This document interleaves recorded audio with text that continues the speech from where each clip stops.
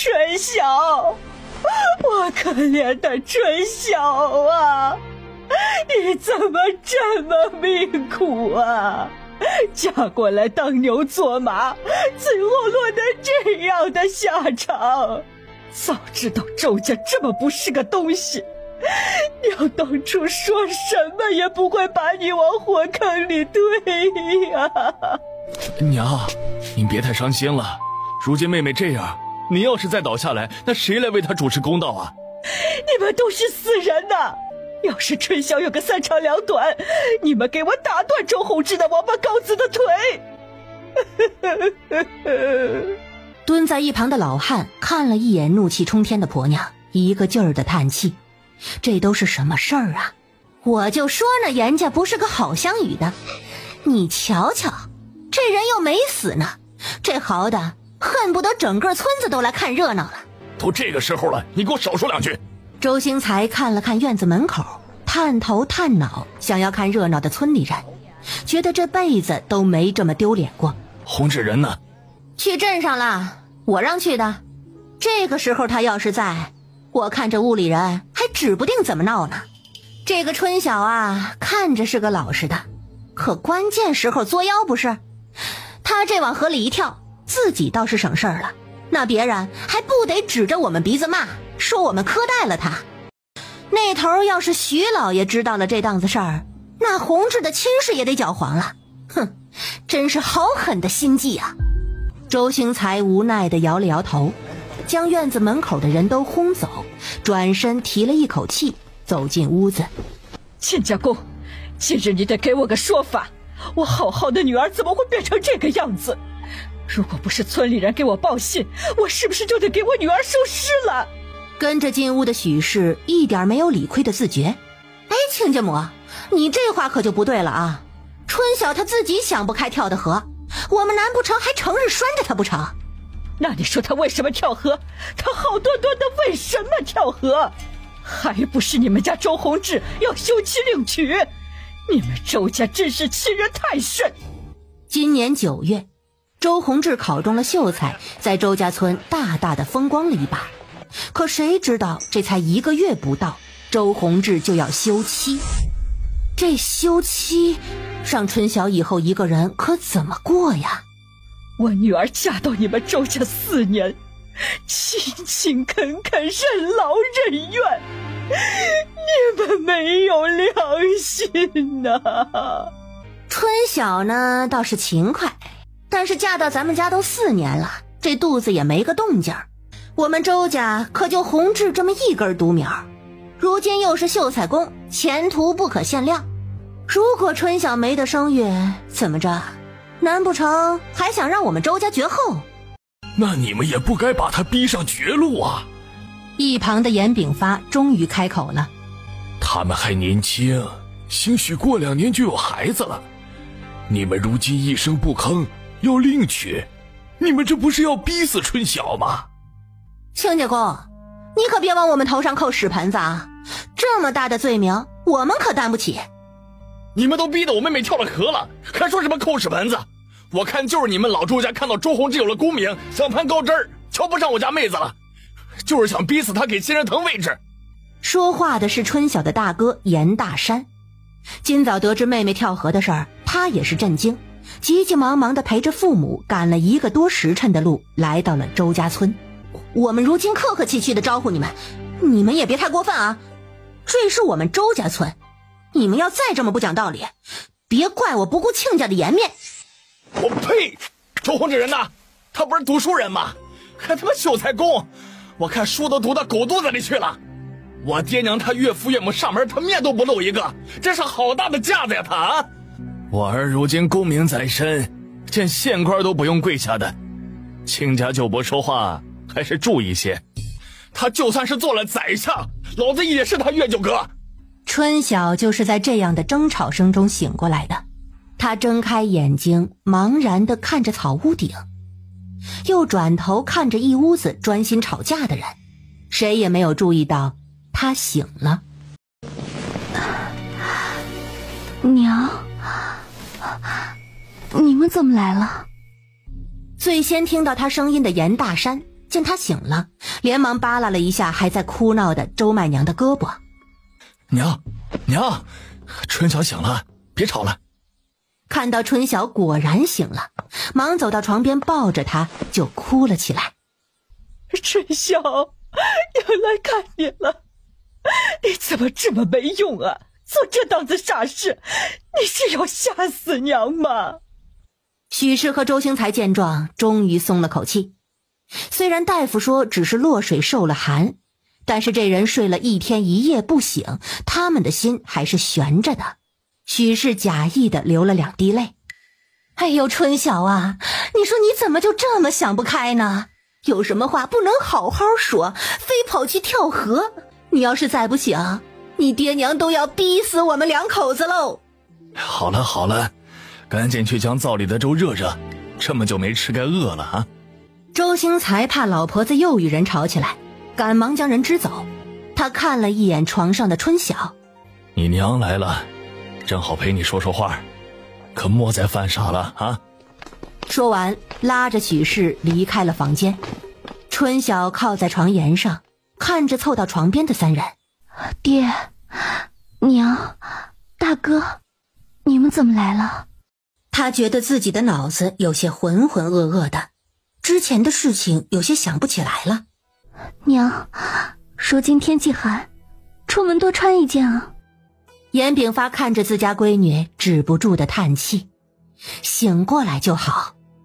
春晓啊，你把咱娘的魂都给吓没了，你怎么这么傻呀你？啊，你看你这河一跳，人没了，你岂不是正合了周家的意了？嘿，你呀你，大哥都不知道该怎么说你了。好了，你做大哥的就知道在自己妹妹跟前耍威风，她这还没好呢。哪里不舒服跟娘说啊，有什么委屈也跟娘说，犯傻的事切记不能再做了。这周家忘恩负义，我们家也不是那好欺负的，怎么着我也得替你讨个说法，就算离了他们家，也要割他2两肉。老婆子，这话你可不好乱说，2口子过日子哪有不争吵的？亲家这边啊，咱们到时候好好说说，还有转圜的余地啊。春晓听着几人的话，这才想起了跳河的事儿。是啊，他跳河了。想到这样的现实，他苦笑，看着担忧的看着他的家里人。你们都知道了？这么大的事情你还想瞒着我们不成？娘，女儿给你丢脸了，以后不会再有这种事了。周氏看着他，不知道这话的真假。一般女子受了这样的打击，哪里会这样平静？春晓，你可不能糊弄娘，娘一把老骨头可受不住白发人送黑发人。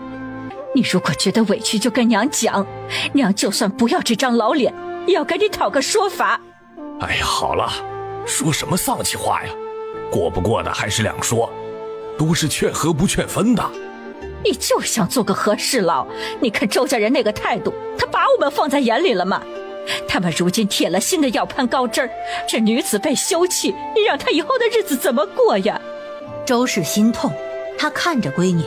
春晓，如果周家真做出那档子缺德事，你跟娘回严家村，你哥哥他们不会不管你的，没有过不去的坎儿。说完，周氏看着严大山。娘，您看着我做什么呀？妹妹要是回去了，我难道还会短她吃食？您放心好了。严大山拉了张凳子坐在对面。哎，只是这周家如意算盘打得好，咱们就这样算了。他总觉得咽不下这口气。春晓看着他们。爹娘还有大哥，你们回去吧，我自己的事情我自己会处理。几人有些惊讶地看着他。我们不在，他们不是更往死里欺负你吗？春晓，爹娘在，你别怕。娘，有你们愿意让我回去的这句话就够了，你们放心，女儿不会再做傻事了。你看，你们在，相公他面都不露一个，家里就这么2间房子，又没有地方安置你们。这大冷天的，我不想让你们跟着我一起受这窝囊气。你们先回去，明日再来。我要与相公谈一谈，事情总要有个结果。娘，我看春晓这样子像是想开了，不如我们就听他的，让他们自己来理一理，明天再来。老婆子，春晓如今是周家人，所谓嫁出去的女儿泼出去的水，有些事情啊，我们还真不好插嘴呀。既然他要自己处理，就让他自己处理吧，我们在后头给些帮扶，该出力的时候出些力就行了。周氏看着闺女，心里始终有些不放心。你自己处理，不会再做傻事了。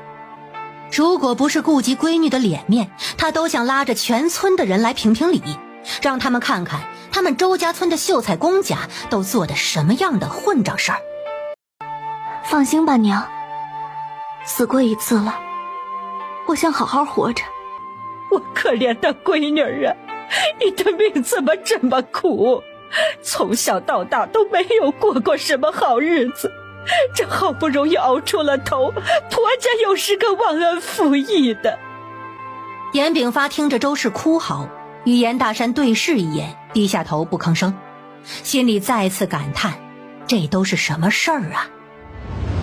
而门外的老两口听着屋子里的哭嚎，额头青筋直冒。这周婆子一口一个忘恩负义，一口一个忘恩负义，这要传出去，红芝以后还怎么在村里做人？我们还要不要过日子了？我看这事儿早了早好。屋子外头围了好些看热闹的村民，对着他们家就是指指点点。你就少说2句吧。周兴才讲些道理，对于春晓他还是有几分愧疚的，毕竟这几年家里的活只要春晓在，他们就没有操过心。其实之前徐家的亲事他也犹豫过，但是想到儿子的前途，他也只能对不起严家人，对不起春晓了。怪只怪家里穷，养个读书人着实不易。许氏看了看手里的白粥，哼，我看呀，这粥也别吃了，好心都喂了狗，白瞎这些粮食。赶紧送进去。周兴才知道自己婆子对这个儿媳妇儿从来都是看不上眼，平时婆子说媳妇儿，他都是睁一只眼闭一只眼。可今天不同，亲家2口子都上门了，这会儿吃的都不送进去一口，实在有些不像话。他可不想落人口实。说话注意些。来，熬的粘稠的米粥，让春晓啊趁热吃了，这病啊吃些粥好得快。他努力挤出一个关切的表情。周氏接过他的粥碗，看了看粥面，连根咸菜都没有。好在粥确实比较浓稠。春晓，来，娘喂你吃。娘，我自己来。他确实有些饿了。严炳发看了看门口的周兴才，带着大山走了过去。亲家，咱到外头说说话如何呀？周兴才带着他们出了屋子。许氏见周氏坐在床边，屋子里如今就只有他们3个人，有些话他也忍不住了。亲家母啊，这次的事儿呢，兴许是有些对不起春晓，但是话我也说过了，都说不孝有3，无后为大，我不能对不起老周家的列祖列宗啊。春晓在我们家这几年，好吃好喝的，我们从来没有苛待过他，你去村里问问就知道了。如今呢，这也是没有办法的事儿，你们呀就多劝劝吧。周氏不想与他说话，而春晓则是自顾自地喝着粥。许氏见2人都不搭理他，心里窝着气，出了屋子。严家3人在周家坐了会儿，没有等到周弘志回来便回去了。走之前放了话，说明日会再登门。这期间要是春晓有个好歹，他们说什么也是要过来闹上一闹的。谁让他们不好过，他们便不让谁好过。我呸！什么玩意儿？仗着人多过来耀武扬威，看什么看？有什么好看的？他说着，又将门口看热闹的轰走。这个事情等弘志回来之后，让他跟春晓好好说说。我看处理不好，严家不会善罢甘休的。有什么好说的？他不是都知道了吗？哼，如今不管他同不同意，徐家那门亲事结定了，闹只会两边都不落好。妇道人家就是头发长见识短，这事你别掺和，你也按照我说的办就行了。他又看了一眼关闭的房门，你可别再自作主张刺激他啊！万一他再跳一回合，给你10个金都说不清。哼，说他没用，还会一哭二闹三上吊呢。你少说2句行不行啊？春晓在床上听着屋外2口子的话，自觉自己这些年的付出竟是一场笑话，只当是自己一腔真心全都为了狗。他真想回到自己梦里的世界去。这一天一夜，他做了一个漫长的梦，或者是老天可怜他命苦，让他在梦里过上了另一种人生。那是一个现代文明社会，比他现在所处的社会要进步很多。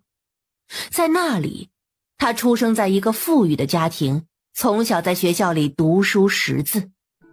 那个世界男女平等，拥有很多科技文明。他是父母唯一的孩子，从小被父母娇宠长大。梦里的去年，他考上自己心仪的大学，结识了很多朋友。他与好友一起报名参加了户外生存夏令营，可谁知野泳时腿抽了筋。再醒来，他变成了现在的严春晓。这个梦太过于真实，以至于他到现在都有些分不清哪个才是真实的他。周庄梦蝶，蝶梦周庄，也不过如此。如果梦里才是真实的，那么他现在就是穿越了，从一个现代人变成了古代人。可如果现在才是真实的，那么梦里的一切真是太匪夷所思了。他真的希望现在的一切才是他的一场梦，等梦醒了，他也就脱离这苦逼的人生了。可惜等他一觉醒来，看到的还是茅草屋顶。他打量着这个陌生又熟悉的房间，这里确实是他与相公生活了4年的家，只是不知道为何他对这里没有了从前的那种归属感。他就这么睁着眼睛躺在床上看着屋顶，恨不得将屋顶钉出个窟窿。没多久，外头传来了一阵喧闹声，他听到他那个所谓的相公的声音，周弘志回来了。3人大约是在讨论什么事情，声音里透着说不出的兴奋，隔着门都能听出来。哎呀，太好了，太好了！没多一会儿，房门被打开了，周弘志进来了。春晓，听娘说你醒了，怎么样啊？你好些了吗？你怎么这么傻呀？一声不吭跳了水。男人想拉他的手，被他悄无声息地避开了。严春晓看着眼前的男人，心里说不出的别扭，这是怎么了？以前只要相公不在家，他总是在家里盼着，希望他早点回来，爱慕心切。如今相公就在他眼前，他却没了从前的半点爱慕之情，难道是真的被伤透了心？相公，我无事。没事就好。你说你也真是傻，我从头到尾也没有提过休妻的事儿啊，你怎么就听进去了？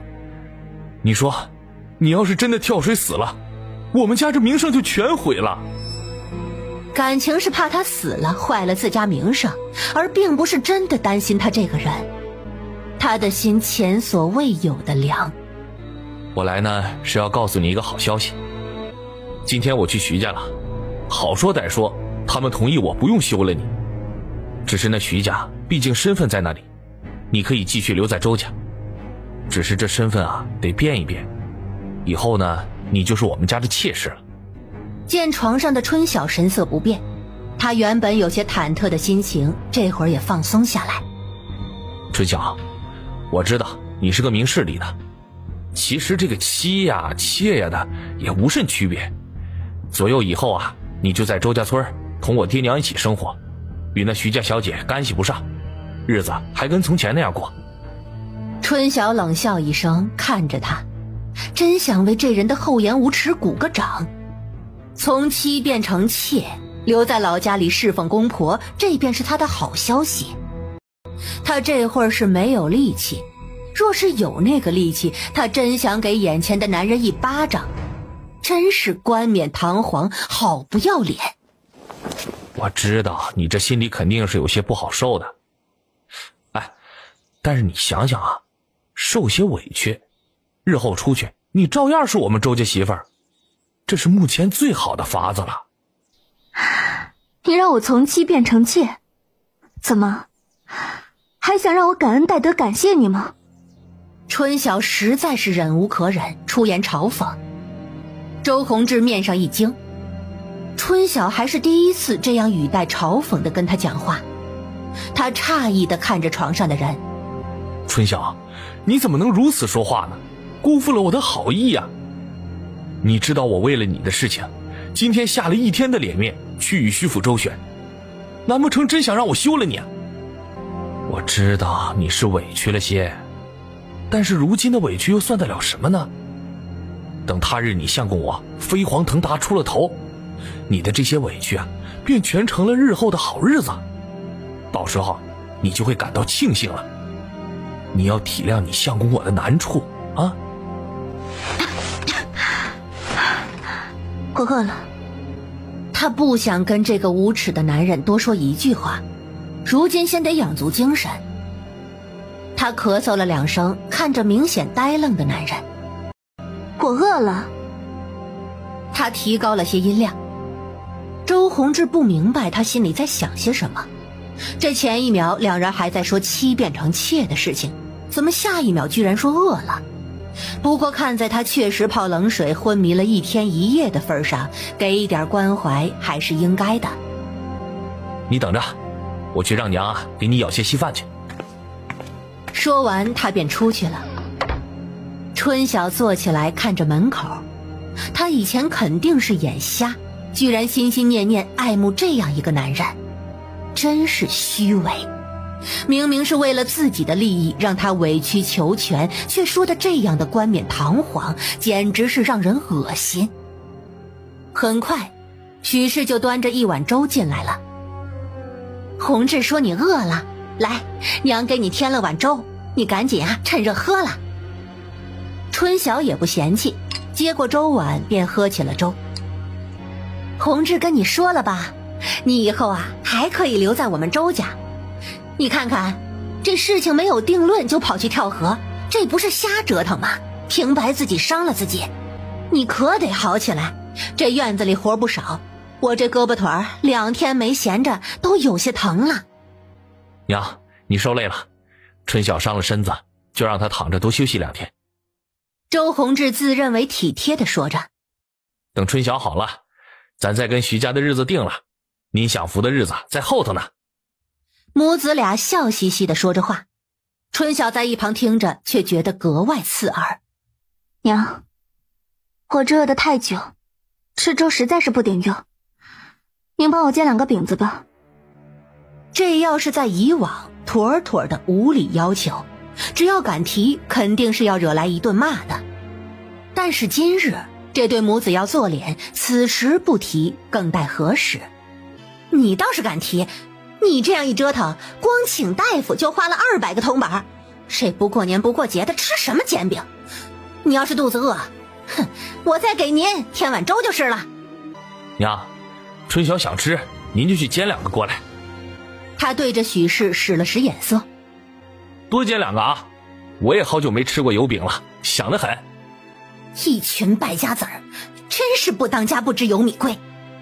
嘴上虽然不乐意，许氏还是转身去了灶房。老头子说了，这2天顺着媳妇儿些，等事情过了就好了。他只觉得这春晓矫情，如今不用被休回家，还不跟以前一样，没必要捧着哄着，没得得了便宜还卖乖的。春晓看着离开的许氏，又看向杵在一边的周宏志。相公，等我吃饱了，我有事跟你说。不能现在说啊。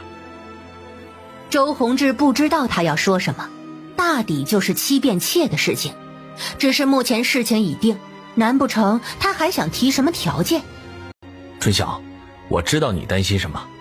我今日见到了那徐小姐，人家是大家闺秀，知书达理，不会为难你的，你放心好了啊。想到那徐家小姐，周宏志心里便开始有些荡漾。这娇养的跟村里操养的就是不一样，那模样皮肤，他没想到他还能碰上这样的好事儿。这书中自有颜如玉，果然没错。春晓靠在床头，冷冷地看着他不说话。周宏志被他看得很是不自在，他觉得他给他的感觉有些变了，但是怎么变了，他又说不出个所以然。你是不是心里还有些不愉快？我听爹说今天岳父岳母都来了，你看看你这么一闹，搞得人尽皆知，这又是何必呢？本来也不是多大的事情，好在啊，如今算是解决了，我也算是有个交代。春晓看了他一阵儿，又听他跟蚊子似的在耳边嗡嗡个不停，他强压着心里的不悦，闭上了眼睛。他此刻一点儿也不想看到这家人，如果可以，他恨不得现在就走。周宏志见他闭眼，以为他又累了。你先休息一会儿，等饼子好了我给你拿过来，我先去帮爹把猪草剁了啊。春晓心中一阵冷笑，剁猪草他会吗？最多就是做做样子。这样一个虚伪又手无缚鸡之力的男人，他当初怎么会觉得他特别？真是恋爱脑上头。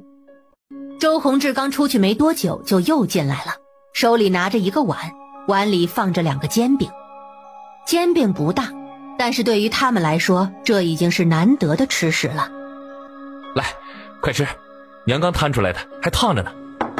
周宏志将碗递给他，自己快跑了出去，大概是惦记着剩下的煎饼。春晓也不客气，他拿起煎饼就大口吃了起来。以前若是吃个煎饼，他或许还会心疼那些被吃掉的面粉，如今想想自己怎么就那么傻，一心想着这家人，可人家又是怎么对他的。他吃着手里的煎饼，肚子终于有了落到实处的感觉，总算是有些饱腹感了。他多久没有这种感觉了？这种感觉大约就只出现在梦里。为什么他要变成现在的严春晓？老天到底是薄待他还是厚待他呢？为什么不能让他成为梦里的严春晓呢？莫名其妙地哭了一会儿，他用袖子擦了擦眼泪。这个地方连个纸巾都没有。他在心里给自己鼓足了勇气，就等着周宏志进来与他好好掰扯掰扯。可是左等右等也不见人进来。殊不知老周家3个人此刻正聚在灶房里吃煎饼，喝着蛋花面片汤。许氏给春晓煎了2个饼子之后，想着儿子确实好久没有吃顿好的了，又果断拿出2个鸡蛋，就着锅做了1小锅面片汤。这面片汤要不要给春晓添1碗呢？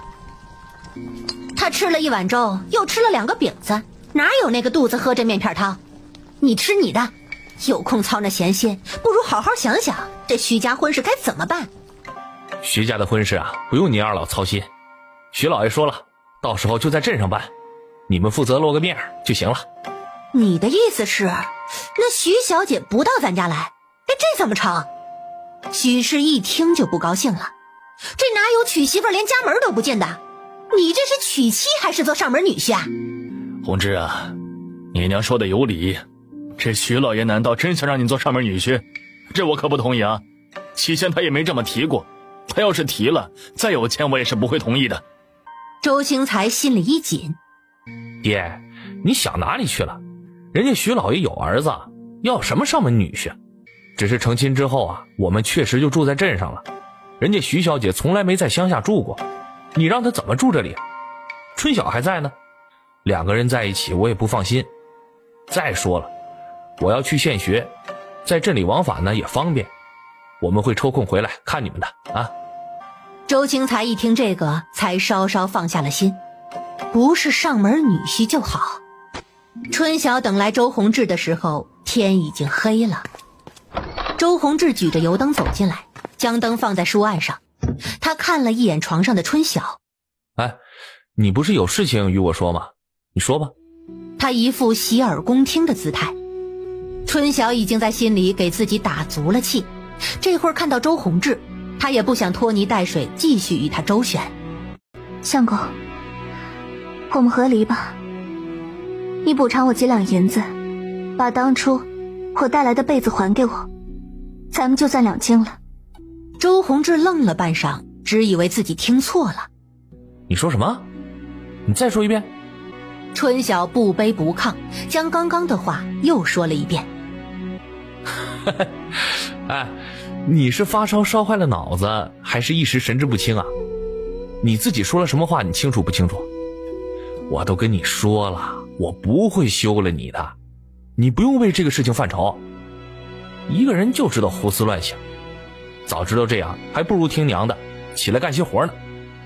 周宏志，我说我要和离，你是听不懂人话，还是听到了故意装听不懂？我下午跟你说的话，感情你一句也没听进去啊！枉费我去徐府跟你说情了。严春晓，难不成你真是要逼我休了你？我如果真休了你，你以后日子如何凄惨，我都不会再管了啊！周宏志，休妻是不可能的，我要的是和离。我在你们周家劳作了4年，供你读书，补偿我几两银子不过分吧？这既然要和离，迟早是要撕破脸的，他要想办法给自己争取最大的利益。严春晓，你哪来的脸要求和离啊？还想要银子？你婚后无子，光凭这一点就犯了7出，光凭这一点休了你，谁也不会说什么。你别逼我把事儿做绝啊！哼，这才成婚4载，算什么无子？光凭你考了功名，便要妻变妾另娶，我只要告去县府，便能夺了你的功名。我倒是要看看，你的功名没了，那徐家还看不看得上你？周宏志听他这样讲，瞬间便像那恶兽被掐住了咽喉，偃旗息鼓。他压下自己的火气，走到床边坐下。春晓，我知道你心里有气，但是气话也不是这样说的啊！你说你真离了我，以后日子要如何过呀？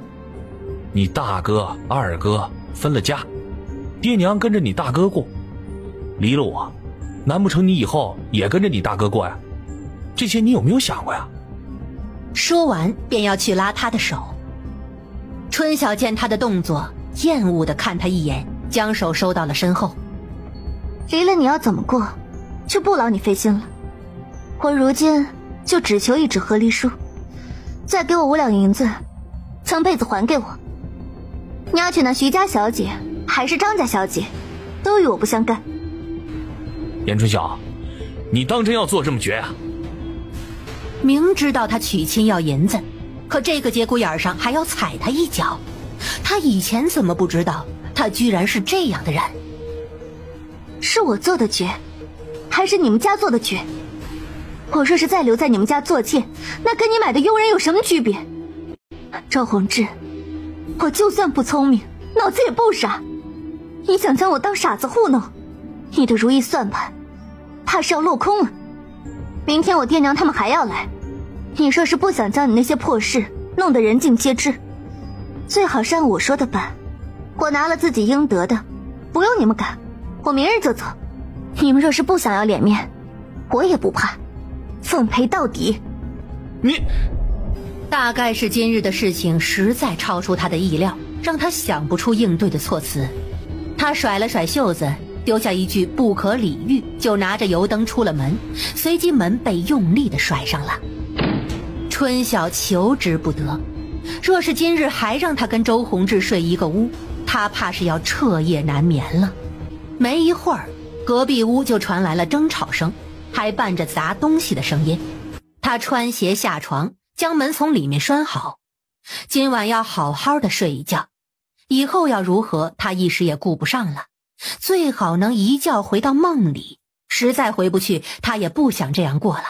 这个婚他是离定了。他躺在床上，想着自己刚刚提出的5两银子的要求。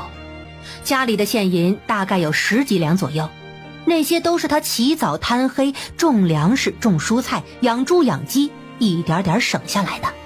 就这样东想一下西想一下，在床上辗转了个把钟，最后什么时候睡着的他都不知道。一觉醒来，天已经是麻麻亮了。他穿上自己的薄袄，起身去了趟茅房，又从缸里打了水洗漱。做完这些，隔壁屋才稍稍有了动静。若是在平时，他就该去洗衣服打猪草了。可如今日子都不过了，这屋子里的活谁爱做谁就去做吧。他转身回了屋，开始用布包袱收拾自己的衣服。衣服也不多，贴身的就那么2件，已经陈旧泛了黄，都是他出嫁时带过来的。想想这4年在周家都得到了什么，居然什么也没有。亏他平时任劳任怨做得欢快，如今看来真是笑话一场。春晓，春晓，我知道你起了，你把门开开，娘有话跟你说。春晓放下手中的包袱，犹豫了一下，最终将门打开。娘，有什么话您说吧，我听着呢。许氏环顾了一下房间，看到床上的包袱，脸抽了抽，努力挤出了个笑脸。看你这个样子啊，应该是好的差不多了，有什么想吃的跟娘说，娘去给你做。春晓不说话，就这么看着他，看得他心里有些发毛。这个丫头的性子什么时候变得这么硬了？春晓啊，我听洪志说你俩吵架了，娘已经替你骂过他了，你就别生气了。这徐家的事儿呢，我也听洪志说了，以后啊你就跟着我们过，他们也碍不着你。他换媳妇儿我们不换，咱们还跟以前一样啊。真是想对他用怀柔政策了。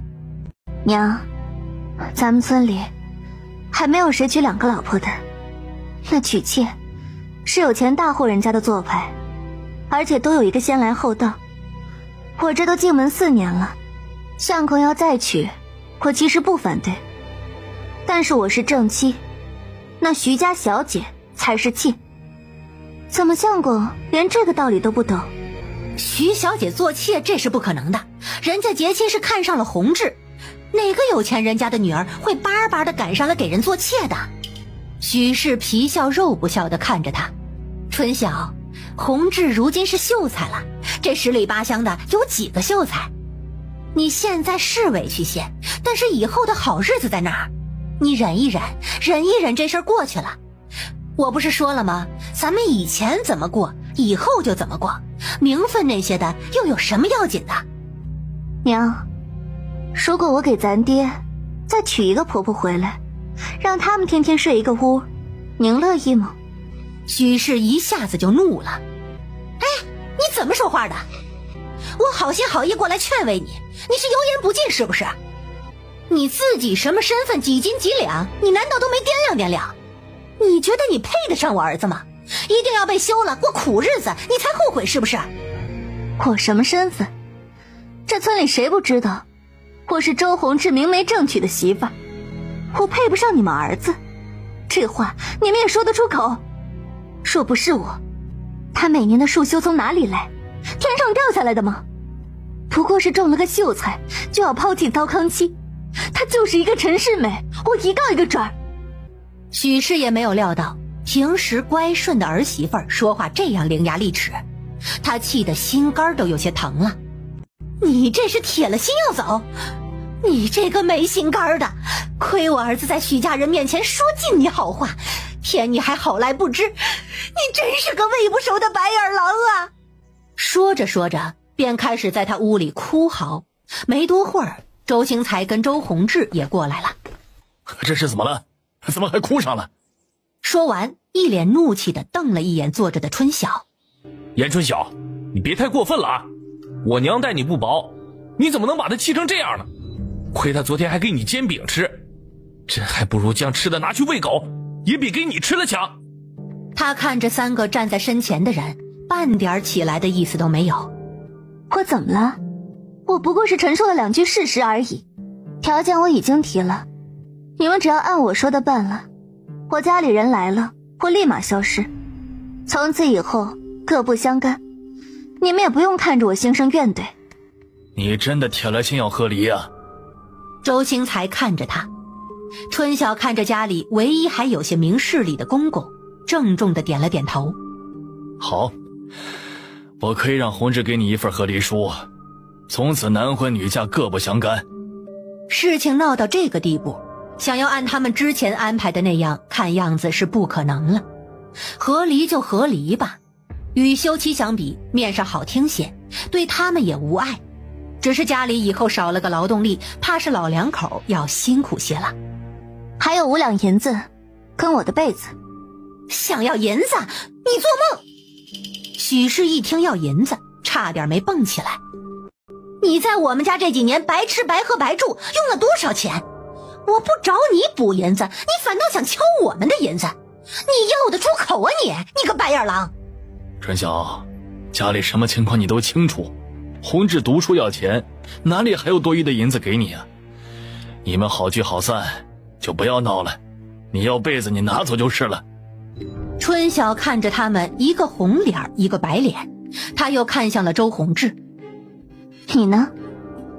你也觉得我不该拿银子？银子若是有，我自然不会吝啬，但如今的情况是家里生计艰难，像我爹说的，我都同意好聚好散了，你就不要胡搅蛮缠了啊。我胡搅蛮缠？春晓看着他们伪善的面孔，恨不得直接上手。他忍了忍。那就等我爹娘来吧，到时候我们再请李正过来评评理，再拉村子里的人评评理，看看这5两银子我到底该不该要。我那二哥嗓门大，正好给你们宣扬宣扬。你果真是要与我们撕破脸？这也是给你们逼的，谁会放着好好的日子不过瞎折腾？这5两银子买断了我日后的生计，无论如何我都要拿到。好啊，你藏的倒是深啊！平时的乖巧温顺，看样子都是装出来的，怎么会有你这种城府这样深的妇人呢？爹，我们走。他如今一门心思要钱，多说也是浪费口舌。周弘志觉得他实在是不可理喻，拉着爹娘就出了门。许氏一直骂骂咧咧，春晓没有关门，就这样听着许氏在院子里骂骂咧咧的干活。今天天气不错，太阳也出来了，不知道爹娘出门了没有。谁知道刚想着，院子里就进来了人。春晓透过窗子看着自己爹娘还有2个哥哥都来了。严大河看到院子里的凳子，一屁股就坐上去，还招呼爹娘让他们坐。坐什么坐？家里做不好，偏跑到这里坐，你妹妹都不知道是个啥情况。说完正准备进屋看看，就见春晓出来了。春晓，你怎么起来了？身子没大碍吧？周氏见他出来，忙拉了个凳子，找了处太阳处让他坐下。他又看了看空空的院子。你公婆呢？周弘志呢？不会今天也不在吧？相公，我爹娘来了，去把你爹娘找回来。就见周弘志不情不愿地从屋子里出来，对着严家老两口拜了拜，出门去了。他这是什么态度啊？怎么，大舅哥看不见是怎么的？还读书人呢，教养都喂到狗肚子里去了。严大河愤愤不满，严炳发也看出女婿的态度不对。春晓啊，你昨天跟女婿谈了，他们怎么一个说法呀？周氏也看着他，春晓便将昨日周弘志让他妻变妾的事情说了，又讲了自己要和离要银子的事情。这周家简直好不要脸，欺人太甚。我看这事儿啊，春晓做得对。爹，春晓必须离了这里，这样没心肝的一家人早早脱了才好。5两银子太少，怎么着也该要10两。周氏看向春晓，你想清楚了，真的要和离呀？这乡下女人和离与寡妇无异，以后回村生活难免会遭人指指点点。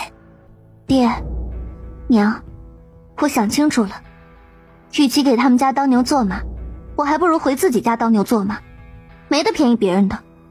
你可没心没肺的，谁要你当牛做马？他看向严炳发，你怎么看？如今他闹也闹开了，还能怎么办呢？再过回去，他公婆也不待见他了，合理就合理吧。要到傍身银子是目前最要紧的。我看大河说的对，春晓还是心太软。如今5两银子最多能过2年，怎么也得要上10两银子，不让他们割点肉，他们怕是觉得我们好欺负。这事儿啊，可不能便宜了老周家。当初看他们家养着读书人，春晓嫁过来也没有跟他们要什么彩礼银子，伺候他们吃，伺候他们喝，倒把他们给养金贵了。哼，秀才怎么了？有本事考个举人再来显摆。就是啊，爹娘，我跟大河一个意思，不能便宜了老周家，这银子咱们得要回来，他们家做的这缺德事也要给他们宣讲宣讲。你们2个够了，当着和离是多光彩的事儿啊！他们家没脸，你们妹妹能落得好？今天他们如果把银子给了，谁也不许闹腾。若是不给啊，那再另说。哎，你们2个别惹事儿啊！爹呀，咱们不能怕事儿啊！不给他们一点教训，他还真当咱家是软柿子呢。大河，你给我闭嘴！你爹说的没错，虽然咱们占着理，但是关系到春晓的名声，不能忍也只能忍了。这名声在，以后他还能说上亲事，这名声没了，你妹妹就……说到这里，周氏就有些说不下去了。娘，您别难过了。严炳发在一旁无奈叹气。几个人在院子里说着话，周兴才回来了。看到院子里这一院子的严家人，他将背篓往地上一放。亲家母，春晓昨天晚上闹着要和离，我们家也同意了，你们把他领回去吧。哼，你是不是忘了什么？我女儿的傍身银子都还没有拿到，你让我们领她去哪儿？提到钱，周兴才火气便来了。怎么？春晓他不懂事跟我们要银子，你们做老人的也跟他一起不懂事不成？你看看有哪个女子休回家还跟夫家死乞白赖要银子的？我妹妹又无过错，谈什么休妻啊？你们周家真是好大的脸啊！我们说的是和离，和离要些傍身银子，那不是理所当然吗？周兴才见严炳发在一旁没有说话，反倒是严家小儿子说话了。哼，严家真是好教养啊，长辈不说话，小辈抢着发言了，难怪教出春晓这样一个混不吝的。春晓见他这个时候还在摆谱，真是一刻也不愿意在周家多待。周兴才，既然你这样说，那今天势必2家就要撕破脸了。我自己的儿子女儿什么教养，大家心里跟明镜似的，不是你一句没教养混不吝就能诋毁的。既然他在你们家过不下去，那我就领回去，没得让你们白白糟蹋的。但是该他得的，你们也要拿出来，没理由给你们家白做这4年到头，回家还身无分文的。您呢，也不要摆长辈的派头，我们这既然来了，就是给自家妹子讨公道的。这如果你们今天不给个说法，就让你们周家见识见识什么叫真正的没有教养。怎么，你们还想打人不成？这里可是朱家村。打人这种事情，不到万不得已，我们也不惜得动手。昨天我们说过了，你们要是不讲理呢，我们就能找讲理的人跟你好好掰扯掰扯。我妹妹春晓还是心太善，只跟你们要5两银子。我们刚刚合计了一下，她这一走，以后可得指着这些银子过日子，5两根本不够，至少要10两才行。你们简直欺人太甚！10两，怎么不去抢啊？许氏跟在周洪之后头也回来了，一进院子就听到10两银子的事情，他将衣服盆往地上一摔。老头子，我看这些人就是想诚心讹诈。要钱没有？要命你们就拿去。说着往地上一坐，嚎了起来。院子门口慢慢聚了许多村里人，这一大早的严家就来人了，肯定是跟春晓之前跳河有关。最近村里都在议论这事儿。要说这周家也确实不厚道，这春晓在家干了这么几年，没有功劳也有苦劳。周家做了这样的缺德事儿，逼得媳妇儿去跳河，这说出去他们的面子上也没有光啊。严炳发见对方两口子一个哭嚎一个不吭声，周宏志又是个没主见的，周围还有一堆看热闹的，这样下去也实在是不像话。他站起身，大河，走，陪爹走一趟，我们去跟周家村的李正要个说法。要是他也没说法，就按春晓说的，去县衙找学证。我就不信还没有地方说理了。周宏志见父子二人真要去找李正，心里急了。爹，他拽了拽周兴才的胳膊，这才刚成为全村之光，他可不想成为村里的笑柄。许氏见他们要出门，忙从地上爬起来，一把挡在两人身前。你们这是诚心要逼死我们呀！不许去，都不许去！各位，你们看看呀，这就是你们周家村秀才公家的做派吗？我们一没有辱骂，二没有动手，如今只是要去找个人说理都不成了。周氏见许氏挡在前头，就要上前拉扯，却被一旁的周兴才一句够了吼了一个够呛。他沉沉地叹了口气，如今不给银子是不能善了了，若是惊动了李正，那他这老脸就真的是没法要了。你们要银子，给你们就是了，只是10两绝无可能，最多5两，我们已经算是仁至义尽了。若是你们不依，爱上哪里告就去哪里告去吧，逼死我们也没用的。5两能顶什么用啊？爹，咱们还是得找李正。严炳发有些犹豫，他也不想把人往绝路里逼。他看了看春晓，毕竟这个事情最终还是要闺女决定。春晓看看周家的父子三人，对着爹娘点了点头。爹，就5两吧，女儿只是想拿回属于自己的那份子。严炳发带着大山又坐了回来，门口的人都在小声议论。宏志，你去把和离书拿来，你们2人按个手印。老婆子，去屋里拿钱去。许氏不情愿，但看到自家男人神情不愉，这事儿又闹到这个地步，他不愿意也是要把这个银子拿出来的。和离书一早周宏志就写好了，他将和离书1式2份摊在桌子上。春晓走上前看了看，要说他在周家得到了什么，大概就是跟着认识些字了，只是有些繁体还是有些衍生。周宏志见他看上面的字，在一旁冷笑。这字儿你认识吗？啊，要不要我给你念一遍？严春晓，你这样一闹，我俩日后再无可能了。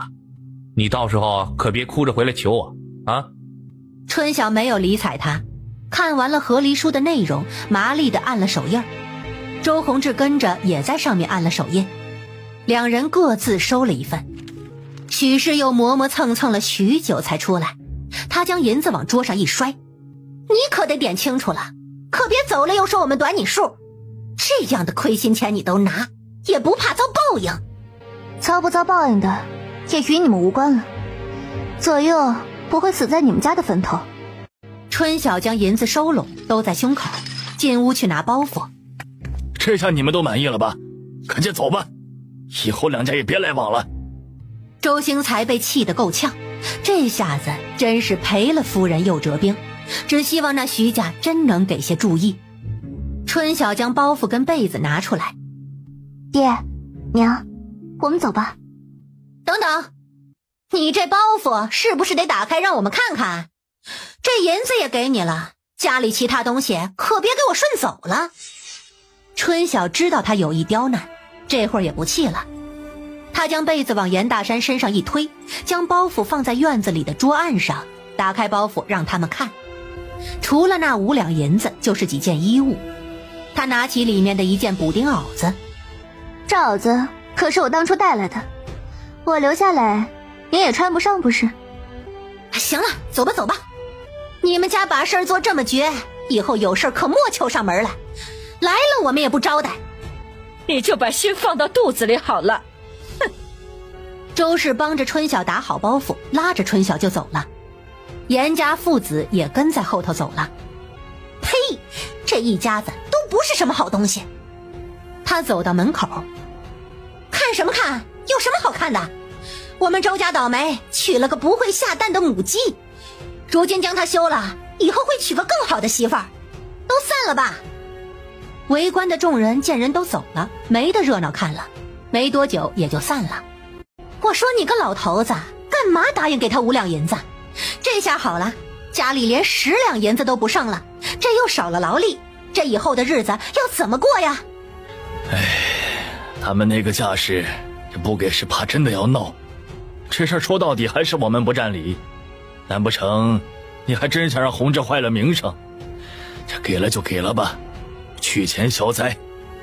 爹娘，你们放心，等我与徐家结了亲，我会接济你们的。到时候啊，再给您2位安排一个下人干活，不用累着你们就是了。只要你好好读书，更上一步，我们这把老骨头就算是累散家了也是值得的。你可千万要用功啊，莫要辜负了我们的一片期望。这边父子3人欣慰劝学，那边严家一家人走在回家的路上。春晓呼吸着路上的新鲜空气，终于从那个家里出来了。虽然前路漫漫，但是他却感觉到前所未有的轻松。娘，回去我住哪儿啊？家里也没有我住的地方啊。来之前我们都商量过了，若是你回去先跟舒朵还有盼儿他们挤一挤，过2天抽空我们垒一些泥砖，在你2哥院子边上搭一间屋子，先将就将就，别担心，娘总能安置你的。舒朵跟盼儿是2哥严大河家里的2个闺女，一个9岁，一个6岁。她如今回家可不是住1天2天，可是要常住的。如今大哥2哥家日子也不好过，他不想横插一脚惹2位嫂子厌烦。爹，我记得村尾靠山头那里不是有几间破茅草屋吗？如今有人住吗？那地儿那么偏，没人住，你想做什么呀？春晓，你不会是想住到那里去吧？那屋子自从猎户走了之后，就成了村里的公产了，那房子都破成那样，住不了人了。你就先跟朵儿他们挤2天，等我跟你2哥搭个屋子，那到时候就不挤了。爹娘，我回去是要常住，自然是要做长远打算的。我是这么想的，短时间内呢，我就跟朵儿他们挤一挤，但是我不能真的回去靠着大哥还有2哥他们生活，我自己有手有脚，只要勤快些，养活自己也不是不可能的。若是靠着大哥2哥，时间长了，不知嫂子们会有意见，村里人也不会有好听话，你们说是不是？那你跟娘说说，你是怎么打算的？或许是太久没有一起生活了，周氏觉得闺女确实有些变了，变得比以前有主见了。是啊，你是怎么打算的？你给我们说说，我们也看看可行不可行。这出嫁闺女返乡确实不是什么光彩事儿，村子里多嘴的妇人常有，他们才不管你是什么理由回了家，这香的都能给你说臭了。若是有好的安置，让春晓少受些流言蜚语也是好的。明日或者后日，我要拿着和离书去李正那里，让李正帮忙转户籍，我要自己立个女户。不行，严炳发立马反对。我跟你娘都在，你自己去立什么女户啊？人家立女户都是家里绝了种的。爹，您听我说完，我说立女户不是开玩笑的。您想想，大哥2哥如今分了家了，您2老的户籍跟大哥挂在一起，我再挂上去算什么事儿啊？我立个女户，自己成一家子也没什么不好。咱们亲情未断，平时该怎么来往就怎么来往。我本来就是出嫁的闺女，跟那寡妇自立门户是一样的。村里有你们，还有哥哥们在，也没人敢随便欺辱了去。严炳发有些动摇。我其实是打算把村里的房子买下来，修一修，就住在那一块的。只是我如今只有5两银子，那房子既然是村里的公产，就不知道买下来贵不贵。那破烂房子能值几个钱呢？不是春晓啊，你还真打算住那里啊？那里到村子走路都要2炷香，你一个人住在那里就不怕有鬼啊？二哥，你可别吓唬我，鬼哪有人可怕？我只怕人，不怕鬼。看不出来啊，你这胆子倒是比以前大了。你是不是昨日就想好了这些呀？周氏看着他，原来闺女早就做好了规划。春晓，你如今这主意可不是一般大呀。娘，人总是会长大的嘛。我也不想100年以后有人指着我的鼻子骂。你说的这些都不算是小事儿，回去再说吧。家里啊确实是住不下人，你有个长远规划，爹也不反对。明天呢，我先去问问那房子的事情，再做决定吧。严炳发看了眼严大山跟严大河。春晓手上有5两银子的事情，回去不许提，听见没有？爹，您放心好了，方田他就算知道了，也不可能惦记春晓的傍身银子，弟媳就更不会了。让你们别提就别提，哪里那么多的废话？哎，行，啊，记住了。2个老不死的，我闺女哪里不好了？这一家子说不要就不要，怎么以前没有看出来他们家那么不是个东西呢？我刚刚看到他们那副嘴脸，真想给那许婆子2耳光。娘，您也就嘴上图个痛快，真让您动手，您敢吗？哼，我可敢。你们若是发话，我肯定要给那周宏志2耳光。我看不惯他很久了，每次回家里就往那儿一坐，吃饭呢都是春晓给他端上手。他当他是太上老君吗？哼，也就春晓惯着他。大哥，你说是不是？如今说这些还有什么意义啊？以后他也不会来了，也好。严炳发跟着叹气。我当初啊看那个周兴才也是个讲理的，如今看啊简直变了一个样。哎，所以说这只要牵扯到自家的钱财，这没理也能给你说的理直气壮，真是看走了眼呐。春晓这回倒是硬气了一把。您别说，昨天听你们讲这个事情啊，我就担心春晓心软，被他们哄骗拿捏。好在啊，他总算是争了口气，这趟也不算白来。算了，爹娘，咱不要再提周家了吧，以后他们也不与我相干了。我想着我这几年一片真心喂了狗，我就替自己不值，难受得很。好了，不提了，以后啊都不提了。娘也心疼你，早知道找什么读书人，老老实实的找个地里刨食的，也不会有这么多的花花肠子，娘也后悔得很。春晓看着他娘身上穿的薄袄子，娘，昨日不就同你说了，出门多穿些吗？你冷不冷？我那包袱里还有一件袄子，要不您先披上吧。这赶路哪里会冷，你就别操心了。娘将他的厚袄子拆了给舒朵，还有淑凤改了2件袄子，他自己就没有厚袄子了。娘天天干活，哪里会冷啊？他们小孩子若是着了凉，几副药就能吃掉一套袄子，可伤寒不起。放心吧，娘真的不冷。春晓看着努力露出笑脸的周氏，心里不住的叹气。5两银子实在是太少了，明日先看看房子的价，再做打算吧。乡道边上枯草丛生，时不时的还能碰到1、2行人。春晓突然有些近乡情怯，许多年没有在严家村生活了，如今回来还是给父母没脸。他突然有些退却。你怎么了？怎么突然脸色发白呀？是不是走累了？要不要歇一歇？娘，我回来是给你们添没脸了。哎呀，你吓死娘了！我还以为你身子不舒服了，本来就没有好利索。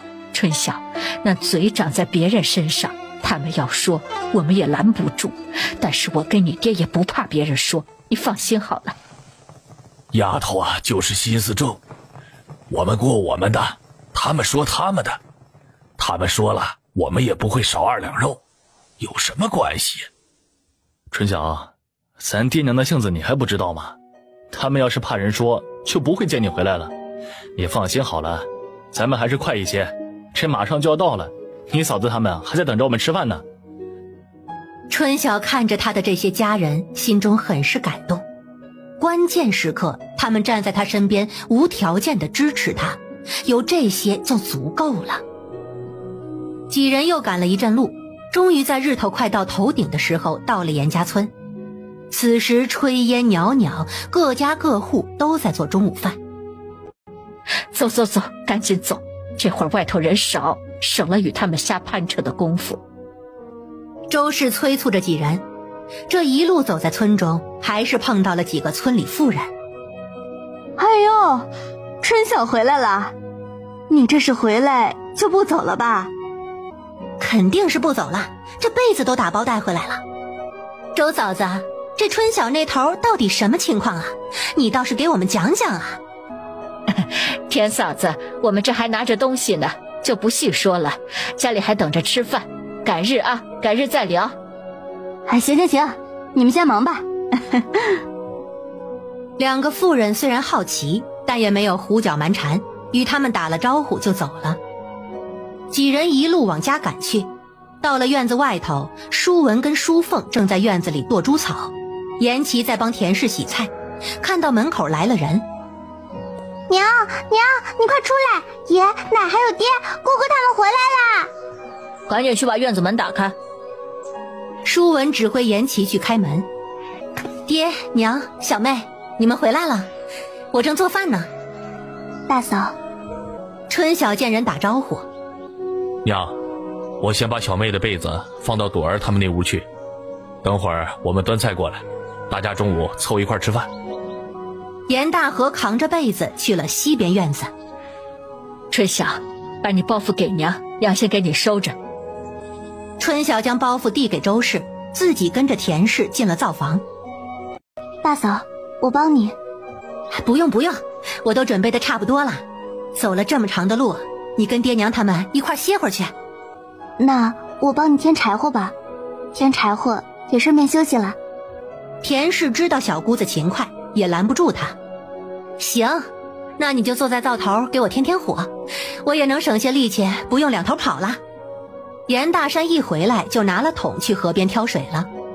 严琦洗好了菜，将菜递给他娘。他走到春晓身边。姑姑，姑父这回怎么没跟你一起回来？春晓正想捏捏他的鼻子，就见田氏过来将他支了出去。你去把刚刚理下来的烂叶子和2把玉米拿去喂鸡吃，快去，别在这儿烦你姑姑，让你姑姑歇会儿。严琦虽然不懂自己哪里烦到姑姑了，但是娘让他去喂鸡，他就老老实实的喂鸡了。小孩子不懂事儿。田氏对他笑了笑，开始在灶台炒菜。春晓，你跟妹夫果真和离了？刚刚看到老二搬了被子，这若不是和离，被子也不会拿回来。啊，离了，以后还要托嫂子多照顾了。哎，都是一家人，说什么照顾不照顾的？昨个爹娘跟我们说了，你呀就安心住着吧，有什么要安置的，直接跟大嫂说就是。多谢大嫂。春晓往灶里添着火，坐在灶边，他烤得心头火热。客气啥？一家子人别总把谢字挂在嘴边，相公听了该不高兴了。没一会儿，严琦又进来了。娘，鸡正吃着食呢。姑姑，你还没说姑父为啥没跟你一起回来呢？你姑父他不听话，姑姑不要他了。以后姑姑就待在这里不回去了。姑姑回来，你高兴不高兴啊？颜琦睁大了眼睛，似是受到了惊吓。8岁的年龄，对于姑姑说不要就不要的举动，还是有些无法理解。姑姑，姑父不听话就能扔了不要？不听话自然就扔了，难不成还留着给自己找气受？春晓有意逗他，觉得这小侄子的表情实在是太有意思了。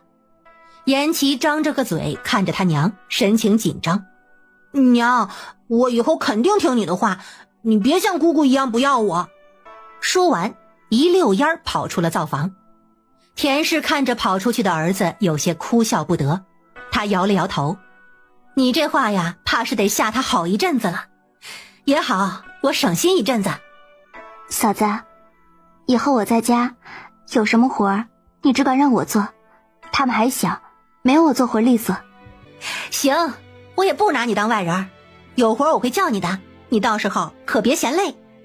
很快，严大山挑水回来了，周氏也跟着进了灶房。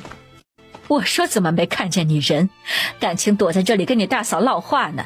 你去歇着吧，我来烧火。娘，我不累，正跟大嫂说话呢。爹呢？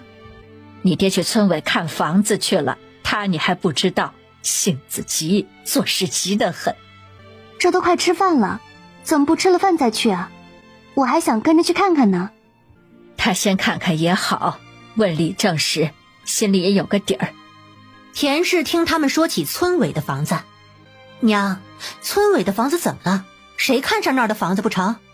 咱小妹想要住那房子，这事说来话长，一句两句也说不清楚，回头再跟你讲。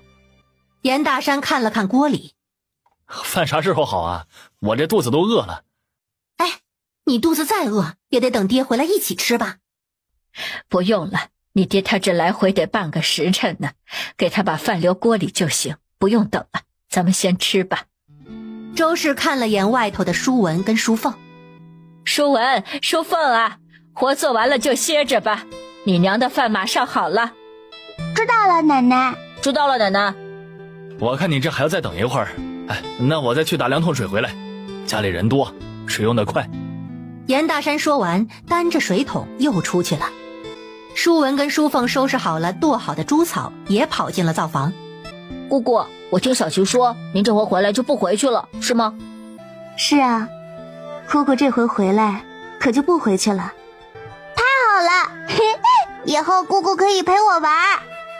一个姑娘家的，这一天到晚就想着玩，你有那个闲工夫啊？你姑姑可没那个闲工夫。周氏与田氏对视了一眼，笑了起来。好了，闲杂人等都出去吧，这灶房就这么点位置，你们在这里等会儿把碗碰碎了，连吃饭的碗都没有，就麻烦喽。周氏将几个孩子还有春晓都赶了出去，自己帮着田氏烧起了火。3人刚进院子，就见严大河带着张氏还有严淑朵、严盼儿一人端着一碗菜过来了。嫂子，你这饭还没做好呢，我这菜上桌可不得凉了。好了好了，这就好了。灶房传来田氏的声音。周氏从灶房出来，带着他们将菜放到了饭桌上。都去擦把手，马上就开饭了。哎，爹人呢？大哥也没有看见呢。你爹去看村委的房子去了，不用等他。你大哥挑水去了，马上回。淑朵他娘去灶房把碗筷拿来。周氏见几个孩子都过来了，今儿个人多，你们几个小的等会儿就站在边上吃，成不成啊？哎，成了。奶奶，我闻见肉味了，娘是不是炒肉了？姑姑在就是好，有肉吃。几个孩子一听有肉，都是两眼放光。你这鼻子倒是怪灵，隔得这么远都能让你闻见肉味儿。手擦了没？擦过了，不信您看看。说完，他就将自己的小手伸到周氏的面前。几个孩子一见，把手都伸了出来。行了，收起来吧，等会儿你爹到了，我们就开饭。来，春晓，你先坐，等你大哥回了，我们就开饭。娘，您坐吧，我去帮忙端菜。春晓见张氏拿了一堆碗筷。二嫂，要不要帮忙？你去帮大嫂把饭端出来吧。没多一会儿，严大山就挑着水回来了，见到堂屋里已经站满了人。这是等我呢。嘿，也等我做什么呀？这天气菜放放就凉了，你们赶紧吃啊。他将水桶放到了灶房，擦了手，来到了堂屋。爹，你快来，娘今天炒了肉，你不来我们都吃不成。几个孩子就这样巴巴地看着他。来了，都说了不用等了，开饭吧。哎呀，今天居然吃菜饼，还有锅巴粥哎，快吃吧啊！这菜饼是弟媳妇准备的，今日倒是跟过年了一样。田氏高兴，他给春晓夹了一个菜饼，又给他夹了几筷子用肉丁炒的白菜。春晓，来多吃些，你看你这身子骨也太单薄了。嫂子，我自己来。娘，我也想吃菜饼。严琦站在一旁，看着那一大盘子菜饼直咽口水。我也想要。几个孩子都发出了小声的诉求。今日这菜饼煎了不少，人人有份儿。来，奶奶先给你们一人夹一个。周氏给5个孩子一人夹了一个饼子。都说这半大小子饿死老子，这不吃也不行啊，正是长身体的时候。娘，您别光顾着他们，您自己也吃。我不爱吃饼子，我吃粥就行了。今日菜多，算是大家都打打牙祭，都赶紧吃。春晓将自己的菜饼用筷子分了半个，放到周氏的碗中。娘，我吃半个，等会儿也吃粥。他还不知道吗？周氏哪里是不爱吃饼子，不过是想把饼子留出来给小贝吃而已。你们就别让来让去了，这饼子我媳妇儿煎的够数，一个人呢至少有一个。严大和又给春晓夹了个饼子。你多吃些，你看你瘦的。一家人坐在一起，很快就把一桌子饭菜吃得干干净净。几个孩子吃完都摸了摸自己的小肚子，今日难得吃了个够饱，吃得可真美呀。春晓要收拾碗筷，姑姑你坐着，我们去洗。几个孩子麻利地收拾了碗筷，去了灶房。这侄儿侄女儿真是太懂事儿了。春晓看了一旁的周氏。娘，家里有什么活要做的？你先歇着吧，琐碎的杂事他们都做惯了，用不上你。你要是累了，让舒朵带你去他房里睡会儿。对，你去睡会儿吧，你这身子还没有好利索呢。周氏说完就招呼舒朵过来，带你姑姑去休息会儿。娘，我没事儿，我这刚吃饱饭，哪里睡得着啊？若是没活儿，我就坐着陪你们说说话。真不累呀？真不累。那行，那你就坐在院子里晒晒太阳。今儿个日头好，我把被子也拿出来晒晒，赶赶灰。田氏见婆婆回屋拿被子，跟着去帮忙，自己房里的被子也拿了出来。奶奶娘，胖婶家小军邀我们跟他一起去捞河虾，我们该走了。几个孩子拿着家里的麻绳跟簸箕，站在门口看着院子里晒被子的周氏跟田氏。今天姑姑回来，若是捞着了，晚上又能吃顿好的。自己想去逃，还扯上你姑姑。行了，去吧，别把衣服打湿了。见5个孩子都要走，周氏一把拉住跟在后头的盼儿。小祖宗，你就别去凑热闹了，万一掉到河里怎么好啊？盼儿一听不让他去，哥哥姐姐们都快走了，就急得一把哭了起来。奶奶，我要去，我也要去。这哭着哭着，又跑过去一把搂住他娘的腿。娘，我要去。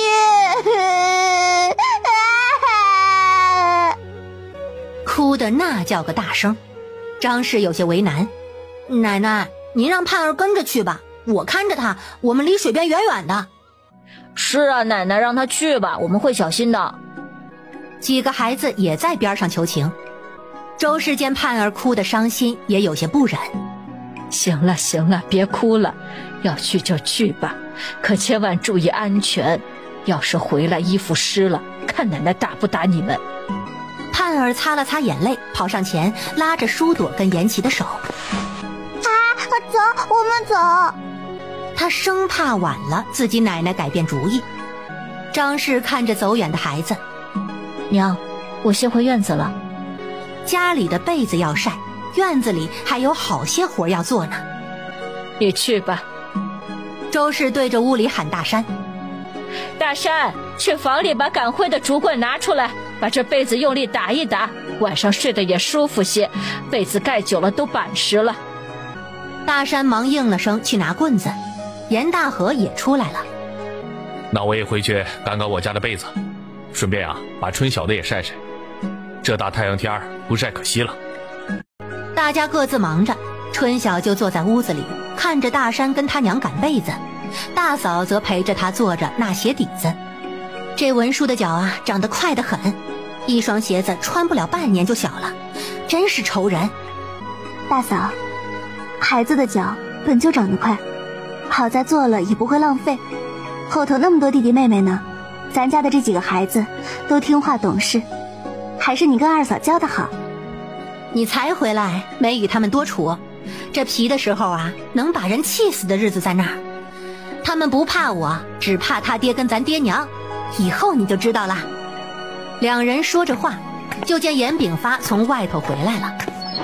田氏忙起身：爹，饭给您在锅里热着呢，您是就在这院子里吃，还是给您端堂屋去？你坐着忙你的，我自己去拿。说着自己去了灶房。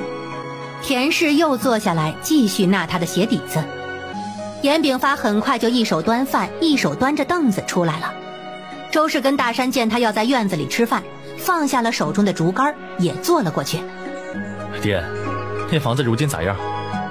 严炳发吃着菜饼，看了儿子跟周氏一眼，又低头扒了两口粥。或是破了些，但墙体还好，修修应该能住。他一边吃一边看向春晓。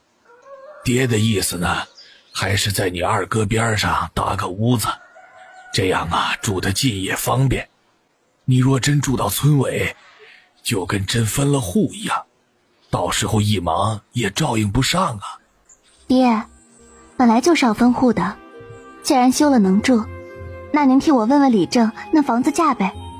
这要住也不是一天两天，没准儿就是一辈子呢。小妹，你真要住到村尾那地儿去啊？我觉得听爹的就在边上搭个屋子，离得近多好。嫂子，我住远些，懒得听村里人的闲言碎语。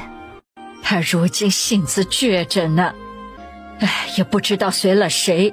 娘知道自己一个人住着自在。行了，我也不劝了，大不了娘以后走动勤些，当多练练腿脚。就是不知道那块地价如何，贵了就算了，不值当；若是贵了，就老老实实在边上搭房子住。爹，那您啥时候去找李正啊？我陪您去呗。下午就去。如果真要住那块，修房子都得好几天，宜早不宜迟啊。爹，明日再去吧，顺便把我立女户的事儿一起办了。也行。那下午大山，你跟我去山上多砍些柴火回来，到时候忙没时间备柴火，你妹妹也要用的。严炳发很快吃完了碗里的饭。嘿呀，今日这饭菜倒是丰盛啊，我这是沾了春晓的光了吧？院子里的人都笑了起来。爹，您就别臊我了，我可是一个吃白食的。春晓看了看远处的山峦。我跟你们一块儿去吧，好久没有去山上，路都不熟了。以后上山的日子多累，你这刚落了水，我看你偶尔还咳嗽，就不要去了，在家好好歇2日，以后我跟你嫂子他们上山的时候再带着你。周氏这会儿不赶被子，手也没有闲着，拿了田氏的另外一个鞋底子也帮忙纳了起来。你要是实在闲不住，下午帮娘切些萝卜晒起来。行啊，那我就帮你切萝卜，今日就不上山了。春晓看着日头下的周氏，45岁的年纪却已经白了一半的头发，他爹也是。两口子活了大半辈子，日日为口吃食操劳，不禁心里叹气。祖祖辈辈的过穷日子，能有什么办法？如今还要加上他一张嘴，他不能再给家里添负担了。严炳发吃完饭做了一炷香的时间，就带着严大山跟严大河去山上了。春晓跟着周氏去菜园子里拔萝卜。这天冷，这萝卜长得倒是壮实，一下子也吃不完，继续长又容易空心，晒干了以后泡泡也能吃。菜地就在院子边上，春晓挑了几个长得大的，先用铲子松了松土，再上手拔，不然萝卜拔断了就不好了。娘，我看那边的白菜也不少，要不要也晒一些？白菜不吃，长在地里也没事，晒干了吃不划算，你就拔萝卜就是了。两人最后拔了10来个萝卜，周氏洗，春晓在边上切条，田氏帮着晾晒。人多做活也快，没多会儿2大簸箕萝卜就晒上了。几人又开始赶被子，正赶着院子里来了人，是住在不远的方婶子和他的儿媳妇杜鹃嫂子。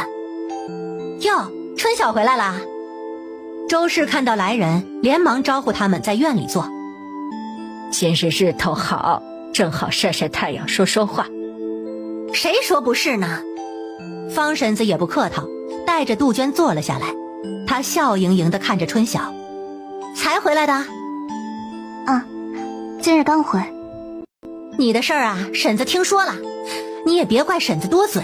我看呀，回来挺好，省得待在那没心肝的人家里，你娘也心疼。”春晓知道邻居方婶儿是个心直口快的，但在外人面前说起和离的事儿，她始终有些别扭，说了一句：“婶子说的是”，便没有再开口了。春晓这性子还是老实了些，跟我们家杜鹃一样，是个巨嘴葫芦。可不就是老实？如果不老实，能吃这种亏呀？周氏也坐了过来。我原本觉得我将女儿教养得乖顺，以后去了婆家能跟婆婆处得好，哪个知道这太乖顺了，倒让人顺坡爬驴欺负了去，我心里那个悔呀！早知道叫她泼辣些，也好过现在这样。话也不是这样讲的，像周家那样不要脸面的毕竟是少，怪就怪倒霉了些，偏偏让你们碰上。我当初不是相中了春晓，骗你喜欢那读书人，你看，要是当初你不鬼迷心窍，咱们2家结个亲家，能出这个事儿？要我说，我还得奚落你2句。都多久以前陈芝麻烂谷子的事儿了，你还拿出来说？杜鹃儿还在呢，你也不怕她听了心里头不舒坦？杜鹃笑了笑，这才开口：“我婆婆性子大大咧咧惯了，婶子放心，我不错。”看见没有，我自己媳妇儿什么性子我还不清楚，她要是介意，我就不会这样与你开玩笑了。他又看向春晓，声音放低了些：“你与那头断干净了？”春晓点点头，又应了一声：“啊，也好，你看开些，别总想着那家人。等以后有合适的，婶子帮你再说一门亲，肯定说一门靠谱的亲事。”你自个儿说的话你可要记得，到时候让你帮忙，你可千万不能推了。哎，村里头有人说闲话的没有？哎，总有那多嘴的婆娘，管他们说去。你啥时候去镇上啊？到时候咱们约个伴儿。家里攒了大几十个鸡蛋了，要去镇上换些钱，买些盐回来。我也攒了几十个鸡蛋，过几日吧。住处还没有定论，如果春晓真住去村委，怕是要添置好些东西。你如果等不了，就跟别人一起先去。等几日就等几日，也没那么急。婆媳俩坐了说了会儿话，没多久就走了。村里串门就是这样，事儿说完就走了。太阳快下去的时候，几个小的回来了。奶奶、姑姑，快看，我们捞到河虾了！还没有进门，舒文的声音就传了过来。接着是严琦跑了过来，拿桶装起来。说完就跑去了灶房。几个孩子提着簸箕进了院子，周氏凑过去：“奶奶看看，看看你们捞了多少。奶奶，可多了。严盼儿站在他跟前笑，春晓也凑过去看了看，簸箕里蹦蹦跳跳的躺着10几条小拇指粗的河虾，就10几条，最多只能做个半碗。不过孩子们喜欢，他也不能扫了他们的兴。呀，你们可真厉害，捞这么多。姑姑，晚上让娘给你做个虾汤，爹说你瘦了要补。淑凤这会儿别提有多高兴了。姐，来，将虾放进来。严琦费力地将一个木桶从灶房里提了出来。哎呀，就放在簸箕里，别弄脏了水桶，还要装水呢。你娘马上就要做饭了，咱今天吃新鲜的。周氏将严琦的桶拿了过来，又放回了灶房。这太阳都要下去了，怎么那爷仨还没有回来？差不多要回来了。娘，我去做饭了。春晓帮着周氏将被子收回屋，晒干过的被子较之前蓬松了一些，也有了一些阳光的味道。几个孩子在厨房帮着田氏打下手，舒朵跟盼儿看着虾放好之后回了隔壁的自家院子。两人刚把被子铺好，严炳发就带着2个儿子一人担了几10斤的柴火回来了。将柴火卸在灶房的草垛边，严炳发洗了个手。怎么到这会儿才回来呀？周氏给他拍了拍身上的灰。今天天气好，上山的人也不少，多砍了一些，这些柴火够用到好些时日了。他抽了把椅子坐在堂屋歇火。爷爷，我们今天捞了虾，晚上可以喝虾汤了。严琦跑过来献宝。去，给爷爷还有爹打2碗水过来，这一下午没有喝水，可口干得很。严大山也抽了把椅子坐了下来。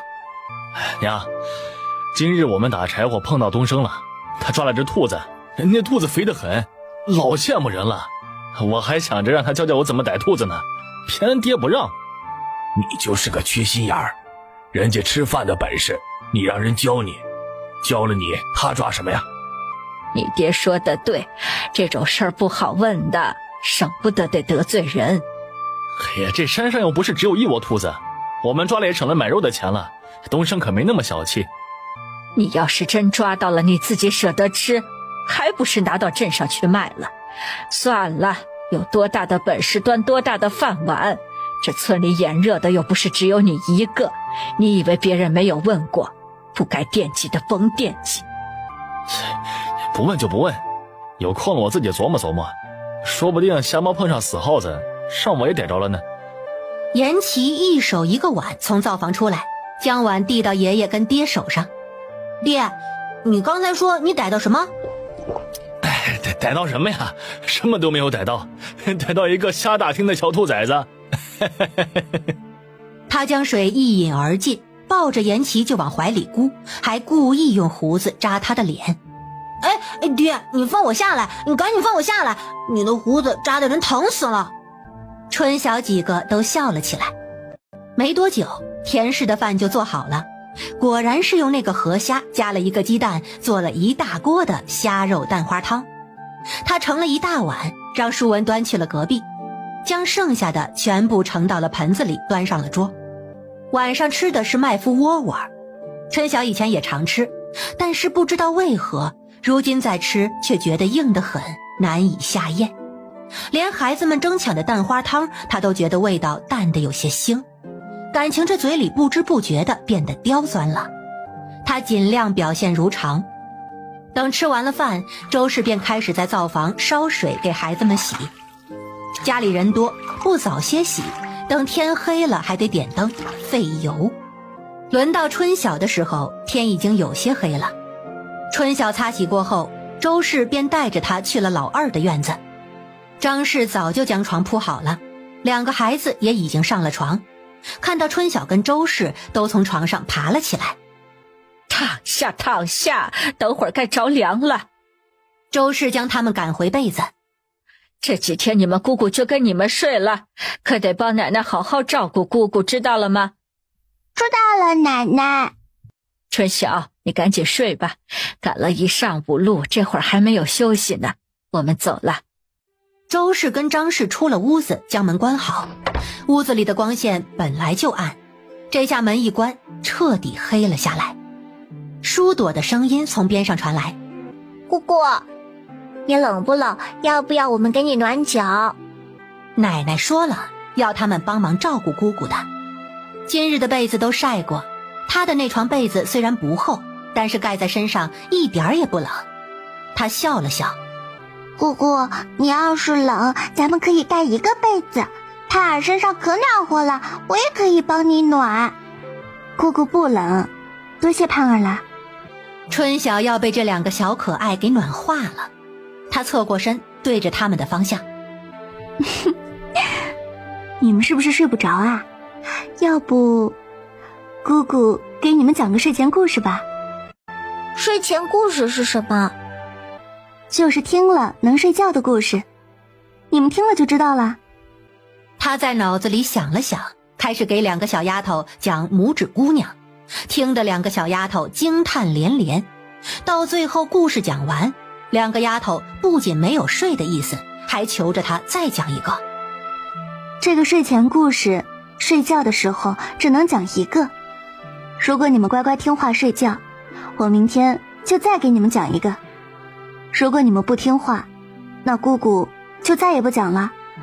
而且姑姑累了，想睡觉了，我们一起睡吧，好不好？2个丫头一听，立刻就不闹了。姑姑，我们听话，我们一起睡觉。没多一会儿，屋子里就传来了细微的呼吸声。孩子的睡眠质量确实是好，说睡就睡了。这会儿时间虽然早，但是春晓白日没有休息，没多会儿便也跟着睡了过去。早上起床的时候，孩子们已经起了，他赶紧穿衣服起来。院子里，严大河正在理昨日担回来的柴火，张氏在猪圈里给猪添食，盼儿在鸡窝里给鸡喂食。看到他出来，盼儿放下手中的碗就跑了过来。姑姑，你昨晚睡得好不好？我跟姐姐听话，你说睡觉就睡了。春晓摸摸他的头，对他笑了笑。我知道你们听话，姑姑睡得很好。朵儿呢？朵儿跟着舒文、舒凤他们去拔猪草了。张氏从猪圈里出来。小妹，灶房漱口的盐水给你弄好了，锅里有热水，你去洗把脸吧。春晓去灶房拿了漱口的碗，端着碗去菜园子漱口，又自己打水洗了个脸。等会儿爹跟大哥去找李正，你去不去？严大河就着他洗脸的水洗了个手。他倒是想去，但是他如今已经不是严家村的人了，说话轮不上他。我就不去了，在家等消息就行了。大河点了点头。娘让你起来就过去。春晓出了西边院子，又进了东边院子，看到周氏也在给猪圈的猪喂食。娘，要帮忙吗？不用不用，我让你嫂子给你煮了点稀饭，你去吃点儿。他正在往食槽里加泔水。春晓来到灶房，田氏正在收拾着煮猪食的锅，看到他，用嘴撸了撸锅的方向。粥在小锅里，我这手脏，你自己添。咱家啥时候有吃早食的习惯了？在农村，不是农忙的时候，都是只吃中饭跟晚饭的。是不吃早食，但是娘说你身子要补，这个时候还是做些早食。那边坛子里有咸菜，你自己添啊。春晓觉得他娘这样不好，粮食用到他身上，嫂子虽然不说，但万一心里不忿，那就不好了。大嫂，以后不用单独煮了，我也吃不惯早食。你呀，就多听娘的话，这几日多吃些。若是粮食不够，想吃都没有。好在今年地里收成还行，不缺你这口粮食。春晓端着碗坐到灶边吃粥，吃完了将碗洗了，就看见严炳发跟严大山从菜园子那边回来了。爹，大哥，我跟你大哥这就去找李正，你就在家里等消息。你把你的和离书拿给我。春晓找周氏拿了和离书递给严炳发。爹，那房子咱还是尽量争取。知道了。说完，严炳发就带着严大山出了门。两人出门过了半个时辰左右就回来了。春晓正帮着周氏将昨日没有晒干的萝卜搬出来，太阳也出来了。怎么样？周氏关心地问。来，进屋说。严炳发到了堂屋饭桌便坐下了。小齐啊，去隔壁把你二叔叫过来啊。周氏跟着春晓在他身边坐下，没一会儿，严大河跟张氏就过来了。田氏看到这个架势，就知道爹有话要说，将严琦打发出去玩，也跟着站在了严大山的旁边。今天去找李正，把春晓和离后要回村立户的事情跟李正说了。李正说呢，立户倒是不难，就是立户的话要置产，有产呢才能去衙门挂档。正好啊，春晓想要的村委的房子，我便顺便问了那块，如果要买要怎么个算法。李正呢也算通情达理，知道春晓的难处，说如果真想在那块住，那片平地大概2亩左右的样子，位置偏，要就2两银子给咱，房子就随咱们处置了。春晓心中一喜，2两银子还是2亩的价格，算是十分便宜了。他当初想着那处那么荒，差不多就2两1亩，他买个1亩的地也就行了，到时候房子修修，再在边上种种菜也就足够了。可没想到居然可以得到那片的2亩地，真是个惊喜。严炳发看了看几人，这个事儿呢我已经应了，今天叫你们过来就是说这2两银子的事情。春晓的事儿你们也知道，他肯定是拿不了的。严炳发对着春晓使了个眼色，示意他不要说话。这2两银子你们2兄弟分摊吧，一人拿1两出来。我知道家里孩子多，攒不下几个银子，但是兄弟姐妹之间呢，该帮还得帮。你们表个态吧。张氏看了一眼严大河，低着头不说话。田氏看了一眼边上的大山，见他面色如常，知道这爷俩肯定在路上就商量好了。爹，我们虽然穷，但是1两银子还是能拿的，我没意见。严大山赞赏地看他一眼，还是自己的媳妇儿明事理。张氏见田氏这样讲，扯了扯大河的袖子。严大河犹豫了一下，既然大嫂都这样说了，那这1两银子我们肯定也拿。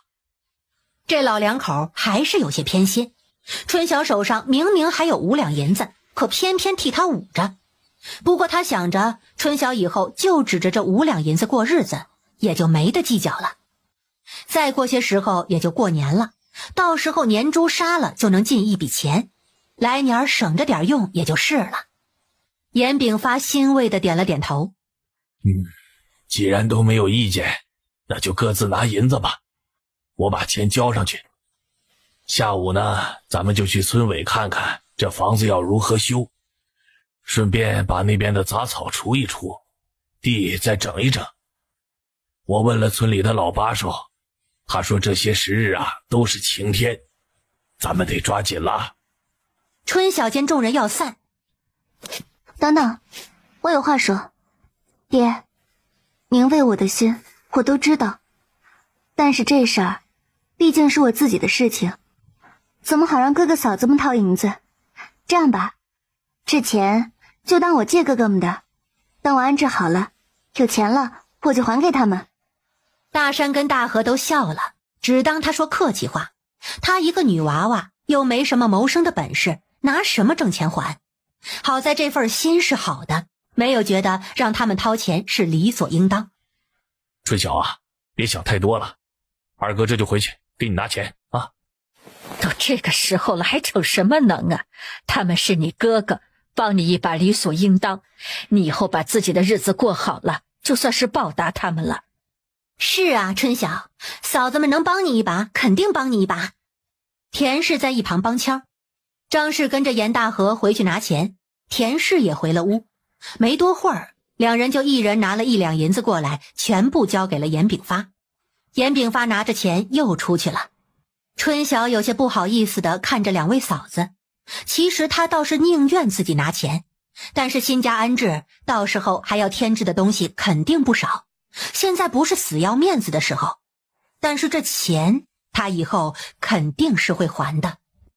舒文、舒凤还有舒朵没多久就回来了。舒朵回了隔壁，舒文跟舒凤一进院子，就把装猪草的背篓往地上一放，朝着春晓围了过来。姑姑，我们也要听睡前故事，你偏心，只讲给朵儿跟盼儿听，不讲给我们听。严琦一听也围了过来，什么睡前故事，我也要听。原来刚刚拔猪草的时候，舒朵将春晓昨晚给他们讲的拇指姑娘的故事讲给了他们听，还说姑姑说听话的话，今晚还给她跟盼儿讲。他们第一次听到这么有意思的故事，当即心里开始不乐意了，回来就围着春晓要听故事。围着你们姑姑干嘛？什么睡前故事啊？赶紧去把猪草剁了。田氏不明所以，以为孩子们瞎胡闹。娘，这是好听的故事，可有意思啦。姑姑，你也给我们讲嘛。都说是睡前故事了，就是睡觉的时候听的。我又不跟你们一块睡，怎么讲给你们听呢？好，那我今晚要跟朵儿他们一起睡，我要听故事。那你就跟朵儿他们说好，他们愿意，姑姑没意见。今晚呢，就再给你们讲一个白雪公主的故事。淑凤看到一旁的张氏在，她忙跑了过去。二婶儿，我今晚跟朵儿他们睡可以吗？张氏笑了笑，朵儿他们的床就那么大，哪里睡得下4个人？睡得下的，我们挤挤肯定能睡得下。睡得下你就过去睡吧。什么睡前故事，就这么吸引人，我都好奇了。那我们呢？我们又不能跟你们女娃一起睡，我们也想听故事。对，小琪也想听故事。那怎么办？姑姑也是女娃，姑姑也没有办法了。淑凤拍了拍舒文的胳膊，笨啊！我晚上听了故事回来就给你们讲，我肯定比朵儿讲的细，讲得好。舒文拉着个小脸儿，也只能这样了。好吧，你可得听仔细记好了，明日讲的时候可千万别漏了。你们这说来说去的都说的些什么哟？都把奶奶讲糊涂了。赶紧听你娘的，把猪草剁了，下午还有事儿呢。周氏看向一旁的大和跟张氏，你们先在这边待会儿，等你爹回来了看看下午是个什么章程，省得等会儿又过去叫你们。来，就在院子里坐会儿。这边刚坐下，舒朵就跟盼儿过来了，叫了一声娘，看到舒文几个都在剁猪草。娘，你们怎么不回去？你先回院子吧，娘跟爹等你爷爷有点事，过会儿回去。舒朵见状，懂事的回去剁猪草了。娘，你真让小妹一个人住村委那处啊？张氏因着接连生了2个女儿，在这个家里一直有些怯怯懦懦，很少主动搭话。这眼看着地都买了，终于还是忍不住问出了口。春晓如今是个倔性子，她想自己住就自己住吧，只要她不怕，我也没有什么好反对的。咱们家确实也腾不出地方，那地方那么偏，又离得山地儿近，想着还怪吓人的。二嫂，没事儿，离得远啊，清静。以后我一个人住2亩地，自己在山脚下做地主。2亩地你就想做地主？哼，你可真能掰扯。我也好久没有去过那边了，不知道啊，如今慌成什么样子。娘，你有没有觉得小妹这回回来人开朗了许多，胆子也大了？嗨，你这话说到点子上了。昨日在周家，我就对她刮目相看了。她如今的性子可比以前耐看。哎，这以前我都不想说。她遭了这么大的一宗罪，要是性子再不变，那不是傻。所以说呀，这闺女性子太绵软不是什么好事儿，该泼辣的时候还得泼辣。娘，你可不能因为我这一桩事就把之前的想法否定了。二嫂性子也绵软，您还不是顶顶喜欢。我是婆婆，能一样吗？娘就是觉得你今天这样，娘也有错。算了，这些个事儿不说了，说多了我夜里又要睡不好。下午要去开荒，大婶，你去看看家里的工具那些，要不要去石头上磨磨？娘，那砍刀还有斧子，我前2天才磨过，立着呢。周大娘，周大娘！远处一个孩子朝着院子跑了过来。三清，你怎么来了？你找大娘有啥事儿啊？周氏走到院子门口，看着喘气的严三清。这孩子怎么跑得这么急？发爷让你给他送200文钱过去，让你快些。他在哪里呀？让我把钱送去哪里？这不是拿了2两银子吗？怎么还缺钱？难不成李正坐地起价？不能吧。在李正家门口，您快去吧，我还要去河边呢。啊，行，知道了，多谢你啊，三清。周氏转身回屋，拿了2钱银子就准备出门。娘，我腿脚快，我给您送去。大河赶紧起身走到他身边，接过他手里的银子就出了门。难不成还有什么变故？春晓几个也不知道发生了什么，心里有些不踏实。直到严炳发带着严大河回来，才知道根本就没有什么变故，是人家办户籍办地契要手续银子，这钱肯定得自己掏的，大家都是虚惊一场。这太久没有弄过这些，倒把这手续银子的事情给忘记了。我还以为李正坐地起价呢，弄得我半天不踏实。哎，可不能乱说呀，李正为人还是公正的，就这次的事情我就得谢他，到时候杀年猪的时候请他到咱家里来吃顿饭，表示感谢。照你说的办。严炳发看着春晓，你的事儿啊算是落实了，过几日李正会把你的户籍跟地契还有你的那份和离书一起办好了送过来。爹，这会儿还早，我想先过去看看。你们还有什么要紧的活要做？没有的话也不用等下午了，一起过去看看。琪儿他娘，你就不去了，你留在家里做饭，这几日暂时和一起吃啊。知道了，爹。爷爷，你们要去哪儿？我也要去。我也去。我也去。你瞎起什么哄啊？留在家里帮你娘还有二婶家做点活啊。爹跟爷爷是去要做正事的。爹，那我回去拿工具，顺便跟朵儿他们说一声。这等会儿若是婶娘回来的晚，你帮朵儿他们一起把猪食熬了，行不行啊？舒文他们虽然不是很乐意，但是迫于自己父亲的淫威，还是点头应承了。就这样，一大家子人除了田氏都拿着砍刀还有锄头出门了。春晓还背了个背篓，以防万一。这些个婆娘就是吃饱了撑的，什么事情都喜欢瞎打听，跟他们有什么关系？这婆娘的嘴你还不知道啊？若是不让他们说点什么，他们就觉得日子难熬。村委那处肯定是土质太差了，不然怎么没有人在那里开荒种菜啊？这后土这一片都荒了好久了，哎，你们看，在这里就都是枯草了。土质是不怎么好，这片虽然荒，但这地啊还算是村里的公产。你要是开荒种菜，那也是要掏银子的，自然没人愿意花钱在这处种粮食。收成怎么样还不知道，但这银子首先就要掏出去。我估摸李正给的价便宜，也是这个原因，根本就没人买这边的地。土质好不好的影响不大，我一个人最多也就开2片菜园子，2亩地啊，够我折腾的了。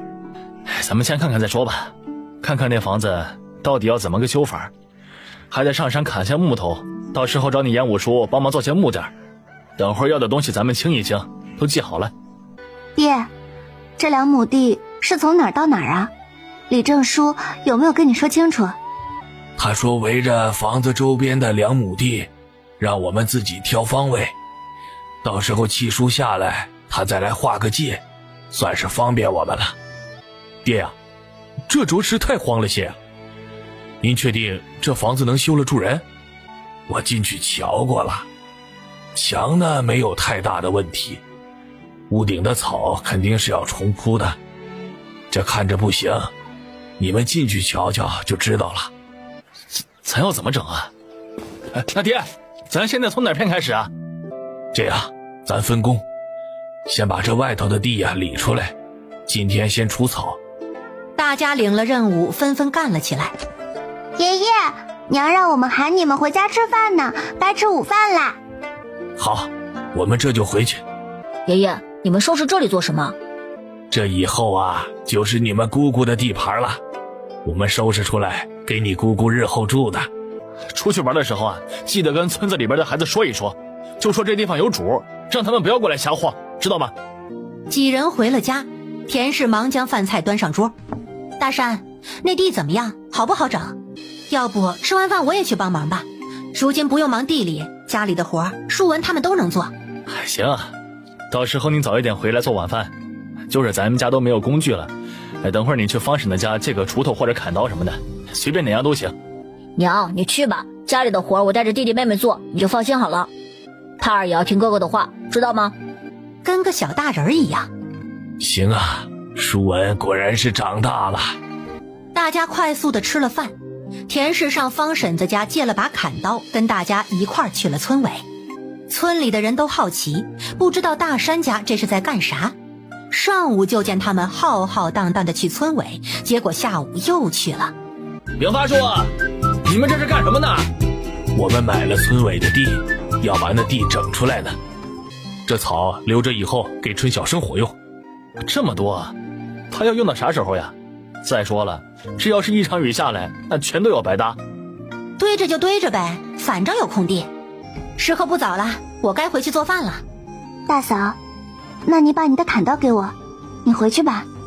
爹娘，你们再做半个时辰就回来，我就不来喊你们了。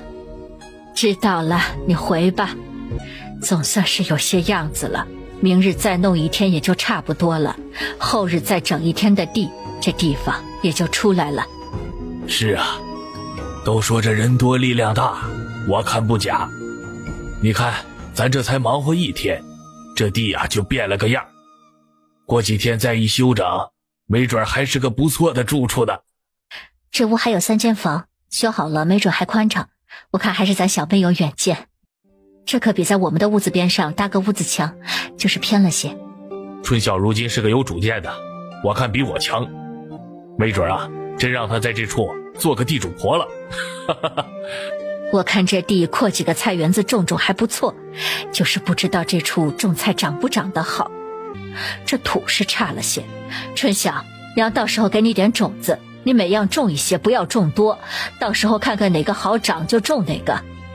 行啊娘，到时候房子好了，我就开片菜园子试试。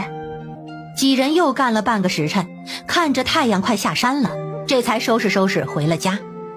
晚上，姑姑快上来，姑姑快上来。盼儿，你睡姑姑这床被子。姑姑让你讲故事声音大些。放心吧，夜里安静，声音不大也能听见的。不过姑姑有言在先，姑姑今天啊，干了一天的活儿，累得很，明天一早还要继续，所以姑姑这白雪公主的故事就只讲一半，剩下的呀明天讲，你们不可以闹，行不行？行，姑姑你讲吧，你说不讲了我们就睡觉。于是黑夜里，春晓给他们讲起了白雪公主跟7个小矮人的故事。第二天一早，晨曦的微光刚刚透过窗子，春晓就醒了。虽然睡了一觉，身子却仍旧有些乏，但想着整房子的事情，他还是早早就起了。众人吃了饭，交代了家里孩子要做的活兼看好家的任务，便齐齐出发了。这回一群人在半道分了路。娘，我觉得这屋子东边的地还不错，到时候划界的时候多往这边划些。东边这块就靠着陡坡，划这边确实还行。那咱把这边这一片全开出来。4个女人卖力地除着荒草，整着土坡，一上午也弄了不少。周氏提前回去做饭了，春晓他们坐了会儿也就回去了。经过又一个下午的劳作，荒草总算是全部清理干净了。娘，咱明日做什么？继续整地，回去问问你爹明日怎么安排，咱们配合就是了。哎，今天就做到这里吧，这地这会儿时间也整不完，咱也回去歇一歇。走，不知道他们回来了没有。结果他们前脚到家，严炳发他们后脚也跟着回了。回来的时候又拖了一根大木桩子回来，几个人也是累得够呛。今日砍了6根，明日还得砍6根。要这么多木头啊，6根已经不少了。你们先歇口气，饭好了，等你们歇够了咱们再开饭。娘，草除完了吗？除完了，还有一些地明日要继续整。我还想着你们明天就要开始修屋子了，等着你们安排活呢。那房子屋顶的木头啊，得全换，那些生活必须的都要。咱家也没有多余的匀出去，可不得多用许多的木头啊。我看到时候这工钱估计就得花1两多银子。工钱的事到时候再说吧，该用的也省不了，还是你想的周全。那明日我们整完地做什么？你们去上山砍些竹子，枯的也没事儿，放在那边上，到时候我们再一起围。晚上春晓躺在床上恨不得秒睡，奈何几个侄女儿巴巴地等着他的故事，等了一天。没办法，他忍着心中巨大的困意，还是给他们把故事的后半部分讲完了。几个侄女儿这才心满意足地睡觉，而他也在几分钟之后进入了梦乡。第3天，男人们继续上山伐木，他们则分工合作。春晓跟田氏继续整地，周氏带着张氏跟着一起上山砍竹子去了。地里的石头也捡得差不多了，只要把地势整平整，这外头就算是完事儿了。你真有5两银子？唉，总算是搞完了，还怪累人的。这么一收拾，到时候再修上一修，再配上些家具，确实还是一处不错的住处。这几天大家都辛苦了，要不跟爹说明日休息1天好了，别因为我把大家身子累坏了，得不偿失啊。说笑呢，哪有那么金贵？春种那会儿跟这儿也差不多了，每日起早贪黑的要干上好大几日呢，都习惯了。这竹子是不是得对半劈着用啊？是得劈，不然那得费多少竹子啊！我歇一会儿就来劈。娘，二嫂，你们歇着吧，我们这里已经清完了，到时候若是不够，我自己上山砍，你们不用再砍了。都清干净了，你们手脚倒是快。也不知道爹他们砍到好的树桩没，这扛树下山那才是最累人的。放心吧，先前我们碰到他们下山砍了一根不错的木头，你爹说就用那根木头给春晓做床板呢。爹昨日说了，要做的物件不少，这工费也得费好大一笔银子呢。一旁的张氏听到田氏谈工钱的事情，也微不可察地皱了下眉。嫂子，没事儿，我和离的时候从周家得了5两银子，这钱呢，到时候就从这5两里面出。你真有5两银子？真的，你放心好了。你那5两银子暂时还是不要动，到时候我让你爹跟严老五说个情，先欠着，等手头宽裕了再还。小妹，娘说的对，5两银子看着多，但是你这新家用起来快，村子里的能欠着先欠着，先把外头要紧的先买回来。那我听娘的，到时候咱们记好账。人家说破家值万贯，话是夸张了些，但是这个道理在那里。起个新家什么都要新添置，咱们这没钱，就只能先东凑凑西凑凑了。等春晓跟2个嫂子回来的时候，天都有些擦黑了，严家父子3人也回来了。对了，李正今日带了话，让明天去拿地契那些，说是都给办好了。这么快？咱村办事还挺利索的。也就3日吧，听你娘说呀，那边都整利索了。那你们明天就不用去了，就待在家里吧。明天你严五叔要来家里取木头。爹，我明天还是去吧，去看看你们干活，顺便给你们当帮手。家里嫂子他们在，我也帮不上忙。行吧，你要去啊就去吧。几人吃完了饭，天已经黑了，没办法，只能点油灯在灶房里摸黑烧水洗。因为第二天没有安排要紧的活，春晓终于睡了个好觉，也睡了个懒觉。春晓出来的时候看到二嫂，不好意思地挠了挠头。你如今回到了做姑娘的时候，以后也没人管着你，嫂子都羡慕你了。嫂子，你怎么还给我洗衣服啊？这多不好意思。有什么不好意思的，就一件衣服而已。娘给你温了稀饭，你过去吃吧。春晓到了东边院子，几个孩子照例不在，应该是又去河滩拔猪草了。大嫂，咱娘有没有说什么时候去镇上？不知道，你问问娘不就知道了。怎么，你是想好了添置的东西？我看看她啥时候去，我再看看我要买些什么。有些东西能不买就暂时先不买吧。像娘说的，我那点银子也着实不顶用。周家那么不是东西，怎么还舍得给你5两银子？他们家自然是舍不得给的，可是我那个相公要脸面啊，不给也得给。我看这银子要的极好，就是少了些。算了，周家的家底我还是清楚的，凡事做人留一线。怎么说，我也在他们家过了4年。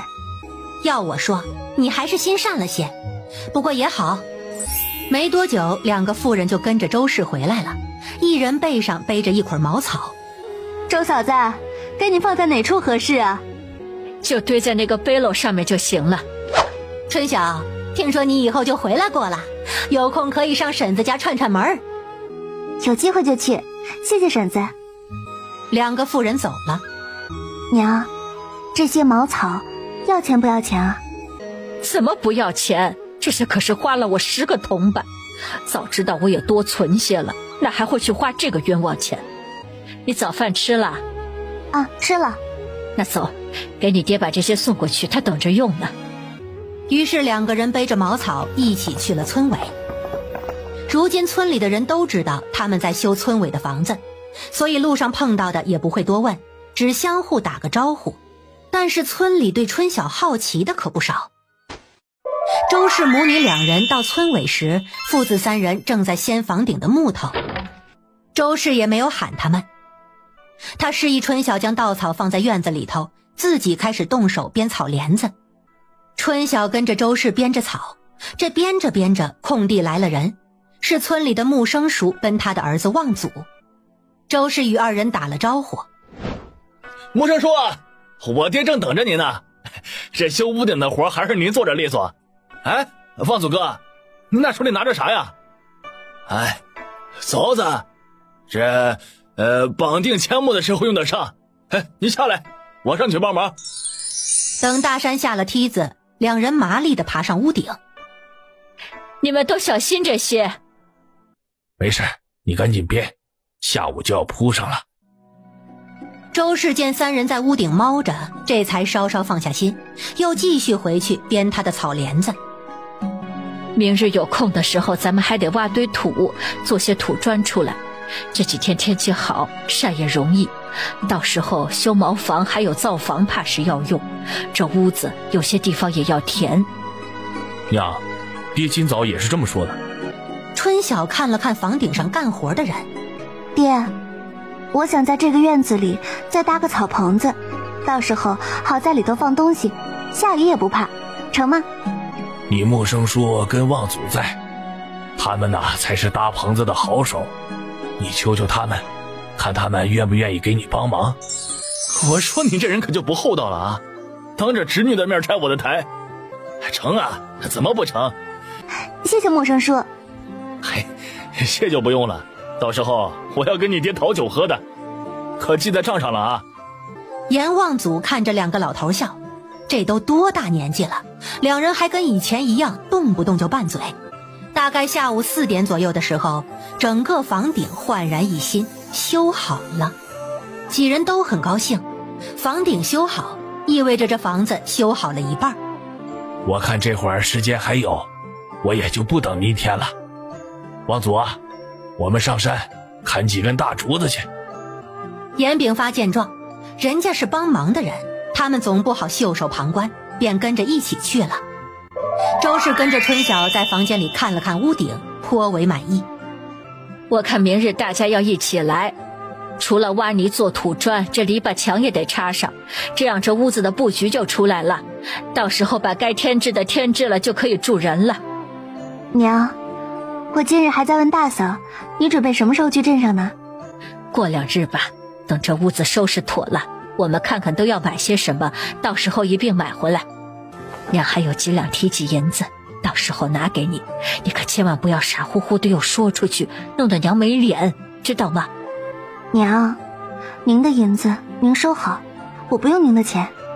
傻闺女，你那几个钱都跟你说置办不了多少东西，这开火过日子缺了哪样都不行，娘也不能一直帮衬你，不然你哥哥嫂子再好，心里也该有意见了。那行，那跟嫂子们的钱一样，当我借你们的，等我有钱了还你。随你，如今脾气是真倔。好了，他们都走了，咱们也回去吧。今日收工早，到家的时候田氏还有些吃惊。哎，房顶弄好了？娘，爹没跟你们一起回来啊？他们跟你木生叔一起上山砍竹子去了。春晓想在院子里搭个棚，我刚起来看到一群孩子都往村西边去，文叔好像也在，干啥呢这是？邹嫂子家猪生崽儿，他们去凑热闹去了。好事啊，过2天我也去一趟，给咱家预定2只猪崽儿。你要不要抱一只？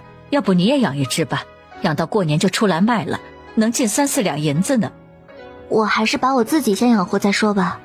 春晓觉得养猪实在是太麻烦了，1日3餐都得伺候，养1只猪就整天得围着它打转了。这长肉还好说，不长肉人都得愁死了。你真是不懂，这有进项才能攒得下钱，不养就不养吧，第1年先把日子理顺了再说。娘，咱家今年的猪养得壮，我看啊，卖个4两银子不成问题。到时候咱也留下些肉来，好好过个年。到时候看吧，看看是卖整猪划算还是卖肉划算，怎么挣钱怎么来，大不了到时候去称些肉回来。又过了1日，全家人都在村尾空地上晒泥砖。严老五给他们窗户门做好了，知道他们忙，直接给他们送到了村尾。哎呀，五叔，你这动作够利索的呀，就2日功夫就做好了门了。哈哈哈哈，知道你们紧着用，全家都上阵了，也怪你们木头不错。严老五也许久没有来村尾了，看到严木生父子俩在院子里搭棚子。怎么，你们这是被抓壮丁了，在这里给丙发干活呢？谁说不是呢？不过也不能算是白干啊，能混到一口饭吃，还是你们手艺人好呀，成天被人求着上门。严老五也是得意，木匠就算在乡下也是很吃香的。昨日跟你说的，这工钱呢，先欠着，等年后宽裕了再还，你记好账啊。哎，知道了，都是一个村的，我也不怕你跑了。行，东西我送过来了，我得赶紧回去了，还有2套门呢，明日应该可以好，我就不给你送了啊，你让大山或者大河去取吧，到时候板车借给你们，及时给我还回去就行了。那就先多谢了啊。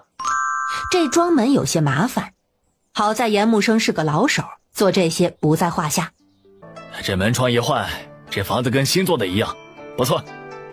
这也是没法子呀，有钱呢直接就推倒重做了，哪里用得着这么麻烦呢？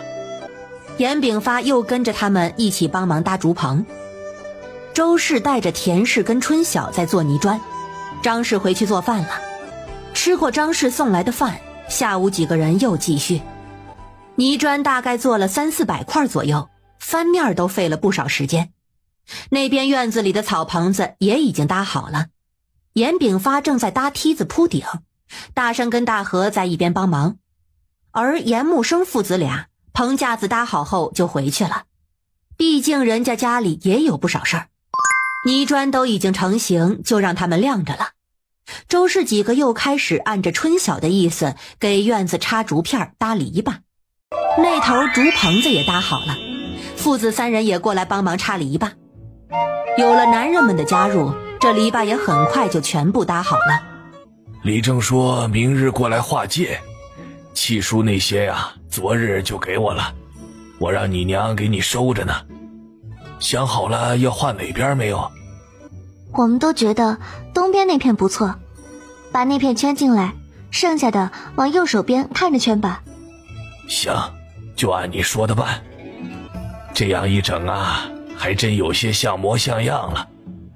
到时候把做好的家具往里头一放，也算是一个不错的住处了。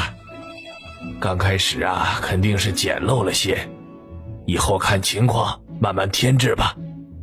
爹，我已经很满足了，要不是大家伙帮忙，我这会儿已经是无家可归了。有我们在，你哥哥们在，你永远都不会无家可归，整天瞎想。今晚我在这边守夜好了，这门财庄还得固定一个晚上，今日不能锁门。爹，这里连个床都没有，你睡哪儿啊？什么都没有，有什么好守的？这地儿啊，太久没人住了，这新装的门窗还有新做的砖，要是碰到那坏坯子，趁着没人给你弄了去，你找谁哭去？你爹说的对，是要有个人看着。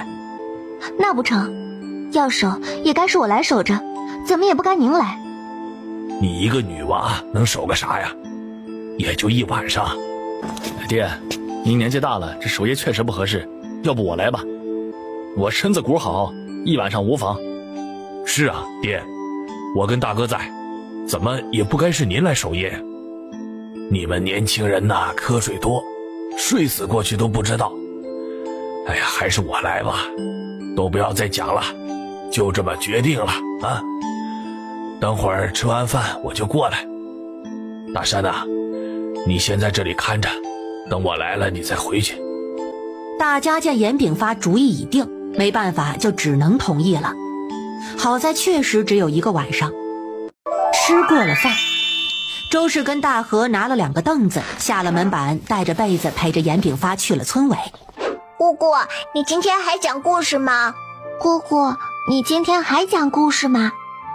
姑姑的故事都讲得差不多了，让姑姑再想想，要是想到好的再给你们讲啊。那好吧，那姑姑你想快些。那好吧，那姑姑你想快些。今天他们几个还给我讲了讲，那故事听着还怪有意思的，也难怪他们没事就缠着你。你都是从哪儿听来的？就之前无意中在周宏志的一些书上看到的。你还学认字了？他日日读书，我偶尔陪在旁边，时间长了也就认识了一些，就认识一点点，不多。看书也是半看半猜的。你在周家也总算不全是坏事儿。姑姑认识字，以后可以教我们。姑姑是个半吊子，可不敢给你们做师傅。你们以后啊，还是去学堂学吧。你别跟他们说这个，他们如今大了，会记在心里的。姑姑，真的可以去学堂吗？梦想总是要有的嘛。哎，你们洗完了没有啊？姑姑还等着你们的盆呢，赶紧的，天都黑了。几个孩子咯咯地笑了出来。梦想总是要有的嘛，这万一实现了呢？周氏他们回来的时候，春晓已经上床睡觉了。春晓一个人躺在被子里，想着自己的规划。如今安置的地方有了，但是用什么来谋生呢？这里又不像那边能够出去面试找工作，还是要想办法呀。这一晚上因为想着事情，睡得也是浑浑噩噩的不踏实。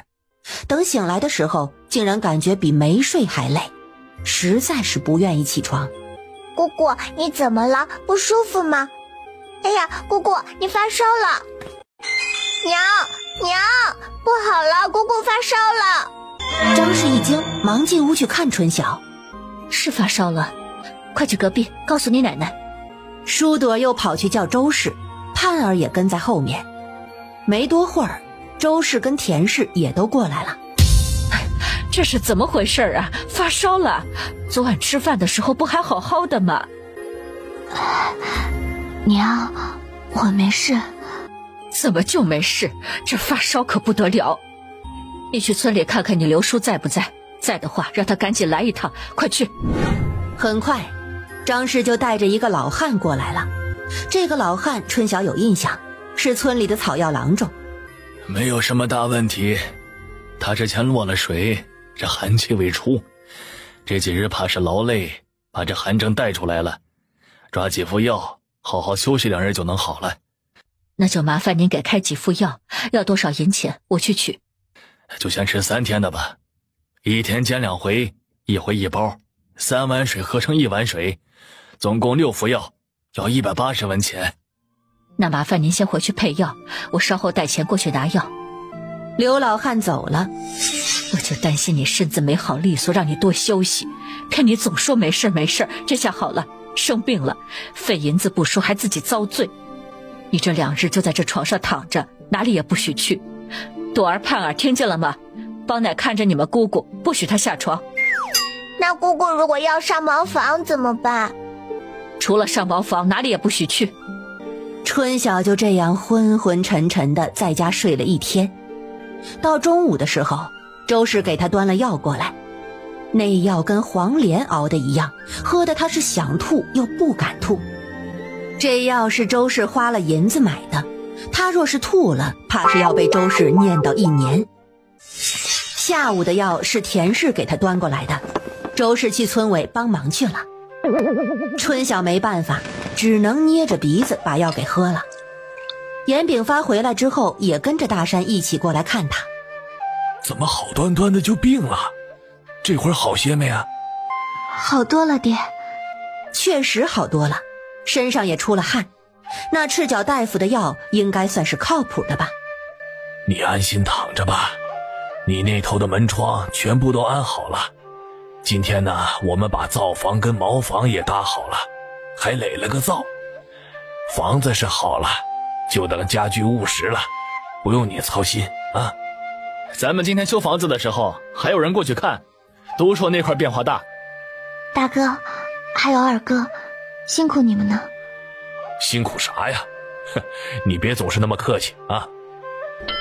就这样，春晓在床上整整躺了2天。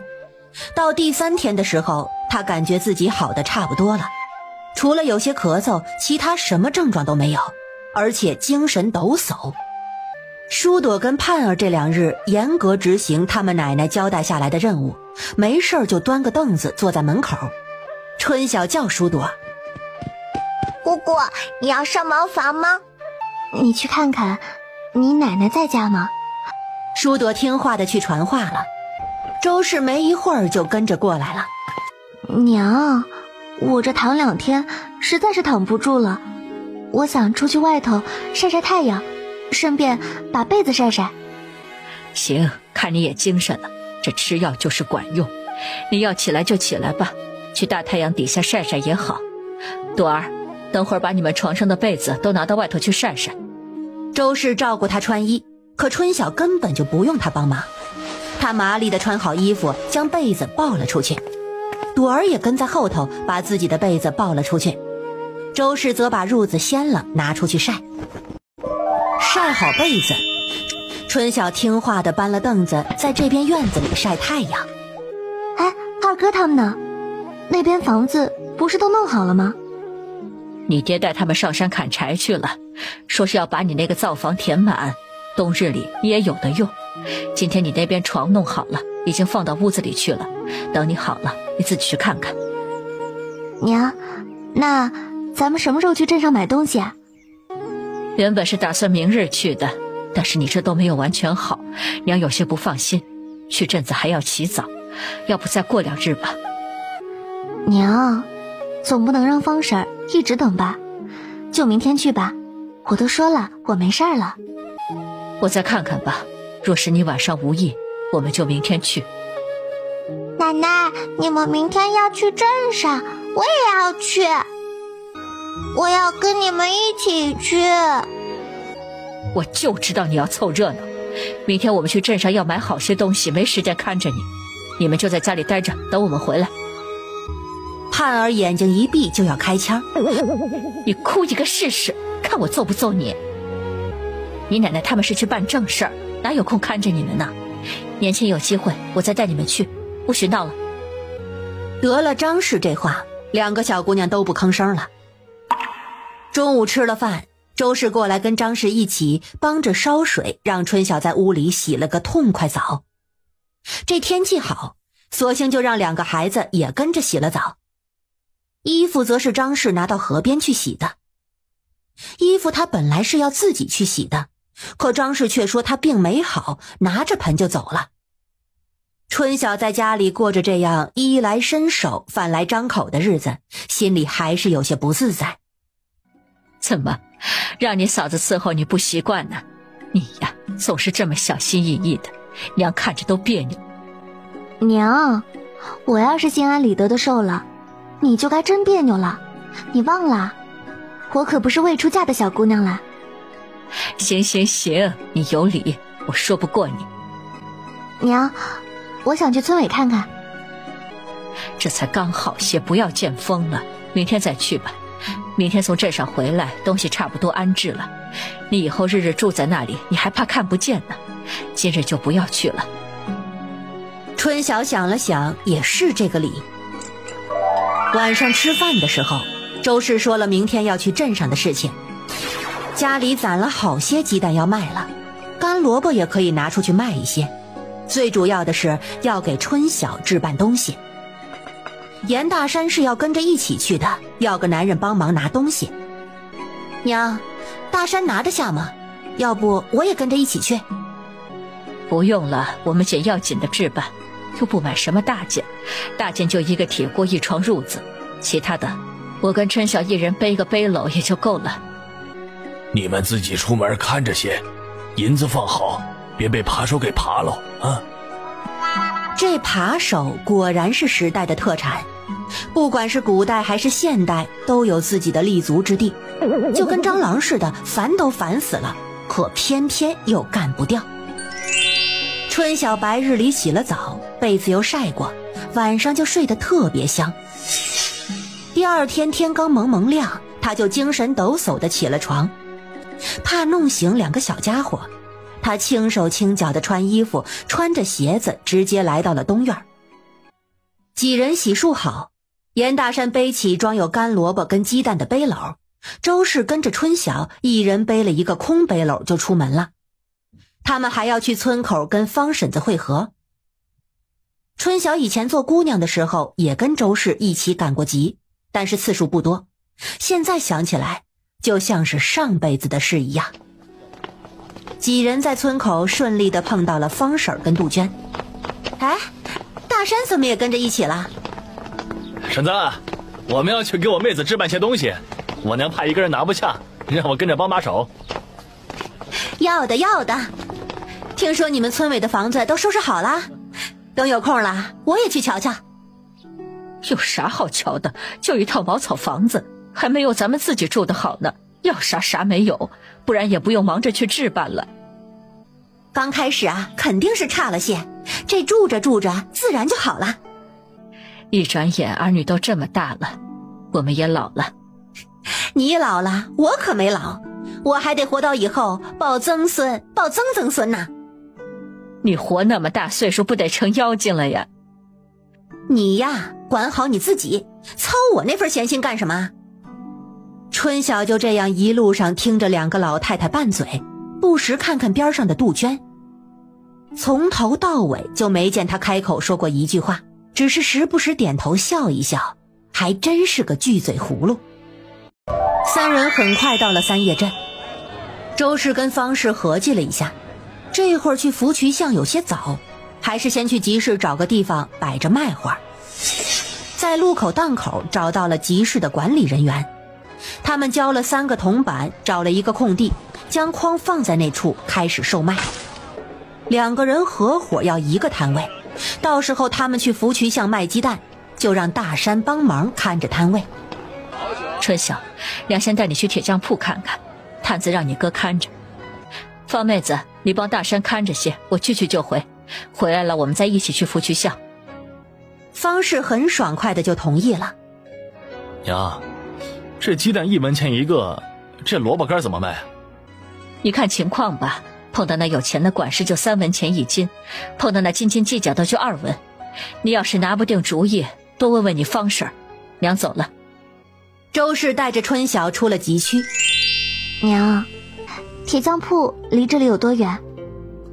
远倒是没有多远，就是要绕几个巷子，你跟着娘走就是了。二人还没到铁匠铺，先经过了一个棉花作坊。周氏顿住了脚，带着春晓走了进去。二位早，是想看看褥子？你们这里的褥子怎么卖的？褥子你要几斤的？薄褥子有4斤的、5斤的都有，最厚的是8斤的。我们这儿买卖最是公道，棉花按45文一斤，手工按8文一斤算。你要是按5斤的褥子算，就是265文一床，就看大嫂子你要多重的了。你这棉花要45文一斤，以前棉花不都是40文一斤吗？你这棉花也太贵了些。这位嫂子，您要是嫌我们这儿的棉花贵啊，您也可以自己买棉花过来。我们还是按8文钱一斤的手工算，怎么选都是随你。周氏皱了皱眉，看了看春晓。咱们还是先去铁匠铺吧，等把那处的事情落实了，再过来买褥子。春晓识相的点头。两人与妇人告辞，出了棉花作坊。这老板也太坑了，40文的棉花要收45文，一斤就多5文，我傻我才在他那里买。咱们先去镇子上几个卖棉花的铺子问问，选那便宜的多买几件。事实是他们很快就被打脸了，逛了镇上的好几家铺子，便宜的棉花都是45文一斤，还有的要50文一斤。娘，如今天气冷了，这要棉花的多，这价格自然就上去了。您说的40文钱，热天里兴许能买得到。越是钱少的时候越是不经花。行吧，这样看来那铺子还算公道，等会儿就在那里买好了。他们转了几个巷子，春晓终于看到了他娘说的那个铁匠铺。铁锅也是有大有小，就他们做饭的那种中好锅，最便宜也是1两银子一口，而且要6天以后才能拿货。如果要现成的，就要1两2千银子。周氏与春晓商量后决定，还是先预定划算，反正这几天也是在家里吃。菜刀要600文，也是要预定，4天左右拿货。钱都是要提前给的，周氏拿了1两6千银子给老板，双方约定好6天后来拿货。铁铺老板给了他们一个收条，这笔交易就算是完成了。两人订好了锅，原路返回，又来到了棉花作坊。怎么样，嫂子，是不是要打床褥子？你们这里有现货吗？现货价格是不是一样的？你要多重的褥子？有一些有，有一些没有，要看多少斤两了。要一床4斤的，要一床6斤的。4斤的有，6斤的没有现成的，5斤跟7斤的倒是有现成的。那一床4斤的，一床7斤的要多少钱呢？11斤，583文。春晓也在心里合计了一下，是这个价没错了。老板，你看我们买了2床被子，收560文怎么样？不成不成，老嫂子，这棉花的价格你肯定也打听过了，我们就赚几个微薄的手工钱。你要是要啊，我就把你那3文钱给抹了，收你580文。周氏自然不依，又与老板讨价还价了一番，最终将价格定到了575文，并约好了离镇的时候再来拿。娘，怎么买2床褥子，还买7斤这么厚的？再过个把月该下雪了，冬天冷得很，全靠被子御寒。你个女娃本来就怕冷，前不久又受了寒，可不能再冻着了。那7斤的你垫在下面，4斤的加上你自己那床应该暖和了，4斤的天热也能盖，懂不懂？还是娘您想的周全。听到这里，周氏又叹气。你是没有孩子，有孩子你就什么都能想到了。不过没有孩子也好，若真有孩子，怕是也要留在周家母子分离，真是万幸啊。两人来到集市，找到了自己的摊位。怎么样，卖出去了多少？娘，这卖鸡蛋的太多了，都是一个价，这么久了就卖了10个鸡蛋，萝卜干也没有人要，就方婶子家的新鲜菜还卖了一些。喏，钱都在这儿了。走吧，咱去福渠巷碰碰运气。你们东西都买完了？怎么也没见拿东西回来？刚去订了口锅跟被子，其他东西等会儿还要细细逛呢。东西我们先拿走，你就蹲在这里把这个位置守好就行了。要是不成，我们还要继续回来摆的。这地儿我们交了钱的，你可千万守住了。他们走过了一条正街，又绕过了2条居住筒子，终于来到了一片居民巷子。咱们去哪儿？每次来到这儿，方氏都有些慌，他总觉得与这片有些格格不入。咱先转转，看看哪个屋子后门门房开了就去问问，问问别人也不会说什么的。春晓看见一户人家正开着门，跟一个拉着板车的老汉攀谈。娘，咱要不要过去问问？走。二位是有什么事儿吗？管事的，我们是附近村里的农户，家里的鸡生了好些个蛋，想问一下您这边要不要啊？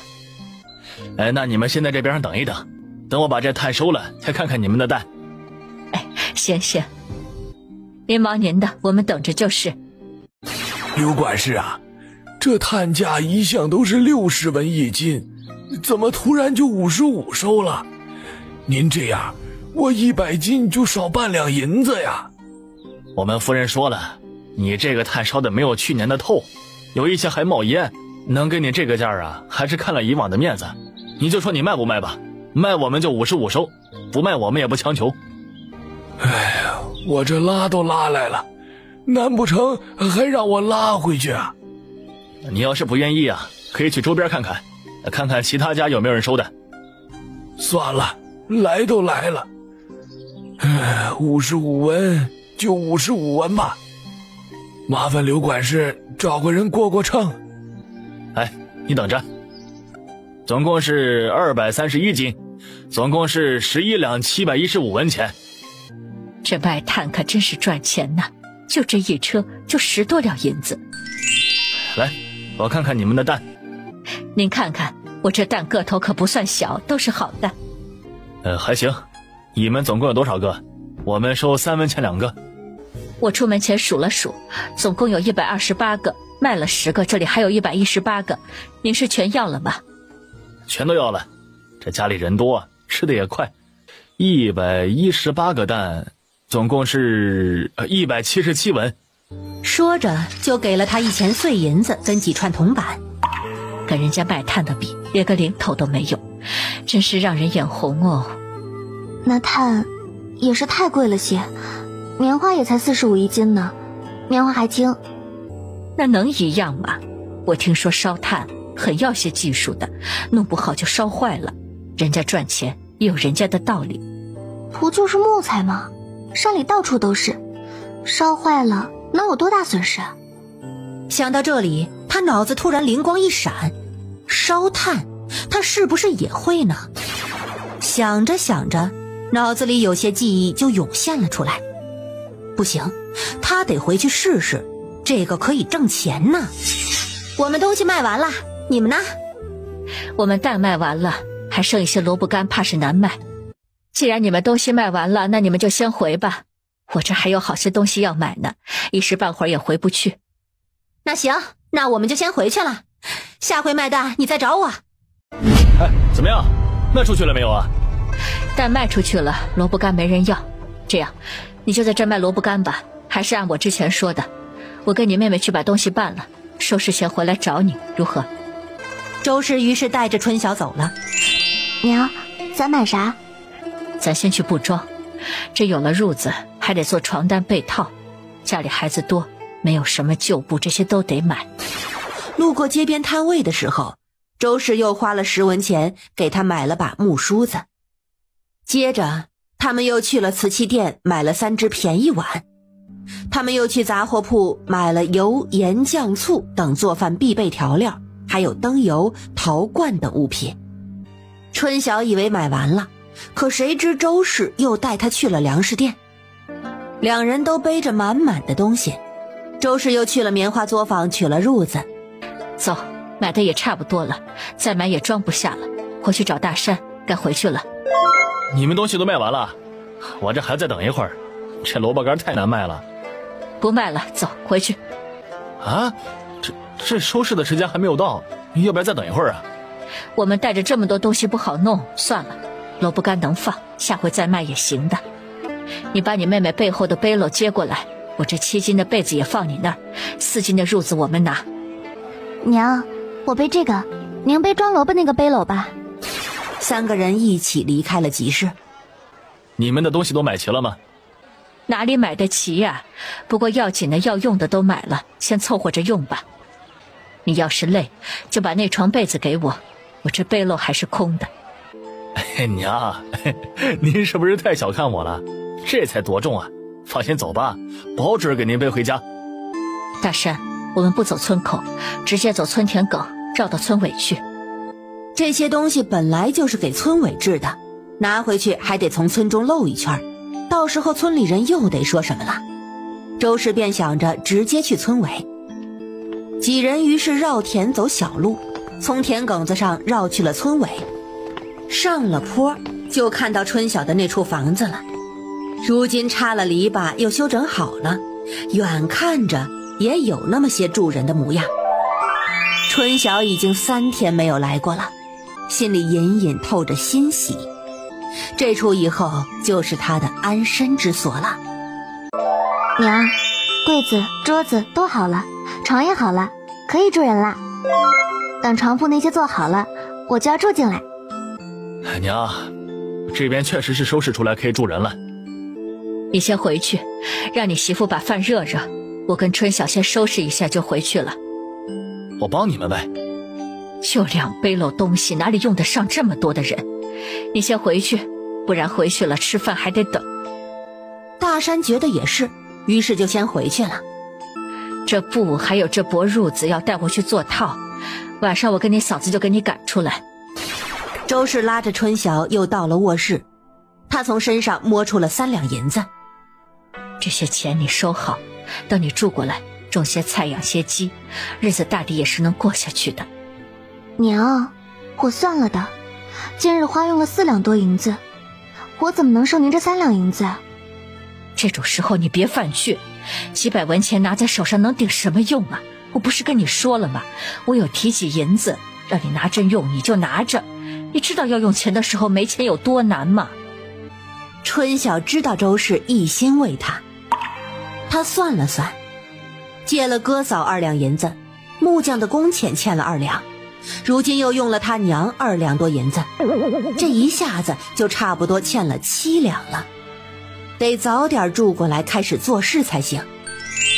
到家的时候，田氏跟孩子们都在，严炳发也在。你刚去村委看了，今天家具物实都放进去了，就还差2个盆，你觉得如何呀？爹，挺好的，我刚才还跟娘说让他今天赶工把我的铺盖弄好，我明日就住过去。你倒是像我，是个急性子，觉得好就成，也不枉费我们忙活这些时间了。田氏将菜都搬了出来。你真要明天搬过去啊？不在这多住2日？不了，那边东西都买了，老不住人，万一人进去撬了锁，那不是白忙活了，总是要住过去的。春晓说的对，娘，还是明日住过去好。周氏哪里是不懂，不过是有些舍不得闺女而已。那头几天要不要娘过去陪你呀？你一个人万一半夜害怕怎么办？娘，我已经不是小孩子了，我当初说一个人住那边便不会怕，你放心吧。就是这几天郭没有回来，怕是要在家吃几日白食了。谁说你吃白食了？只要爹娘在，你大哥我有粮食，你吃到什么时候也不能说是吃白食啊。哎呀，大哥，我说玩笑话呢，知道你跟大嫂愿意宠着我，我一点都不担心我没饭吃。你大哥大嫂啊都是有担当的。我这辈子呢虽然过得窝囊，但是几个孩子养的都是好的。谁说你窝囊了？怎么就过得窝囊了？这日子虽然是穷了一些，但是也没有缺吃少穿的，起码也没有饿肚子。别总把窝囊挂在嘴边。我如今儿女都在身边，我觉得好得很。行，你觉得好得很，那就好得很。只要你不怨我没让你过上好日子就行喽。爹，咱娘可容易满足呢。吃完了饭，爹，家里的锄头这2天要用吗？借我使使，我明天白天去把我那菜园子开出来。你使吧，这2天没事儿，爹明天替你去开，让你娘啊挑点这个季节的菜种子，开了就顺便种上。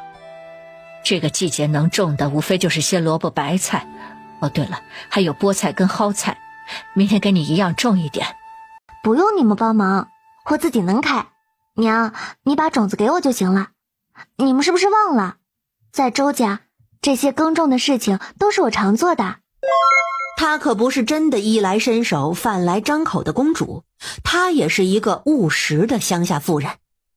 以前你在周家如何，爹娘不管，如今你回来了，爹娘能帮你一把，肯定就不会袖手旁观。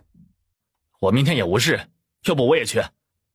大山上你就别去了，趁着这几天天气好，跟大河一起多上山砍些柴火。到天气冷下了雪，好长时间都没法上山了。行，那我上山砍柴火。我明天跟大山一起去吧。喂猪的事儿几个小的都会。春晓想了想，想到自己要实验烧炭的事儿。既然爹娘要帮我去开菜园子，那我明天跟嫂子他们一起上山砍柴火吧。你没有去你那灶房看吗？柴火都给你堆满了，你那处的柴火都够用了。大哥，我要砍些我想要的大小的木材，有用。第2日，春晓拿着斧子跟着2对哥嫂上山了。斧子是借别人的，还没有来得及还的，正好可以给春晓用。上了山，几人分头砍柴。春晓专门找那种男人拳头粗细的木质比较结实紧密的树砍。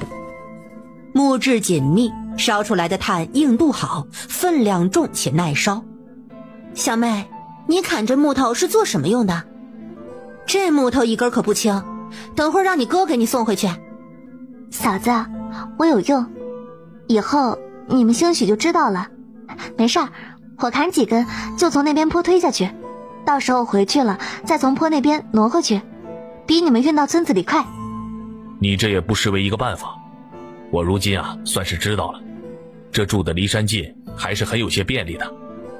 春晓就这样砍几根就拖到下面村尾那边方向，让他们顺着坡滚下去。大山跟大河就满了一担就挑下山，大家各自忙活。春晓已经砍了不少了，但是这种原材料肯定是多多益善，这前期他还要试试才知道成不成。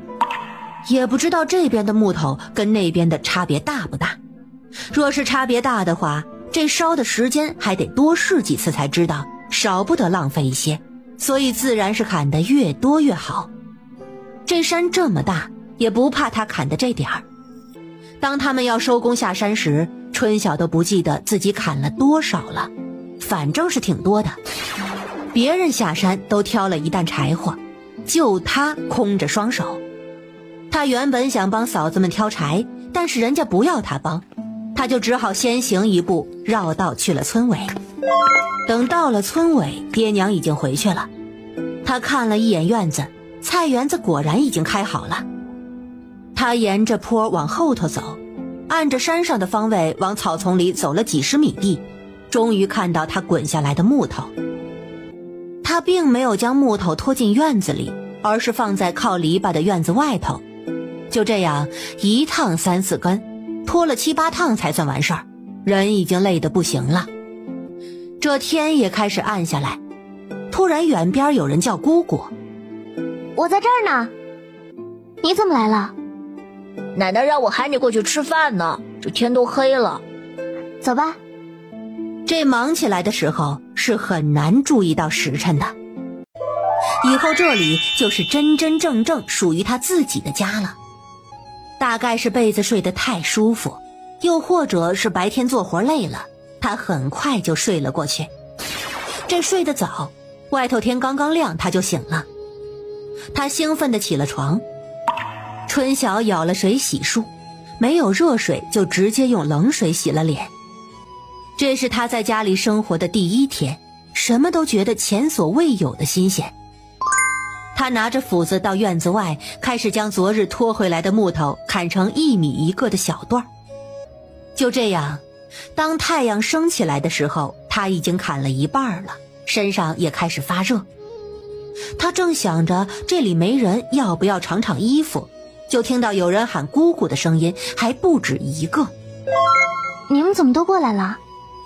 姑姑，我们来看看你的新宅子。你们自己玩会儿，姑姑在干活，就不带你们了。姑姑，你这木头砍了，你要放在哪里？我帮你吧。等会儿啊，姑姑要把这些木头全部摊在那边的空地上晒半日。你想帮忙，就先试试这木头你搬不搬得动。还行，可以抱得动。于是几个小家伙便开始帮他晾晒木头。孩子们虽然小，但是人多啊。没多会儿，木头就全部摊放在空地上。春晓也分完了最后的那部分。姑姑，你这院子好大呀，比咱家的都大。你怎么不一边开个菜园子，等以后菜长出来了可以卖菜挣钱？我觉得你应该搭个猪圈，养猪才能挣钱嘞。要养鸡，养鸡下了蛋也可以卖钱。几个孩子你一言我一语地讨论起来，个个为他的生活操碎了心。你们过来看姑姑，姑姑可高兴了。可是姑姑这里要啥没啥的，以后还是姑姑去看你们吧。春晓有些抱歉，几个侄儿侄女儿都懂事乖巧，他很想让他们日日开心。你们过来有跟爹娘讲吗？他们知道，奶奶让我们看看你有没有啥毛病。哎呀，不是毛病，你说错了。奶奶是让看看姑姑这边有没有问题。一个意思呀。不是一个意思。好啦，不吵了，姑姑好着呢。春晓笑了笑，周氏还是不放心呢。春晓回了村委，不放心的在场子看了一眼，木头都在，没有人拿，他这才放下心来。他现在要做的就是为了等会儿烧炭的事情做准备。第一批数量不要多，先看看效果。整个烧制的过程都离不开人。春晓端了个凳子守在边上，这大太阳天的，就当是坐在院子里晒太阳了。柴堆外头的泥烧着烧着就会裂开，还得用湿泥补上，不能漏风。这泥也不能补得太厚，不然不小心塌了，可就白忙活了。太阳没那么烈的时候，泥包也没什么异常。他趁机出去把晒着的木头开始往棚子里收2趟就看看火，直至把那些木桩子全部弄了回来。他又专心地守在了土包前。下边的气孔有火冒出来，他就赶紧用稀泥堵上。太阳下山的时候，底下的8个孔都堵上了。春晓看了看时间，该回去吃饭了。他看了看顶口，大约还要一会儿才能封口。于是他急急忙忙洗了手，锁好了门，匆匆往村里赶去。怎么总是不注意吃饭的点呢？太阳没落山你就该来了，没事早点来。娘，我一时忘了。娘，我得赶紧吃，那头还有点事儿，不能等回去晚了。做什么这么着急啊？爹娘等你吃饭也没见你这么着急。真有事儿？小妹说有事儿，那自然是有她的事儿。来，帮我把菜搬上桌，咱们吃饭吧。春晓帮着田氏将饭菜搬上桌，等大家开始动筷子时，他急急忙忙开始吃饭。哎呀，你慢些，这么着急是做什么去啊？爹，我在做实验，日后你就知道了。姑姑，什么是做实验？实验就是你想做一个东西，但是你不知道能不能做好，你得用各种方法去试，这个试的过程就是实验。舒文哦了一声，表示知道了。咱们家如今最有学问的就是小妹了，懂得可真多。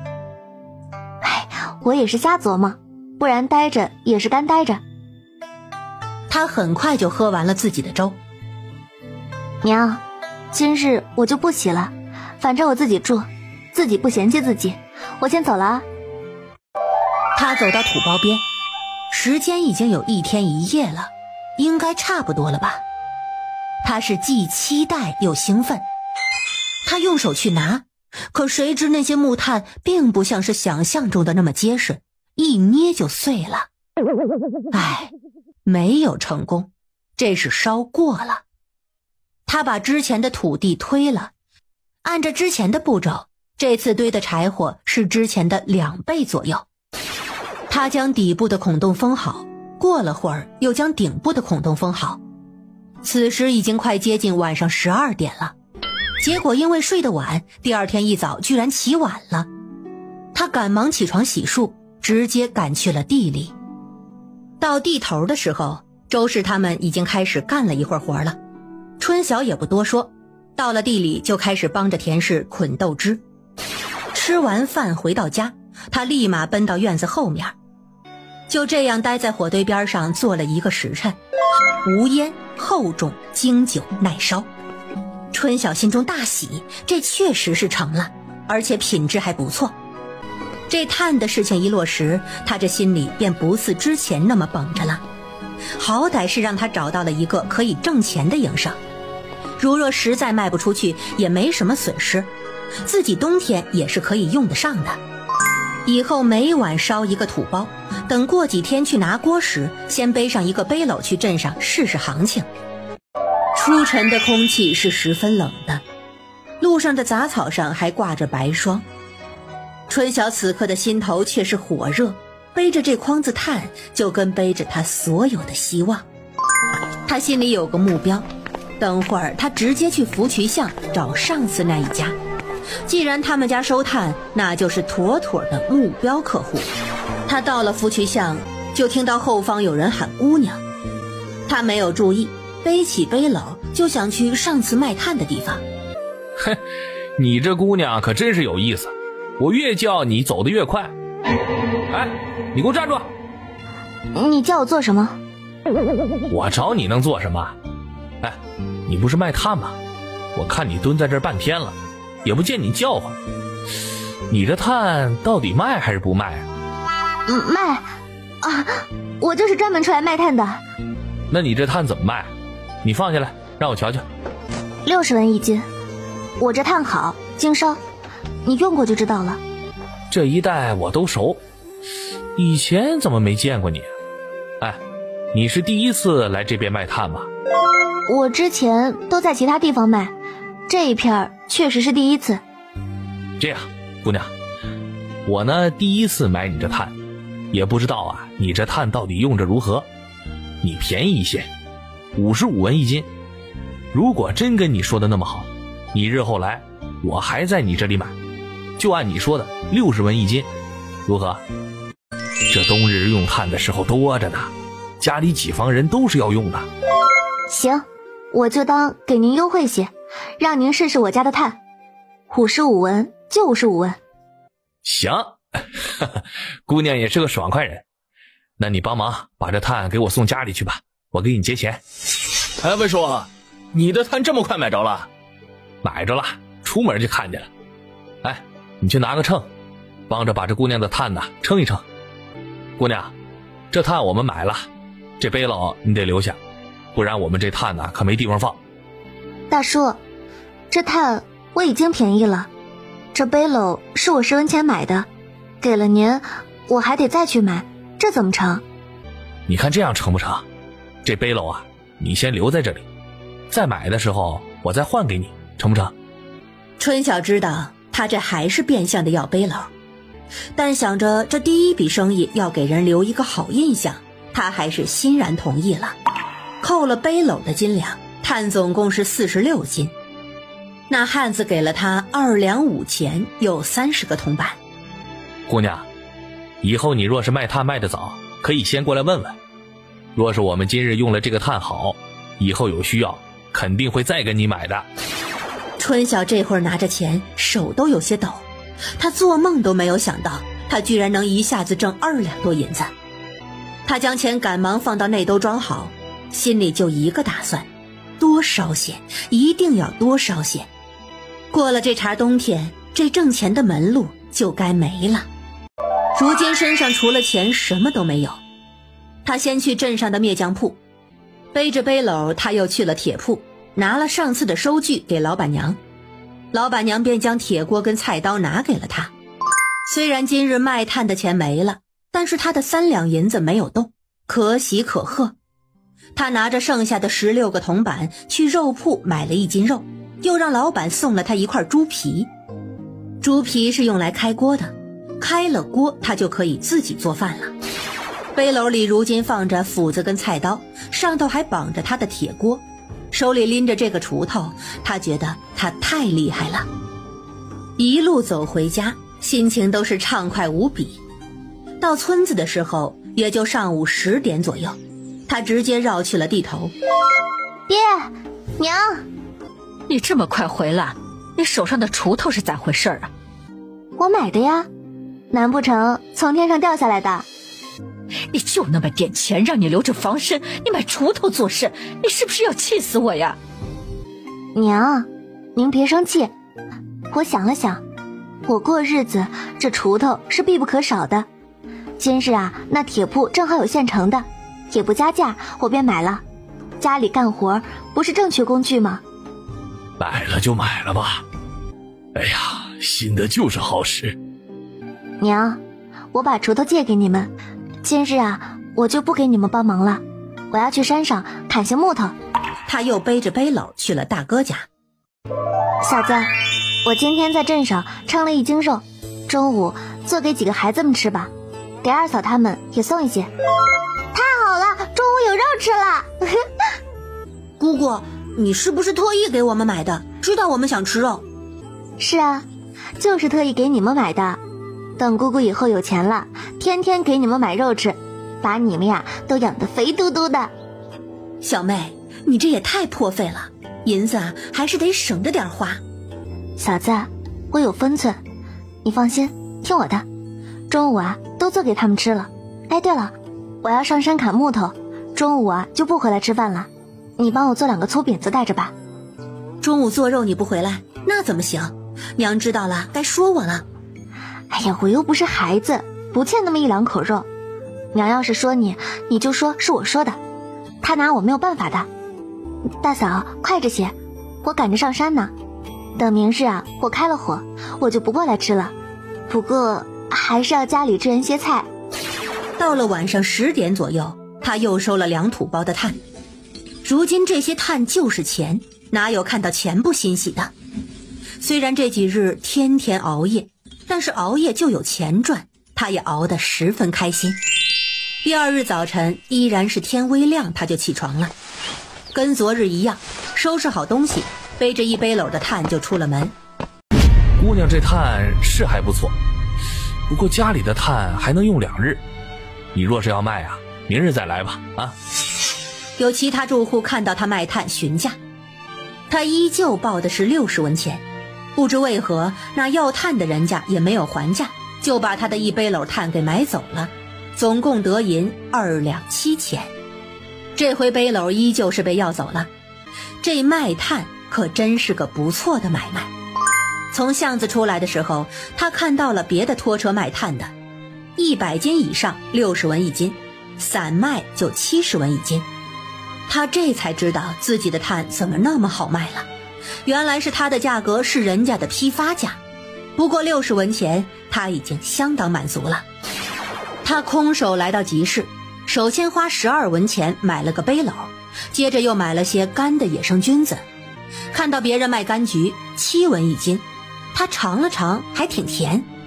他要了5斤柑橘，高高兴兴的就回家了。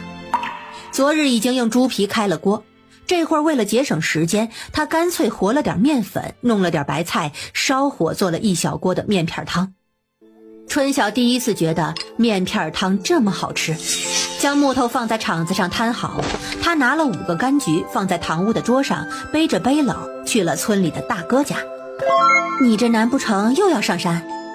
是啊，嫂子，我想找舒文他们帮个忙。我在我那块空地上晒了不少木头，时间长了怕别人拿，我想让他们给我守着。我还以为多大事儿呢。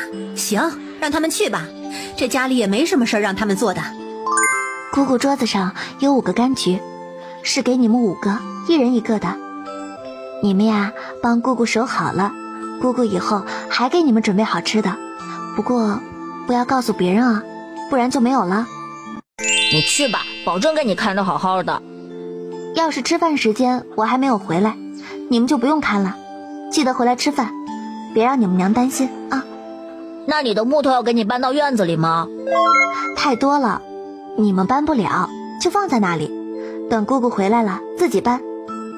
说着跟田氏打了个招呼就走了。晚上回到家，他觉得他都累得有点走不动了。看到院子草棚子里的柴火桩子，春晓差点没有感动哭。这群孩子居然帮他把木头全部搬回来了，太乖巧了。如今后院固定了4个土包，2个收2个烧，右手到大半夜才收工。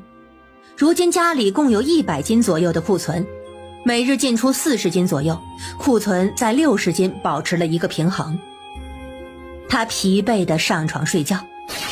又一日清晨，他挣扎着起了床，背着炭去了镇上。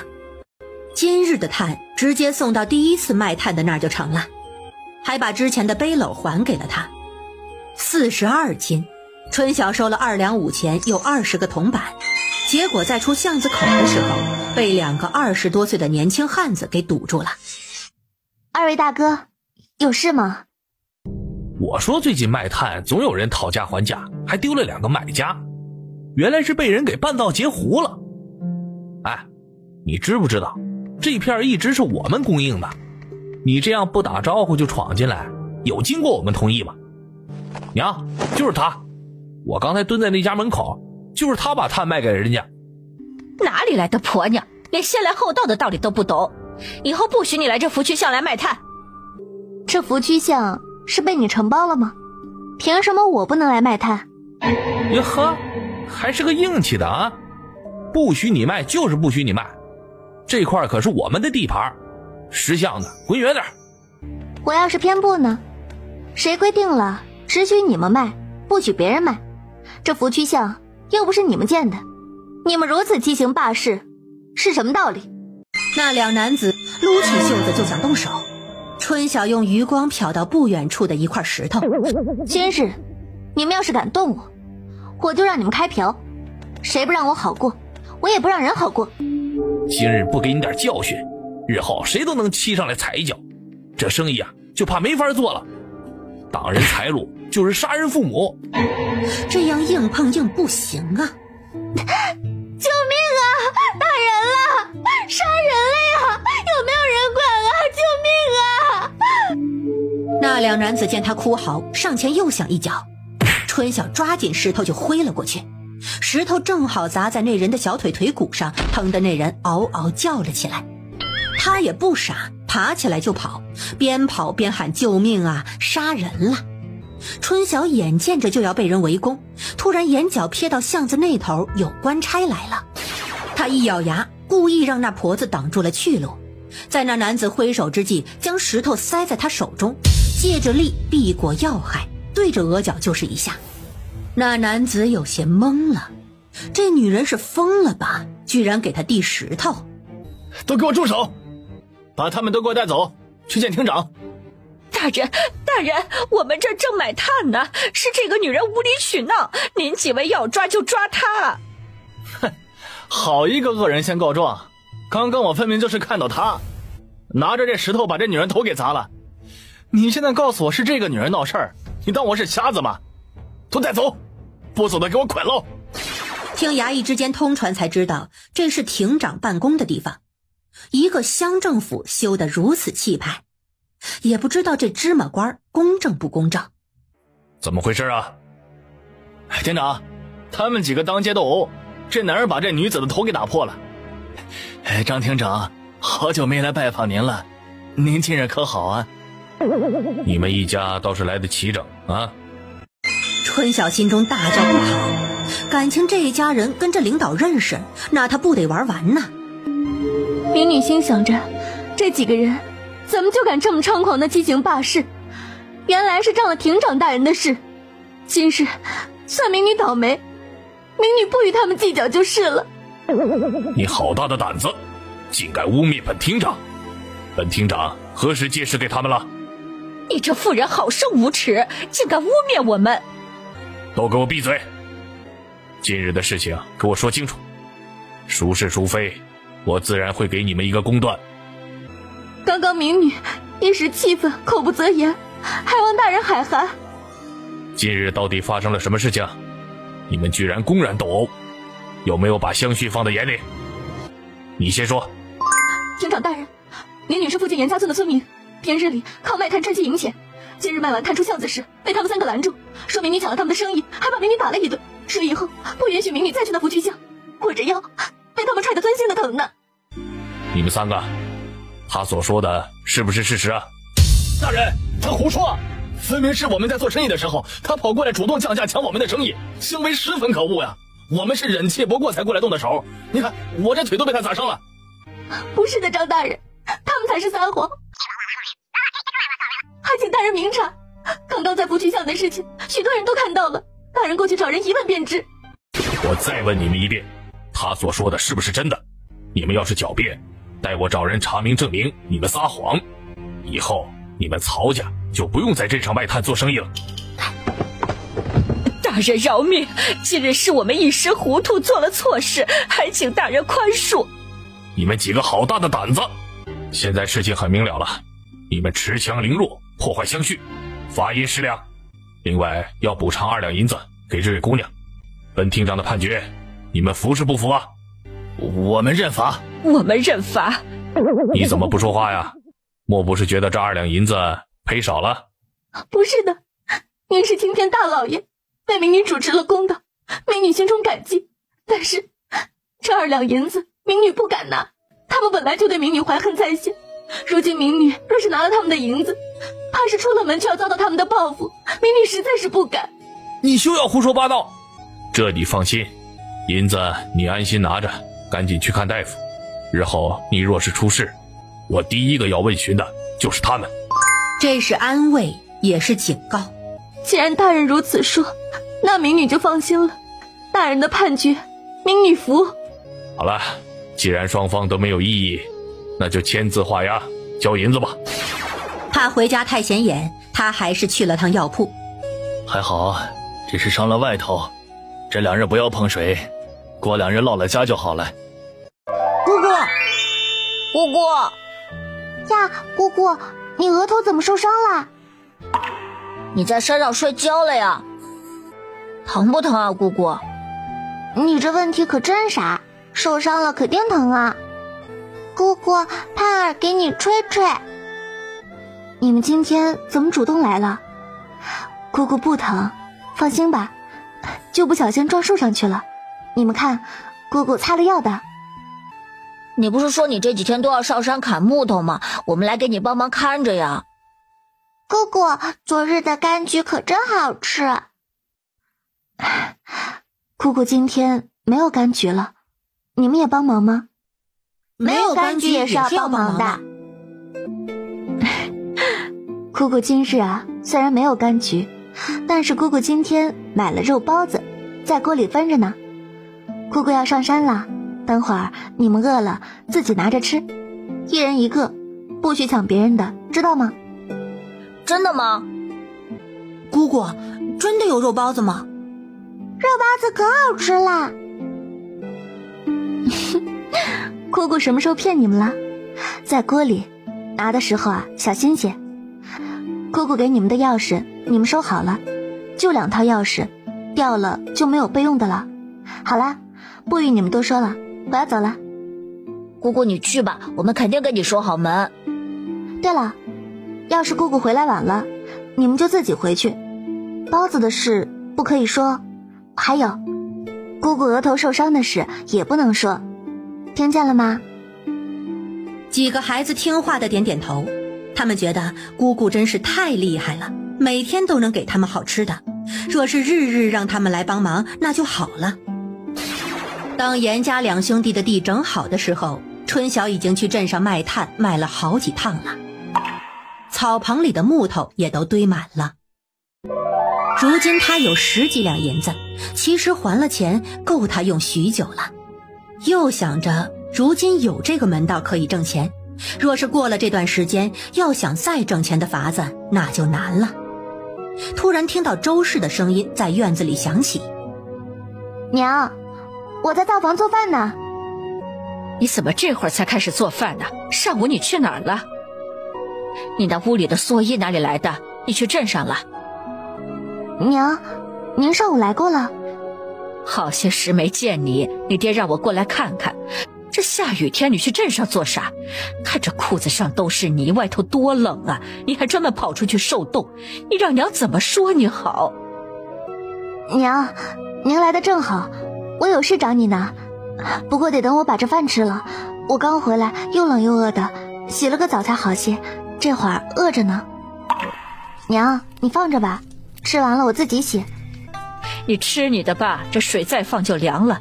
我先把泥搓了，等会儿再去给你提水。你倒是会享受，洗衣服还用热水。我自己过日子，怎么舒服怎么来呀。所以娘说你会享受啊，不过对自己好点也没有错。周氏做事很麻利，先提了2桶水倒在盆里，又打了4个转，将缸里的水填满。你那个草棚子里2个土包是干啥用的？跟个坟头一样，在家里弄2个这玩意儿多不吉利呀！什么坟头？那可是聚宝盆。娘，您跟我来，我有事情跟你说。娘，这是我今日去镇上买的，准备做棉衣用的2匹布，这棉花不够用，再去的时候再买些。你这是花了多少钱呢？当初我就给你留了3两银子，你买了锄头，现在又买了这些，你那钱哪够啊？剩下的钱哪里来的呀？我这先前一直忙着地里的事儿，也不知道你这阵子在做什么。春晓，我知道你没钱，日子不好熬，我跟你爹已经在尽量帮衬你了，你可千万不能走了歪路呀。娘，您说什么呢？您听我把话讲完嘛。他怕周氏着急，直接带着周氏又去了杂物房。娘，您过来看看。你哪里来的这些炭呢？我烧的。你烧的？前些时你不是问我砍那么多木头做什么吗？我跟您说在做实验，我就是在试着烧炭呢。上次您不是说炭值钱吗？我想起了我之前在周宏志的书上有看到过关于烧炭的内容，回来就开始试了，没想到居然被我试成功了。那周家书上既然有，那他们家怎么不去烧炭？这炭多值钱呢？直接按照书上内容烧是烧不成功的，这里面还是有不少门道的。我也是试了好多回，才慢慢的悟出这些门道，最后才成功的。春晓啊，你这可是悟出了一个金疙瘩呀！这炭可是60文1斤呢。上次我听得真真的，你比那读书的秀才都要厉害。娘，您跟我来。娘，这里有7两9钱，都是我最近卖炭挣的钱，您拿着吧。2两还给哥哥他们，2两还给严五叔，剩下的都给您。你今日去镇上也是卖炭去了？是啊，下了好些天雨，我怕若是以后天气越来越不好，这炭就卖不成了，正好衣服少，这大冷天烧炭冻人的很，便去买了棉花跟布，准备做衣服呢。你这孩子，这么大的事情你也不找家里人帮忙，你还怕你大哥二哥他们抢了你的门道还是怎么的？娘，您说到哪里去了？我这也是试好了没多久，而且这个事儿，我如果说出去了，别人问我烧炭跟谁学的，我怎么说啊？难不成真跟他们说我在书上看的？那别人就跟您一样会问我，既然书上有那么多的清贫读书人，怎么人家不烧炭卖？那实验过程那么复杂，我也没法说呀。若真说了，那这烧炭的技术就不是秘密了。谁让你跟外头说了？你就跟我们说，难道我们会不帮你呀？我这还不是担心你们问我，我解释不来吗？好了，娘，不说这之前了，我跟您说说后面的事。我今日啊去给镇上的主顾送炭，以往呢都是一背篓送40多斤，但是人家今日跟我讲，说这天气不好，卖炭的少了，让我想法子这2日给他们送200斤炭呢。我说如果雨下的小能走我就送，若是天气不行就算了。算了怎么成？200斤可是10几两银子呢。我也是觉得这银子不挣，可惜了，正准备找哥哥们帮忙呢。您就来了，若是哥哥们帮忙，到时候挣了钱，我给他们呀1人2成。打个比方，200斤炭得12两银子，他们1人可以分2两4钱，您看成不成？成，怎么不成？就帮着送货就能得银子，多好的事情啊！以后砍木头也让他们去砍，这烧制的事情他们不懂，就不掺和了，免得烧报废了，浪费木头。下午，周氏就看着春晓搭木头、铺草、糊泥、挖洞，然后点火守在边上。你这过程这么复杂，你到底是怎么琢磨出来的？边试边想边改进呗。你看看，咋我不一开始就告诉你们呢？我这没办法解释，事成了就成了，也有些运气在里头。你这钱全给了我，你自己不是没钱了？这9钱银子你还是留着吧。不用娘，我还有钱，等这一趟炭送了就又有进账了，您拿好了。娘，您看您啥时候有空帮忙做袄子呗，家里人多，粮匹不够了，棉花少了，您帮我做个厚袄子先，我这是日守在外头，实在是有些扛不住。我得赶紧回去一趟，把这个事儿跟家里都说一说，等会儿我再来，这2日我就住在这边了，方便照应你，今晚就给你做袄子。大山人呢？爹说外头冷，他回屋睡觉去了。小琪，去回屋把你爹叫起来，奶奶有话要说。他刚回屋没多久，你叫他做啥呀？这下雨天的，又什么都干不了。等会儿让你吓一跳。淑凤啊，你去院子里喊一声，让你二叔他们也过来。到底啥事儿啊？弄得神神秘秘的。哎，娘啊，我这被子才刚睡出点热乎气儿，你叫我干什么呀？你先坐会儿，等你弟弟来了再说。娘，啥事儿啊？今天叫你们来是有个事儿要跟你们讲，这可是好事儿，赚银子的事儿。春晓做了一门营生，明日要给别人送货，送好了，你们弟兄俩1人能得2两4钱，你们去不去呀？不是，娘，你开玩笑呢吧？送一趟货就得2两4钱，这怎么跟天上下黄金一样呢？周氏于是将春晓烧炭的事儿前后后跟家里讲了一遍，连上次去卖鸡蛋人家卖炭的事儿也说了。事情的前因后果呢，我已经说了，帮不帮忙呢，就是你们自己决定了。春晓这样其实也是想拉拔你们，不然想想吧，上哪里去找这样的好事儿啊？而且他也说了，不止这一次，只要你们以后愿意，所有卖炭的收入都算你们2成。他之所以没有一开始就讲，主要是那个烧炭的过程太复杂了，我今日看了完全摸不着，这一没有控制好，1天1夜就白干了。娘，您说春晓现在会烧炭了，而且烧炭也赚银子了是吗？刚刚不都说得一清二楚了吗？这炭真就60文1斤，那这200斤不是有大几两银子？哎呀，这比养猪仔都划算呐！什么大几两银子？是12两银子，2成就是2两4钱，这春晓都算好了。娘，如果是真的，那咱小妹这是要发财啊！张氏虽然没说话，但神情也有抑制不住的欣喜。娘，这活咱们必须得做呀，这多好的机会啊！2两4钱，大半只猪呢。那你们就是都同意帮忙了？这么好的事情不帮忙就是傻。别说现在有钱分，就是他自己的事儿，我们也得帮忙啊。他今日去了一趟镇上，我看搞得挺狼狈的。我去的时候啊，他正洗澡做饭，得亏我去了。他原本还想过来找我们的，我看他那个样子哪里转得过来呀？春晓他也不容易，这下雨的天儿，为了烧炭，他得在冷风里吹一个下午，也不知道明日雨下得如何。如果雨大，你们想去怕是也不成，那炭打湿了就没法用了。春晓他买了2匹布，说是要给家里每个人做袄子，只是现在棉花有些不够。这样，我到时候拿匹布还有几斤棉花过来，你们先把男人的衣服做出来，省得他们在外头做事还受冻。春晓说棉花会尽快买齐的，到时候就人人都有了。田氏跟张氏听了心中欢喜，没想到他们还沾了小姑的光。知道了娘，知道了娘。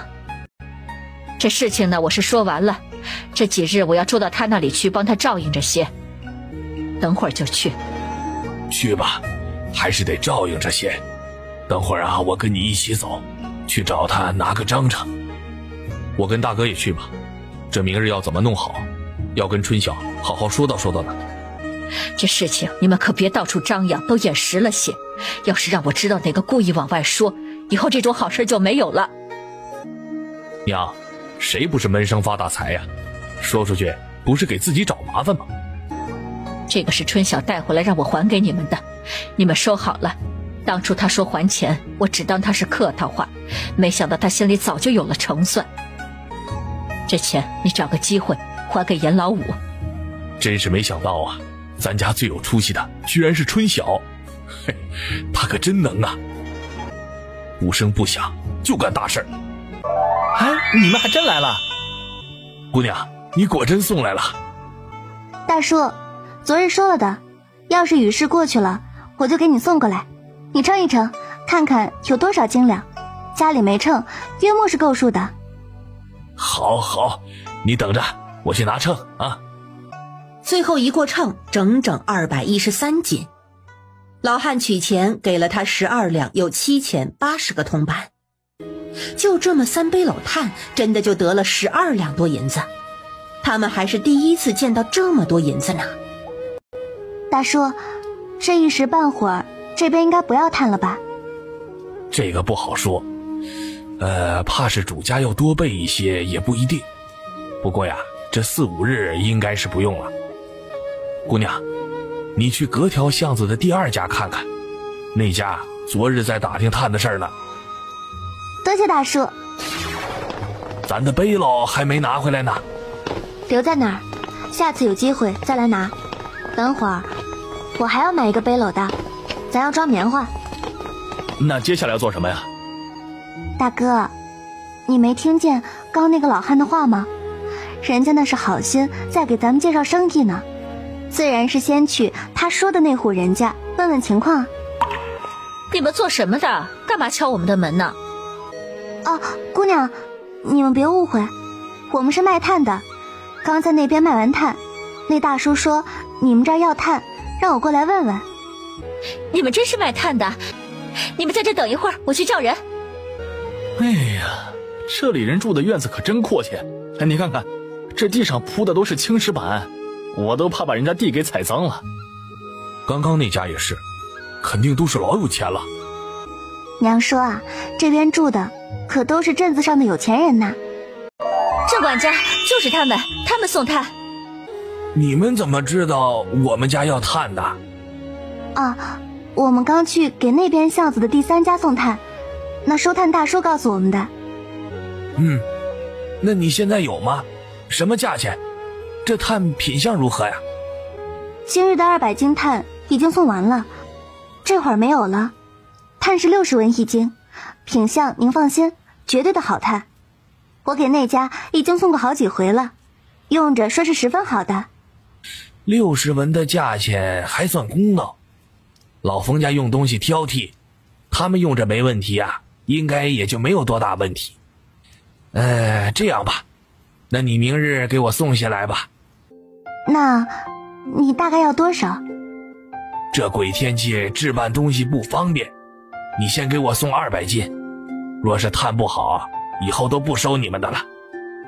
这位大哥，是这样的，最近要炭的人实在是太多了，我们家库存有限，要不这样吧，我先给您送40斤左右，您先用着，正好也试试我们家炭的品质，后日我再把剩下的送过来，如何？行，就按你说的办。咱事先可说好了啊，要是炭不好，剩下的送过来我也不要。那是当然。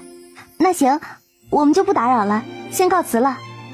几人从巷子出来，大山觉得世界有些玄幻了。这谁又提前订出去200斤？这怎么跟天上掉银子一样？春晓，咱家哪里有200斤炭呢？先应承下来，回去再想办法。走，咱把东西买了，赶紧回去想对策。春晓先去买了个背篓，接着去杂货铺买了10斤棉花，又去铁匠铺子买了剪子跟2口锅。他又去布庄买了半匹红色的粗棉布，买了半匹白色的细棉布，又让大山跟大河一人挑了一双棉鞋。严大山跟严大河2人对于他花钱的过程全程啧舌，但是并没有发表任何意见。今日情形如何？顺不顺利啊？娘，顺利，怎么不顺利？钱都在这儿呢。不是说有12两吗？这里怎么才8两左右的银子呀？娘，我买了2个锅，买了剪子，还买了布，所以就只剩这么多了。娘，你是不知道啊，我的个乖乖，咱春晓花银子那眉毛都不带眨一下的，看得我跟大哥眼睛都直了。这家里有布还买布做甚？你们2个也是，看你妹妹乱花钱，怎么也不制止，就让她乱花。那是她挣的钱，她要用，我们怎么好说啊？这怎么是乱花钱呢？我买的可都是有用的。春晓从8两多银子里数了2个2两5钱出来，递给2个哥哥。给，这是给你们的分成。你今日买了这么多东西，还给我们买了鞋，给我们2两就已经很多了。是啊，我们1人拿2两就行了。说好的2成就是2成，亲兄弟要明算账，那些东西是我要买的，跟你们的钱有什么关系？春晓让你们拿着就拿着吧，他说的对，亲兄弟明算账，以后日子还长着呢。这银子挣得我晕乎乎的，跟做梦一样。春晓又递了106文钱给周氏。娘，这个零头是给您的，当是我孝敬您的。我也有。见者有份。你这家里如今一点存货都没有，这怎么交货呀？等会儿下午差不多能出40多斤，先把明天的交了再说。只是这明天我怕是不能去交货了。我们2个在，位置都知道，哪里用得着你去啊？40斤小意思，这就算是雨大，加盖一个蓑衣也能保证淋不着。主要是那剩下100多斤，你明日一天能烧得出来吗？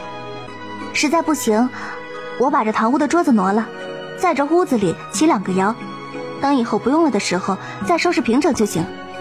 行，既然你心里有成算，我这心里就踏实了。那明日你们谁去啊？还是我去吧，我快去快回。就是这个钱到时候是多少我可算不来，万一少给了咋整？你这样，他报斤两的时候你记一下，咱们这炭呢2窑差不多在40到50斤，银钱呢在2两4钱到3两，或许少一点，反正在这个左右，少一点也不会少多少，咱就不计较了。行，你这么一说我就明白了。大哥，等会儿吃完了饭你再坐会儿，那炭差不多要好了，你把它盖好背回去，明日就从家里出发，不用绕这么远过来。行，听你的。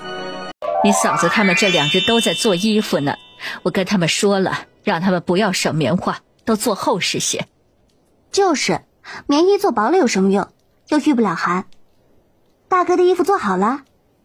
你嫂子还不赖，给大山的外褂做好了，没有你的那件厚，不过也不薄，我给拿过来了。那里换洗的也拿过来了，昨日买的鞋子也拿过来了。咱家人都不赖。严大山回来的时候是正中午，样子很是有些狼狈。周氏跟春晓没有多说，给他兑好了水，让他去灶房先洗个澡换衣服。严大山踩进热水中才感知到了温度，他用热水快速地洗了个澡，换上周氏给他准备的新棉衣，整个人这才暖和过来。周氏赶紧揭开木锅盖，给他装了一碗滚烫的疙瘩汤。赶紧趁热吃，吃了就缓过来了。娘，你们准备充分，我已经缓过来了。话虽然这样说着，他还是端起碗吃起了热腾腾的疙瘩汤，真熨帖呀。早知道今日雨这么大就不去了，让大哥你遭这么大一桩罪。这答应别人的事儿怎么能说不去就不去呢？你放心，今日的炭我送过去都是好好的，我盖了几层又披了蓑衣，里面一点都没有打湿，只是这棉花我没有买，我怕回来越下越大顶不住。没事儿，棉花也没那么着急。这是田芳给我做那件袄子吧？穿着可真暖和。也算是做得及时了，今年托了你们妹子的福，每人都能有身新的厚袄子。刚刚回来都没来得及进屋。春晓，你那剩下那160斤炭如何了？放心吧，晚上就能全好了。春晓，那人说是44斤，给了我这些银子，你算算对数不对数？对，1分也不少。那就好。大哥，这银钱等明日那160斤交了再一起分吧。都随你，怎么分这啥时候分都听你的，我没有意见。哎呀，这下雨天送炭虽然遭罪，但是看到白花花的银子又觉得什么都值了。特别是回来的时候，娘跟春晓什么都准备的妥妥当当的，这日子有奔头。今儿个天下雪了，倒是比下雨方便。刚娘问我，我也是这么想的。春晓看了看二人，今天二人都没有穿新棉衣，只穿着之前的旧袄子。春晓也是穿的旧袄。春晓啊，这天气冷了，你就不去了吧？这些我跟大河背得动。一起去吧，还有好些东西要买回来的。还不就是棉花吗？我们给你带回来就是了。棉花今日要买双份，之前是忘记做裤子的事儿了，还要买些布做裤子，反正有要买的。行，那就一起去吧，正好那钱我们也算不明白。春晓，明日咱们怎么办嘛？家里没炭了，我昨日烧了8窑，太勉强了，堂屋不起窑了，以后充其量最多一次烧5窑。等会儿我们送完了炭，去巷子其他地方问问，看看其他家有没有要送的。家里的干木桩子还有个400-500来斤，烧成炭也就不到400斤的样子。如今一直下雨，就算是天晴了，山上的木头也湿得很。卖完这一批要歇好长时间了。早知道当初你有这个打算了，怎么着也要给你那个杂房装满。这还是怪你不早说。我也不知道这炭的行情如何，我也后悔着呢。嗨，就知足吧。今年赚了这些个钱，这年过得肯定比往年哪一年都要好。特别是今年春晓在家，爹娘都开心。大哥说的是。春晓他们来到福渠巷，直接去往了主顾家。那家人见到他们什么也没说，就把剩下的炭收了，还当场给他们结算了117斤的炭钱，10两有260文钱。几人卖完炭出来之后，就开始在巷子里走动，看到有开门的人家就上前询问，结果还真有不少家要炭。数量虽然没有之前的多，但都是30斤、50斤的要。春晓接了3家100斤送炭的订单就走了，再多他也没办法。结果在出巷子的时候撞到了曹家兄弟。这俩人有病吧？好端端的瞪我们。可不就是有病，让他们吃一回亏，看他们还敢不敢欺负他。这同行见面分外眼红些，你看他们那一车子至少要400来斤，人家生意可做得比我们大。咱啥都没有，他们怎么知道我们是卖炭的？二哥，那俩人我认识，之前还堵我来着，不许我在这边卖炭。堵你？什么时候的事啊？怎么也没听你讲。后来怎么样了？能怎么样？告到庭长那里去了，反正他们以后是不敢惹我了。大河原本还想着要找那兄弟俩算账，听他这么一说，笑了起来。想不到你这么硬气，二哥都开始佩服你了。这人太老实了，就会被欺负，特别是出来做生意，还是要硬气一点。如今看来，我跟大河都不如你，你如今的性子，我们倒也是放心了。炭卖了，订单也接了，接下来就是采购的事儿了。这天天买背篓，那篾匠店的老板都认识他了。接着便直奔杂货铺买了20斤棉花，又去布庄买了1匹半的黑布。兄弟俩已经见识过他买东西了，从头到尾就跟着，也不说话。接着春晓又去粮食店要买细面。你买粮食干啥？家里有，回去我给你送。我听娘说了，家里的粮食今年少卖了1半，细粮并没有多少。你给我，你们吃什么？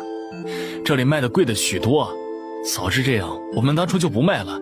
这卖了你又买，白白浪费了银子。是啊，你这买的多肉疼啊！肉疼啥？都是自己吃了。我喜欢吃细面，今年我先买了，等明年你们收了粮食，我跟你们买就是了。说完也不等他们反应，直接进了粮食铺子，买了50斤细面。今日要不是拿不下，我是准备买100斤的，剩下的明日你们谁来，谁再帮我带回去。出了粮食铺子，他先去药铺买了1斤生姜，又去肉铺里买了2斤五花肉，最后又去集市里买了10斤柑橘。咱春晓如今这个财大气粗的劲儿，看着可真带劲。还带劲？我看着直肉疼。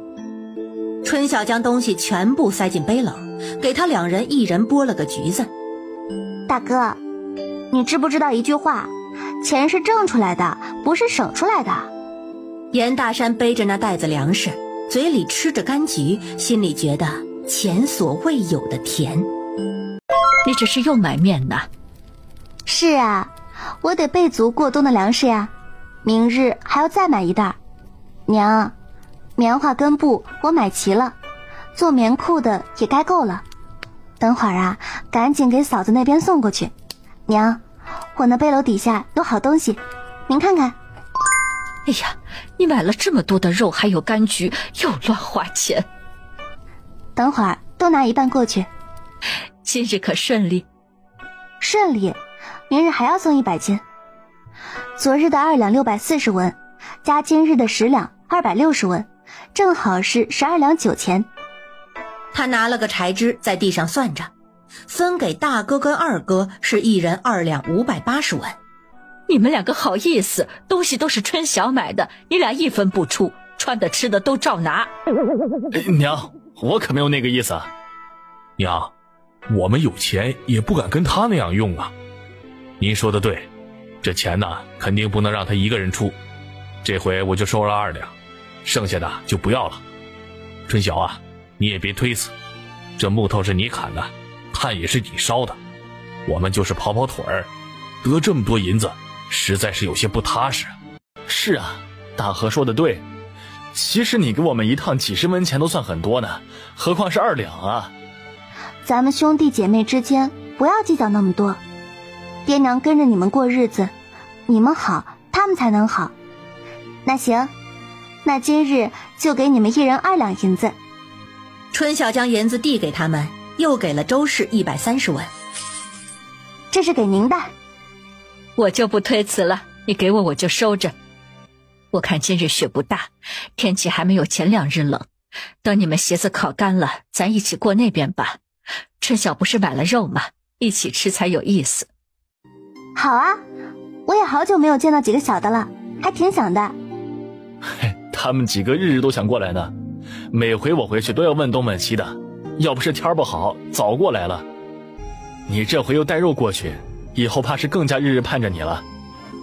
看着我好呀，让他们知道姑姑这里有吃的，日后叫他们呀一叫一个准儿。孩子都被你惯坏了，日后他们爹娘的话都没有你顶用了。娘，还有个事儿，您帮我从村里密将家里买个蒸笼回来吧，有空我想蒸包子吃。这村里就没有几家蒸包子的，现成的肯定没有，给钱让做吧，估计得2、3日。不急，2、3日行。这蒸笼多少钱？我给您钱。你这不是给我钱了吗？一个蒸笼要不了几个钱，你把你自己的钱收好。娘，您把那柑橘放3、4个在我柜子里，其他的都放在背篓里，肉也都放进去。肉割一刀下来拿一半就行了，正好过去给你在菜园子弄些菜回来。萝卜水泡了，怕是不如之前的好吃。肉都带着，吃个高兴，我就喜欢大家吃的高兴的样子。爷爷娘爹他们回来了，还有奶奶姑姑他们也回来了，二叔也回来了。小精怪，你妹妹跟弟弟人呢？他们守着娘做衣服呢，我跟爷爷的已经做好了。今日怎么过来了？天还下着雪呢。下雪还好，下雨就过不来了。去，把你二婶他们母子仨都叫过来，今日中午和一起吃饭。奶奶，姑姑，奶奶，姑姑，奶奶，你给我们买橘子啦！真是橘子。这是你们姑姑买的，等会儿1人2个都有份儿，吃完可别要别人的。今日除了这柑橘还有肉呢，等会儿做个大块肉，再弄个肉汤，大家都吃个够。都做了。若是平时，这些肉至少是可以吃5顿的。让你做了就做了，咱今天也敞着吃一回。对了，不做窝窝，煮3斤大米吧。你今日是受了什么刺激啊？这是过了今日，明日不过了。娘，还是被春晓刺激的。娘，你们过来了。今日春晓买了肉，就合一块吃一顿热闹。对了，春晓买了布给大家做棉裤，棉花也带过来了。你爹他的我来做，剩下的你俩各做各的，吃头不要浪费了。兄弟俩把钱给了自己媳妇儿，2人拿着钱，心里别提有多高兴了。就这么几日就挣了1头猪钱，谁能心里不美？现在棉衣棉裤也织上了，如今还吃上了肉。他们感激地看向春晓，你们各自心里陈情就行了，肉麻感谢的话就不要说了。行了，做饭去吧。大和媳妇，你帮着大山媳妇一起。知道了，娘。今日又卖了不少。是卖的不少，不然哪里来的2两银子分成啊？是个好营生啊。自然是好营生，要不是春晓说现在一天只能烧100斤，我看200斤卖起来也不难。这好营生也做不了多久，春晓家的木桩子也不多了，这天天下雨，山上的木头湿了用不了，怕是过2天要停断日子了。我今日还在说可惜呢。是可惜了，早知道怎么也得多备些木头。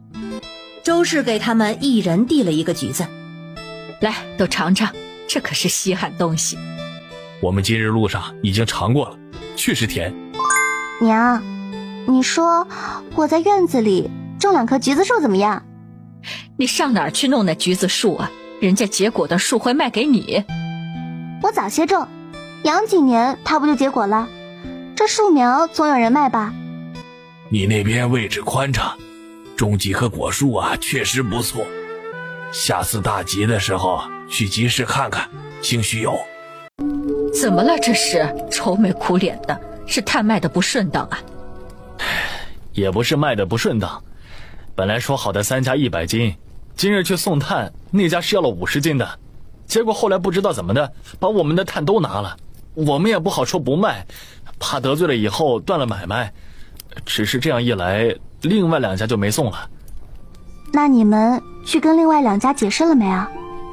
这东西都没了，我去怕不知道怎么跟人说，索性就去买了50斤细面回来了。炭106斤，你算算对不对？哎呀，大哥，你们没了也该去打声招呼的。做生意最忌讳的就是不诚信。钱没做了。那怎么办呢？要不再去送一趟？你那些炭什么时候好啊？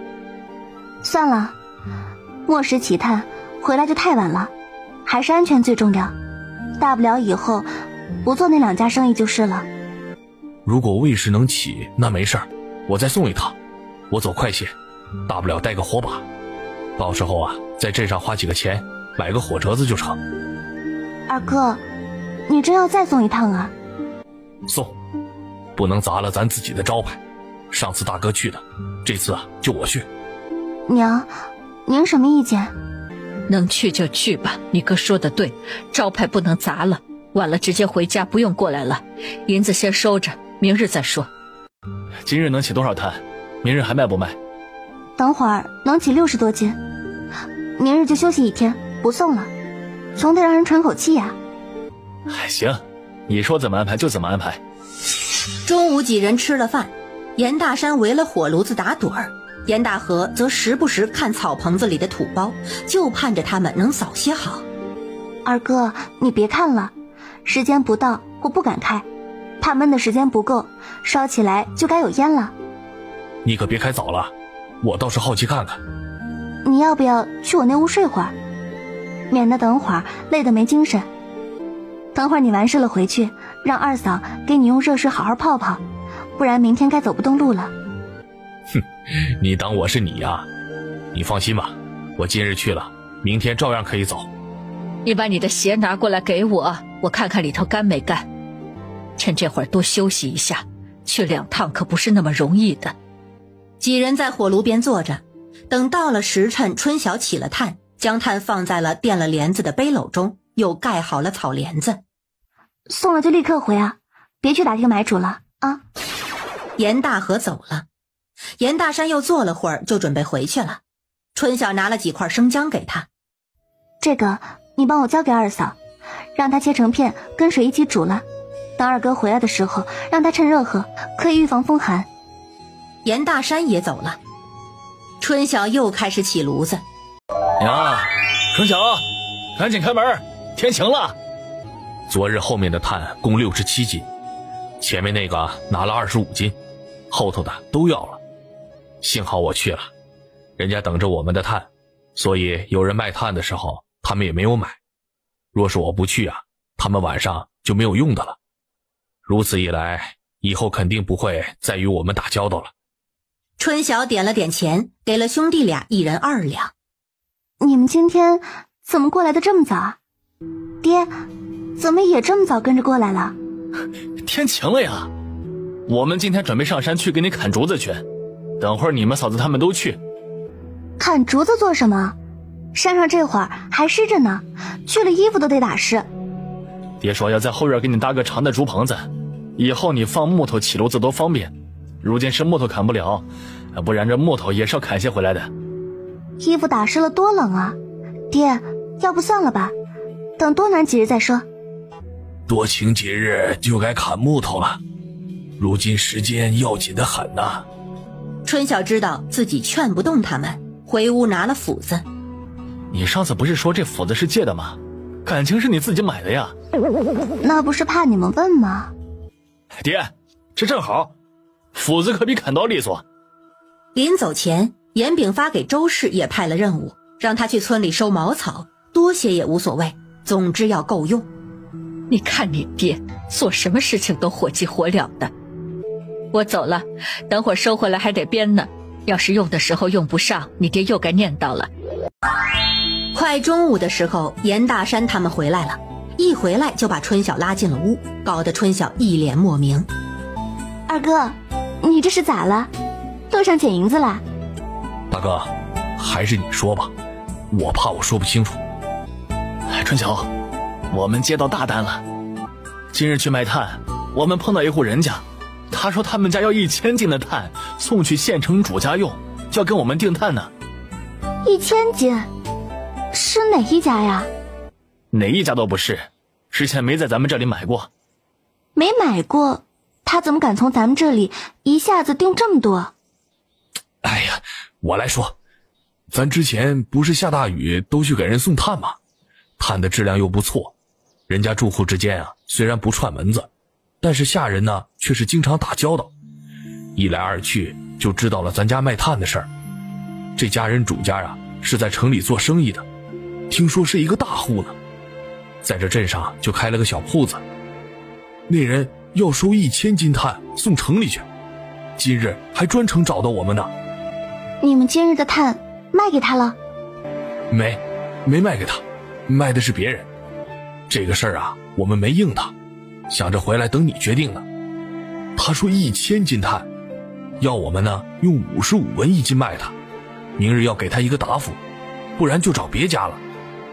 咱家如今没有木头原料，这个事儿该怎么办呢？春晓，你明日怕是要走一趟才行。咱这活如果有法子能接，一定要接呀。1000斤，那得是多少银子呀？春晓心里也有些郁闷，家里的炭今日再起一次也就没了，也就100斤左右。这1000斤让他哪里找木头啊？巧妇难为无米之炊呀。买家有说多长时间交货吗？这个忘记问了。那我明日去一趟，这个事儿实在是有些犯难。你们几个干啥呢？一来就钻到你们妹妹屋里，像什么话？这家里还有外人呢，出来吧，要吃饭了。娘，有大事儿，说出来吓死你。什么大事儿啊？跟娘也说说。咱先吃饭吧，反正下午也没炭烧了，等会儿抽时间再讲，最好爹也在。你们那前头院子草棚里那3个泥包是啥东西啊？我昨日就想问了。春晓跟孩子们闹着玩的东西，谁知道是什么呀？还是别在家里边堆土包，不吉利。这孩子们不懂，大人们可得管着点儿。这会儿春晓跟周氏还有2个嫂子正在编帘子，听到这样说，突然就笑了。咱娘也说像坟头呢。周氏拍了他一巴掌，让他别胡说。下午2点多的时候，草棚子就全部搭好了，很严实，大雪都压不塌。严炳发他们跟他们2人再三道谢，又玩笑着说起再祭他们一顿酒，将人送出了院子。接下来的活儿就是将顶铺好了。院子里如今就他们一家人，严大山忍不住就把这个事儿给说了。你说真的？1000斤？哎呀，走，这是大事，咱屋里说去啊。这么大个事早不说，早说这会儿啊，肯定有人安排人上山了。一家人一起去了堂屋，田氏在心里打鼓。春晓这个单子要是接下来，那他们得分多少钱呢？春晓啊，刚刚大山他们说的，你打算怎么弄？爹，咱家一点木头都没有了，如今只有100斤左右的炭，就算明日砍了木头太湿也用不了。那这个意思，这单子肯定就没了。也不一定，所以明日我要去一趟镇上，若是对方能宽限时日，兴许还能接。哎，对，只要给咱时间，咱们肯定给他交货。所以这会儿着急也没有用，还得看明日谈的结果。若是他一定要这2日交，咱们就只能放弃了。反正还有时间，1000斤的量啊，慢慢也能挣回来。不管这事儿成不成，明日我们都要上山替你砍木头去。只要是你那木头要砍哪种的，你要给我们细说细说。春晓于是去了杂房，拿了仅剩的2根木头过来，又去了灶房拿了根柴火桩子，细细与他们说了2者的区别，又讲了烧成炭的差异。大家这才觉得长见识了，以前他们谁也没有注意过这些。爹，明日不是村里木头叔家出殡吗？你们哪有时间上山啊？我在想着明日看是大哥还是二哥陪我去镇上呢。出殡我去就成了，也就半日时间。你们明日去镇上再去买一把斧子回来，这干活没工具啊，是个麻烦事儿。家里只有1把斧子，也不好一直借别人的，今日的钱就不分了。明日我买2把斧头回来，到时候1家1把，也不用时时借别人的。借长了时间，人家嘴上不说，心里该有意见了。说完了话，众人又回到院子里，急急忙忙的搭顶。今日这活必须得完成，总觉得后面还有好多事情等着呢。原来是你啊，大兄弟！哎，怎么样？昨日跟你说的，你接不接？你要是不接呀，我就找别人了。哎，孙掌柜，我把我妹妹带来了，咱家如今她掌家，有什么话让她跟您这边说吧。你们家倒是奇怪了，让你妹妹管家啊？孙掌柜，你昨日跟我哥哥说的，能再跟我说说吗？我哥哥他回去跟我说了个大概，我就怕漏了什么没听到，耽误了您的事儿。哎，进来坐着聊吧。背景啊，我就不多说了。我如今就是要1000斤炭，要送到县城的主家。这价格呢，你们得给我适当的优惠，按55文算。你们若是接得下就接，接不下呀，我也好再找人。我也不怕实话跟你们说，这一带呢，曹家是卖炭的大户，但我呢跟他们家有点过节，不想从他们那儿拿。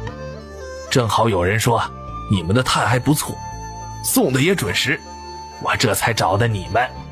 孙掌柜，第一次跟您做买卖，您就给我这么大的量，是您看得起我们。价格这块呢都好说，只是您也知道，最近一直天气不好，家里的储备有限，我们毕竟是做小生意的，比不上曹家那样的。我就想问问，这炭您最迟什么时候要？能不能多宽限几日？那就给你们5日，如何？不能再宽限几日吗？这日子我们也有些拿不准，如果能再宽限几日，就比较有把握了。1000斤炭也不是很多，用得着那么长时间吗？慢工出细活嘛。那若是我宽限了时间，你们到时候拿不出东西，我交不了差，岂不是害苦了我吗？您给我们10日时间，若是到时候交不了，我给您补偿20两银子如何？我给您写个字据，我们辛辛苦苦赚几两银子，谁也不会拿银子开玩笑，不是？最多8天，赶着去县城呢。那就8天。这字这么丑，一看就是我的，肯定不会抵赖。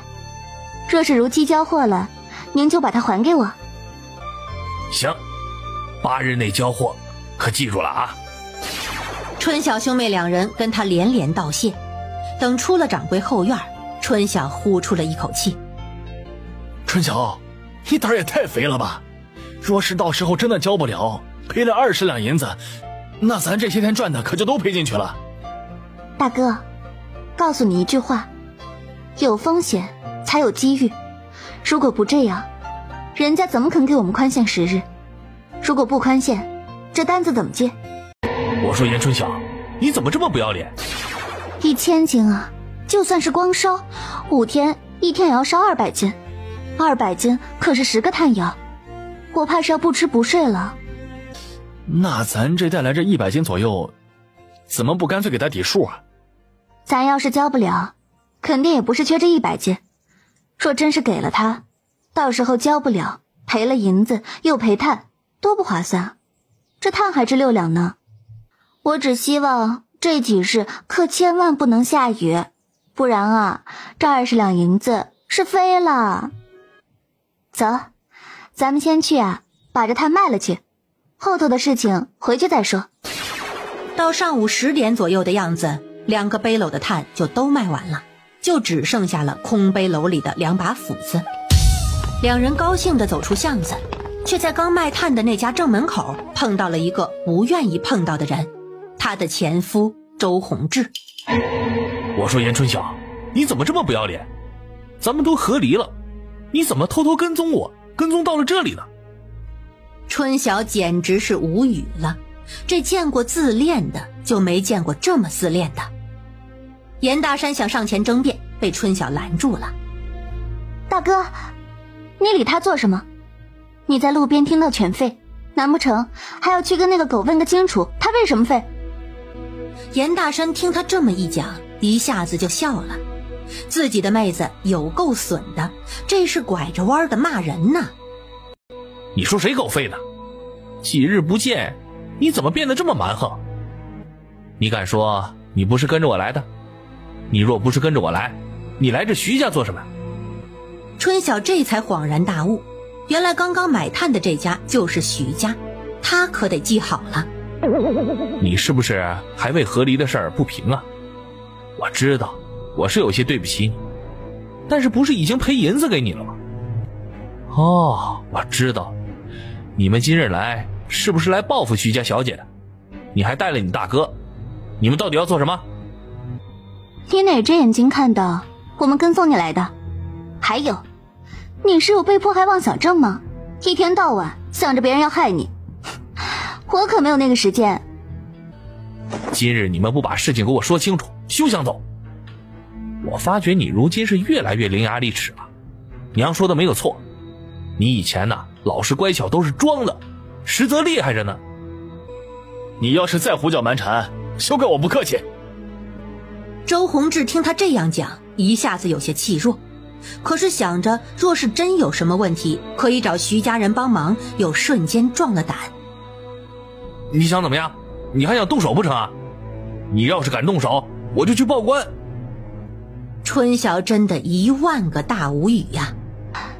你到底想怎么样？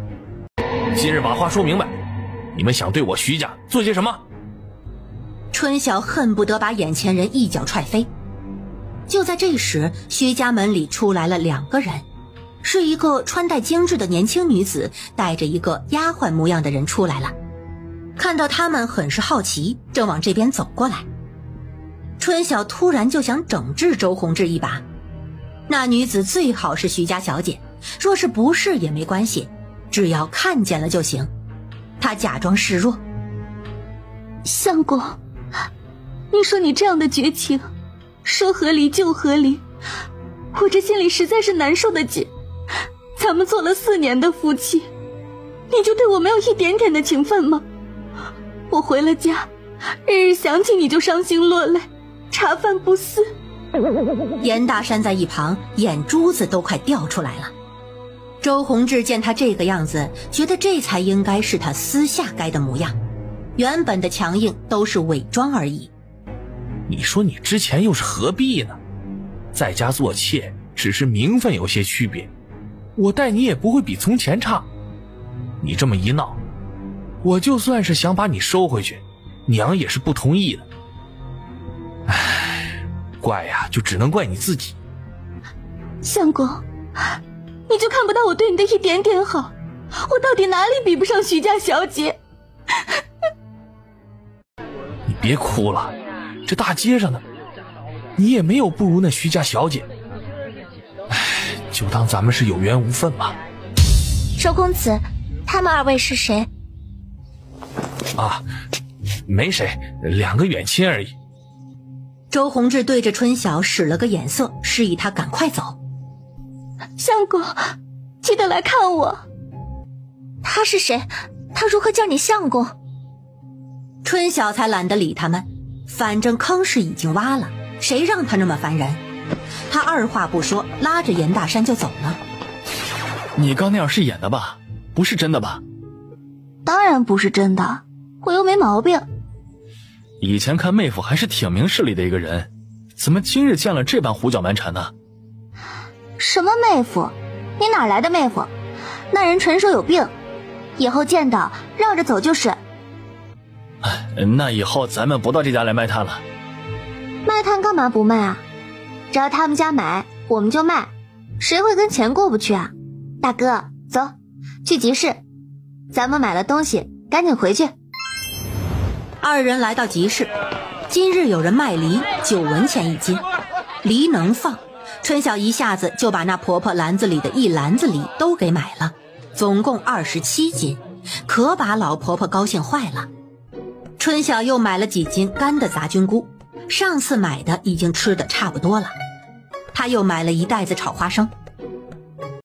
大哥，咱家的猪啥时候杀呀？年猪，这怎么着也要12月份吧？怎么，你想吃肉啊？这不是才吃过没多久啊？总那么1斤2斤的没意思，我想多些腌起来，想吃的时候就吃，多美啊！别说到时候看情况，是卖整猪还是杀了卖肉，你等着吧。过些时就该有人到村子里收猪了。若是杀，咱们今年多留一些，也好好过个肥年。那还得等好久呢。东升，你咋在这里啊？大山看到他还有些激动，毕竟是碰到了熟人。大山哥，你们是来买东西还是来卖东西的呀？这个是你春小姐，我们过来转转，买些东西回去。你来卖猎物啊？抓来2只兔子，卖了换些钱给我娘抓药。你这兔子卖多少钱啊？50文1只。大哥，我想要这兔子，兔肉可好吃了。你想买就买吧，我若是不让你买回去，你还得埋怨我。春晓咧嘴笑了笑，从身上摸了1钱银子给东升。喏，你拿好，这兔子我就买走了。春小姐，你要2只？他刚刚还在问我们家什么时候杀猪呢。2只也没多少，都不够我们家吃的。你以后若是逮到兔子，先问问我，如果我要，你就不用来镇上啦。哎，行，以后逮到了我先问你。谢谢春小姐，谢谢大山哥。你要不要跟我们一起走啊？我要去趟药铺，有味药刘老叔那里没有。我们着急回去，就先走了啊。春晓打开门，将东西归置放好，去了灶房准备做饭。大山则帮他把兔子拿到河边去剥皮清理。春晓，那事咋样了？接下来了，不过时间很紧张，8日内要交货，如果交不了，还要赔人家20两银子。这怎么要赔钱呢？那你占着别人的时间，又不给别人办成事，可不得赔银子。咱们只能求老天保佑，这几天啊都是太阳天，不然就真的鸡飞蛋打了。你们今日上午上山了？上山了，今日山上比昨日好些，只是找木头不是十分熟练，砍了没有多少，都在那边坡上去一点的地方呢。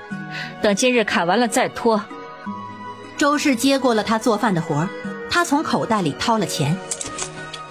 今日你们可以分1188文，我没有那么多的铜板，给你们1人1两又2钱银子，反正昨日没有分钱。春晓又给了周氏1钱银子，他如今自己差不多攒了有30两银子了。你们也是日日领钱的人，日后买东西啥的可别指着春晓，自己要买自己花钱啊。我看咱娘啊，心里就只有闺女，儿子在她心里啊可不值钱呢，生怕我们占了春晓的便宜。您放心好了，我们得了这样的好处，心里有数着呢。有数就好，我就怕拿习惯了，到时候成了理所当然，那样你们兄妹就会起嫌隙的，娘可不想看到那一日。刚才呀，李正找了我，说村里人对咱家起意见了，说咱家前些时给春晓修房子就砍了不少大木头，这2日又全家人一起上山砍木头，做法欠妥。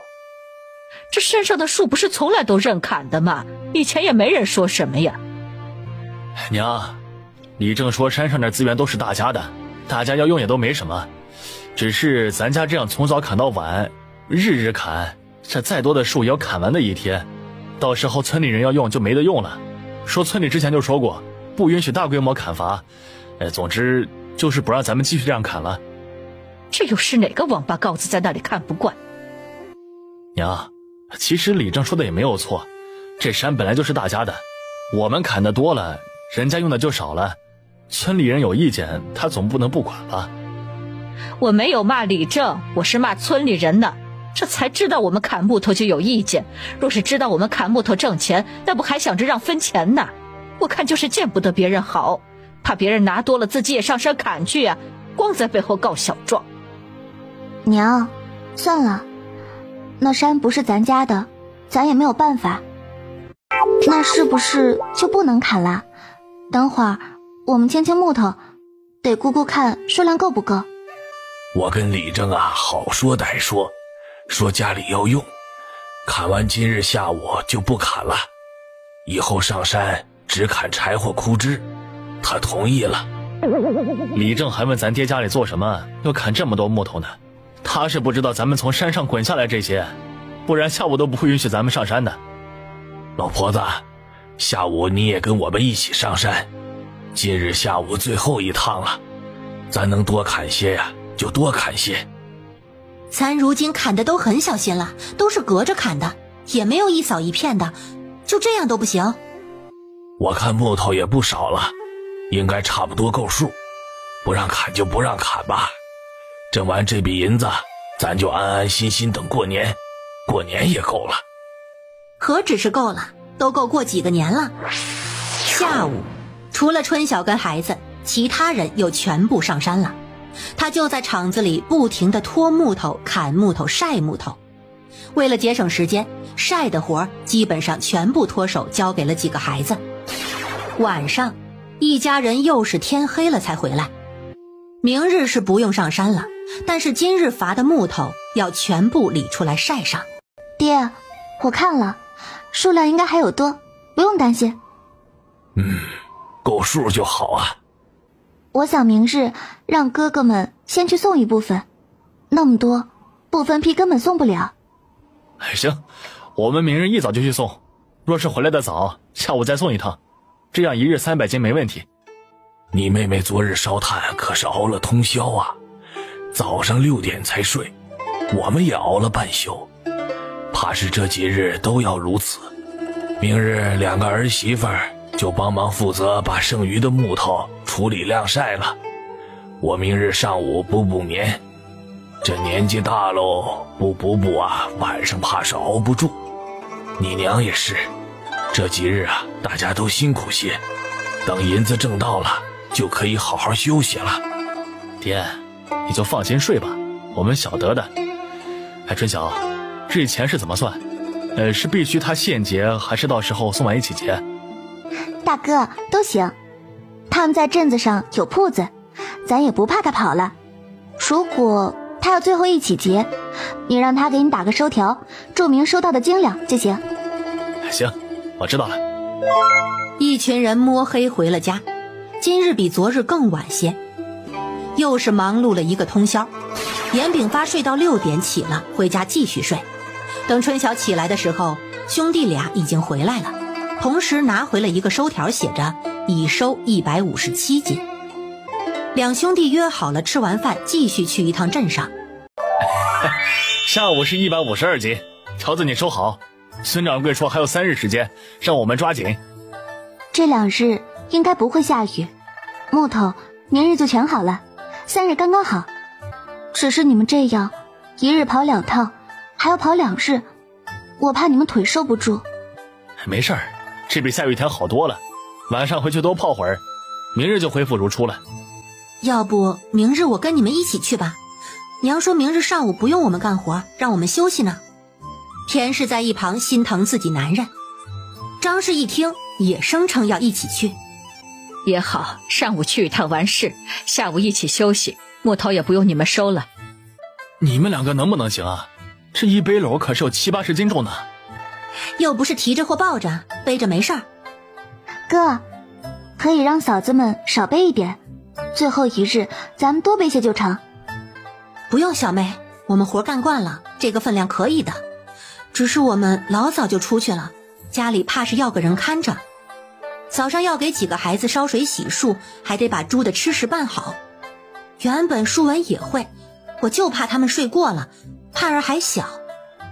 今晚我跟你爹忙活完了，点灯回去，你们给我们留个门。听到周氏这样讲，妯娌2人心里踏实了。这些天日日忙活这边的事儿，家里其实也有好些活落下了。晚上回去，除了解决自己的肚子，还要解决牲口的肚子。所以等大山他们休息了片刻后，一家人就急急忙忙地回去了。老2口自然是在这边做饭吃。周氏正在做饭，突然听到院子外头有人叫春晓。东升啊，你咋的来了？你找春晓啊？炳发说春小姐在吗？上次在集市碰到她，她说我若是再捕到猎物，先跟她说一声。你小子这是又逮到好东西了，厉害呀！哎，你等着啊！他走回院子，喊了2声春晓，没一会儿春晓就出来了。东升找你呢。东升呀，你这是又打到猎物呢？哎，是啊，春小姐，我今日又抓了只兔子，你要不要？要啊，多少钱？跟上次一样，50文。你这不是还有只山鸡吗？一起多少钱？这鸡你也要吗？你不是要兔子吗？若是这鸡你也要的话，那就一起给80文吧。你这只鸡只要30文钱。这价不对，一只鸡怎么也要50文，这还是野味呢。这鸡不肥，卖也就40文。姐，你要的话我肯定要便宜点卖给你。给。春小姐，我没有银子找你。东升有些尴尬地看着他。就10个铜板，先记着吧，以后我若再要，算进去就成了。少年这才高兴地道过谢走了。爹，你们干什么呢？用石头铺地吗？大哥，你们今日回来的早啊。这几日差不多都是这个时间。今日我们在镇口碰到三江了，他与我们一起回来的。他没问你们什么吧？问了，怎么能不问啊？问题还多着呢，跟个婆娘一样。问我们这么多人去镇上送什么，还一个人一个背篓。问春晓怎么回了，是不是跟婆家闹翻了？总之问题一大堆，我都不愿意搭理他了。你们怎么回话的？爹，你放心好了，我就说镇上有人家摆酒席要萝卜，我们一早给送过去了，挣了几个跑腿钱。我问他这么早去镇上做什么，他说去看个朋友，我看也是怪怪的。反正这事儿啊，能遮掩就先遮掩着，你们背篓放着，帮忙把这石头踩喽。这下好了，院子整个石头一下子有11个人参与。周氏为这个还推迟了一会儿吃饭的时间。你还别说，这院子铺上石头是比泥地看上去干净许多。都过来洗手吃饭吧。几日没有多余的活儿，大家都很放松。田氏准备趁着天气好，下午给孩子们洗澡。新的棉衣棉裤都做好了，他原本是打算让过年再穿的，但是周氏说做好了就赶紧穿。如今的天气也冷，没必要非等到过年。爹，咱家里养着猪啊鸡啊的，这快年边上了，家里还得留人。刚刚文叔跟我讲，咱们村昨日有人家遭贼了，家里的鸡少了好几只。我们从村里过的时候啊，村里的几个婆娘说的。不过你说的对，还是得注意些。以后家里是不能离人了。孩他娘啊，你最近啊还是暂时陪春晓住着，他这边离得远，万一有那个作恶的想摸进来看看，麻烦就大了。爹，你说的怪吓人的，我不是有把斧子吗？我睡觉斧子放在床头，晚上关好门窗没事儿。这家里除了我这个屋，其他地方也没有什么可以偷的。你那边杂房不是有炭吗？我看你最好还是上个锁。明儿活交完，炭也没有多少了，不怕。大哥二哥那边嫂子们都在家呢，咱用不着这么紧张。总之啊，小心这些好。每过年，总有那么几户会出点状况。因为担心家里的牲畜，严炳发他们吃完饭就走了。几个孩子本来想去再玩会儿，但是大人要他们洗澡，没办法，也只能跟着回去了。第二日，春晓一早就早早起了床，将之前的收条那些都小心地放进兜里，又将炭全部摆进了背篓中。等兄弟俩来的时候，他的准备工作早就做好了。几人高高兴兴地出发，今日可是结账的日子，他们可是盼着呢。你们还是挺守时的呀。那胖掌柜笑眯眯地让伙计们给他们上了秤。之前呢总共是925斤，加上这一背篓，再去重2斤，刚刚好整整1000斤。但我看你们这是还有100来斤的样子。这样吧，你们省得再找买家了，我一并啊给你收了。严大河皱了皱眉，春晓忙笑着说多谢。最后总共是1123斤炭，春晓在心里已经算好了，他这次可以得到61两有765文钱。严姑娘，你看，我给你拿了这么多，这零头你就给抹了吧，我也省得去弄那么多的铜板嘛。春晓呼出一口气，这胖掌柜的看样子是个爱占便宜的，好在这抹零头没有把那1两银子抹掉，也算是万幸。您给我们这么大的生意，咱也算交个朋友。行，就按您说的，零头抹了，您给我61两就行了。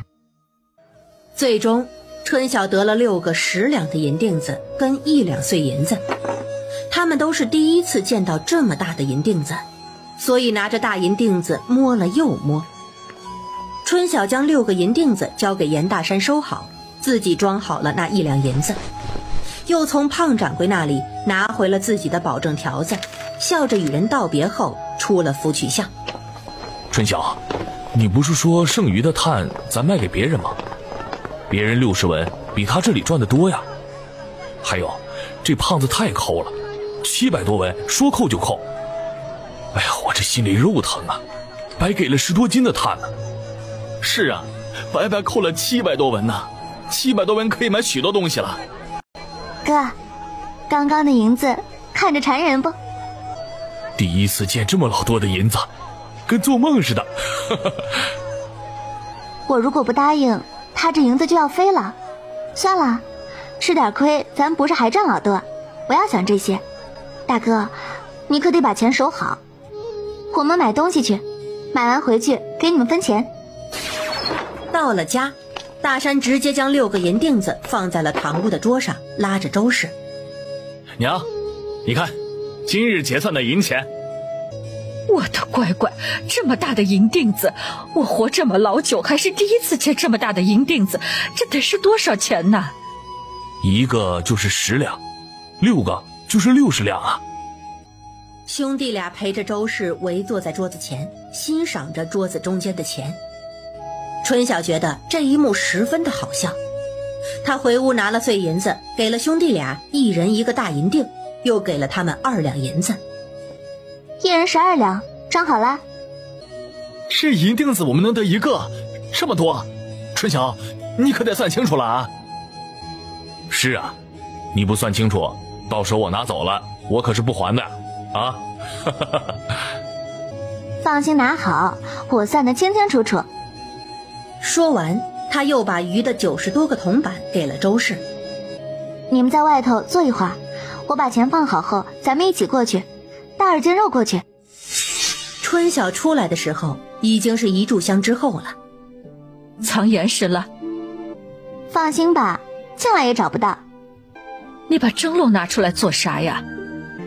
娘，咱把蒸笼带过去，我这背篓里还有20斤面粉，咱带过去啊，让二嫂给咱们蒸包子吃。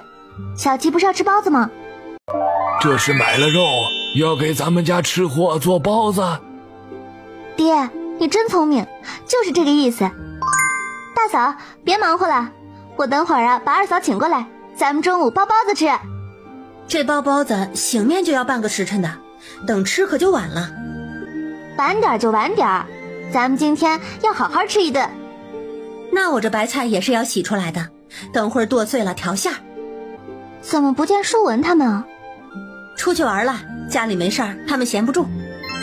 张氏很快被叫了过来，听说是让他帮忙做包子，他笑了笑。大嫂也会做，我就帮忙打个下手。弟妹，你就别谦虚了，你那可是祖传的手艺，我可比不了。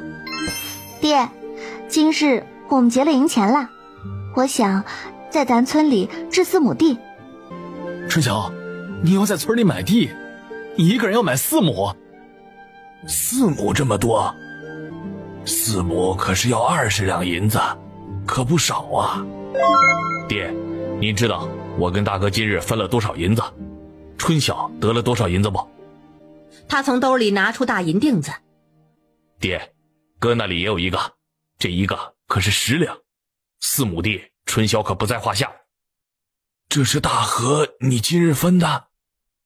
我这里还有2两呢。爹，这是20两。有空啊，你帮我跟李正问问地的事儿。娘说咱们村1亩地5两，我也不知道少不少，少了您跟我讲。严炳发抱着银锭子，嘴里念念着好。突然他看向2个儿子，你们要不要一起再各置2亩地呀？如今正是闲时，开了春就能种麦子了。哎，爹，咱们家一下子拿出40两银子买地，这李正要是问起来钱从哪儿来的，咱怎么说呀？这可不是小数目啊。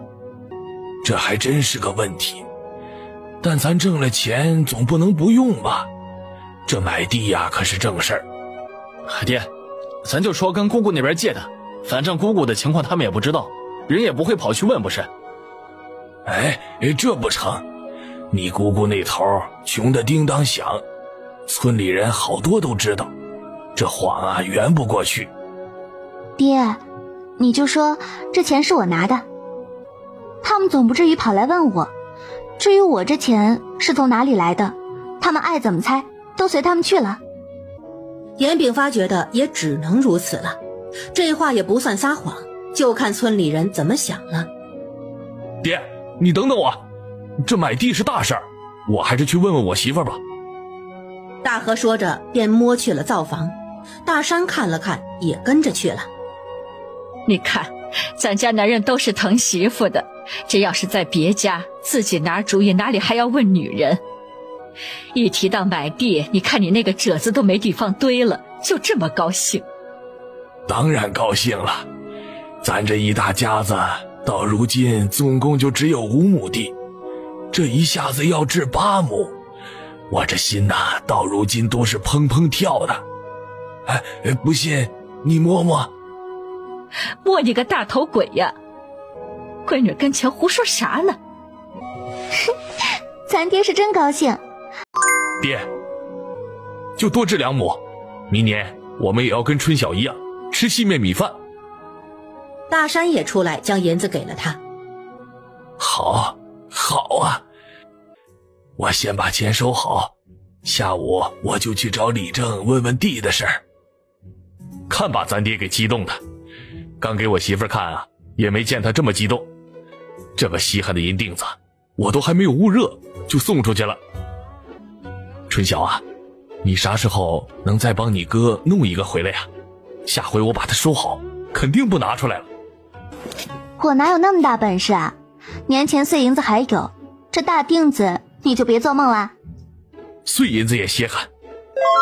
春晓将早上买的东西拿出来。娘，我买了4根桃木钗，我、你还有2个嫂子的。书凤他们的绢花也买了，就是书文的书还没有买，早上没有碎银子，等赶集的时候再给他买吧。他说说而已，你还打算真买呀？一本书要几两银子呢？就这么一个木头100来文钱吧，这钱也太好赚了呀！这就是个直男。大哥，答应孩子的事情就一定要做到，说买肯定是要买的，别说是几两，只要答应了10几两都得买。这是我送嫂子的，可不是你送的。成亲这么久，你送过嫂子什么？都老夫老妻了，有什么可送的呀？钱都是他管着，要什么他自己买就是了。春晓翻了个白眼，不说了，说也是对牛弹琴。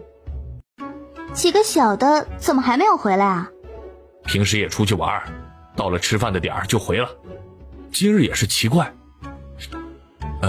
你们坐着，我出去看看啊。包子上了蒸笼后，大河领着几个孩子回来了，只是几个孩子身上都沾满了泥，脸上头发上都是。给你们穿新衣服，你们就是这样对他的？这衣服才上身1天就成了这个样子，我看你们就只适合穿旧衣。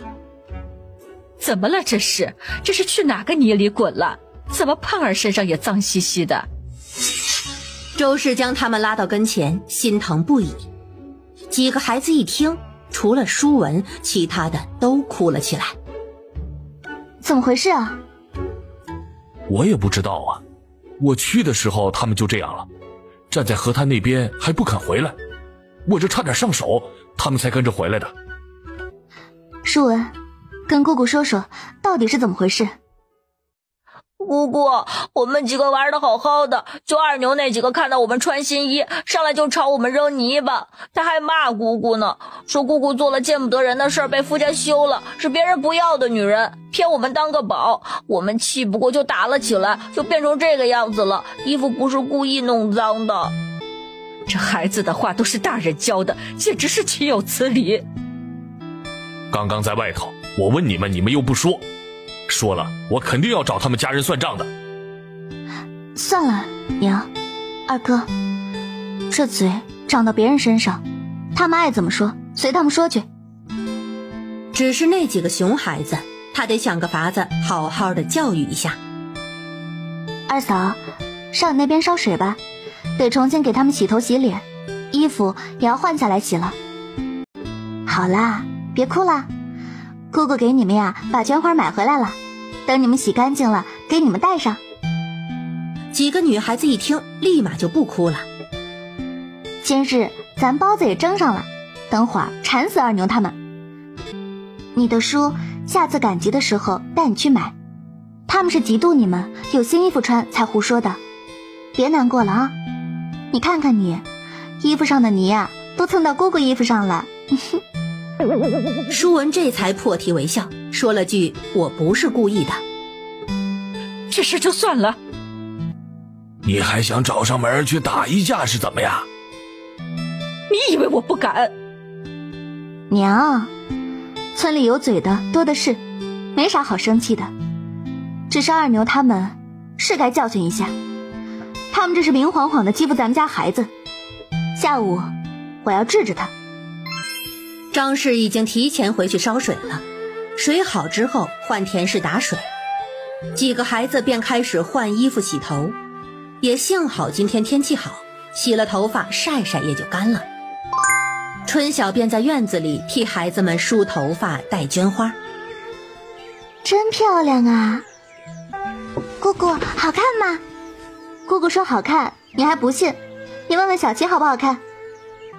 好看，姑姑，我闻到包子香了，是不是好了？张氏忍不住扑哧笑了。算时间应该是好了，我去看看。没多会儿，大家便吃上了美味的包子。二婶做的包子可真好吃。娘，咱们一人能吃几个？你吃你的，还怕不够吃啊？多的是。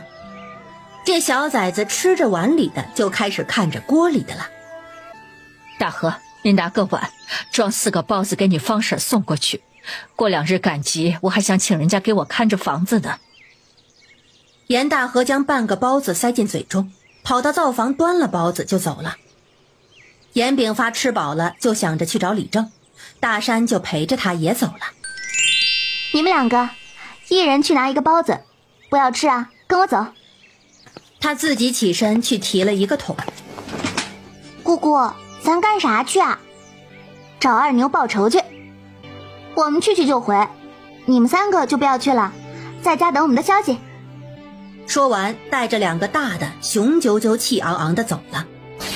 春晓让舒文用包子把二牛几个引到河滩边，他自己则打了半桶水，找个地方坐着。二牛果真上钩了，看到2人拿着包子，便跟着他们一起来到了河滩。等到了河滩，就跟另外2个孩子开始要抢舒文跟舒凤的包子。春晓见状，让舒文、舒凤躲开，拎着1桶水就朝3人泼去。这下午的太阳虽然大，但是冬日的气温还是很低的。3个孩子猛然被泼了一身水，一个个都冻得打哆嗦，哭爹喊娘的跑了。姑姑，你拿水泼他们？泼的就是他们，让他们长长记性，咱们可不是好欺负的。走。严春晓，你是不是有毛病啊？大冬天的，你往几个孩子身上泼水，你是想害死谁？我家孩子到现在都在发抖，你看看，你缺不缺德？这孩子要是出了个好歹，你们这一家子都别想好过。周氏见3人气势汹汹，怕春晓吃亏，忙上前想要理论。娘，你跟孩子们坐一旁歇着，这事儿用不着您出马。这恶人总是先告状，哼，你怎么不问问我为什么泼他们？不管什么原因，你这大冬天的往人孩子身上泼水，你还有理了？今日不给我个说法，我饶不了你。你们找我要说法，我还要找你们要说法呢。怪只怪你们孩子欺人太甚，没娘教的东西。你骂谁呢？几个妇人都气炸了，上前就想动手。春晓顺手在院子里抄了一把锄头。你们敢动我一个试试？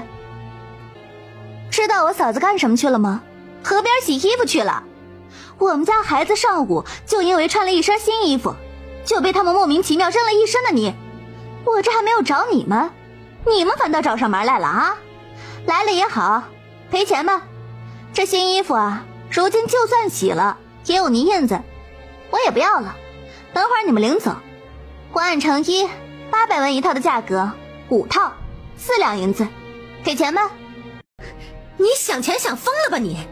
就算是二牛他们玩闹弄的，那洗洗就好了，你还一套800文钱，我看你是疯了。就是你这是恶人先告状，你倒打一耙，是不是我们孩子弄的谁知道呢？是不是你们孩子弄的，你们倒是问问他们呀。下午我带着2个孩子到河滩边打水，结果他们上来就抢我们家孩子的包子。怎么，你们家是粮绝了吗？要靠抢别人的才能活下去？我不泼他们，我泼你们祖坟吗？问一问你们祖先家里是不是有抢东西的传统？你们这会儿还有脸找上门？这包子钱也得赔，一个2文钱，赔钱吧。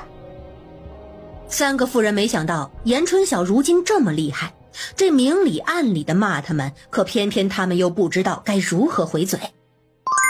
正在此时，田氏跟张氏端着盆回来了，看到院子门口围了许多人，两人急急忙忙地进了院子。这是怎么了？这是？哎呀，嫂子，你们回来了正好，这几个嫂子要赔咱们衣服钱呢。你们这衣服啊也不用晒了，给他们拿走。谁要赔你衣裳钱？我们是来给孩子讨公道的。你们家小姑把我们孩子都泼湿了，这孩子若是有个好歹，他这就是杀人，他这就是杀人。二牛他娘，不是你声音大你就有理的。怎么，你孩子抢人家东西有理是吗？那行，我明日啊替你宣扬宣扬，看你们家的东西留不留得住。你说我们孩子弄脏你们孩子的衣服，抢你们包子，你有证据吗你？还不是你想怎么说就怎么说？是不是我找到证人你就赔银子？你说是说是，我立马给你找来。哎，各位叔伯嫂子们，今日都给我做个见证，我就怕证据找来了，他们到时候赖账。3个妇人听到他说的煞有介事，想着他说的这个事儿应该是真的，若是到时候真有人来对质，怕是今天落不了好。4两银子可不是小数目，真要赔，回去怕是要被自家男人打死的。就算是他们弄的，那也肯定是你们家孩子招惹的。这小孩子之间打打闹闹常有的事儿，那你一个大人怎么能跟他们一般计较呢？这么冷的天儿，这一瓢水下去，一个大人都受不了，更何况是孩子？你也太狠了些吧。你那也别转移话题，咱们先掰扯掰扯这为什么要弄脏衣服的事。孩子不都在吗？你当着大伙儿的面问问。看热闹的人也开始起哄，赶紧问呐！我看这事儿多半是二牛他们不对。严炳发家几个孩子一向乖巧，我看啊都不用问。到底是咋回事？你们真把人家衣裳弄脏了？是不是他们先招惹你的？快说，不说回去让你们爹收拾你们。我就是看不惯他们穿着新衣服嘚瑟。娘，你不是说她是不要脸的女人吗？就是她给买布做的衣裳，活该被弄脏。二牛他娘此时尴尬异常，另外2对母子见状就想开溜，却被门口的人挡住了去路。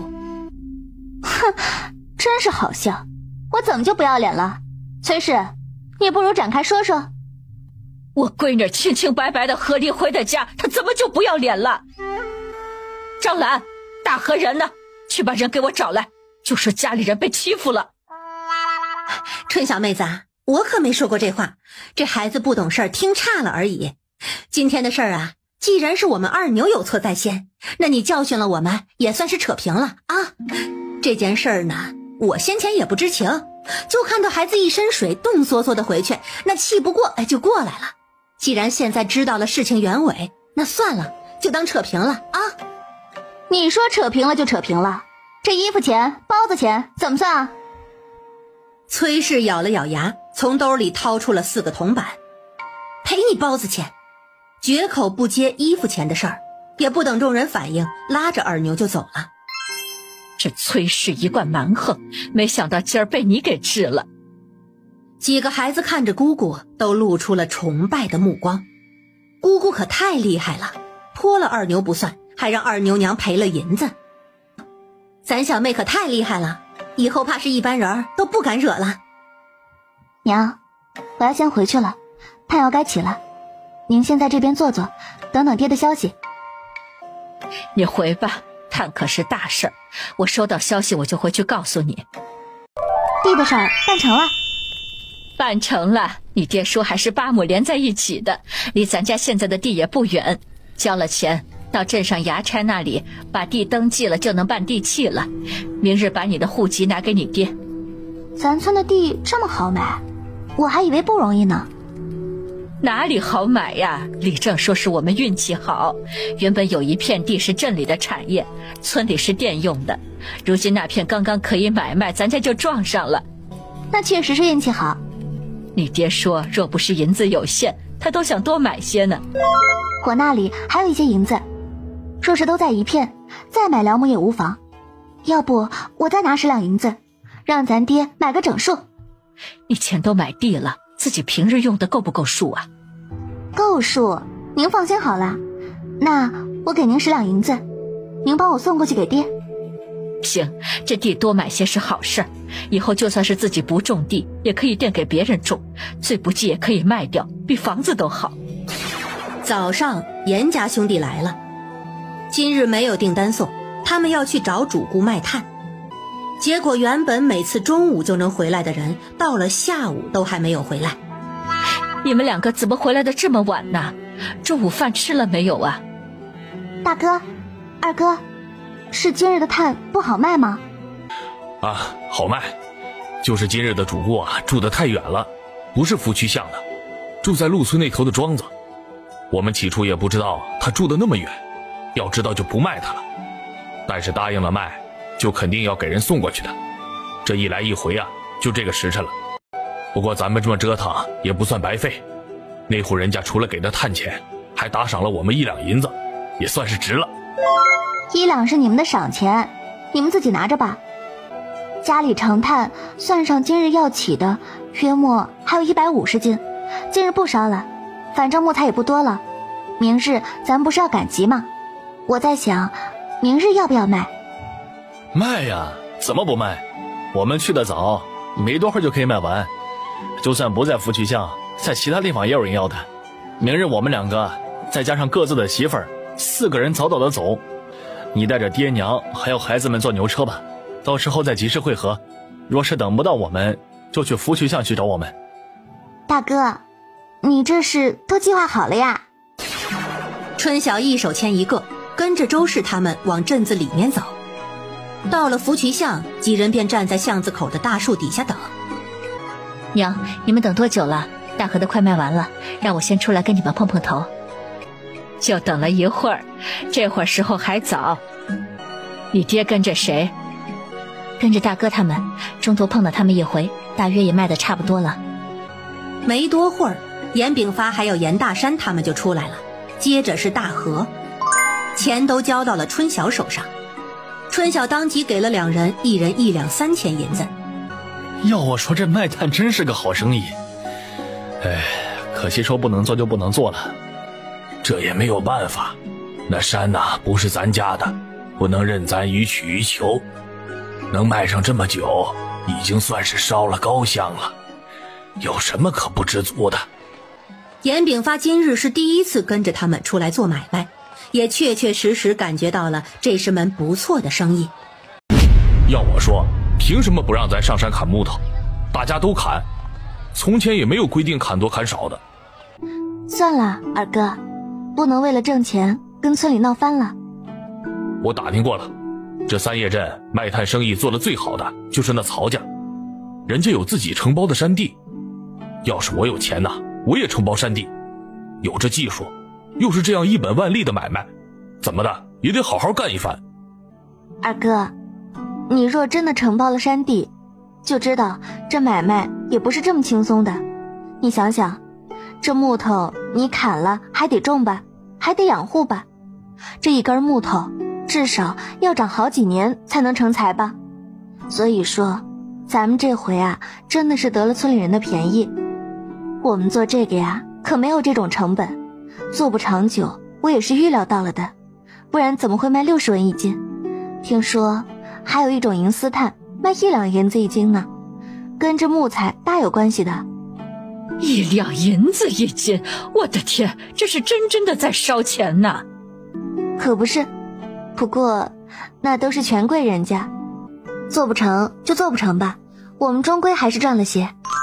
爹，先前你看到同行，你不必这钱上去干什么呢？我是好奇那人的炭才20文一斤，怎么卖的时候没有人要啊？听春晓一讲，大约明白了些，大概那人卖的炭木材没有咱们的好。咱们炭这么受欢迎，卖的也快，肯定是顶顶好的。人家有钱，但是人家不傻，这不买自然是炭不怎么样。这家里烧惯了好炭，自然不愿意用那不好的。比如晚上，好炭2节可以烧半宿，若是用那差的，还得10天。我看爹说，那人大概是卖错了地方，他该去街面铺子或者平常镇上百姓那处卖，兴许卖得好。春晓，这好木材没有，这一般的柴火咱有啊。柴火咱可以随便砍呐，不行咱就烧柴火炭吧。20文一斤也可以赚不少了，咱换个地方卖也是一样的。严大山一听觉得可行，自从他们开始在镇上卖炭挣钱这事儿，在他们心里落到了实处。虽然挣得少，但比一文不挣还是强不少。行，那我回去试试火候，探探规律，到时候你们到镇上其他地方试一试，看看能不能卖出去。若是卖不出，咱们就冬天自己用，也不亏。几人这下子更高兴了，妇人们在一旁听着也高兴。娘，咱一会儿怎么逛啊？田氏看着全家呼啦啦的10几口人，这走在路上似乎不太方便。要不各家分开好了，自家人带着自己娃逛，我跟你爹跟着春晓，你们自己买东西也方便些，免得我这个老婆子在，你们买东西都不自在。我要跟着姑姑，姑姑答应了要带我买书的，姑姑对不对？那就书文跟着我们，我带他去挑书。看着几个侄儿侄女想开口不开口的眼睛亮晶晶地看着他，他知道几个小的都想跟着他逛，可是今日人多，他一个人实在是看不过来。先各自逛约么1个时辰，等会儿啊去集市口碰面，咱也逛逛集市去。走，我请大家呀一人吃2个肉包子，吃饱了才有力气逛呢。好啊，吃肉包子，吃肉包子。来到包子摊儿，春晓一下子要了24个肉包子，包子摊老板的脸上都笑开了花。春晓付完钱，便跟着哥哥们分道走了。咱这是儿子的福没享多少，提前享闺女的福了。这1个月不到啊，都吃上好几回肉食了。是不是吃着心里特美？春晓，咱真要上书寺啊？等会儿你带书文进去挑吧，我跟你娘啊在外头等你们。爹，您不跟我们进去看看？不了，大字不识一个的，看也看不懂，你们自己挑就成。等会儿啊你懂事一些，太贵就不要，1本书都可以抵1亩地收成了。你姑姑是疼你才要给你买，你可别让人难做，听见了吗？放心吧爷爷，我爹娘早就跟我说过了的。哎呀爹，你跟他说这些做什么？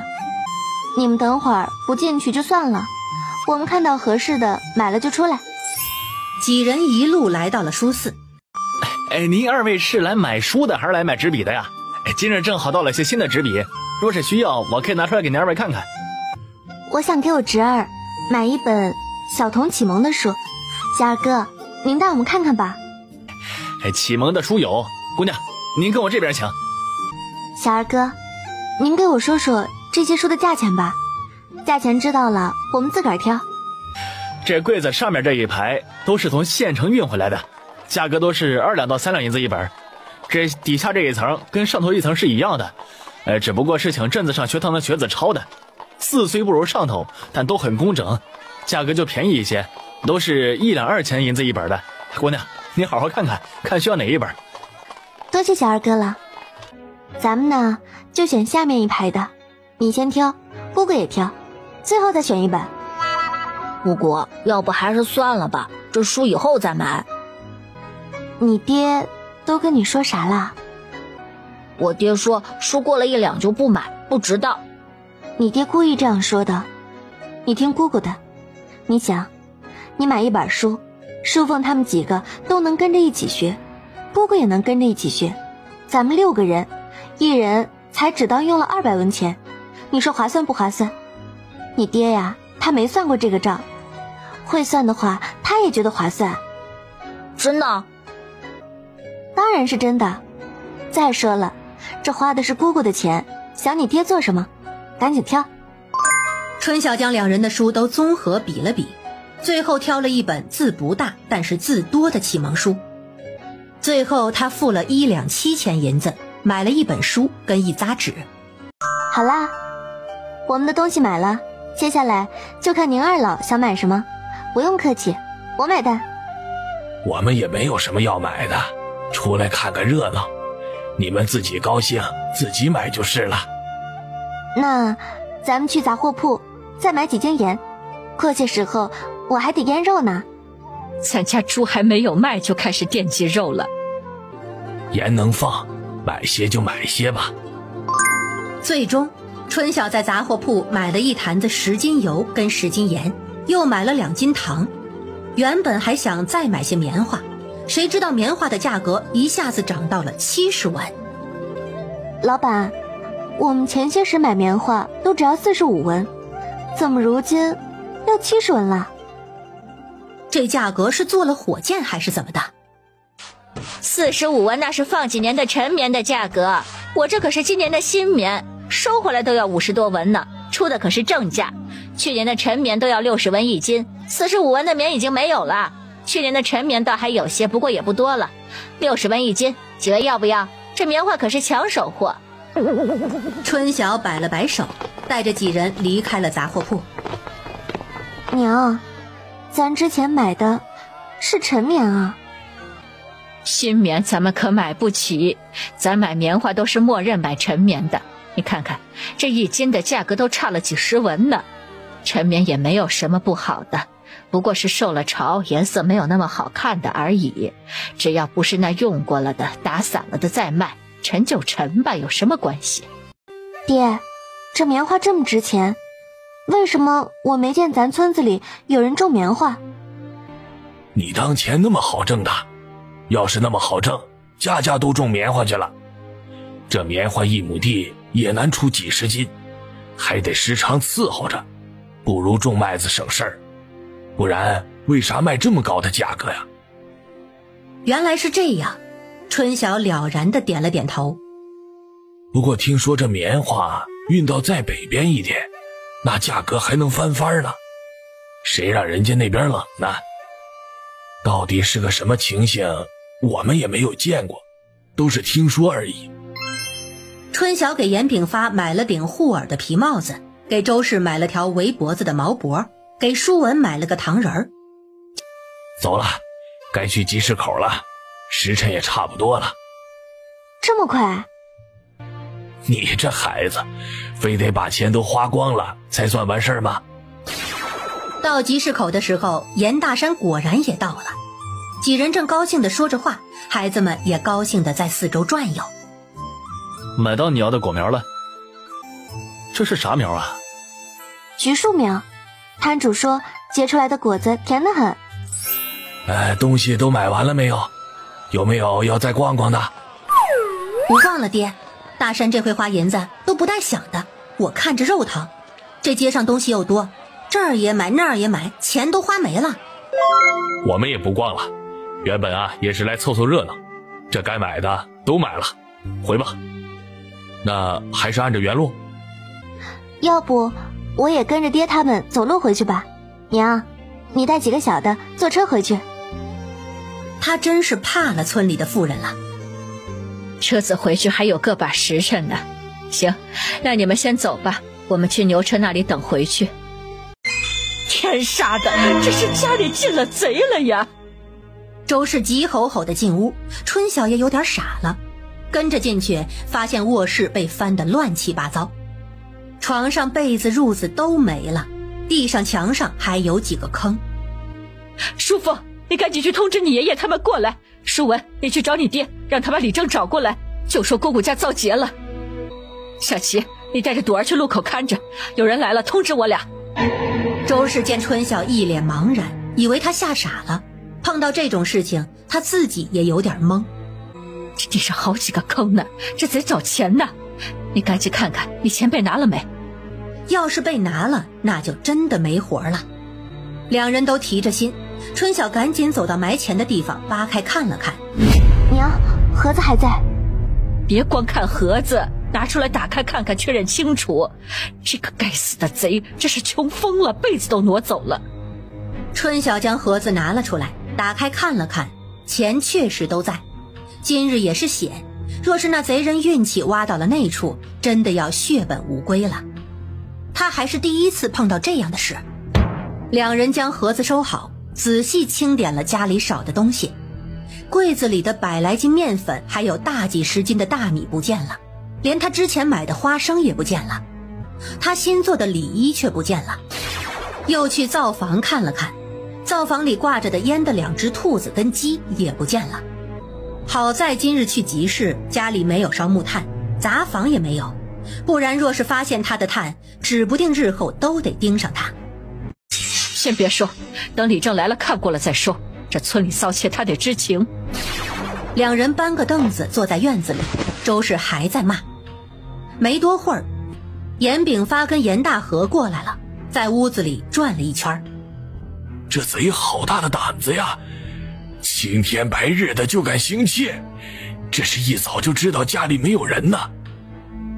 哎呀，铁定是村子里的人干的。要是让我知道了，我非得打断他的腿。都丢了些什么东西啊？周氏便把清点的丢失的东西过了一遍。春晓钱藏得好，钱没有丢，这事咋办？这村委安宁是安宁，还是太偏了。你看，这人砸了门，搬了东西，村里头也不一定知道。我看这人难找出来，这事儿多半是要不了了之了。就这么东西白送别人了？等李正来了再说吧，多半是个无头冤案。前些时有人家家里丢了鸡，还不是不了了之了，除非现场抓到人。春晓也知道这个道理，这里没有监控，就算是事后抓到了人，人家不承认，你一点办法都没有。要抓只能抓现行，这个事情还真的是没有什么好办法讨回公道。爹，等会儿李正看过了，咱们先找严武叔把门修好吧。我看了，锁没有坏，就门把坏了。我让你二哥现在就去找人。严大河走了没多久，严大山就带着李正过来了，后面除了跟着的3个孩子，还跟着好些村里人，都是听说春晓家里失窃过来凑热闹的。李正一进院子，首先看了看被砸的门锁，又由严炳发父子俩陪着进去逛了逛，最后还是周氏将丢的东西给他细数了一遍。整个过程，村子外的村民们一直在窃窃私语。李正，你可得为我们春晓做主呀！他如今在咱们村落户，也算是正儿八经的村里人。如今光天白日的东西都被偷了，连衣服被子都不放过，这是不让他活呀！李正，这村里掉东西的也不止我们一家，只不过我们倒霉住得远，被人盯上了。这贼尝到了甜头，只会越发的大胆，保不准哪天就偷到其他人家里。这老虎还有打盹的时候，谁能保证自己的东西不会丢啊？这事儿你可得上点心。李正，周麦娘说的没错，是得好好查查。这马上就快过年了，这贼不抓谁能心安呢？不是，李正，前些日子我们家鸡丢了，到如今都没找着是谁偷的。我看这村子里怕是不安生。李正，这事儿不小，可得上点心。这确实不是件小事儿，但是这桌子要拿脏，如今人都跑了，各家都警醒这些吧，都在村子里边传话，近期有贼出没，出门记得留人。这事情就这样算了，这东西丢了就丢了，这些东西都是才添置的，可是花了我们家春晓的老底儿了。不然能怎么办？贼抓到了自然会给你个说法，但是没抓到之前也只能认倒霉。难不成你还想让我给你赔啊？不是，李正，我老婆子也不是这个意思，她就是一时着急而已。这个事情啊，既然报到了您那里，那就劳您记上一笔，也好心里有个数啊。赶紧收拾收拾吧，这事我知道了。刚说的都听见了吧？各自回去都注意些，别让贼钻了空子。李正看一眼院子的人，再待着也是自讨没趣。李正走了，村里人也跟着散了。孩子们知道家里遭了事儿，大人们这会儿正烦着呢，也懂事的不往跟前凑，到一边猫着去了。严武叔刚刚就到了。你们家呀，今日是走了备孕了，以后出门还是得留个人看着。哎，谁能想到出这种事情啊？你赶紧看看那门，看看能不能修结实些才好啊。修是能修，就是有些麻烦，得把这门板呢卸下来，抬到我家里去，在这里不成。那要多长时间呢？你们这2个门有4个门把，这会儿抬过去，天黑前这个大门应该可以动好，晚了就要明天了。几人一听，忙过来帮忙拆门板。大河跟大山一起，一人一边把大门门板拆下来，就跟着严武叔走了。今晚咋办啊？你被子都没了，自然是跟我们回去，还能咋办？还有剩下的一些木材，我还想趁这2天烧出来呢，顺便试试柴火火候。这东西没了，损失已经造成了，咱得想办法弥补啊。你烧你的吧，我跟你娘陪着，晚上再一起回去。明日让大山跟大河上镇上给你买褥子跟布回来，粮食就别买了，家里有。你要吃细粮都给你搬过来，我们吃粗粮也吃惯了。粮食还是买一些吧，不买那么多了，就各买个30斤左右好了。娘，你也别伤心了，这东西丢了就丢了，就当是破财消灾了。你倒是想得开，这以后家里无论如何都得留个人，今晚我们都过去了，这家里岂不是就没人了？哎呦娘，这家里都被搜腾过一遍了，剩下的都是别人不要的，有什么好守着的？我就算是敞开大门，也不会有人进来了。你当那贼是傻的？我是说你的那些炭，你今日是没有起窑，所以别人不知道，今日若是烧了，还是得有人看着不是？万一有那无聊好奇的要进来看一看，怎么说呀？不会的，娘，现在大家都知道屋里遭了贼，谁还敢这个时候闯进来？不怕被抓吗？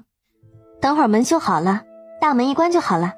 再说了，我们晚上走了，明日一早我早早的过来，不会有事的。晚上严炳发跟周氏留下来陪着春晓。爹，我心里有个计划，明日跟你们讲。什么计划？为啥要明天再讲啊？现在不能讲啊？我还没有确定呢，明日上午我先看看再说。若是可行，春上可是有的忙呢。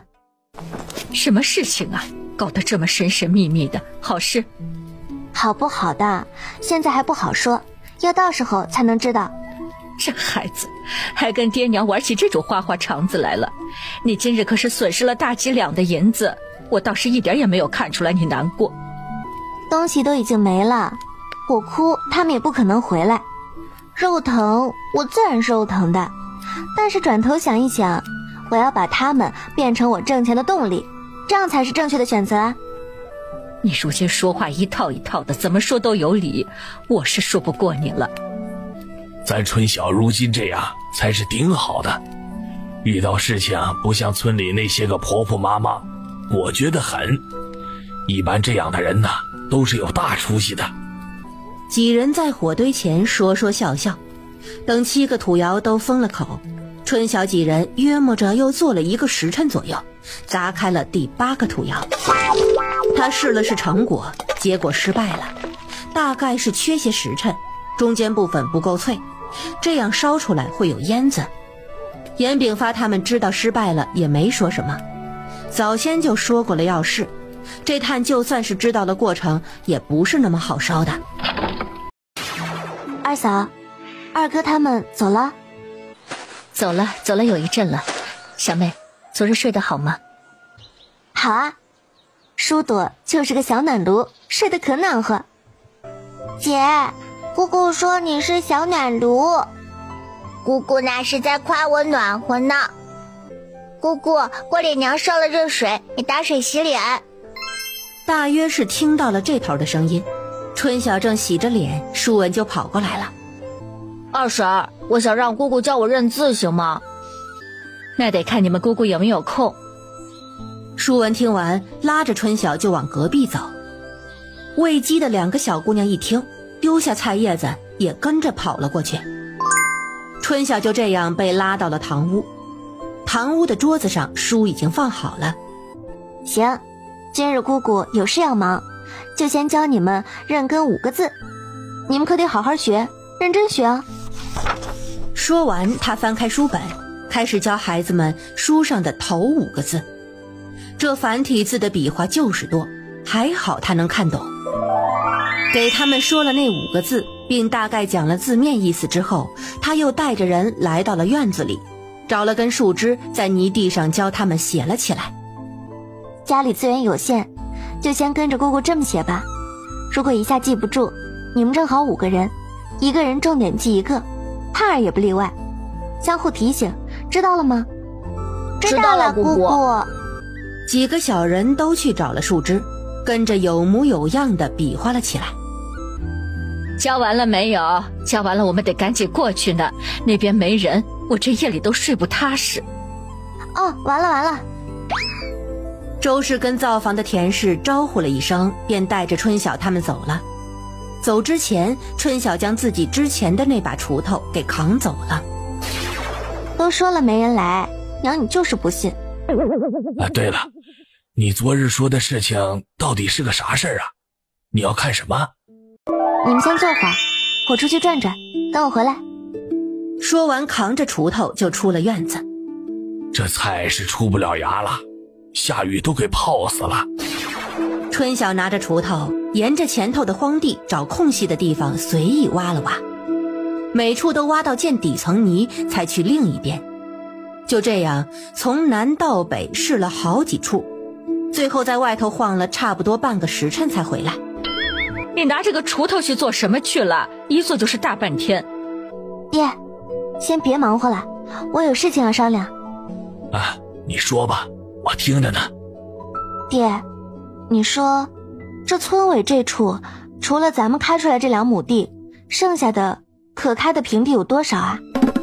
严炳发一听也不好贸然给数，他走到院子口，朝外头的荒地看了看，这才走了回来。这一片可不小啊，怎么说也得有10来亩的样子吧。这个得问李正才知道。你想干啥呀？爹，我想把这一整片都买了开出来。你想要这整片地？你要这么大片荒地做什么呀？上回李正说了，这片可是宅基地，要钱的。你想要荒地种菜，去山坡上头开，那里开荒种地没人管，不要钱。爹，山坡上东一块西一块的，不好管理。我就想要这一片，买了好，能办地契最好。我买宅基地种地，总没有人说我的不是吧？这又不是税地，还不用交税，而且这块不是便宜吗？才1两银子一亩。那你跟爹说说，你想用这片地做什么呀？这边地板种粮食肯定不成，最多呀也就种菜。哪个说这地不好？爹，我之前就觉得这地儿合适，刚刚又去确认了一下，这块地种棉花是顶顶合适的，地板也没有事，我总有法子把它养肥的。种棉花？你要买这块地种棉花呀？你啥时候种过棉花？你怎么会种棉花的？还有，咱们家没有种过棉花，你怎么知道这地合适啊？他能怎么知道？终归啊，就是在书上看到的。这地儿真能种棉花？能种，而且我觉得我肯定能种的比别人的产量高。毕竟是结合了上千年的种植经验，当初的农业体验课他也不是白上的。你若是确定这处啊能种好棉花，那真是得买下来。这可是10来亩地呀，若是有收成，一年也能进项不少的。10两银子你也是能拿得出来的。这买了地呀，总比放在家里被偷了好。既然你想好了，那我这就去找李正量地。爹，先别忙，我还有话没有说完呢。爹，咱家遭贼这件事儿，我觉得该给那个贼一个教训，不能就这么算了。这贼得了便宜有一回，就有第二回。老话说了，只有千日做贼的，没有千日防贼的。我想把他调出来。那贼怎么能调出来啊？他这刚得了手，肯定不是这么轻易会再出手的呀。你是有什么法子？爹娘，咱呢就借买着地的风声来调这贼。做贼嘛，总是想偷笔大的。他若是知道我手上还有10几两银子的买地钱，过几日要交给李正，你说他会不会来？当然了，这个事情也得李正配合。爹这脑子转得没你快，你说的意思我既明白又不明白。这是大事儿，你还是跟我说清楚的好。这样，我们买地的事情照样进行，银子呢也照交，但是李正那边要配合我们放出消息，就说我被偷怕了，原本呢身上还有这10几两的傍身银子，怕再被偷，决定全买了这荒地。只是李正那边要过几天才有空给办手续，银子便还在我这里。到时候明面上您跟娘都回村里住，晚上您跟哥哥们过来这边替我。若是那贼起了心思，就有机会抓到了。哎呀，这个点子好啊！这样既有机会抓到贼，又不会让村里人怀疑我们买荒地的目的。就算贼没有抓到，地也买了。哎呀，这个主意好，哈哈哈！春晓啊，你这脑子就是好使，比大山他们都强。这会儿知道闺女厉害了。这个风声啊，主要是要放得自然。爹，您跟李正爷好好说说，我想他会配合的。行，闺女，你话说完了？说完啦。说完了，我这就去找李正量地。严炳发意气风发地走了。约莫过了大半个时辰，他又有些垂头丧气地回来了。怎么了这是？李正咋的没有跟你过来量地呀？也不能算是不顺利吧。我起先说了我要买这片荒地，李正他虽然有些意外，但看得出还是挺高兴的。后来呢，我又把我们抓贼的计划跟他讲了，他也觉得可以试一试，只是说到这地的价钱时候出了些变故。他要涨价？他说当初以2两银子卖我们2亩宅基地，还附赠房子，主要还是看到春晓一个姑娘家和离回家不容易，多是送的1元多。如今不同，如今我们要买这么大一片，肯定是不能以1两1亩的价格拿地，要买啊，得出2两银子1亩。若是同意，他便来量地。我看李正这人看着正派，实则奸猾，定是之前看我们买了10亩良田，算定了我们手上有钱，如今买地故意加价的。哎，这话可不能乱说，莫要让人听到了。我拿不定主意，想着还是回来听听你们的意见。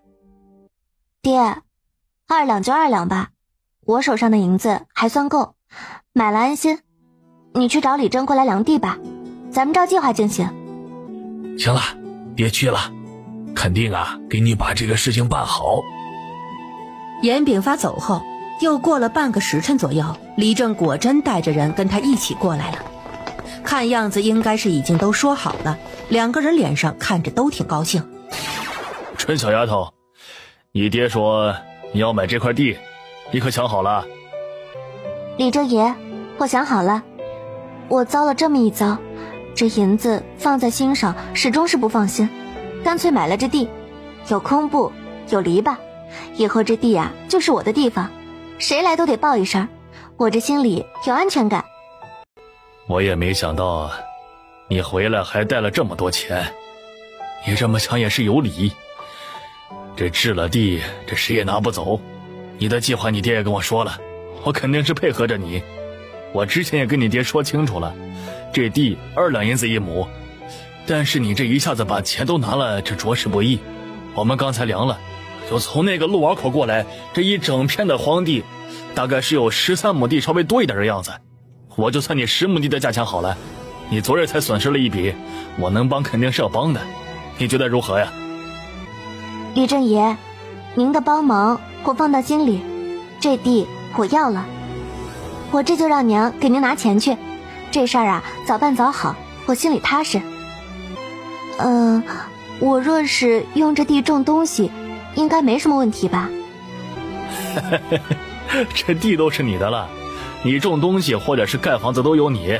你放心，边界数量的地契上我会给你写得明明白白的，我也会跟村里人说清楚，以后他们未经允许是不能上这处来的，否则也算是私闯民宅了。你放宽心吧啊！若是确定买了，明日我就去给你们偷偷把手续给办了，等会儿回去给村里人开个会，按你们说的说。是，多谢李正啊。周氏跟严炳发带着李正走了，如今他的钱都暂时放在周氏那里，周氏得回去给他拿钱。这买地一下子去了20两，手续费估计得1两，这样一算他就只有19两银子了。家里人走了，他又开始试着烧柴火炭。今日早，到半夜再拆应该是差不多的。哎，怎么都过来了？是爹叫过来帮忙开荒的吗？爹这也太急了些。春晓啊，你买了这么大一片荒地，种棉花，这是好事儿。只是这银子用完了怎么好啊？我们是这么想的，要不你把这边的13亩地给我跟大哥一个人匀2亩，这钱呢我们自己出，到时候我们跟着你一起种棉花。我这么大一片地方全要仰仗你们帮忙，要你们花钱买什么地？钱啊娘已经给了，等开了荒，你跟大哥自己去挑吧，一人挑2亩地，到时候地里的收成就算你们的，放心，我说话算话。只是若是收成不好，你们也不要赖我，让你们白做工啊。小妹，你说的什么话？就算是没有我们的，这地呀也得帮着你种的，我们也是想给你减轻点负担。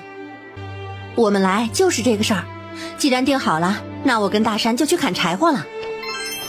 大河2口子也走了，一群人呼啦啦的来，又呼啦啦的走，就留下周氏在一旁陪着他。你也别计较你哥嫂他们算计你，他们如今打心里觉得你有本事，想跟着你弄几个钱，好为孩子们多打算。娘，我哥嫂哪里算计我了，他们还打算自己出钱呢。若说算计，还是我算计了他们？这么多的地让我自己种肯定是不行的，我如今只给了他们1人2亩的收成，希望他们不要计较才好。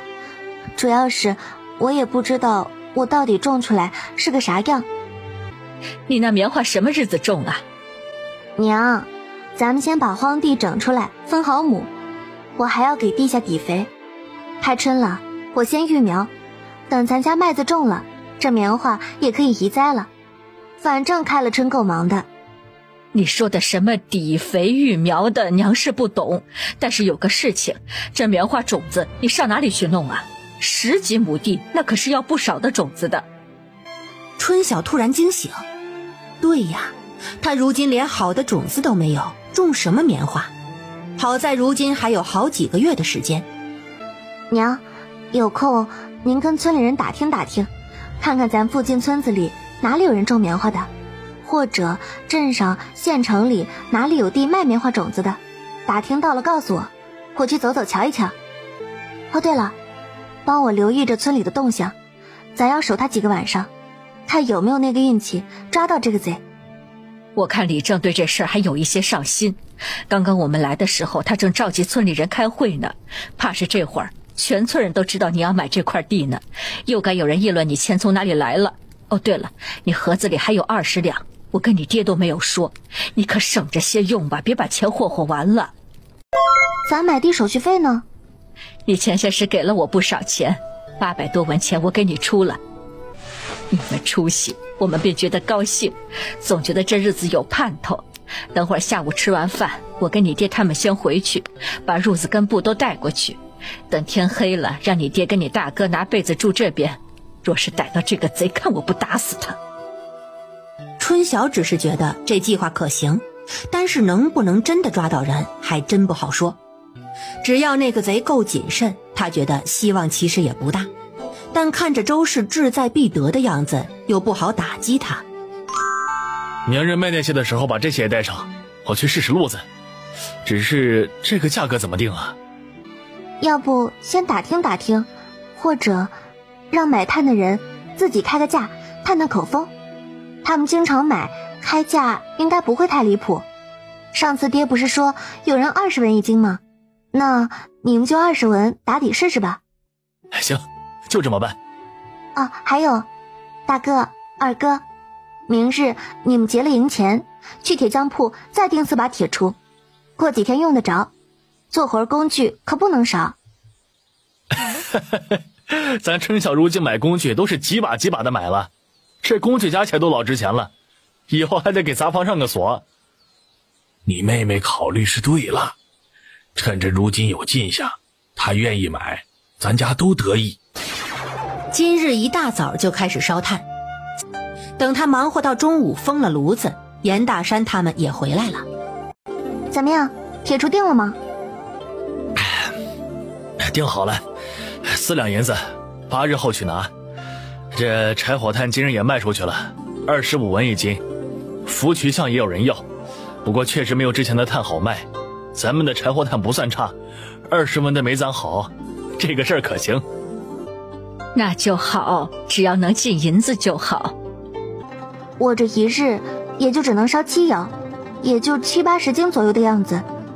以后看是一个人每日去卖，还是2日去一次。几人在一起商量了一下，这炭怕是卖的时间会比之前长，家里还得忙着冬日整荒地，这人手不能少。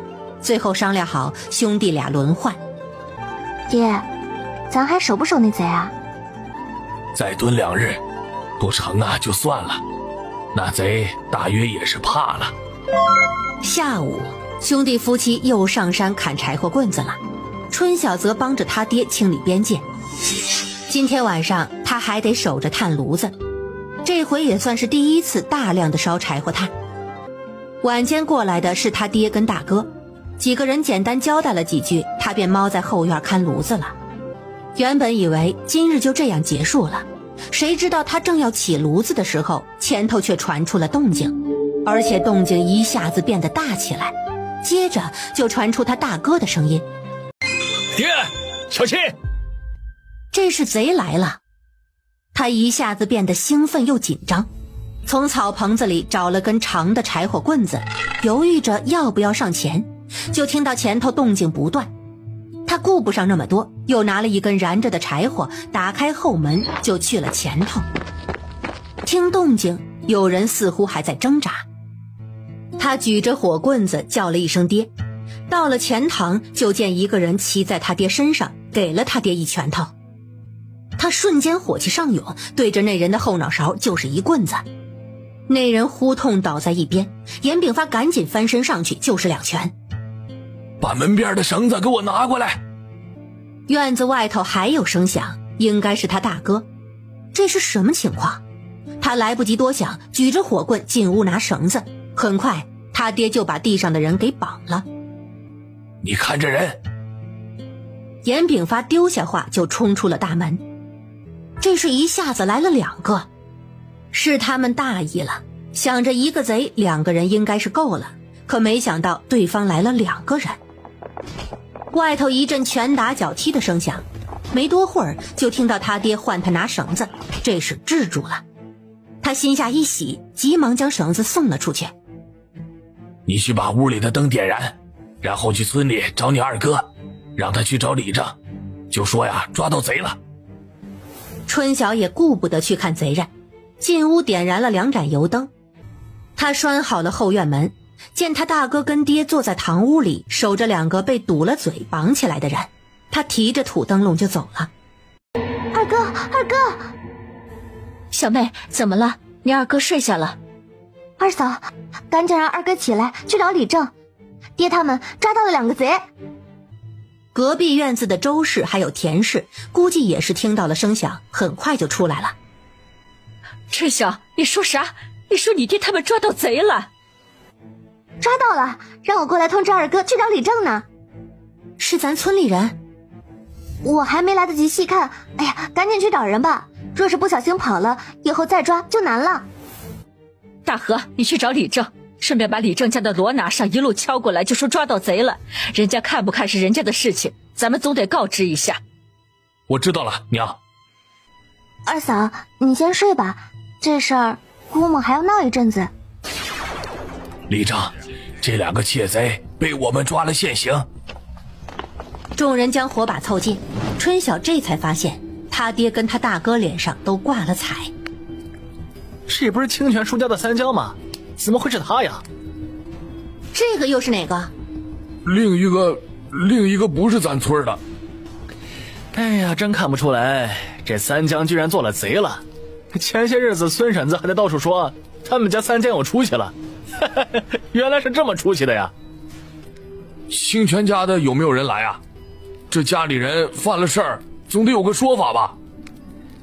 李正见严三江侧躺在地上扭动得厉害，让人给他把堵嘴的抹布拿了出来。今日抓了你们现行，你可有什么申辩没有？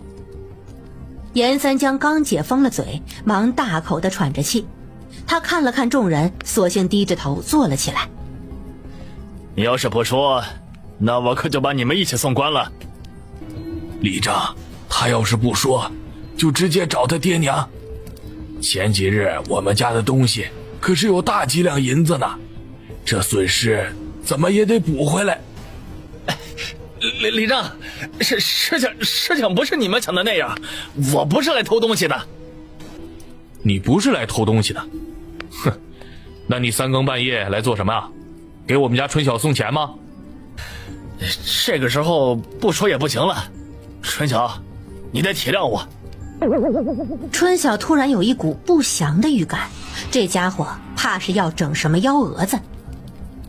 我今日是来跟春晓约好了的，前些时候我回家发现他和离了，一个人过，我便找他来了，想着我也是一个人，2个人或许能凑合一起过。接触几回之后发现他有这个意思，所以一来二去就这么好上了。你放屁！来我们家偷东西，如今还敢往春晓头上泼脏水！大山，给我打死他，打死他！我让你胡说八道！严家人齐齐上阵，眼看着人被打得厉害，李正忙让村里人将人拉开，他也是有些无语。严三江，你别胡乱咬人，你若是真与人幽会，怎么还带着一个旁的人？难不成你有什么特殊的癖好？李正，赶紧送官，把人给我送官！我看他挨了关老爷的板子，还敢说不说实话？李正，各位主播，我说的都是真的。我与人私相授受虽然有不对，但是这也不是什么大过错吧？边上这个是我在县城里面一起做工的朋友，是春晓说二人幽会时怕被发现，我才不得已找他帮忙看着。谁知道这妇人这么歹毒，翻脸就不认人，还让家里人上了套逮我，怕是被夫家休了，想从旁人身上讹些银子。我若知道他是如此歹毒，说什么也不会找他了。你个猪狗不如的，在这里满嘴喷粪！你说你一把年纪，我闺女跟你一起，她图什么呀？想要再补一脚，却被人给拉住了。哎呦，这明华叔，你不能为了春晓就想打死我呀！我还想请李正给我做主呢。村里人又开始议论，还有妇人把目光投到春晓身上。总有那么一些人存在异想，觉得这事儿也不是不可能。春晓这会儿都气得无语了，这个严三江还真是不要脸。你说我跟你苟且，那我想问问，我图你什么？严三江默默地看着他。你说我跟你苟且，那我想问问，我图你什么？你不是说你被周家赶出来了，没了依靠，不想以后看哥嫂的一脸色过日子吗？还说让我找个合适的日子上门提亲。你怎么说变就变了呢？我自己有钱，为什么要依附哥嫂过日子？你就没有听说我买地的事情吗？这村里人怕是没有人不知道吧？你买地的钱不还是我给你的聘礼钱？是我偷偷攒了好几年的我知道了，你是想私下贪了这些银子，所以弄了这么一出。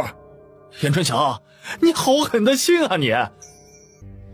李正，你得给我做主，他想抢我银子，如今更是倒打一耙，不然他一个合力的妇人哪来那么多银子呀？啊，那周家也只是个普通人家，哪里会给他20多两的银钱？村里来看热闹的人越来越多，这会儿都有些懵，这到底是怎么回事？这事情怎么还有反转？村里人不知道严炳发家买了10亩地的事情，李正是知道的。显然严三江的话漏洞百出，但是这会儿又没有什么有力的反驳证据。他身上有赃物没有？刚一进屋就被我们发现了，直接打了，没偷着东西。李正爷，这个严三江巧舌如簧，死的都让他说成活的了。不过没关系，也不是没有办法。他不说，自然有人说。那边不是还有一个不是咱们村的吗？拉到一旁问问话，不老实就打老实。这么大半夜的摸到咱们村子里，谁知道他要做什么？打死了也是活该。他故意说的大声，让边上的人听清楚，又让大河再次堵住了严三江的嘴。谁知这时村里部分人却有了不同的意见。如今谁是谁非啊都不清楚，万一你们贼喊捉贼，那三江这委屈谁赔啊？李长，这事玄乎，你可得弄清楚了。就是啊，可不能冤枉了好人，放过了坏人。严三江也跟着在一旁呜呜呜地发出声响，奈何嘴被堵住了，说不出话来。今日的事，后果自然是我承担。若是没有问出一个结果，打死了人，我去官府自首蹲大狱。各位觉得这个结果是否满意？我也一并承担责任，这总行了吧？见众人不再有异议，严大山跟严大河还有村里的几个男人将另一个男人拖到了一边，首先就是一顿拳打脚踢，那人嘴被捂着，疼得呜呜叫。几人见威慑够了，拿走了那人嘴里的抹布。你今日若是不说实话，就准备死在这里吧。那人起初也硬气不肯说，见几人真的就是下死手，又挨了一顿之后，怕真的被打死，终于讲了实话。偷东西最多不过是赔些银钱，或者是蹲几天大牢，若是真的被打死了，就太不值当了。刚刚局面明明已经被他扭转，谁知道却败在了自己人的身上。完了，这下子真完了。这会儿晚了，他家没有人来，这俩人怎么办呢？先把他们关到村里的祠堂锁着，明日一早，各家主事到祠堂开会。一早，村里祠堂开了，开了，爷爷跟爹还有奶奶娘他们都去了。听说昨晚抓到贼了，姑姑，听说还是咱爷爷跟咱爹抓到的。你听谁说的？我早上起来看到我爹脸青了，爷爷嘴边也破了。我问我娘，我娘说的。今天开祠堂不就是审贼吗？哎，你们昨天晚上也不喊我。喊你做什么？这种热闹啊，少凑。你没看到你爹他们都受伤了？今日开祠堂，姑姑就没去。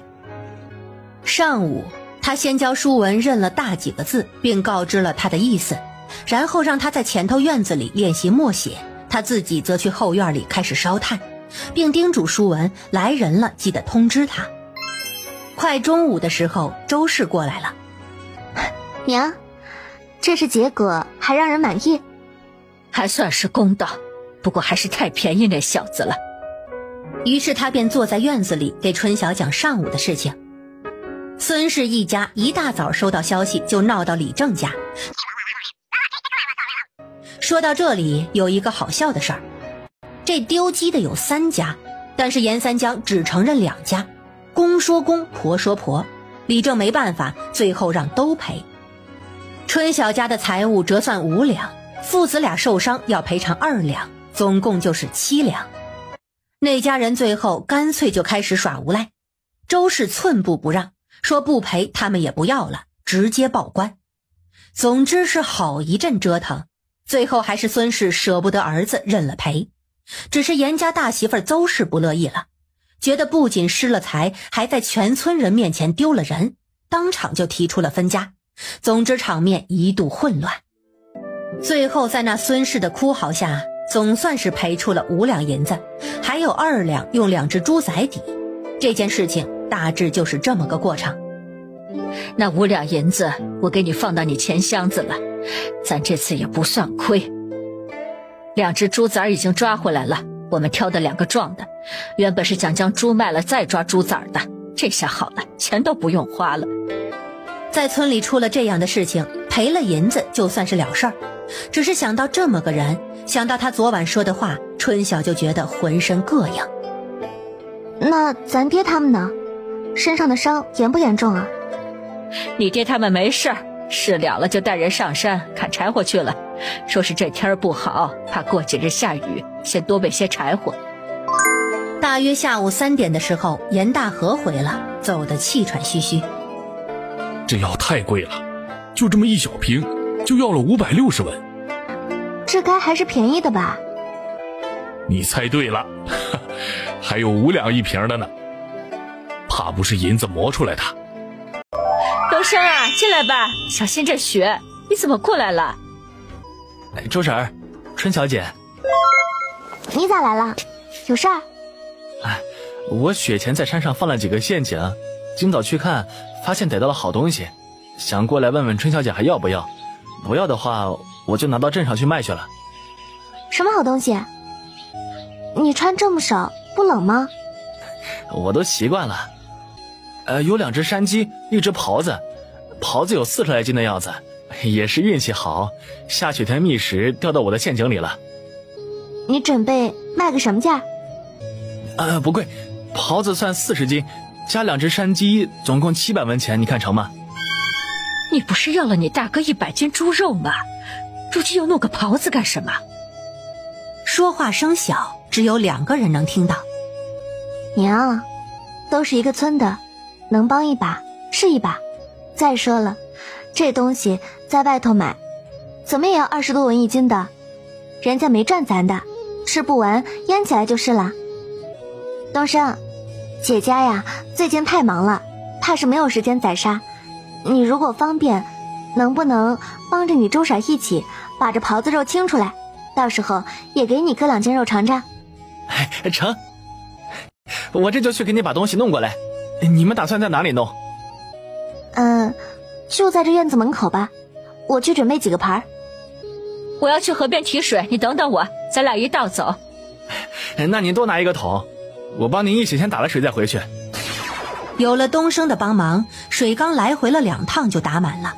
他又回家拿东西，半个时辰后扛着一只狍子还有山鸡过来了。周氏跟他在院子门口解狍子肉，春晓则在一旁拔开水烫过的鸡毛。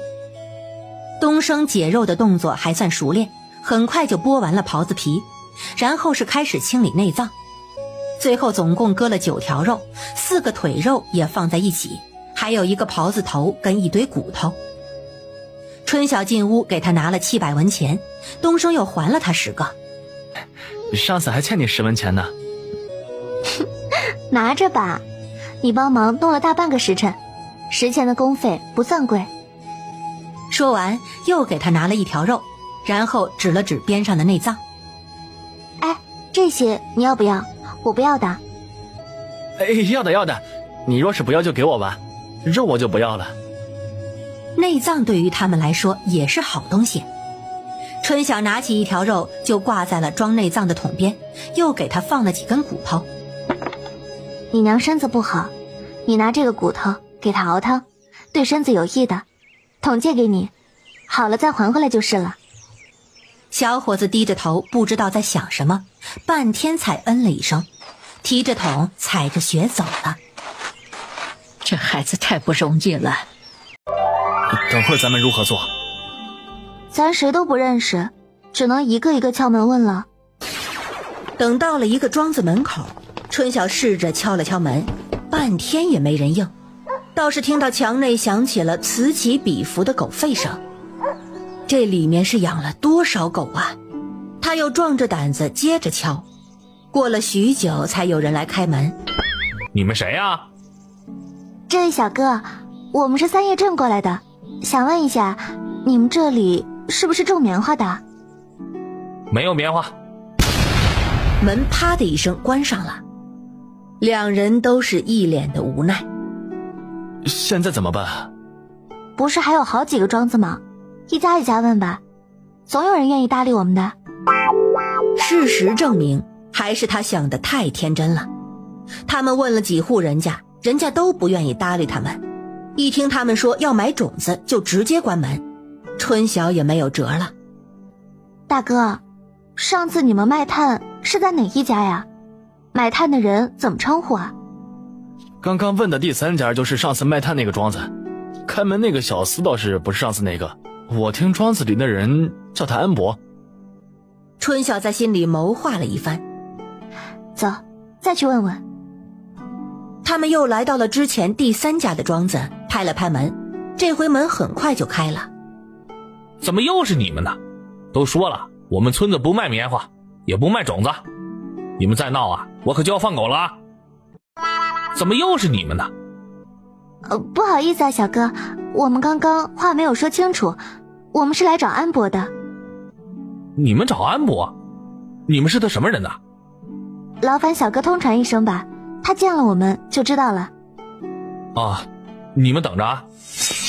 大约过了1炷香左右的时间，门又开了，出来了一个老汉。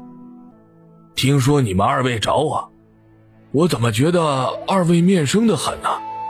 咱们认识吗？大叔，您不记得我了吗？上次我跟我弟弟给您送过炭，你有印象吗？哦，你一说我倒是想起来了，啊，是见过。怎么，你今日是要来卖炭呐？我后来又去过一次镇上，倒是没有碰见过你们呢。哎，大叔，这是我妹子，我们今日不是来卖炭的，我妹子想种棉花，她知道这陆村庄子有人种棉花，所以想来买点种子，不知道您这里有没有啊？棉花我们确实有种，但是这种子呀是不外卖的，不好意思了啊，2位。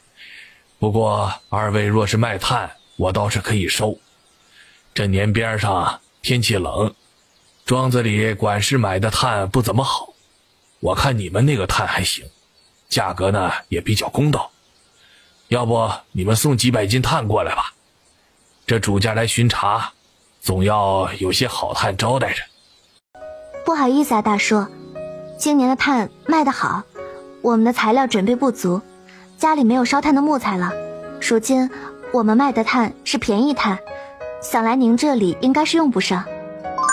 你们没有木材，我们庄子有啊。你们要什么样的木材？来，跟我来看。你们看看，这里头啊有没有合适烧炭的？这价钱好说。大叔，这些可以烧。你们原本1斤炭呢是60文，如今这材料我们出，那1斤炭给30文，这生意你们接不接？大叔，有个事儿您该清楚，这1斤木材烧下去最多就出7两炭，您要是按整根算，这炭有时候会断，您要是按斤两算，我该按个什么比例折给您呢？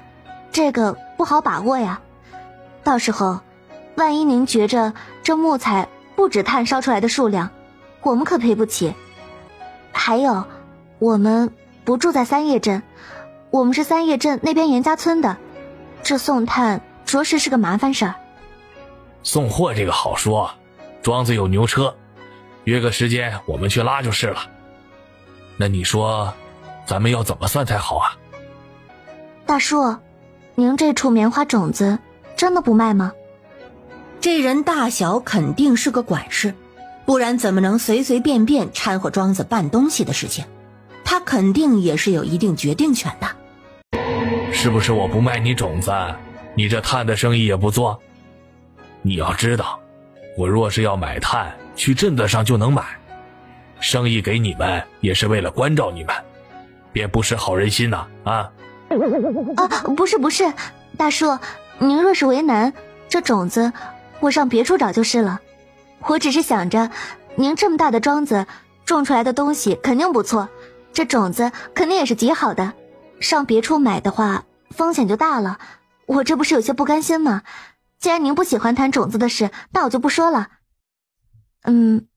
这样吧，全都出7成，我没有十足的把握，咱卖6成5算吧。就是说，你给100斤木材，我给您65斤炭，炭的加工费按30文1斤算。若是少于65斤，我按65斤赔您；若是出了70斤，我就给您70斤。您觉得如何？姑娘这话一说呀，我就知道你是个敞亮人。行，就这么办。那您想烧多少？我去给你找2个人来，你们先把能烧的木材给我挑出来，烧多少我要看看有多少木材锭，多些也无妨，还有1-2个月冷呢。您就大概说个数吧，不然我拖多了，您等会儿还要拖上去。你们先挑着，我去找人啊。对方不肯给准话，交代完就出去了。春晓，如今怎么办啊？大哥，这是好事，这是上门生意，人家还自己拉，比咱们日日去卖还省事儿，咱不接就是傻。可是那棉花还没有着落呢。种子的事嘛，我开春上县城看看，肯定能买到。我种棉花也是为了赚钱，如今就能赚到钱，肯定是先做这一头啊。人很快就叫来了，外头的牛车也拉过来了。春晓边挑边让人搬，老汉又找人用大秤过了秤，整整有1400斤。大叔，这不成，这牛最多拉700-800斤，这也拉不下呀。没事儿，庄子里牛多。说完跟边上的小厮说了一声，小厮跑了，很快又一个人赶着牛过来了。用2辆牛车应该是够了吧？我给你们送到家，到时候再去取，只是不知道这么多要多长时间呢？春晓算了算，一炉用30斤左右的木材，一天7炉做200斤算，这么多至少要7天时间，今日还不算。那您8日后去取吧。要这么长时间呢？这也没多少啊，怎么要7-8日呢？大叔，慢工出细活，时间短了不成啊。老汉却不乐意了，他想了想，这样吧，你不是要棉花种子吗？你想要多少？春晓先是一喜，随即又冷静下来，这是有条件呢。大叔，我想要60斤左右。这些炭若是第4日能取，我就出你1袋种子。我这1袋种子可是有80斤的。你也知道，我这种子比一般的散户种的好，1袋种子要不了几个钱，我就当送你，你看成不成吧？一旁的严大山一听，高兴得不得了。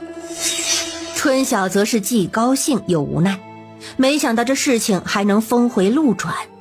这要是答应了，那未来3天他就别想睡觉了。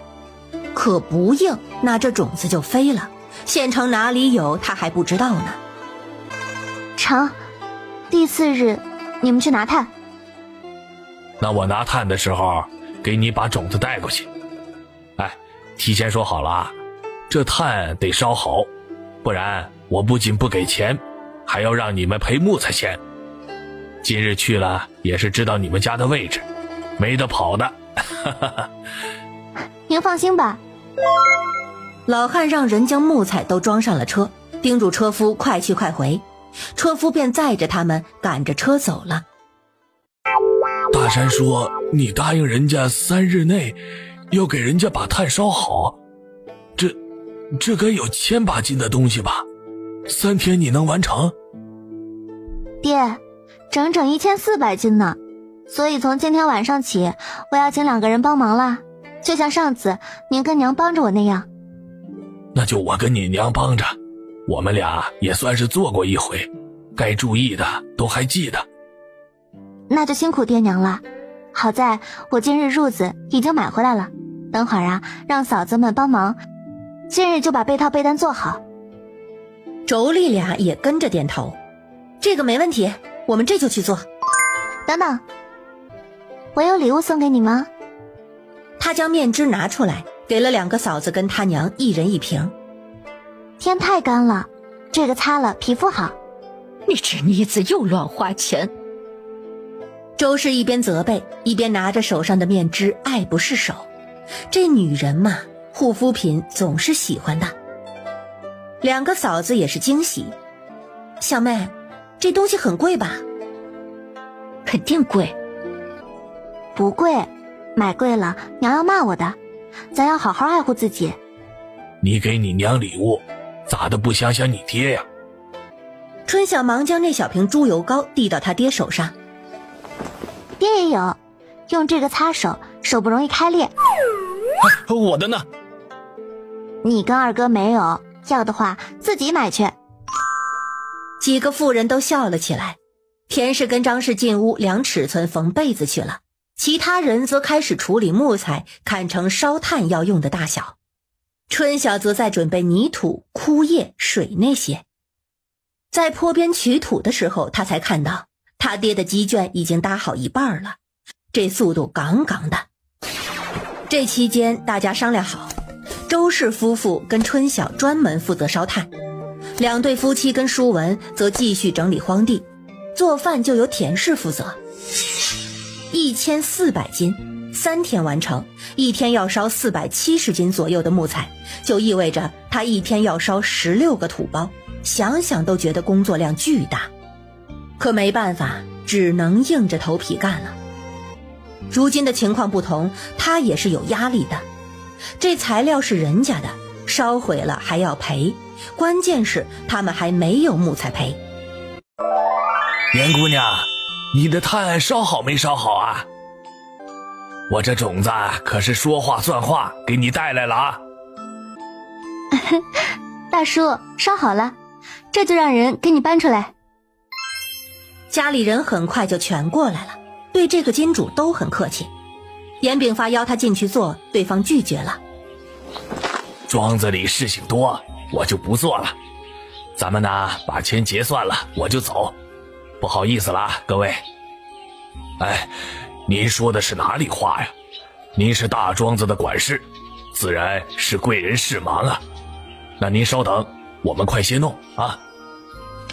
全家人上阵，很快炭就全搬了出来，过了秤，总共有972斤。老汉从中抽了些，掰了掰，看了看，很是满意，对他们家做事的效率也很满意。他将1麻袋种子交给春晓，又给了春晓30两银子。你们家呀是守信的，这多的几百文钱就不用找了，算是给你们的赏钱。明年若是有需要，我还找你们。那我就先走了啊。周氏见他这就走了，对着边上的田氏耳语了几句，然后笑眯眯地看向那老汉。这天儿说不准，保险起见，我给您这炭搭上帘子吧，以防万一。安伯看了看高高的太阳，觉得虽然此举有些多余，但又觉得这家人难得的细心，遂也没有反对。很快田氏就拿了一沓草帘子出来了，全家人动手将车上的炭遮了个严实，并一起将牛车送出了路口。真好，这有钱人做买卖就是痛快，东西一验，银子一付，完事儿，一点儿都不拖泥带水。都回吧，把那种子先放到春晓房里。春晓，事儿完了你赶紧去睡觉啊。还有事儿没完呢，咱得分银子呀。分钱不是最开心的时候吗？来，都到堂屋等着。之前没结算的炭钱有19两5钱银子，加上今日的30两，总共是49两5钱银子。我要给哥哥们一人9两9钱银子，凑个整，正好一人10两。哎，这不好吧？这后面的炭我们都没有怎么出力，怎么好意思分钱呢？要不就分前头的，后头你自己收着。大哥说的是啊，大哥好歹还陪你去了陆村，我可啥都没做。之前就说好了的，炭的买卖你们是2成，我可是包括各种状况的。他拿出2个大银锭子推到2人前头，收好，我还要去睡觉呢。说完他又数了7钱又50个铜板推到大哥面前。大哥，昨日的水缸钱赶紧拿着吧，还要接着干活呢啊！就这1个月，我们已经陆陆续续挣了差不多40两银子了。兰儿，都存起来，以后啊给闺女办嫁妆也够了。严大河这会儿直接把钱给了张氏，张氏的手有些抖，这竟然又是一个10两。春晓又拿了1两银子给周氏。娘，650文的簸箕钱，剩下的给您买零嘴。爹，杨五叔那里的工钱。工钱哪里用得上3两银子？若是这么贵，我就不找他了。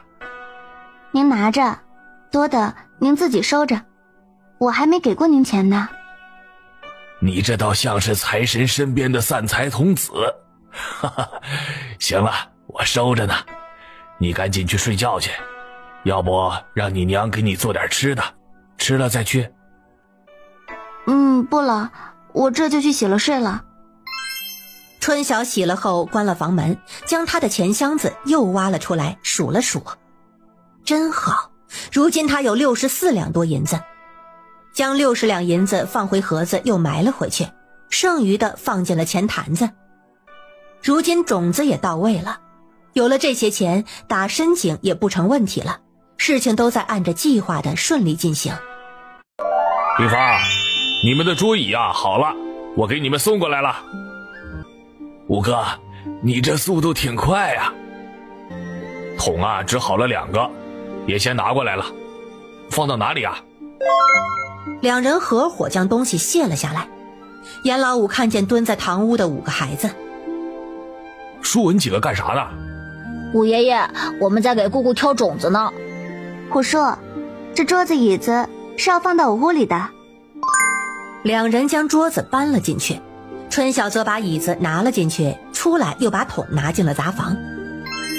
严老五就站在堂屋里看着几个孩子挑种子。这是啥种子啊？咋的还要挑啊？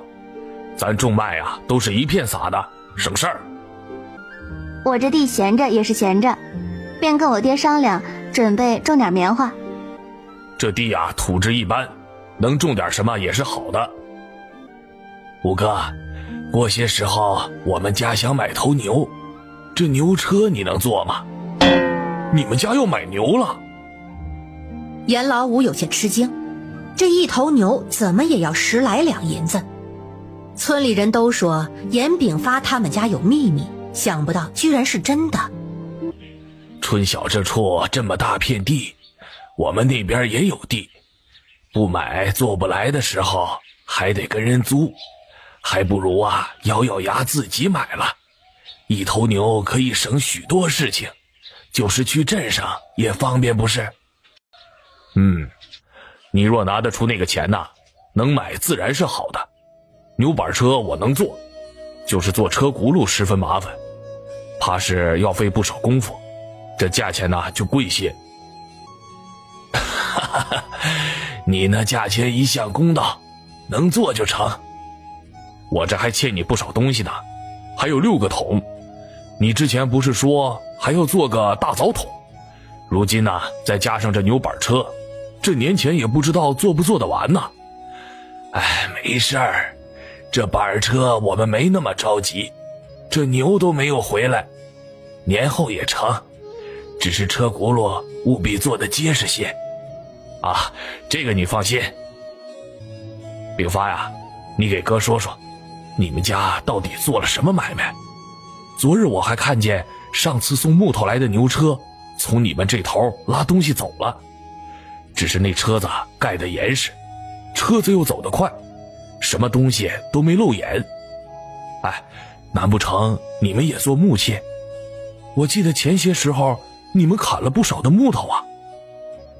五哥，我们若是会做木器，就不会啥都让你做了，我们可没你那个手艺。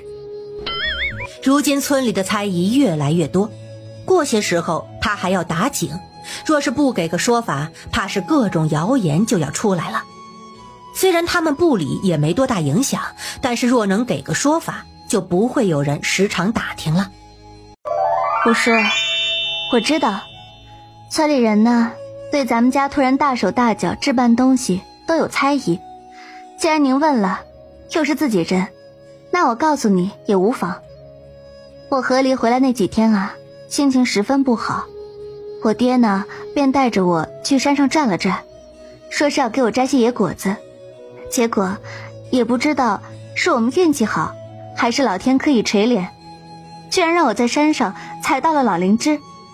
我原本是要拿到镇子药铺卖的，可巧那天有个城里老爷下乡找灵芝，我便高价卖给他了，就这样赚了一笔。严老五虽然觉得他说的话巧合太多，但又觉得这也算合理，不然他们家怎么突然就有钱了？前些时砍木头，您该知道，我置办新家，要做的东西不少，村里人有意见，我便想着在外头买些，谁知道买回来的有些木头中间蛀了虫，我又找买家退了，就是你们看到的牛车送来又拉走。原本是想节约些材料钱，想想还是算了，您那边价钱公道，总算还是省了些。原来是这样啊。你们早说嘛，如今村子里都说你们家在闷声发大财，个个都在打听呢。不过你这个丫头是个有福的，这么些年进山的人跟次数不计其数，偏偏就你采到了灵芝，我看多是老天开眼呐。我爹也是这么说，这钱总有花完的时候，我就想着有个倚仗，便把这荒地买了，多少能有些收入。你想的这些没错。行了，不耽误你们干活了，我回了啊。父女二人将他送出了篱笆口。我发现你这扯谎的本事还挺厉害，我在边上听着都要信了。爹，我这也是没有法子，这事儿若是一直发酵，没事都要变有事呢。人家要是听了你说的，都跑到山上去找灵芝咋办呢？能咋办？若是人人都能找到，人人都发财了，他们找几次找不到，自然就会泄了心思。日子一天天的过，12月20这天，严炳发跟着大山去镇上卖炭，下午回来的时候就牵回了一头壮牛，村里人都跑到大山家看热闹。禀发叔，您家里买牛了？大山，这牛看着真壮实，得花不老少钱吧？禀发，你们上哪儿买的牛啊？买的时候有没有注意它的牙口？有些牛看着壮，不仔细就容易上当了。大山哥，明年开春啊，你家就有牛耕地了。严炳发心里也是激动，他家添了牲口，这整个村子买牛的就没有几家。各位，牛你们也看见了，大山这里没地方养，我得带到村委闺女家去，她那地宽敞，她在这外头待了大半日，我还得赶紧给她喂些草料，就不同你们多说了，等空下来再聊啊。哟，半年混的回来了，你都买了些啥？这还挺沉的。小心小心，我这上头可是豆腐，小心碎了。你这是把人家豆腐店给搬了吧？买这些豆腐？娘，这豆腐好，今日咱们吃2块，有6块我要留着卤的。卤是啥？你就对吃的在行了。我到时候做出来，您就知道了。接着他又拿出了柑橘跟花生，然后是糖葫芦点心，最后是酱油调料跟布茶壶那些。天哪，你这是去买街了吧？买这些吃的，难怪早上一转身就跑了的，是怕我说你是不是啊？你这总共花了多少银子呀？姑姑，这个糖葫芦是给我们买的吗？你们一人拿1根啊。今日大家随意吃，这都是买回来吃的。小妹，你这也买的太多了，难怪娘心疼。春晓又让哥嫂们自己拿，不要客气。他将布跟调料放进柜子，将那套茶具放在了卧室的长桌上。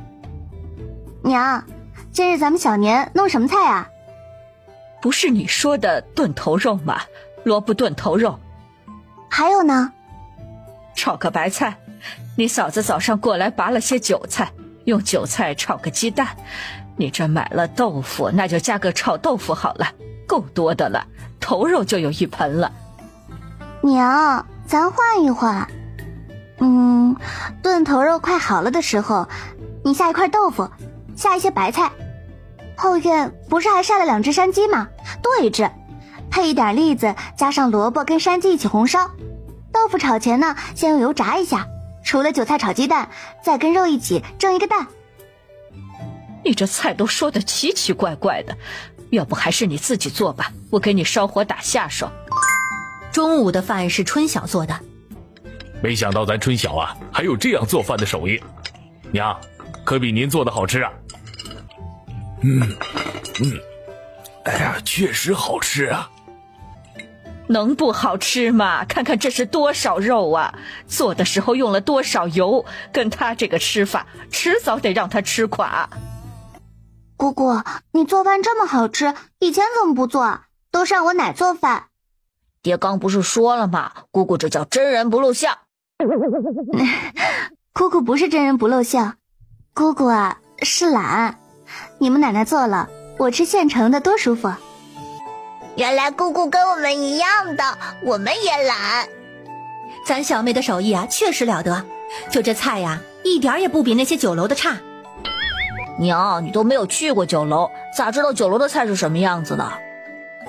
我没去过，我还不心想啊，菜做成这样，还能做成什么样？以后啊，多跟你姑姑学着些，她本事大，能教你许多。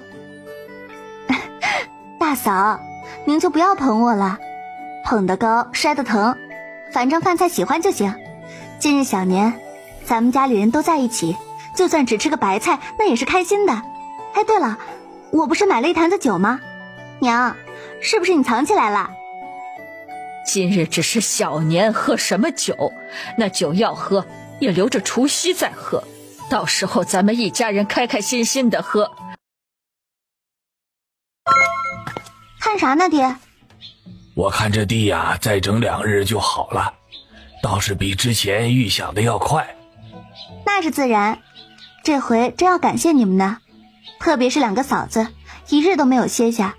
我刚刚还看到我二嫂捶腰呢，怕是累得不轻。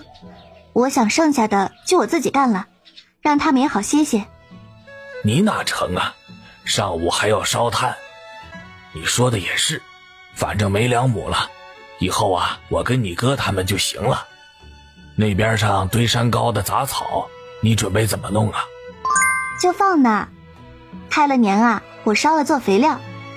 咱家牛喂了没啊？上午淑凤牵出去放了1个时辰，吃饱了回的。我听你跟你哥说买豆渣的事儿。哎，你买豆渣做什么呀？给牛吃啊？不是，我豆渣也是用来沤肥的。你这沤肥也太讲究了些，先是让我给你去收牛粪，又弄好了些石灰粉，如今还要豆渣，还有些什么？这又是书上看来的？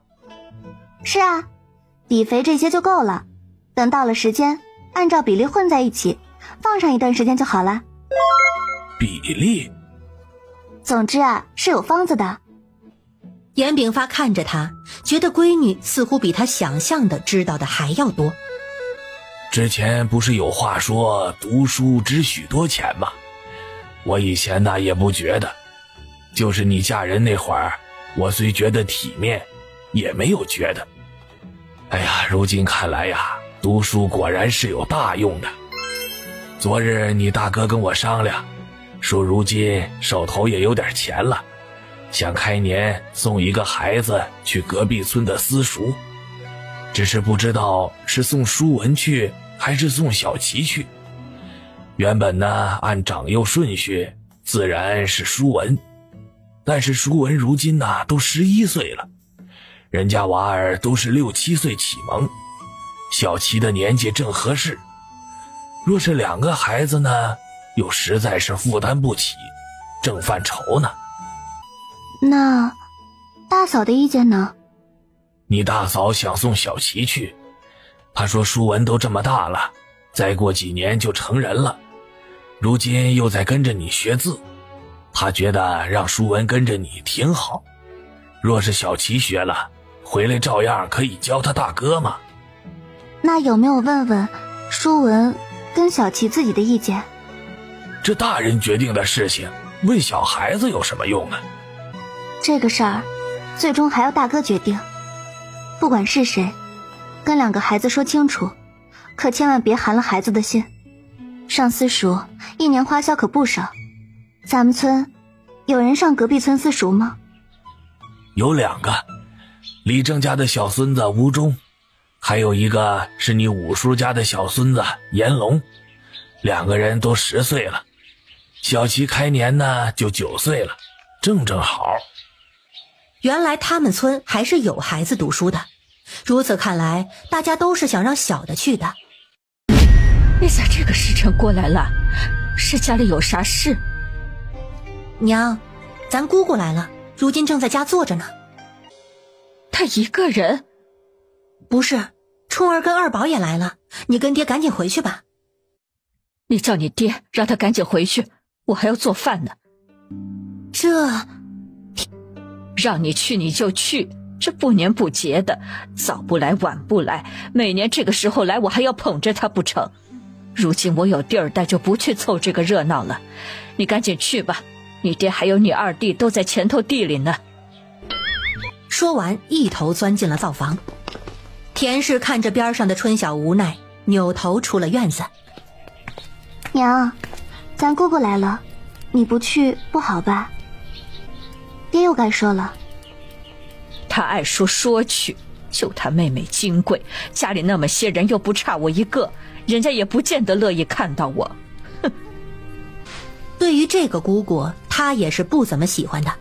印象中姑姑重男轻女，说话又喜欢夹枪带棒，反正他在他跟前就没有讨到什么好。二妮儿来了，哎呀，咱得回那边去，人家好歹是客嘛。客什么客？昨日小年不来，年前跑过来，哪年不是这样？你要什么东西你尽管给去，我眼不见心不烦。他1年也就来2回，有宽那边条件不好，咱做哥哥嫂嫂的，能帮衬一把，怎么也要帮衬一把的。我刚刚不是说了吗？你爱给就给，反正我不去，你就说我在忙不就得了。今日大山还没有回，你可得把家看紧些。娘，要不您跟我一起回去吧，您在这儿我心里才有谱啊。周氏不为所动，严炳发无奈，只得带着田氏跟大河回去了。娘，你咋这么不待见姑姑啊？你这几年不在，你不知道，你姑姑越来越过分了，每回来拿东西不说，还总是挑拨离间，我早就烦了。反正她又不是诚心来看我们的，我在不在都不影响，早走早好。今日中午就我们母女俩吃了。不好惹，那还是少惹为妙。谁知他不去惹别人，别人却主动来了。哎呀，这是春晓吧？好几年不见，都长变样了，倒是越长越水灵了。姑姑，我听你爹说你和离了，怎么好好的日子搞到这个地步啊？这女人没有男人，日子怎么过？难过着呢。你娘也是，不劝着你些，还去拱火，以后啊是要落埋怨的。春晓看着他娘翻了个白眼儿，心里忍不住的笑。姑姑，我和离是我的事情，埋怨不到别人头上，你放心吧。你呀还是太年轻了，等日子长了你就知道愁了。你们两个自己玩去吧，你表姑这边地方大，随你们疯了。两个孩子一听，立马就跑了。我来村子的时候，听你们村人说你卖了颗灵芝换了不少钱，真的假的？姑姑，你消息还真灵通呢，这么快就知道了。我进村没多久就知道了。你也是，有钱不多留着，买这些个地做什么？这地呀可不是好地，你这不是白白浪费银子吗？我们家明远一直想出去做点买卖，可惜就是没钱。若是跟你运气一样好，怕就成事儿了呢。春晓，你跟姑姑说说，你那灵芝换了多少钱？这地少说也得20-30两吧。姑姑，一颗灵芝能换多少钱呢？你也说了，我这地就要去掉20多两，我又在家里置办了东西，银子啊不剩几个铜板了。唉，我倒是来晚了。大哥，不是说买牛了吗？带我去看看呗。你们的日子是越过越好了，如今连牛都买了。几人又一起去看牛。到了牛棚，严二妮看到牛就兴奋了。大哥，这牛得花不老少银子吧？你看看你，每回我跟你借钱你都说没有，如今不声不响的就把牛买了，我看你就是瞧不上我，怕我借钱不还。姑姑说的哪里话呀？我爹对您如何，您还不清楚？这牛啊，也是春晓出大头，我们几个一起凑了买的。你看，春晓这处的地，若没有一头牛，怎么做得开呀？我也没有别的意思，就是你们这突然买了牛，有些意外。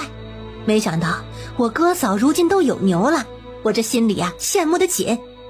我们家也有3亩地，一到开春就累死个人。到时候若是能借这个牛使使，那就轻松了。切，二妮你可真能说笑，你这隔个镇子的牛都要走半日，你们家就3亩地，怕是牛没到地就耕完了吧？大嫂，我知道你看不上我们，我知道我们家有宽没有大哥能干，到如今家里也只有3亩地，但是我们也没办法呀。我出嫁的时候家里没给什么嫁妆银子，有宽家又是那个条件，到如今没有卖地已是很不容易了。我可什么意思都没有。周氏一时也不知如何应付，索性闭了嘴。你这大运撞得谁不羡慕？如今有地又有牛，说不定过些时候说亲的就上门了，姑姑啊替你高兴。几人看完牛就回了院子，结果刚进院子就看见2个孩子坐在堂屋门口吃酥饼，地上还放着一排。奶，你快看，咱表姑家有好多的好吃的，这里还有橘子，还有花生呢。春晓的额头跳了跳，这2个孩子居然进他的屋里翻东西。周氏则是怒不可遏，他几步跑上前就要拿地上的纸包。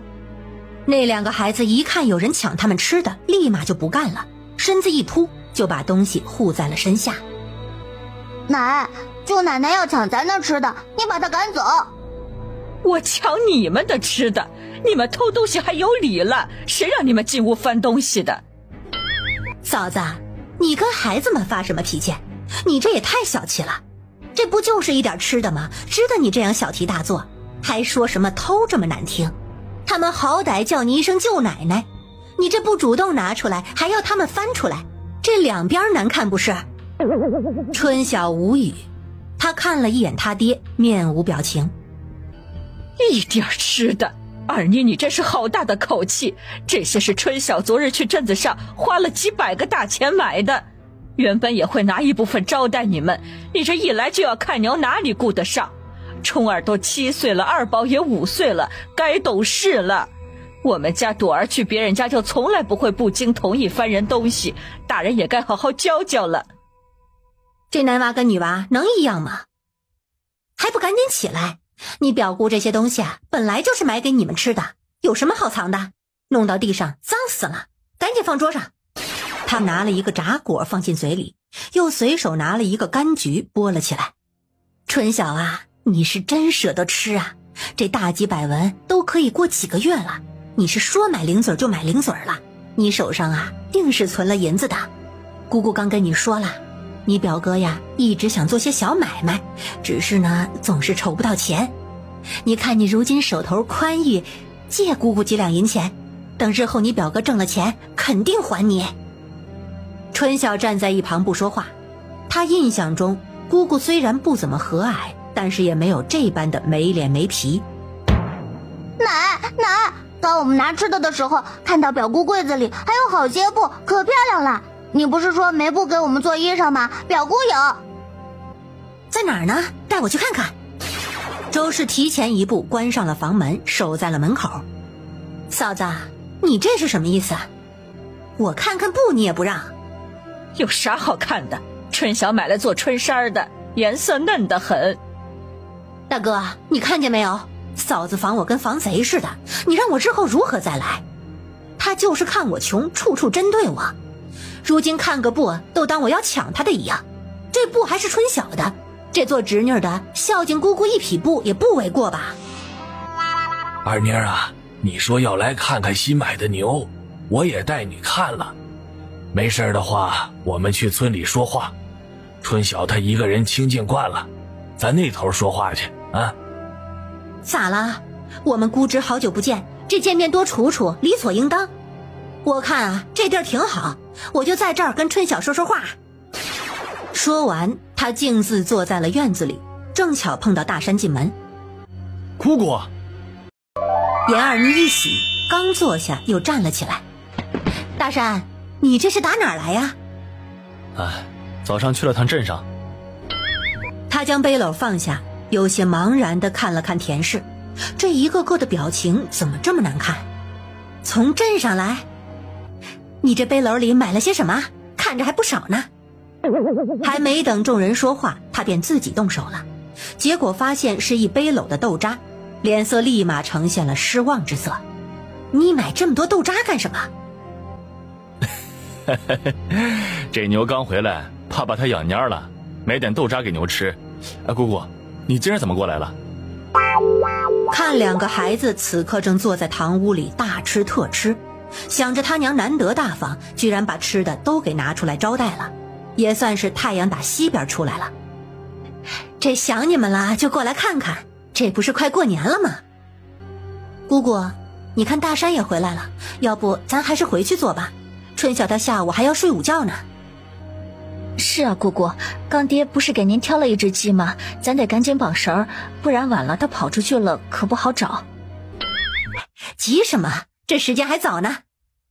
春晓，刚刚姑姑跟你说的你听到没有？你表哥若是挣了银子，我让他多给你些，这总划算了吧？姑姑，我跟您说的都是实话，我如今也没有多少银钱了，这买了地，又买了被子褥子，又买了布，哪里还有什么银钱？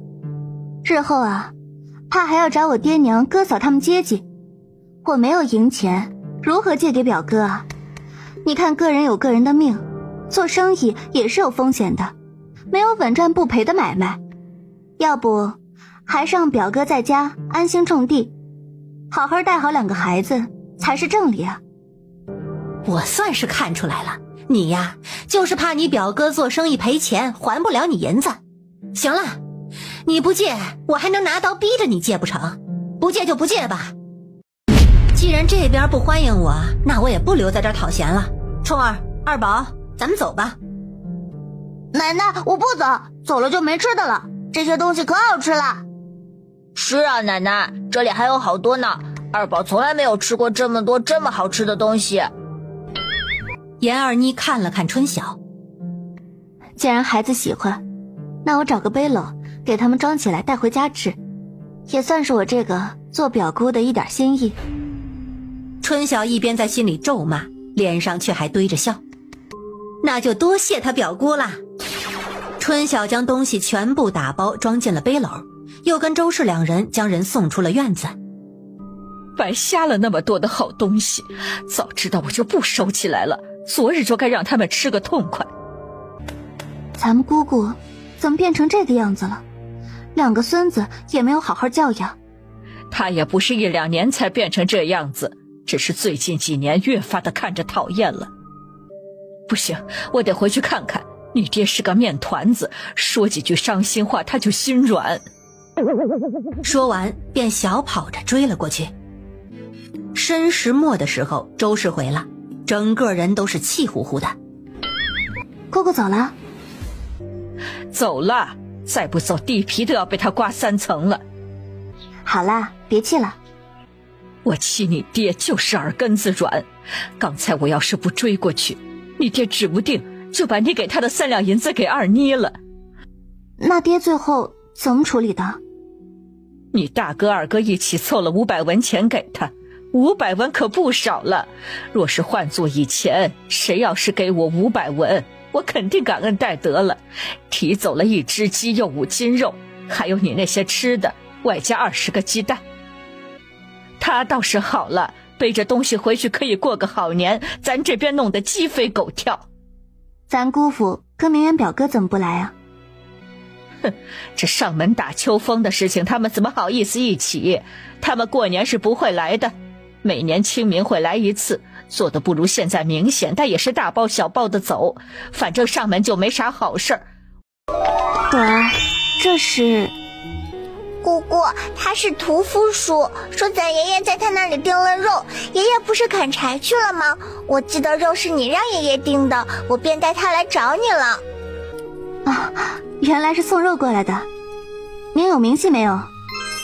春晓回灶房拿了个盆，那汉子放下了背篓。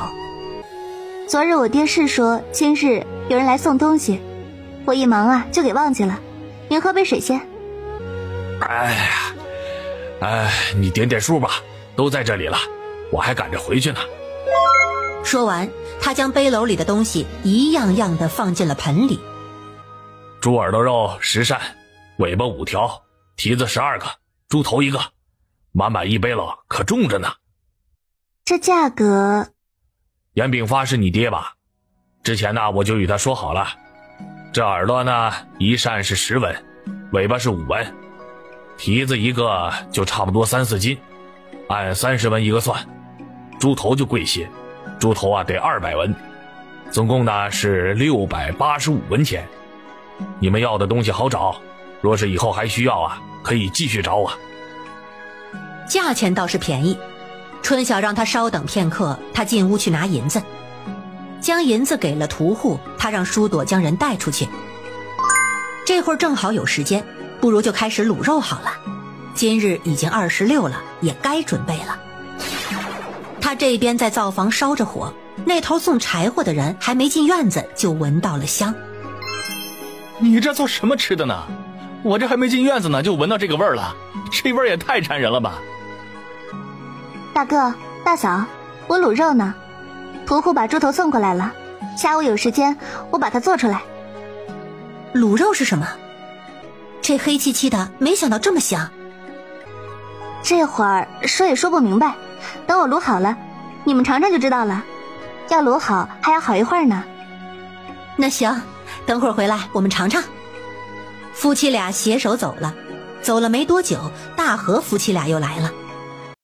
大河可没有大山那么老实，拿起筷子就想尝尝味儿，被春晓笑着打开了。还没好呢，二哥。你这味儿把人肠子都勾出来了，还不让吃，你这也太欺负人了。就你嘴馋，小妹都说没好呢。哎，多长时间好啊？今日啊，你是吃不成了，明日下午你们回来就都好了，到时候蒸一蒸，大味儿才绝呢。春晓这一锅直到现代时间晚上7点才好，全家人都被馋了一个遍，却是个个都没吃着。还是周氏有口福，出锅的时候他尝了一口，他真就没吃过这么好吃的肉，一点膻腥味都没有，还特别的入味好吃。你这做法哪里学的呀？咱这地儿从来没见这样的吃法，这也是你在书上看的？自然。春晓有些小得意，如今只要是别人不理解的地方，就通通说是书上看的，反正他们又不知道是什么书，是哪本书，没得考证。你会这种吃的，怎么以前没见你做？这不是过年吗？总要吃点不一样的。你这里头都放了些什么呀？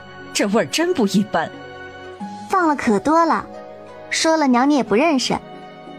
这会儿时间还早。娘，拿个盆儿，把猪头都捞起来，我要卤第二锅了。你这卤着就弄了这长时间，这第二锅要弄到什么时候去啊？今日炭烧得多，收都要好晚了，反正也是要等着烧炭，我就顺便把剩下的都做了。你这弄这么多都没有地方放，装进桶里放我屋里去。如今天气冷，放个10天8天的也不会坏，吃的时候蒸一蒸就好啦。等春晓全部收完院子里的炭，卤好所有的东西，已经是凌晨了。将锅底剩下的小半锅卤汁用盆装了，洗了锅。两人在灶房洗过之后，带着一身的卤香回了房。这东西真是不得了，简直10里飘香。好吃就行。明日中午啊，蒸一些给他们吃，让大家尝尝看看，是只闻着香，还是真好吃，让他们评。娘你一个人说好可不算。这么香的东西放在屋里，我怕是晚上该睡不着了。今日怎么这么早啊？如今不是不好卖吗？再不好卖，咱有4个人呢。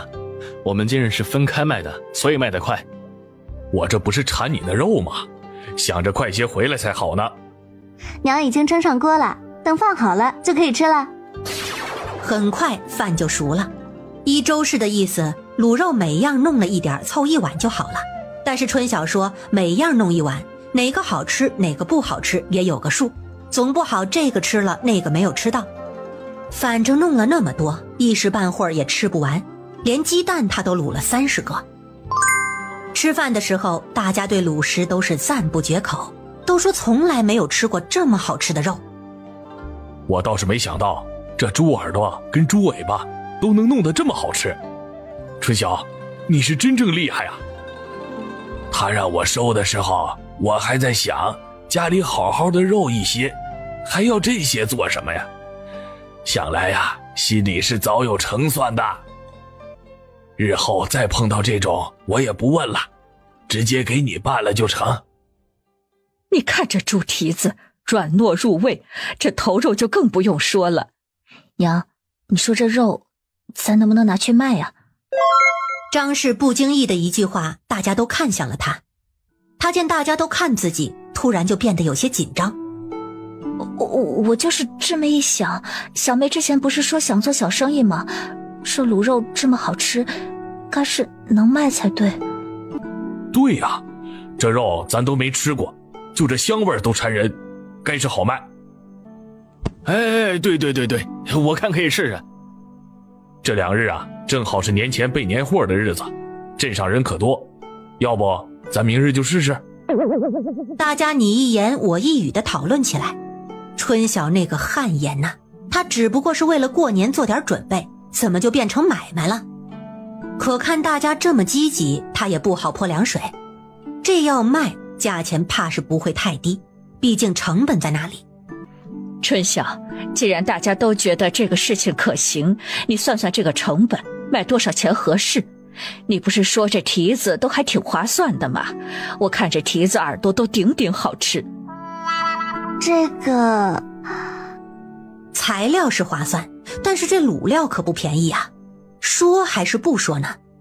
他在心里默算了一下，1斤的成本就差不多要25文，这成本着实有些高啊。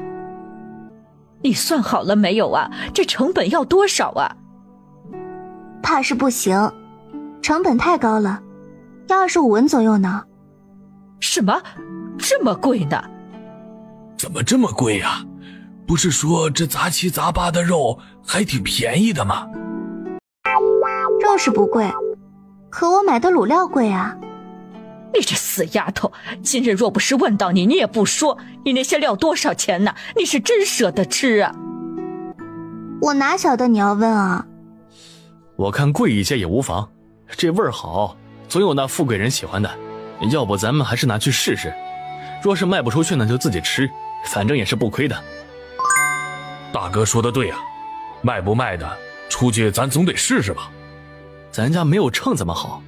若是人家要买，咱要什么给人装啊？这价钱的事儿还没有定，就想着称重打包了，这是铁了心的要卖呀。若是真要卖，那就定40文1斤吧，1斤怎么也要挣个10几文钱，不然对不起我这手艺啊。大家虽然觉得有些高，但早先说好了要试，便没有异议。这东西要是热的才飘香吸引人，我看啊，若是要卖，还得带个柴火炉子。咱家没有柴火炉子，也没有秤啊。柴火炉子你木生叔家有，我先跟他借。秤呢，咱也先借一把。村里卖菜的几家这2日也歇了，就是这用什么东西装倒是个问题。那咱们之前砍的竹子不是还有几根吗？要不然用竹筒子如何？这买的人呐，也不知道买多少，得用多少竹筒子，不合适。去杂货铺买些油纸，现场裁。买的多啊，裁大点儿；买的少呢，裁小点儿。油纸不贵，先不买多了，买个2张。要是卖不出去，拿回来咱们自己也可以包东西用。这个主意好，就按照春晓说的办。那还有鸡蛋跟豆腐呢，那该怎么卖？鸡蛋跟豆腐都没有多少了，要不就算了吧。咱是试卖，少没有关系，关键是试。蛋4文钱一个，豆腐的话就10文钱1斤。行，就这么定了。那明日谁去啊？大山大河他们要卖炭，这是主要的，不能丢。要不还是你们俩妯娌去吧。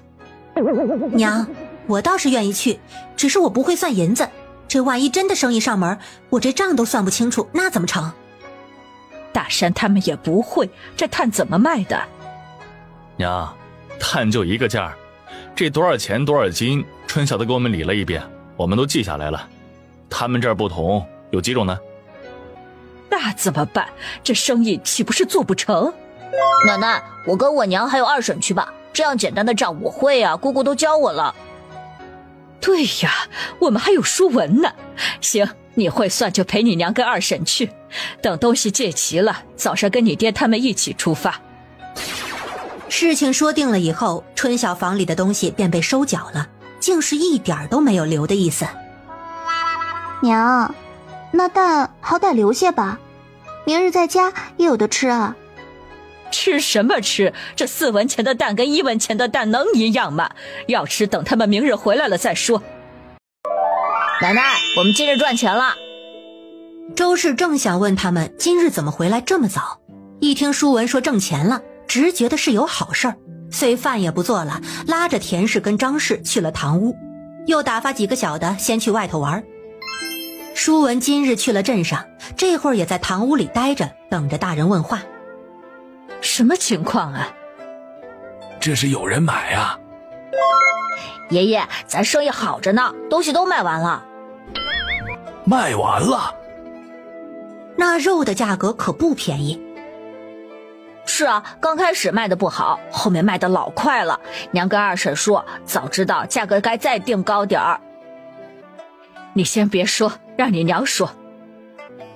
芳儿，你跟娘仔细讲讲，是个什么情形？田氏这才仔细地讲了起来。他们今日去得早，到了镇上，他们先找了个路口把摊子支了起来。严大山他们便去卖炭了。路上很快就有了人，田氏给了钱，让舒文去杂货铺买了2张大的油纸。等东西齐了，他们便开始用柴火生炉子，拿了一部分的肉蛋放在锅里熬着。这熬着熬着，很快香味就出来了。刚开始就吸引了好些人，只是那些人一问价就没了下文。后来边上面摊子上的客人实在是被香得受不了，花钱买了2两卤猪蹄。这一吃可不得了，当即就赞不绝口。吃完面后，直接就买了2斤混装，说是要带回家给家里人尝尝，如此便开了张。最开始都是问得多买得少，慢慢的有人买了，买的人就渐渐多了起来。也可能是马上要过年了，好多人都舍得了，到最后卖完了，好些人没买到，还都可惜呢。他们收了摊子，也没有等大山他们就回了。好啊，就知道好东西总有识货的。那蛋呢？4文钱一个，也有人买。娘，20个蛋是最先卖完的，后来别人想要都没有了。奶，你不知道那个场景，可忙了，又要称肉，又要算账，又要找钱，那油纸都不够用的，后来又买了几张才够呢。田氏忙从背篓的布兜里找出银子。今日啊，得亏边上的面摊老板帮忙，不然这换钱还真是个麻烦事儿。说完，他拿出了1袋银子。我路上数了的，原本是3两又10个铜板，5张油纸用了10个铜板，正好是3两。他从来没有想过，他有一天也会有一天挣3两的时候。张氏也是一样，以前在娘家卖包子，一天最多过手几百文钱，没想到这卖肉一天能卖这么多。娘，咱有炭，如今再卖这肉，咱是不是得发财呀？你当日日生意这么好啊？这是碰上过年了，平时可不好说。大嫂，咱挣的可不是3两，这材料成本就要1843文呢。那也挣了1两多，谁一天能挣1两多呀？这可是老多的钱了。田氏说着说着，却突然犯了愁。爹，你说这过年生意好，今儿都28了，明日还可以卖1日的，可是咱家没东西了呀。这才卖了1日啊，唉。你那里还有多少卤料啊？昨日用了1半，还有1半呢。严炳发突然站了起来。我去隔壁村找屠户收，最近杀猪多，他那里肯定有。爹，要不吃了饭再去吧。我晚点再回来吃，你卤还要好长时间呢，年前总要再卖上1天吧。田氏他们一听，立马就高兴了。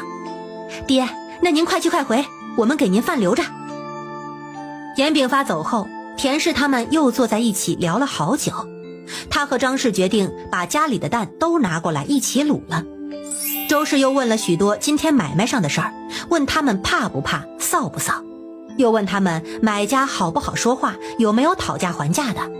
总之能想到的都问了，最后特别表扬了舒文。等严大山、严大河2人回来后，知道他们卖肉的情况，也是高兴不已。春晓与他们说了，明日回来再统一分银子。等春晓一觉醒来，他留的20个蛋直接变成了2个。娘，你早说你要送人，我怎么也要多留20个呢？这下好了，咱过年吃什么？我还想着你娘知道留点卤蛋送人，今年比去年懂事，原来是你留的呀。还是觉得吃了不划算，送人呐还能有份人情。我就是这么想的。吃了也是吃了，送人还能添几分念想。过年不是还有那好些肉吗？我让叔父去村里顺便收几样菜回来，肯定少不了你的吃的。未时，外出的5个人一起回了，卤肉依旧是卖完了，炭却还有10来斤没有卖掉。想着明日过年，他们便没有多赚，直接一起回了。等人到齐了，春晓便进入了今日的重头戏——分银子。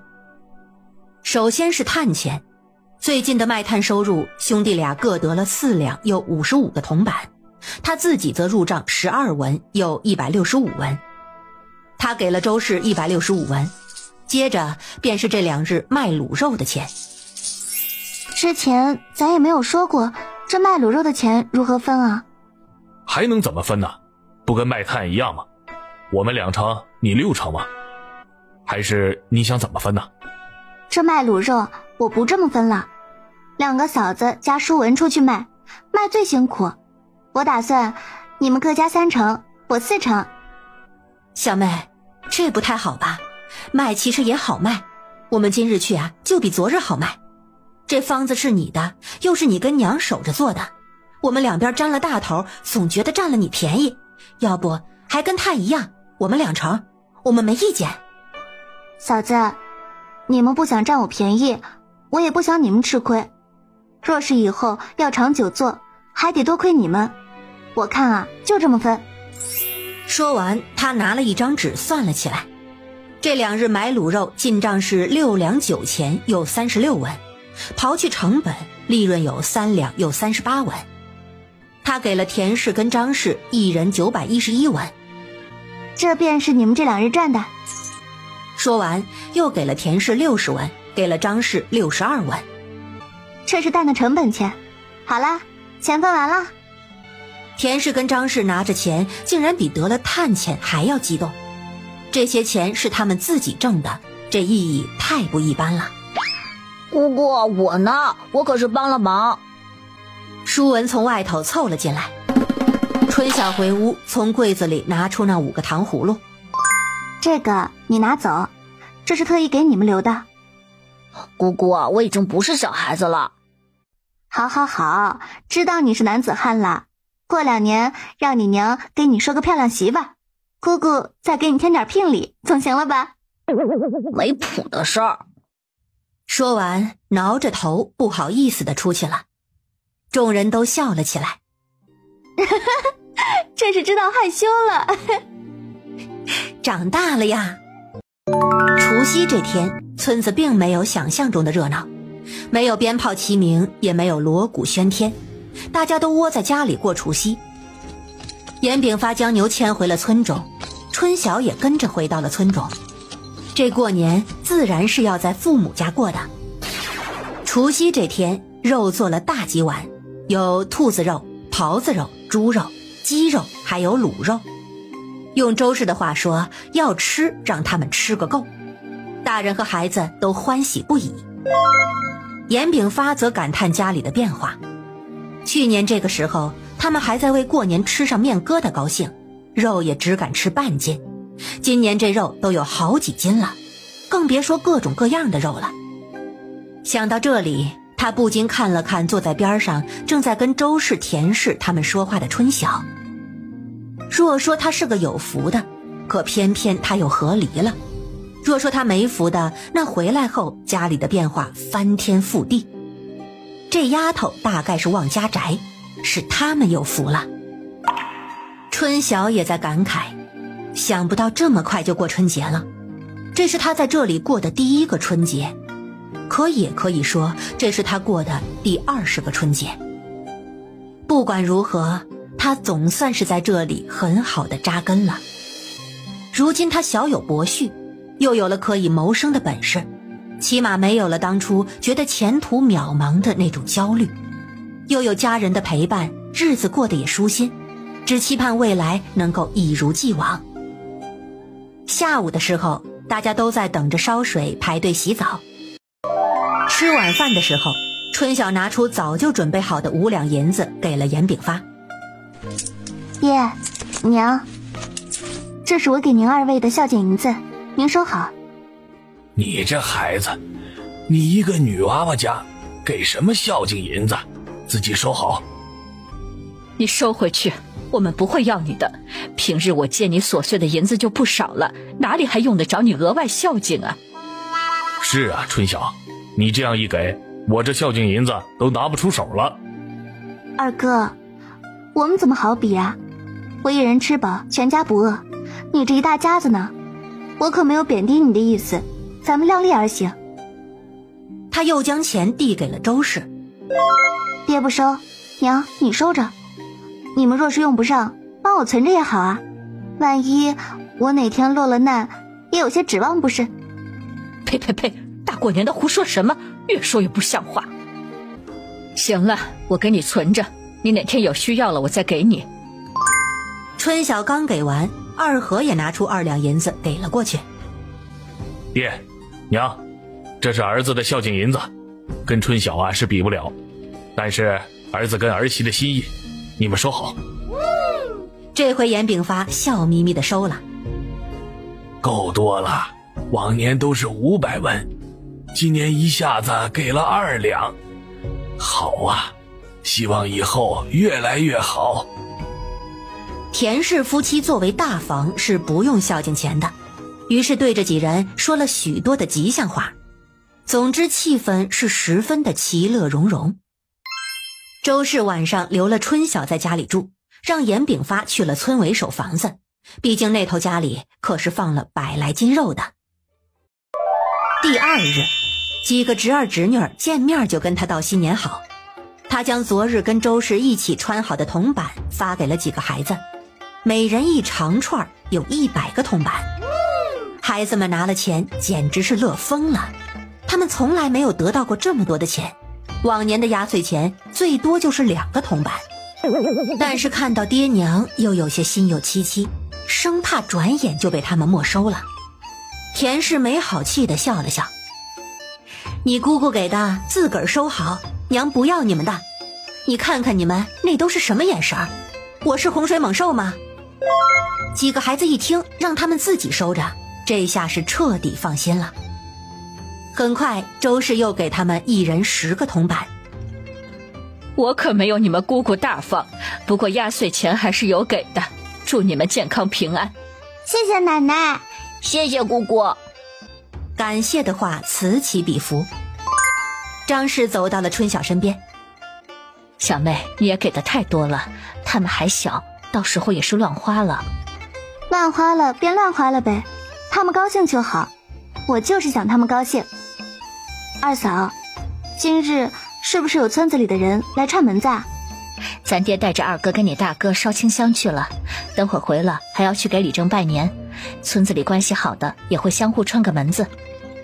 这个他倒是知道，只是人家上门若是有小孩子，是不是也得给压岁钱？之前没出嫁时这些都不用管，如今她已经是嫁过的姑娘了，谨慎起见，他又去问了周氏。周氏说没有这样的事儿，这亲戚之间给个几文的还有，村里人不用给，小孩子上门抓着花生吃时也就行了。首先上门的就是方氏，带了他媳妇儿杜鹃和2个孙子1个孙女儿，见面就说起了吉祥话。周氏往孩子口袋里装了好些花生。上次你给我们的蛋是怎么做的呀？这几个小的吃了，天天嚷着还要，我便想着问问。周氏跟他说话从来都不藏着掖着。年后我们家要用这方子做点买卖，这方子还是春晓想出来的，怎么样？果真好吃吧？果真好吃，我骗你做什么？方氏一听是要做买卖的方子，便很知理的没有继续问做法。你们家春晓咋这么厉害，什么都能琢磨？我看呀，若是卖，定能卖得好。托你吉言，我虽然不能把方子告诉你，但咱们2家亲厚，你们若是想吃，拿鸡蛋过来，我们做的时候就加进去，到时候你们也能经常吃上。那感情好，那我过2日就拿10个蛋给你。方氏一家说了会儿话也便走了，他们还要去村里的亲戚家转转。没多久，严炳发他们就回来了，一回来就拿了东西去了李正家。春晓买的那坛子酒，他最终也没有喝上，被他爹送给了李正。从李正家出来后，听说几人又去了几户隔几房的亲戚家走动了一下。春晓在家里跟着他娘还有嫂子也迎了几拨人，这大年初一便在这样的相互走动之下过去了。第2日，周氏带着家里人一起去了娘家那边的哥哥家拜年。原本是要春晓一同去的，但是春晓知道她作为和里女去是不合适的，所以果断拒绝了。周氏也怕她去了尴尬，没有勉强。外头的人就是这样，总觉得和离了或者被休了是多大的耻辱一样。一家人走后，春晓便接了家里养猪、养鸡、养牛的活儿，一个人倒也别样的自在。初3这天是2个嫂子带人回家的日子，这次因为手头都宽裕了，2个哥哥准备的都很充足。田氏这边还好，到了张氏却有些意外。原本严大和是准备了几斤肉、1只鸡，还有2两银子的，想着怕媳妇儿心里有意见，说他厚此薄彼，也准备给2两银子老丈人。可谁知张氏却说不要拿钱，要拿200文就够了。春晓有些意外，一般外嫁的闺女补贴娘家的常有，若是夫家愿意给钱，那自然是100个愿意，怎么到了张氏这里反而不乐意了？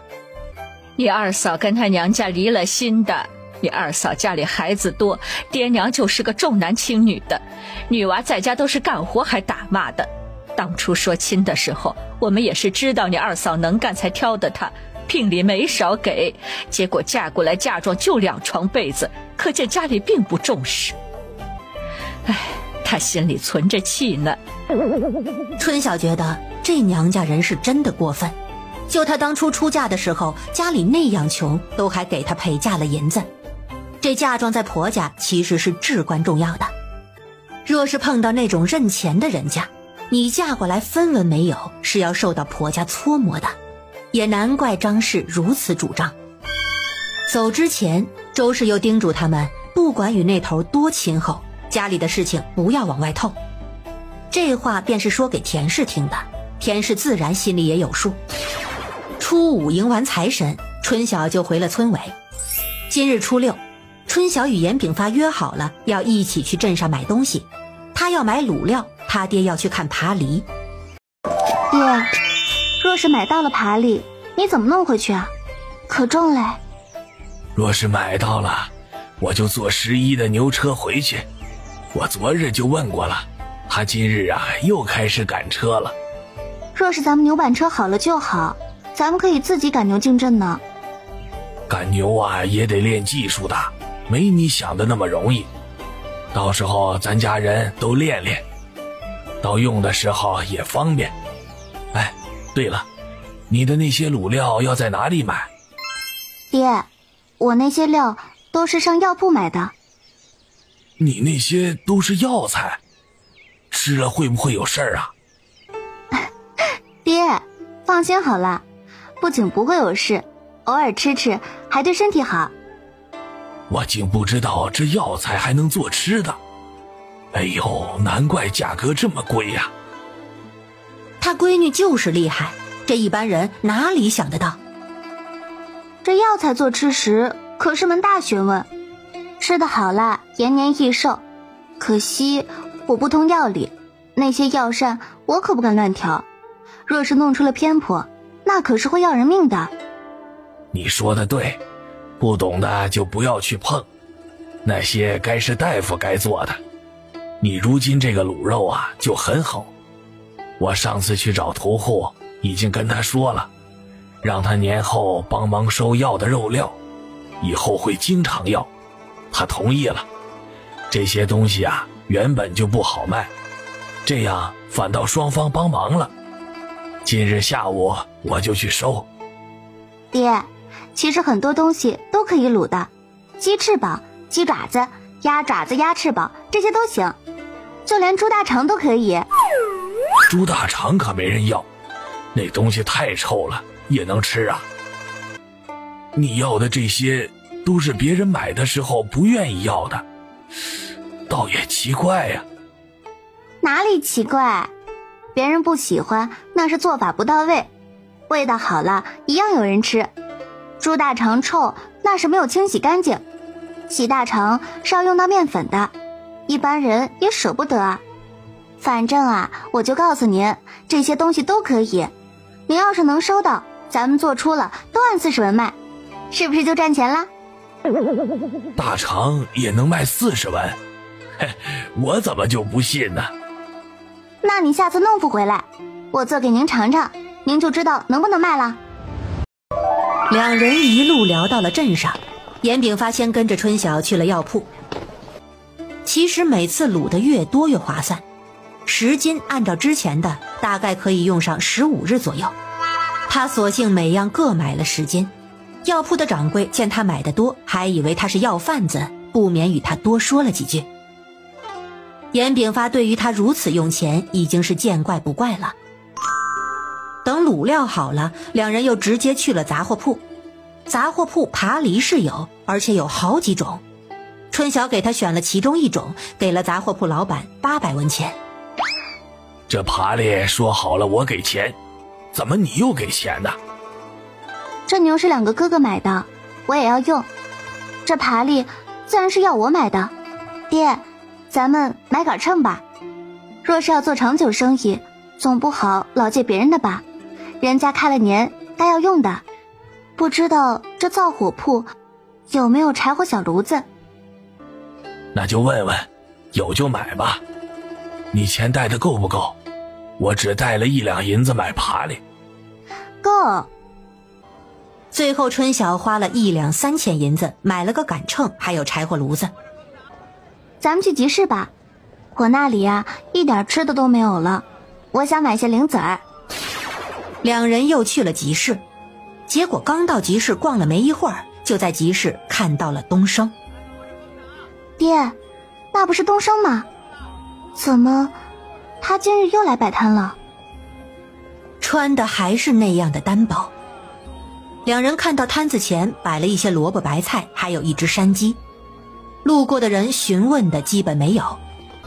东升啊，这才刚开年你就出来摆摊了？东升这才注意到他们，看到他们，他失落中露出了些高兴。炳发叔，春小姐，你们来赶集啊？东升，不是跟你说了吗？打到了好东西，先问问我，你咋的拿到集市了？是不是给我的价钱便宜些，集市上卖得上价啊？哎，不是，春小姐，你别误会啊。我知道你收我的东西是为了帮我，你自己哪里能吃掉那么多呀？最近天气冷，山里的动物不活动，收获也不多。我爹让我来卖些菜，我便顺便一起卖了。你娘的病如何了？还是那样，时好时坏的。他露出了一抹苦笑。这等开了春，天气暖和下来，或许能好一些。今日这些东西卖了，还要再买些药回去的。严炳发看着他，突然从怀中掏出了1两银子，塞到他手中。你收好，这些啊算是叔借你的，等你日后有了出息再还我，不急。这怎么行啊？叔，我怎么能跟您借银子呀？收好喽，这大街上啊有人看着，别被贼盯上了。这原本是用来买爬梨的银子，东升这孩子他还是很有些心疼的。我爹给你，你就收着吧，不是还要给你娘抓药吗？可别耽误了。东升沉默着收了银子。叔，春小姐，你们都是好人。两人又看了看，春晓在市集买了些吃的，就跟着严炳发一起去镇口找回村的牛车了。申时，严炳发带着大山两人，一人背着一个背篓过来了。这回拿回来的东西多，两人都累得气喘吁吁。春晓今日买了秤，正好试试。猪头26斤，蹄子共112斤，耳朵24斤，尾巴1斤6两。底下居然还有几副猪大肠，难怪他闻着有些怪味儿。严炳发说总共是1024文，可真是便宜啊。爹，你还真弄了这么些猪大肠啊？不是你说要的吗？屠户那儿有，我就顺便要过来了。这一副大肠啊，有10几20斤的，也就10文钱。你弄吧，若是真能弄得好吃啊，那可就太划算了。我倒是想见识一下，你怎么把这大肠也卖出40文1斤。春晓，你真要卤这大肠啊？要不就分开吧，别把其他东西都给熏变了味儿了。不会的，大哥，洗干净就没有臭味了。等我卤好了，你保证爱吃。要不让爹在这里看着，你陪我去河边洗大肠呗。走。春晓回屋用个小盆舀了半盆子面粉。你弄这个面粉干什么呀？洗大肠要用面粉的，不然洗不干净。你等会儿照着我做就行了。今日他们是2个锅一起卤，但是东西太多，2个锅一起怕也要卤上几次，卤上10几个小时。2人决定猪大肠留2副，跟10来个猪蹄子明日再煮，今日就卤4锅。等春晓炭闭了炉，2人又卤了几个小时才算完工。周氏尝了尝卤好的大肠，没想到居然比肉都好吃，真是没想到啊！上次杀猪家里的大肠都给扔了，怪只怪自己不会吃。春晓拿刀将大肠切成小段，方便他们明日售卖。今日他们卤得多，明日他们只能拿走一部分，随他们挑了。第2日，田氏带着舒文还有张氏夫妇过来了，一来就看到卤好切段的猪大肠。大和好奇，忍不住尝了一个，虽然冰冰凉，但是挡不住味道美，他连连点头。好吃，你们今日啊可以多带些，保证有人喜欢。张氏要背炉子秤还有柴火，周氏跟舒文也就能背个100来斤，不过100来斤也够他们卖的了。几人走后没多久，周氏就起来了。春晓起来的时候没有看到他，结果半个小时后才看到他背着背篓从外头回来。娘，您干啥去了？周氏放下背篓，家里没几个蛋了，我去村里收了400多个蛋，人家一听我要收蛋可高兴了，这收了几家就收了这么多。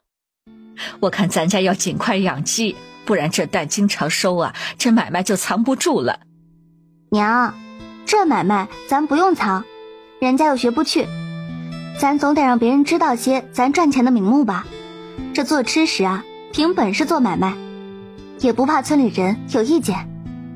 你说的是。周氏打了水在院子里洗鸡蛋。你去把炉灶子升上火，咱今日要把昨日没有卤完的2锅卤完，顺便把这些鸡蛋也卤了。唉，真是闲不住的命啊。下午吃完饭没多久，田氏他们就回来了，大和也跟着回来了，背篓里的炭没有卖完。这炭如今就开始不好卖了，倒是我媳妇儿跟大嫂那边卖得好。今日去还有好些人问我们怎么才开张，说是人家做生意初3就该开张了，怪我们开张晚了。还有好些人问鸡蛋的，结果没有就走了。咱们的肉卖得可好了，大肠刚开始没什么人要，后来也卖得好了。今日我在村里收了400多个蛋，明日你们可以多带着蛋去，上午东西都卤完了，你们几个赶紧去吃饭去吧。将东西归置好，几人欢喜地去吃饭了。吃完饭，几人又自觉地上了山。严炳发等到下午下山后，才吃到了春晓做的卤肠。没想到啊，这东西到了你手里就变了样，这可老赚钱了。一副才收10文钱，转手一卖就是大几百文。既然这样，以后干脆都卖大肠好了。爹，你说的可不成。一来呢，这大肠哪能日日那么多；二来，种类多才能满足各类人的需求，有些人就不喜欢呢。想着它脏，不愿意尝试的人大有人在。第三个，若是我们只要这大肠，怕是这大肠啊就得涨价了。严炳发点了点头。你说的有理，还是这样好。做人呐，不能太贪心。你这东西都卤完了，我是不是又得去收了？明日下午去吧，这还能卖2日呢。以后1日出8、9、10斤，提前1日收就行了。姑姑，今日有个人说他是镇上酒楼的，夸咱做的东西好吃呢。他今日买的最多，每样的买了10斤，但买走了50个。真的？没想到这小东西还入得了酒楼的眼，看样子味道是符合大众的要求了。舒文说的没错，我看那人出手也大方，不像是骗人的。只是这酒楼我们没去过，是不是真的就不知道了。这吃的人多，总归是好事。若是酒楼用它做菜，那就是咱们长久的顾客了，挺好。第2日起床，天倒是没有下雨，却下起了小雪。春晓看着外头担心，这开了年又下雪，回来不知道会不会淋湿。这雪不大，半日也下不白，不用担心。只是这雪不知道要下多久，这剩下的肉怎么办？卤不卤？自然是要卤的，都卤出来放在那里，咱自己也可以吃啊。下午又到了申时差不多的时间，几人回来了。看走路的步态，东西应该是卖完了。赶紧的进屋，衣服湿了没有？周氏看着几人身上，几人今日倒是都带了蓑衣，只舒文没穿，身上衣服有些润。周氏赶紧将他拉到火炉子边，让他烤火。大家便一起坐在火炉边上，几个孩子趴在自己父母的脚边。今日不顺利啊？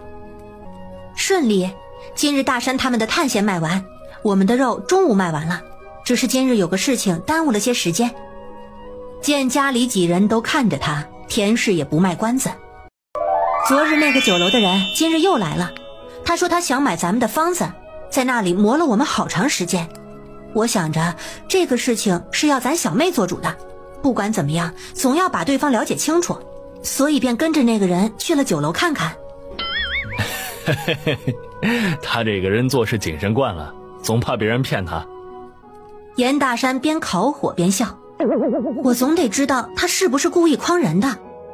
田氏有些不好意思，我去看了，那人确实是镇上酒楼的管事，他说他们酒楼是镇上最大的酒楼，叫聚贤酒楼。后来我告诉那人我是替别人做买卖的，他便说让我给这方子的主人传个话，有空到酒楼坐坐。这有什么好做的？难不成是想请咱吃饭呢？人家的意思就是见个面子谈谈方子的事情，若是谈得高兴也不是不可能。家里人都看向春晓，春晓也懂他们的意思。这方子我是不会卖的，这独一份的生意可不是那么好找的，若是运作得好，以后可是大有所为，卖掉就太可惜了。不过这生意也不是不能谈，等天气好了，我跟着嫂子们走一趟，看看这事儿该如何办。田氏几个开始还有些担心他卖方子，毕竟方子一卖就没有他们什么事儿了。如今知道春晓不会卖方子，心里安心了许多。又听他说要谈生意，想着这方子不卖，人家这生意要如何谈？虽然好奇，但知道如今问也问不出个所以然。今日雪小，也不知道明天天气如何，若是雪大了，怕是出不了摊儿了。张氏也皱着眉看着外面，出不了就出不了吧，下大了就休息，咱们是人不是骡子，这一直消耗不养精神怎么办啊？在家呢就趁机多休息。哥嫂们等等我，等我进屋把这几日的钱算一算，这杂项多了，算账就要花些时间，以后我做个账册好些，如今怎么方便怎么来吧。春晓进屋足足算了10来分钟才带着钱出来。姑姑又分钱了。娘，我帮你数铜板。爹，我也帮你数铜板。大人们还没什么热烈反应，小孩子倒是先高兴上了。等姑姑把钱分了，你们都上阵数铜板。春晓笑着摊开了纸。3日探钱，大哥、二哥一人1280文；3日卖肉钱，大嫂跟二嫂一人是2587文。春晓将罐子里的钱倒出来，给4个人数钱。田氏跟张氏都是眉开眼笑。春晓刚刚在房里不仅算了他们这几日要分的银钱，还根据前2次所得刨去成本，算了一下日收的平均值。若一天100斤左右，嫂子们的日收大概在900文左右，她的则在1两1左右。若是按照这个赚法日日赚下去，那以后的钱就多了。没想到贪嘴做的吃食居然能挣这么多钱。春晓将钱数好，推到4人面前，几个孩子立马就上阵开始数铜板。这日日得钱的滋味别提多舒坦了。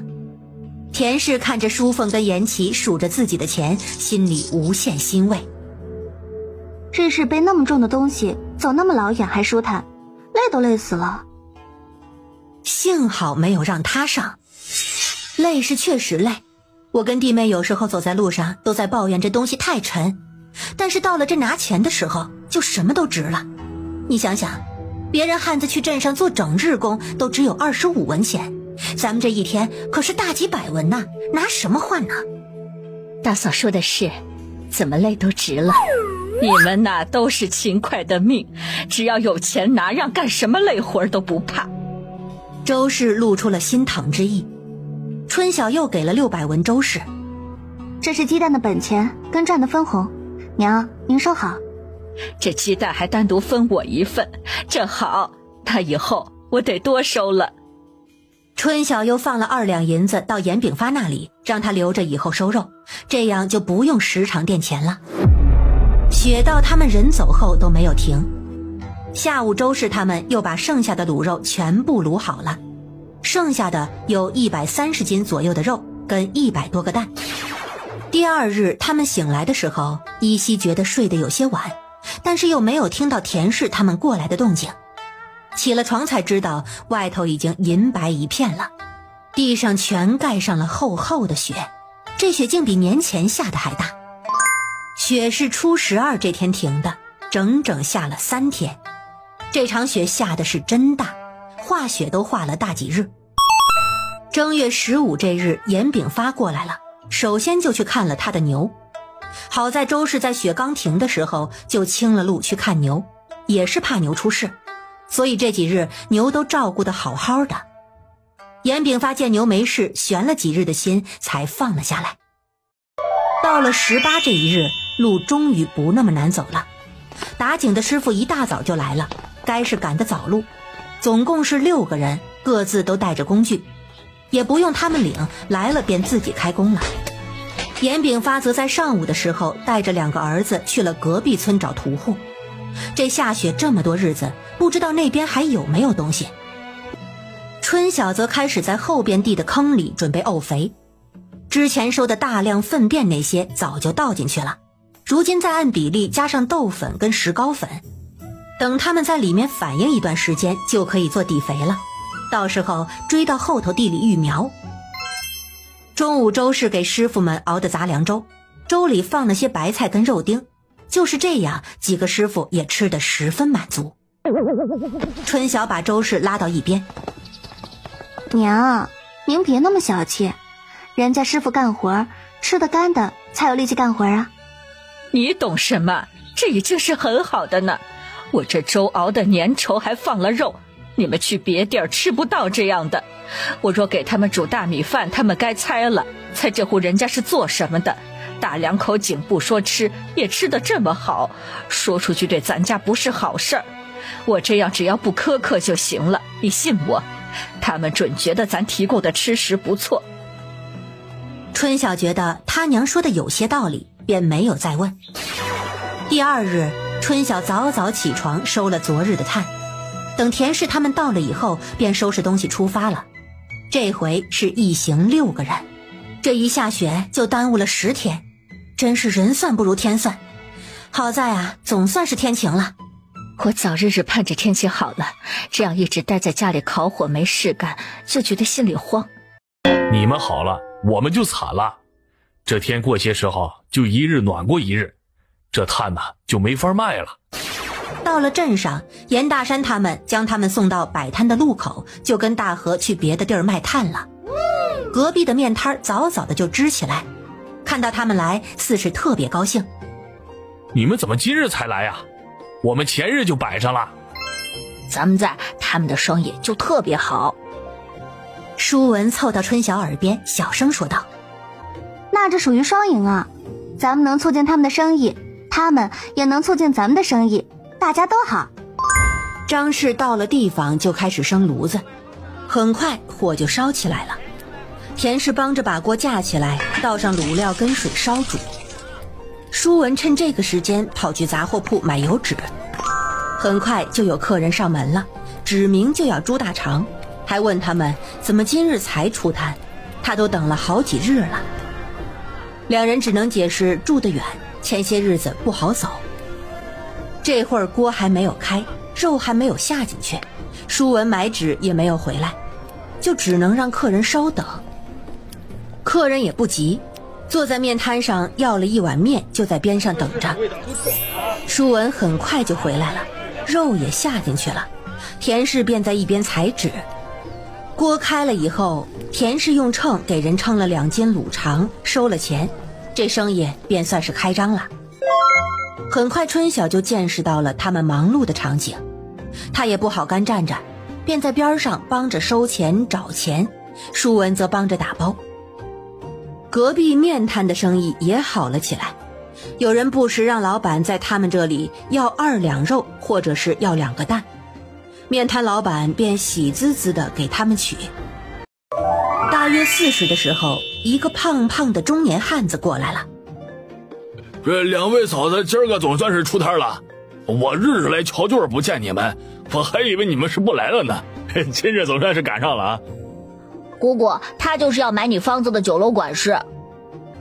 郑管事，您来了，今日要不要来点卤味？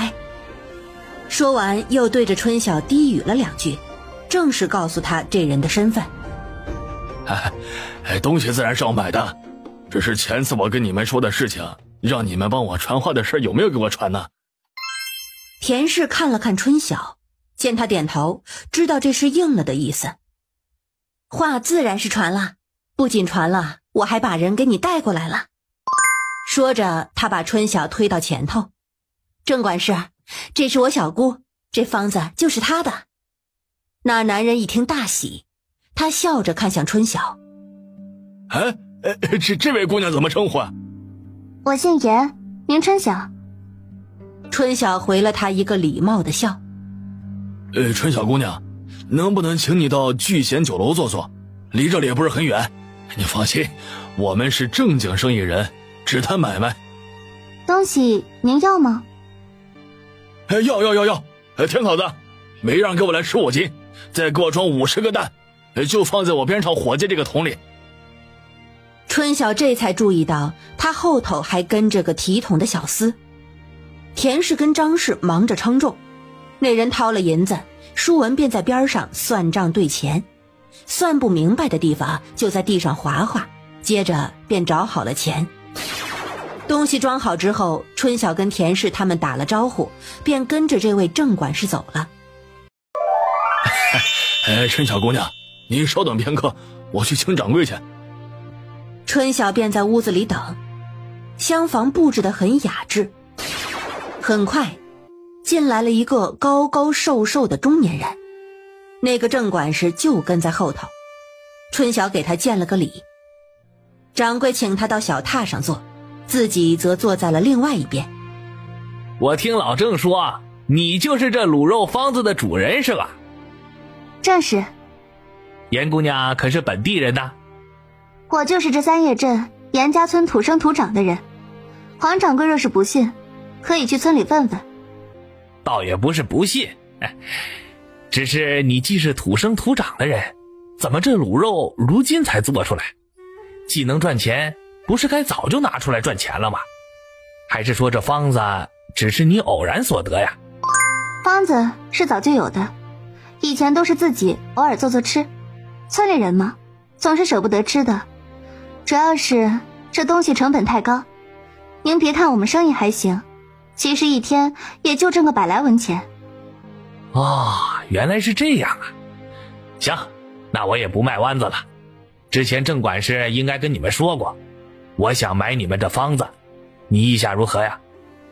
黄掌柜，你想怎么个买法？100两银子买断。100两，真是好大的诱惑呀！可惜他们如今日赚2两，100两也就是2个月的事情，他傻才会卖掉。他摇了摇头，不卖。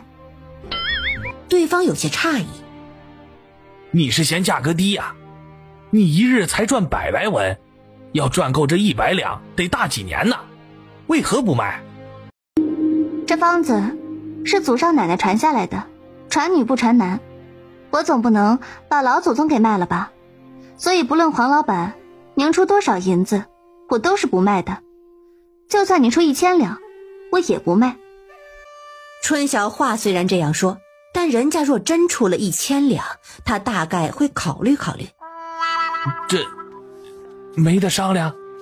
没得商量。黄明鹤郁闷了，这几日买了卤肉在酒店试卖，反响特别的好，大家都说好吃。若是能直接买了方子做独家生意，那就有挣大钱的机会。可偏偏人家的方子不卖。严姑娘，你们做买卖没有多久，大概不知道这商场险恶呀。日子长了，什么样的事情都会碰到，什么吃了拉肚子，吃了浑身不舒服，甚至吃了死人的事情都有啊。这问题自然不是出在这东西身上，怪呢只能怪这买卖太好了，惹了别人的红眼。我们酒楼这样的事情前期都经历过，我可不是吓唬你啊，只是给你提个醒而已。多谢黄老板，您说的这些我都信。我们聚贤酒楼能做到今日，成为这三叶镇最大的酒楼，还是有一些背景的。所以说你还是该考虑考虑，不然做不了几天生意就鸡飞蛋打了。他说的这些话多少带有一些恐吓的意味，但是春晓也不怕。黄掌柜，您就不要吓唬我了，我只是一个乡下妇人，没有什么见识。您不就是想做个独家生意吗？我只是一个乡下妇人，没有什么见识。您不就是想做个独家生意吗？我虽然不能把方子卖给您，但在这三叶镇，我只把东西供给您，也是一样的呀。前提是，您这量不能比我们美式卖的少。黄明鹤一听，确实也是这个理，他突然就来了精神。严姑娘是个什么意思？还请细说呀。意思很简单啊，您只要要得起量，便能给个合理的价钱，这三叶镇的独家生意就是您的了。我看严姑娘可不是一般的乡下妇人，这算盘打得精着呢。哎呀，不瞒你说，除了这三叶镇，隔壁的丰镇我也是有酒楼的，若是要买这两处，我都要独家。那黄老板要个什么量呢？你们每日卖货是个什么量啊？我们几种加起来，每日差不多就是100斤左右的量。肉食呢有几种，都是一样的价格。这肉材料成本不高，主要是卤料太贵。那我每日要量120斤左右，鸡蛋200个，两边都不能让客人吃得过剩，欠一口的效果呀才是最好的。黄掌柜不愧是酒楼老板，做生意就是在行，让客人想着，人家才会常来啊。正是这个道理，这价格嘛，还是按照你们的卖价，我也不讲了。就这样，双方商定好，掌柜的当着他的面立了契书，主要条款就是供货的数量跟价格，还有送货的时间，并注明在三叶镇跟丰镇这个地方是独家供应。其次就是赔偿条款，卖方不可以无故断供，若是无质量问题，买方不可以无故拒收；若是违反，罚银500两，同时终止契约。这个地方春晓要求补充一点，就是当出现不可抗力造成断供时，卖方不做违约处理。黄掌柜跟那郑管事都有些不解，问他不可抗力具体指什么，若没有一个详细的指引，那么这条他便不同意。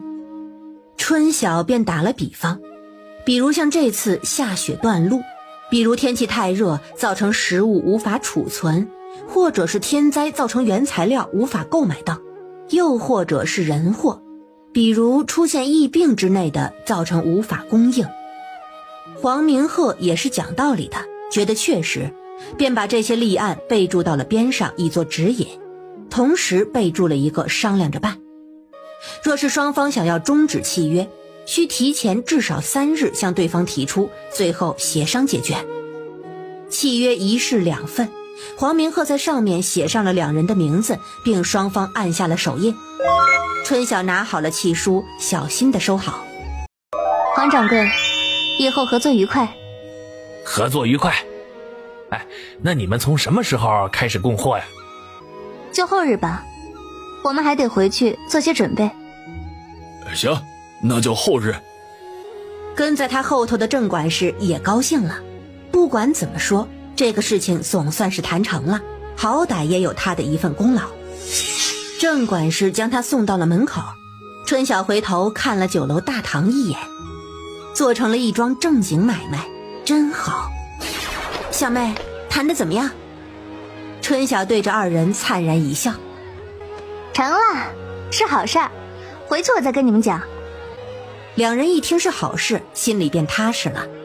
春晓说是好事，那定然就是好的。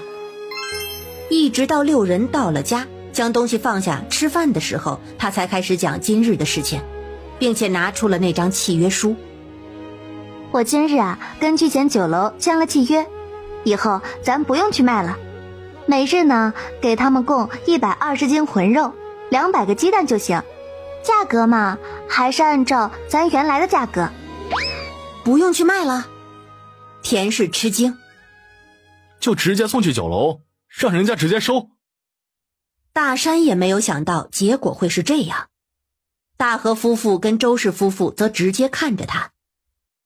是啊，直接送，这契约写得清清楚楚呢，数量可要记好了，后日就要开始送。我的天，咱们真的跟酒楼做生意了呀！不用我们卖，那这事儿就跟我们没关系了。张氏喃喃，声音虽小，春晓还是听到了。怎么会没关系呢？过些日子我要开始忙地里的事了，这卤肉的活儿怕是要交给2位嫂子，海琛家里地里的活儿也要干，我都怕到时候你们忙不过来。再者哥哥他们还要帮忙送货呢，到时候这钱该怎么分就怎么分。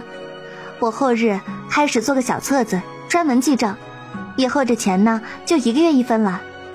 那这么说这事儿就是稳定了。那如果碰到下雨怎么办呢？像这次下雪封了路是没办法，下雨的话怕是要照送的。爹，五叔的牛板车听说是做好了，明日让送过来吧，后日送货咱们就用牛车。那大山跟大河明日套上车架后，就在你妹妹这个院子里多学学赶牛。爷爷，我也要学。想学的都学。这事儿好啊，这事儿比卖炭都好。爹，咱得把分工的事先定一定，这样大家做事呢都有个章程。以后收货这件事呢，就由爹还有2个哥哥轮着来。记住1日的量是肉120斤，蛋呢200个。肉多收了也没事儿，成本呢也不贵。这蛋的用量可不少，怕是前期要跟村里养鸡的人家打声招呼了。放心吧，收他们的蛋都省得他们去卖了，都高兴着呢。这事儿交给我。肉的清洗跟卤制就交给2个嫂子轮流，依次卤多少用多少料，稍后我告诉你们。前面几次我跟娘带着，适当的时候舒文跟舒凤可以帮忙啊。我们肯定好好学。我们肯定好好学。很简单的，一学就会。送货的事情就劳烦大哥二哥了，每日4时前要将东西送到聚贤酒楼。这个没问题。春晓在考虑一个事情，他们长期做卤肉，这个卤料的用量是很厉害的。若是长期在药店买，一是价格贵，二是一家药铺恐怕供应不过来，三是长期这样买方子是很容易泄露的。这毕竟人家若是知道了卤料是药材，去药铺打听总能打听到一些。他把这个顾虑说给了家里人听。你说的这些那确实都是问题啊，那咱们该怎么办？要不这去县城一趟吧，县城药铺多，咱每家药铺买一样，这总是没有问题的。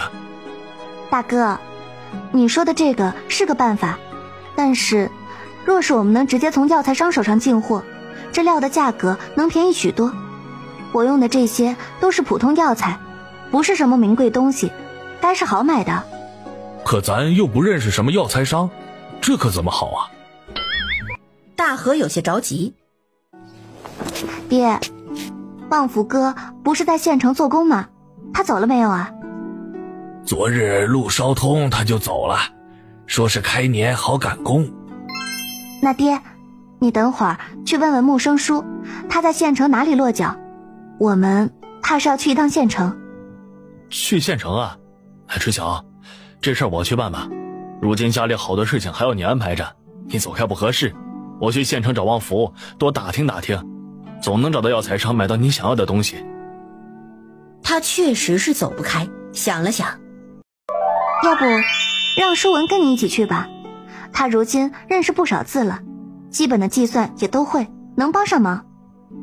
他看向一边的稚气少年，姑姑等会儿列个单子，上面是我要的东西，你若是能记下来最好，若是记不下来就小心保管好，千万不能丢了，知道吗？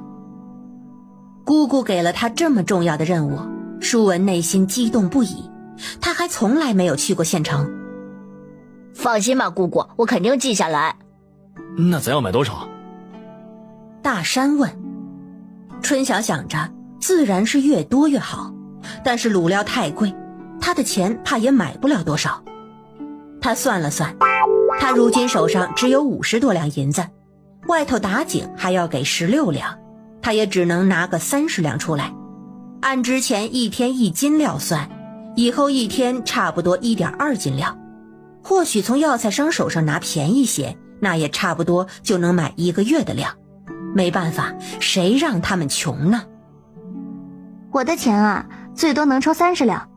若是东西便宜些，或许能各买30斤，够1个月的用量。先买1个月的吧。好不容易去趟县城，买1个月的多不划算。既然这生意做稳了，这样吧，我跟大河最近也存了一些，我们也各自拿到30两，到时候能多买就多买，咱们的本钱分摊了，日后算账也方便，没得让你春晓一个人承担风险的。大河正在一旁跟张氏嘀咕，最后一拍桌子，就这么办。一下子拿这么多钱，会不会太冒险了？周氏有些担心，90两可不是小数目。娘，我会小心的，这去县城也是要不少花销的，咱们少去一次可以减少成本。大哥，你们到了县城买药的时候，最好找个懂药的给你们长长眼，给些银子也无妨，千万不要买到假的了。严大山郑重地应了。说完这些，春晓进屋翻出了自己的钱箱子，从里面拿了32两银子，将钱交给了严大山。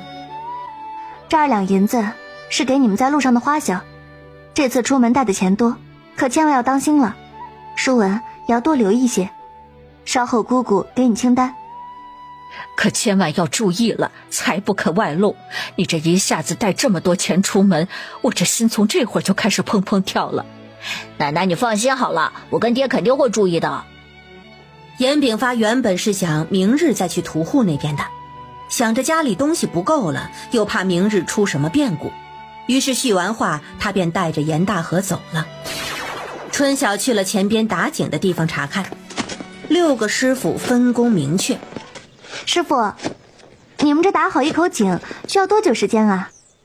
这个不好说。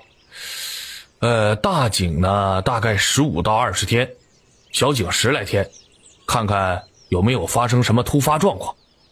突发状况？这井打一半突然出水或者坍塌，这就是突发情况。不过我们做这一行做得久了都会看，这种事儿发生的就少。这还挺危险的。师傅，你们若是渴了就去屋里喝口热的，不用客气。哎，知道了，姑娘。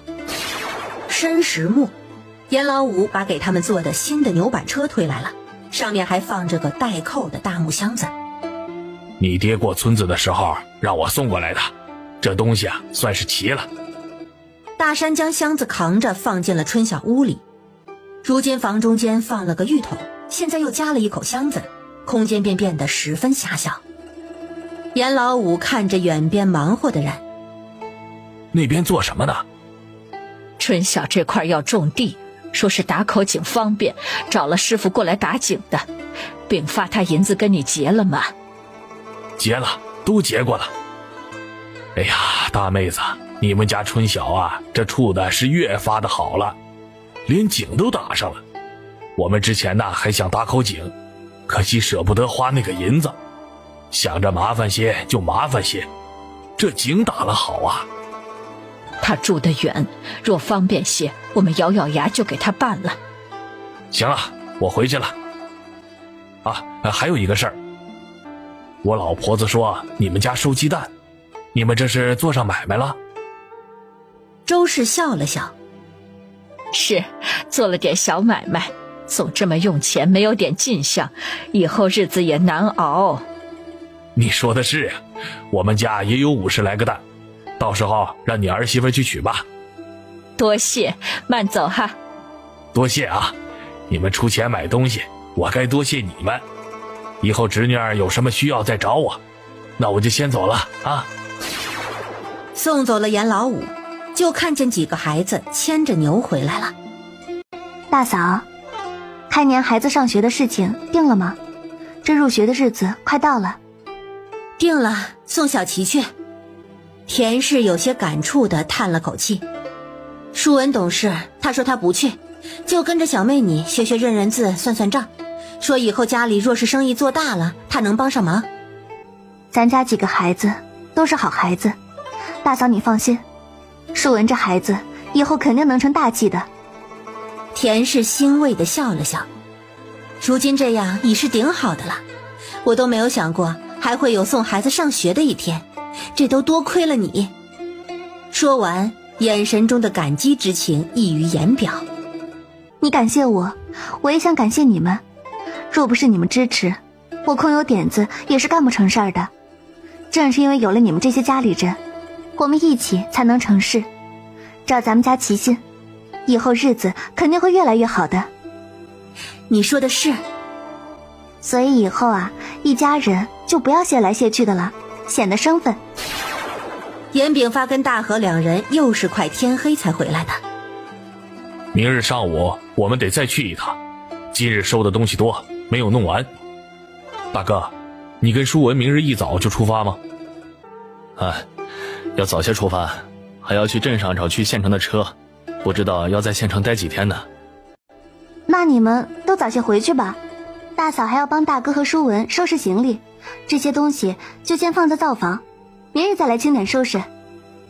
春晓在一旁催促，如今去县城可是头等大事。大家也知道事情的重要性，没有多说，也就回去了。春晓跟周氏将东西分类放好，怕肉跟大肠一起放久了串味儿。如今家里桶有8个，装什么都方便了。你桂平嫂子那头的鸡已经在孵化了，只是要得多，怕是要孵一阵子，到时候按3文1只的价给咱。灭将那边的簸箕也快好了，过几日我去拿。正好都能赶上，安排的刚刚好。你后院的肥你准备什么时候弄啊？就这2日，明日上午把炭烧了，下午呢就让牛试试爬力，施了底肥，放2日就要播种了。这么早播种？播种都是要到2月底的，如今才1月中旬而已，这天不暖和，这种子难发芽。我想早些育苗，到时候用上一些簸箕杂菜，兴许能成，总得试试啊。第2日一早，严大山已经带着舒文去了镇里，严炳发跟严大河也走了。田氏跟张氏一来，周氏便带着他们2人去了河边教他们洗大肠。春晓开始在后头烧炭，等春晓炭烧完，严炳发跟大山2个人已经回来了。昨日跟今日的东西拿了不少，猪大肠就有5副，蹄子有30多个，耳朵有20多个，尾巴有10来个。怎么收了这么多啊？昨日跑了好几个地方了，以后方便了，屠户那边都交代下去了。以后宰猪这些东西都齐全的留下来，往他那儿送，每天3套。若是没有头，就多副肠子或1副猪蹄儿。总之凑够斤两。爹跟人家说最好凑肠子，人家没完全答应，说有什么凑什么。我听娘说你下午啊要用牛施底肥，你到时候给我说说，我看如何弄。要把家里挑肥的桶拿过来，下午要用。娘上午就回去拿过来了。田氏跟张氏都在杂房帮忙卤肉，因为中午要做饭，所以只用了1口锅。春晓教2人按什么量放料，其实熟悉了就很简单，看状况家，有些经验在里面的。田氏跟张氏都很认真地听着。中午吃过饭，严大河便跟严炳发一起在院子外头学着赶牛车。田氏跟张氏卤了1日，东西总算是卤好了。家里几个人都尝了尝味道，都觉得味道没有太大的差异，2人这才放了心。日子就这样按部就班地过，只是大家心里都有些担心，因为已经3日了，而严大山他们还是没有回来。春晓也有些担心，毕竟带了那么多钱去县城，在县城的一切都要他们自己去处理，会不会碰到什么棘手不好办的事情，实在是说不准，又没个人打听。就在大家越发焦躁不安的第4日下午，2个人1人背着个麻袋回来了。田氏看到2人，也顾不得大家都在场，过去就抱住了严大山。怎么现在才回啊？他又看了看一旁的舒文，路上没出什么事儿吧？大家都围着他们问了起来。2人将东西背回堂屋，这才笑着应了话。没事没事，都顺利，多亏了旺夫帮忙。娘，这路这么远，去就要大半日，回来也要大半日，我们算回来的快的了。舒文对着大家咧嘴笑，又对着春晓眨巴眨巴眼睛。姑姑，你猜你要的那些东西，我们各收回来了多少斤？你个小兔崽子，说就说，还学会卖关子了。大河将他搂在怀里，用力地搓了搓头。赶紧说。二叔，求你轻点儿。他笑着挣脱开。还是我爹说吧，我去喝口水。你坐着，婶去给你倒。严大山便坐在堂屋里，对着众人说起去县城的事。其实这一趟算是十分顺利的了。他们是下午去的县城，去了县城就按照穆生叔给的地址去找了旺福。旺福之前一直是在县城做工，认识不少铺子的小厮，包括县城药铺的小厮。他们买了些点心，又给了100来文钱，小厮便给他们说了几个常往药铺送货的药材商的名字跟大概住处。他们一个个的去打听拜访，刚开始人家根本就不搭理他们，主要是不知道他们要用这些东西做什么，怕到时候出了事受连累。后来在他们的一再保证之下，这才与他们有了些接触，知道他们有秘方类的用途，再想着这些东西的药性，最终才把东西卖给了他们。这药店的利润就是大，春晓那些个东西一套各1斤就要1两1钱，我们配起来也才算600文，这都恨不得差1倍了。差这么多啊！春晓只知道会便宜些，但没有想到能便宜这么多，不由得心中一喜。可不是，我们当时也诧异呢，只是不敢表露，怕人家药材厂涨价。东西呢总共是8样，每样都是150斤，这太多了弄不回来，我们存放在镇上的货行了，明日去取。背回来的这些是最贵的花椒，明日一早我跟大河去送货，顺便把东西给弄回来，怕是一趟未必能运得完。舒文拿着单据跟我们一起去。这么多东西，怕是得把杂房堆满，炭又得清去后院了。严大山有些不好意思。你那2两银子就只剩几个铜板了，这主要是东西太多了，装了2个车。你们走后，我便后悔了，想着应该给你们多拿些钱的，但又想没得用，可以从本钱拿。大哥，出门办事不能太死，可千万不能苛着自己啊。我知道，我们住店都没有找最差的，你放心好了。就是走的时候，旺福问我们买药材做什么，我说是帮别人给办的。这些类东西啊，都是从好几个人手上买的，都是我跟舒文去跑的，应该是没有问题的。辛苦你们了。春晓拍了拍舒文，出去累不累啊？以后还想出去吗？姑姑，以后还有这种机会你就找我，我能帮上忙，我不觉得累。就是可惜，好不容易去趟县城，可急急忙忙的都没有逛一逛。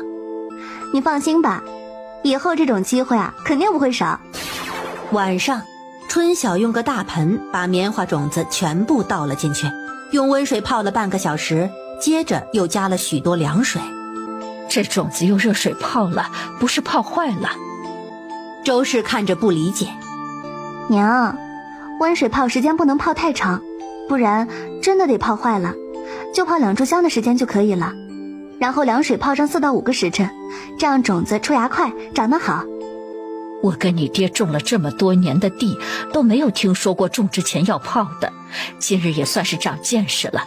那咱种小麦那个种子种之前，是不是也要泡啊？春晓点点头。凉水泡1晚，好出芽。早不知道这事儿，我说这1亩地收成不高呢，原来是方法不对。我要是跟你爹讲，你爹准不信。不过若知道是你说的，他就肯定听，他如今可信服你了。这个事儿啊，我跟你方婶也说一说。上午，春晓带着全家人在地里播种，几个小的都在帮忙。几人都备了工具，1个小拳头粗的竹筒子用来压洞。地已经翻过了，所以打洞并不困难，困难的是要按照它规定的深度跟大致的距离打。4时钟，严炳发带着舒文赶着牛车回来了。院子后头隔老远就听到舒文的叫嚷声：姑姑，爹，赶紧来帮忙卸东西，我们还要跑一趟呢。几人回到前头，看着车上满满的麻袋，开始往杂房卸货。春晓顺便检查了袋子里的东西。还有多少？还有不少，原本想都拉回来的，牛拉不动，只能分2次了。东西啊有上千斤了，可不能把牛压坏了。大河在那边守着，等我们去呢。等卸完货，喂牛喝了些水，2人又出发了。其他人则继续播种。中午刚吃完饭没多久，大河他们就把剩下的东西弄回来了。看着屋子里堆了一屋子的麻袋，大家都有些感慨，这些可是他们一大家子的家底儿呢。春晓算了算，用4个月是没什么问题的。第2日，周氏拉着牛车将灭酱的49个大簸箕弄回来了。春晓将它们间歇性地盖到了地上，并用枯草搭在了上面。2月5号的时候，前头的深井终于完工了9成，留了2个师傅收尾，其余的4个人又开始在院子里做准备工作。早就想问了，你们家每日做什么吃的？一股子浓香味儿，哎呀，太馋人了。打井的师傅嗅了嗅鼻子，这进了院子味道更甚。我们家做了一点买卖肉食的生意，锅里煮着肉呢，能不香吗？等师傅们完工了，请诸位尝尝。那就多谢了啊，这肉煮的也太香了，我就没见过谁家猪肉这么香的，你们的生意一定好。这打井可是一打就2口，没钱谁舍得？借您吉言。家里有人做活，周氏就不能走开。春晓他们如今已经彻底不卖炭了，上次家里剩的100来斤炭，严大山他们足足卖了3天才卖完。炭如今是卖不动了，只等来年。这几日他们在前头耕地施肥，前头的底肥也施得差不多了，养地一段时间，等后头育好苗就可以移栽了。卤肉现在彻底步入了正轨，与隔壁村的屠户也定好了，每日3套的量，即3个头、12个蹄子、6个猪耳、3根尾巴、3副大肠。若是头一天没有去取，那便留作第2日一起；若是没有提前通知，又没有去取，那东西坏了，这银子严家人照出。对于这个承诺，屠户也很满意，这样他就没有后顾之忧了。3整套的重量大概在140到150斤左右。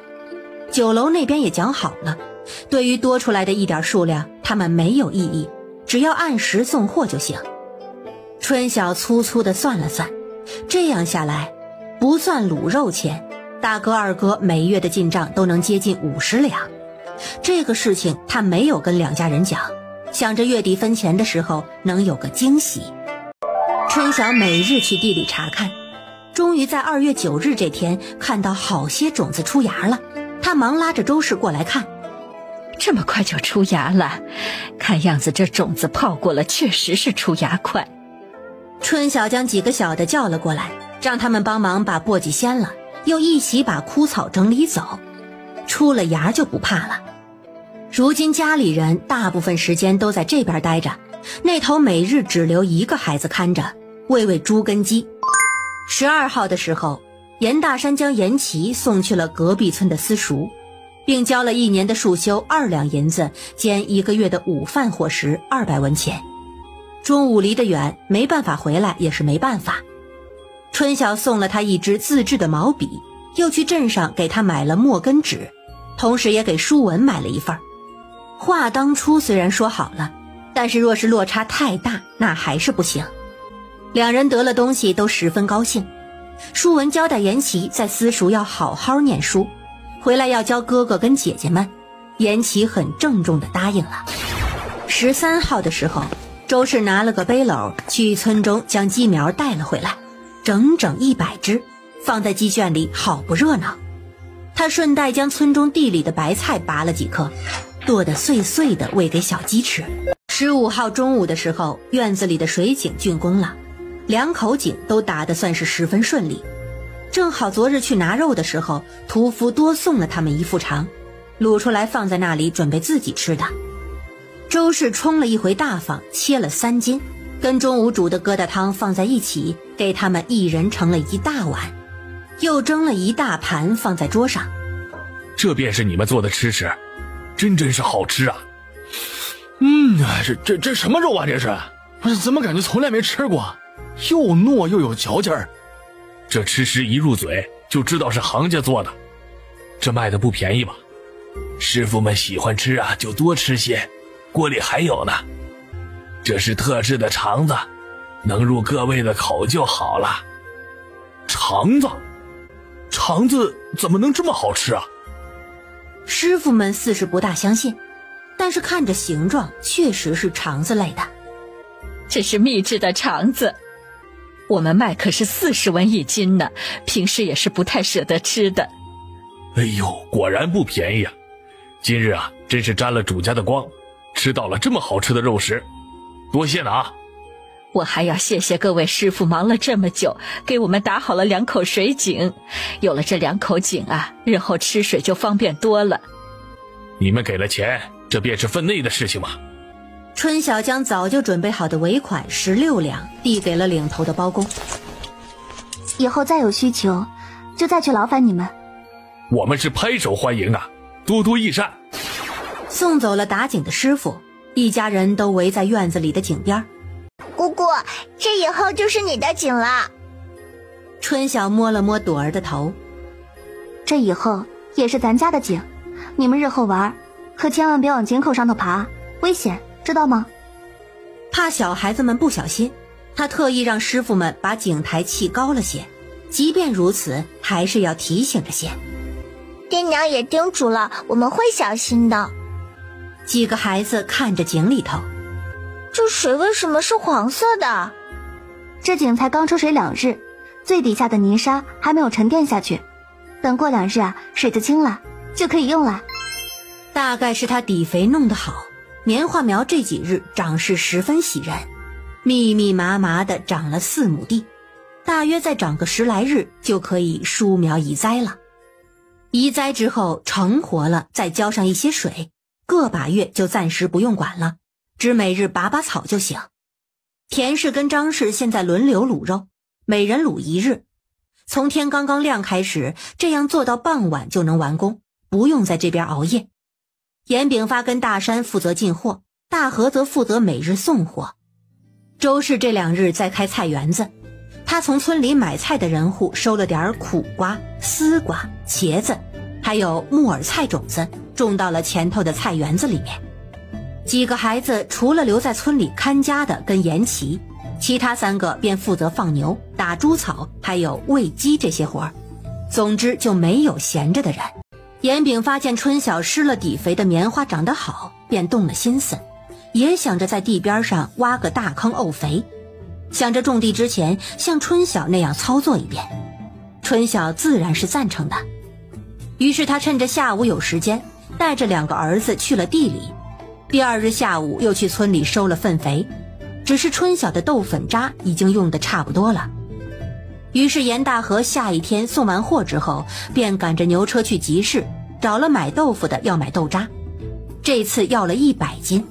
回来的时候顺便给春晓带了几斤豆腐跟2根甘蔗。春晓记得小时候似乎吃过一次甘蔗，可自那以后就没有印象了。他将甘蔗削了，砍成小段，一家人便坐在院子里有说有笑地啃甘蔗。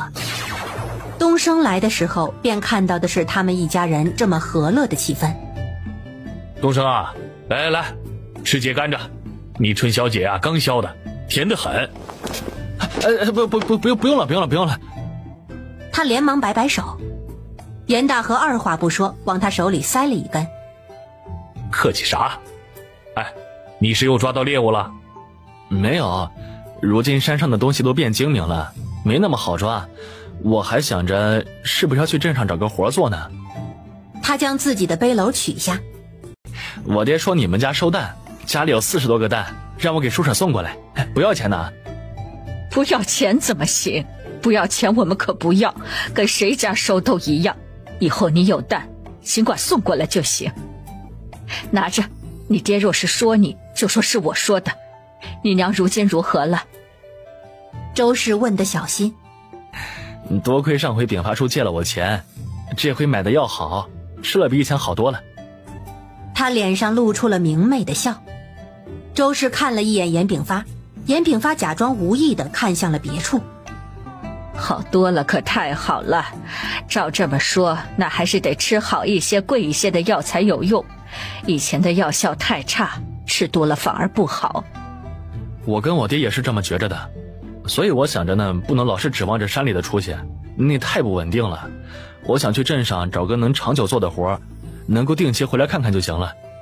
你也不是真正的猎户，打猎确实不是长久之计，多去镇上走走，总能找到事的。家里的地再过10来日就要种了，等我帮着我爹把地给种了之后，我就去找活做。那婶儿，我就先回去了哈。周氏将他送出了院子。等人走后，周氏看向严炳发：你借人家钱了？严炳发沉着个脸不说话，春晓则埋头吃自己的甘蔗。你倒是说话呀，借钱有什么不好说的？我只是想你身上哪里的银钱，你借了多少？你怎么什么都要管呢？我身上就不能有钱不成啊？严炳发有些郁卒。上回去买爬猎是春晓给的钱，后来在集市碰到东升，见他没钱买药，就把身上的1两银子给他了，借了1两银子，怎么着吧？我能怎么着？你借钱就借钱，怎么不说呀？人家说起来我都不知道，这要是让人知道了，该笑话了。我敢说吗？我当初给二妮儿钱，你跟我置了几天的气，要是让你知道我借钱给外人，那还得了啊？哼，那能一样吗？你这借出去，人家以后到底要还。你给了你妹妹，那就是肉包子打狗，有去无回。你把钱借给东升，我是一点意见都没有。你当我多小气呢？你咋的对二妮儿就那么大成见呢？人家好歹是我妹妹，可比外人亲呐。你觉着亲，人家只是把你当个摇钱树。好啦，爹娘多少说两句，我有话要说。再让他们说下去，怕是要不了多久，二人就会吵起来。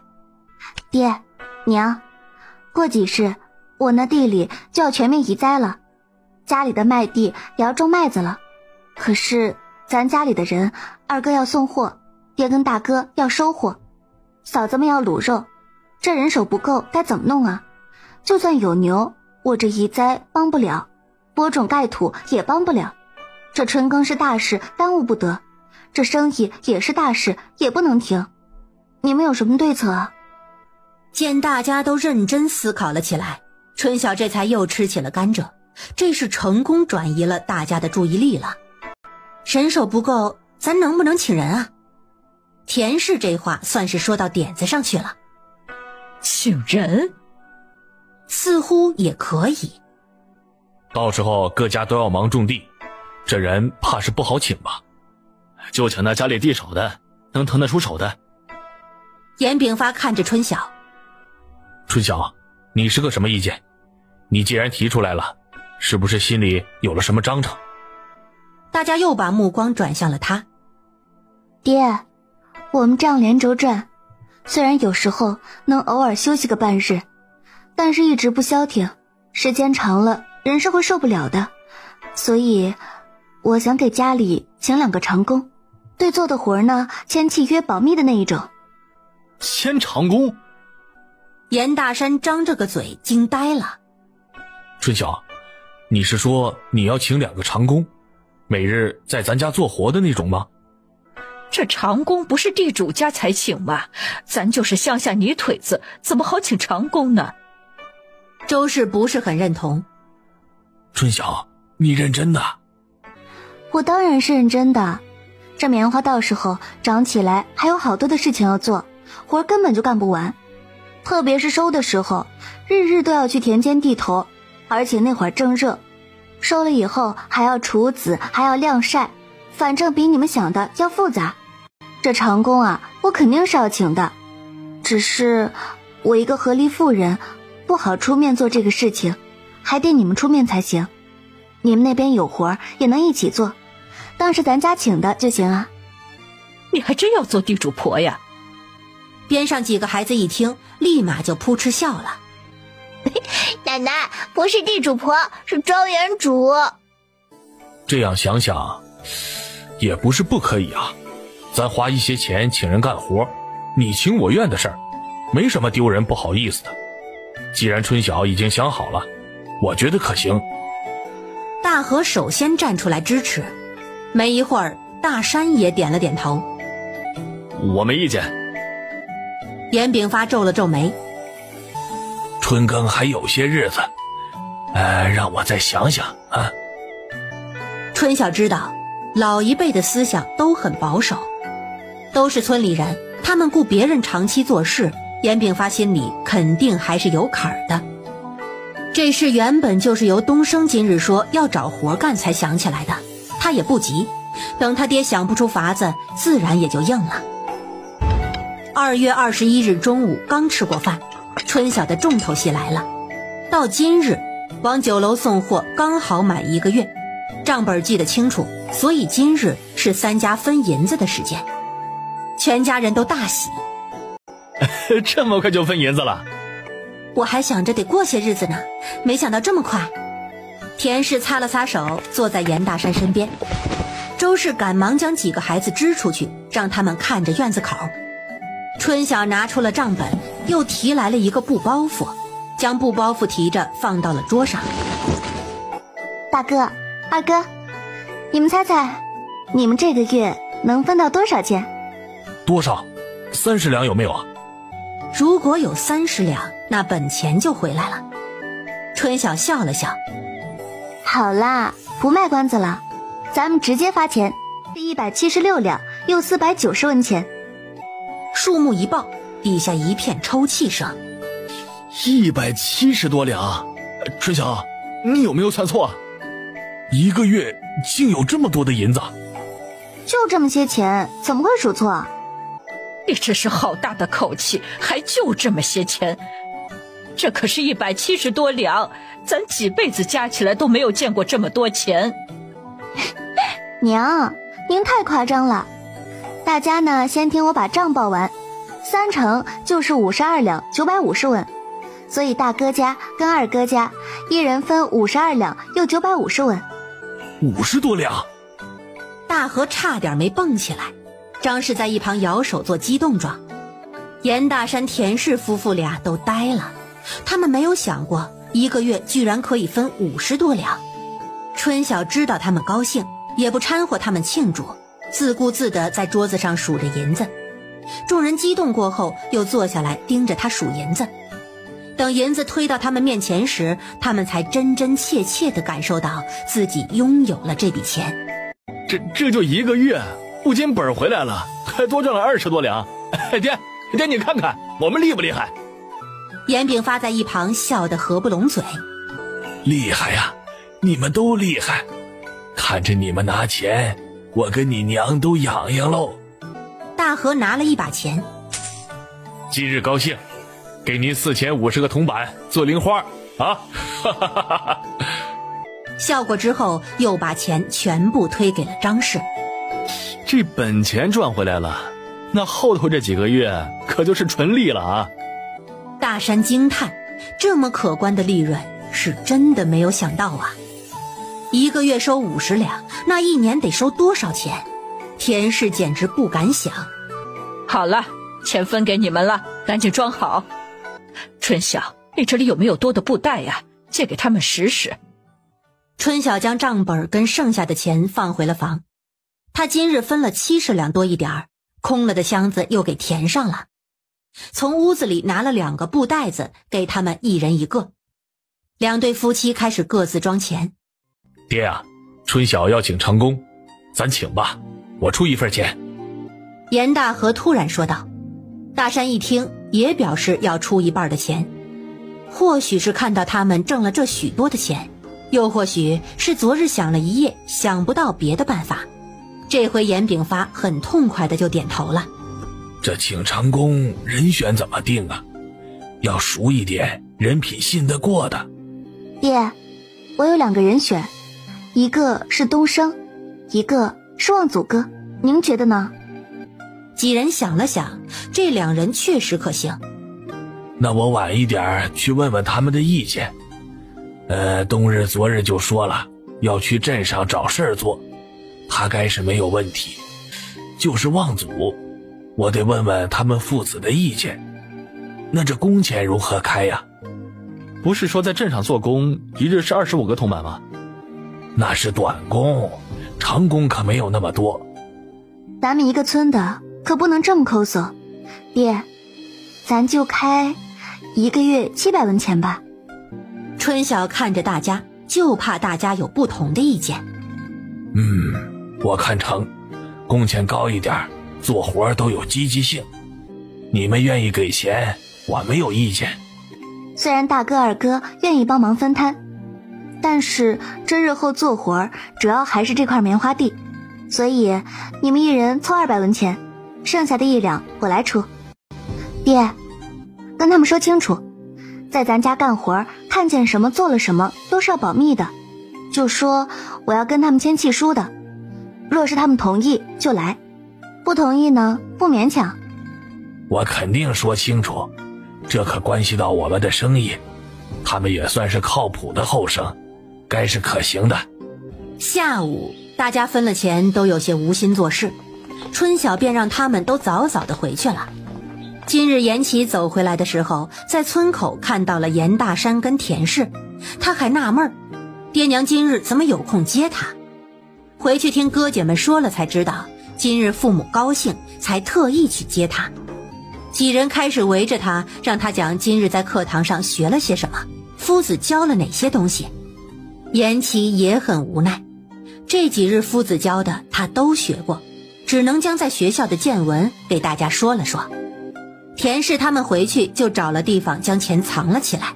大山，我今日就跟做梦一样，咱以后1个月就有50两银子了。以后你想去镇上买什么东西随便买，不用省着，跟弟妹一起去，咱们家以后啊，开始不会缺钱了。晚上夫妻俩躺在床上睡不着，就这样说了大半夜的话。隔壁大和夫妇的情况也差不多。张氏以前总是自卑，觉得自己生了2个闺女，闺女在农村就是赔钱货，可如今不同了，他们挣了这许多的钱，以后若是想找个上门女婿都不是问题。他感到前所未有的轻松。大和的兴奋与张氏不在一个层面。兰儿，咱再生一个吧，男孩最好，女孩呢也不成问题，总归有钱给他们办嫁妆。张氏虽然羞臊得很，但还是红着脸点头同意了。第2日，严炳发跟大山取货回来后，就拉着春晓说了起来。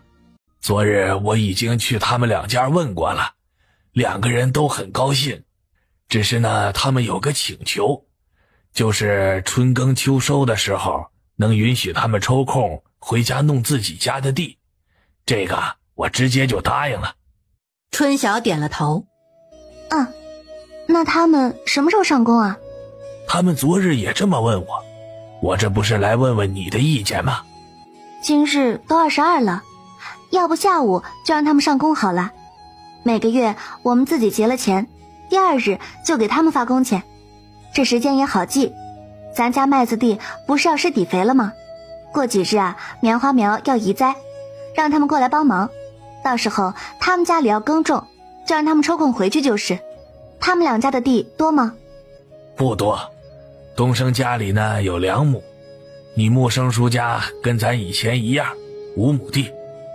东升有他爹，木生那边有他媳妇儿跟2个儿媳妇儿，还有2个小孙子可以帮忙。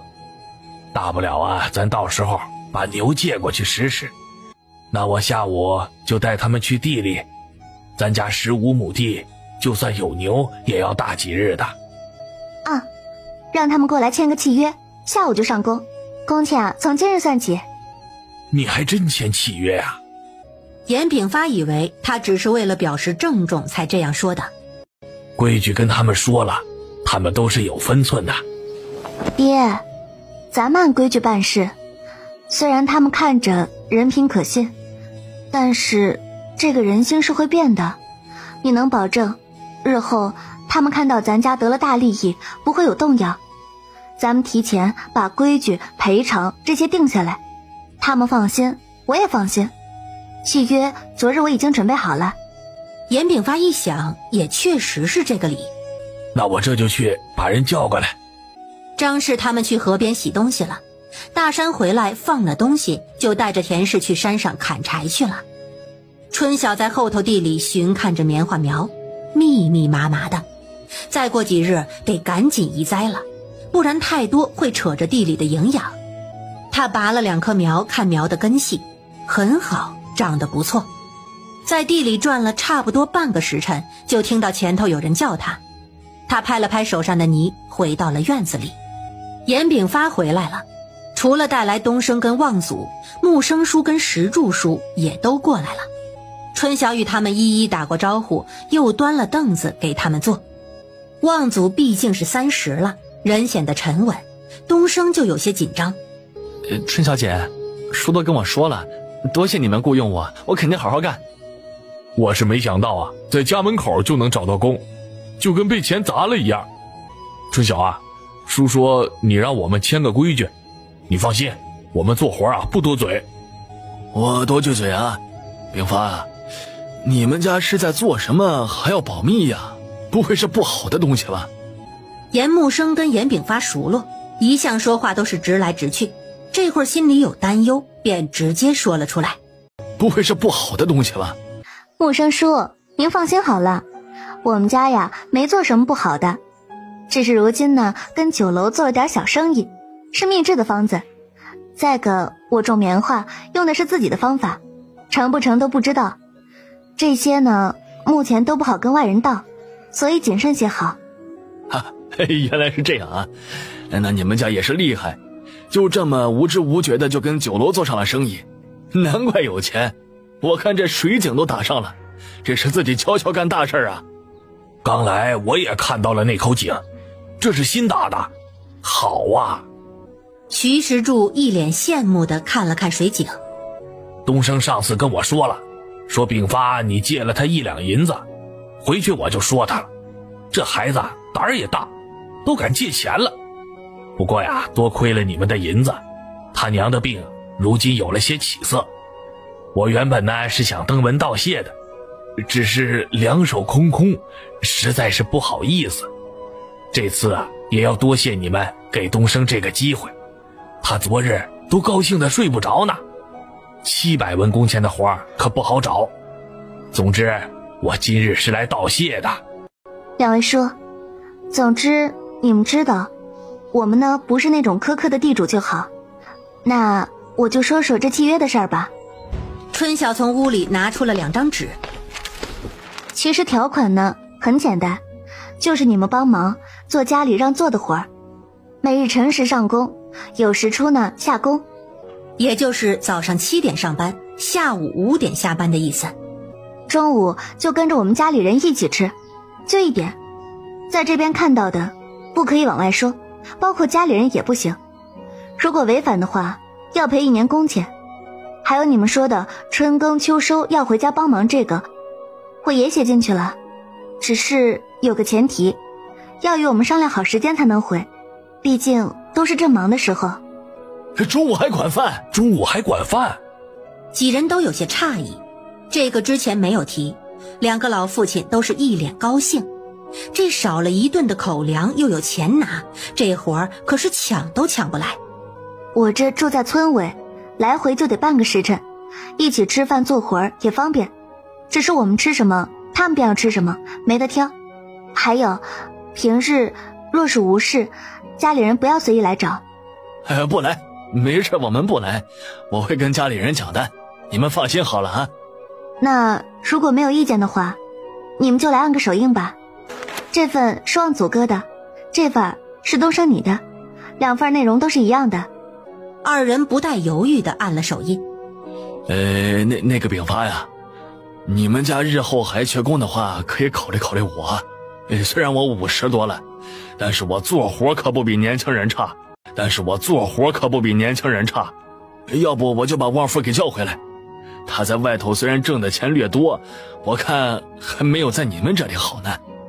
我也是，秉发呀，咱俩年龄差不多，你能做的我也不含糊。你别看东升他娘体弱，我可强着呢。严秉发简直是哭笑不得。哎呀，你们2个就别说笑了，我请了2个后生，我都担心村里人念叨，我要是再请你们，别人还不得在背后骂我呀。我可不是说笑啊，我认真的很。严木生一看严秉发果然把他们排除在外，就开始着急了。你出钱请人干活有什么好怕的？反正我不怕别人说，有银子不挣那才是傻。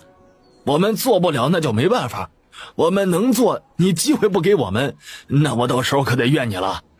春晓在一旁笑，正常人的反应都该是这样。严秉发无奈地看了他一眼。行了，以后若真还请，就考虑你们。只是咱家哪里有这么多的活啊？我原本还担心找你们儿子做长工，你们心里怕不好想。哎呀，看样子是我多心了。自然是你多心了，你若不找我们才不好想呢。好了，那事情都谈妥了，那我们就先回去了啊。那个木生叔，您跟石柱叔就先回吧，望祖哥跟东升留下来，咱们就算开工了。中午呢跟我们一起吃个饭，下午就直接干活了。好，那我们就先走了。王祖，好好干。徐石柱拍了拍东升的肩膀，跟着严木生一起走了。春小姐，那咱现在干什么呀？春晓跟他爹对视了一眼，笑了起来。这会儿没活干，你们可以在院子附近转一转。等会儿吃完饭，我爹会带你们下地，要做什么，下了地他会告诉你的。两人便坐在院子里，大概是如今身份变了，他们就这样坐着都不似之前的自在。好在周氏跟张氏很快就端着盆回来了，看到了二人，这就来了。周氏将盆放在院子里，擦了擦手上的水。婶儿，你这盆里是猪肠子吧？望族走上前看了看，怎么一点也不臭啊？他有些奇怪，是猪肠子，用面粉洗过的，所以不臭。这法子还是春晓想的呢。望族又仔细闻了闻，确实是没什么臭味。用面粉洗肠子？你们家呀是真舍得。面粉那么金贵，居然用它来洗肠子。东升坐在一边，好奇地够着头看。等会儿让你们尝尝咱家做的小吃。周氏看见东升坐在一旁不说话，知道他可能是不自在。他其实很喜欢东升这个后生。东升啊，你去边上的井里舀几桶水，帮婶子把这院里的水缸填满。知道了，婶儿。东升立马就去井边干活，望族也过去帮忙。严大河很快就赶着牛车回来了，看到他们一点也不意外，见他们站在院子里，便提出教他们赶牛车。既然是帮家里干活，那这赶牛车肯定是要学的。两人在院子外头学得十分用心，他们也是这个时候才发现春晓这院子外头还有一口井。你们家打了2口井？阎望族难以置信。这井啊都是春晓他花钱打的，是为了方便他以后的棉花地。你们做半天了，怎么才看到？东升跑过去又瞧了瞧。大河哥，这井好大呀，比院子里的大。望族也走了过去。我爹说你们偷偷办大事，果然不假，村里人肯定都不知道呢。让他们知道还得了啊，肯定3天2头跑过来扒我，那咱就没有清静日子过了。那井啊我也歇害了2日，没什么好看的。哎，咱学赶车要紧，以后说不定啊你们还能陪着我去送货呢。严大山跟田氏砍完了一担柴火就下山了。中午一大家子人吃饭位置不够，望祖跟东升便站在一边不肯上桌，还是春晓将卧室的长桌搬了出来，让大家凑合着围着坐，他们才坐。几个孩子也围着坐了下来。爹，你再找五叔再打一张饭桌吧，咱家本来就人多，以后中午都要一起吃饭，以后呢就开2桌，男人1桌，女人1桌，这样方便。明日我要去镇上，正好再买几只碗回来。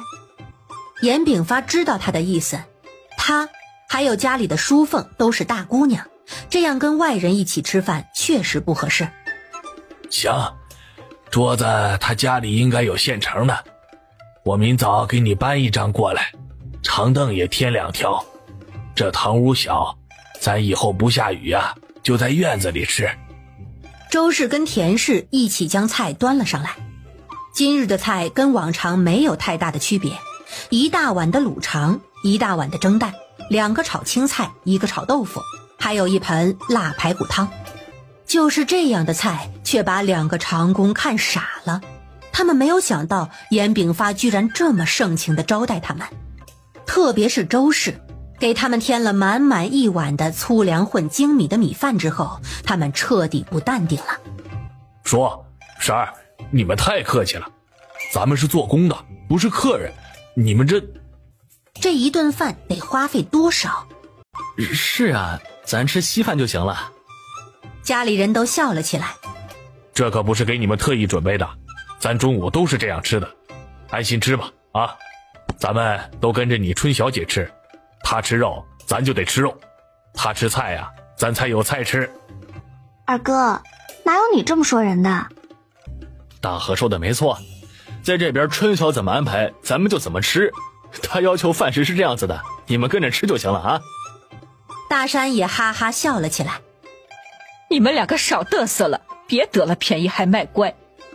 周氏给二人夹菜，随意些，别客气，咱吃饭也随意，有时候菜多些，有时候就稀粥对付，反正是怎么方便怎么来，日子长了你们就知道了。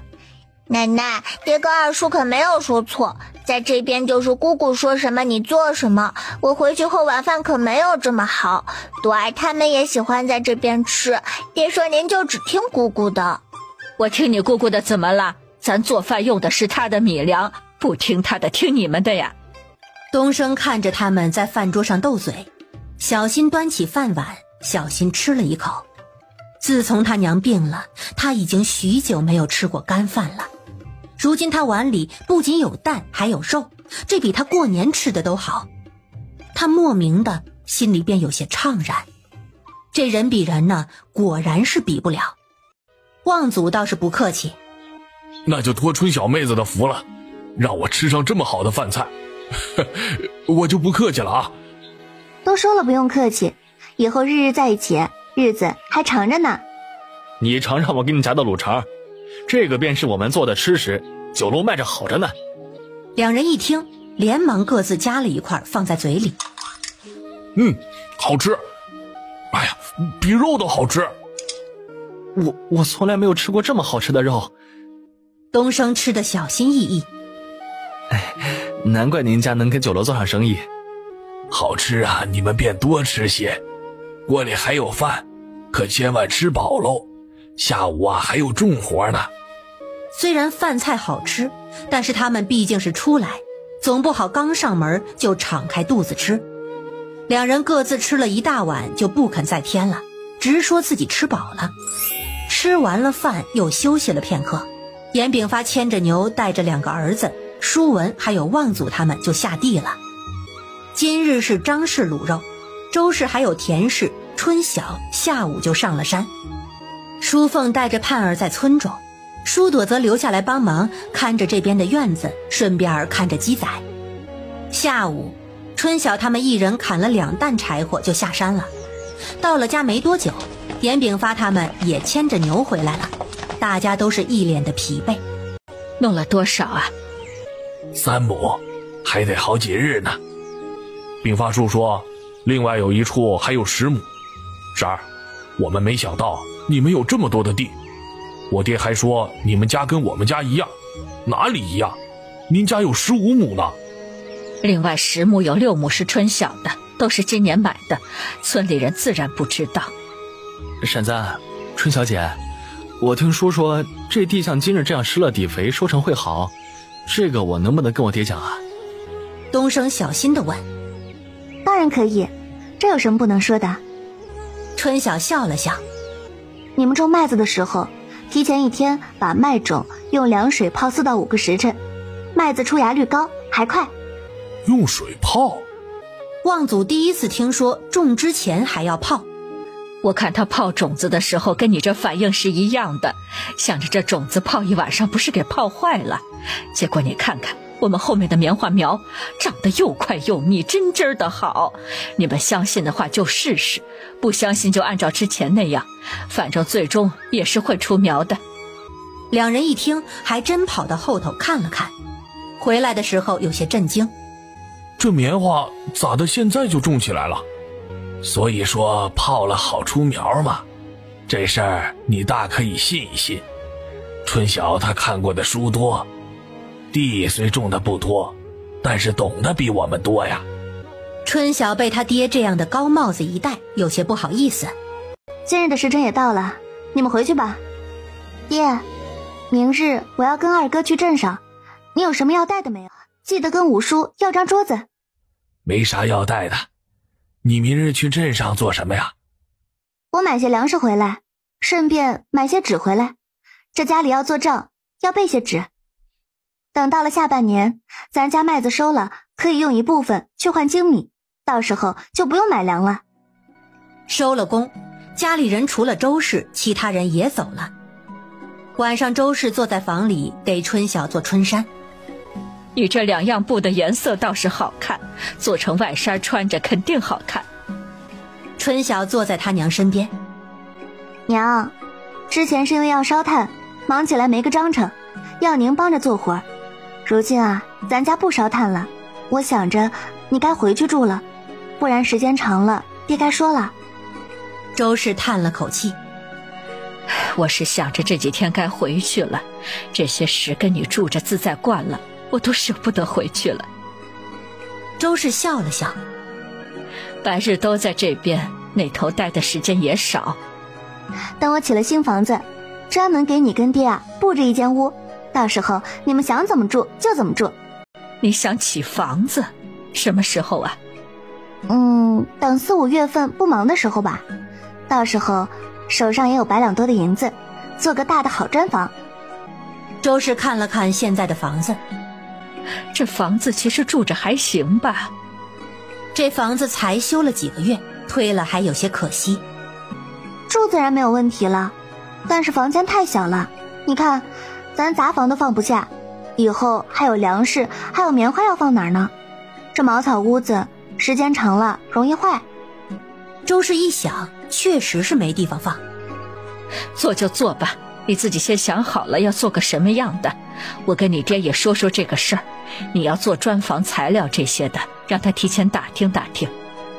第2日一早，春晓便跟着严大河的牛车去了镇上，严炳发跟大山去收货，周氏则带着张氏跟舒文、令东升他们下了地。到家的时候，严炳发也刚回，桌子跟凳子已经摆在了院子里。他们一起将粮食抬进屋，再次感叹家里的位置太少了。3人将东西放好，立马赶着牛去了地里。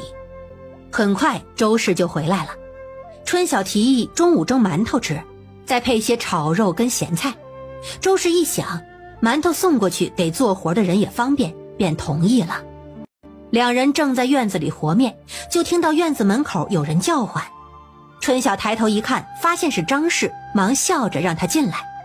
方婶儿，你自己找个凳子坐，我这手上都是面粉的。你们忙你们的，我这是想你娘了，她总是待在这儿，也不见回去，连个说话的人都没有。我就是随意过来坐坐，你这边离得可真远，走都得走半天。他朝院子里看了看，早听说你们这处打了水井，我还没看过呢，今日特地过来瞧瞧。他一边顺手放下了自己的提篮，一边往井边走去。哟，你们这地儿可真香啊，隔老远就闻见了。大媳妇在灶房熬肉呢，能不香吗？你自己看，我就不招呼你了。我用不着你招呼，你忙你的。他站在井边转了转摇杆，这以后吃水是方便多了。这打口井得多少钱啊？9两，打了差不多上10日。老贵了，都快赶上2亩地了。他从井边过来，坐在了2人身边。我听说你家偷偷置了10亩地，咱之前时常在一起，你倒是藏得挺严实的，要不是最近下地都不知道的。你看见我们家那口子下新地了？周氏笑，什么我看见了？村里头谁不知道？还说你们有钱置地，却找东升跟旺福给你们做白工，说他们两家傻得很，反正啊，如今村里头说你们的什么的都有，真是吃饱了撑的。周氏没好气地骂了一句，我那些地年前春晓回来没多久就置了，那一大半呢都是春晓的，我请不起人做白工干他们什么事，先吃萝卜蛋操心。方氏看着他也笑了起来，上次你说我若想吃那好吃的蛋，你便替我弄，你可得说话算话啊，我今日可是拿了10个蛋来了。周氏一边和盆里的面，一边看了看他的提篮，对着灶房喊田氏。田氏很快就开门出来，看到方氏叫了声方婶儿，又问他娘什么事情。你把你方婶篮子里的蛋洗了一块卤了。想想卤还需要时间，给你方婶装10个卤蛋。田氏一言拿走了他的篮子，没多会儿就提过来10个卤蛋，没事儿又回到灶房关上了门。这灶房门一开呀，香味藏都藏不住，你这可是做了一门发财的买卖，也难怪一家老小都在这边忙活。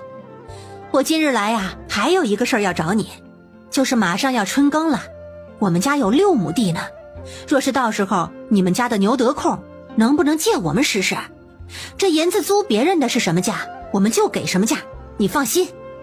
你这话说的什么放心不放心的？我们家地这2日在施底肥，已经在深翻了，到时候浅翻撒下种就行，后头都用不上牛，等翻完了地你先去用就是。银子的事儿就不要提了，把我们家牛喂饱就行。行行，有你这话就行，我就不跟你客气了啊。我今日来呀，主要就是这个事儿。那你们忙吧，我就回去了。方婶儿，再坐会儿呗。春晓挽留。再坐会儿，等会儿馒头熟了也带几个回去给孩子吃，正好你也带了篮子，等我面发好了，馒头上了锅，我有话跟你讲。你有什么与我讲的？好事儿还是坏事儿啊？方氏笑着安定坐了下来。你要是听了就是好事，要是不听可能就是坏事。那我还是多坐会儿吧，这还有馒头送我，还有好事说给我听，那我可得等着。春晓很喜欢他娘跟方氏的相处模式，直来直去，逗趣儿又好笑。方氏趁着他们忙活的功夫，在院子里外转了转。春晓，你这儿这么多地，全要种棉花呀？不种点别的？就种棉花了，一种啊，好管理。方氏点了点头。你是个有福气的，可惜啊，我就2个儿子没闺女。不过我家娟儿倒是个不错的孩子，有机会啊，你多带带她，她就是性子太闷了。石头跟木头他们进城找到活没有啊？当初找长工，周氏其实想过方氏的儿子，只是春晓心里想好了人选，他便没有提。不知道呢，这么长时间肯定是找上了，也不知道传个口信回来，哎，也是不省心的很。你就知足吧，2个儿子都出去挣钱，还说不省心。周氏打水洗了手。其实你不来找我，我也是要找你的。我今晚就住回去了，总不能老住闺女这里吧？那有什么？都这把年纪了，想住哪儿还用得着别人说？若是我在闺女这处住的舒服，我便就住在这儿了，只要闺女没意见。你就是嘴上厉害，真轮到你肯定就不这样了。方氏拉着他坐在身边。你到底要跟我说啥呀？这会儿醒面的功夫，你说呗，我听着。周氏便把要泡种子的事情跟方氏说了。方氏一听也是将信将疑。你这都是哪儿听来的？咱以前可从来没这么做过，真的假的？当然是真的，我可是好心提醒你，这些都是我们春晓教的。他那棉花种子泡了长得可老好了，你愿意试就试，不愿意试就还按着以前的。方氏听了沉默了一阵儿。这种事情周氏自然不会糊弄他，只是那么多种子若是都泡了，这万一出点意外，那今年的收成可就完了。心下想着，那就泡一半，剩下一半还按之前那样。只是这话他自然没有跟周氏讲。中午的时候馒头出笼了，周氏给方氏装了5个。我这怪不好意思的，这拿了蛋又拿馒头的。有啥不好意思的，咱俩还客气，几百年不来一回，拿几个馒头就不好意思了，心里才有鬼。行了行了，说不过你，那我走了啊。方氏走了，周氏拿了一个木桶，提了1桶的馒头去了地里。26这天，家里的10亩底肥全部施完了。严炳发决定月初再开始种小麦，因为春晓这边移栽的事情等不了了。家里暂时不用牛，周氏趁机把牛借给了方氏家用，并告诉他晚上要还回来，第2天上午4时之后再来牵走，早上家里要送货。中间的时候有好几户村里人过来跟他们租牛，他们都委婉地拒绝了，说是牛的用工时间都排满了。如今大家都知道他们家地多，所以也就没说什么。27这天正好是春分，家里除了收货的跟送货的人，全家上阵开始给春晓移种棉花。所有的活儿都是听春晓的安排。东升跟望祖虽然不理解为啥不直接种，而是要种在一起再移栽，但是他们也不多话，反正让他们怎么做他们照做就是。人家春晓会读书，知道的比他们都多，就看严家如今的光景，也多是得了他的意。总之这户人家他的话最好使，这是他们近期悟出来的道理。他们在这处吃得好，活也不重，再没有比这更好的工了。28号下午，方氏把牛还回来了，并对他们很是感谢。春晓与家里人商量了一阵儿，叫来了阎望祖跟徐东升。望祖啊，明日你不用来了。阎望祖吓了一跳，以为出了什么事儿，边上的东升也不淡定了。说，咋的了？严炳发见他惊恐的表情，知道他是会错了意，忙笑着拍了拍他的肩膀。叔话没说好，明日你来把牛牵回去，把你们家5亩地耕了再来。说完他又看向东升，跟你爹说等2日，等他们家用完呢，就轮到你们家。两人都露出惊喜的表情。炳发说，你要把牛借给我们使？你要把牛借给我们使？是啊，你爹那人架子还真大，要用牛还非得我送上门，来说一声都不肯。严炳发说着玩笑话，家里的地赶紧的耕，等我们要用的时候就不借了啊。哎，多谢炳发叔了，我把家里的地耕了就回，播种的事儿家里有人，就2天时间就行。记得4时后来牵牛，晚上还回来。还有，把我的牛喂饱，可别饿着它。东升见严炳发看向他，忙站正了身子。炳发叔，那我排大后日1天时间就行了。严炳发笑了笑。行了，就这个事情，去忙吧。这地里啊，还得忙活几日呢。第2日，天下起了毛毛细雨，大河快去快回，望祖来取了牛，家里人继续移苗。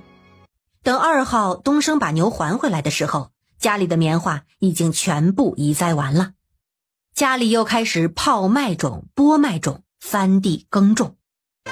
这些日子天时而下雨，时而晴，都没有个定数。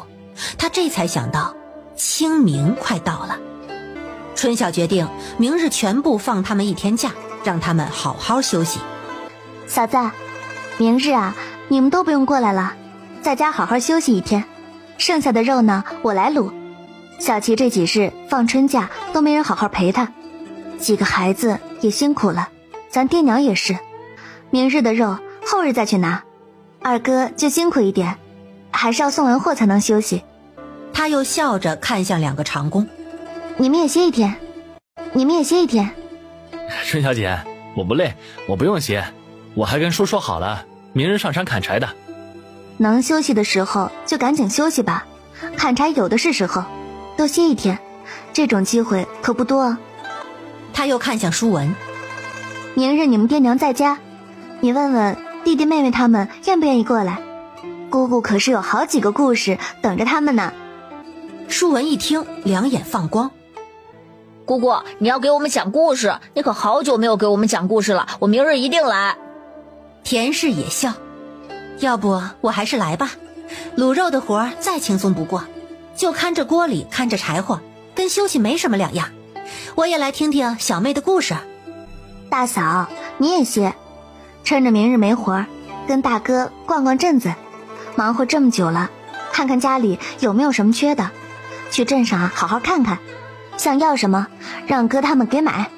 哥哥们，你们可不要小气啊。我小气什么呀？银子都是他管着，我要用银子还得跟你嫂子讨要。那明日让你嫂子跟我一起去送货，我带她去镇上转一转，那什么胭脂香粉的，只要她想买我都买，行了吧？你才要买胭脂香粉，我可不要，这大把年纪了，要那没用的做什么？不过我倒是想买些布，给孩子跟你做几身春衫。那弟妹，我明日陪你一起去吧，我也想买些布，咱们可以凑着选，家里油也要买一些。那你们明日帮我带点灯油回来，家里灯油不多了，忘了买。春晓又想了想，确定家里没什么其他要添置的了。说了放假，大家便早早的回了。春晓早上睡了个大懒觉，起床没多久，5个孩子就来了，笑盈盈的盯着他。姑姑，今日要讲什么故事啊？姑姑，好久都没听过故事了，我要听一个长一点的。小七昨日教我们学了新字，他说夫子从来不给他们讲故事，夫子只会打手板。春晓扑哧笑出了声，摸了摸颜琦的头。夫子有没有打你的手板啊？颜琦赶紧摇头，夫子布置的课业我都完成了，夫子不打我。我们之中就周家村的周一航经常挨板子，让他背诵他总是不会背。小琪真是太棒了。他又看向了其他几个孩子，等姑姑生个火，把肉熬上，咱们等会儿边熬肉边讲故事。春晓将锅里准备好，开始生火卤肉。舒文从堂屋搬了个长凳，5个孩子这样挤在一条凳子上。春晓便开始给他们讲他以前看过的一个挺欢乐的动画片，大概是故事太长，而他又讲得细。到了中午，故事还没有讲完。吃完了饭，春晓让他们在外面玩了一会儿，等换了下一锅的时候再继续讲。舒文带着几个孩子出去玩，舒凤却留了下来。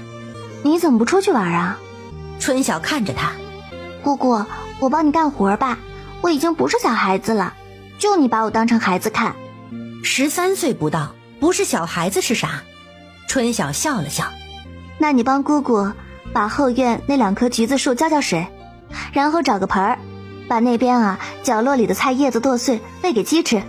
舒凤很高兴地去干活了。舒文在外头看到舒凤干活，也跑了进来。姑姑，牛的草料你割了没有？春晓摇了摇头，我准备晚一点做完活再去的。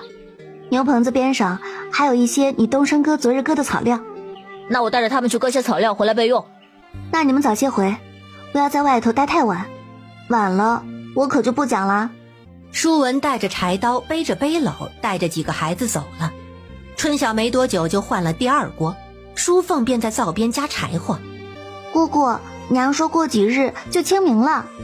是啊，过几日就清明了，清明过后天气就好了，不会像现在这样动不动就下雨。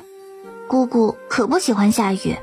姑姑，我想说的是，清明姑奶奶一家又要来了，咱爷爷跟奶奶又要吵架了。春晓突然警铃大作，对呀，清明他姑姑他们要来，年前要借钱没有借，如今家里小琪上了学，他这里又多了2口井，若是被知道了，还不知道要怎么闹呢，这可如何是好？舒凤在一旁突然笑了起来。姑姑，一说到姑奶奶，你的脸色跟我娘是一样的，咱姑奶奶就是吓人。春晓没好气地戳了一下她的额头。你还笑呢？等来了你就笑不出来了。哎呦，我娘昨日还在为这个事儿犯愁了，说同样是姑姑，怎么这个姑姑跟姑姑的差别这么大？这件事儿你提醒得好，你姑奶奶我也是怕的。明日我得找你们奶奶拿个章程。哎呀，咱奶奶能拿什么章程？每次姑奶奶来，娘说她都恨不得躲得远远的。我看她还想躲在你这处不理人呢。我这处要是能躲，我也躲了。关键是人家照样能找来。淑凤你记住了，你以后也是要做姑姑的，不管做什么事情都要有分寸，失了分寸没人喜欢的。这跟钱多钱少没有关系，没钱也能做好姑姑，反之有钱没德也做不了好姑姑，明白吗？我明白。舒文他们割草没有回来，倒是大河赶着牛车过来了，将牛卸了车，关进牛棚。他将灯油拿给春晓。今日都买了什么好东西啊？就买了些布，买了些油，还有孩子们的一些零嘴儿。大嫂也买了2把锁。你嫂子他们节约惯了，真让他们买，他们都舍不得。没办法，有钱不花，可不能说我小气了啊。他们舍不得买，你不会主动买啊？归根到底还是你小气。春晓轻点脑袋，慢慢的笑。二叔，我二婶之前还说想吃酥饼，你买了没有？去之前你不说，你就是个马后炮。严大河笑了笑，想吃酥饼还不简单，明日我送货回来就给他带几斤。还是说是你自己想吃了？才不是我。严大河东西送到就回去了。过了2炷香左右，舒文带着几个孩子回来了。春晓于是又在灶房开讲。这一天，几个孩子整整听了1天的故事，开心得不得了。第2日，大家正常开工。严大河今日走得格外的早，主要是他爹还等着他的牛车去拿货。望祖跟东升一来就拿着工具上了山。娘，清明咱姑姑来，咱该怎么办啊？周氏一听这事儿也叹气了。我正为这个事情犯愁了。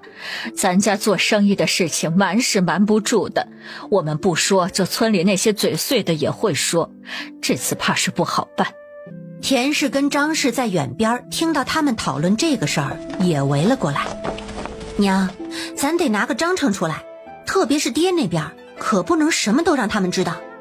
村里人虽然知道咱家做生意，但是咱1个月挣多少钱他们又不知道，这挣多少的事儿可千万不能说出去，否则后患无穷啊。这我自然知道，但是春晓这处打了2口井，他们一来看就知道了，就是不来看，村里也有人说给他们听。前次借钱说的没钱，这次怕是不好糊弄。娘，其实我是不怕闹的，我凭啥要借给他们钱？钱是我的，我愿意借就借，不愿意借，他们能拿我怎么着？你们到时候不好说，只管往我这处推，就说是帮我做事拿工钱。他昨日想了1夜都没有想好的对策，实在不行就只能来横的。你这样就是撕破脸了，就你爹那处都过不去。周氏说完，怨怼地看了严炳发一眼。就他拿他妹妹当个宝，也不看看二妮如今是个什么德行。这个事情明日得空的时候，得大家一起坐着商量商量，得让你爹表个态，不然这事情没办法善了。春晓觉得他娘说的对，这事儿确实要他爹拿个态度出来。如果他爹态度模棱两可，那说不定就会升级成家庭矛盾。严大河很快回来了，严炳发立马带着大山赶着牛车去了隔壁村。怎么了这是？周氏示意大家都坐。今日把大家都叫到一起，是有一个让人头痛的事情要一起讨论讨论。再过几日就是清明了，你们也知道，每年清明的时候，你姑姑他们一家都是要过来的。就你姑姑来这个事情，大家有什么看法，什么要准备的，我们不妨一起讨论讨论。严炳发这才知道是要防着二妮来的事情。你这也太小题大做了一些，人家是来祭祖的，要什么看法准备？你一个做嫂子的这样防着小姑子，说出去也不怕人家笑话。见他嗤之以鼻的模样，周氏一下子就火了。我小题大做，我小肚鸡肠，严炳发，你好意思说出口？就严二妮那个做派，是个正常人见了都要躲3分。我实话告诉你，就你那个妹妹，在座的就没有不怕的。今日在这里主要就是要你拿个章程出来，他们来了你要怎么办？正常的吃喝自然没问题，就算是要吃好喝的招待，拿些东西我也认了。万一他们打探我们的家底要借银子，你要怎么做？严炳发皱了皱眉，看着座位前沉默的众人。你们也觉得你们姑姑来了是麻烦？这话问得有些酸楚，说实话他心里有些失望。爹，咱姑姑这2年跟以前不同了，每回来都要提借银子的事儿，还对咱娘冷嘲热讽，实在是难缠呐。严炳发叹了口气，唉，以前家里是没什么积蓄，我便没什么好说的。现在你们日子好过了，怎么就不能想着帮你们姑姑一把呢？你们也就这么一个姑姑而已呀。爹，既然如此，我想问一下，姑姑要借多少银子，您觉得合适？见大家都愣愣地看着他，我的意思是，她要借多少，您觉得我们该借？超过了多少，您觉得不该借？这心里总有个度吧。不然，她如果要跟大哥借50两，大哥都要借给她吗？边上的田氏身子不经意地抖了一下。这怎么可能啊？你姑姑也不可能开口就要50两，她又不知道咱家的家底儿。我是说如果……那自然是不借的。严炳发看着春晓，你姑姑如今是比以前爱占小便宜，但这都是家里日子过得苦造成的。但是这样的分寸还是有的，谁会跟同是乡下的一家子一借就是50两啊？疯了吧？那如果他听了村里人的挑拨，觉得咱家有钱要借呢？所以我才问您心里的度是多少？爹，说实话，您对姑姑好，我们没有意见，我们怕的是没完没了，怕的是被惦记。严炳发这下子不说话了。爹呀，春晓说的对，您得拿个态度出来。若是我们因为这个事情跟姑姑那边有些争吵，您夹在中间难做人不是？我们主要还是不想寒了您的心呢。不然的话，谁爱理谁理去。那这样好了，若是他们借银不超过10两，那咱还是凑一凑借了，不能咱们天天吃香的喝辣的，放着你姑姑他们吃糠咽菜撒手不管。若是他们要借超过10两，那我便听你们的，咱不借。左等右等，终于等到他爹拿出了点态度。行，界限就是10两银子。我们有个要求，借了10两出去，不还再借是没可能的，而且最多只能借10两。爹，这个你同意吗？正常情况该是这样，但是遇到特殊情况啊，咱再商量，行吗？他爹这会儿说这样的话，也算是放低姿态了，不能不给这个面子。行，特殊情况咱再看情况办。那第一点，关于借钱的事情，我们达成了共识。大哥二哥，你们有没有不同的看法？两人都点点头表示同意。周氏在边上轻哼了一声。那爹，咱们来说第二点。姑姑要是问到咱们生意，咱怎么说？若是非要掺一脚进来怎么办？大家相互之间交流了一下眼色，又看向严炳发。这个容易，就说是你做的吃食生意，咱们只是帮忙的，他们住得那么远，如何掺和呀？怎么不能掺和？你们不能在这边跟着做，还不能要方子呀？周氏没好气地说道。这个就要看春晓的意思了，这方子是春晓的不是？想掺和方子没那个可能，我的态度摆在这里，希望爹你明白，我不想让您难做，您也别让我难做。田氏几人简直要为春晓的霸气拍手叫好，他们是绝无可能跟自己公公这样讲话的。严炳发看着春晓，要方子这事儿啊，是你们臆测的，说不定到最后人家提都不会提，你们就别在这里杞人忧天了。咱不是各种可能都要想一想吗？不提那自然是最好，我们是先小人后君子。还有一个事情啊，周氏站了起来，家里存了多少银子的事情一律不许说，你若是说了，我跟你没完。这个事情我心里有数。这么多人专门坐在一起讨论这个事情，他觉得有些面子无光。说完了没有？说完了，我也上山了。严炳发神情有些不耐，几人又想了想，觉得大致也就是这个，没别的了，便散了。下午，严炳发父子3人都上了山，春晓几个则继续拔草。严二妮他们一家人是在清明的后一日，3月13日来的，这回果真是全家一起来的，有姑父张有宽、表哥张明远、表嫂许氏，外加2个孩子。来的时候是中午，家里送货的收货的都回了，几个人正在河边洗大肠，就听到淑凤边跑边喊：姑奶奶来了。来了就来了，你看看你这像什么话，哪里有个姑娘样？周氏在河里洗了把手，在身上擦了擦。去店里叫你爷爷，我跟你娘先过去。田氏站起身，跟着周氏后头走了。春晓跟淑凤一起把洗好的肠子搬回去，在院子门口就看到张氏在朝着外头看。二嫂，你看啥呢？朵儿他们放牛去了，这门口没人看着，我这正卤着肉呢，万一那头来人了怎么好？我得盯着些。咱姑奶奶威力可真大，她一来呀，所有人都要打起12分精神，真是提神醒脑。见淑凤在一旁调笑，春晓也忍不住笑了。可不是。将东西放进灶房，他又看了看张氏。二嫂，我是不是得过去啊？我如果不过去，怕是没一会儿该来了。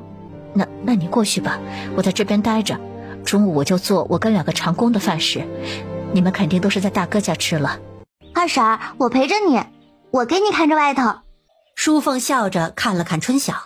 姑姑，你过去吧，我就不过去了。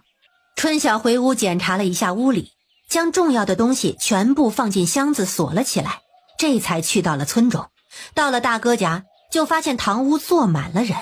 他对着人叫了姑姑、姑父，还有表哥表嫂。上次就听你姑姑说你来了，只是家里琐事多，没有时间来看你，你莫怪啊。姑父莫说客气话，我回来也不是什么光彩的事情，哪里还劳烦你特意来看的。大老远跑一趟不容易，这客气话还是要回一回的。奶奶，我们要吃东西，表姑家里有好吃的，我们要去表姑家。2个孩子看到他就跟看到肉一样叫嚷起来。许氏将2个孩子拉到身边，这刚来吃什么吃啊？再闹我揍人了。田氏在一旁尬笑，瞧我光顾着大人喝茶，忘了孩子了。你们等着，表舅妈给你们拿吃的。2个孩子一听有吃的，这才消停。哎，都怪春晓你呀，上次给了那么多吃的，可把这2个孩子嘴都喂刁了。回家后日日要吃的，我愁都愁死了。这2个孩子也是倔，打也不顶用。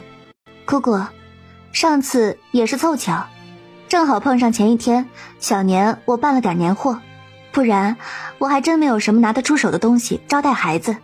你好久没见过你表哥了，可还有印象？表哥还是老样子，自然是记得的。那就好，那就好。严二妮笑了起来。田氏很快用个小簸箕装了花生跟几样点心出来，都是前几日去镇上给孩子准备的吃的。爹娘，你们陪着姑姑他们做，我去做饭了。田氏觉得这做饭也是个好活儿，让他陪着说也不知道该说什么。春晓刚准备说过去帮忙，却被周氏截了胡。没办法，他只得老老实实的跟着父子3人坐在堂屋陪客。舒文不知道跑哪去了。哎，老二媳妇呢？怎么没看见？张兰她在春晓那处帮着做活呢。姑姑您担待。我听说你们跟酒楼在做生意，听说生意还做得不错，上次来都没有听说这事儿，这是最近做起来的？你倒是消息挺灵通啊，才来就知道了。是有这么一回事儿，不过这生意是春晓的，我们都只是帮忙而已。哦，什么时候春晓这么能耐了，居然能跟酒楼扯上关系？我听说这家里新置了10亩地，春晓那处还打了水井。哥，你这是挣上大银子了。上回来你还跟我哭穷，你这是把我当傻子糊弄啊。严炳发被严二妮这样说，脸色有些难看。姑姑，你这刚来，听说的还不少啊。那你有没有听说那10亩地有6亩是我的？春晓看着他淡淡的笑。这刚来说这些做什么呀？张有宽笑着打圆场。春晓真是好本事啊，自己就做上生意了，比大山大河都要强啊。这是不信的意思了。爹，咱等会儿去表妹那处看看呗，娘说那地儿可大，咱总得认认门吧。春晓额头突突的跳，这个表嫂不说话则已，一说话就直中要害。他看了看严炳发，严炳发知道春晓的意思。他那处有什么好看的？住得偏远无人的，就孤零零一片地，下午还要去拜山呢，别在这个上面耽误功夫。不耽误不耽误，我们今儿不走了，就在你这儿住一晚。哥，你不会不欢迎吧？严大河瞬间觉得一个头2个大。他姑姑以前是从来不留宿的，他找了个机会偷偷溜去灶房给他娘传消息。严炳发有些为难。你要住呢，我自然是欢迎，但是我这里有几间房，你一清二楚啊，没有多余的地方给你们住啊。上次去春晓那处那边有个房，不是有个小床吗？到时候让春晓住小床，我们住他那间就行。严二妮说得异常轻松。严炳发见春晓的脸色不好看，那也不够住啊，你们只有6个人呢，怎么也要住2个房吧？要不那就让春晓过来跟孩子们集结，我跟他姑父还有孩子住他那间，让他表哥表嫂睡那个小床，这样就能住下了。我看就这样。好久没在家里待过了，每次都是来去匆匆的，累人的很。倒也不用这样麻烦，还挤到春晓那处去。咱家不是有3个房吗？孩子那个房正好有2处床，用席帘子隔着，让舒文跟小琪去他姑姑那里小房睡，舒凤跟他姑姑睡，这样你们一家子住一起也方便。这不好吧？把孩子的房都占了，怪不好听的。那你们去占春晓的住处就好听了。周氏回怼，也不知道这一家子人安的是什么心。春晓在心里给他娘点了个赞。好了好了，我看你嫂子这样安排也妥，几个孩子呢跟春晓也亲，就这么定了。严二妮撇了撇嘴，行吧，总之能安排得下就行。表妹这吃生意是怎么做起来的？我也一直想找个生意做做，但是苦于一没有银钱，二没有好的技术。今日来正好，你可以帮表哥理一理。表哥，首先没有钱呢，肯定是什么都做不成的。你看我大哥二哥他们之前也是一直没钱，有什么办法呀？只能老老实实种地。我相信姑姑肯定跟你讲了我卖灵芝的事情，我是有了些积蓄才做起来的，之前也是苦巴巴的种地过日子。我爹常说我呢是得了老天爷的眷顾，如今我也是没有办法，不做点生意坐吃山空的话，以后总不能坑我爹娘吧。表妹，你这话说得有理。表妹这话说的有理是有理，但是谁不希望自己有钱呢？没钱的人更希望自己有钱，这没钱不想着做点子生意，日子岂不是一点盼头都没有啊？我看表妹这意思就是不想帮忙而已。这个许氏果然不是个省油的灯。春晓皮笑肉不笑地看了他一眼。表嫂若是这样说，那我也无话可说了。我就想问一句，这做生意就一定能赚钱吗？那血本无归的人大有人在，不试试怎么知道赚不赚钱呢？你们的生意不也是试起来的？起码我没有跟人借银子，我想着做不起来，赔了也是赔了。说了这么多，不就是怕我们借银子呗？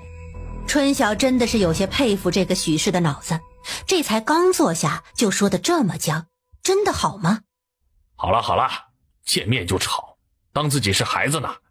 张有宽不悦地看了看许氏，又笑着看了看春晓。你表嫂她这个人呢，说话从来都是直来直去的，不过也不记事儿，说过就忘了。春晓就是这个性子，被他娘惯坏了。妹夫，你多担待啊。几人换了个话题，有一搭没一搭的聊。严大山坐在一旁，不提到他，他就不开口。严大河则是时不时的偷偷的翻上一个白眼。没一会儿，舒朵跑了回来。爷爷，哥哥让我回来跟你说一声，说家里人多，怕等会儿吃饭坐不下，说我们几个跟二婶就在姑姑那边吃了，二婶熬了白粥，吃完了还要去放牛。知道了。春晓在心中暗笑，去他的白粥。他走的时候明明让张氏煮鸡蛋瘦肉疙瘩汤，还用的是他的狍子肉。这几个小机灵鬼。中午田氏煮了一大锅的杂粮饭，又做了好几个肉菜，二妮一家吃得特别高兴。原本是管够的饭被吃得一点不剩，两个小的看着小，饭量可不小。都说半大小子饿死老子，我这整日供我这2个孙子的口粮都犯愁啊，不像大哥你们，孩子都大了。张有宽不好意思地笑了笑。吃完了饭，严炳发便陪着一家子人上了山。昨日他们家已经去过了。春晓拉着周氏，娘，我先过去了，您帮我多拦着点，能不去那边就不要去那边，你知道的，那边东西多，您帮我多拦着点。我晓得的，你去吧。你不是买了锁吗？等会儿跟你二嫂两人把卤好的肉放到杂房去，把杂房门锁好。春晓便趁机溜回了村尾，几个小的果然都坐在院子里玩。你们倒是会躲清静，我才不在跟前凑，等会儿要是跟张冲打起来，我娘还得打我屁股。舒朵撅着个嘴，姑姑，他们啥时候走？他们今日不走，你们躲也躲不掉。啊，不走住哪儿啊？淑凤皱着个眉看着春晓，你奶奶说你们那屋啊有2张床，让他们今晚啊就住你们那屋，你们今晚呢住到我这里来，你跟我睡，舒文跟小琪睡我那个杂房，等会儿舒文记得去接小琪啊。住我们那屋？舒文一下子紧张了，完了！怎么了？见他大惊失色，不知道出了什么问题。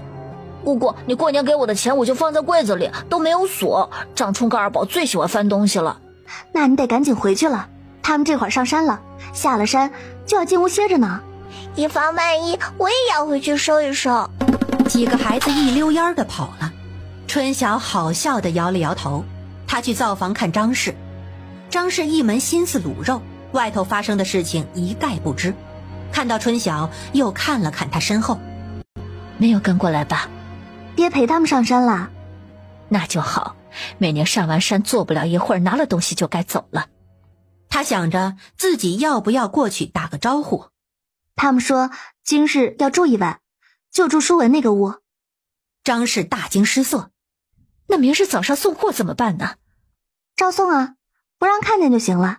明日就不让爹去收货了，反正今日去过了，咱该怎么样还怎么样，怕什么？张氏小小的松了口气。我没有过去，姑姑他们没有说什么吧？二嫂，你放心，我们会原话的，怪不到你。望祖哥他们人呢？中午回来吃饭了没有？本来是要去地里拔草的，我怕姑姑他们去地里到时候请长工的事解释不清楚，就让他们上山砍柴火去了。饭吃过了，舒文他们去叫的人。也好，他二嫂考虑事情其实还挺周全的，只是平时少发表意见罢了。春晓下午便又去了棉花地里拔草，这么多地，这么多人拔一遍都得大几日。原本以为这一天也就这么过去了，谁知道下午申时末的时候，严炳发带着一大家子来了，自然也带了严二妮。天哪，春晓这处地方可真大呀，这前头全种上了，真能耐啊。隔老远就听到他姑父的感叹声，他忙从地里出来。姑姑姑父，你们这是拜完山了？走到跟前，不经意地看了眼周氏，周氏也是一脸的无奈。表妹，我第一次来你这里，我能随便看看吗？许氏看着他，你这地里种的什么？棉花，我这地土质不好，只能种点棉花。我们村也有几户种棉花的，这棉花价虽然好，但是产出太低，赚不了几个钱。有的赚总比没的赚好啊。春晓将他们请进院子，有些担心地看了一眼灶房。哟，这就是你们打的井吧？就在这院子里，上回来都没有。这吃水可方便喽，不像我们还得日日跑老远去提。姑姑，咱吃水也是要提的。田氏提醒。刚进来就闻见了，这是什么味儿啊？愣香，脑肠子都给勾走了。严二妮朝灶房看了又看，两个小的已经跑到了门口开始敲门。严大和忙将二人带回了院子。那边可不能去，你二舅妈正在里头做事呢。做事的时候啊，谁都不让进，我都进不了。凭啥不让进？那里头肯定在煮肉。爷爷，我要吃肉。中午的肉还不够你们吃的，再闹我揍你们了。张有宽摆出严肃的表情，随即又笑着看了看严炳发。你们这规矩啊也定得太死了，自己人还不让进。姑父，这规矩是我定的，我怕别人泄露了我做生意的手段。我这好不容易有个可以谋生的活，若是没了，以后就没法活了。表妹，你这说的也太严重了些吧？张明远讪讪地笑。一点不严重。表哥，你们有一大家子人，我可就只有我自己了。我爹娘都分家了，总不能要大哥照顾我吧？小心驶得万年船。爹，许氏从外头回来了。表妹这处有牛，还有好大一堆的鸡，那边还有一口大井呢。几个表外甥也太乖张了些，我不过是随处看看，他们便一直跟着我，当我跟个贼似的。你不是贼，但你拔姑姑的棉花就是你不对。舒朵跑了回来。姑姑，他刚刚拔你地里的棉花。告状他也会。春晓一听就不高兴了。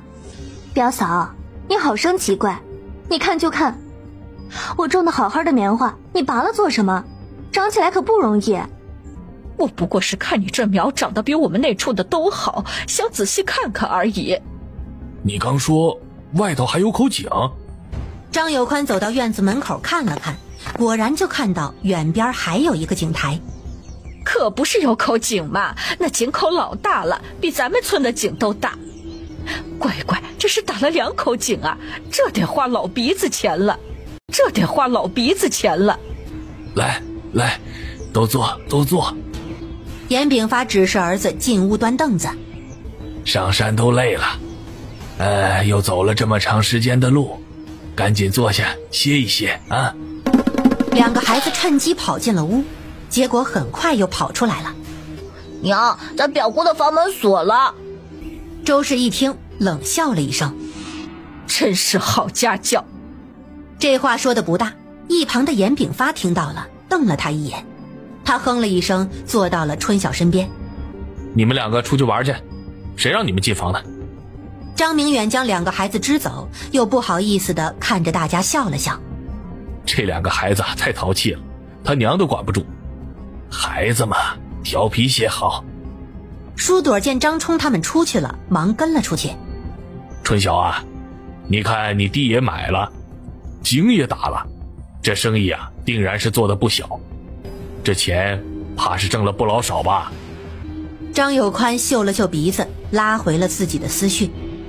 许氏则在院子里来回溜达，时不时的就凑到灶房门前，想从缝隙里看一看。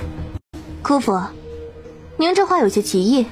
首先，这个地是我卖了灵芝买的，那笔钱上次姑姑来我就说过了，用完了。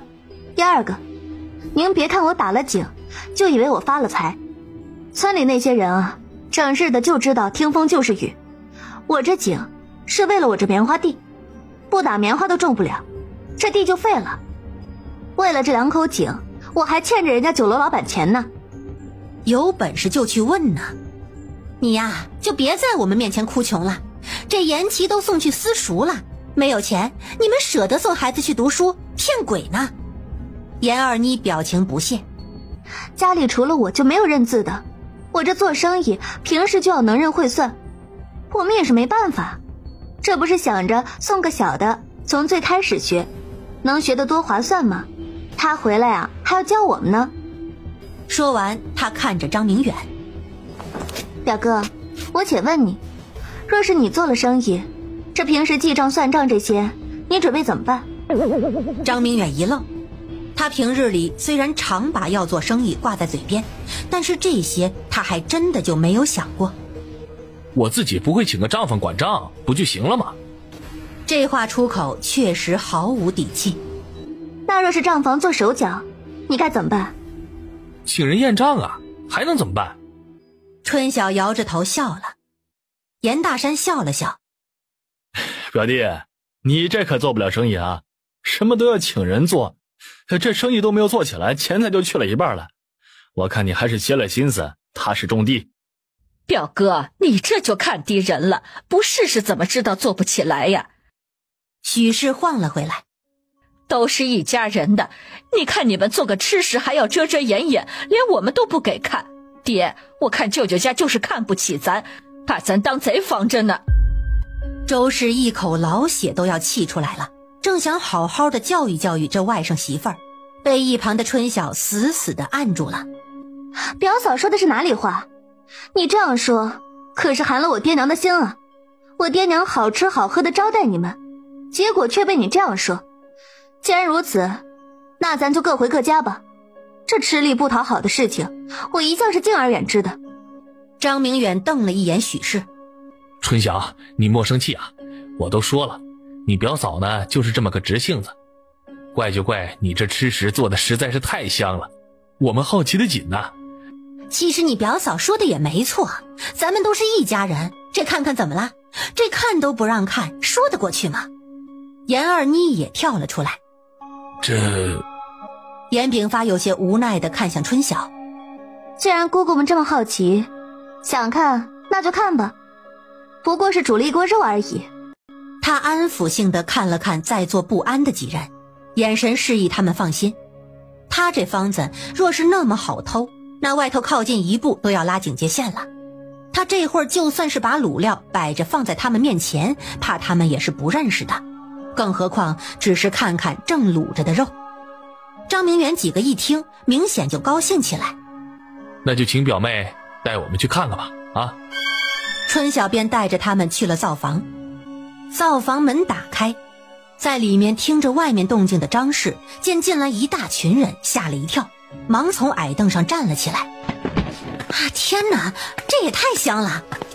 严二妮几步凑到锅边，你这锅里放了什么呀？怎么就这么香啊？放了秘制的卤料。卤料是什么东西啊？许氏凑着鼻子闻了闻，这味儿真是不一般。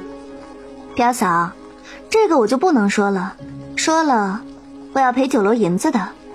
你这是卤了好几十斤肉吧？这么满满的2大锅。张明远看着满满的2大锅肉，两眼放光。张有宽也咽了咽口水。哎呀，果然是大生意啊！你们这一天要送多少啊？严二妮则拿了双筷子就想动手，张氏连忙制止。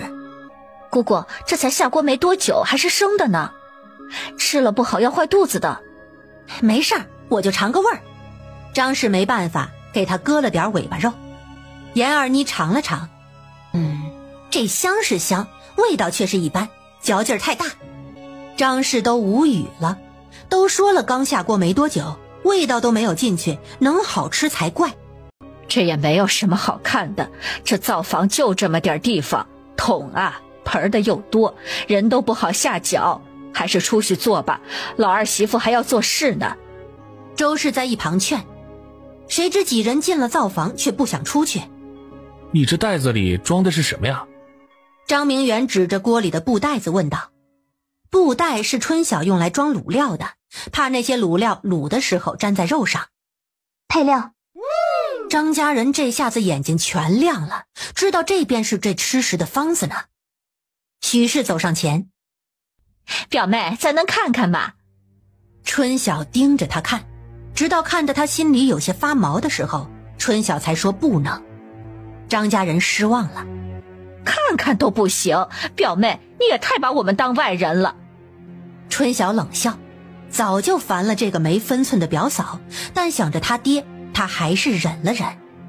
都说了，这方子泄露了，我是要赔银子的，难不成表嫂你要赔我500两？500两？天哪，怎么要这么多的钱？你怕不是被酒楼给骗了吧？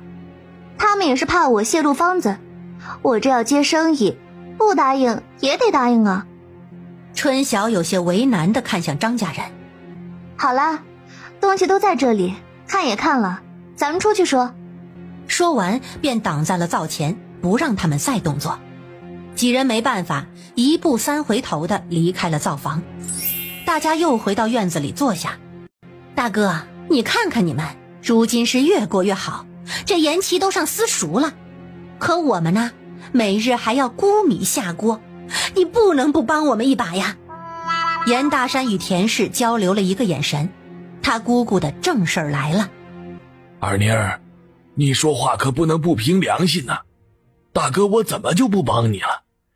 以前我们自己都紧巴，吃不饱，你每回来我都凑足了东西给你，就是希望你日子能过得好一些。你如今说这样的话。大哥，二妮儿不是这个意思，实在是家里日子越过越穷，看不到一点指望。明远老早啊就说要做点小生意，都说了2年了，怪也怪我们没用，凑不起银钱呐。现如今春晓刚回来，就做上了小生意。虽然你们不说，我们多少也猜到了。若没有你们帮扶啊，她一个女娃子哪来的那么大的能耐？大哥，你得帮帮我们呐！不管你们信不信，春晓的生意我们可没有帮扶，都是他自己做起来的，反而是我们得了他的注意。大山与大河在一旁点头。我娘说的都是实话。那就当是实话吧，反正你们也是起来了，怎么着也该拉我们一把不是？春晓都不知道这是个什么道理。那你们要我如何帮你们？严炳发也皱了眉。之前我不是说要跟大哥你借些银子做本儿，给明远做小生意吗？你们总是推脱说没有银子，这回我不管，你怎么着也得借我一些银钱。周氏翻了个白眼，又来了，每回都是这个话。你想要我借你多少银钱呢？怎么着也得5两。娘，之前咱不是商量过了吗？明远做生意怎么着也得要20两银子打底不是？严二妮话还没有说完，许氏就抢了话头。严二妮明显愣了一下，看样子二人主意不同啊。春晓看着许氏枯瘦蜡黄的脸，还是他这个表嫂胃口大呀。严炳发有些愣怔，听完后眉头皱得更深了。表弟媳好大的口气啊，一借就是20两，难不成你以为我们家的钱都是大风刮来的？大河嘲讽，你们这打2口井都不止20两银子了，有钱打井怎么会没钱借呀？弟媳妇儿，这2口井可是春晓他打的，可不是我们打的，我们日子也没好多少。田氏忍不住开口，春晓有那不是一样的道理，都是一家人，谁拿还不是一样？那怎么能一样呢？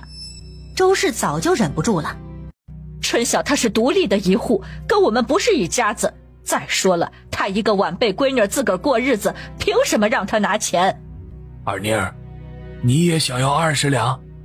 严炳发看向严二妮，严二妮第一次沉默地低了头。大哥，原本我们就说好的，你就帮帮我们，这钱我们赚回来了一定还，20两肯定是没有的。严炳发有些失望地叹气，我就算1年攒2两也得10年呢，你们开口就是20两，有没有想过挣20两有多难呢？舅舅，春晓如今1个月少说都有大几两银子，20两也就是咬咬牙的事儿。春晓冷眼看着许氏，表嫂说的是没有错，确实是咬几个月牙的事，但是我为什么要咬这个牙？你给我个理由。春晓这么一怼，场面瞬间就有些僵。其实我就是想做点生意，能让家里好过些，没有银子借也无妨。若是表妹能带着我，比方说把这方子借我使一使，你这香味啊就能吸引一众人，到时候做出来的东西拿出去卖，不用多少本钱就能起来。表哥刚刚在造访，是聋了吗？我都说了这方子，我若是借出去了，我是要赔500两银子的。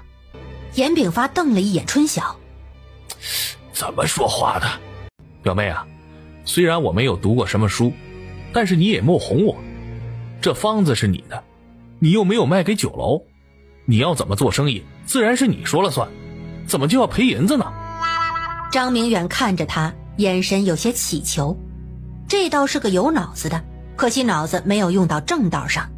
方子的事情你们就不需要讨论了，我是不会给出去的，别说是你，就是我亲大哥也没可能。春晓给严大山使了个眼色。是啊，这方子我们都不知道，只有春晓他一个人知道，你让他拿出来不就是夺了我们的营生吗？这怎么可能？就算他同意，我们也不会同意的。怎么就是夺了你们的营生呢？又不在一个地方卖，你们卖你们的，我们卖我们的，咱2个村子隔了10万8千里的，一点都不妨碍。许氏巴巴地说了起来，我看你们就怕咱挣了钱。这个事情没必要讨论，我不同意。春晓刚说完，2个孩子哭着进来了，后头跟着舒文几个。怎么了这是？许氏走上前拍了拍两人身上的泥。这是怎么了？怎么弄得一身泥呀？娘，他们推我。张冲指了指后头的几个孩子，他们不让我们抓小鸡。你那是抓小鸡吗？鸡都快被你给掐断气儿了。舒文气愤地看向两个孩子。姑姑，他们不光是掐，他们还跑到鸡圈里去踩，可过分了。行了行了，舒文你是哥哥，你大他们那么多，就不能让让？严二妮将两个孩子拉到身边，你们两个也是，这平日在家就算了，今日在你表姑家也这么横，活该。你们要到春晓这处看看，如今也看了，咱回去吧，他们还有活要干呢。周氏催促，几人虽不愿意走，奈何春晓这处的态度这样强硬，再说下去怕是没法打圆场。严二妮只能带着人走了。春晓觉得自己像是经历了一场恶战一般，全身松懈了下来。张氏在人走后也走了出来。这个表弟媳妇真不是个省油的灯。可不是，我看全家就他最厉害。张氏笑了笑，幸好小妹你不跟爹那样，不然咱今日就得吃亏了。傍晚，春晓不愿过去吃饭，张氏也不愿意。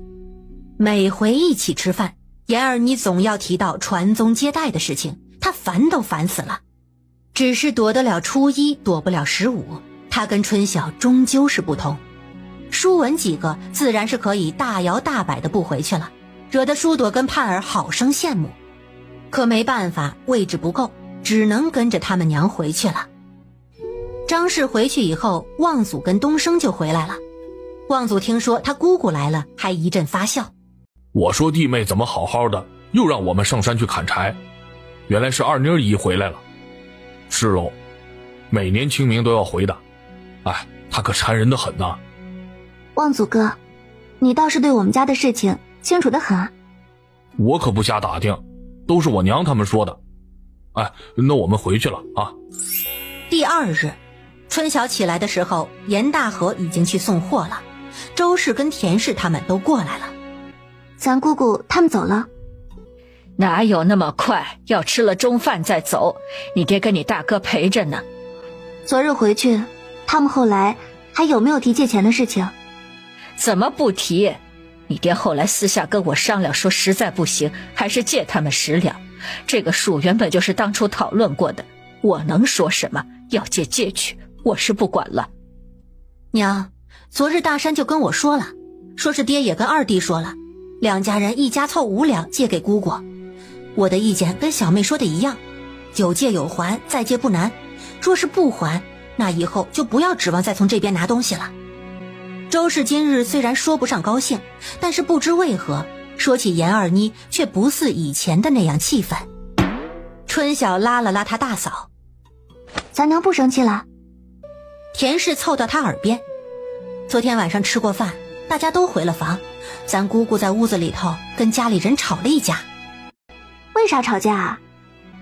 春晓不理解。是没有借到银子不高兴？不是。周氏看着两人在一旁摇耳朵。好了，我在跟前，你们当我聋呢？要说就说，有什么好遮遮掩掩的？田氏笑了笑，没说啥，娘，就跟小妹说昨日姑姑他们吵架的事情。说到这个事情，周氏的表情有些怪异。娘，这会儿没人，你给我讲讲呗，姑姑他们为什么吵架？几人在院子里拉了凳子坐。我昨儿个才知道，二妮她有的时候啊，讨厌归讨厌，但是确实是有些原则的，跟你爹说的一样。春晓一听更好奇了，这是说了什么让他娘改观了呀？昨日我们都在屋里歇着呢，就听到你姑姑他们住的屋子有争吵的声音，我一时没忍住去听了个墙角。田氏没忍住扑哧笑出了声。你还笑？你还不是一样的，窗子底下把我吓个半死。我不笑了，娘，您讲您的。你不知道，你表嫂跟你表哥那人太不是个东西，他们居然商量着要偷你的卤料拿回去研究，你姑父都同意了，结果你姑姑不同意，说让他舔着脸借钱，他借了也不怕丢人，但是若偷了哥哥家的方子，那是要他与他大哥决裂，绝技是不行的。就这个事情跟张有宽吵了起来，3个人围着劝，愣是没有把他说通。你姑姑说要是他们干这样的事情，那他就不待在张家了，说要跟你一样自己过，这才让3人消了心思。姑姑这么硬气呢？可不是，我昨日跟你大嫂都吃惊得很，看样子还是咱们不如你爹了解他，他心里还是把你爹这个亲人看得挺重的。春晓也没有想到严二妮会来这么一出，立马就对他生了些好感。还有，昨日你表嫂要借20两，也不是他们事先说好的，是你表嫂来了之后看到咱置了地打了井临时加的，原本就是想借个5两银子。这也是你们听到的？田氏点点头。我们去那会儿，姑姑正在骂表弟妹，骂她黑心肝，当面一套背面一套，把舅舅当地皮瓜，怪他狮子大开口，让他在爹面前难做人，骂他们贪心呢。这么看来，咱姑姑也不算是特别讨厌，就是她家里人讨厌。哎呀，二妮那个人呐，以前有些说话讨人嫌的毛病，如今越发厉害，我看就是跟着你姑父才这样的，终归是没有嫁个好的。难怪我看娘，你今天转变了些态度。我都说了，我不是那胡搅蛮缠的。昨日回去后，你爹说要借10两，我可是啥都没说。借了也好，省得他们每回来都有话说，就当安了咱爹的心。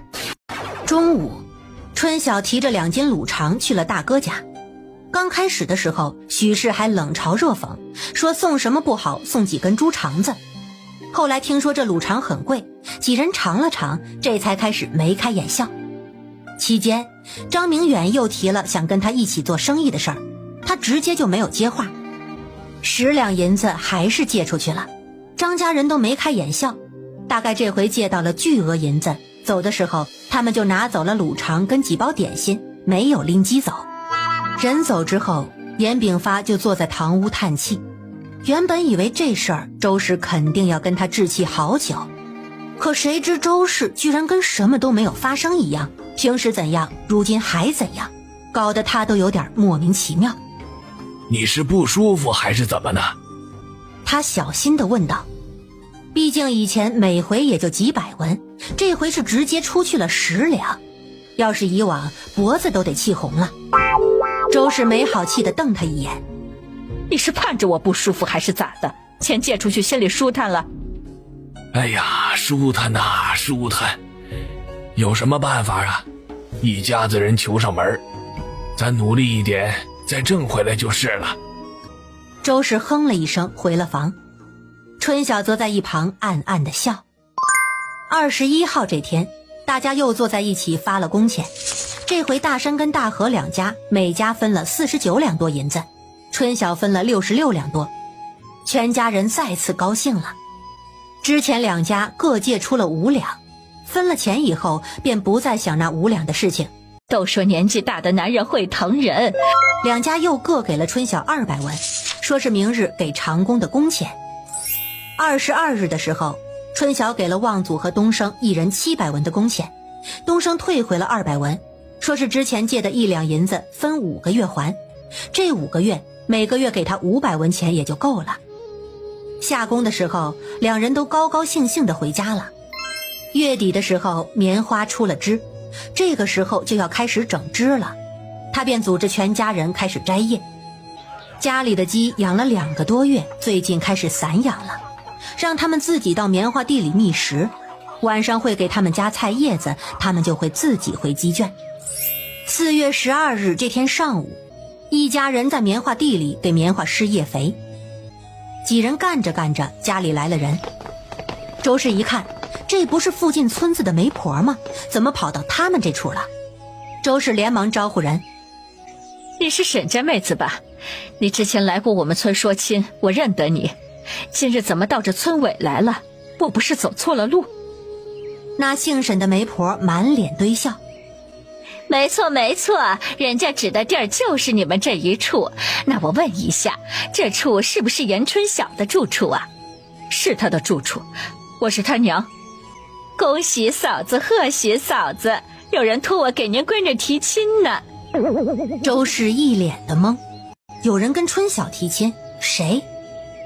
那媒婆还想继续说，却被周氏喝止住。您稍等。他朝远边的地里叫春晓跟田氏，让他们赶紧过来。很快两人就过来了。娘，啥事儿啊？看见边上有个擦着红胭脂的人，春晓一唬：娘，这位是？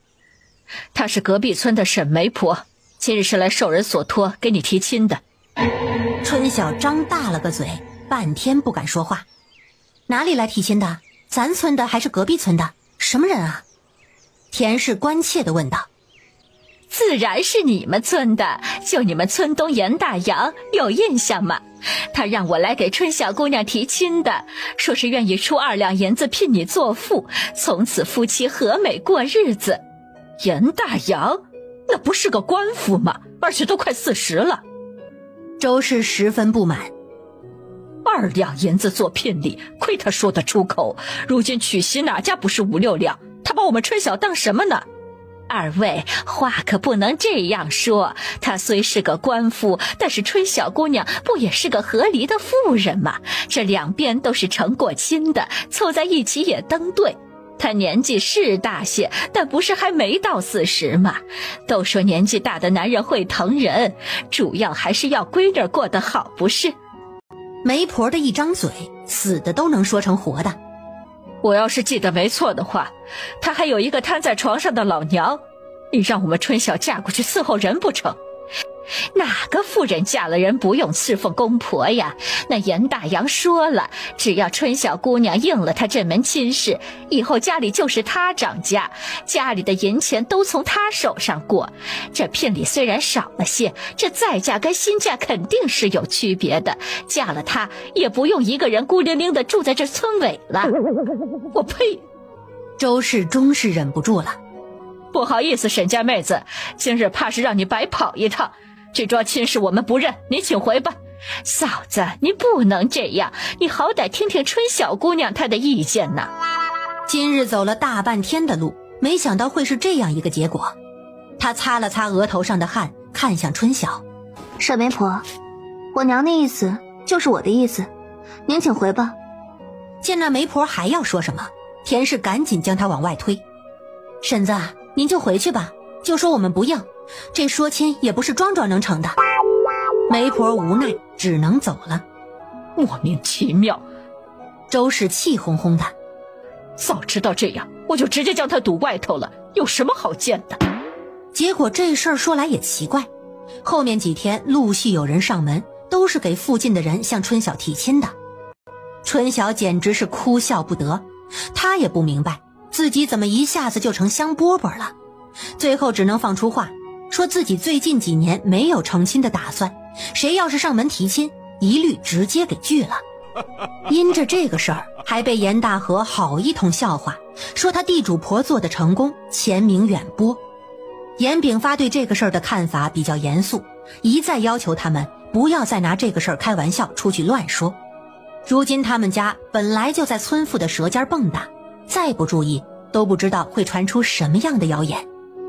对于这点，春晓不以为然，这说就说呗，反正他住得远，怎么说也传不到他的耳朵里。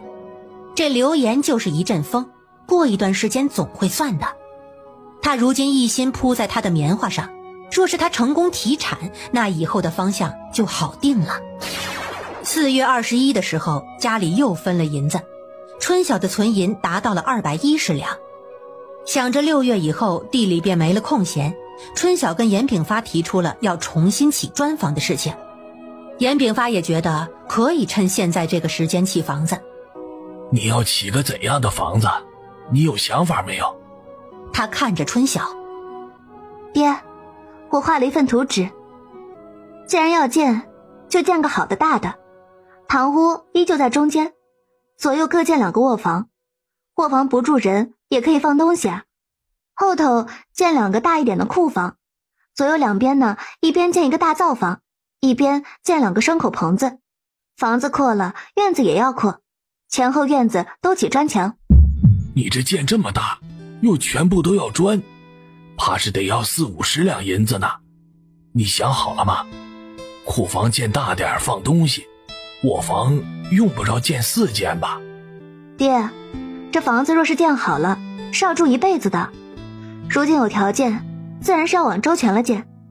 到时候啊，前院还有屋子里的地，我还要铺上青石板呢。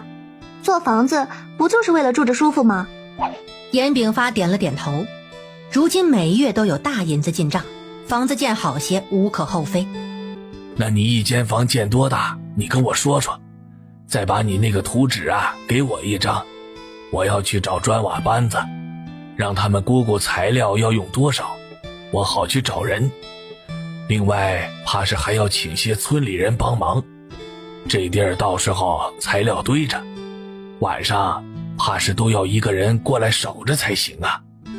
爹，要不备材料的事直接就包给砖瓦班子吧，不然自己买又麻烦又累。严炳发不认同地摇了摇头。你年轻不懂，这包材料的活啊水深着呢。若是他们为了赚钱，结果东西买的不好，这房子就做孬了，这个可得盯住喽。也没啥，就是他们要什么东西，告诉我在什么地方买，我买回来就是了。泥瓦班子我找村里人问问，让他们推荐一个靠谱的。早该起了，不仅春晓这处该起啊，爹，我那边也想重新起一个。如今家里位置太小了，这一到下雨天啊就潮湿，到了下雪的日子还怕房子倒，万一到时候倒了，那真是有命赚没命花了。胡说八道什么？虽然大河的话多少有点危言耸听，但严炳发却听进了心里。他看向大山跟田氏。你们呢？田氏扯了扯大山的衣服。爹，春晓盖房的事情娘之前就提过了啊。我的想法呢跟二弟他们一样，也想要重新建个砖房。舒文跟舒凤都大了，如今还住在一个房呢，我也想将家里多建几个房。行啊，既然你们都是这个意思，那就都建吧，省得以后再去找泥瓦班子。只是这两边不可能同时建，这事儿是你们小妹先提的，而且她这边比较要紧，肯定是先他们这边。你们也做做准备，像她这样画个差不多的图纸，哪个地方要建什么画一画，到时候好跟工匠说。那是自然的，我们到时候画图也让春晓帮忙，他这画的我一看就懂了。那大河还是负责送货的事情，大山明日跟我一起去找泥瓦班子，他们说要准备多少人，咱就找村里找多少人。这段时间呢田里不忙，赶紧的做起来才是。等开工时间定好了，东西全部搬过去，咱卤肉就先在那边。爹，到时候咱这分工一定得计划好，生意那处的，春晓地里的，还有做房子负责的跟晚上守夜的，万万不能出了岔子。那是自然，到时候分到你们头上的事情，你们都要认认真真的做好，出了问题谁负责我找谁。卤肉搬到了村中，看门户的事情更是要做好啊。于是晚上严炳发便在村中跟众人打听了个遍，找了个口碑好的泥瓦班子，第2日便跟着大河的牛车去镇上登了门。对方最近几日在给镇上的一户老爷家修院墙，不出2-3日就要完工。你这房子建的可不小啊，这材料怕是都要大几十两。确定这地上要跟镇上那些人家一样要铺石板，那个价格可比砖贵啊。师傅有些迟疑地看着他，一般村里人建房就算建得好也没见过这么大还要铺石板的。钟师傅，这个你不用担心，我们就是要建个图纸这样的。不瞒你说呀，最近家里挣了些银子，除了这处后头还有，不知道这个你们接不接呀？工钱你们是怎么算的？对方一听他们是诚心想建，而且不止一处，立马热情地将他们招呼进了房，并让家里媳妇儿给他们倒了茶。钟师傅，我是打听过，这做房子咱镇就你们口碑最好了，我这才找上门呢。这价格你还得给个实价啊。大哥，你放心，我们做事是讲究信誉的，接了活肯定是会好好做的，没有必要为了点子利益砸了自己招牌。你们这个图纸倒是画得清楚，只是这房子尺寸没有具体的，地有多大，够不够建我还得看看。这个地方肯定是够大的，这房子比例我就不好说了，怕是还得劳烦你尽快抽个时间去看看。这房子是我闺女家的，到时候你可以直接问她，看过之后该准备什么，也可以有个规划。钟师傅看了看院子外头，要不你二位在家里稍坐片刻，我把那边的活交代好之后就跟你们回家看看去，这样你们好提前准备，我这边活完了就可以直接开工了。严炳发连忙点头示意，如此最好。钟师傅走后，严炳发让大山去约好的路口找大河，让人等会儿把牛车赶过来接人。严炳发带人回去的时候，春晓他们刚下地，被他爹叫回来才知道是建房子的师傅请回来了。那钟师傅围着房子转了一圈。你这地契的边界是到哪里的呀？春晓笑了笑，告诉他这外围篱笆里的所有地方都是他的宅基地，这房子加周边空出来的差不多有2亩地。师傅虽然心里诧异，却没有表露出来，只是笑了笑。这是碰到农村的财主了，对他们来说这是好事儿。他跟春晓确认了房屋的大小，春晓带他进屋看了看，告诉他前头的5个房要比现在的大1半就行，后面的2间房要是现在房子的2个大。说完又带他去看了灶房，灶房要修大，最好是现在的2到3个大，以后要建2个灶台。房子大小知道了，钟师傅又问他院墙要做多大，是否前后都要做砖墙。他在图纸上对了对大小，说了个比例，并很肯定的要砖墙。前院跟屋子要铺石板，后院不用。师傅一个人在屋子边上比比量量，最后又让春晓拿纸笔给他。春晓想，这师傅也真是的，乡下人家有纸笔的少，怎么笃定他就一定有？好在上次给舒文他们买墨的时候，他自己也买了一块，只是平时觉得用墨还要磨，用起来又脏，所以多是用炭汁。在院子里摆了张桌椅，将笔墨那些放了上去，师傅便开始在上头写呀画呀。中途舒文从外头回来，趴到桌子上看，跟他一样啥都没有看懂。师傅大概忙活了个把时辰，这才让他去喊他爹。很快严炳发便带着2个儿子过来了。我刚才大致算了算你们家这房子的用料情况，我且问问你们，是你们自己买还是一并包给我们？材料还是我们去准备吧，这运呐搬呐的累得很，就不劳烦你们了，你们专心做房子就成。您到时候给我指几个地方，我们好置办。师傅点了点头。那大部分东西都是主家自己置办的，你们办也好。说完便给他们说了好几处买东西的地方，春晓怕时间久了他们忘记，便让师傅写了下来。说完材料，立马又说到了人手。我们班子都是有技术活的，总共就8个人，你们怕是还要帮忙请一些做活的杂工。这杂工我要准备多少人呢？做房子我们不懂，还要请你说的详细一些。你们这房子加院墙最快也要20多天，我们当1个月算吧。杂工呢，你得准备20个，这挖地基、砌墙、推顶都少不了人呢。行，那我在村里请20个人。这工钱我们班子一天是600文，做活期间一天要管2顿饭吃。你放心啊，30天若是没有完工，便按照30天算，能早完工我们也不会拖的。春晓跟严炳发在边上算了算，按他们说的30天算，这泥瓦班子的工钱就要18两，村里请20个人，按一天20到25文算，就要12到15两，这总共工钱就要30两往上。难怪村里没什么人建砖房的，工钱实在是贵。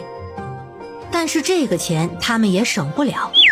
严炳发原本还想还价一番，但春晓觉得这工钱肯定降不了，便让他爹不要做无用功，直接同意了。对方见主家这么爽快，也没有下套路，跟他们说了前期要准备的材料，让他们赶紧搬。东西到位3日后就立马开工，这事情就算是这么定下了。等大山将人送走之后，春晓偷偷地问他爹，这别人做房子不都是要选个黄道吉日开工吗？怎么这师傅连提都没提？严炳发笑他孩子气，你若在新址建房就要注意，不仅要选日子，还要请风水先生先看。如今是在旧址推倒重建，不用搞那些名堂。下午，严炳发便把家里人全部叫到一起，包括几个孩子，还有严望祖跟东升。3日后师傅就要过来开工了，咱家里房子要建好，生意要继续，地里呢也要顾好。做房子这段时间，我把家里的活派一派，有什么问题今日赶紧的提，开了工啊，怕就不得闲了。望祖跟东升这几日早就听到要做房子的事情，这会儿也跟着严家人一起认真的听。做肉时还是老大媳妇儿跟老二媳妇儿轮流，没轮到的就帮着忙着地里的活。送货这块就大山大河轮流，轮到的人当天晚上要在村委守夜看材料，拿肉呢就我跟你们娘2个人，所以上午我们大部分时间不在，在的人呢要多顾着做些房子的事儿。家里的地，麦子地的活望祖负责，棉花地的活东升负责，书文书放还有你们几个都大了，要帮着做啊。至于柴火这块，隔几天抽空就要上山准备，家里柴火不能断。对了，几个小的还要照顾好家里的牛、鸡还有猪。春晓茫然地看着他爹，爹，那我呢？我没有活。你想的倒是美。严炳发笑了笑，刚刚说的这些呀，你都要参与，你可是咱家这些事儿的总管，他们若是有问题啊，都得找你，你两边都要看着呀。春晓点点头表示知道了，大家也十分郑重地表示记住了。严炳发叫住东升跟望祖，家里做房子要请20个帮工，回去问问你们爹，看他们愿不愿意做。一天不包中饭是25文，包中饭是20文，顺便让他们帮我询问人。两人高兴地应了。下午，春晓跟周氏他们便开始收拾家里的东西，幸好家里如今有牛车，不然这搬过去得花不少的时间。最重要的那些卤料全部堆去了严炳发跟周氏的屋子，杂房的盆跟桶放到了严大河家里，总之能塞得下的都通通塞。原本他这边是没什么东西的，只是后来越置越多，春晓这2日还要在村委住，东西若是全部搬过去肯定是放不下的。最后几人商量，像桌椅板凳、澡盆柜子这些，到时候就放在一旁的场子里，白日有人，晚上也有人，不怕被人拿走。严炳发则是带着2个儿子抽着空去各处谈材料买卖的事情。东升爹跟望祖爹则帮着严炳发在村里找人。村里人听说严炳发他们家做房子要招人，又听说一天管饭还有20文钱，许多人都找上了门。只是他们太忙，根本就没有功夫待在家。那些人又摸着消息去找木生跟石柱，总之这人手很快就找齐了。周氏去找了方氏，按照春晓说的，请方氏在做房子期间给他们那边的工人做饭，菜粮那些方氏自己看着安排，到时候报个账就行了，工钱和请的工人一样。方氏很爽快地答应了。到了第3天下午，严炳发带着砖窑厂的车回来了。车子浩浩荡荡地排了10几20辆，拉了村里好长的道。村里人都出来看热闹，说的最多的还是盐饼发家发达了。第4日一早，砖窑班子的人到了。原本他们第一件事是要在边上搭棚子安排休息处的，但是春晓后院的竹棚位置够大，这倒是省了他们的时间。所有干活的人聚到一起，钟师傅布置好了各自任务，便开工了。开工的时候，春晓来看了一眼，地方太乱，他又看了一眼棉花地，虽然乱，但是没有占到他的棉花地，他这才安心。如今的棉花地都是东升守着的，还有几个小的看着，他倒是也放心了。棉花如今已经开始开花，叶子也开始长虫。春晓便告诉舒朵，让他跟村里的孩子说，可以到他的棉花地里抓虫子喂鸡，这样鸡也长得肥，但是前提是不能破坏棉花地。很快就有村里孩子响应。这边原本就在做房子很热闹，再加上抓虫的孩子就更热闹了。自从他们把卤肉的活挪回了村中，家里边日日都有村里的邻居登门。周氏一边忙着这样那样的活，一边还要应付着那些村里的人。有些人随意询问2句，见他们忙就走了，算是串个门子。有的人就烦了，一说就要说上半天，问得还细，烦不胜烦。但是都是一个村的，轻易还不能撕破脸。每当到了这个时候，周氏便把春晓搬出来。如今春晓在村里也算是一个特殊的存在。以前他不怎么说话，大家也很少关注他，觉得他就是个软柿子。如今可不这么觉得了。先是怼二牛娘的事，接着是对付严三江的事，最后是拒结亲的事，如今又做起了房子。这桩桩件件的看下来，他怎么也不是个软包子。所以村里的妇人对他莫名有些怵，这也是周氏搬他出来的原因。每回说到这个，田氏跟张氏若在跟前便会笑。搞了半天，婆婆原来是个纸老虎。望祖跟东升这段时间也是忙飞了，家里因为做房子人手都被抽走了，虽然有几个小的帮忙，春晓他们也时常下地，但是这么多地根本就忙不过来。幸好春晓告诉他棉花地少浇水，他便侧重施肥除草跟除虫。总之全家人都在监控的做事，丝毫不得清闲。严五叔最近可高兴了，他接了家里做门窗的活儿，这么多屋子，除了之前做的门窗还得做不少。等到时候住进去了，东西肯定也要做不少，今年的活钱怕是都在那里了。21号这日本来是分钱的日子，但是家里太忙又实在是不方便，春晓便通知等那边房子好了再分。长工的工期也是一样，大家都没有意见，望祖他们也没有意见，毕竟这钱肯定是跑不了。就在大家都累得恨不得倒下的时候，5月24这天，村委的房子终于竣工了。全家人都抽空去检查查看，看看有什么地方需要改进修补的。结果房子建得很好，根本就找不出错漏。这便是花钱请泥瓦班子的好处。一家人站在高墙大院里，地上还铺着青石板，别提多激动了。娘，这灶房可真大，砌了有2个灶台呢，空间也大，以后做活放东西方便多了。奶奶，这地铺了石板可真干净，以后咱家也铺石板。奶奶，姑姑这里多了这么多的房间，以后我也可以住在这里。娘，这房子做得敞亮不？我们跟爹他们可是操了老大的心了，如今看来真是好啊。除了这上的房子，这便是我看过最好看的房子了。大家你一言我一语说个没完。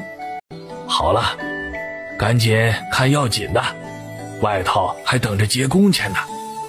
工人们都在外头清理杂物，春晓一一的看，最后的结果很是满意。他让他爹把钟师傅叫了过来，给了钟师傅18两银子。你们提前完工了3天，但是活儿做得不错，我很满意。我还是照30日的工钱给你，希望你们做我爹那边的房子的时候也能尽心。钟师傅脸上都笑开了花。你们满意，我们是最高兴不过了。那我就谢谢严姑娘了啊。这姑娘年纪不大，出手倒是阔绰。以往接了乡下的活都是能省就省的，这次算是他们遇到大方的主家了。他看向严炳发，今日外头清理完了，那我们的活就算是完了。您之前说您还有处要借，不知道是立马开工还是等上段日子。若是等上段日子，时间长，我们中间还要接别的活，我得算好日子了。严炳发说需要商量一下，晚一点再给答复。于是一家人又聚在一起开了个会。这古代的房子好看也就刷了一层石灰，没有其他的装饰漆之类的，所以也不存在环保方面的考虑，只待房子晾2日没那么湿了就可以住了，东西都可以直接搬进去。你们房子的图纸画了没有？要做个什么样的？爹，都画好了，就等这边房子做好呢。原本我们是不打算铺地的，但是这春晓这处铺了地，我们看着是觉得实在是好，所以我们打算也把地给铺了。至于那院墙围不围那倒无所谓，就是咱们那处地基不好处理，左右都没有办法扩，只能前后走宽一点了。总之做什么样的你们有章程就好，我跟你们娘总不过就是一间房，别到时候问起来这也糊涂那也糊涂，像你们妹妹这样的才不耽误功夫。这可惜就是地基太小了，咱房子建不大，不然我还真是想建好一点。严大河沉思了一番，大哥说的也是我想说的，确实啊是地方小，我在想要不把我分得的那处地卖给大哥你，我们另外买处地基建个大点的，以后家里添丁进口的也方便，你们以后舒文跟小琪娶媳妇儿，房子也够。田氏的眼睛一下子亮了，他觉得二弟的这个让步真是让到他心里了，随即感激地看了二人一眼。周氏却一下子抓住了重点，添丁进口？啥添丁进口啊？哎呀，老二媳妇，你是不是又有了？张氏立马红了脸。娘，你别听大河胡说没影儿的事儿。周氏一下子着急了，到底有没有啊？他看向大河，大家全看向了大河。大河挠了挠头，兴许是又兴许不是，他这2日动不动就头晕，这个月月事也没有来，我也不知道是不是啊，等过些时候找个大夫看看。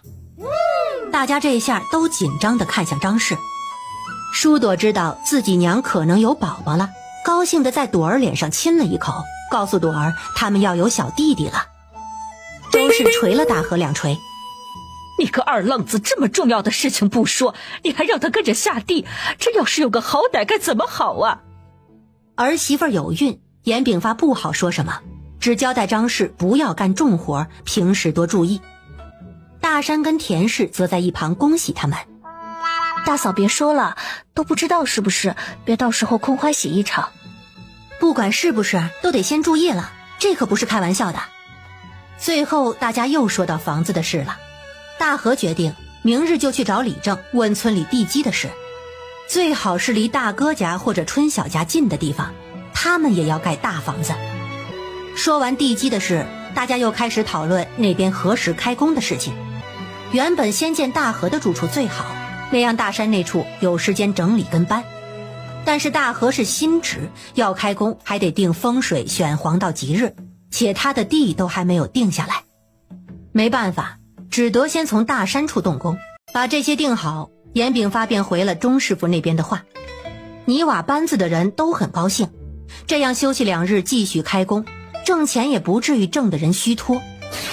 回了这边的话，严炳发又带着春晓去给村里人发工钱，每个人都做了27日工，21个人每人都得了675文钱，村里人都愿意多得5文钱，没有让包餐。大家得了钱高兴得不得了，特别是徐石柱跟严木生。严炳发又说村中老大家里3日后开始建房，若是他们愿意不嫌累可以继续干，若是不干了的可以说一声，他要找人顶替。这么好的活儿自然是没有人退出的，大家纷纷表示要继续干，并且直叹严炳发他们家是发了财了。村委盖得这么好，现在村中又要盖，一个个的好不羡慕。方氏领了钱之后，看着春晓他们，你们这处啊，以后我可都不敢来了，做得太好，我都怕来了脏了你们的地。如今你们在咱村可是大不同了，村里人看了怕都要敬上3分呢。周氏突然就大力拍了他一下，我拍你一下，看你带不带响的。方氏一脸的懵，想啥？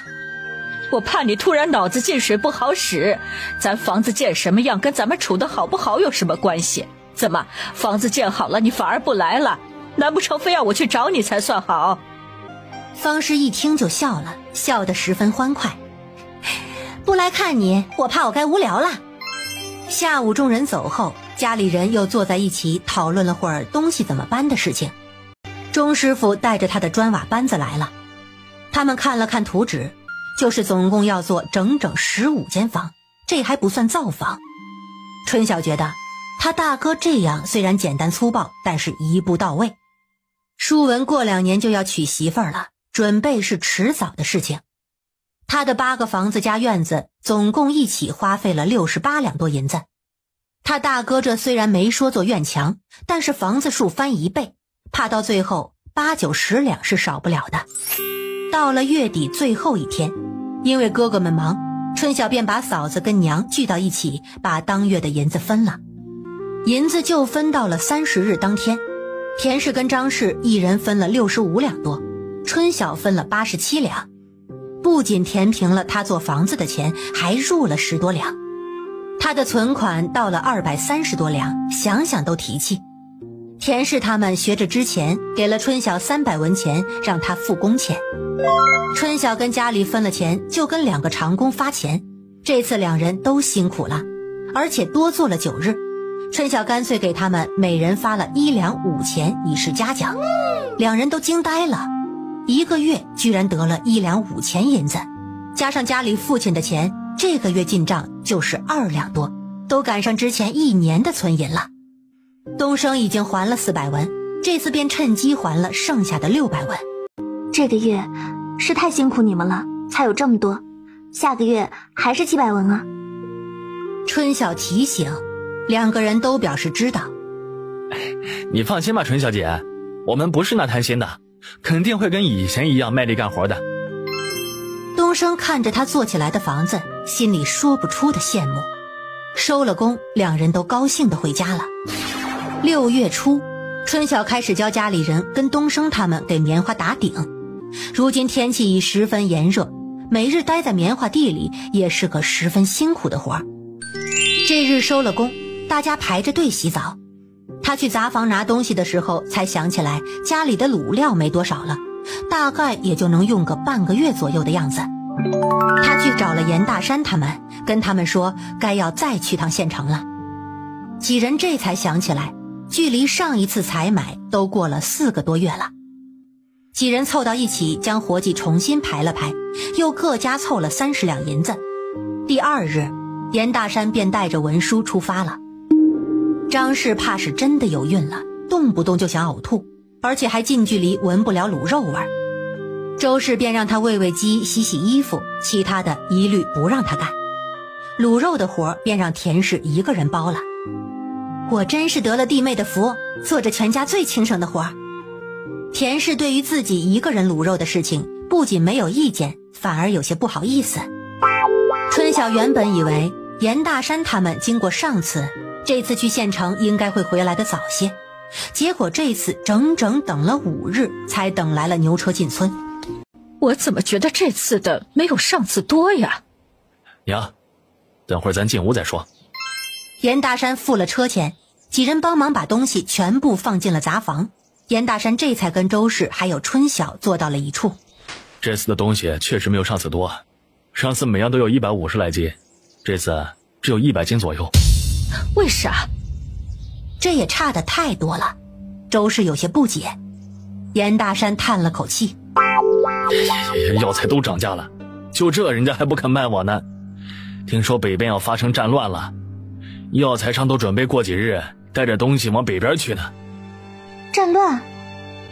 春晓对这个词很敏感，战争是惨烈的，对于敏感的商人来说，却是发财的好时候。大哥，你听谁说的？若是真的打仗了，可能就得好几年。城里的人如今都在传呢，说北边那边物资囤得厉害，特别是药材这些。药材确实都是稀缺的东西，不管这个事情是不是真的，既然有这种传言，就一定不会空穴来风，他得早做准备。大哥，你这个消息是大事儿，咱们得去找爹他们。严大山见春晓神情严肃，知道他一向比较有远见。找到严炳发之后，严大山便把在县城听到的事情跟他爹跟二弟说了。爹，若是真的战争起了，日后咱们再想买那些个卤料，就得价格翻好几倍了。若是真的，翻10几倍的都有。有些有的有钱也未必买得到，所以我觉得该让大哥再去一趟，这次能多买就多买。严大和有些犹豫，这次就已经涨了不少的价格了，若是我们囤得多多的，到时候价格便宜了，咱不是亏了？二哥，那也比到时候买不到咱们生意断了强啊，最多就是少赚些。严大山也觉得春晓说的在理。我这次在县城到处都有听到讨论，就算是不战乱，肯定也是有事要发生。总之我觉得春晓是对的，不能冒这个险。最后大家在心里一盘算，还是决定听春晓的，再去一趟县城。这回一人凑了50两银子，再多怕严大山跟舒文弄不回来。严大山再回来的时候已经是6月14，这回又是2牛车，只是这回的牛车装得满满当当。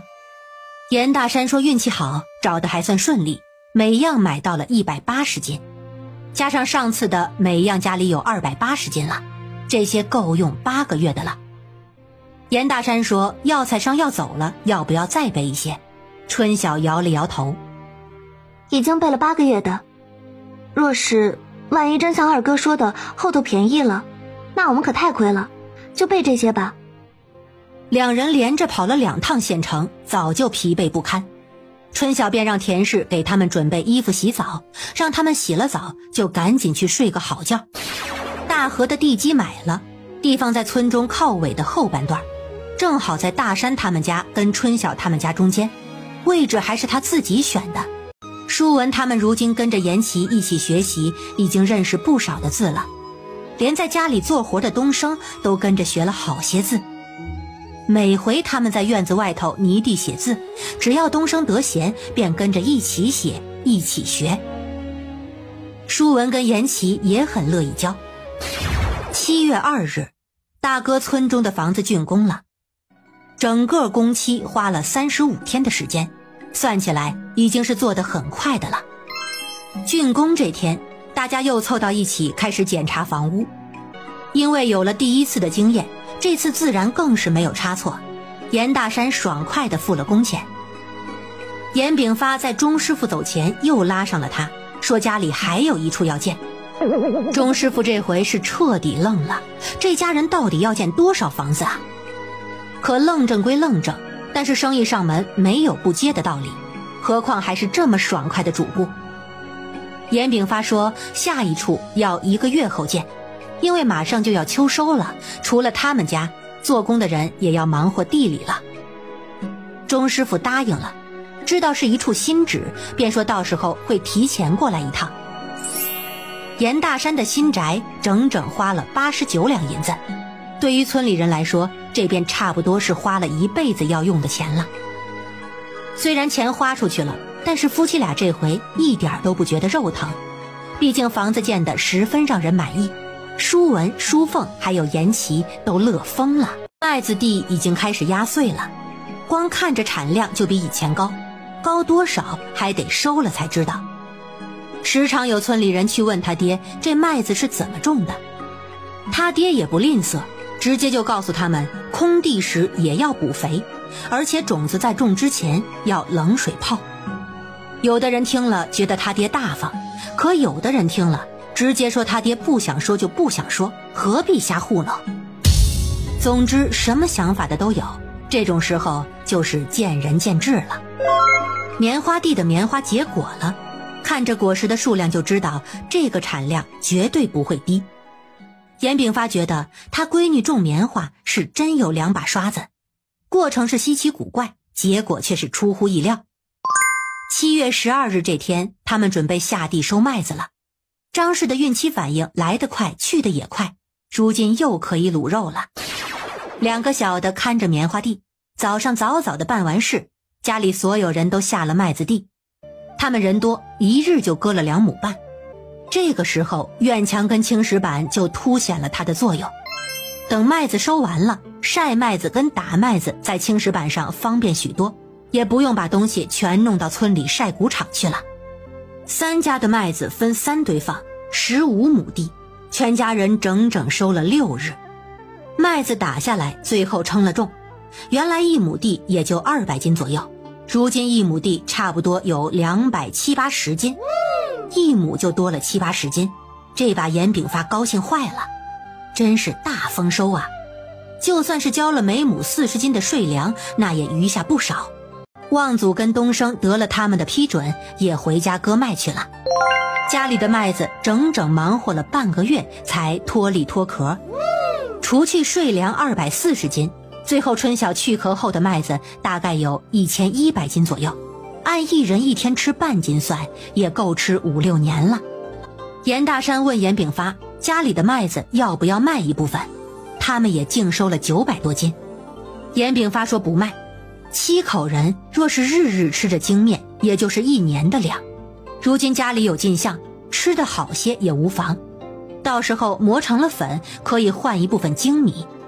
他问春晓要不要卖一部分，毕竟春晓就一个人，粮食却是家里最多的，一个人根本就吃不完。春晓也说不卖，他如今不缺这点粮食钱，只让他爹有空帮忙先磨上几百斤放在那里，又说若是换米也给他换几百斤。二何家的房子3日后开建，日子是风水先生选的，房子建的方位也定好了。钟师傅昨日已经来看过，所以今日家里父子几个人又去买材料了。春晓则带着东升还有望祖以及周氏他们开始采第1轮的花。春晓，我看这棉花1亩结花不少，这产量可不少啊。我表姑那边也有人种棉花，收成的时候说是稀稀拉拉的，1亩啊有个几十斤就不错了。你这少说也得有几百斤产量吧？望祖有些不可思议，这地是他看着种出来的，平时也确实照顾得精心，但是别处种棉花也未必不精心。这长得好，肯定是与中间那些奇奇怪怪的手法有关。没想到就种个地还有这样的法门，他不佩服都不行了。东升早就在成果那会儿就觉得奇怪了，若是这棉花这样高产，那为何村里人不种棉花？这棉花可贵了，去年买了2斤棉花给他娘做棉衣，整整花了100文，买的还是陈棉。望祖哥，这产量不好说，要全部摘完晒了之后，到时候才好出数。这地啊，也多亏了你跟东升照顾，不然肯定长不了这么好。你这东家说话就太客气了，我们每个月领工钱，做的都是应当应分的活。我爹还日日问我地里缺不缺人呢。我二哥的房子要开建了，我看了他的图纸，估计也得忙活20多天。木生叔到时候有的忙了。忙他才高兴呢，忙才有钱进项。如今呐，村里人都盯着你们家呢，都说第一批上工的人都是走了大运了。早知道这活能做上2-3个月，当初就算是舔着老脸都要上门说相了。这可是2两银子呢。村里人那么多，总不能人人顾上的，得罪一些人也是没有办法。春晓看向不远处的东升，东升，你娘的病如何了？如今吃的要比之前好，人比之前精神多了。我爹说等我们攒些钱，就带我娘到县城里去找大夫看看，兴许有大夫有根治的法子。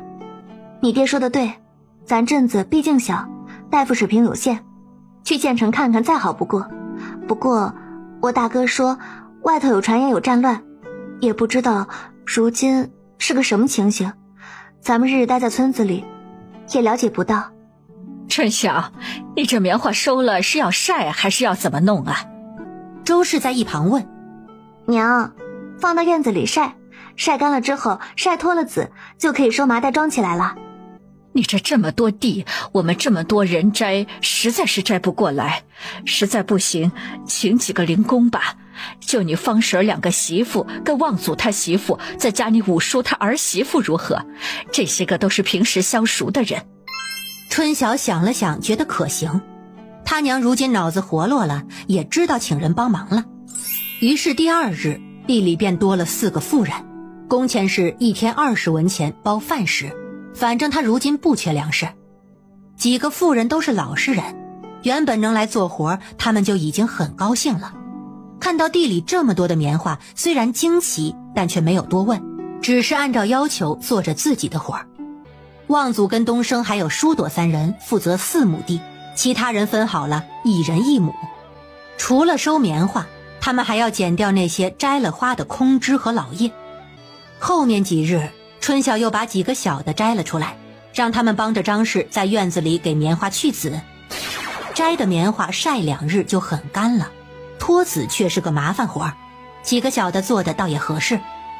脱籽的人手自然是不够，但是如今也只能这样。晒好了来不及脱籽的，也先用麻袋装着分开放。自从他请了几个媳妇摘棉花，就时不时有村里的妇人过来张望。周氏那边也时常有人上门问用人的情况。春晓虽然可以多请几个人，但他不想开这个口子，就怕口子开了，以后问的人越来越多。8月中旬，一家人在严大山家好吃好喝了一遭。春晓提前买了酒，一家人一起都喝了2杯，连舒文都喝了2杯。大家聊得开怀，严炳发便想着等大河家的房子完工，一起办个暖屋酒，把亲家几个全部接过来，跟村里的一些人一起热闹热闹，也就是所谓的办席。大山跟大河没有意见，毕竟家里做了房子这个事儿，原本就该跟丈人那边说一声的。日子一天天在忙碌中过去。8月底的时候，严大河家的房子竣工了。房子的布局与春晓家大同小异，只是少一个库房。灶房是正常大小，院子也略小一些，花了64两银子。钟师傅疲惫之中却是十分高兴，只希望这样的主顾越多越好。东西搬好之后，做零工的妇人便没有继续请了，全家人上阵开始摘棉花的事情。大山跟大河一人有2亩地，收的花春晓都给他们放好了，让他们搬回了家。这胎若是一指得男多好，他就盼着自己有个儿子。二嫂，生儿子无非就是怕以后没有后人养老，你们如今有了积蓄，又有朵儿他们日后孝顺，生男生女都好的。怕张氏的思想负担太重，春晓还是忍不住开口了。田氏原本是想说点什么的，但是他生过2个儿子，此时开口怕被人说他站着说话不腰疼，于是在一旁默默地剥棉籽。生个儿子自然是好，但若是还是个闺女也没啥，咱又不是跟你姑姑那样的。你看朵儿他们，我还不是一样的疼，我可没有对舒文跟小琪2个有偏颇。娘，就是因为您对他们好，我才更想生个儿子，不然总觉得对不起咱家跟大河。你呀，就是想得多，这是男是女又不是你能决定的，我们就听天由命。你若是实在是想要儿子，这胎没有，那咱就再生一胎，生到有儿子为止。如今咱家不愁养活。张氏一听扑哧笑了，没好气地捶了大河一下。我又不是猪，一胎接一胎的给你生。几个小的这会儿在鸡圈捡蛋。8月的时候，家里的鸡开始生蛋了，100只鸡里头有86只母鸡，如今一天能捡90多个蛋。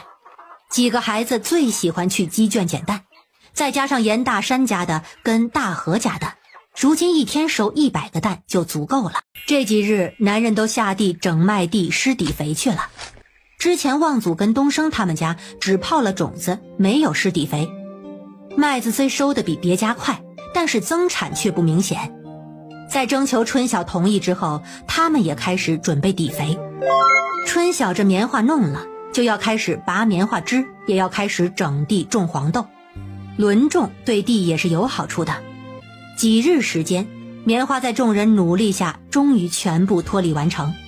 大山跟大河家各收了纯棉700多斤，平均亩产360-70斤。虽然跟现代亩产700-800斤的高产田没法比，但是春晓觉得他知足了，总比一亩几十斤好多了吧。他自己的9亩收了3300多斤，收的籽就有400多斤。按照棉花1斤50斤的收价，这1亩地的花就能换18两多银子。严家人在一旁默默地听着春晓算账，这一听觉得棉花种得好，实在是赚钱。咱家如果不是因为这卤肉，日后就是靠着棉花也能起家。咱小妹啊，就是财神爷身边的仙童下凡，什么东西到了她手里都能挣大钱。你看，这棉花又不是没有人种，结果谁能有咱小妹种得好？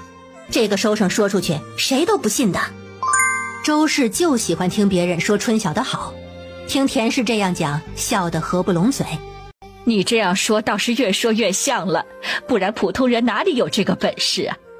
你们再拍我马屁啊，我都要上天了。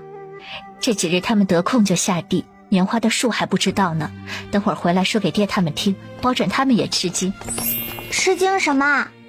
淑凤带着舒朵、盼儿放牛回来了，说你姑姑棉花种得好，能挣大银子。这有啥好吃惊的？村里好多人都知道咱家棉花种得好，我们出去放个牛，问的人不老少。问你姑姑地里棉花收了有多少斤两，又问你姑姑地里棉花怎么种得那么好，问什么的都有。我就说我不知道。他们是怎么知道的？哎，奶奶，你这话我可是问了，我也问你们怎么知道的。他们说上山砍柴火，在咱姑姑这边山上就能看到底下白花花一片，若不是种得好，怎么是白花花一片啊？周氏这才松了口气，原来是在山上看到的。这段时间他每日都待在这儿，与村里人搭话的次数并不多。以后别人问你，你就说你不知道。下工后，两人找了春晓，问春晓明年他们家能不能也种棉花。这个种植的具体细节他们不会外传，连家里人也不说，就他们自己抽空伺候，反正家里的地也不多。春晓也不是小气的人，很爽快的就答应了。两人原本也没有抱很大的希望，毕竟这是人家琢磨出来的种植技术，凭什么送给你挣钱？只是抱着试一试的心态问的，可没想到春晓答应的这么快，这可把两人高兴坏了。若真是1亩有10多两的收成，就算是只有2亩地，也是20-30两了，这日子就不愁了。长工们走后，严炳发又开始讨论摆酒的事情。严炳发跟2个儿子商量了以后，将日子定在了5日后，也就是9月23日。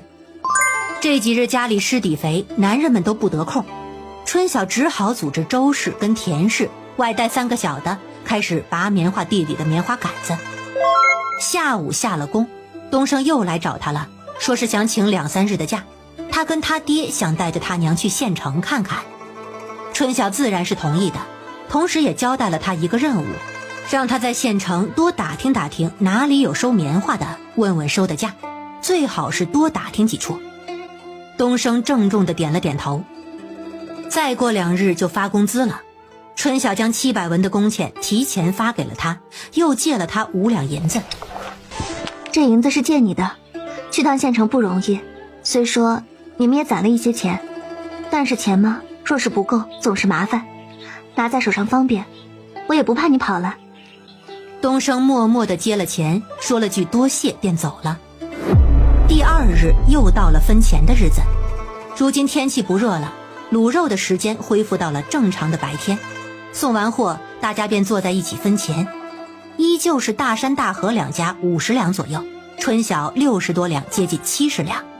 这每个月进这么多钱，这房子跟白得的一样，早知道我就不该舍不得那点儿，也把前院的石板给铺了。大山有一些后悔，铺石板还不简单呢，东西买回来自己都能铺，如今我们家有200来两银子了，我想着是不是在哪儿买处地，明年开春全种上棉花，这样钱才能生钱呢。严炳发一听，正合了他的意。二和这个话说到我心里去了，这银子放到手上也不安全，若是买了地，真是正途啊。咱也不用买那好地，200两都可以买上大几十亩了，一个小庄子也不过是几十亩地。咱这是真真正正要做地主啊。那生意说不定什么时候就断了，但是这地有地契在，跑不了。春晓一想，也确实，如果真能买庄子，找些人干活儿，确实挺好的。最近多打听这些，附近村子的，远边村子的，大小啊都问问。大和，你日日去镇上可以问问牙行，他们手上的地肯定不少。哎，知道了，爹。麦子地的底肥已经交完了，严炳发他们便跟着一起开始拔棉杆子。多了5个男人的加入，这速度就快多了。明日家里摆席，油盐酱醋肉还有菜，今日便要提前采购好。他们还跟村里卖菜的人家提前订了菜，除了买菜还要买酒水零嘴这些。既然是要办，自然是越体面越好。明日咱要不要每桌上一份卤肉，就5桌左右，5碗用不了几斤肉。前些时就有人说想尝尝咱家肉的味儿，又个个舍不得买，这回让他们尝尝鲜如何？上吧，我没什么意见。咱做了这个做了这么久，总得让人尝尝，不然啊，人家该说咱小气了。就是你说的这样，就怕他们说嘴。两人又说如何应客的事情。春晓还有周氏跟着大和去了镇上，因为买东西要用车，春晓他们便跟着严大和一起去聚贤酒楼先送货。那个黄掌柜看到他便凑了上来，一来就提让他卖方子的事情，并且直接开价1000两。春晓还是拒绝了。黄老板，每回来您都提方子的事情，我都不敢登门了。您说，您是不是就不想我登门，才想了这么个办法？黄明鹤哭笑不得。严姑娘，你可真会说笑。如今啊，你可是我的财神爷呀，我怎么不想让你登门呢？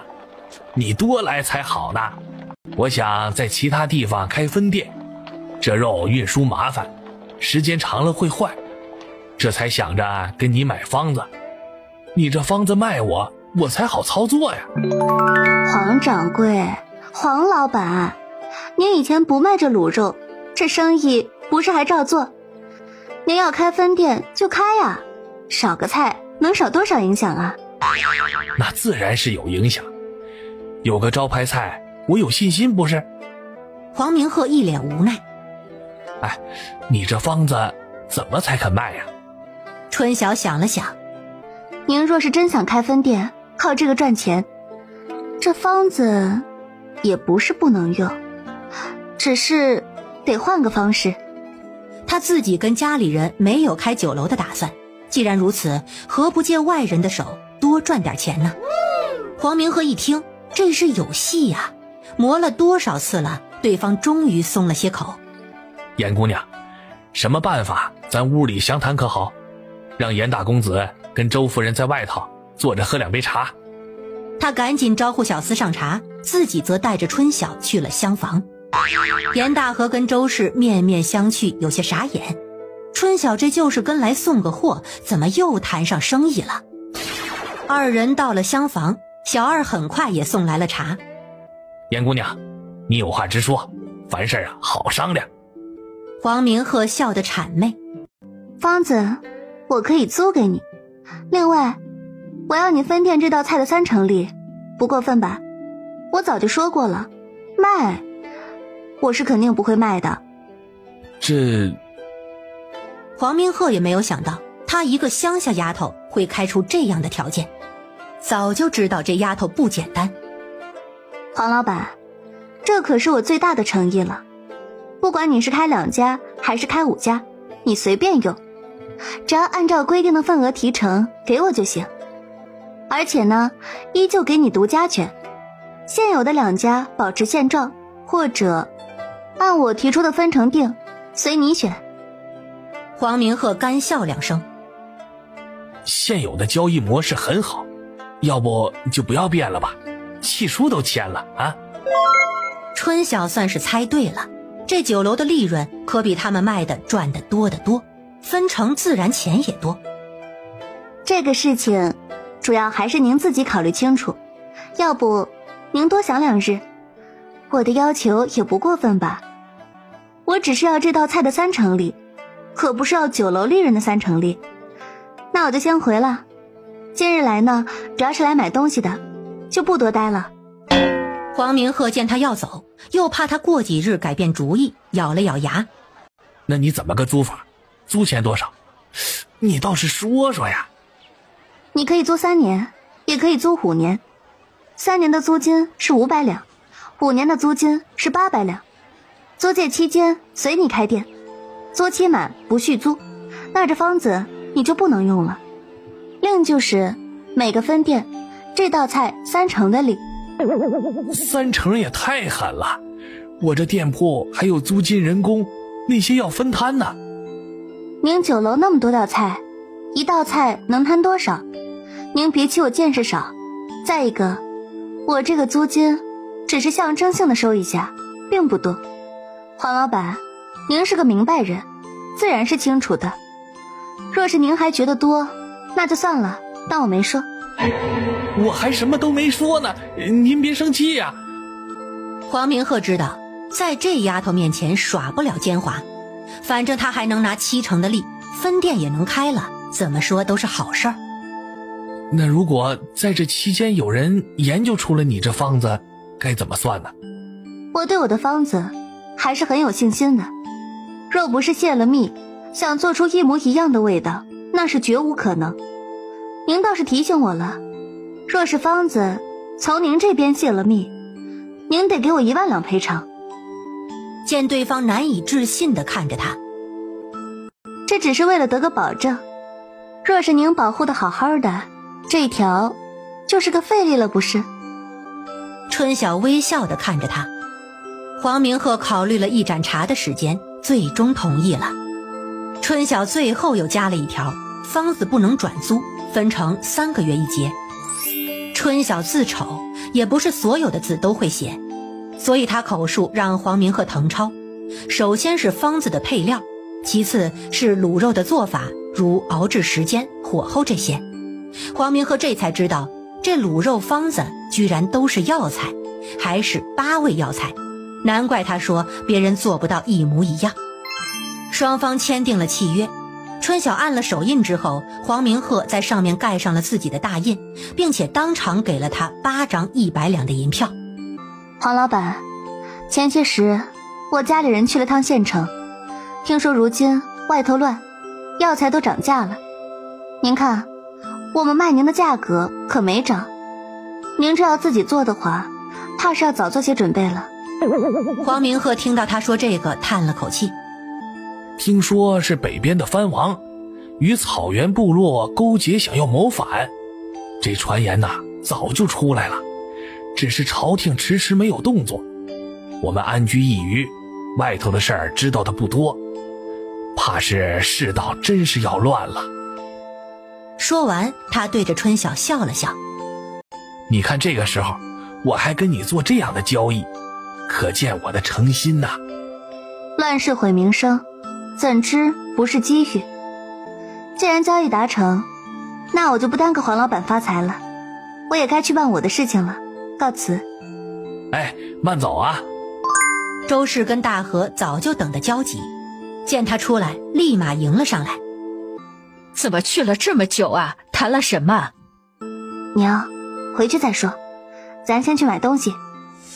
分成的这个事儿，春晓不想跟家里人讲，不是他小气，钱财多了有时候并不一定是好事儿。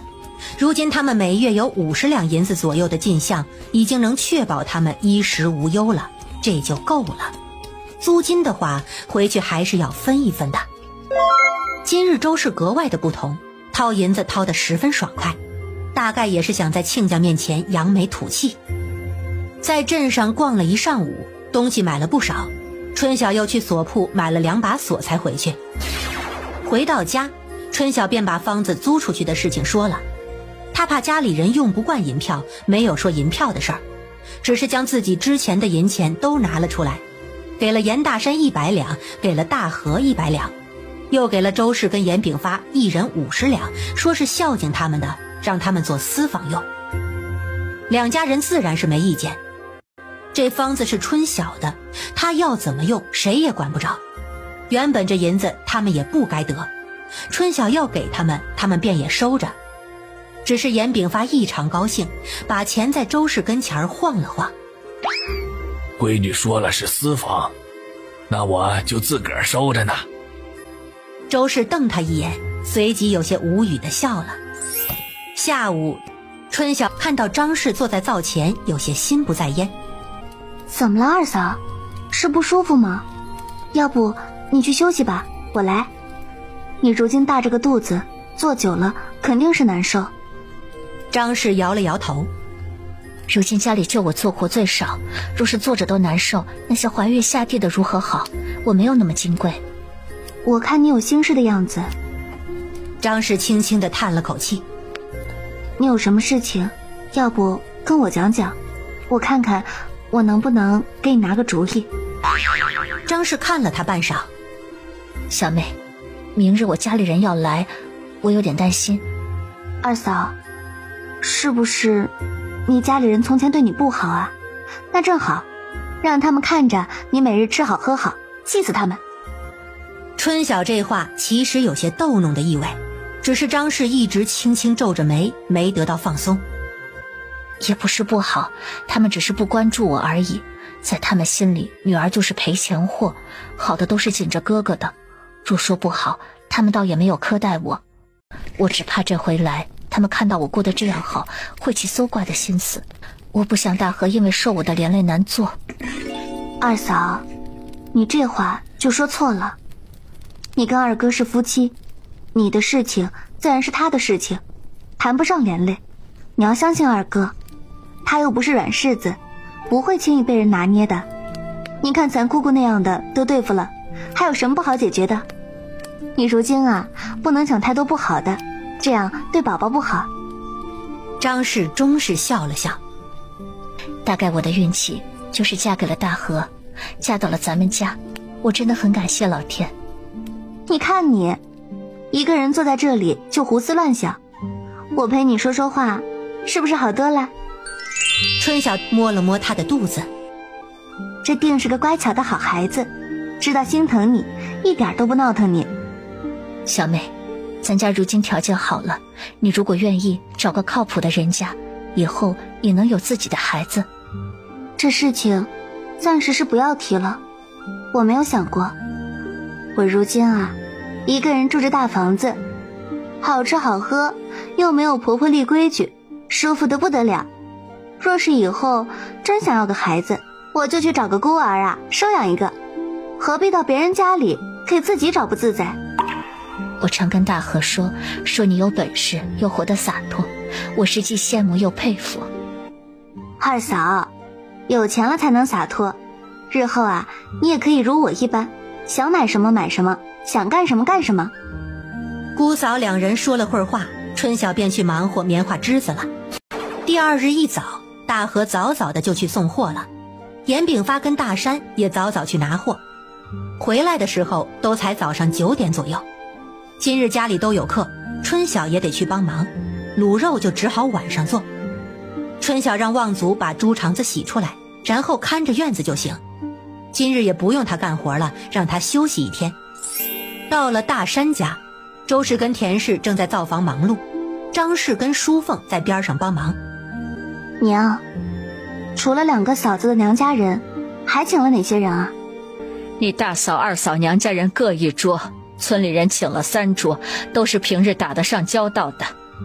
娘，我不用出去应酬吧？春晓最不喜欢的就是应酬。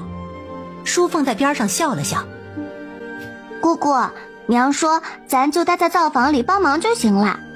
嫂子的娘家人让嫂子他们自己去应酬，村里人有他跟爹呢。那就好。怎么，你也有怕的时候？不是怕，就是不想一直僵着脸笑，怪难受的。你这孩子，去把这生姜啊削出来。几个人在灶房里忙碌的布菜。首先来的是田氏的家里人，大山大河一回来就去村口候着呢，就怕他们到时候看到房子不认识，走错了地。大山啊，这真是你们星座的房子？不怪他们不信，与之前简直是云泥之别。田阿福摸着大山家高高的院墙，娘，咱妹夫家是发了财了呀！大山连忙招呼他们屋里坐。田氏家里人来了，田氏自然就出来了。娘，路上辛苦了，我给你倒杯茶。芳儿啊，这到底是怎么回事啊？话音里止不住的激动。今年过年的时候，听闺女们聊，也只是日子好过了些，并没有说要做房子的事情。如今来，居然做了这么大的砖房，这房子怕是没有个大几十两，肯定是建不起来的。严炳发也过来招呼亲家。娘，您先坐，等写好了，我私下给您讲。姐，方圆今年才满15，是孙氏的老来女，如今正到了说亲的年纪，对于田氏的新房羡慕不已。我可以看看你的房子吗？田氏笑了笑，除了我公婆的屋，你随便看。他往灶房叫淑凤，淑凤，带你小姨在家里看看。姑姑，我们也想进去看看。田阿福儿子田春雷今年15岁，田阿平的儿子田文14岁，田发12岁。舒文人呢？田发与舒文同岁，见田园要走，不想跟大人干坐在这里，于是跟了上去。放牛去了，一会儿就回。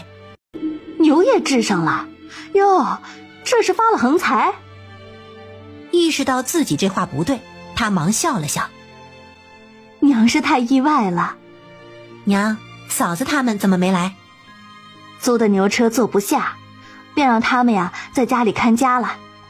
芳儿，我们今日来真是吓了一跳，这咋的变化就这么大？你们找到发财的路子了，能不能跟哥说说呀？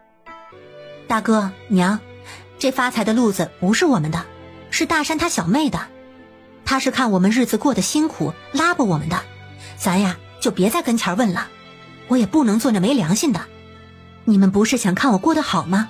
我如今就过得好了。我就是这么随口一说，你放心，不会让你在婆家难做的。过年听你说那些，我就知道你小姑子是个能人。你看，我可没有看走眼啊。若是有那些可以说的挣钱法子，你帮我们争取争取。这个自然。很快周氏就过来了，拉着孙氏好一阵亲热。我这闺女是个有福的，嫁到你们家呀，过起好日子了。亲家母这话说的，田芳她懂事勤快，娶她进门也是我们的福气。两边很融洽，气氛很和谐。3个男孩跟田园过来了，见到周氏纷纷叫奶奶。周氏赶紧叫淑凤去房里拿吃的出来。村里人很快也来了，坐在院子外头的桌子上聊天。张氏的家里人是快开席了才来的。严大河在村口等了老久，还以为他们不来了呢。今日张家就来了3个人，张志夫妇没有来。2人进了院子也是吃了一惊。这是你们的住处？张忠池声音有些发抖。严大河笑了笑，不是爹，这是我大哥的住处，我们住到别处去了。院子里如今坐满了人，看到他们纷纷打招呼。大河抽空与村里人打招呼。赵氏一副果然如此的表情，随后皱了皱眉。你大哥把你们赶到别处去了？娘，我们把这处地卖给我大哥了，我们在另外的地方买了处地，盖了新房子，等会儿吃完了饭带你们跟小弟去看看。姐夫，都是一个爹妈生的，怎么你大哥家这样有钱，你们还过成那样？你这也太不成了。张谦因为是家里最小的男孩，从小就是娇宠着长大，所以说话不带规矩。哎，你可不能这样贬低你姐夫啊，不然你姐姐该瞧不上我。他说着玩笑话，将人领进屋。周氏他们见到来人，纷纷打招呼，只是赵氏的态度不冷不淡的。很快张氏就来了。你这是又有了？赵氏这才有了些表情变化。娘，快要开席了，我带你们去坐吧。张氏不想与他娘讨论孩子的事情，他娘重男轻女惯了，定是要说许多不中听的话。用不着你带，你也去陪你爹娘坐席。走走走，我带你们去。张氏家里人来了1炷香不到的时间，席面就开了。院子里的3桌是村里人，隔壁2个正厅的是两边的娘家人。娘家人说话春晓听不到，但是院子里的人说话他却听得一清二楚。首先是李正肯定了他家的变化，并表示了恭喜。李正一说，大家也纷纷恭喜。然后就有人问他们家发财的路子。严炳发也不慌，用手指了指拼装的卤肉。这便是我们卖给酒楼的吃食，大家都尝尝。大家早就闻到了香，这会儿听说这就是赚钱的东西，分别动手尝了尝。尝过之后才知道为什么他们家会发财呢？这肉可太好吃了。哎呀，这可太好吃了吧，这肉不便宜吧？有人问。严炳发笑了笑，确实是不便宜啊，这方子是我闺女创的，如今又做着生意，具体的我就不便多说了，大家见谅啊。今日请来的都是些有交情的，自然没有那胡搅蛮缠的。听到他这样讲，大家也都识趣的没有再问。于是大家又问起了棉花的事情。我听说你们家春晓在村尾棉花种的老好了，收成还高，真的假的呀？他们家麦子收成也高，不知道用了什么法子。严炳发便在桌上将施底肥跟泡种的事情说了，这也是经过春晓同意的。炳发，你能说出来，就说明你这心里还有咱们严家村里的人。来，我敬你一杯。李正端起一杯酒就喝了，严炳发只能奉陪。我知道这棉花在外头买老贵了，特别是这新棉，我想跟你讨个便宜。这棉花往年是收到50到60文，能不能卖10斤给我？这到了冬日里快冷的时候，我们也想做成袄子穿穿。李正，您这话真是臊我呀！您帮了我们那么多，送您这10斤棉花不是理所应当的吗？等会儿下午我就让大山给您送过去，就别再提钱的事儿了。李正难得有些不好意思。那怎么行？我可不白拿啊！就当我托您日后关照的，这事儿啊就这么定了。大家又纷纷喝起了酒。就在大家都吃饭的时候，朵儿跑进了灶房。你不是陪着你姥姥姥爷吃饭的吗？怎么跑过来了？怎么看姑姑一个人，想陪姑姑？舒朵摇头又皱眉。我爹他们陪着呢，我不爱跟他们一起吃饭。我姥姥这会儿一直在念叨我娘的肚子，听着烦都烦死了。咱奶奶就不这样，我看我娘都不高兴了。那你爹没说话？我爹总是岔开话题，结果我姥姥厉害又给岔回来，就怕儿没心没肺吃得欢。他儿才多大，他懂个啥呀？吃啊，就是他最大的事儿。你姥姥他们还问了什么没？问咱大伯做什么生意，怎么有钱盖这么大的砖房，还是我爹不机灵，不会跟着学。不爱听啊，就不听好了。是够讨厌的，只会指责，半句关心都没有。正好姑姑要吃饭了，你跟姑姑一起吃，给我作伴。这顿饭足足吃了1个时辰才散，主要是村里人喝酒聊天，越喝越高兴，高兴就越喝。田氏那边吃完后就坐在一起聊天。张氏他们吃完之后跟周氏他们打了招呼，也带人回去了。春晓心里想着，不知道张氏家里看到张氏他们做的房子并不比如今差，该是什么个模样。虽然好奇，总不好跟着上去看，还是明日问朵儿好了。村里的人走后，他准备留下来收拾碗筷，周氏却催他赶紧回去，说今日的肉还没有开始卤，让他抓紧时间。没办法，他回了村委。第二日，张氏来的时候眼睛红红的，严大河已经去送货了，他只能跑去问朵儿：你娘咋了？有大河在，照理说不该被欺负了才对。朵儿也是莫名其妙，不知道啊，我姥姥姥爷后来的态度可好了，也没有再说我娘，还给我娘好生亲热呢。他们走的时候，我娘也没哭啊。结果早上起来，我就看见她眼睛红了。我问我爹，他让我少管大人的事。春晓听他这样一讲，多少蕴出了其中的意味。张氏大概是对他父母前后的态度失望了。今日的活儿便是把棉花地的棉杆全部拔完，接下来后头要抓紧整地种黄豆了。等到黄豆全部种下，他们或许能喘息一段时间。昨日你走后，咱家来了好几拨人，都是来咱家要买棉花的，说给公道价50文一斤，你哥也不知道卖不卖，让我问问你。要我说这事儿也是你爹整出来的，好端端的送李正10斤棉花，送就送，还当着那么多人的面。娘，这个事情还真不能怪咱爹，当时我都听着呢。李正要跟咱买，就10斤棉花，若是真卖给李正，说出去不就成了笑话？爹也没有做错。那村里人要买，咱卖不卖呀？昨日你嫂子给了他娘家人50斤。我也不知道这棉花到时候能卖上个什么价。若是大哥想留，村里人呢又要的不多，那就从我的里面拿吧。咱尽量啊，不要得罪村里人的好。那后头我问问你大哥，若是他不卖，就从你这里拿。二嫂娘家昨日是什么时候走的？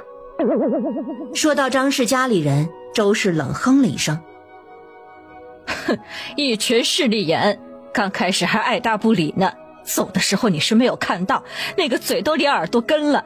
你嫂子给他们拿走了30斤棉花，你二哥还给了5两银子。要我看给什么银子？来了半日，一句关心的话都没有。你嫂子这么大个肚子，他们也不问问有没有什么反应，会不会不舒坦。反正摊上这样的父母，我是替他不值。我看二嫂今日眼睛都是红的，昨晚怕是很哭了一场。你看到就别问了，省得他想到了又难受。娘家人不好，这不是还有婆家人吗？没啥好担心的。娘，你可真是个好婆婆，我怎么就没那个命摊上你这样的婆婆啊？少给我贫嘴，今日的活且有的干呢。东升是第3日下午回的，家里人全部聚在外头地里施地肥。盼儿到地里找他，他才知道东升回了。怎么样，找到大夫给你娘看病了吗？找到了，大夫说要扎几日针再吃药。我爹如今还在县城，我先回来了。春晓看他面色带着点急切，知道他有事儿没讲。可是银钱不够。东升犹豫着开口：顺小姐，这回我去县城打听了棉花的价格，县城里如今什么价收的都有，都不低于70文。说是北边的仗已经打了起来，马上又要冷了，这棉花外头价格闹得可厉害了。我想结果想了半天也没说出个所以然来。你想将棉花拉到远边去卖，多挣些钱。东升连连点头，随即又有些忐忑地看着他。顺小姐，我知道我付不起棉花钱，你相信我，我定能给你的棉花卖个好价钱，到时候你付点工钱给我就行。春晓想了想，若是能出县去卖，说不定真能卖个好价钱。只是如今棉花的量可不少，若是拉远边去卖，那这运输可得考虑。东升，我也算是半个生意人了，这能赚钱的事情我肯定会考虑。只是你一个人又少出远门，我这儿东西又多，怕是不好应付。你刚从县城回来，先回去休息，我与家里人商量一下，看这个事情怎么办。明早啊，咱们定这个事儿。见春晓没有拒绝，他高兴地点了点头。哎，我不累，我去地里干活了。说完就跑去了地里。下午申时，春晓将家里的男人聚在一起，包括舒文。东升打听到县城棉花的价格，说是最北边已经开始打仗了，如今天冷，棉花需求量大，县城呢价格乱，外头价格好，他想带着棉花往北卖。这个事情大家什么意见？若单纯把棉花交给他去卖，倒是可以相信他不会贪了咱的银子。只是如今棉花又不是几十斤，是几千斤的，他一个人如何弄？既要看着，又要找靠谱的买家，一个人行不得。爹说的对，一个人肯定不行。我们之前去县城里买药材，2个人都觉得吃力的。我也是这么认为的，我想从家里人找个人跟着一起去。春晓看了看家里的男人，若是二哥能去是最好的，但是二嫂如今大着肚子不方便。大哥，要不还是你跟舒文一起吧，外头乱了，也不知道会不会有危险。舒文一听，立马高兴地笑了。行，那我就带着舒文跟一起去。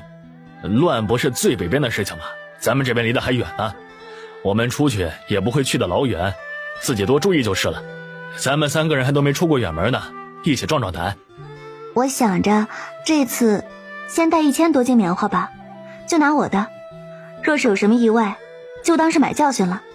咱还得租一辆牛车，2辆车一起走，多带些银钱，以防万一。严炳发也没有意见。大河在家也好，他还要打听买地的事情。这马上就10月了，这烧炭的事情咱怎么定啊？爹，今年事情太多了，等过2日把黄豆种了再看吧。咱们可以抽空烧些，等天冷的时候再卖。东升第2日一大早就到了，春晓告诉他，严大山跟舒文会跟他同行，并跟他说这次卖棉花的收入除开底价70文，多卖出的部分提2成给他做佣金，并提醒他不能冒进，要懂得见好就收。东升其实对这个2成是多少钱没有多少概念，但是他知道只要他卖得好就肯定有钱赚，所以信誓旦旦地说一定把这个事儿办好。昨日严炳发已经租了1辆牛车，按1日80文算，如今正是用不上牛的时候，1日能进80文，租牛的那户人家高兴得不得了。春晓一家子便将打包好的棉花搬上车，每车14袋，每袋50斤，3人就这样赶着2辆牛车出发了。爹，有空咱再买1头牛吧，反正牛又不贵，平时你们一个送货一个拿货也方便，这钱啊我出。我也正有这个意思，那我这几日跟大河一起去送货，看看牛，再问问地，最好不过了。没过2日，严炳发回来的时候果然带回了1头牛，村里人已经见怪不怪了，毕竟那么大的房子都建了3套，买头牛算什么？田氏跟大山他们都觉得院子里打口井用水太方便了，于是也想请打井师傅打井。严炳发问地之余又去请了打井师傅，2家当机立断交了定金，师傅们便在大山家开工了。严炳发最近问了不少的地方，地倒是有，但都是零零散散的，最多有20亩连在一起。他便与田氏还有大河商量，是不是先他们哪家买上20亩。两边人如今手上都有200多两银子，若是全买地，可以买40-50亩。就在他们动心要买的时候，镇上的牙行差人送来了话，说是周家村那边有个王财主要卖80亩地，全是上好的良田，让他们如果有想法赶紧去看。家里人一听是周家村，都不由自主地看了看春晓。若是周家村，我就不去看了，你们去吧。他可不想与那家人再有牵扯。严炳发觉得这个机会实在是难得，便在下午抽了个时间，带着周氏、田氏还有大河一起去了镇上。家里没有牛板车，他们便借了严11的牛板车用一下。严炳发他们回来的时候，天已经黑了，但还是把今日的情况大致给春晓说了一下。确实是80亩的地，今日他们去的时候正好有别家也在看地，但是1亩5两，人家想要优惠点，王财主不肯，便说要回去考虑一下。地确实是种粮食的好地，只是若说要赶紧决定。这地80亩要400两银子，这隔得远，到时候要在附近请人，还要做套房子，以便需要的时候住。本来80亩你来买最好，但是这周家村不考虑。我们合计了一下，还是决定买，就2家凑齐了买，一个人40亩。大山不在，你嫂子能做主。春晓点点头。既然决定了，那就赶紧买。今日你们看到地契了吗？这地确实是那王财主的吧？看到了，衙人拿给我们看的，归属啊是那王财主的。只要不是骗子都好说。春晓看着他爹难掩激动。那什么时候去定下来？那么多的地，还要找人整，还有买种子，怕是种豆子该来不及了。就算是种下了明年春的作物，也要推迟。明日一早就去，这种事情若是晚了，怕就易了主。今日我们将银子准备好，明日一早送完货就去。豆子就不种了，就当养养地。过些时候还要考虑人手的事情呢。若真买下来，那事情就多了。今日他们都说这地用来种棉花，到时候这棉花种子也是个问题。买下来再说吧。第二日一早，严炳发就带着严大河还有田氏去了镇上。望祖跟着周氏还有春晓去屠户那边拿货。春晓是第一次去屠户家，望祖问他东升干什么去了，他便说帮忙卖棉花去了。望祖这才磕磕巴巴不好意思地说要跟他买20斤棉花。前几日就有村里人找我娘买棉花，这有什么不好说的？我娘早几日跟我说了，我觉得不好，我爹也觉得不好。今日啊，我娘又催了。他摸摸头，家里买了布，我娘说要棉花做袄子，镇上60文1斤，都是陈棉，能在你们这处买啊，再好不过了。虽说棉花外头贵，咱村里人啊，能多关照还是要关照的。何况你爹跟我爹那么好的关系，你也是顾虑多了些。望祖是个老实的，老实有老实的好处。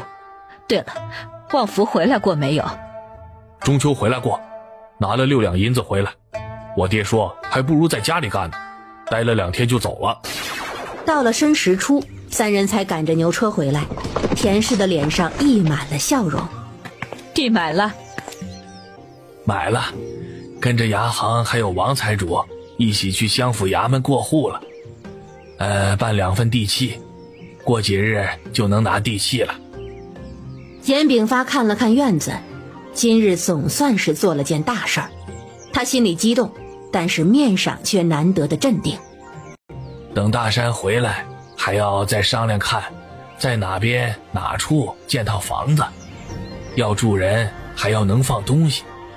房子肯定不能建得马虎，到时候买地呀，还要找周家村的里正，还要找长工长期做活。我看你之前种棉花，从头到尾要做的事情不少啊，怕是日日有事干。80亩地，怕是要不少的人呐。如今地已经买了，好在还有几个月的时间倒是充足。爹，您到时候啊，跟哥哥们多想想，想周全。我这边的地啊，也要尽快找了。跟牙行说好了，这次交易他们得了不少佣金，他们会帮忙找的。2个哥哥的地定了，这用人的事情确实是比较不好办的事儿，是不是直接在周家村请人也不好说，这些还得把房子建好才成。他大哥他们已经出去5日了，也不知道在外头情况如何。田氏这头虽然高兴买了地，但是男人跟儿子都出了远门，他还是提着心在，只盼着2人都能早些回来。天气在一天天的变冷，黄豆种下没2日，老天爷就下起了雨。下了雨，天又晴。春晓与家里商量后，还是决定不烧炭了。一是后头院子位置有限，二是家里已经抽不出人去卖了。严大山他们是在出去后的第14天回来的，正好是10月初10。3个人去的时候都是精神抖擞，回来的时候却是眼下乌青，把春晓他们都吓坏了。这是咋了？是造了多大的罪变成这副模样？大媳妇，赶紧去做个汤，让他们喝了暖暖。哥，是路上遇到事儿了。春晓也担心，谁知这话一出，3人都冲着他傻笑。莫非是遇到了不好的事情，脑子受刺激了？春晓忙让他们到堂屋坐下。你们别吓我，东西没了就没了，可别把人熬坏了。叔父，你去院子门口看着，我们有话跟你姑姑说。屋子里就剩下严炳发夫妇、春晓跟他们仨，大家都等着大山开口。舒文跟东升坐在边上不说话。不用担心，这路上虽然辛苦了些，好在棉花卖了好价钱。春晓，咱这会儿棉花价可比在县城划算多了。他神色倦怠，说话却精神十足。他从脚边拎起一个布袋，将布袋里的东西全部倒出来，居然是白花花的银子。几个人看着银子都是目瞪口呆。这得有100-200两吧？你们棉花卖了多少啊？严炳发差点都说不出话了。舒文跟东升则坐在一旁笑。我们走了8、9日，到了隔壁的同州，这棉花就卖到了同州，卖的187一文，这里一共是251两2钱，路上用了10两。走这么远，这棉花价差这么大呀？严炳发难以置信。越往北越贵，这北边真打起来了。我们在同州啊，看到了不少的流民。说到这里，严大山露出了悲悯的神色。反正外头比我们想象中的乱，本来还可以再往北一点，我怕不安全就没走了。棉花卖了我们就回来了，回来是没怎么歇，所以人看着狼狈一些。他又笑了起来。大哥，你做的是对的，凡是安全第一。春晓点了点银子，回屋拿了个账本跟用纸包着的炭笔。你们这回是辛苦了，等会儿洗了早点休息去。娘，如今都10月初10了，春晓这边还有1900斤，我跟二弟也要1400斤，若是不趁机再走一趟，等下了雪就没法送了。我们想着歇息2日再走一趟。你们这刚回，人熬成了这样，只休息2日怎么成啊？周氏担心又着急。没事的婶儿，休息2日就缓过来了。东升这回出去也算是长了见识。都先去歇着吧，有事儿啊明日再说。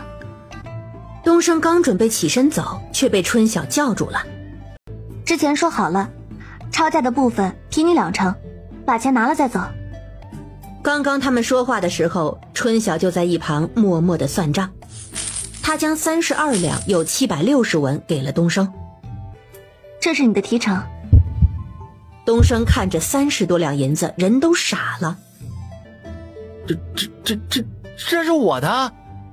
对，你的，32两又760文，是你这次的提成。有辛苦就有回报，对于努力的人，春晓从不吝啬给报酬。舒文将银子拨过去，送到他面前。你跑一趟得这些钱，我可是没有。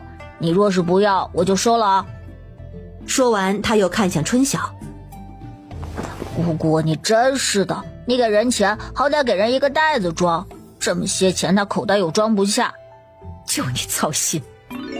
周氏笑着进屋，拿了个小布口袋，将银子全部装了进去，塞到东升怀里。既然是你的钱，便好好拿着吧。东升接了钱，眼睛里似乎有泪花。他给春晓鞠了个躬，又从里面拿了5两还给春晓，这才拿着钱走了。有了这些钱，他娘看病不愁了。这一趟就是30多两，得做多少年工了？娘，原本就是说好的，咱要言而有信。若不是东升说要往外头卖，咱也挣不了这么多钱啊。你当我真是那小气抠搜的，这点道理不懂。我只是觉得他也算熬出头了。春晓看了看舒文，递给他10两银子。这是姑姑奖励你的，你爹就没有啦。严炳发跟大山在一旁笑，周氏却不乐意了。一个孩子，你给他这么多钱干什么？说完，他又看向舒文。等会儿给你娘，让她给你收着。这是姑姑给我的，我自己收着。我娘收的钱多着呢。你怕是不知道吧？你娘的钱袋子空了。严大山不明所以，他记得田氏那里可是有230-40两银子的。娘，钱袋子怎么空了？好事儿啊！前几日家里买了80亩地，在周家村儿，你跟大河一人40亩，地契都拿回来了。真的？自然是真的，我跟大嫂还有爹一起去的。那80亩老大了，一眼望不到头啊。这么快啊？这两人是看不成了。爹，你帮我们多看着些，等我把棉花的事情办了再去看看地。这么多的地，怕是要请人才行吧？这种黄豆还能赶得上吗？都这个时候了，地都没有整，人又没有，如今反正是来不及，就让他歇冬吧。这事儿啊不急，等棉花的事儿妥了再说。正说着，田氏从外面进来，说汤好了，让他们赶紧去喝汤。忘了跟你说了，你好好休息2日，这2日不用你做工，工钱到时候照发给你。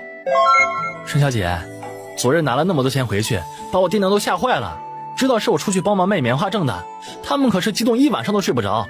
你不知道，如今县城看病可贵了，上次的8、9两银子也就扎了3天的针，开了几天的药。你这个钱对我来说太重要了，我真的很感激你。这是你自己凭本事挣的，我只是守信了而已。春晓笑了笑，又想起了什么。这个事儿你还是不要让望祖知道吧。都是一起做事的，30多两可是好大的差距。我明白，我就说我是替你们跑路，别的我什么也不说。那你回去休息吧。昨天回去洗了一澡，睡了一觉，好多了，这会儿不累。春晓摇了摇头。后头还要奔波，我想让你帮我看着家里的2个人，你可得养足精神。东升最后还是回去了。严大山踏踏实实地睡了一个觉，醒来的时候已经快中午了。这会儿看到兄弟俩过来，知道肯定是有什么事儿要讲。找我？说正事，咱们进去说。春晓跟着他们进了堂屋。说卖棉花的事啊，今天已经11了，我们来回一趟至少半个月，如今买了地，地那边也要等着安排。我想这次再走呢，就直接4辆车走。咱们家如今有2辆车了，再租1辆就是了。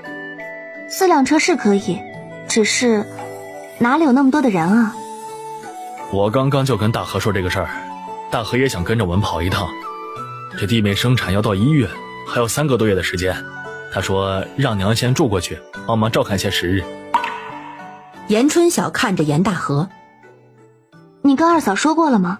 她同意吗？严大河点点头。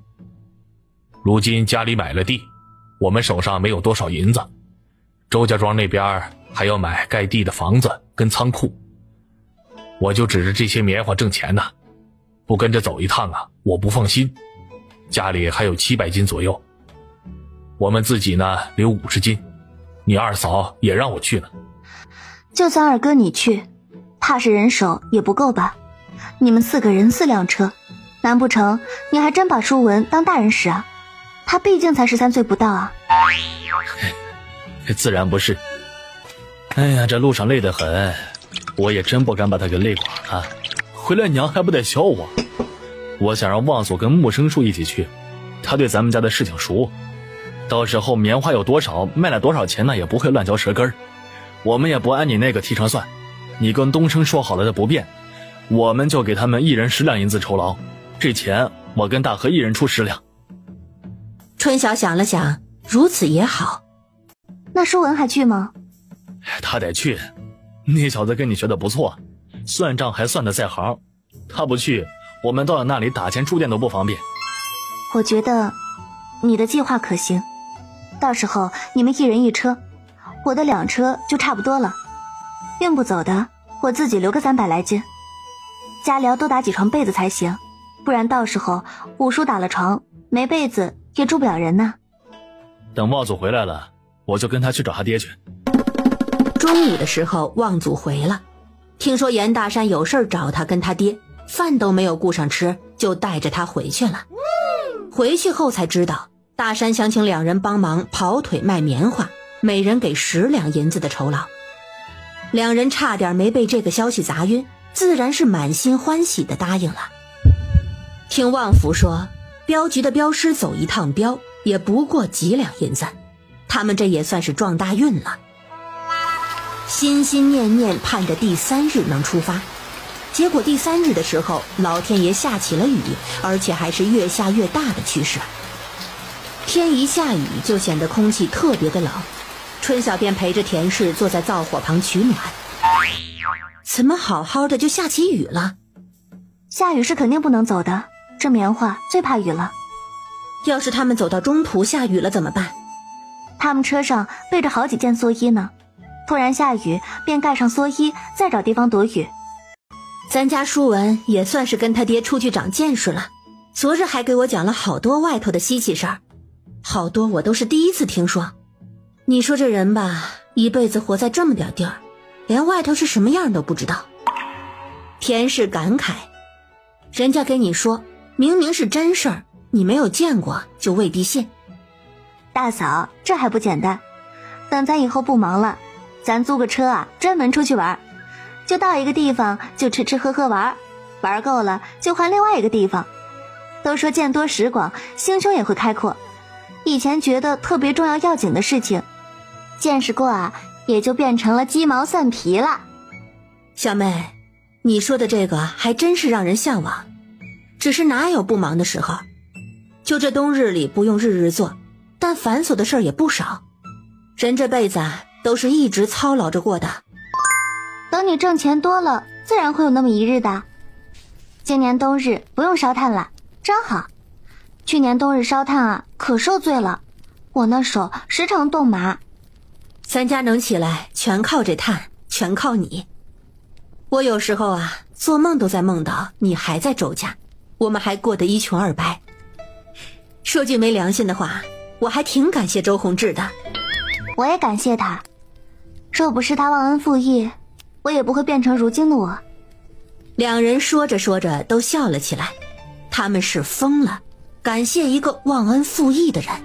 6个人赶着4辆牛车，带着满车的货物出发了。春晓的货拖走了1500斤，剩下的310斤左右留在家里。大山家留了50斤，运走了640斤。大河家也留了50斤，运走了660斤。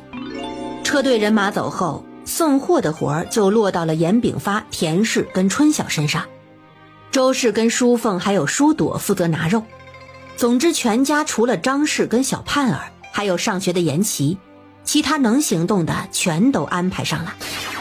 前2日，黄明鹤告诉春晓，他在万花镇的分店已经开张了。这对春晓来说确实是一个好消息，开了分店就表示他可以拿提成了。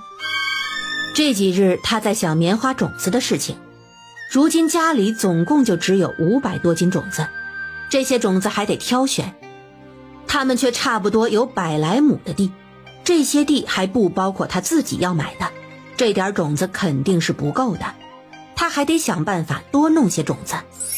想到这里，他又想到了安伯，或许可以去陆村碰碰运气，就算是要烧炭，大不了再辛苦一段时间。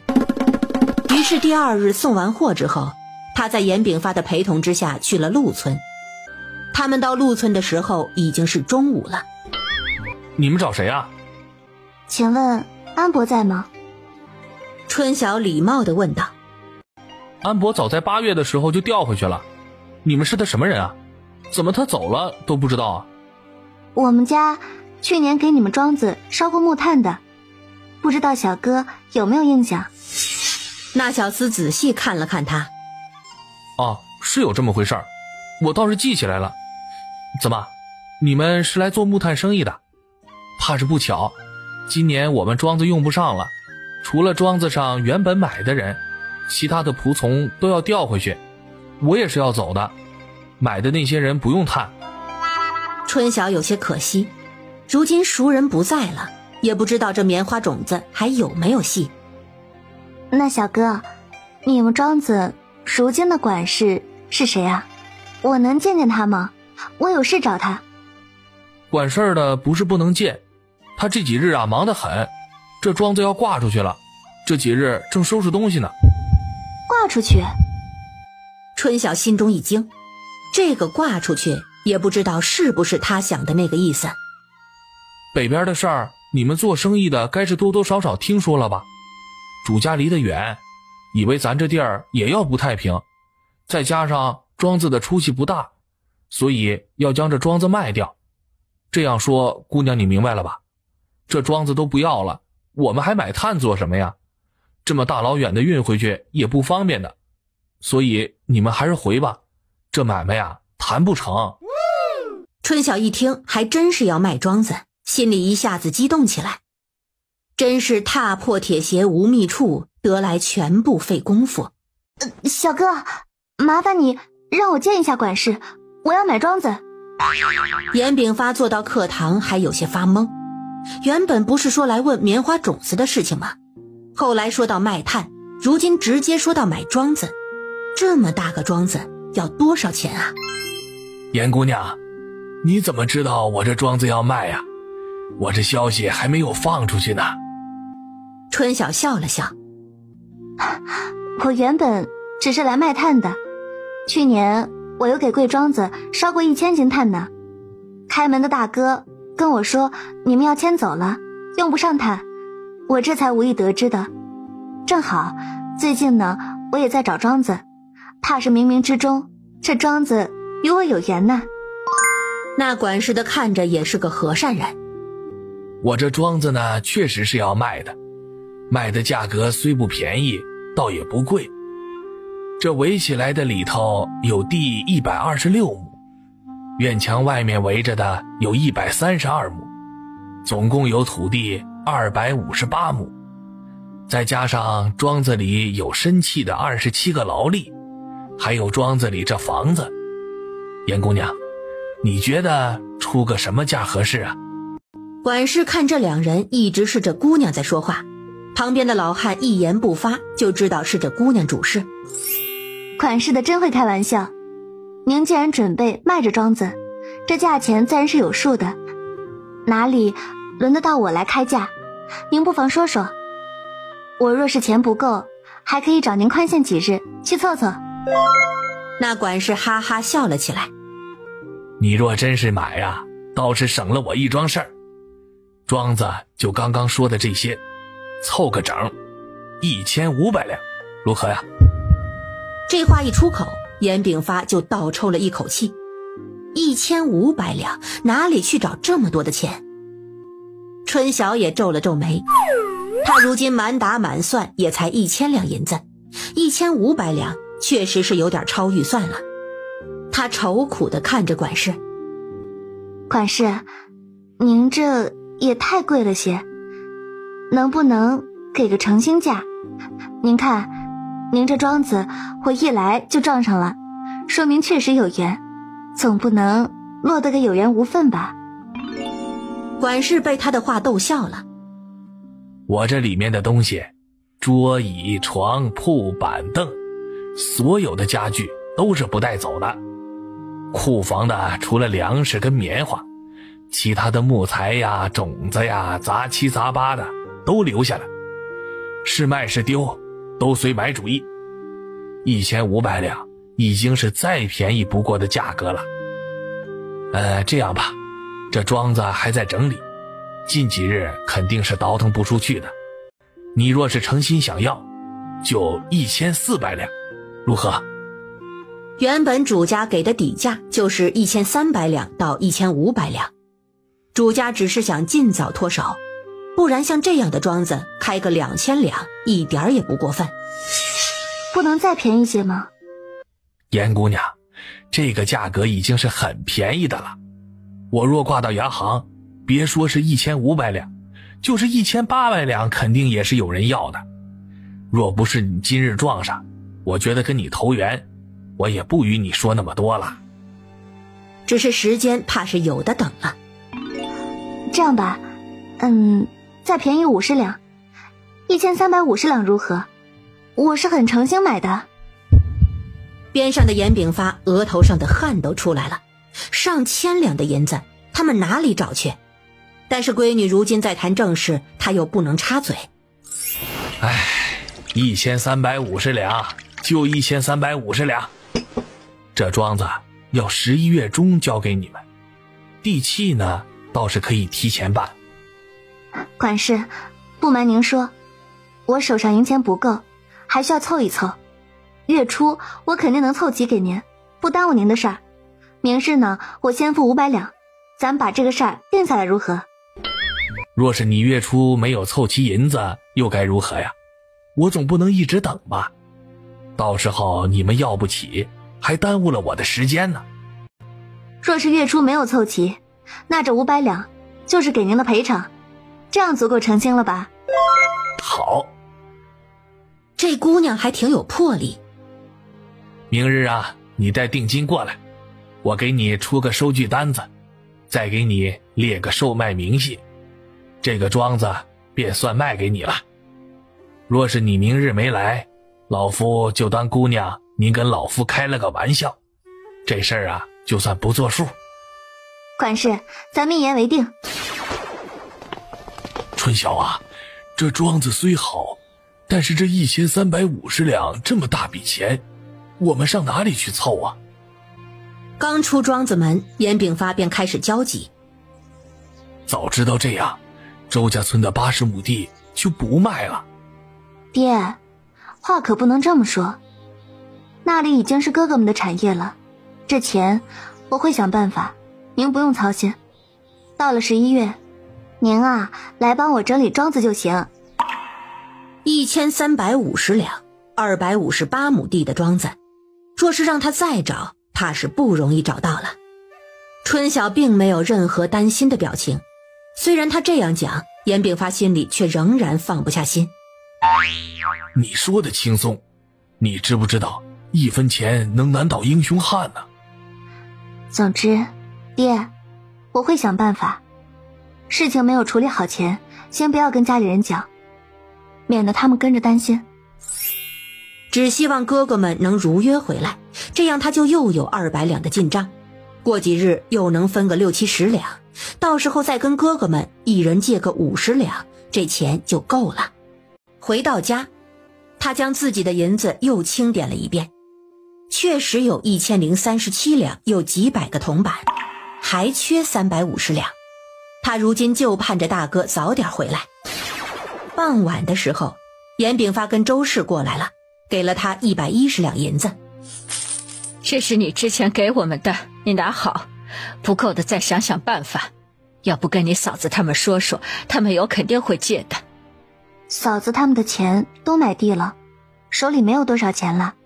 娘，别担心，这不是还有时间吗？哥哥们回来就有钱啦。哎，就盼着他们路上顺利，早日回来。实在不行，能不能跟酒楼老板借点？咱们做着生意，就当提前把钱结了。虽说春晓让他不要管，但他觉得自己作为一个父亲，总要想想办法才好。爹，我若真凑不来，会去找他的，您放心好了。都说了让您不要管了，您还总是想。你如今手里有多少银子，我们也不知道。若是缺口大，咱就不该这么贸然的买这么大的一个庄子。严炳发如今的心情很矛盾，他一边想着要不这定金就不交了，当没有这事儿，一边又想着这么大的庄子碰到了，怎么也要试一试。总之心情是矛盾至极。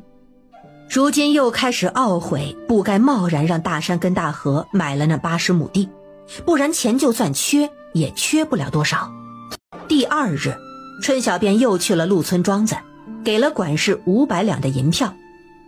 管事没想到他还真的来下定了，于是给他列了一下庄子东西的清单，并给了他一个定金收据，并约定好11月初5交齐尾款，不然这定金就当是赔付了。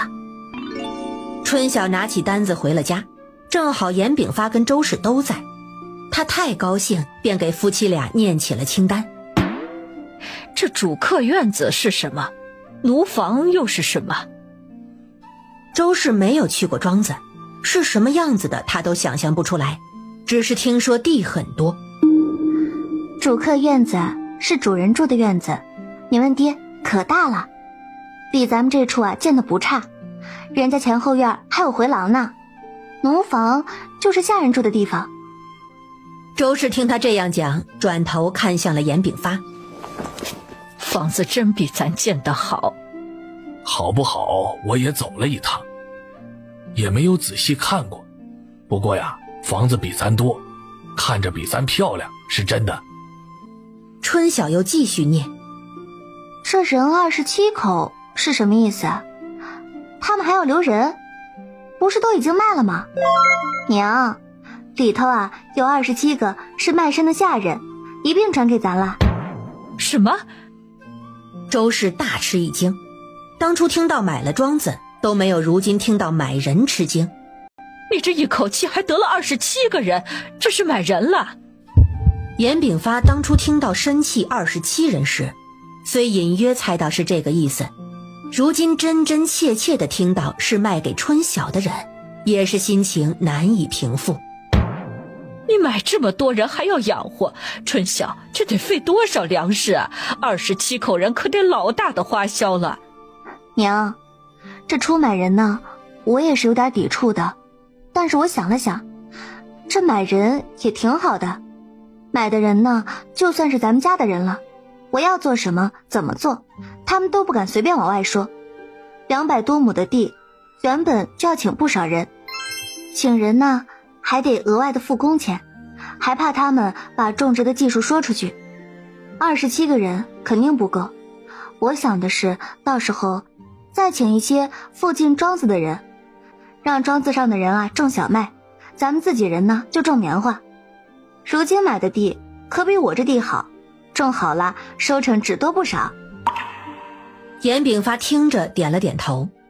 听你这么一讲啊，也确实是，若是你哥哥们的地能守着几个自己人就好了。你是也想买几个人放到周家村？等大山他们回来，听听他们的意思吧。严炳发思想转变得很快，越想越觉得这买人的好处大。他们虽然不习惯在家里用奴仆，但是若是在地里干活，不用在眼前，那都好说。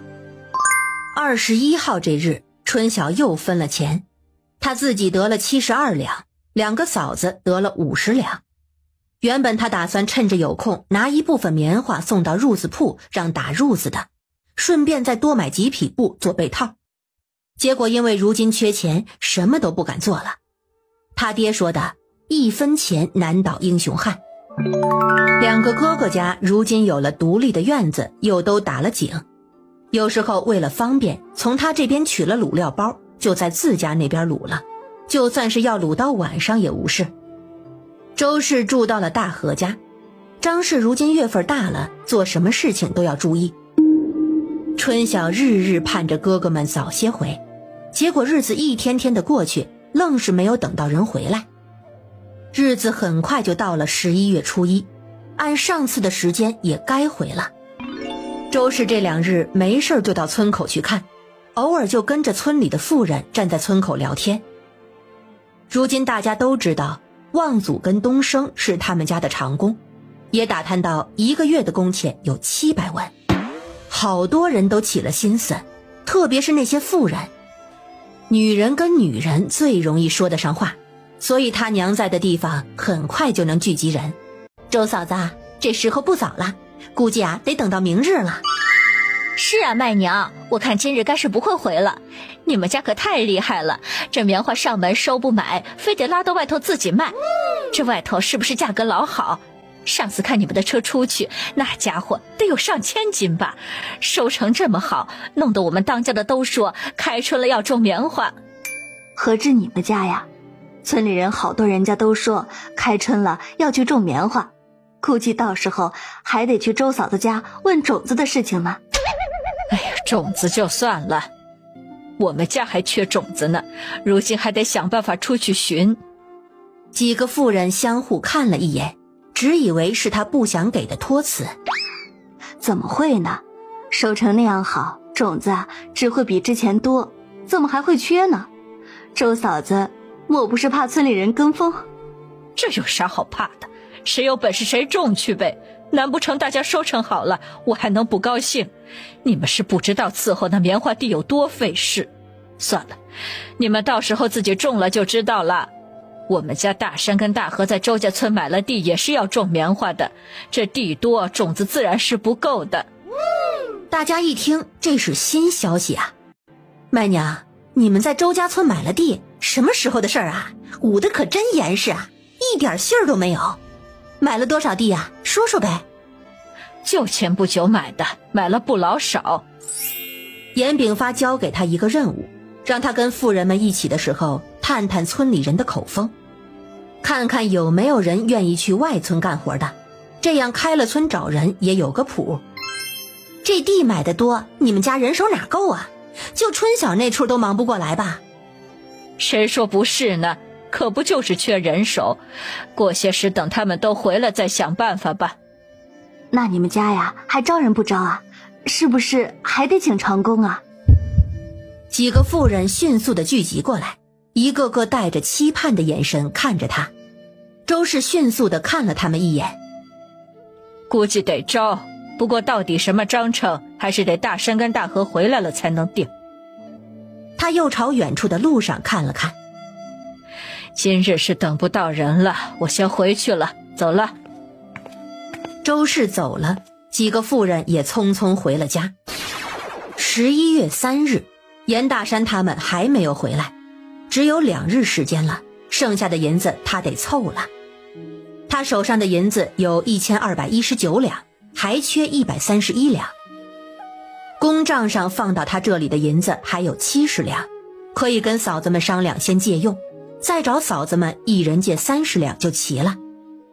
心里算好，他便去找了张氏跟田氏。田氏跟张氏这才知道小妹在别处买了大庄子，怕他钱不够，两人都把这次分的50两借了出来。第2日，春晓就带着剩下的钱去了陆家村。既然钱收齐了，那咱这买卖呀也算是达成了。我们全部撤走，差不多得到12号。严姑娘，12号你来清点明细，如无问题，咱就是银货两讫，再不相干了。管事，那您什么时候方便啊？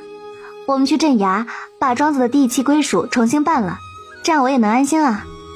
你大老远跑一趟不容易，我看改日不如撞日，我这就让人备车，咱们去镇上。春晓的脸笑成了一朵花。管事的也是个利落人，我就喜欢跟利落人打交道。管事也笑。我也有个你这么大的闺女，我也想着早点回去啊，与家里人团聚呢。咱两边有商有量，早点把事情谈妥了，也能早点安生。他有些犹豫地看向春晓。有句话问起来有些唐突，我看严姑娘年岁也不小了，该有20了吧，却是姑娘大满。你有如此本事，家中又有钱财，家里人怎么没给你选门好亲事？莫不是一心扑在赚钱上，把亲事给耽误了？女子还是要找个好夫郎君，后半辈子才算有个依靠啊。管事的，我成过亲的，只是如今和离了。春晓说的云淡风轻。为何呀？管事的不解了，一看这丫头就是个能干的，怎么会和离？春晓笑了笑。从前家里也是穷的，相公中了秀才，想另娶，要贬我做妾，我受不了那窝囊气，便和离了。那管事一听，内心便有些气愤，随即看向他，变得更加温和。哦，你这也算是遇人不淑啊，你那个相公是个没福的。到了家，严炳发他们正在等他。庄子真买了？买了呀，地契要到县府备案，得好几日才能下来，咱们12号要过去点东西呢。你哪里凑齐的1350两？你是找了酒楼的掌柜？春晓胡乱地点了点头，他看着田氏跟淑凤。你奶奶没过来，她去村口守人了。这都3号了，怎么还没回来？不会是在路上出事儿了吧？田氏很是担心。不会的。春晓虽然这样说，但是心里也是没底。之前就说北方那边乱了，这万一出了事儿，可如何是好？他开始有点后悔让他们出去冒险了，早知道就卖到县城，也省得这样提心吊胆。这2日有好些村里人找上门说相，说要是家里请人让留个位，这事儿也得你哥哥他们回来了才能定，也不知道你哥哥他们什么时候回来，家里有好多事情等着拿主意呢。严炳发在心里着急。再等等吧，他们不会连个消息都没有，着急也没有用。就在大家左盼右盼，周氏焦心不已的时候，初6这日下午，周氏终于在村口等到了回来的牛车。周氏激动的就差没有哭出来了，他跟几个村妇都迎了上去。车上的人风尘仆仆，大山看到他就笑了。娘，你怎么还守到村口这处呢？这天风大着呢。你们这么久不回，我能不来守着吗？走，赶紧回去。你爹在春晓那处，路上接上你媳妇跟大和媳妇，咱回去说。娘，你就看大哥，怎么不看看我呀？大和在后头的车上笑。我能看不到你？别贫了，家里人都担心死了，赶紧走。他又看向了乔木生父子。木生兄弟，你是先回家还是同我们一道回去啊？等会儿进来村儿，我们先回家，家里人怕是也着急了。婶儿，那等会儿我也先回家一趟。好好，都先回去报个平安，账咱回头再算。4辆牛车进了村，村里人看到他们回了，莫名也高兴起来。大山他们先把租来的2辆牛车还了，还说好晚一点上门跟他们结租钱。田氏看到他们，眼泪一下子就流了下来。他捶了严大山2下，又擦了擦眼泪，坐上牛车便去了春晓处。路上也把张氏接了过去。张氏如今肚子大了，大和看到自己媳妇儿，忍不住摸了摸她的肚子。睡觉还难受不难受啊？张氏看了看其他人，低着头没有吭声。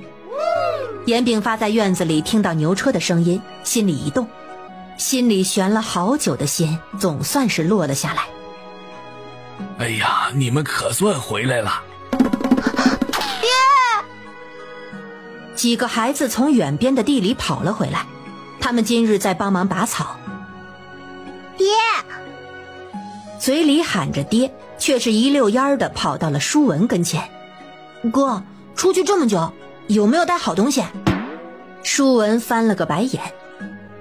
我出去这么久，回来你们就找我要东西，水都喝不上一口。两个孩子麻溜的跑去倒水，舒文则帮他们把牛车牵进了牛棚，又往水槽里加了水。这人渴了，牲畜自然也是渴了。三人也是一身疲惫，坐下边喝水边休息。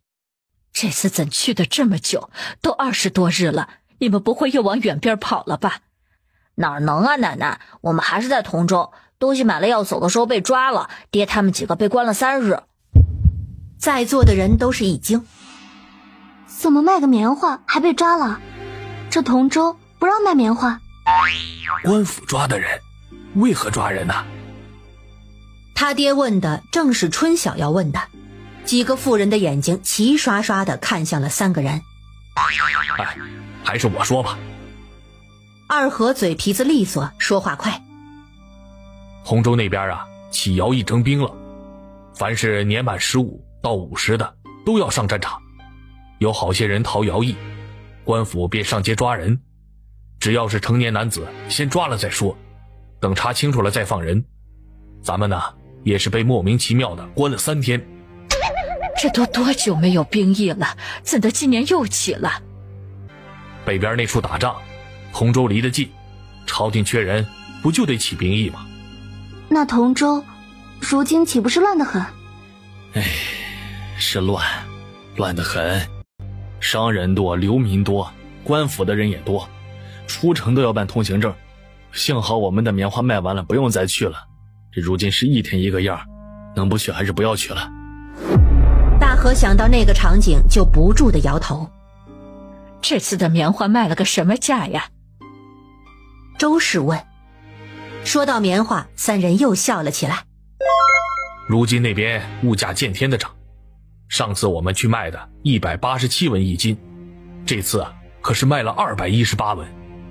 听说官府也在征棉花，我们害怕官府那头把我们的棉花征了，找到合适的买家就卖了，不然若等几日，这价格怕是还有的涨。218文，天哪，这价格翻了这么多呀！218文已经很高了，咱不能贪心。总算是平安回来了。春晓原本想着，这差价这么可观，是不是可以在本地收点棉花出去卖？如今看来还是算了。严大山将一个布包袱放到春晓面前。这是你那份钱，正好327两。春晓拿过钱袋子。路上的花用多少钱啊？哎呀，花用的也不多，我们自己摊了，你拿好你那份就行。春晓笑得明媚。那就谢谢二位哥哥了。说完，他便在袋子里开始数银子，还了田氏跟张氏一人50两，又还了周氏他们110两。咱们有借有还，再借不难。兄弟2个却是看傻了眼。你怎的给他们钱？哥，你们迟迟不回来，我这是欠着全家人的外债呢。3人更是一头雾水。姑姑，你的钱被人骗了？可别胡说，你们不在的时候，咱小妹买了个老大的庄子，听爹说有200多亩地呢，缺点钱我们便凑了凑。你买了庄子了？买哪儿呢？就陆村那个庄子，去年咱给人家烧炭那个。原本啊，我是去问棉花种子的事情，结果人家要卖庄子，我便买了。严大山傻了，那庄子可修得老大了。那得多少钱呢？1350两呢，也不知道你妹妹啊怎么凑的钱。他也不说，也不让管。可不止地呀，还有27口人也一并卖给他了。大河正喝水，一下子喷了过来。1350两，这么多钱，还买了人？这买人对于他们来说还是太震撼了。张氏拍了拍他的背，买人而已，你看你都喷到爹身上去了。姑姑，你这是真要做庄园主啊？春晓笑得眉毛一挑，那是当然，12号咱们全家都得过去帮忙交接清理，理好了我才能安排后面的事情。庄子里应该是有不少的棉花种子，种子的事情啊是不愁了。你买这么多的人，你养得起吗？我买的人啊，只用管吃穿就行，而且到时候听我安排，不会泄密。若是请人就麻烦多了，不仅多出银子，还得找靠谱的人签契书，怎么样都是买人方便。只是这些人我如今都还没有见过，不知道他们是个什么状况，等我完全接手了庄子再说吧。我开始也觉得这买人膈应得很，这几日想了想，倒是觉得这买人确实是个好打算，还想着你们那边到时候是不是也买几个人长期驻守呢？我休息2日，去周家村先看看去，看完了再回来看看怎么办。那边肯定是要买地盖房子的，买多大的地盖多大的房子，到时候咱们一起回来合计合计。依我看呢，也没什么好看的，不如等春晓的庄子收了，咱直接去看庄子。人家的庄子肯定都是规划的十分好的，到时候要建什么怎么建，有个参考，我们也不用走弯路。今日都6号了，咱也不急着这几日。若是大山你想看看地，让你媳妇儿带着你去，她知道地方。这规划还是等看了春晓那边呢，咱再做决定。大家都很累，就这样说了好一会儿话后，大山说要把木生叔家的酬劳跟牛车的租金送过去，几人便各自回家了。春晓将东升的佣金算好了放在一旁，如今虽然没有什么余钱了，但是好在钱财是扯成了。之前虽然只是欠家里人的钱，可对于他来说就是欠钱。他拿着自己仅剩的40多两银子，心里想着不知道庄子那头还要用多少钱整理，不行就先都将就着，等手头宽裕了再说。严大山休息了2日，就跟着田氏去了周家村。东升家也在村里买了6亩地，紧接着严木生家也买了4亩地的事情也出来了。大家都说跟着严炳发家，连村里的困难户都发财了，每日去找严大山的人就更多了。9号这日，春晓去了镇衙，取回了他的地契。他就这样拿着这张地契笑了1天。我看你小妹这是疯了，拿着张纸变成了个傻子。周氏好笑的调侃。小妹她是太高兴了，她以前就说要做地主婆，如今呢也算是得偿所愿了。娘，您别说春晓了，要是我呀，我怕是会笑得更傻。200多亩地的，咱村里总共怕也就是300来亩吧，他一个人的地抵一个村呢，你说换成你高兴不高兴？正好东升拿着锄头进屋，大河拦住他。东升啊，你爹有没有说什么时候给你说媳妇儿？今日上午我来的时候，可是看到有媒婆进村了，是不是有媒人上你家去提亲了？东升一听，耳根子立马就红了。大河哥，你莫要胡说，没有的事。周围坐着的几个一下子都笑了。你害羞个啥呀？这么大个人了，脸皮子这么薄。他哪知道啊，一早就来上工了，说不定家里已经谈妥了也说不准呢。这个岁数也该说个媳妇呢，如今手里攒了些钱，现在不说什么时候说呀？我是没有小闺女，不然你给我做个女婿也是不错的。周氏可惜地看了看他，家里几个人你一句我一句，说的东升招架不住，落荒而逃，后面立马一阵哄笑声。12号这日一早，全家人出发去镇上，送完货就要出发去陆村。几个孩子也想去，但是家里没有人不成事儿，春晓便说下次家里有人的时候一定带他们去。都说庄子大，除了严大山跟严炳发，其他的人都没什么概念。这回到了地方，总算是知道了。春晓上前去敲门，等了一会儿，门开了。我就知道该是你们到了，正等着你们呢。东西交接好，我也该走了。将他们迎进门，走了很长的一条青石板路，就到了主院。主院如今站了好些个人，穿得好的站在一边，穿得破旧的站在一边。周氏看到这么多人，唬了一跳，原本还在跟田氏窃窃私语，这会儿也不敢出声了。严炳发他们知道管事的应该在训话，所以也站在一旁没有说话。之前已经跟你们说了，庄子已经出让，日后你们就跟着新的主人好好做事儿，总会给你们一口饭吃的。如今主家到了，赶紧上门拜见吧。刚说完，边上的20多个人便齐齐跪了下去，把春晓他们吓个够呛。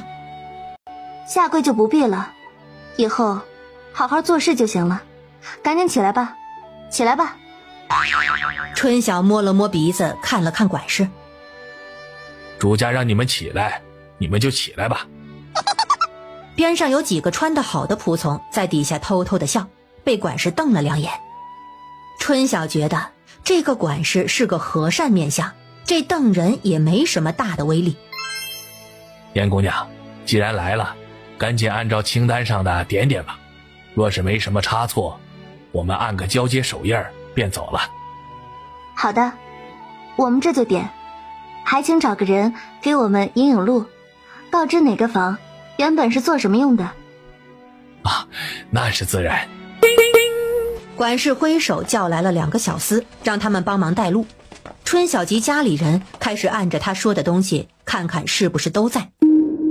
经过一番清点，才发现除了清单上的东西，庄子里还有好些东西没在清单上，也没有被清走。牲口圈里居然还有2头牛。周氏跟捡到宝一样跑去告诉春晓。一上午，他们便在各个房里乱窜。主院那边要走的仆从站得久了就不乐意了，一个个交头接耳议论起来。春晓来的时候就看到他们不耐烦的样子，他看向管事。不好意思，既然是交接，我们这边要查的细些，只是还有好多单子上没有的东西，我们要如何处理？管事摆摆手说不碍事。那些东西就劳烦您跟您家里人帮我们清理了。哎呀，我们实在是没那个功夫清理了。这说的多客气啊，明明都是有用的东西，当做垃圾扔给他们了。春晓自然是高兴。那行，我们也点完了，那咱们现在按个应，就算是交接完了。我提前祝各位一路顺风，祝管事您步步高升。哎呦，多谢多谢。2人很快各自在清单上按了手印，庄子里要走的仆从都坐上了牛车出发了。人走了，大家也没有轻松。田氏拉了周氏，指了指那边的20几个人。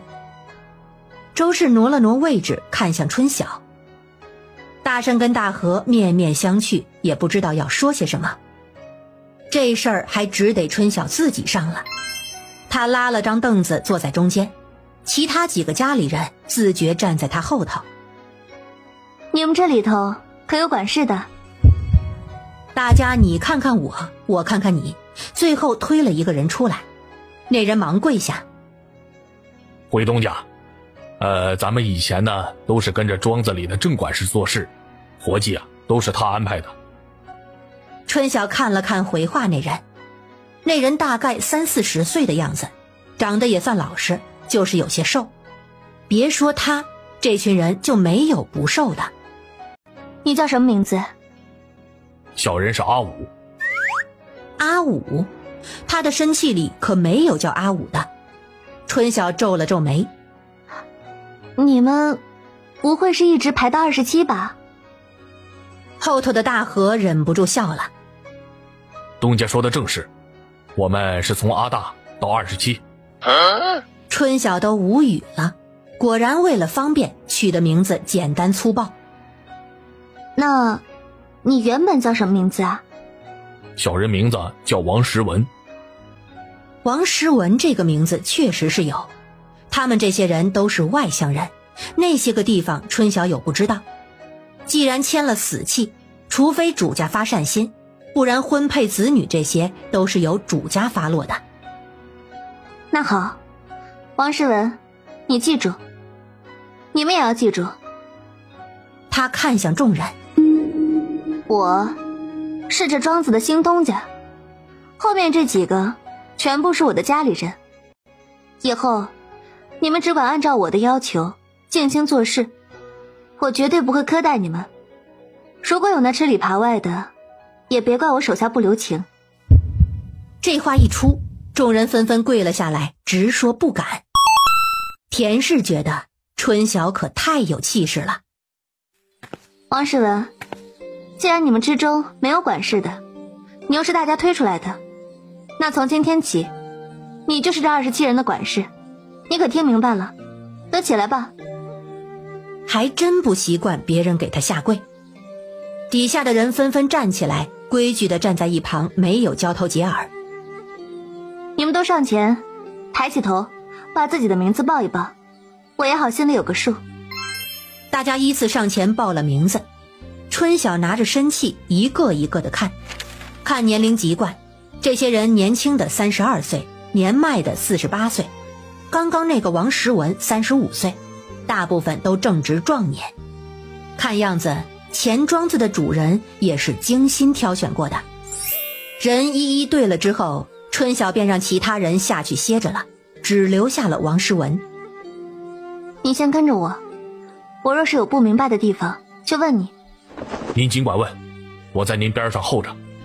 爹娘，咱一个房间一个房间的看吧，先看看人住的屋子，有什么坏的不要的咱们都清理出来。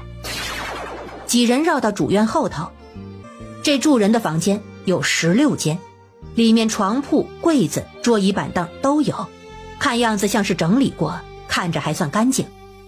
尤其是东边的4间房，里面布置的尤其好，床比其他屋子看起来精美，房间还有屏风，房间里没什么整理的。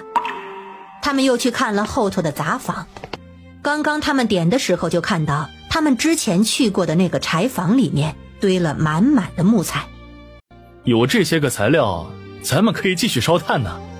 还是留着吧，这些木料可以留着做东西呢，都烧了可惜了，万一烧了庄子里又缺东西，还得重新去买，那就不划算了。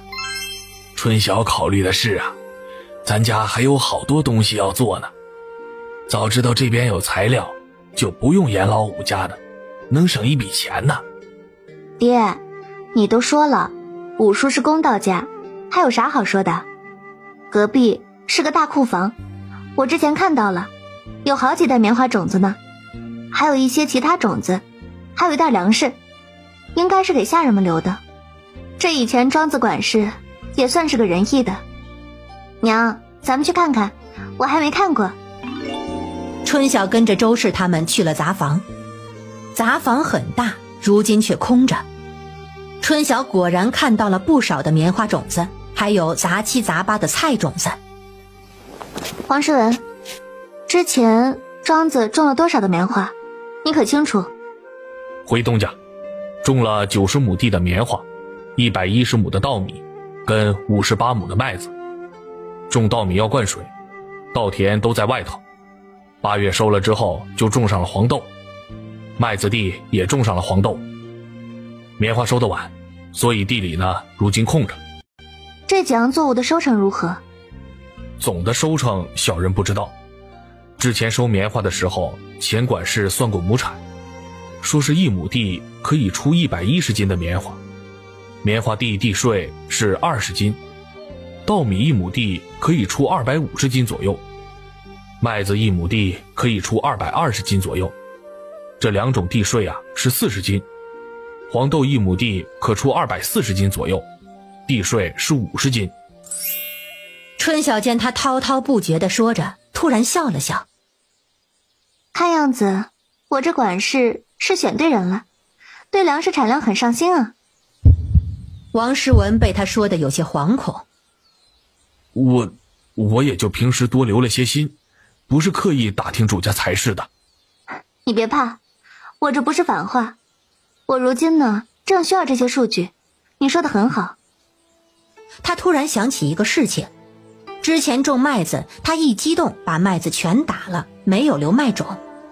麦种跟稻种都是粮食，人家自然不会留给他的，看样子还得想办法。库房有好几个，除了这个留下一些种子的，其他的都空着。他们又去了灶房，这个灶房比他家的还大，里面有一排4个灶台，8口锅，锅都还在。对面还有一排桌案，切菜放菜用的，刀具那些是拿走了的，还留下几个大菜盆，油盐酱醋也都没有。春晓记了下来。从灶房出来就是2个柴房，柴房很大，堆满了棉花杆子跟麦秆，平时做饭就从这处拿。这柴火杆我们住的那处空地还堆了不少。这宅子没有水井吗？春晓没有注意到，但是他觉得应该不可能啊。有啊，刚刚灶房边上的空地，就那边墙边上有一个，我看见了。要我带你去看吗？东家，这主宅后头我也没有来过，这个我也不清楚。王诗文有些尴尬地笑了笑。他们把院子又仔细地看了看，结果在东西间的侧面也看到一个。这井都做到边上，不像我们做到院子里，一看就看见了。这房子做得好，又大又好看，走廊还用了不少的木柱，这要是真做，怕是要花100-200两银子吧？肯定要，咱那房子都差不多花了100两呢。这庄子买的确实是值啊。严炳发如今觉得这1350两花得太值了。王诗文，除了这处主院，地里可还有井？有的，里头地呢有4口，2口深井，外头地呢有3口，地里总共有7口井。也别问他了，地里咱还没有去看过呢，就进门的时候大致瞟了一眼，咱自己去看看就行了。从侧门出去就能看到一望无垠的田地。一伙人来到地里，边走边看。地里如今有一边种着黄豆，黄豆已经长了一大茬了，但是大部分却空着，应该是之前种棉花的。这地方大，走路都费事儿，就这么绕着走一遭都要半个时辰，我看20多个人也成不了事儿，还得找人呢。250多亩地呢，20几个人的话，一个人就得管10亩啊，那哪里成啊？大山算了算，跟他娘得出的结论一样，得找人。庄子平日里干活有多少牛啊？那牲口圈很大，养的牛应该不少。总共是8头。才8头？他以为这么多地怎么着也得10来头吧，如今有2头，他得想办法买牛才行。平日做活的人除了你们还有谁？还有另一批管事们带的仆从，不过他们做的都是清闲活，主要是我们，还有10来个路村的村民。可是佃户？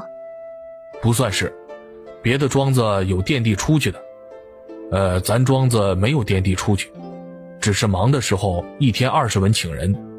刚刚这位老爷说一人管不了10亩，我们种地确实没有一人管10亩，我们一人管8亩地，剩下的都是找村里人做，种好了之后差不多就是一人管10亩。这还真是把人当牛使啊。地这些也看得差不多了，带我去你们住处看看吧。这房子比咱以前的都不如，这气味就让人受不了。春晓过来也闻到一股怪味儿，他走到房子门口看了看，房子里除了简单的床，基本上没什么东西。又见他们一个个穿着单薄，就知道平日过得并不好。房子也不多，差不多就是10间，除了4对夫妻，其他房间应该都是3、4人住一间，被子也是黑黄黑黄的。他稍看了下就出来了，田氏则直接站在一边捏起了鼻子。你们平时作息如何？饭食如何供应？天亮了就起来干活，天黑了就睡。饭食呢，一般是杂粥配菜，有仆从按点送过来。我们每个月会洗2次澡，上主院供房边上的净房洗。大概是看出了主家的嫌弃之意，王诗文赶紧解释。春晓又看了众人一眼，都跟我上主院那边，我们开个会。大家虽然不知道这开会是个什么意思，但是主家发了话，他们不得不从。来到主院后，春晓就把家里人安排到了东4间休息，其他人则在院子里站着。我这个人呢，别的喜好没有，但是身边的人一定要干净。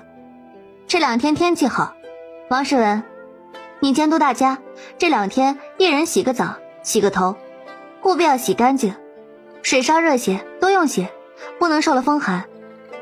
若是能相互之间搓搓澡是最好的，衣服旧没有关系，但是一定要穿得干净。春晓见他们穿着实在有些看不过眼，这衣服得解决呀。知道了，东家，下回来呀，我们肯定都干干净净的。第2件事，以后大家不要住那边了。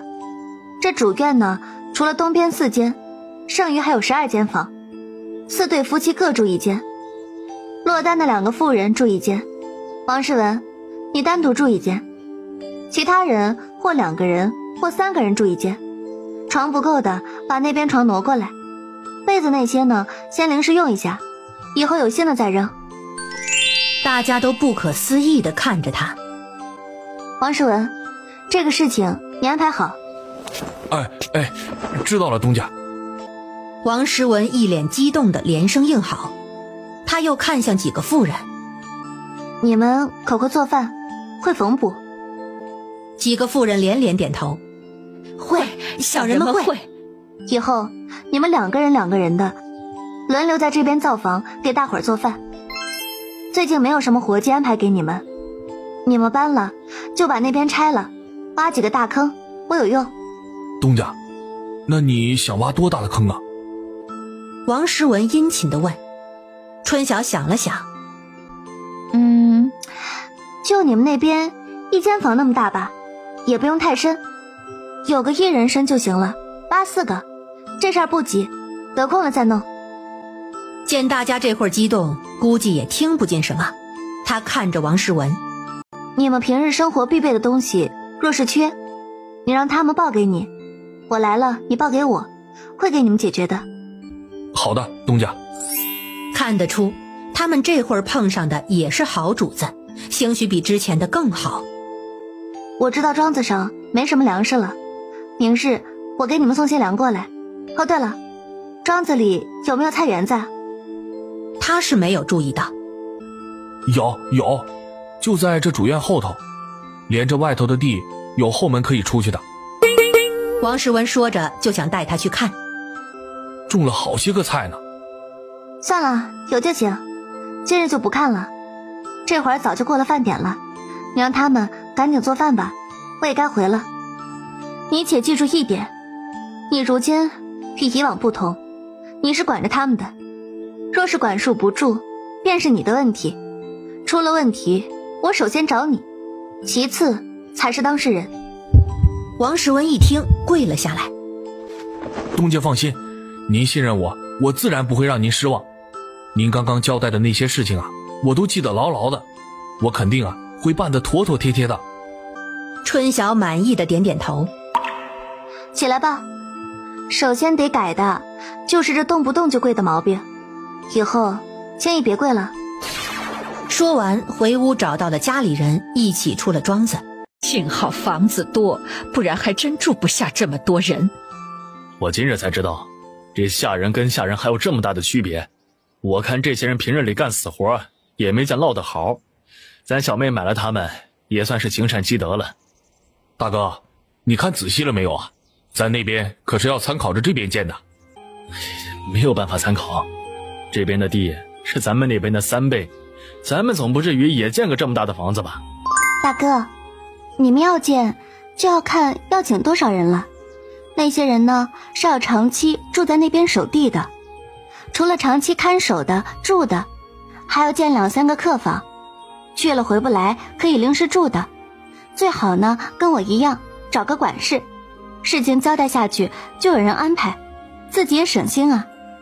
春晓说的是。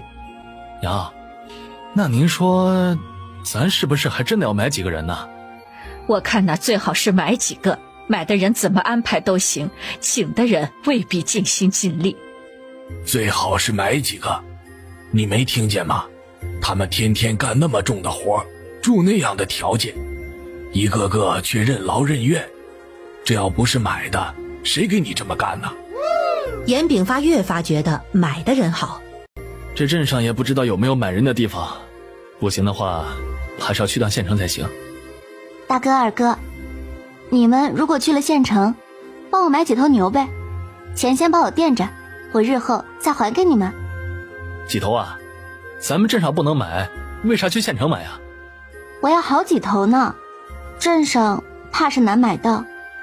春晓啊，你也有犯糊涂的时候，我们又不是3头6臂，如何给你弄回来那么多牛啊？最多一人能给你牵1头回来。春晓想想也是，是他自己犯糊涂了。那就给我牵2头回来，爹也帮我多看看，贵一点就贵一点，只是我先耍个无赖，钱你们谁买谁先帮忙垫付一下，我如今啊可是穷鬼一个。就你这样的还说自己是穷鬼，哼，真是气死人喽。几人到了镇上，春晓给大家买了包子，让大河赶着车带严炳发夫妇先回去，他则让大山赶车带着他跟田氏去买东西。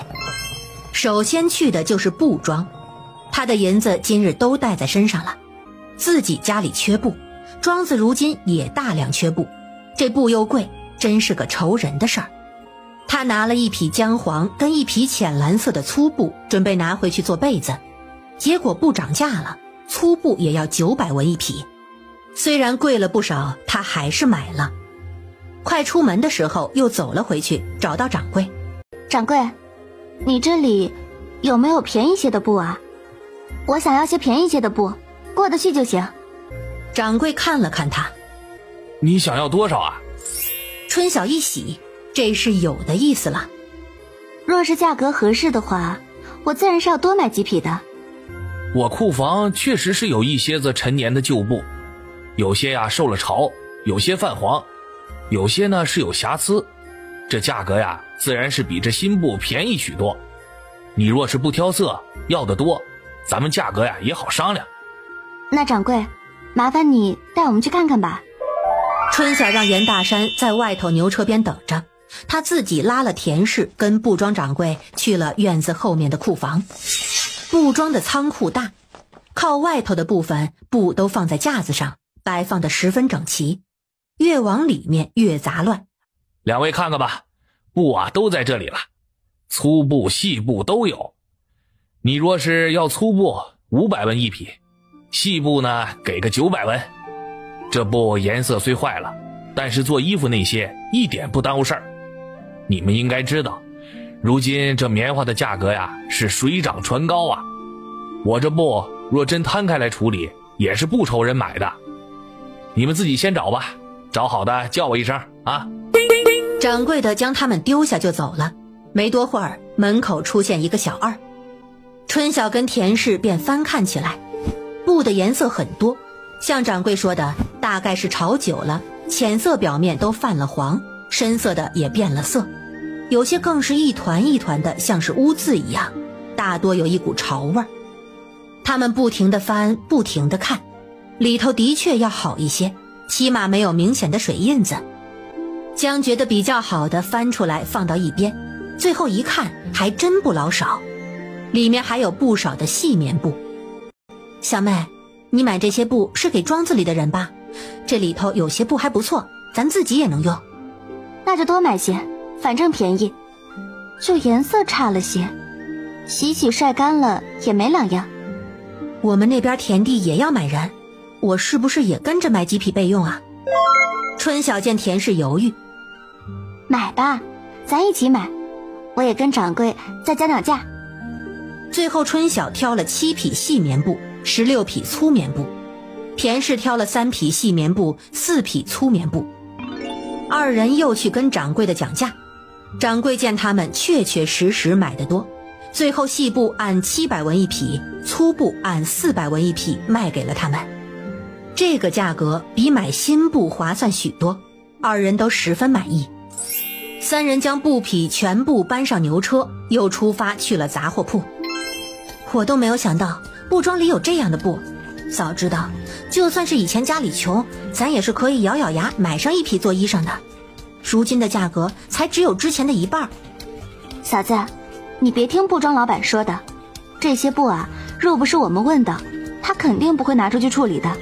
你想想，他若是便宜卖这些布，那新布就卖得少了，卖少了如何挣钱？所以啊，他宁愿报废掉，也不愿意卖的。田氏大惑不解，那他今日为何要卖啊？咱们是一户，影响不大。你没注意到吗？起初他就说了，少了就没有，多了才卖的。田氏恍然大悟，原来如此。这做生意的道道多，我们都没有春晓想得透彻。大山赶着车，去杂货铺是要买什么呀？我要去看看棉花。你家里不是留了200多斤棉花吗？怎么还看棉花？我给庄子里的人看的，我想买点陈棉。他又不傻，新棉那么贵，那么多人要用多少？他再好心，如今又没钱的。车子停在了杂货铺。掌柜的，生意好啊。掌柜笑眯眯地迎上来。托福，几位要点什么？你这里陈棉怎么卖啊？哟，如今的棉花可是紧俏货，尤其是今年。您要是去年的陈棉还是前年的陈棉啊？都什么价？田氏问。去年的76文，前年的50文。春晓与田氏面面相觑，有些无奈。那今年的新棉呢？春晓走进店子，随意的看。不好意思，新棉今年没有，这新棉呐，根本就收不到。前些时候好不容易得了些，没2日啊就被卖光了。新棉今年的价格可是不得了啊，今年种棉花的算是走了运了。我那里倒是有不少的新棉，掌柜，若是我用新棉跟你换陈棉，你可换？换，自然换。不知道姑娘要如何个换法？掌柜，还是你说吧，这行情呢，我们也不懂得，说错了岂不是笑话？如果姑娘的真是新棉，想换陈棉，去年的1斤兑1.5斤，前年的1斤兑2斤，如何？我能看看你的陈棉吗？这陈棉虽放得旧些，也是好棉花。要是你的陈棉都是烂棉花，我可不换。我带您去看看。我这小店啊，开了这么多年，一直都是童叟无欺呀。别说是烂棉花，受了潮都会好好的晒干。您放心好了，到时候姑娘的新棉呐，我也得好好看看。明日我就给你拿来，今年9月份才收的。春晓跟掌柜去看了棉花，棉花虽旧，但看得出不是重打的絮子，还算不错。他在心里算了算，庄子里的人一人3斤做棉衣棉裤就要81斤，一个屋2床4斤的盖入，5斤的垫入，冬天2床盖一起不冷，春秋可以分开盖，这样最合理。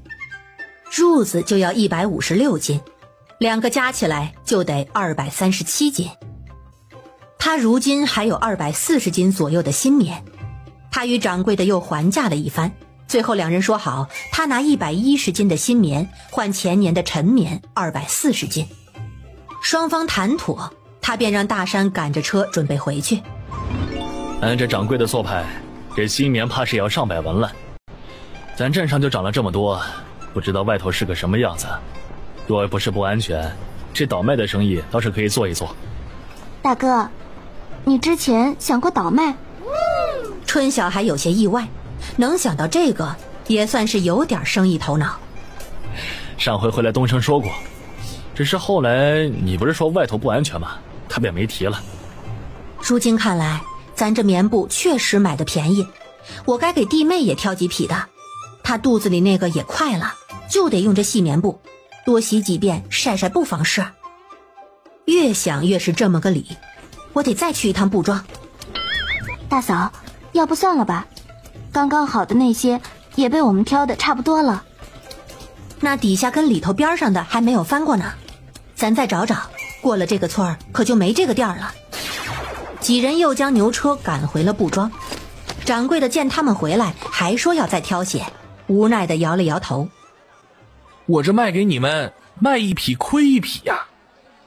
话虽这样说，还是带着他们去了库房。两人又开始在里面挑，还真让他们又挑到了几匹还算不错的。于是春晓又买了3匹细棉布，2匹粗棉布，田氏又买了3匹细棉布加1匹粗棉布。大山笑着帮他们把东西搬上车，边上有好些人不明所以的围观。3人布买完，才心满意足地离开。回到家，周氏看到一车的布，张大了嘴。你们这是把布庄给打劫了，想自己开个布庄还是咋的？怎么买了这么多的布啊？他上前去看，这布怎么这个色儿？这布不好，放久了怎么挑的你们？淑凤也跑过来，吃惊地看着车上。娘，怎么这么多布啊？春晓先将2匹新布拿回屋，放回了箱子。出来就听到田氏跟2人讲今日买布的事情，总结出来就是今日买的布十分划算。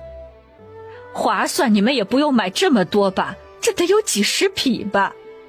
娘，今日庄子你们都去看过了，那些人的被子根本就不能用，得做新的。现在这么冷，他们穿的那么单薄，若是病了我还得给他们治，所以棉衣也得做，这2样加起来可不得好多布吗？我今日还买了不少细棉布，有一些看着不错，自己用也是没有问题的。周氏想想没有再说什么。你们这是买了多少啊？10匹细棉布，18匹粗棉布。当然新布2匹没有算进去。我的6匹细棉布，5匹粗棉布，我送2匹细棉布给弟妹孩子出生用。咱家地里若是买人也得准备着。娘，您不知道，如今这棉可贵了，前年的陈棉都要58文1斤。小妹今日跟杂货铺掌柜说好了，用110斤的新棉换240斤的陈棉。那这新棉不是值上百文？可不是。春晓这种棉花可算是种对了，这几日又有人到咱家问棉花种子的事情。我想着春晓啊，你到时候庄子有多，咱还是给些村里人，种成什么样就看个人的缘法呢。这个自然是没问题，只是到时候若是收成不好，可不能怪在我种子的头上啊。我看啊，还是别了。你担心的这个也不是不可能，可村里人也不是个个讲道理的，说不定最后还真怪到这种子头上，说咱给的种子不好。周氏迟疑了，他可是没有想那么多。这事儿以后再说吧，这不是还早呢吗？娘，先帮忙看看布，哪些可以自己用的咱也挑一挑。今日的布是真多，颜色也多。他在心里算了算，1匹布做3套棉衣裤应该是够了，1人1套就是9匹粗布，床单被套8匹应该是有余。这么一算，这粗布倒是买的刚刚好。幸好回去又挑了2匹，不然说不定还不够。这粗布是没得留了。里衣1人最少做1套，里衣单层用料少，1匹布可以做5、6套了，那5匹细棉布也就够了。春衫就以后再说了，单薄的衣裳他们应该也有，等日后条件好了再说。他便让周氏一起给他挑了5匹细棉布出来。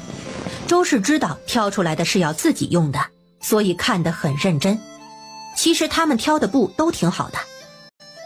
我看这些布都行，你给庄子上用粗布不就行了？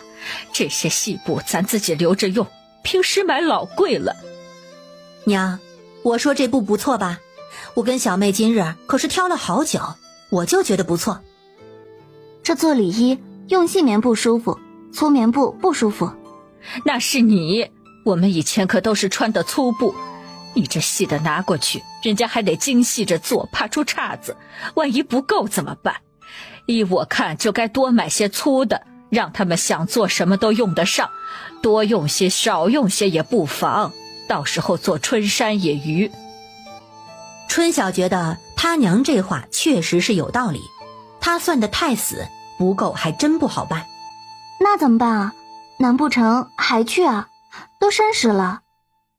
周氏看了看天色，去，今日是撞上了，万一明日那掌柜不卖了怎么办？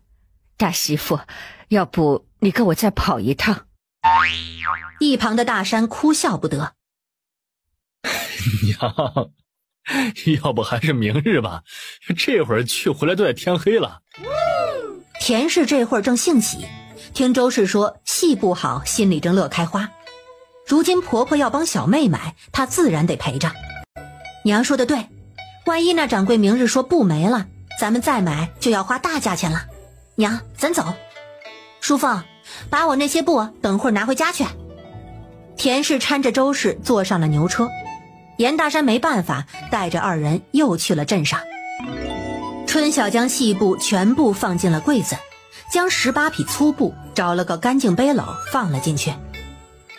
咱奶奶是真能，都这个时辰了，又跑去镇上。淑凤翻着她娘的布，这布做里衣确实不错，做春衫也行。今日是我见到布最多的日子呢。你娘说有2匹是要给你二婶娃娃用的，我先放回去，等她回来了再说。淑凤也背着背篓走了。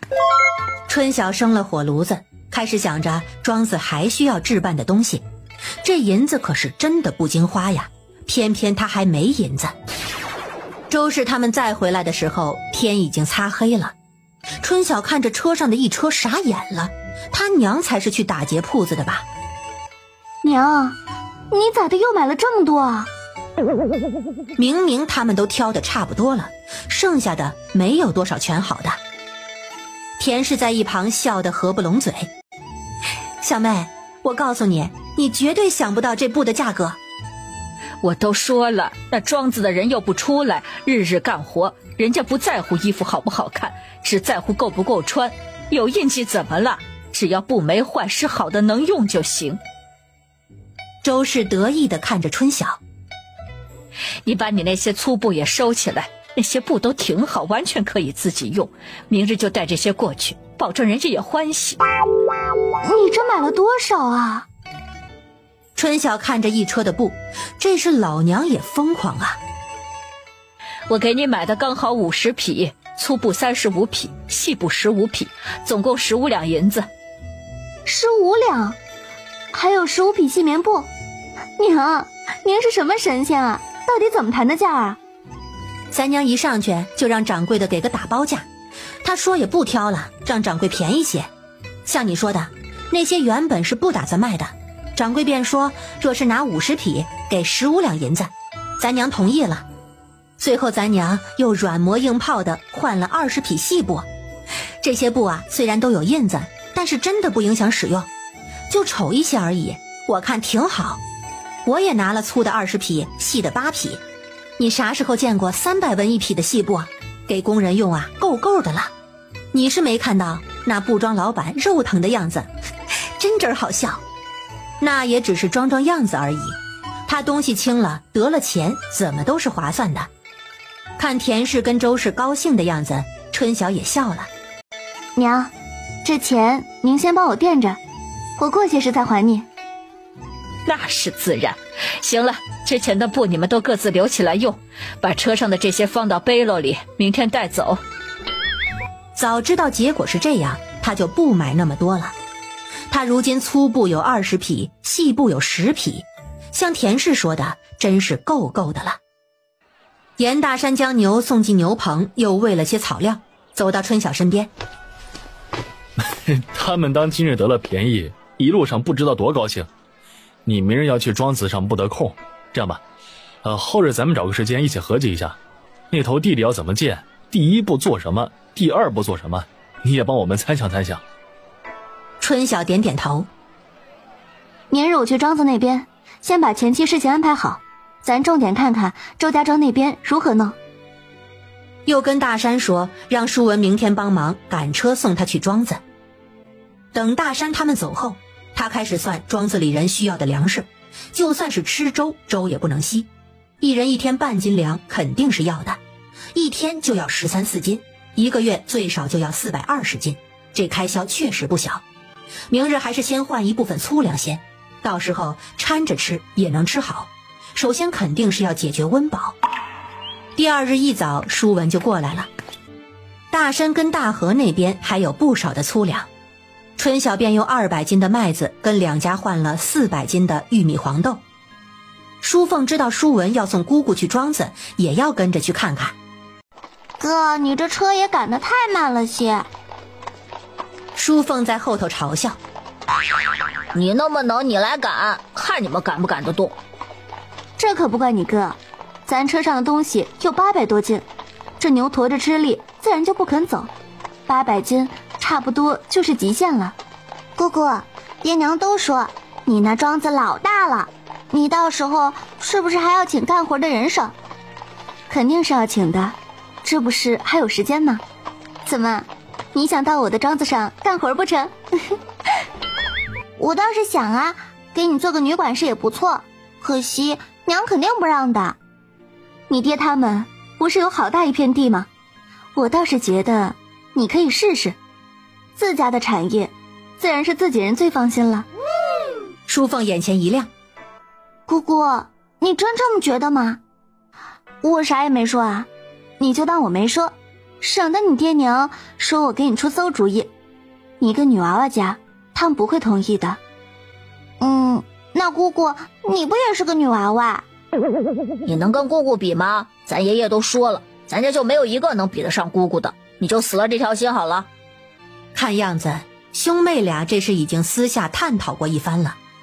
一个女孩子想要有些作为也不是错事，虽然年纪小些，若是历练出来可能顶上大用。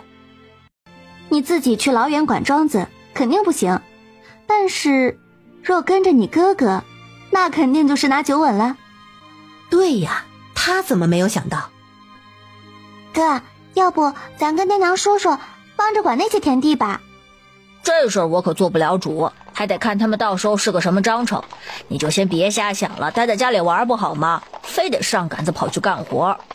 我乐意。春晓看着吵嘴的兄妹俩，又看了看大好的天气，真是难得的好日子啊。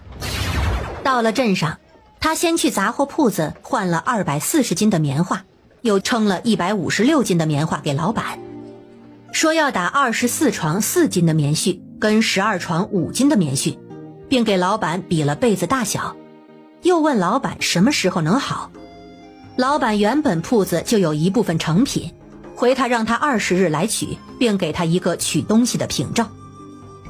被子的事情弄完了，他们便出发去了陆村。东家，请进。这人今日倒是看起来干净，应该是好好梳洗过了。到了主院，大家看到他都站了过来。春晓看着他们，动作果然迅速，这是全部洗过了。都搬过来了吗？搬了，昨日就搬了，我们大家都洗过了。一个妇人赶紧回话。王诗文呢？春晓在人堆里找了找，没找见人。王管事跟人去菜地了，刚刚已经有人去叫了，马上就能来。有人端了凳子出来让他们坐。淑凤很好奇地看着这些人，很快远边就有人跑了过来。东家，你来了。是王时文，后头还跟着2个人。先让人把车上的粮食抬到仓库放着，黄豆跟玉米合起来有400斤，细面有200斤，大米没有，你们先对付着吃，就按照1天14斤的标准，应该可以吃40来天。大家赶紧动手开始搬东西，舒文则在一旁告诉他们哪是粮食，怕他们搬错了。等粮食搬完之后，大家又站在一起等训话。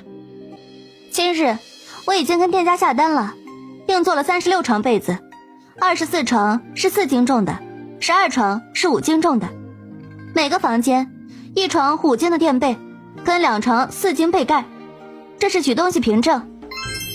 他将条子给了王时文。20号以后记得去镇上肉子铺取，可别忘了。安静的人群开始有了响动，有人开始小声交流，看得出都很高兴。这就高兴呢。春晓看向那几个妇人，有几个活儿是需要你们做的。东家请说。我这车上有棉花跟布，棉花呢是每个人3斤的份额，给你们每人做一套棉衣棉裤用的。这里有50匹布，35匹是粗棉布，15匹是细棉布。除了做每个人房里的被单被套，你们还要给每个人做一套棉衣裤，做2套里衣，还有2套春季换洗的衣物。我知道活儿比较多，只能辛苦你们一些，先赶棉衣。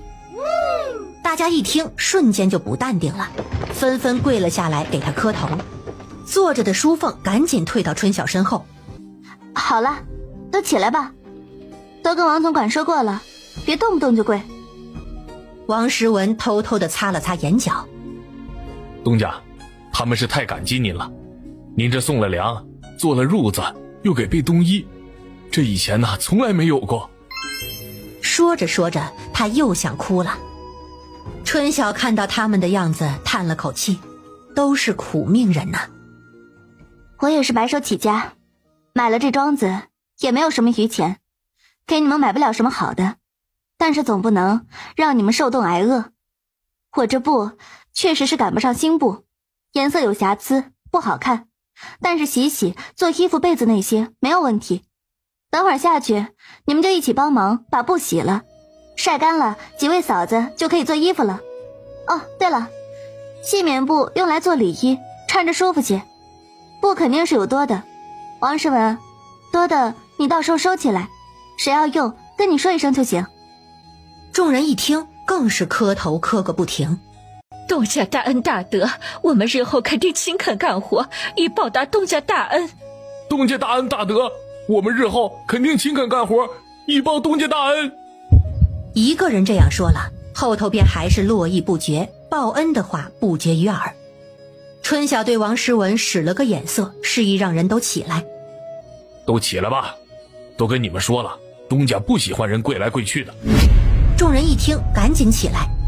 王诗文让人把棉花放去了他的房间，又让剩下的人赶紧去打水洗布。今天天气好，洗了晒一下午就能干了。这棉布不能用热水洗，只能用凉水，就让男人们洗吧，妇人受了凉不好。褥子到了，你们以前的旧的不要了，都睡得没人形了，到时候都一起烧了。众人齐齐应是，大家各自拿着布去清洗。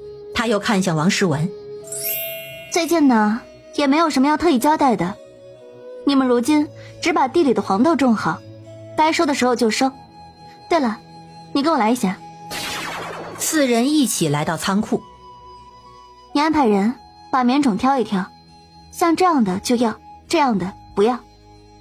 春晓拿了颗颗粒饱满的跟一颗扁的给王诗文看了看，全部挑出来，这个事情不急，年前做出来就行，如今最紧要的是做棉衣，你看你们穿的太单薄了。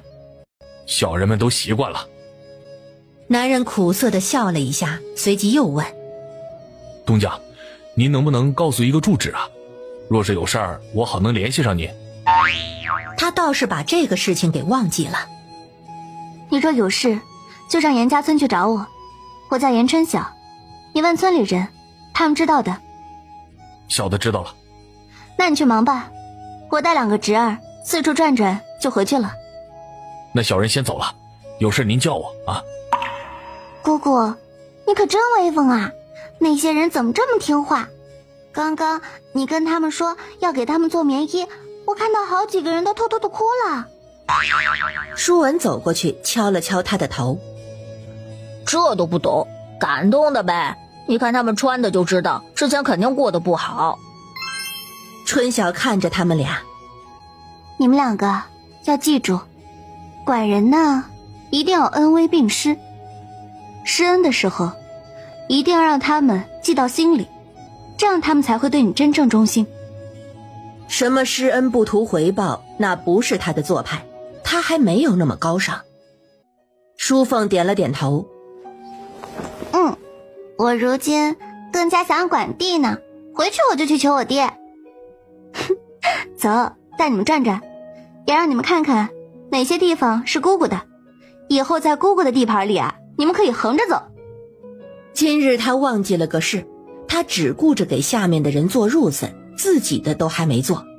东四间那边至少要准备2间能住人的出来，家里也得多做几床。家里不多，他可以洗些细棉不做，棉花怕是要用不少了。带着2个孩子把整个地界又转了一圈，这回2人都服气了。姑姑，这么多地，你要收多少棉花呀？明年你就要发财啦！你懂什么？咱姑姑已经发财了。唉，庄子里的人啊都不认字，这是个难题。日后管账，要么就请个账房，要么就得自己来。我还想着让舒文帮忙呢。你们又要管自家的庄子，姑姑缺人才啊。姑姑，你找东升哥呗，他如今又认识不少字儿，还会写，都是我教的，不仅会写还会算呢，虽然不如我。舒文洋洋得意。你这可算给姑姑出了个好主意。等过些时候啊，姑姑问他愿不愿意。临走前，春晓又给了6两又248文银子给王诗文。这钱你拿着，1两又248文是褥子的工钱，你到时候拿被子的时候给人家，剩余的留在手上。若是庄子缺针头线脑那些杂七杂八的小玩意儿，你自己做主去买，事后你记个账。我知道你不会写字，你就记能让你自己看懂的就行，起码我问起来知道怎么用了。春晓如今穷死了，今早他还把15两银子给了周氏，周氏让他拿着，他也坚持给了。用父母的钱那是没出息的人干的，如今又出去6两，他就只有9两多了。今日13号，他决定21号之前不出门了。难得带侄儿侄女出来，他们到了镇上，春晓找了个面摊，要了3碗牛肉面，让老板放大份的肉，又让上了2盘子凉菜，花了50文钱。虽然没有钱，但是吃的方面觉得不能亏待了自己。姑姑，你村上种地要请人没钱怎么办？我还有10多两银子，我借给你吧。你那点银子我还看不上，我们的卤肉每个月有进项呢。还有，你们看到我那地里种了老多的黄豆，到时候长成了也能卖不少的钱，你就不要操心了。不过姑姑还是要谢谢你。为啥你会有10两多银子啊？淑凤傻眼了。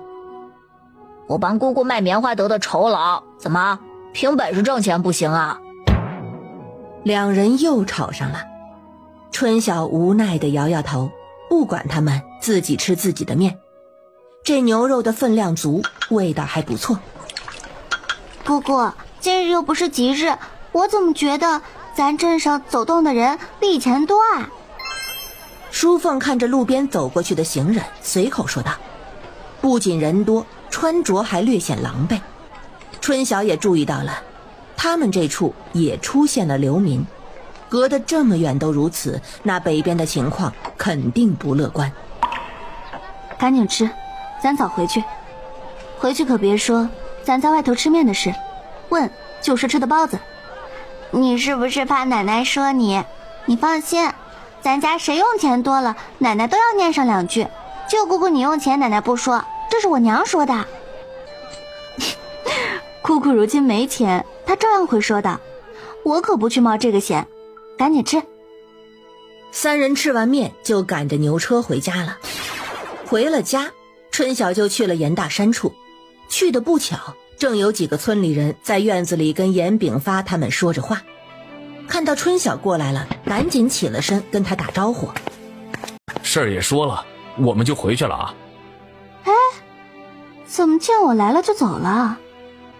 春晓看着几人走出院子。我这么吓人呢？严炳发一听就笑了。你当你是大虫呢？见你就怕。话说完了，不走干啥呀？是为了种子的事情，还是做工的事情啊？做工的事儿，来打听消息的。咱自己还没有眉目呢。你来的正好。庄子那头都整妥帖了？差不多了，反正我能做的都为他们做了。爷爷，你不知道姑姑今日多威风，人家都给她下跪呢。早就见识过了。田氏从屋子里走出来。庄子大不大？娘没骗你吧？大，老大了。来，赶紧的。舒文呐，去把你二叔叫过来，说咱要商量地的事情。没多会儿，严大河就来了，后面还跟着盼儿那个跟班，他来找淑凤玩。姐今天有重要的事情，你先回去，我下回再去找你。把盼儿打发走，他便凑到院子里的桌边听他们讲话。我觉得在周家村找他们的李正买地做房子，还得让他们拿捏。就春晓那个事儿，我就觉得周家村不是个好的。虽然这样，但是不买地做房子该如何呀？要不就做个庄子，跟春晓那边一样，花2亩地做房子，税地就税地，大不了多出2亩税钱，咱也把地啊都围起来。你说的倒轻松，做着房子家围起来，没有100大几十两下不来呀。咱前期是要花不少钱，但是后期能省不少麻烦呢。这地也好管理不是？爹，你以后就知道了。大哥，你怎么说？我们觉得可行。大河说的这个保险。大河笑了笑。我就知道大哥会同意，连我媳妇儿都没有反对。那咱要看看什么时候开工好。今日都13号了，这做房子还得找人呢。这找人就只能就近找了，找谁做活都一样。你们个既然决定好了要做庄子，那明日我们就得去找钟师傅。房子做那样的？不用做春晓庄子那样，那种费钱。我看就做个春晓村委那样的就行啊，多加几个卧房，等会儿春晓帮掌门画个草图。行啊。这地的事情说完了，咱说说这人的事情吧。这个就有些头疼了，村里好多家都找上门了。这有什么头痛的？春晓看了看他大哥。这是好事儿啊，按照我们想要的挑就行了，总不至于人人都用上吧？那不可能。咱们还是把管事的人先定下来吧。若真是要买人，咱得抽空去趟县城。这2日我抽空问过牙行，镇上没有卖人这项买卖，主要是需求不大，他们若是做会亏本的。这人呢，我觉得还是要买，至少要买3、4个，握着身契，做什么都方便，可以长期住在庄子里，安排庄子里的一应事务。若是能找个能写会算的，就更好了。这要求就高了，人家能写会算，怎么不能活呀？还用得着卖身吗？怎么没有？有些个罪奴做错了事，被发卖的不是没有，只是要碰而已。爹，我想去给你跟二叔管庄子，我就能写会算。淑凤突然开了口，怕大家听不见，她特意说得很大声。几人看着她就笑了。小丫头还挺有志气，不过呀，你个女娃就算了，若是你哥呀，二叔还可以考虑考虑。你若是在外头出了什么事情，你爹呀，非得跟我断绝兄弟关系。大人说话你不要插嘴，这是你个小闺女该掺和的事情吗？那如果我跟哥一起，你们同不同意？我们肯定会管好的，我们就住那里头，你们就算是买了人，人家啥都不知道的，总要有时间适应吧。这几人面面相觑，一时也不知说什么好。也不是不能让他们管，但是他们毕竟是小了些。田氏看着淑凤，朝他皱了皱眉。淑凤这会儿才不管他娘怎么想，就固执地看着几人。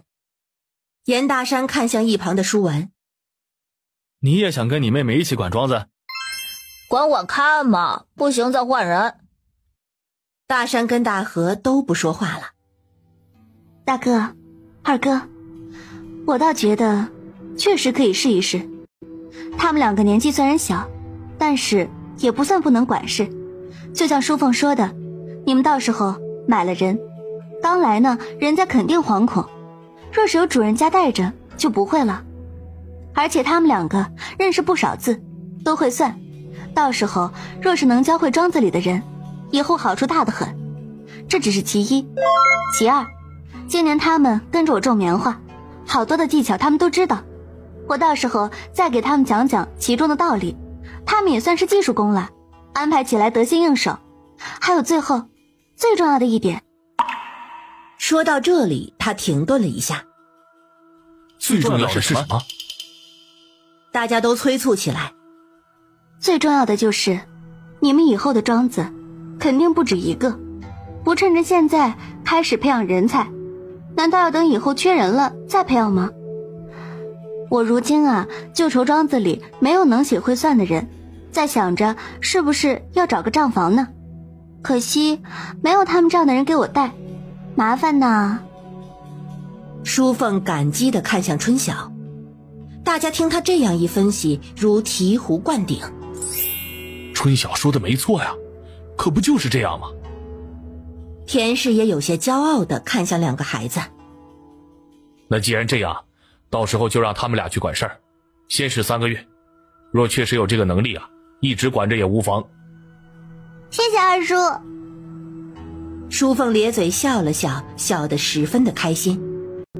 这孩子哪家闺女像她这样？周氏无奈地笑了笑，重新看向众人。这买人跟管事的定下来了，这招长工的事情怎么定啊？他出去一回就要被问，出去一回就要被问，如今都厌烦了。80亩地，买4到6个人，咱们请长工，怕是要10来个吧？就算是1人5亩，也得10几个人呢。至少得10个人吧，还要买牛。春晓那处200多亩是8头牛，咱们最好是要4头牛吧？我看他那8头肯定是少了。这如今一下子要那么多的牛，哪里找得到啊？我还不得按最低标准算。所以我说我们怎么着也要4头牛，如今就得去学磨了，还要提前订工具，哪都要钱呢。工具我那边有留下一部分，也是要订的，这个不急，有时间。只是这牛确实得抓紧了。你们请长工准备工钱怎么算？还是700，那这1个月就得7两银子呢。周氏趁机插道：这个我想好了，600文钱包早饭，早上去晚上回，也不用在那里头住，咱这待遇算好的了，自然不能按照春晓那样算，他人少。严炳发点了点头，这大致的都已经说好了。定人选这块春晓自认为简单，但是大山跟严炳发可都犯了难。他们毕竟跟村里人打交道的多，如今报上来的人远远不止10人，招谁不招谁是很容易得罪人的。春晓啊，你那处是不是也缺人呐？爹，我在陆村，可比周家村远，太不方便了。我都想好了，还是请附近村子里的人好些。你们这个人选呢，你们自己斟酌好。我就提醒一点，在庄子干活的人都得跟之前一样签契书，谁不签，那不好意思，咱不请。那是当然。人选嘛，咱不急，咱有时间选，还是先把庄子的事情办了，做房子怕是要个把月，那么大的院墙得请不少人砌，这些都是早早要办的，办好了才能考虑第二步去买人的事。哦，还有买牛的事情。你们忙你们的去吧，这生意的事情就不要管了。以后送肉就让舒文跟舒凤去，他们既然要学着管事，这些事情可以提前练练手。拿货的事情就我跟大媳妇去。大河，你忙是忙，你媳妇的事情可得安排好了。2个孩子又小，不然你不在，就让他待在春晓那处，有人看着总能放心些。行，娘，我知道了，回去我就跟他讲，正好可以一起卤肉。咱田地生意要顾好，家里人也不能忽略了。这2日天气有些阴冷，严炳发他们已经联系上钟师傅他们开始做房子的事。大生跟大河去周家村找了李正，说他们要在前头地里盖庄子，要请人，不包饭25文一天，让他帮忙问问他们村有没有人愿意干。李正这才知道那王财主家的地被严家兄弟买了，不禁为周家老2口子唏嘘，失了这么好的一门亲家。天气虽然冷，但是有钱赚，许多人都是十分乐意的。李正说了以后，纷纷跑去报名，还有人特意跑到周兴才跟许氏面前去说，这严家兄弟以前来过，他们多数都认识。许氏经过这1年的劳累，已经少了许多当初的锐气，只是撇了撇嘴，他兄弟的又不是他的，我们弘志成亲1年便有了儿子，还不是那严春晓没用，他们家的事儿与我们不相干。说的人没落到好，也不再跑第2回了。如今他就在想着人手的问题，这东升若是愿意去庄子里头，那这处可就只有1个人了，他还得再找1个人。听说木生叔家旺福回来了，倒是可以说一说，不过要等东升的事情确定下才行。21号这天，他们也到了分钱的时候。以往分钱他总是表现得很平静，但这次不同，这次他穷啊，有银子进账，他比以往哪次都高兴，终于又得了68两多银子。今日一大早，屠户就赶着牛车给他们送了4大筐子，据说是除了没有猪头，其余整整9套。周氏给了1两多银子的钱，想着人家屠户大老远的来一趟不容易，干脆改日不如撞日，让他帮忙把家里的猪给杀了。周氏去找了严木生、石柱他们，严家父子3人都来了，又去张氏那边把猪给赶了过来，大家在大山院子里开始杀猪。我每回看到你们家这房子，再想到你们以前的房子，哎呀，真是跟变戏法似的。大家的脸色突然有些紧张，只有屠户还在说笑。春晓原本是看热闹的，突然想到了什么，又跑了回去。半个时辰后回来，猪已经开膛破肚，都杀好了。周氏给屠户割了上好的10斤肉。春晓走上前，张大叔，这1年多亏了你帮扶，我这里有10斤棉花，都是自家种的，今年新收的，您拿着聊表谢意。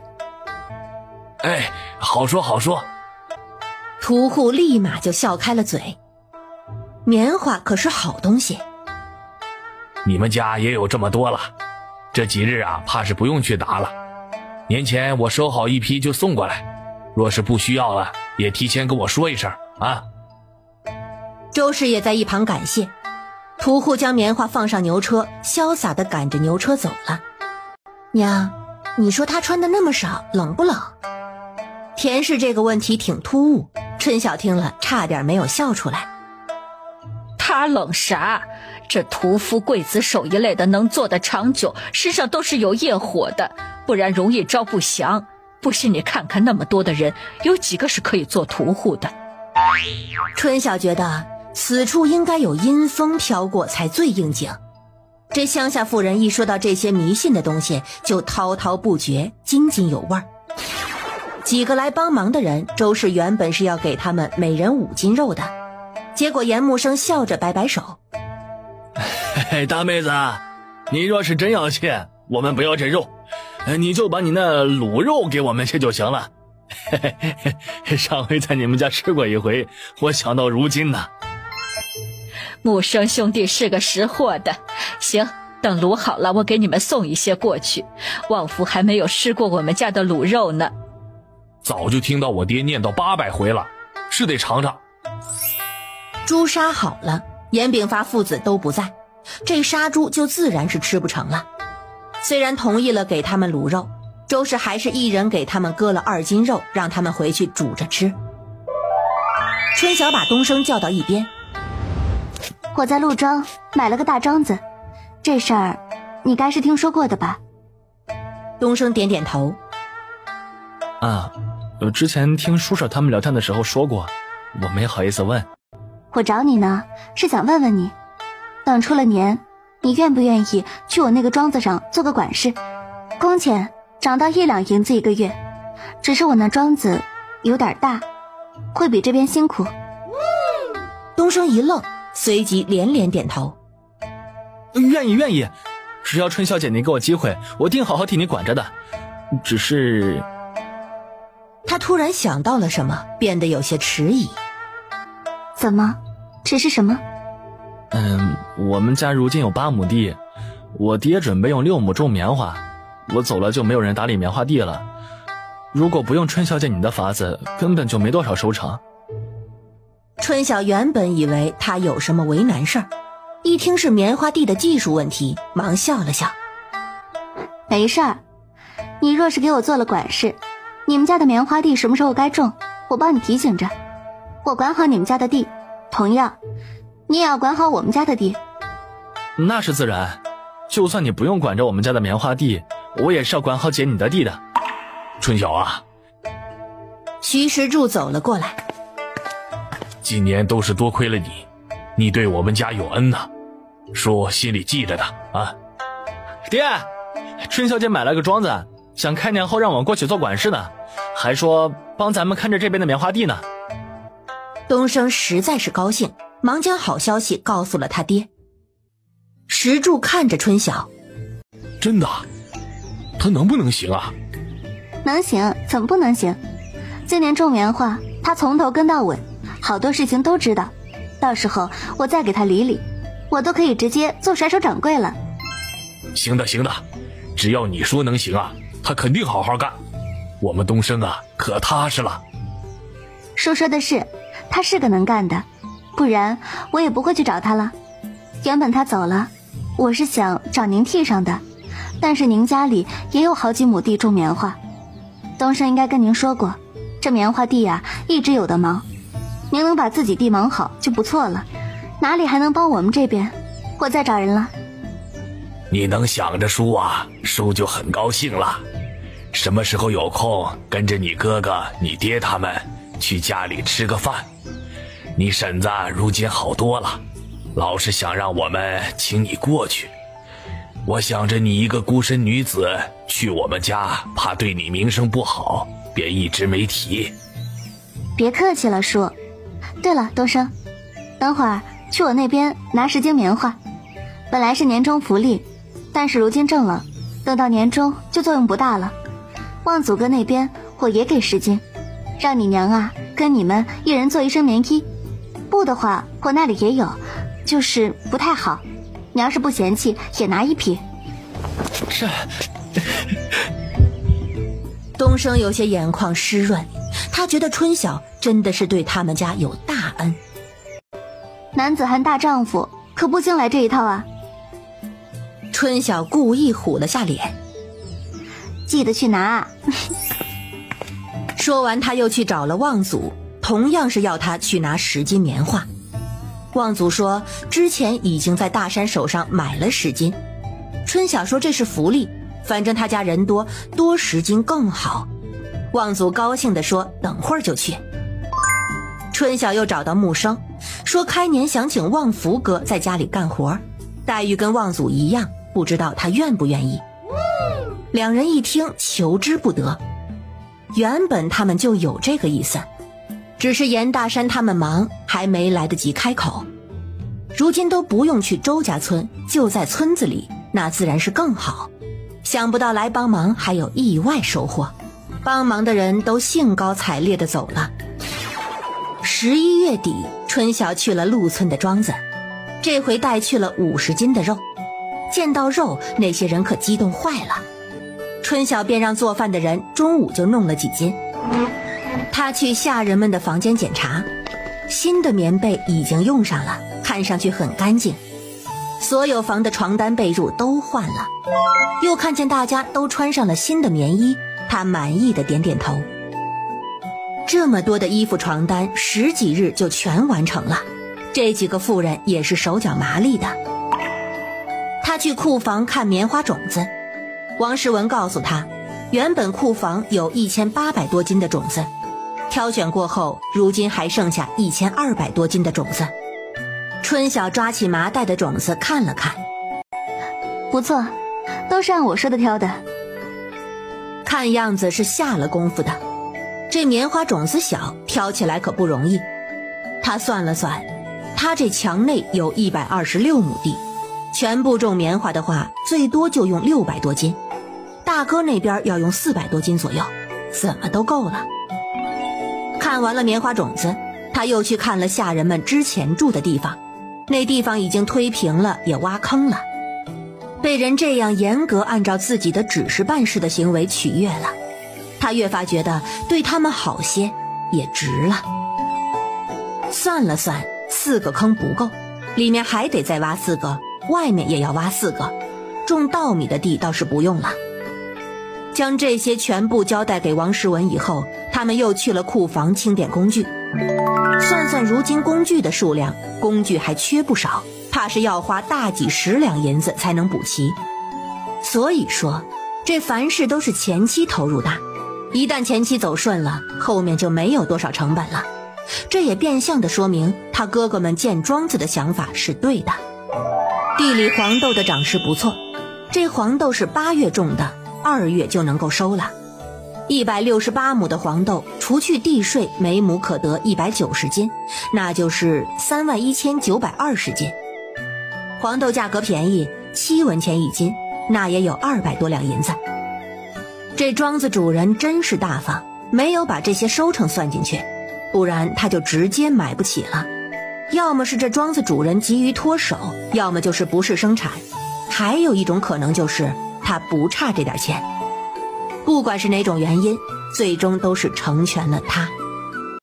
家里的卤料差不多还有2个月的量，我想去县城看看，我还没有去过县城呢。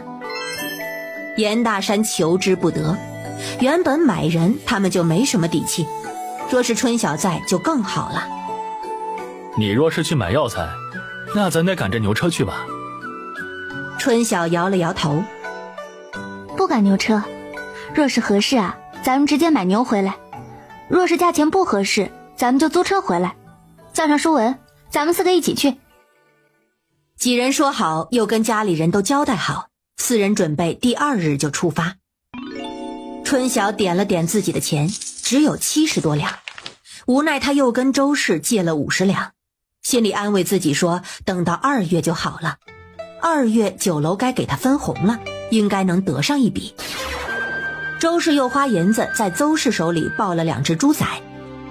春晓原本以为经过去年的事，邹氏可能不会再给他们家供猪仔，谁知人家不仅没有隔仇，反而十分的热情。隔仇的大概只有严三江的娘孙氏，每回见到他们家人就嘴不是嘴，鼻子不是鼻子的。他听他娘说，往年这个时候严三江都该回来了，如今倒还没有影子，估计也是没什么脸面回来的。周氏问他养的那些鸡怎么弄，这都过年了，是不是要杀一些？若要杀了，他还真有点舍不得，这些鸡还在下蛋呢，便说他们要便杀几只，其他的就暂时先养着吧，这鸡下蛋可以下1-2年呢。延琪已经放冬假了，这几日在家里做小夫子，给家里的哥哥姐姐补充教学。东升知道后，便每日都到严家报到，跟着一起做最勤奋的学生。开年他要开始做管事了，若没有2桶水，怎么好办事儿？春晓对于他爱学这点是举双手双脚赞成的，他很是鼓励，让他好好学，到时候到了那边把另一个管事带出来，那他就是大功一件。11号一大早，严炳发送货，顺便送他们去镇上。他们在镇上找到了去县城的车，车费一个人要50文，车上原本已经有2个人了，加上他们4个正好满员。舒文，县城有什么好玩的没有？你有没有去过？舒文郁闷地摇了摇头。你去了2回，就没有出去看看好玩的地方？舒文耷拉个脸。姑姑，每回去都急匆匆的，到处联系人，事情办好了便赶着回，哪里有时间玩？我连县城是个什么样子都没有转悠明白，就知道县城比咱镇子大。那咱们这次去可得抽个时间转转，好不容易去一趟，不能白去啊。你去跟我爹讲吧，他每回都急匆匆的，他若办好了事儿不愿意多留，我们还不是得跟着一起走？那我们就见机行事，若是我们有理，你爹到时候也得听我们的。舒文一乐，眼带惊喜地看着他。真的？咱这回要在县城玩？若是事情办得顺利，那自然是要去玩一玩的。今日是个好天气，原本出发之前他还想着要好好看看镇子外头的景色，谁知一觉醒了已经是下午了，他居然靠着严大山睡了几个小时。他擦了擦嘴角的口水，不好意思地笑了笑。哎，怎么就睡了这么久？舒文在一旁笑。姑姑，你这一路睡得可香了。你姑姑是平日累的，能睡是福。大哥，你们之前去县城是在哪里落的脚啊？大河也许久没有去过县城了，不知道县城这几年的变化大不大。就在县城的云来客栈，县城东南方向，客栈环境不错，价格也实惠，一间房1天是110文。110文一晚上还不贵啊？二叔，你是没有在县城住过，110文很便宜了，贵的200文呢，咱到了就要先把房子订上，不然去晚了可没有房间，只能去住那200文一间的。这是住店还住出经验来了。那咱等会儿开几个房啊？要不就开2个，小妹住1间，咱3个挤一挤。严大山皱了皱眉。挤一挤是没问题的，但是这被子怕是不够大。没事儿，咱3个凑凑，人多睡一起不冷。咱在县城啊，怕是不止待1天，能省些就省些。最近做房子用了老多的钱，这钱都记账还没有好好算呢，后头要置办的还多。严大山点了点头。那就挤一挤吧，就要2个房。牛车很快到了县城，进了城，他们便按之前说的直奔云来客栈。还有1个多时辰天才会黑呢，咱们现在是先去找药材商，还是先去找牙行啊？春晓摇了摇头。药材的事要先问，但不是今日，下午去也不太好。咱们先转转县城吧，听舒文说你们来了2回都没有怎么逛过，这会儿时间不多，办事不成，逛逛还是可以的。我也想去看看，好久没有来县城了，看看跟以前区别多大。4人出了客栈便往县城的中间走。如今正是年关，做生意跟买东西的人都多。姑姑，这会儿夜里会点灯，还有好多人卖东西，可热闹了。你不是说你之前没有逛过吗？怎么知道人家夜里点灯啊？之前爹不让我晚上出来，我趁他打探消息的时候溜到附近看过。舒文偷偷地看了一眼他爹，其他地方就没有去过了。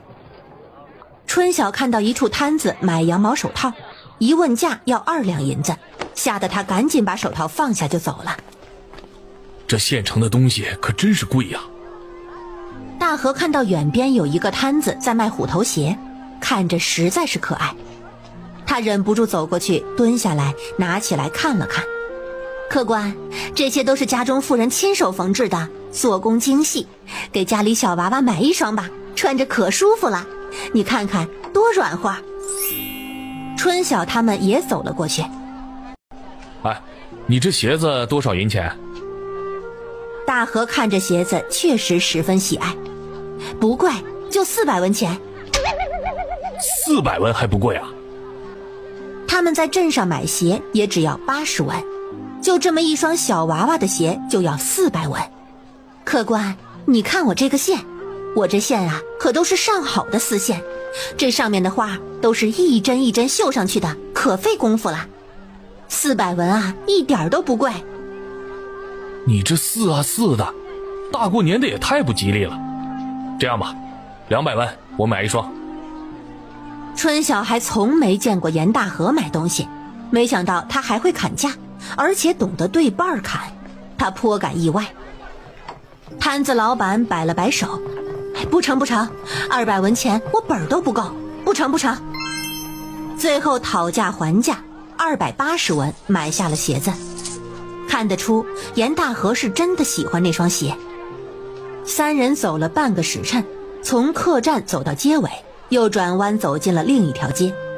回去的时候天已经黑了。3个大人手里都有了东西，这逛街怎么可能不买？特别是看到那么多眼花缭乱的东西。晚饭就在客栈吃的，吃完后便各自回房休息了。第二日一大早，春晓刚洗漱完没多久，严大山他们就来敲门了。4人决定去找药材商问药材的事情。他们要找的人其实有好几个，8味药并不是在一个人手上买的。严大山先带他们去了县城东边的巷子。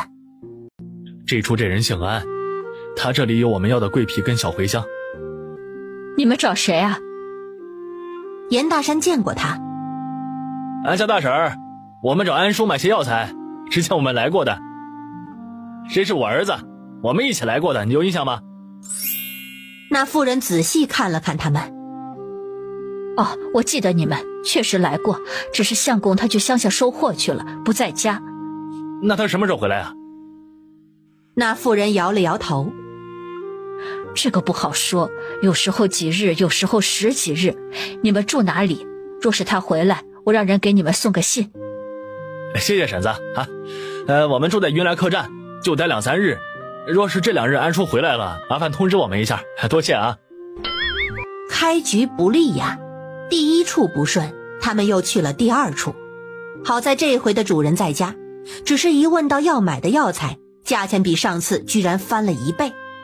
几人都知道药材或许会涨价，但是不知道居然会翻倍。他们客气地与老板道了别，又去了另外的地方询问。这一问才知道，如今的药材早已经今非昔比，有的地方还更贵。到了下午的时候，他们也只各自买了100斤左右的生姜、草果跟白芷，不得已又绕到第2家买了100斤的花椒。东西全部运回客栈，天色也不早了。他们在客栈吃了饭，春晓便提出要带舒文出去逛逛。兄弟2人在家要看着东西，便让他们自己注意安全。2人出来的时候，天已经擦黑了，外头到处都燃起了灯笼。2人在街上随意的逛。舒文毕竟年纪不大，看到什么都新奇。此处出门他也是带了银子的，好几次想买都被春晓制止了。那个玉环是假的，真玉哪有那么便宜？茶杯好看，但是路上不好带，它都没有一个像样的包装。你又不上战场，看什么武器啊？最后舒文拿着个拨浪鼓，可怜兮兮地看着春晓。这个总可以买了吧，送给小宝以后玩。春晓点点头，他高兴地付了20文钱，将拨浪鼓插在了腰间。第2日依旧是一大早就起来了，几人今日准备先去牙行看看。想到要过他们的手直接买人，3人都有些紧张。春晓虽然买过人，但是那些是打包给他的，并不是他亲自选的。一路走在去牙行的路上，他们都还在讨论要什么样的人，要男要女。等真正到了牙行，几人才知道他们多虑了。门口进进出出的人不少，有一些是直接带着人走的。县城有好几家的牙行，他们问了客栈掌柜，说这一家是在同行中口碑最好。几人刚进去，就有小厮迎了上来。几位，你们是要买地呢还是卖地啊？是要买人还是卖人呢？这话问的也是直接明了，知道他们是要买人，小厮将他们带到了左边一处院落。院子里有好几个亭子，招呼他们在一个亭子坐下后，便有丫鬟模样的人上来奉茶。小厮没走一会儿，就有一个中年汉子过来了。诸位，我是这牙行的管事之一，听说各位要买人，不知道各位都有什么样的条件。以前这人不好找，如今可不同了。北边战事刚起，这流离失所的人多，我们这里供挑选的人就多了。春晓越听越觉得这话别扭，他看了一眼那个管事。你这里有会写会算的吗？管事一听就卡了壳，随即又笑了起来。这读过书的都是抢手货，人还没到就被订走了，可等不到这个时候啊。您几位有什么要求，不妨说一说。大山看了看春晓，随即看了看亭子外面。我们想买几个能干农活的人，只要身体好能干活就行。管事一喜，这也算是最基本的要求了。那您需要几口人呢？我这里就有现成的人，您要几口，我好给您挑着。你们这一口人是个什么价钱呢？大河故意挺直了几倍问道。20到40岁的壮年价格在9到10两之间，40到50的呢就略便宜一些。若是妇人就要具体看了，价格跳动也大。不如我带您几位去看看如何？几人也正有此意，起身跟着管事进了内院。进了内院没多久，就有一个长得十分壮硕的像保安一样的人带着一群人过来了。这群人差不多有20多个，身上都穿着单薄又破烂。春晓还看到2个妇人在发抖。这里头有夫妻？若是夫妻，那应该是比较稳定的。后期管理庄子，除了干活，还有人做饭缝补，最好。他们来的路上也说过了，若是有看得上的夫妻，就买夫妻。有4对夫妻，都是无子夫妻，不添累赘。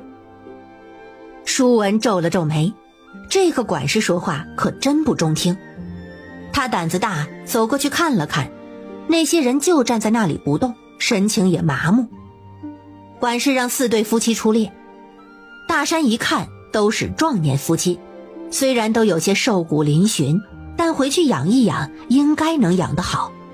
他看着身边的管事，我能问他们话吗？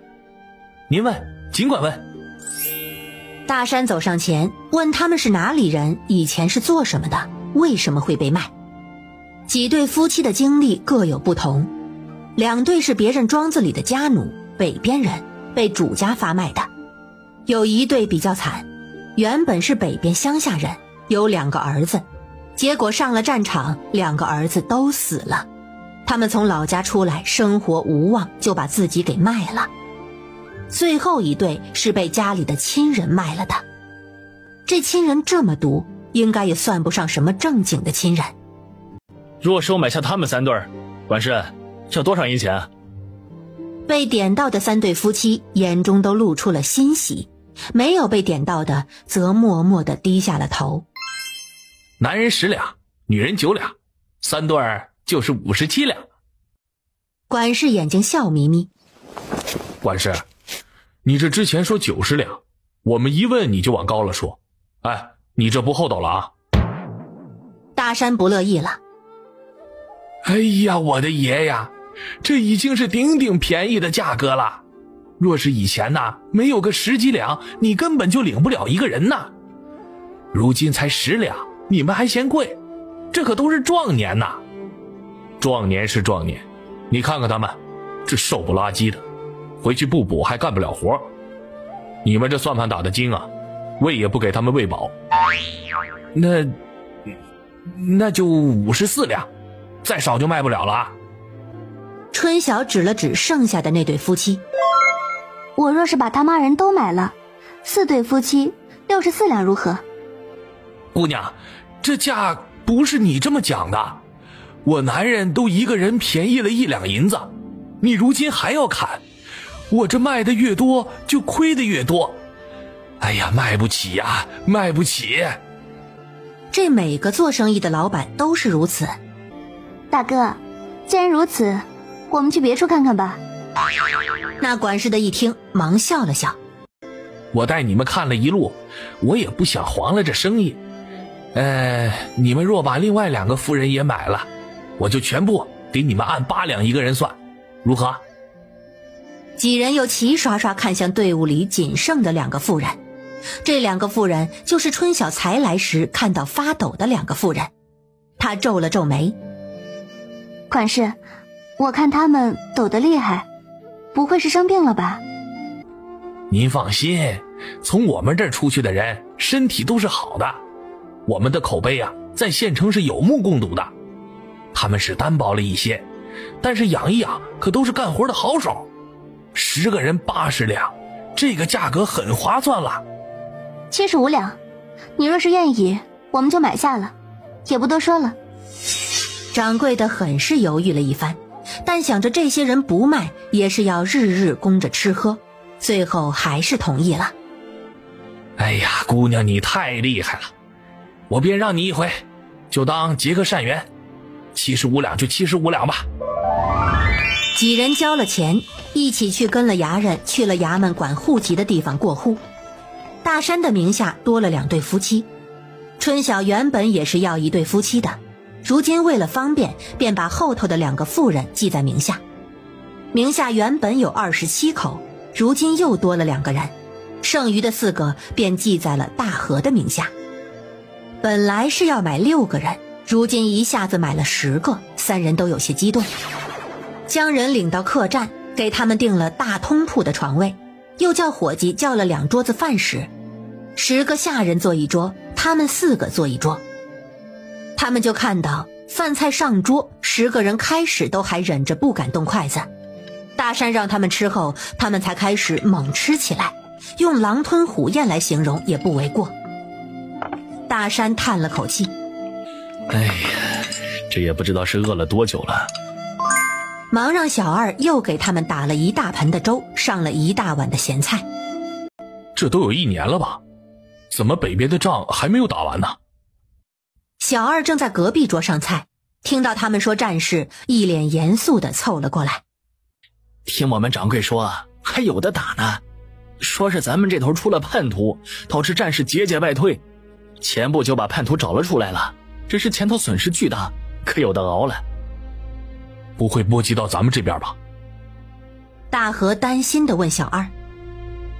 哎呀，怎么不波及啊？你们没看到那街上要饭的都比以前多了不知道多少，都是从那边逃过来的，那头还有富贵人家施粥呢。哎呀，可怜喽。边说边摇着头走了。大河他们吃完饭，将那10个人安排到通铺休息，告诉他们自己还有事要办，让他们轮流让人看着自己住的2个客房，到时候事情办好了就带他们回去。那几人通过他们的交谈，还有给他们安排饭食的事，就看出来了，这回买他们的主家是一家子人，而且都是和善人。他们也颠沛了一段时间，如今好不容易运气好，跟上了和善的主家，自然是十分珍惜，都点头表示会看好他们的东西。吃完了饭，几人又出发去找药材商了。几人又去了一趟安老板家，结果还是没有回，不得已他们又去别处，最后终于凑齐了自己的几味药，只是价格依然贵，优惠了以后价格还是贵上许多。上一回买就已经贵了，但是150两每样还买到了差不多180斤，这一次150两仅仅只各买了各100斤。今日是到县城的第4日，春晓出门前长了个心眼儿，问那些下人他们当中有没有会赶牛的，结果有4个男人都说会赶牛，2个妇人也说会赶牛，这对春晓来说就是意外之喜。这就意味着他们这回去牲口市场可以多买几头牛。出门，大山就带上了那6个会赶牛的人。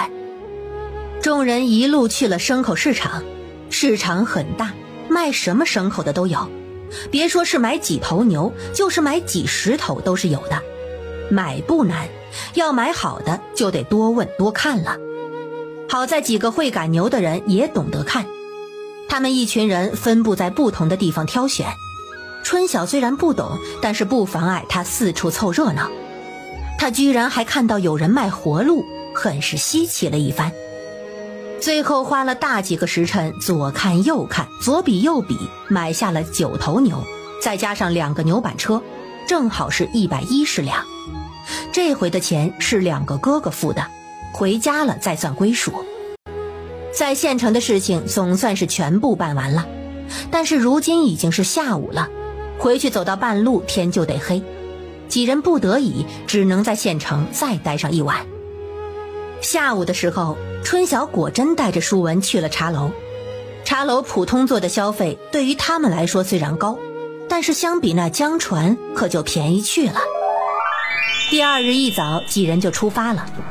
6个下人并大河一人骑上了1头牛，跟在大河跟舒文的牛车后头，远远看去还挺壮观。这回的药材总共只有800斤左右，分2个车放，再坐上几个人倒是刚刚好。他们出去了5日，回来已经是15号。牛春晓要了4头，剩下的便放在大山跟大河家的院子里。春晓回到家就开始算账，人花了15两，牛花了48两，药钱已经给了，他得给严大山63两，再减去在县城的花销，他如今手上又只剩下12两银子，还欠着周氏50两。算账的时候，2个妇人就站在他边上，有些局促地看着他。算完才想到跟回来的2个人，忙将2人带到他房间后头的一个房间。房间很大，看得出床跟柜子都是新的。春晓从柜子里拿出新的被子褥子，床你们自己铺好，这本来就是我准备的客房，既然你们来了，就住这里吧。2人看着崭新的被子，又看了看自己身上，都不敢动作，生怕自己弄脏了被子。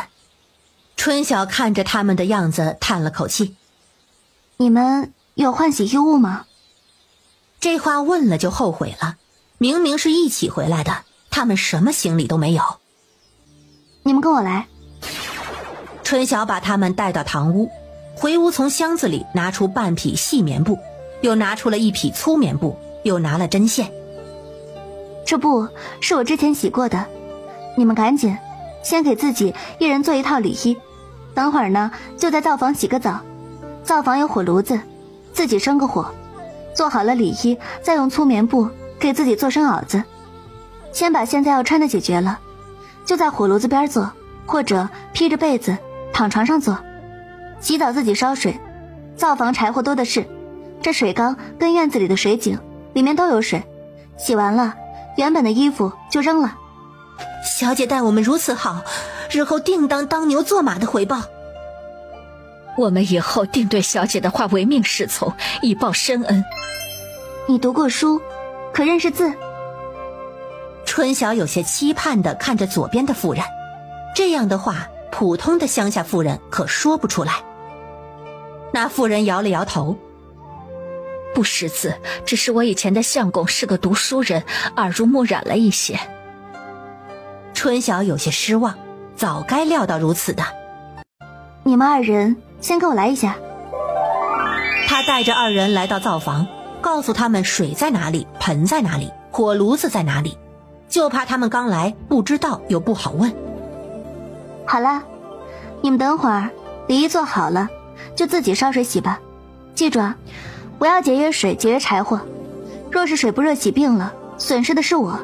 正好你们2人一个烧水一个洗，我要先去我大哥那边去一趟，来的时候你们也看见了，这边偏僻，轻易不会有人来，但是还是要注意些。像是想到了什么，他又指了指灶台边的小柜，那里头有面粉，若是我天黑没有回来，你们就自己做饭吃。说完，他带着二人又回到了堂屋。春晓回屋又给他们拿了剪刀跟棉花，又叮嘱了一遍，这才带着钱去了村中。春晓去的时候，正好大山大河他们都在，连张氏都在。几个人围在一起说着话，8个下人就站在边上。春晓将钱给了严大山，看着他们。是在说明天的事儿？几人点点头。田氏问：你那2个人都安排好了？安排好了，他们没有换洗的衣物，正好上次买了那么多的布，我便让他们先做套里衣，洗个澡。我跟你大哥之前的旧衣物还有一些，让他们先凑合用着，等明日过去了，那些棉花跟布过去也是要自己做的。我们也是。张氏挺着个大肚子看着田氏。大嫂，娘不是说你准备了不少的布吗？等会儿让2匹给我吧。等会儿啊，让大河拿回去。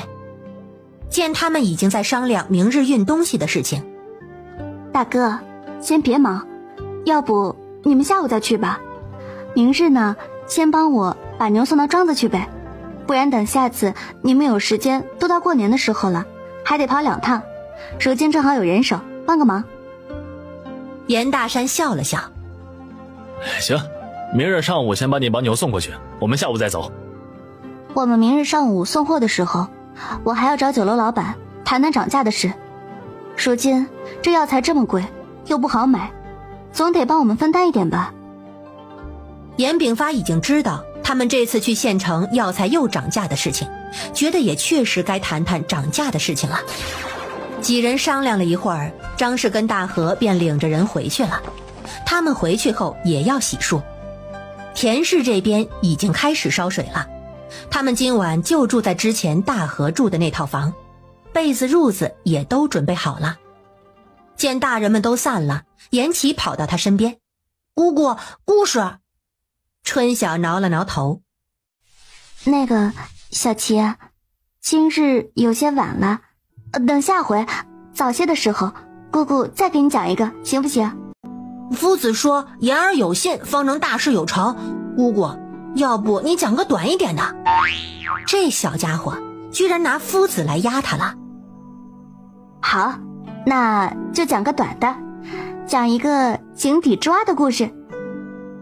舒文舒凤也凑过来听，听过之后才知道姑姑是给他们讲了个做人的故事。严琦很感慨：姑姑，你说我们是不是那井底之蛙呀？如今肯定是啊，咱们见识太少了，等以后你们出息了，见识广了，就可以不再做井底之蛙了。他觉得他可比夫子厉害，这样的故事最能启迪思想了。在大山家玩到了快天黑才回家，到了家看到2个妇人在火边缝衣服，没有点灯，是他的疏忽，忘记给他们拿灯油跟灯盏了。2人见他回来都很是高兴。小姐，饭煮好了，在锅里。春晓回屋拿了灯，点燃放在灶房。你们吃了没有？2人都低头不说话。都说了自己吃，以后可得听话呀，赶紧吃吧，我在我大哥家已经吃了。2人这才走到锅边去拿吃的。春晓见他们穿着单薄的里衣，忙让他们坐在火炉子边吃。吃完又把他们赶回了房，赶上床，又给了他们油灯跟一壶灯油。你们就躺在床上坐吧，床上暖和。明日上午你们呢就自己在家，饿了就自己做饭。我在另外的地方有个庄子，明日要把牛送过去。年前呢也没有什么要做的活，你们今日做了一身里衣，明日再做一身换洗，袄子也做2套。我今日给的10斤新棉应该是够了，明日呢再给你们拿半匹布，若有多的就给自己做春衫，布头可以做癸水时换洗用的。总之年前你们的活儿就是把自己的衣服做好，再把自己养得精神些，可莫要让我用人的时候提不起精神。家里的棉花是真的不经用，他他那边的也只剩下30多斤了。小姐放心，你待我们好，我们肯定照顾好自己，好好给您干活。春晓点点头，也没有等改日，直接拿了又一匹粗布过来，并告诉他们明日不用早起就回房去了。第二日天刚亮，大山跟大河就带着4个男人过来了。7个人赶着6、7头牛上路。昨日严炳发说买的5头牛留1头家里，春晓后面买的1头也先送到庄子里，到时候买了再补。他们到了镇上，先去了聚贤酒楼送货。他们结了账，没多逗留就去了陆村。到了陆村以后，将5头牛交给了王时文，又寻了寻庄子。王时文告诉他一切都好。他从库房拿了300斤的棉花种子放到牛车上，东西拿完便让严大山返程了。等到了镇上，他让严大山转到了市集，自己进去果然找到了那个卖豆腐的嫂子，他很高兴。大嫂，还记得我吗？我跟你买过黄豆渣，还记得吗？那女人看到他，瞬间笑眯眯的。记得，怎么不记得？怎么，妹子，你又要买黄豆渣呀？春晓点点头。这回要的多，有吗？我们做豆腐的豆渣多的是，你要多少？1000斤。那妇人吃了一惊，没想到他真的要这么多。妹子，你要这么多豆渣做什么？你是做豆渣饼子生意的？不是，我用来做肥。这豆渣还能做肥呢？女人只以为他在说笑。怎么样，嫂子，你有没有啊？女人有些为难。我有倒是有，只是你要这么多，我没方法给你运过来呀。家里的牛跟骡子都用来做豆腐送豆腐了，没有那个空闲送货。主要是1000斤，也就是2两银子而已。春晓想了想，你一般什么时候收摊？这样吧，我明日赶牛车，跟你一起回去拖豆渣，如何？啊，这行，我正午就收摊，你正午来。那大嫂，我们可说定了啊。春晓从集市出来，众人就急急忙忙地赶着车回了家。棉花种子本就是让他们带到庄子去的，80亩地，200多斤棉花种子就够了。回到家，家里人已经在准备了。他们今日跟村里有牛车的人借了3个牛车，加上自家的2个，正好5架车。等会儿先送4头牛过去，再赶1头牛回来，这牛还得买几头。第2日，春晓就让幸福跟着舒文赶着牛车去了富人村拉了豆渣，大半送去了陆村庄子，小半拖回了家。庄子做好了，4对夫妻也安顿好了，接下来就是兄弟2人算钱的时候。春晓自然是要帮忙的，他按兄弟俩报的把用钱的明细一一记录下来。他也挺佩服自己哥哥的，居然能记那么多那么杂。最后算下来，房子、工钱、买人钱跟水井还有一起其他的花销等，居然用了396两银子。大家都有些唏嘘。如今再看看春晓的庄子，发现买的真是太划算了。不过陆村庄子的地没有周家村那片良田好，大概便宜就便宜在这地的品质上吧。大河把钱补齐给大山，田氏叹息，一个庄子就把好不容易存起来的家底儿又耗空了。他如今也只有20多两银子了。春晓劝慰他们，虽然看似一朝回到了解放前，但是他们却是实实在在的得到了一个庄子。等明年收成的时候，有他们笑的日子在那里。其实不用等到明年，田氏听了他的话便笑了。这么多的地，就算以后随随便便的种种，也能吃喝不愁了。怎么了，严姑娘？今日怎么亲自上门了？上门自然是找黄老板有事啊。他也不绕弯子。黄老板，你有没有什么门路能买到便宜的卤料啊？黄明鹤一听他说的就苦笑。我还想问问严姑娘有没有什么门路呢。我虽然前段时间囤了一些，但是也用不了多久。这药材价格呀，可是涨得太快了。春晓假意叹了口气，那这可着实不好办了。我们买卤料消薄了好些利润，如此下去只怕挣不了什么钱了，这生意怕是做不下去了。黄明鹤有些惊恐，若是到时候这边不送货，那他要卖就得转分成，那钱可比现在多多了。他挤了个笑，严姑娘，你们做了这么久，门路肯定是有一些呀。咱不到这个地步。这样吧，这材料涨价，若都让你们出了，也确实是不公平。我给你每斤肉涨8文钱如何？这可不少了啊。春晓算了算，按平均145斤算，一天可以多1两多点银子，抵料钱也差不多了。但是做生意他不能答应得这么爽快。黄老板，您酒楼的生意我们是没法比的，咱们也别8文了，不好算，就每斤涨10文如何？我就知道跟你谈生意啊，谈不过你。行了，卖严姑娘你面子，10文就10文，只是日后莫要动不动就不做了啊。春晓干笑2声，我也不是威胁之意，确确实实是没有办法。那就从明日起按新价钱算。他又问酒楼何时歇业，何时再开张。得知对方30号当天才歇业，大年初4就开张了，忙又说了好些祝发财的话，这才出了酒楼。舒文对他姑姑简直是顶礼膜拜，他就没有见过比他姑姑更厉害的女人。春晓左等右等的21号总算是来了，这回全家都等着分钱，又回到了当初得钱的兴奋劲儿。田氏跟张氏一人分了52两，有950文，春晓分得了70两，有590文。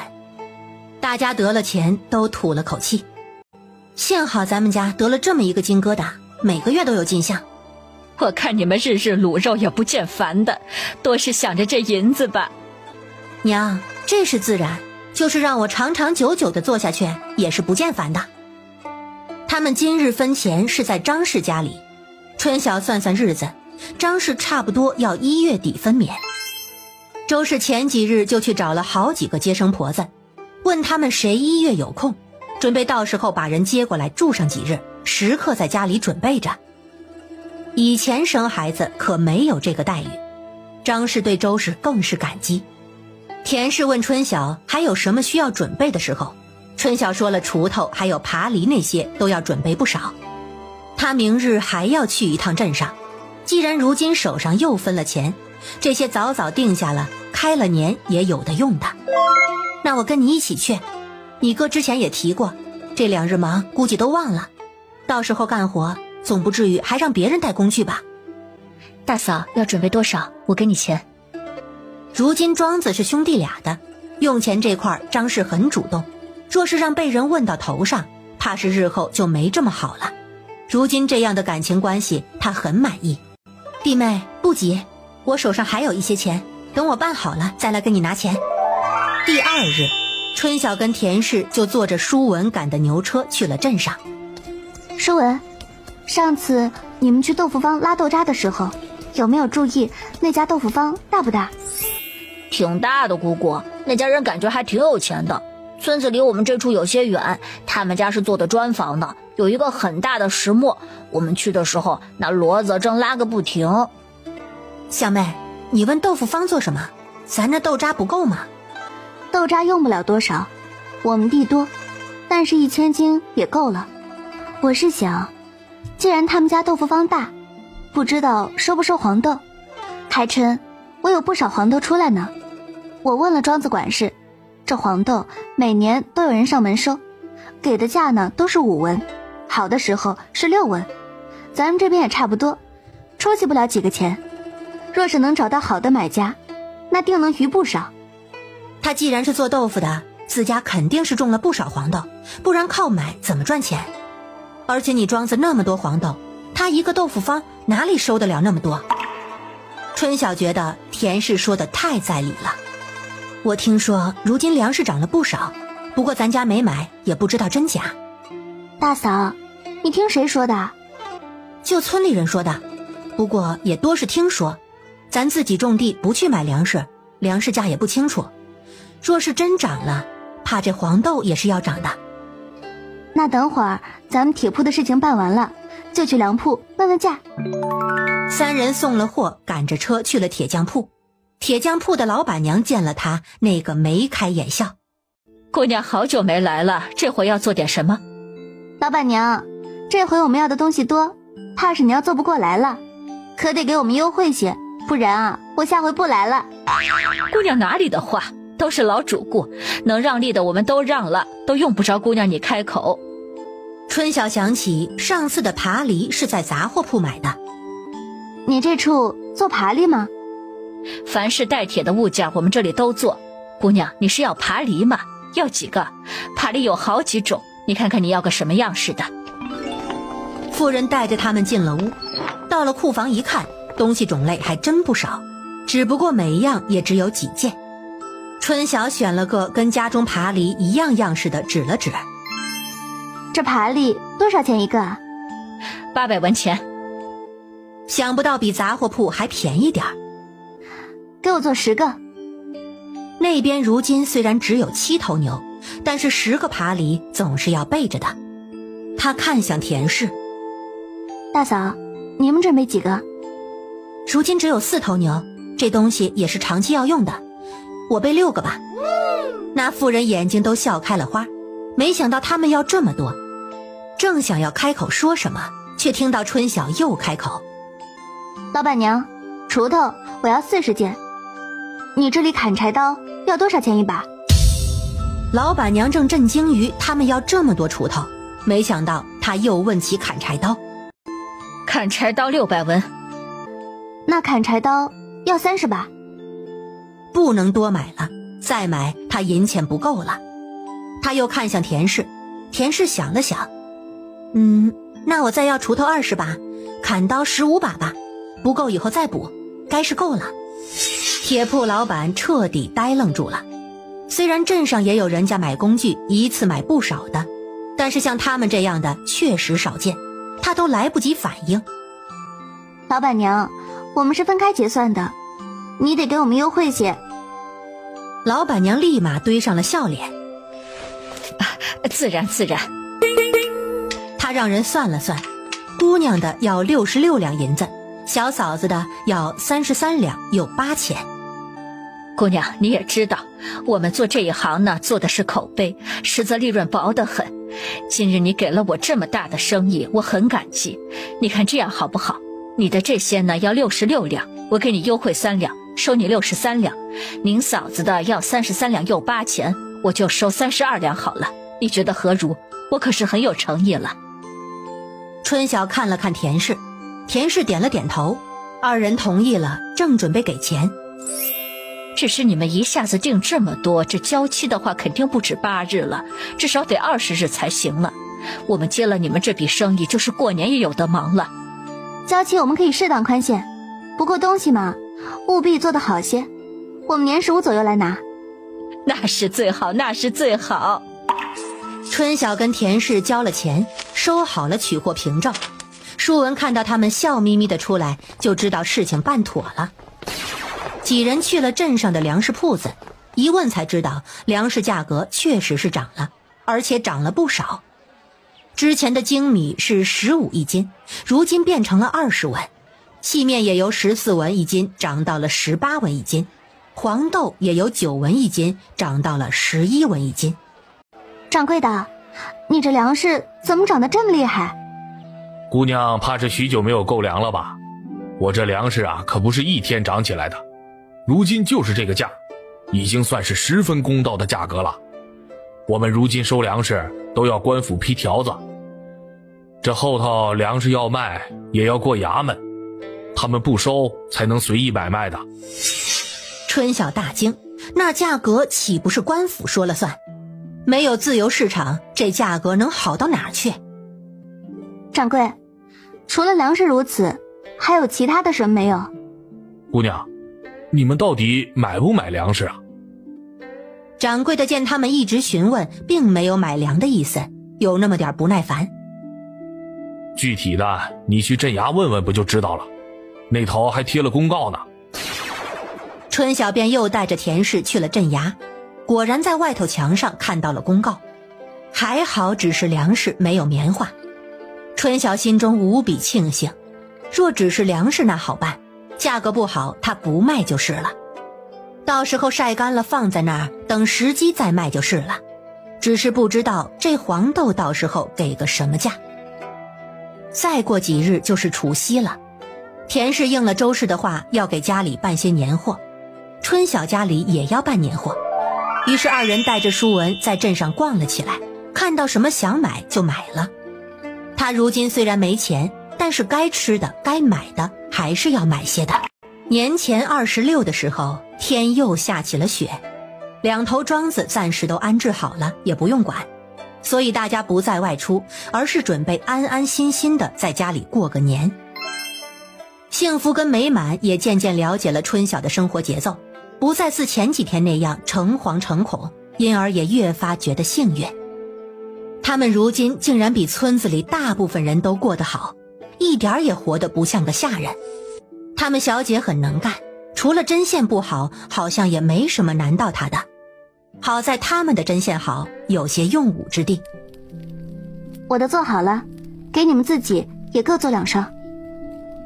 上次庄子里忘记说做鞋的事情了，也不知道他们会不会给自己做鞋。小姐，如今天气不好，做不了别的，不然我们多给你做几件衣服吧。我会我们那边的衣服样式，与这边略有不同，还算好看，不若做2件如何？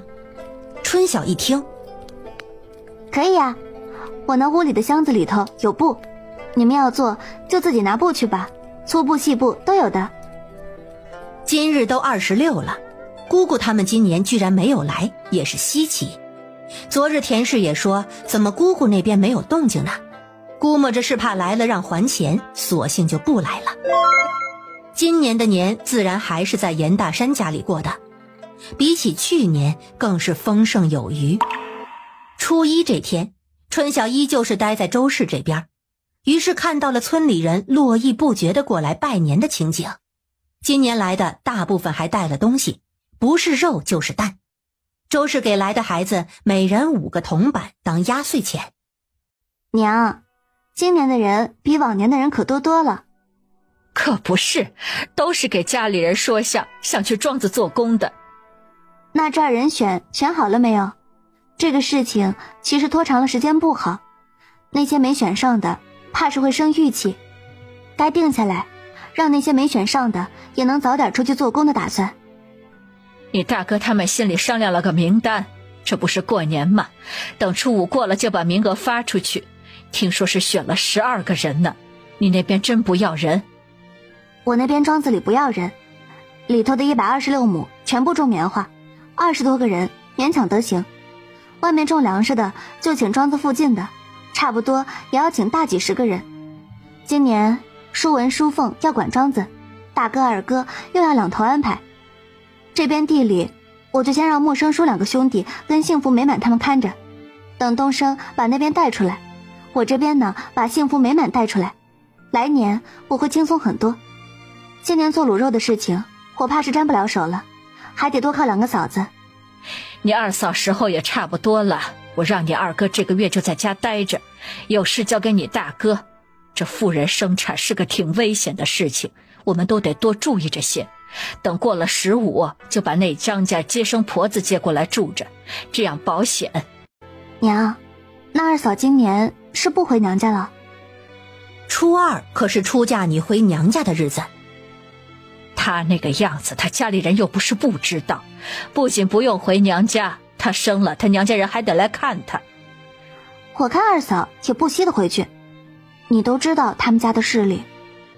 周氏叹了叹气，没钱的时候谁都一样，更别说那重男轻女的了。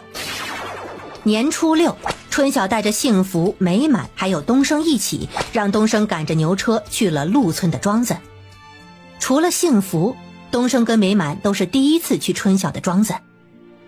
东升知道春晓的庄子大，但是到了地方还是超出了他的预期，于是他在心里开始有一些不自信。春晓将王时文叫了出来，让两人认识了一下，并且告诉王时文，东升以后就是他们的大管事，所有安排及账目都由他来安排。东升很是受宠若惊。春晓告诉东升跟王时文，庄子里的126亩全部种棉花，外头的132亩80亩种稻米，52亩种麦子，外头怎么安排让他们自己商量着办。工具15号就可以拿，正好过了月半就可以开工。他将领工具的条给了东升，王时文则把自己手头的5两预备银子也给了东升。幸福跟美满两个人问他们是不是要过来帮忙，毕竟这边的地这么多，肯定要请人。春晓说他们主要负责家门口的地，他让东升赶紧熟悉起来，特别是跟庄子里的人，他会时不时的过来查看，有问题要及时提，争取把庄子管好。东升虽觉得有压力，但还是点头答应了。周家村庄子的人选已经定下来了，总共选了12个人。当大山跟大河年后通知到人的时候，那些个人家都高兴坏了。承诺的工钱是1个月600文，包午饭，每日卯时中出发，申时末回，并且要跟他们签契约，对于自己做的活要求保密，要16就开工，月底发工钱。虽然工钱是600文，但选中的人家依旧高兴，因为他们去别处做长工，1个月也就500到550文钱，而且以后每天都有牛车接送，每日都可以回家。至于契约书保密这个事情就更不在话下，人家望祖和东升也签了，如今两家都买了地，若是有问题肯定不会如此，所以都很痛快地签了。其实严炳发他们也是有尽量均衡的，找的首先都是比较老实的人家，其次是家里人口多条件不好的，一家1个名额，不像望祖望福那样一家挣2份钱。舒凤还有舒文初7的时候就已经搬去周家村了，初10的时候严炳发跟大山又从镇上拉了2头牛回来，他们那边的牛算是齐全了，到时候这2头早晚送人，是要长期养在家里的。以后的分布就是大山家养着2头，大河家养1头，春晓处养1头。望祖跟望福兄弟俩已经上工了，春晓让他们去准备麦子地那边沤肥的事情，由田氏跟周氏带着他们，他则带着幸福跟美满忙自己家地里沤肥的事情。如今村里人种地都以他们家为风向标，看到他们家沤肥也跑去沤肥，不懂的就上门问。沤肥这个事情严家人原本就没瞒着的打算，只要是有人问，他们就会如实告知，并且好心的把泡种子的事情也说了。去年说泡种子的时候，大家还以为是他们家的托词，如今都是后悔没有相信，人家明明什么都说了，是他们自己不信而已。方氏的大儿子也成了大山他们的长工，方氏去年就只有1半地的种子泡了，那1半地就种得好些。今年就不用多说，到时候种的时候种子全部要泡上一遍。15这日，全家人又聚在一起，连舒文跟舒凤都回来了。你们2个管庄子累不累呀？奶奶一点都不累，还能指挥人干活，可好玩了。天书地书还有方书言书可好了，可听我的话，我让他们干啥他们就干啥。天元地方的名字是严炳发起的，自然也是跟着他们姓严，他说这样叫起来方便。4个婶子就改叫春夏秋冬，这名字虽然起得随意了些，但是比他庄子里的阿大到27可是好多了，起码听起来就是个名字。我还没有去过庄子呢，等我这胎生了，我也想去瞧瞧。我去是去过，但是去的时候它还不是庄子呢，还只是一块地。不过看了小妹的庄子，怕是也知道个大概了。娘，你说的就是，结构都是差不多的，咱爹他们就是仿着姑姑那个庄子建的。大山是80亩地全种棉花呀。是啊，早就说好了的，棉花有利润，如今小妹又教了技术，自然是要种棉花的。开年也有许多家要种棉花的，他们如今是不知道这种棉花要诀窍，但是请了这些个长工，他们种一载就知道这些个事儿了，到时候咱的技术不就守不住了？周氏其实一直担心这一点。娘，你忘了，我们签了契约，不能把他们自己做的说出去，不然要赔钱的。不说是不说，那若是他们按你的法子自己种呢？自己种就自己种呗，只要不传出咱们村子，整个村子种棉花，我都觉得没啥。国家那么大，一个村子的量能算什么？去年望祖哥跟东升就跟我说了，要用我的法子种棉花，征求我的意见，问行不行，我同意了。东升如今去了庄子，我还得找个时间跟石柱叔说说呢。哎呦，你不早说，害我担心了这么久。周氏没好气地捏了他一把，春晓哭笑不得。我哪里知道你一直想着这个事情？反正肯定也是明年的事情了，今年就不用操心了。不行啊，跟他们签个协议，想用我们的技术行，种出来的棉花要卖给我们，按正常的收货价，咱都帮了他们销了，他们也得欢喜死。你这个主意不错，娘，我如今发觉咱二弟还挺有商业头脑的。他那个脑瓜子时灵时不灵。大媳妇儿订的工具，明日该去拿了吧？对，上次就是说的15号左右，明日就可以去拿了。我跟东升说好了，明日他去拿就行。好了，你们坐吧，我们去做饭了。周氏叫了田氏跟淑凤往灶房走，张氏见他们走了几步，也起身跟了上去。春晓怕他摔跤，忙也起来过去扶他，结果两人走了几步，张氏突然就不动了。二嫂，你咋不动了？走啊！张氏转头，有些一言难尽地看着他。小妹，我怕是要生了。啊！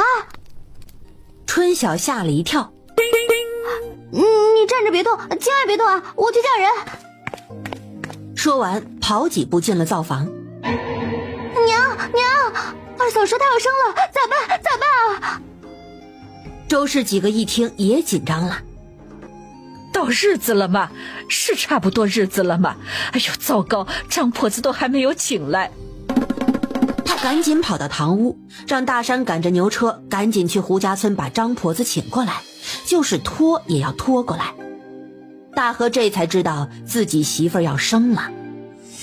张氏站在那儿一动也不敢动，他感觉得出来有液体打湿了他的裤子。大和，赶紧跟你爹一起把你媳妇抬到牛板车上去，送回家躺着，我们也一起去。原本是做饭的时间，大家也顾不上吃饭了，一起跟着牛车去了张氏家。春晓叫淑凤回去把幸福跟美满叫过来。到了大和家，大家一起将张氏抬到了床上，周氏又让大和去生火炉子，让田氏赶紧去生灶烧水，他自己则找出了之前帮忙准备的生产包袱，包括剪刀、衣物那些。春晓在一旁什么忙都帮不了。娘，这婆子要什么时候来啊？来回差不多也要1个时辰吧，怎么就现在要生了呢？若是晚2日，婆子都请回家了，这日子还没有到啊。不过好在你嫂子她不是头胎，这生产该快不是难事，说不定婆子没来就生出来了。很快，幸福跟美满就来了，知道是主家妇人要生产，也是一慌，还以为春晓让他们来接生。他们可没有接生的经验，知道不是才松了口气。春晓让幸福接过了田氏烧水的活儿，美满则负责做饭。这会儿也顾不了那么多了，灶房能找到的食材随他用。严炳发跟舒文还有3个孩子都坐到了堂屋的桌前，舒朵也是一脸的焦急，严琦则懂事的在旁边安慰。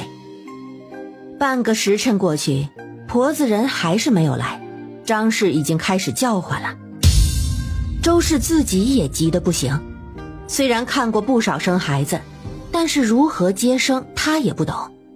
以前几个小的出生的时候都很顺利，婆子到就生了。如今婆子不到，她也没有主心骨。田氏跟春晓则坐到张氏床边出言安慰，让她不要怕，让她尽量放松。婆子没到，不要用力。春晓不停地给她擦额头上的汗。屋子里的火炉子已经升起来了，春晓打开了一旁的窗户。严大河这会儿在卧房不停地踱步，时不时看看外面婆子怎么还没有到。听着张氏的叫声，他心都有些抽抽。周氏嫌他来回走得烦躁，将他从房间赶了出去。妇人生产，男人多有不便，跟你爹他们待一块儿去。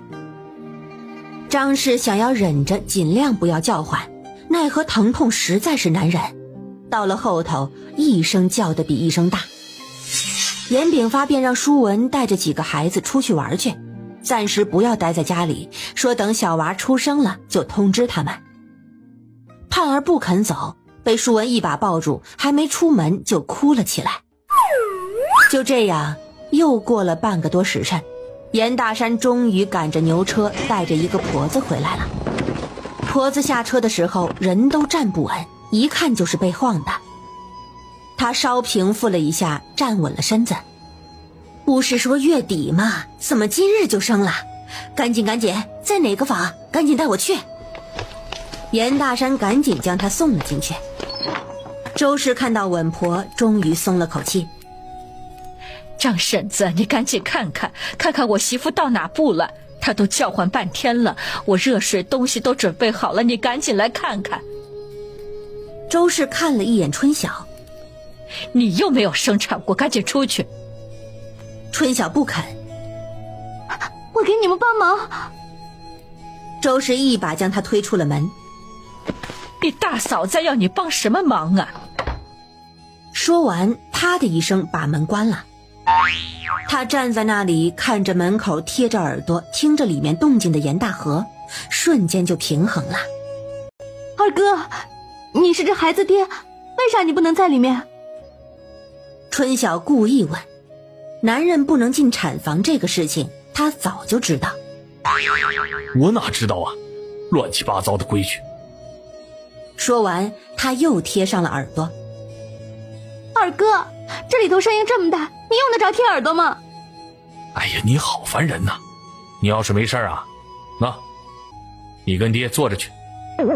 里头的声音一声比一声大。田氏突然开了门，端了一盆血水出来，把春晓吓了一跳。要生了！大河也凑了过来。田氏的神色有些不乐观，说是孩子有些大，怕是难生。说完叫唤柴房的幸福过来换盆热水。幸福很快就端了干净的水过来，将血水端走了。田氏进门，大河想跟着进去。大嫂，让我进去陪陪他吧，我陪着他呀，兴许能好一些。他叫的那样厉害，我也待不住啊，我。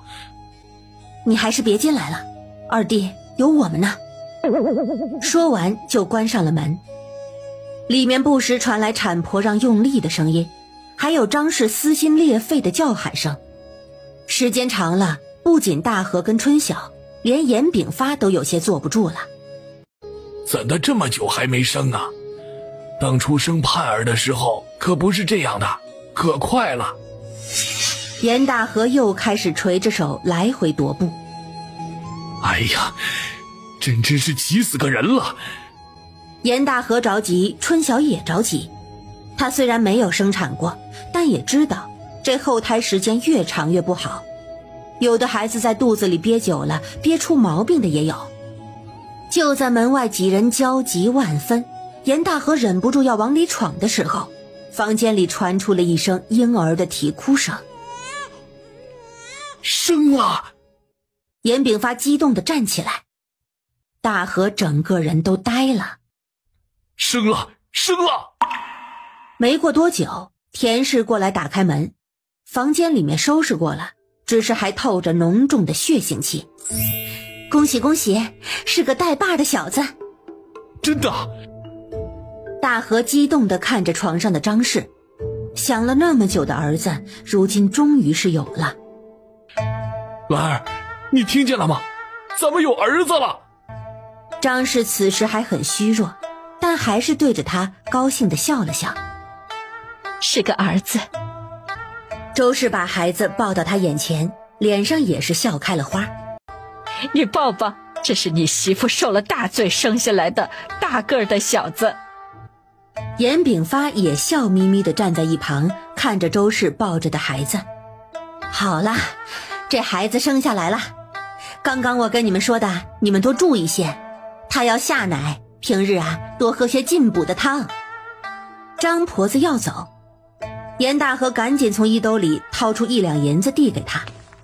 张婆子一看是1两银子，脸上更是笑开了花，又说了一大堆的吉祥话。大山因为是大伯，弟妹生产，他不好待在跟前，便一直待在院子里。这会儿见产婆出来了，忙上了牛车。张氏生了孩子，全家人都高兴。几个小的回来看到弟弟，一个个的都爱不释手，抢着要抱。张氏因为生产太累，没多会儿就睡了。美满的饭早就做好了，这生孩子一生就是1、2个时辰，他只好把饭温在锅里，这会儿才叫人吃饭。大家这才想起来中午饭都没有吃，于是一家人开始吃饭，美满跟幸福则留在灶房吃。这孩子生的日子好，今日可是元宵节呢。谁说不是呢？我想着这日子没到，怕这孩子生下来就弱，结果你看看多壮实的小子呀！大河，你媳妇受了些罪，等会儿你去春晓那边抓只鸡给她炖上，鸡汤对大人好。咱家自己就有鸡，我上春晓那处抓是什么呀？等我家鸡吃完了，我再去春晓那儿抓。二哥，尽管去抓，一日1只都成，反正有那么多只，如今倒是派上用场了。爹，咱弟弟叫什么名字？舒朵问。爹还没给他取名字呢，等取了告诉你。这2天你们别吵你娘啊。二弟，这弟妹生了孩子，按照规矩得给娘家报信儿，你怕是要走一趟？自然是要走一趟的。严大河叹了口气，就只是走一趟，报个信而已。娘，要不我让美满先在这边待着照顾二嫂，你们都忙地里，二嫂得有个人照顾，二哥可不成。这喜伺候男人太马虎，坐月子正是敏感的时候。我看行，等会儿他醒了先换床褥子，家里有备用的没？有，之前打了好几床呢。我之前做好的棉片给他垫上，要不我这2日就住这边，也不用外人了，我自己我最放心。周氏坚持要留下来照顾，严大河自然是求之不得。张氏睡了多久醒的，春晓也不知道。他带着2人走的时候，人还在睡着，怕是累坏了。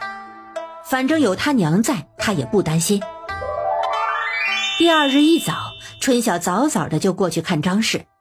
张氏已经醒了，孩子就躺在旁边。二嫂，他太可爱了，怎么没有看到二哥的人啊？他一早就去我娘家报信了。2个孩子扒在门口偷看，被春晓给发现了。春晓对他们招招手，他们才进来。怎么不进来？爹说娘辛苦，让我们不要吵娘，可是我们想看看弟弟。春晓把孩子抱起来。看吧，你们就别抱了，你们太小，万一没抱好会摔着弟弟的。我们不抱，我们就看看。 2个人都是一脸欣喜的看着春晓怀中的小孩。姑姑，他好可爱，眼睛圆圆的，一点也不丑。田氏没一会儿也过来了，拎来了1只鸡。弟妹，今日好些没？下面可还疼？只有女人理解女人。好多了，多谢大嫂。这小家伙长得真好，听娘说，昨日咱爹可是兴奋了1晚上，在给孩子想名字呢。几人都笑了起来。舒文跟舒凤他们回庄子呢？回去了，早上还舍不得走呢，非说要来看看。只是早就说好了，今日要带村里人上工，不走不行。还是正事要紧。爹今日去送货，等会儿顺便把工具拿了送到庄子里去。幸福是不是带娘去拿肉去了？这是春晓来时交代的事情。我来的时候他们刚走，这2日地里正忙，怕是不能多待。弟妹啊，你多担待着，我有空便来看你。大嫂，你不用这么客气，我这坐月子的本就要自己在屋子里待着，我还愁要待这么久，家里的活都堆到了大嫂你们头上，不好意思的很。田氏嗔怪地皱了皱眉，你还说我客气，分明就是你客气。你这个样子就不要想着做活的事儿，咱们妯娌之间不必如此。严大和是下午回来的，谁知道跟他一起回来的还有赵氏，也就是张氏他娘。一来就直奔张氏的房子，喊着我的儿女辛苦了。若不是春晓见过他之前的样子，怕都要相信他是个心疼女儿的好母亲。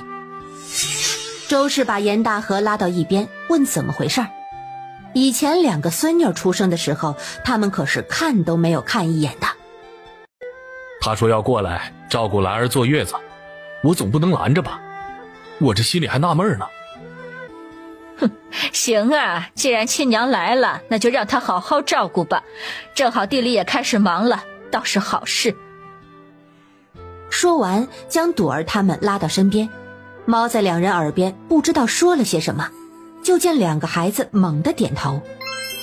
春晓今日也在这边待了1天，如今亲家母来了，他也不好待下去，与张氏告辞后也就回去了。21日依旧是分银子的日子，只是因为赵氏还在，春晓便没有提分银子的事儿。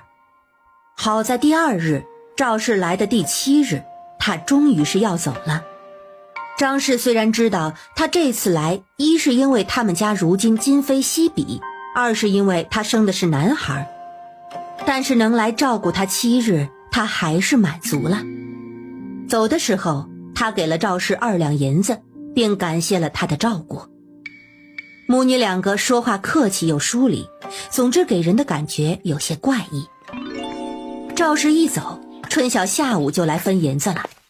原本这个月肉价提了，应该比以前多，但是这个月有4日没有出货，张氏跟田氏一人分了48两，有360文，他这儿分了64两，有480文。拿到银子的第一时间，他就请周氏帮忙，让他帮自己在村子里收稻种跟麦种，麦种800斤，稻种1000斤。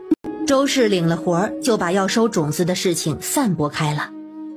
等春晓他们第2日回来的时候，周氏找到他，说村里人说粮食涨价了，这2种自然涨价，要收14文一斤，以前都是11文一斤，问他是继续收还是去别的地方问问。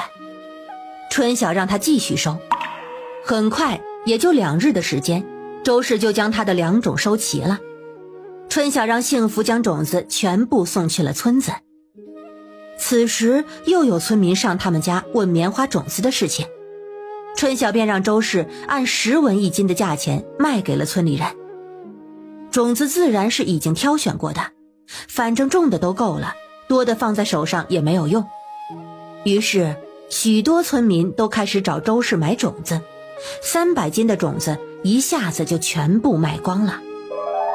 到了月底的时候，春晓去镇上找了黄明德，不为别的，他的分店10月9号开张，到如今已经3个多月了，是时候拿第1个季的分成了。黄明德也算是诚信，似是知道他要来办，早就准备好了账册跟银子。春晓拿到账册的那一刻，连他自己都没有想到，一家店1道菜的小部分分成居然有这么多。第1个月是567两，第2个月是602两，第3个月是617两，合起来整整有1786两。黄老板，你这酒楼可真是暴利啊！按这样，你这1个月不不是得赚7、8千两？羡慕的他都想开个酒楼了。严姑娘，你有的时候很聪明，有的时候有些天真，这怎么可能呢？我若一个店子一个月能挣7、8千两，我早就将店子开遍整个州府了，怎么会待在这个小小的三叶镇呢？万花镇的分店主做的就是卤肉菜系，卤肉占的份额大，你的分成才有这么多。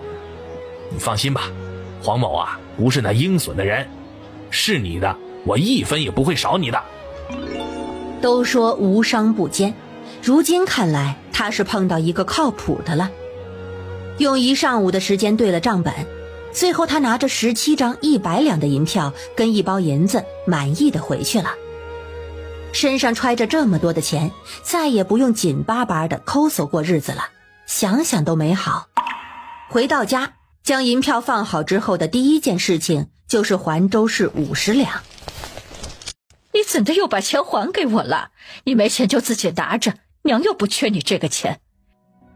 周氏知道他最近手头紧巴巴的，这刚分了钱，他又买了种子，钱还了他，到时候又缺了。娘，我有钱了，以后不用跟您借了，您拿着吧。你还是把黄豆卖了以后再还我吧，你哪里来的钱呢？春晓也不管了，将钱直接塞给了他。没骗您，真有了。我要给庄子里多收点粮食，放在那里。娘，您再帮忙问问村里还有没有余粮，就按15文1斤的价格收，就收麦粉跟精米。说完又拍了他50两银子。你看我是不是有钱啦？按15文1斤的价，50两可以买3300斤左右了。到秋季收粮的时候，怎么样都够了，正好他自己也可以留一些。周氏这才相信他又有钱了。这村里的粮都被你收走了，上回收种子别人就问我要这些种子做什么，说你们家不是都种棉花吗？这回收这么多粮食，他们准又要问了。春晓在陆村买了庄子的事情，村里知道的人并不多，也就望祖跟东升2家。都说树大招风，他们如今在村子里已经很招风了，反正也没有打算在村里雇人，不知道也好。严大河准备在月中的时候给自己儿子摆满月酒，这好不容易得了个儿子，他自然是想好好的热闹一番的。严炳发想了想，终于给小孙子起了个名字叫严昌兴，寓意着兴旺发达之意。就这么一个名字，他还问过家里唯一的读书人严琦的意见。严琦小大人般的说了句极好，高兴的老头子当场拍板。张氏很高兴，觉得爹这个名字取得很有文人风采，而且寓意又好。他身体已经恢复了，只是坐月子不能出门，好在每日几个孩子在身边陪着，也不觉得无聊。6号这天，春晓去庄子的时候，东升已经开始带着大家在育苗了，他便带着王时文去看地里的黄豆。黄豆已经长得很饱满了，豆荚都带了黄色。东家，最近天气好，这黄豆怕是10来日就要收了，到时候若是有人上门收，咱卖不卖啊？卖个什么价钱呢？以前这些事情都是上头管事的安排，他们不用管。如今他成了管事，自然是要操一份心的。今年怕是没人上门收了，衙门发了通告，粮食要卖要过衙门，他们收便只能卖他们，他们不收才能卖别人。这样到时候衙门不是会有人到庄子里收税粮吗？你们顺便问问这黄豆他们收购的价，若是价格好咱们就卖，若是价格不好就先放着。知道了，东家。春晓走前给了东升1两银子，如今正好是1个月的时间，东升便跟他保证一定会种好他的庄子。春晓也让他放心，让他育种的时候可以多育2亩，到时候给他们自己的地用。东升感激不已。14号晚上的时候，舒文、舒凤还有春夏秋冬4个妇人一起都回来了。严大山也通知了村里的长工，明日不用上工，一起参加大河家的满月宴。鸡已经抓过来了，大家聚在院子里杀鸡拔毛，准备明日要用的菜。前阵子卤了不少的肉，干脆这次多弄些，让大家都过过嘴瘾。那卤肉放长了时间会坏，如今天气可不冷了。二叔，你这次可真大方，这么多的菜，得花不老少的钱吧？你个小孩子家的，操这些心。严大河拿水对着淑凤的脸弹一下，这能花多少啊？哎呀，二叔你真讨厌，鸡毛都打我脸上了。田氏看了看院子，这么多人可怎么做啊？这院子里放6桌，堂屋放1桌，这一次也只能做7桌。不行，咱干脆分开吃算了。我们那边一次可以摆8、9桌，锅也可以热菜，正好2席就能完事儿。大嫂这样算自然好，只是太麻烦大嫂你们了。既然是分2边，汤先煮好放到一边，2边灶各自炒菜，最后上汤的时候热一热就好了。到时候春夏跟幸福在大河这边帮忙，秋冬跟美满在大山那边帮忙，我跟春晓也在这边，淑文淑凤在那边，这人手怎么都够了。那就一边摆8桌，这院子挤8桌应该能坐下。明日一早先把桌子跟碗都借回来，都要洗干净了才能用的。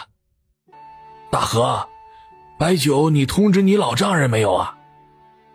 按说满月亲家是要到场的，不仅要到场，还要给钱呢。严大河看了眼抱着孩子坐在边上的张氏，我们商量了一下，还是不请了。兰儿他娘坐月子来过了，如今只是款待一下村里人，还是算了。算了便算了吧，若按规矩，不仅大河的丈人家要来，连大山的丈人都是要来喝杯酒的，更别提严二妮一家了。这会儿大家选择集体忽略。一早他到大河家的时候，除了原本的自家人，村里的好几个妇人都过来帮忙了。问了周氏才知道是家里请长工家的媳妇儿。有人自愿帮忙，他们自然没有往外赶的道理，如此事情便顺畅了许多。桌子碗那些很快就借回来了，堂屋摆2桌，外头摆6桌，这样成双寓意好。张氏便抱着孩子在院子里待客，有些村里人闲来无事，便早早地坐在院子里一起聊天了。昌兴虽然小，但是越发的可爱，每日除了吃就是睡。听张氏说孩子很听话，一点也不闹人。此时张氏抱着他，他又在襁褓里睡得香甜。包布都是用细棉布跟新棉做的，做了不少，尿湿了也不怕。没多会儿，李正就带着家里人过来了。李正是座上宾，大河亲自陪着他们做了一桌。村里许多人虽然不知道饭菜的规格，但想着他们家如今的情况，怎么都是不错的。许多家境不好的盼着这顿饭已经盼了好些时候了，有些妇人带着孩子也早早就到了。春晓原本在灶房帮忙，却不想舒朵却突然跑了过来。姑姑，爹叫你呢，让你过去。叫我做什么？还有个把时辰就要开席了，正是忙的时候。你快过去，李正也在那边。春晓忙用抹布擦了擦手，又跟周氏打了招呼，走了出去。院子里几桌如今都坐了不少的人，舒朵将春晓拉到他爹那桌，就跑去找盼儿了。二哥，李正，明李哥，明泽哥。春晓给几人打招呼，李正看到他就笑眯了眼。春晓来了，来，赶紧坐。春晓便依言坐在严大河的边上。今日侄子满月，李正能过来，我二哥啊也算是脸上有光了。等会儿您几位可得吃好，就跟在自己家里一样，要是招待不周啊，莫要怪罪。春晓也十分不习惯说这些客套话，但是到了这个场合，总不能见面干坐着，总要说点什么的。哎呀，这都太客气了啊！叫你来呢，是想问一问你棉花的事儿。我先说明啊，我问只是单纯的好奇啊。若是问到你不好说的，你便直接说，我可没有强问的意思啊，你可得明白。春晓点了点头。您问吧，若是我能说的，我便告诉你；不能说的，您莫怪就是。这沤肥跟耗种子的事情，都是你自个儿琢磨出来的吗？这到底是该说是还是不是呢？这是时代的结晶，可跟他没有半毛钱的关系。他点了点头。算是吧，也是无意发现的。你们去年的麦子都这样种的？我听村里人说1亩多了70-80斤呢。是，当时因为才是，也不知道会不会成功，所以就没有跟村里人讲，只跟几个人说了。没想到试了，居然真的提高了收成，所以今年便跟大家讲了。这个好啊，这对咱们村子来说可是大功一件呢。这要是大面积推行，朝廷兴许还有嘉奖呢。严清华很是欣慰。别啊，李正。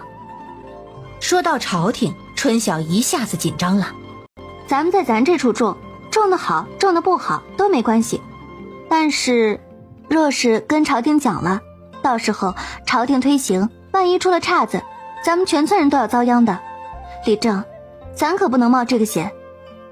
爹，春晓说的是，嘉奖能有什么嘛？若是获罪啊，那可就是全村呐。李正点了点头，他又看向春晓。你那棉花地该是收成不少吧？之前看你们一车一车拉出去，也是用的这个法子。是。还有没有其他的法子？春晓犹豫了一下，还是如实作答。是还有别的法子，但是这生前的法子，意思很明显，不能说。李正略有些失望，随即又笑了。我看出来了，你是个能人，你们家能有今日，怕都是你的功劳。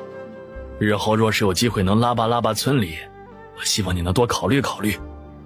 那是自然，都是一个村子的，相互关照。李正又问了他关于种植方面的其他问题，只要是春晓知道的无关紧要的，他都如实说了。虽然也不算什么技巧性的技术，但却听得一桌子人佩服无比，自觉自己种地一辈子，却连种地的皮毛都没有摸到。他们才知道这土质也有很多种的，什么样的土质适合种什么样的作物，什么样的作物日光下长得好，什么样的作物喜欢阴凉的地方。总之到了开席的时候，都还听得津津有味儿。开席了，春晓也要走了，李正有些不舍地看着他站起来。日后有时间再给我讲一讲，我种了一辈子的地，居然连你说的这些都不知道，惭愧啊惭愧。李正，这些都是要多观察、多实践、多对比才能知道的，有些我也是在书里头看见的，实际如何并没有考证。所以说呀，还是要读书啊。春晓回到灶房帮忙传菜，宴席已经开了，每桌都坐得满满的，带孩子的孩子便站在边上吃。今日的饭食可是比哪一家过年的都好，而且这回是村里人都吃到了他们家的卤肉，一个个都赞不绝口。菜桌上最先玩的依旧是卤肉。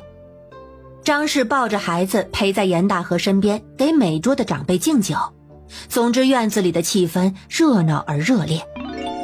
等菜那些都传完了，几个妇人趁着外头吃饭喝酒的功夫也赶紧吃饭。第一席完，紧接着又要开第二席。炒菜的人都是轮换的，不然这样一直炒，人的胳膊也受不了。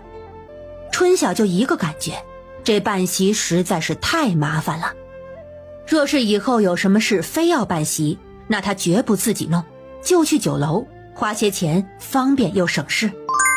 这边的情况如此，估计田氏那边肯定也差不多，两边的席面是一样的。等两桌席吃完，已经到了未时中了。春晓唯一庆幸的就是他们这处办席就是中午一餐，若是晚上再弄一顿，怕是要把人给累死。收拾完之后，村里来帮忙的妇人们也要走了，周氏也没有让他们白帮忙的打算，将家里的卤肉一人给他们切了2斤，让他们带回去。几个妇人自然高兴，这卤肉在村里是有钱都买不到的，这一下子就得了2斤，家里人都该有口福了。桌椅板凳碗筷归还这些用不上春晓他们，他便端了个凳子坐在门口休息。张氏很快坐到他身边。还在睡呢？还真是个小懒猫。春晓忍不住摸了摸娃娃的小脸儿。先前玩了一会儿，刚刚又睡了。累了吧？我跟你二哥说别办了，他非要办，我看娘也是累得不轻。我如今日日守着这个小的，什么也帮不上忙。办一办，大家高兴嘛，也算是咱小昌兴为村子里的人谋福利。你没看到爹嘴上说着二哥花钱，他自己还不是高兴得很。今日啊，他在那边不知道有没有喝多，等会儿还得让娘赶紧回去看看。地里的黄豆是不是要收了？二嫂，你还想着地里的事呢？春晓笑他操心。是要收了，放心吧，都安排好了。严炳发这回果然是喝多了，周氏不在，没人跟他耳提面命，村里人说多了好话，敬他酒他也不好回绝，所以喝着喝着就喝多了。喝多了也不到处发酒疯，就闭着眼睛躺在床上念念有词，凑近了也听不清楚他说些什么。周氏拿他也是无可奈何。喝多了的不止严炳发，还有严大山。往日清醒的时候，严大山都是比较内敛的，如今就见他抱着田氏，怎么劝都不撒手，臊得田氏捶了他几次，结果他依旧纹丝不动。舒文跟舒凤就站在院子里边看边笑。春晓来的时候就看到了这一幕。你爹咋了这是？舒凤凑到他身边。喝多了，你看我娘那耳朵根儿。春晓就看到田氏一脸哭笑不得地看着他。小妹，你来得正好，你快过来帮忙，把你大哥给扒拉开，这让人看到像什么话？春晓看了眼舒文跟舒凤，这2个缺心眼的孩子也真是的，都不知道上前去帮一把，看把田氏给急的。他赶紧上前去拨他哥的胳膊，谁知严大山睁开眼看了他一眼，对他笑了笑，一个甩手，差点没让他摔个狗吃屎。舒文舒凤笑着扶他。姑姑，你没事吧？姑姑，你没事吧？我说你们2个怎么不上前帮忙？原来在这儿等着我呢。你这是发什么疯？把小妹都给摔了。田氏一着急又开始捶人。娘，他喜欢抱，你就让他多抱一会儿，等他抱累了自然就撒手了。田氏若不是此时动弹不得，怕是一棍子就要上手了。他没好气地拧了严大山一把，严大山哎呦叫唤了一声，又看着他傻笑。春晓也跟着舒文他们站在边上开始看热闹，没想到他大哥还有这样的一面。最后见田氏实在是着急了，这才3人一起上，将田大山拉开，扶去了床上休息。明日我告诉我爹这事儿，他肯定不会信。这事儿不许你在爹面前提，多伤面子的事儿啊！田氏瞪了舒凤一眼，他喝多了，他知道什么？舒凤吐了吐舌头。你们2个今日回不回庄子？这2日不回去了，那边在育苗，每日就拔草，几个叔婶在就行。村子里请的人明日要跟着我们在这边收黄豆，麦子地的15亩加上姑姑你那边的13亩，怕是要收2、3日呢。那正好，我还说人手不够呢，这样最好。家里的事情安排妥，活儿也分工到位，他抽空去了一趟庄子。如今正是收成的时候，不去总是在心里有些不放心。陆村那边也已经开始收割了，他到的时候，大家都在院子外头的地里忙。还没到跟前，就有人看到了他，纷纷开始叫东家。东升也看到他，跑了过来。春小姐，我看了一下，地里收成不错，昨日我们收了1亩打出来了，有200来斤呢，这么多收完，怕是库房都要放满了。麻袋那些都买够了没？按照你说的，跟编袋子的好几户人家直接买的，买了大几百个呢。春晓点了点头。下次直接跟人预定1000到2000个放起来。如今看啊，是要几两银子，但是分摊了就没几文钱了。这要用的东西不能少。他走到地里，哎，棉花长得怎么样了？等会儿还要亲自去看看。早就出芽了，如今都有手掌高了。等会儿我带你去瞧瞧去。等这地里收完了，赶紧施了肥就可以移栽了。说完，他看了看春晓，有些欲言又止。春晓笑了笑，担心家里的地吧？放心好了，黄豆都收了。你爹这几天啊，在忙着打豆呢。等豆子打完了，我们再一块整地。东升不好意思地笑了笑。谢谢您，春小姐。他就担心家里活他爹一个人做不完，如今得了春晓的话，总算是心里一块石头落了地。你们如今一日能收多少？可需要请人帮忙。若是要请人啊，就让王世文去村子里找人，工钱到时候统一结。如今一日能收10来亩呢，10来天的功夫就能收完了。到时候把人分成2批，一批整理黄豆，一批下地施肥。3月初的时候，棉花应该就可以移栽了。到时候麦子跟稻米也要一并种，那个时候怕是要请人手了。见这边庄子一切如常，安排得很好，他便赶紧回了村子。2月底的时候，李正开始收拢各家的税粮。春晓的13亩地并不属于税地，而是属于宅基地，所以他只需要交6亩地的税粮300斤。黄豆他早就送到了大山家，让周氏到时候一起代交。一早他就让幸福赶着牛车送他去镇上，交了货立马直奔庄子。到了庄子，大家果然已经开始给剩下的地施底肥了。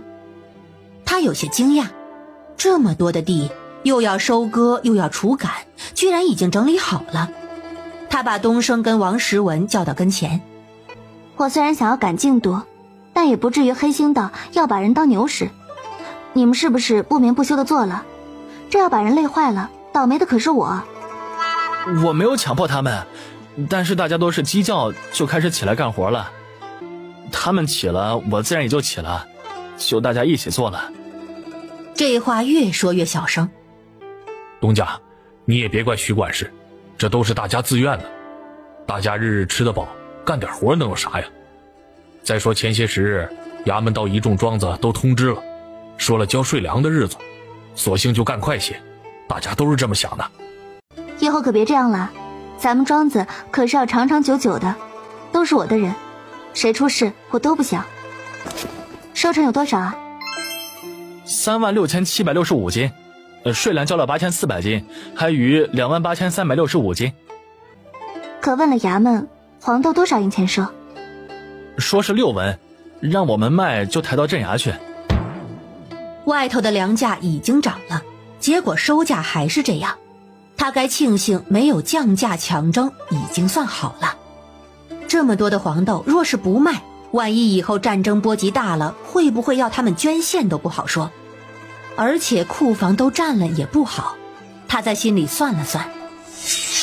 这样，明日你们多跑几趟，拖25000斤去卖到衙府，剩下的3000多斤与上回拉回来的粮食放到一起自己吃。卖的钱呢，该有150两。东升，你收好些。春小姐，我上回去镇里打听过了，如今粮食可贵得很，你真要6文钱卖那么多吗？东升觉得实在是有些不划算。卖吧，这政策是上头定的，变好变坏咱不知道，吃点亏就吃点亏了。东升家那边的8亩地也全部整完施了底肥。村子里的人觉得东升自从做了他们家的长工，家里也开了运门了，甚至还出现了一些不好的闲言碎语。对于这些，春晓态度一如从前，爱说就说去，只要不闹到他跟前。按他之前吩咐的，黄豆应该是已经卖了。这几日不知道是在给外头的地施底肥，还是已经开始移栽了。他正想着庄子里的事情，却听到舒朵的声音突然从外头传进来。姑姑，快！李正召集大家去晒谷场呢，说是要快。是有什么要紧的事情？不知道，听村里人说衙门来人了，只说让大家赶紧过去。奶奶说让你快着些。衙门的人来了，定是什么大事儿，只是什么事情呢？这税粮都已经交了，他们能与衙门打上交道的事情，就只有交税粮而已。跟幸福美满说了一声，便拉着舒朵往村子的方向跑。一路上走都不见人，大家应该早就过去了。春晓他们到的时候，晒谷场已经站满了人。他们找到周氏，跟家里人站在一起。这么多人，却没人敢说话。春晓一看，前头的台子处除了李正，果然看到了不少的官差，大概是10来个，旁边还停着2辆马车。看这架势，肯定是有什么事儿。众人又等了好一会儿，见无人来了。严家村的人是不是都到了？李正看了看底下人。官爷，村里有好些人在外头做工，没做工的就都在这儿了。那官差点了点头，拿出一张纸。今日来只为一件事儿，上头下徭役了。底下一听就开始不淡定了。这徭役不是好事儿，不是捐粮就是捐钱，或者是捐人，最严重的就是兵役。不知道这次是什么？怎么好好的下徭役，都多少年没这个事儿了。大家安静啊，这头通知完，我们还要去别的村子，不要浪费我的时间。我说话期间，请大家保持安静，有疑问等我讲完了再提。领头的差爷看了看下头的人，不自主地提了口气。上头的公告繁琐，我就不累赘了。简要紧地说，此次徭役为征兵丁。话还没说完，底下就是一片抽泣声。春晓的心里也是一抽，紧接着就有一阵不好的预感。凡年满15岁到50岁之间的男子，皆需奉旨入清河关，入河间大将军麾下效力。一户呢可免一丁名额，但是需要交驻金20两。你们户籍人口明细，府衙都有存底，做不得假。不在场的人请相互转告，请以上人员3日内到府衙报到入编，若是超了时限，一律按逃丁处理。我提醒一句啊，逃丁可是要全家下狱的。以上就是公告的内容，大家有问题尽管提，没有我们就走了啊。下头的人就犹如冷水下了热油锅一样，一下子就炸开了，有几个妇人直接就晕了过去。周氏也几欲昏厥。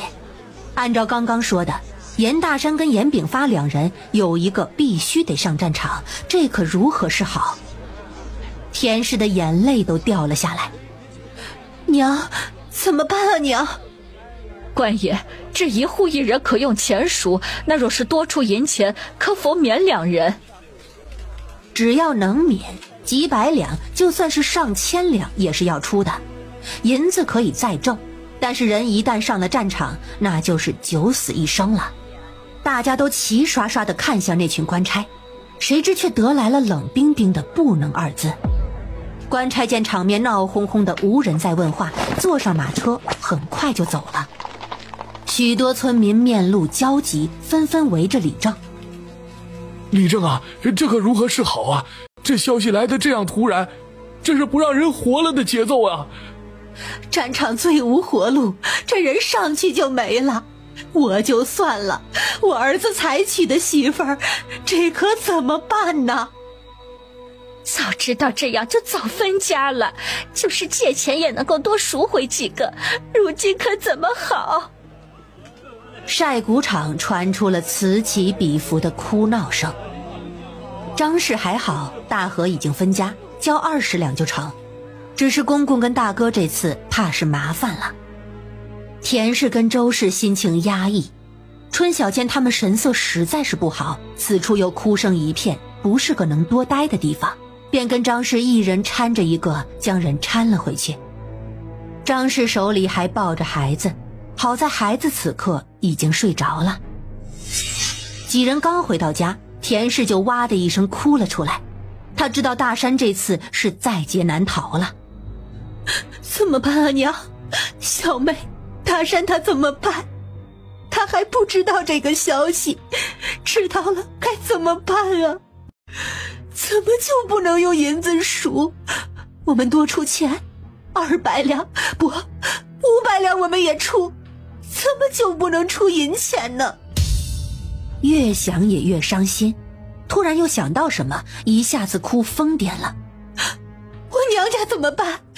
我大哥二哥没有分家，我大侄儿也满了15，这可怎么办好啊？周氏原本已经不哭了，见到田氏哭得伤心，又跟着哭了起来。天杀的，这是诚心不让人活了呀！这可怎么办呢？你爹呢？赶紧去周家村那边把你爹他们叫回来，这可是出大事了。张氏也跟着在一旁落泪。春晓难过叹气，这么大个事，事前却一点风声都没有露出来。官府这次是铁了心办事了，若是事前有风声，没分家的赶紧分家，比如将严炳发跟严大山也分户，那这个事情就好办了，就只是交银子的事情。如今这样一点转圜的余地都没有，这可如何是好？战场是不能上的，这该怎么办好？娘，爹他们傍晚就回来了，回来了也是大家一起发愁。我明日去镇上走一趟，看看府衙那边有没有什么机会。爹跟大哥是肯定不能让他们上战场的，如今这样，咱们更是要打起精神。若是人垮了，这事儿就真的没有转圜余地了。周氏一听，忙擦了擦眼泪，但是眼泪并没有立马就止住。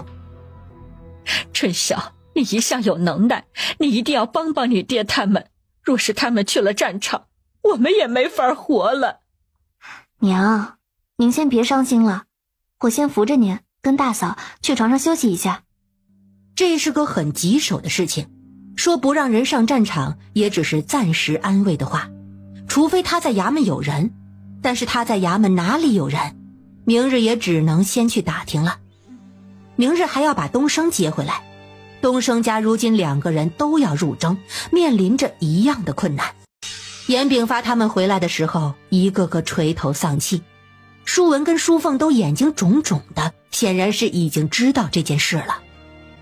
今日在周家村那边就听到了这个消息，这可怎么办是好啊？严大山抱着头坐在门口，舒凤又开始抱着他娘哭。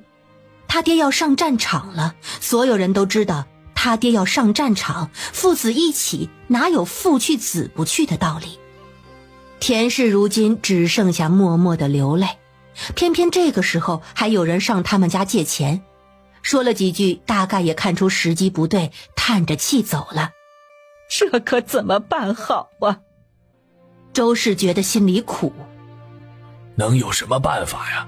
听天由命吧。一户不是可以交钱免一丁吗？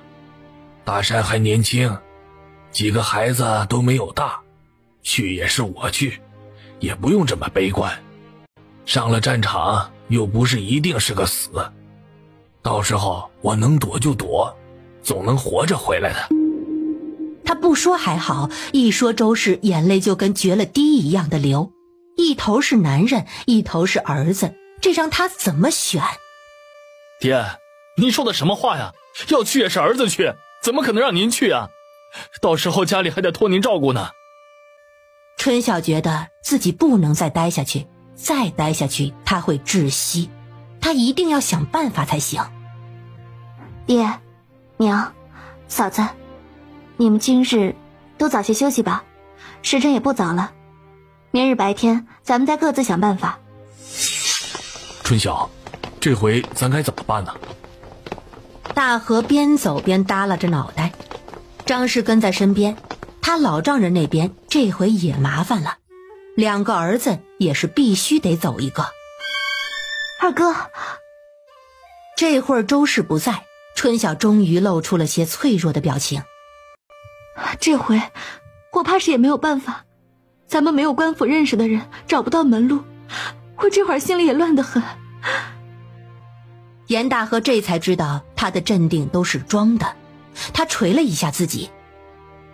二哥糊涂了，你平日厉害惯了，遇到事情啊习惯了找你，可你也是个普通女娃，这么大的事情怎么办得来呀？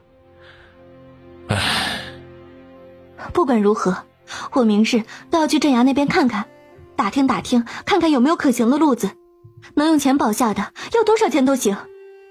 我明日啊同你一起去，你明早等我啊。2人各自回了家。这一晚，春晓睡得特别不踏实，时常就从梦里面惊醒，醒了梦到了什么也不清楚。第2日一早，春晓让幸福赶了一辆牛车去庄子接东升，自己则坐上了大河的牛车去了镇上。他去酒楼送货，让大河先去镇衙那边候着，生怕漏过了任何的机会。春晓待在酒楼后院，就听到有伙计议论这个事情。酒楼的伙计也是雇的，就算是在家中独子，上头的老父亲只要年纪没有超过50岁，同样是要被征丁的。他站了半天都没有人来收货，就听到有几个伙计正在跟厨房的管事要求结银子。酒楼的后厨如今也是乱糟糟的。没多会儿，那个郑管事就带着黄明鹤过来了，看他站在院子里跑了过来。春晓姑娘，你稍等片刻啊。说完带着黄明鹤去了后厨。没多会儿，黄明鹤就叹着气出来了，并叫人给他的货物称重。如今突然征丁，这4周围都乱套了。不知道黄老板家中可有此烦恼？说实话，在这个时代碰到这种事情，几乎家家都得遭殃。黄明鹤看着他摇了摇头。已无啊，只是这许多伙计怕是要重新找了，这酒楼没伙计可不成啊。黄老板这么有钱，买几个人就是了，何必请伙计？春晓从他的话中嗅出了一点不同的意味。哟，那是不是表示之前有，现在解决了？那如果是这样，那这人有门路啊。他忍住心中的激动，做出哀痛状。这征丁征的着实让人猝不及防，家人也没能幸免，怕是以后这生意难做了。这是为何呀？征丁只是征的家中男人，生意妇人不是可以继续吗？黄老板有所不知，家中前些时日才买了庄子，如今正是春耕的时候，男人若是不在，就只能女人顶上。我们农家人都是土地为命根子的，契书里有讲，若是遇到不可抗力，是不用发银的。若真是因此断供，黄老板，你见谅啊。黄明鹤实在是有些无语。严姑娘，就跟你刚才说的，买几个人就是了，咱好好的生意还是要做的。我娘昨日因为这个事情哭了半宿，我嫂子他们也差不多，如今哪里有时间顾得上这么多？这2日怕是没办法送货了。黄老板，你这处不是也有伙计困扰吗？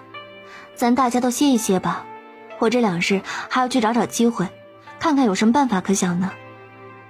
春晓说完，重重地叹了口气。黄明鹤看了他良久，似是内心有些挣扎，最后叹了口气。严姑娘，你跟我呀到厢房来一下。春晓的心此刻在狂跳，不知道他猜测的对不对，这怕是有门路啊。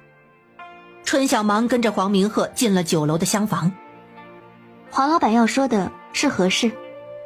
我与严姑娘家合作是十分愉快的，如今你们家碰到这种事儿，我想着我能帮一把便帮一把，只盼严姑娘能记着些我的好才是啊。春晓露出了欣喜的表情。黄老板，你果真有门路吗？黄明鹤看了看关着的门，压低了声音：我与镇义馆户籍的主簿有一些交情，我给你一封信件，你去找他，让他将你们家男丁户籍做分户处理，兴许能解决你的问题。真的？那真是谢谢黄老板了。春晓恨不得给他跪下了。你别去府衙直接找他，他在南山巷啊还有个小家，中午的时候准会去那处，你去那处找他。只是啊，有一点咱们得提前说好，这办事儿肯定是得花银子的。如今又是这么个境况，若是他要的银子多，你们也别闹，大不了不办就是了，可千万别闹啊！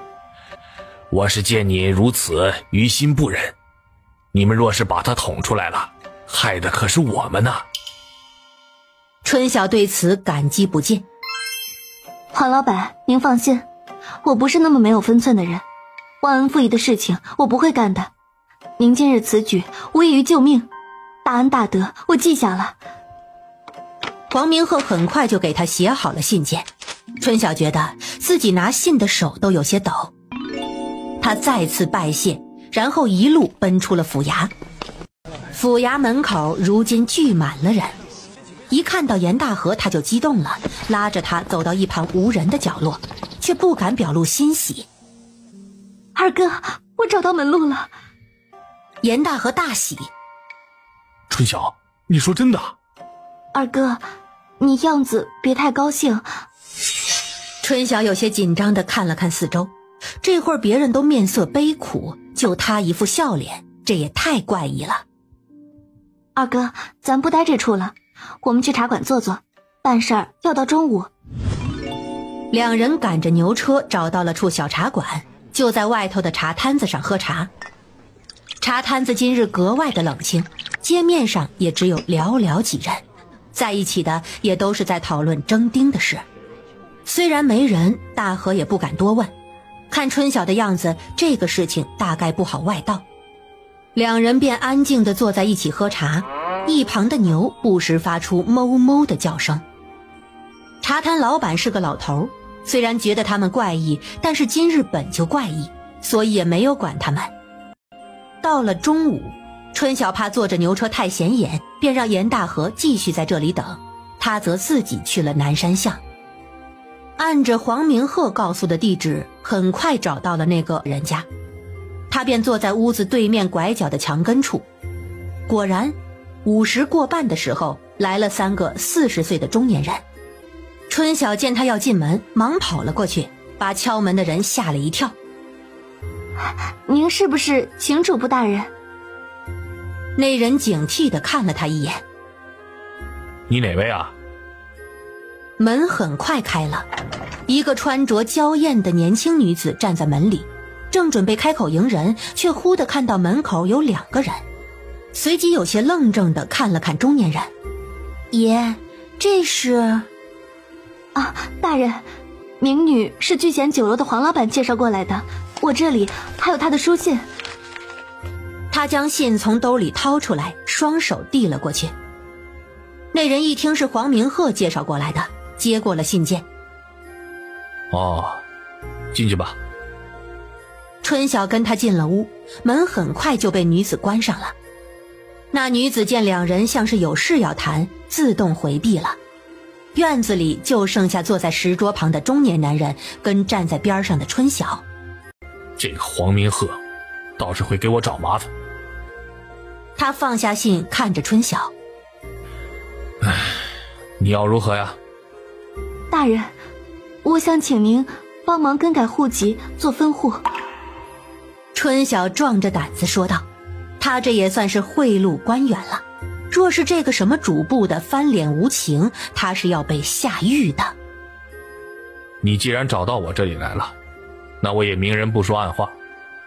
户籍呢确实是可以改，但是要打点的人不少啊。如今上头刚发的公告查得严，我们呢这也是冒着莫大的风险行事呢。200两银子改一户，若是要改，赶紧将户籍书拿过来，时间长了生变了，我也没有办法。春晓一听，跪下磕了个头。多谢大人，大人等我，我这就回去拿户籍，营钱也一并准备上。等会儿我要上工，你来的时候把东西交给柳娘就行了，切记不可到衙门找我啊。知道。春晓匆忙道别，出来的时候心中大喜，有谱啊有谱。他一路狂奔，爬到茶摊子的时候已经上气不接下气。严大河等得一脸焦急，给他递了杯茶。如何呀？春晓顺了口气，又喝了一杯茶。二哥，你赶紧回去吧，去把大哥家的户籍拿过来，再凑200两银子过来。银子的事情咱们回去再算，快去！记得不要跟其他人说，等我们办完了回去再讨论。这事说成了，大河大喜。你等着，你等我，我快去快回啊！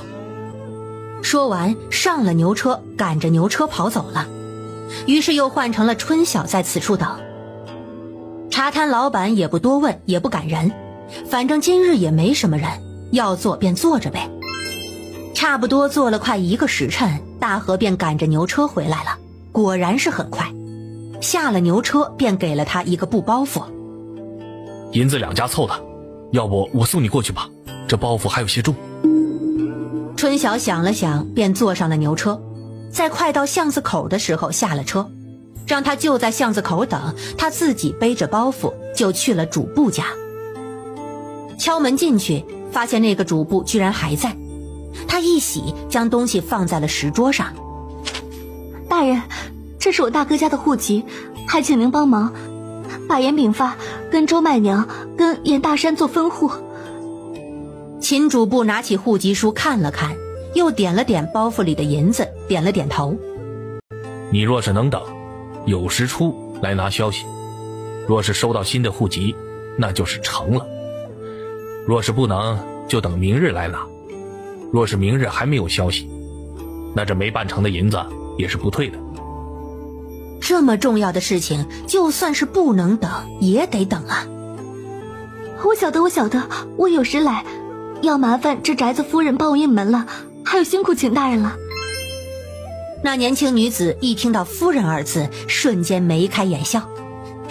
不麻烦，你来就是。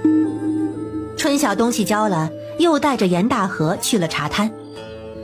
二哥，你要不要回去？我等就好了。我陪你一起等。如今回去啊，他们问我也是一问3不知，我看到他们的样子也难受。今日还有好些村里人上家里借钱呢，都被爹和大哥打发了，说不定背后怎么说我们呢？这也是没法子的事情。咱们家如今就是村子里的有钱人，免一个人要交20两，20两啊，对于农户来说就是全部身家，没有就上战场送死。若是我，舔着脸也是要借的。他其实挺同情村里的人，只是自己的事情都没有解决，再同情也只限于同情而已。银子虽然送出去了，但是事情还没有定下来，他们心里始终还是觉得有些压抑。春晓2人喝着茶，突然就见一队着甲的兵丁走过来又走远，人数有好几百，把2人吓了一跳。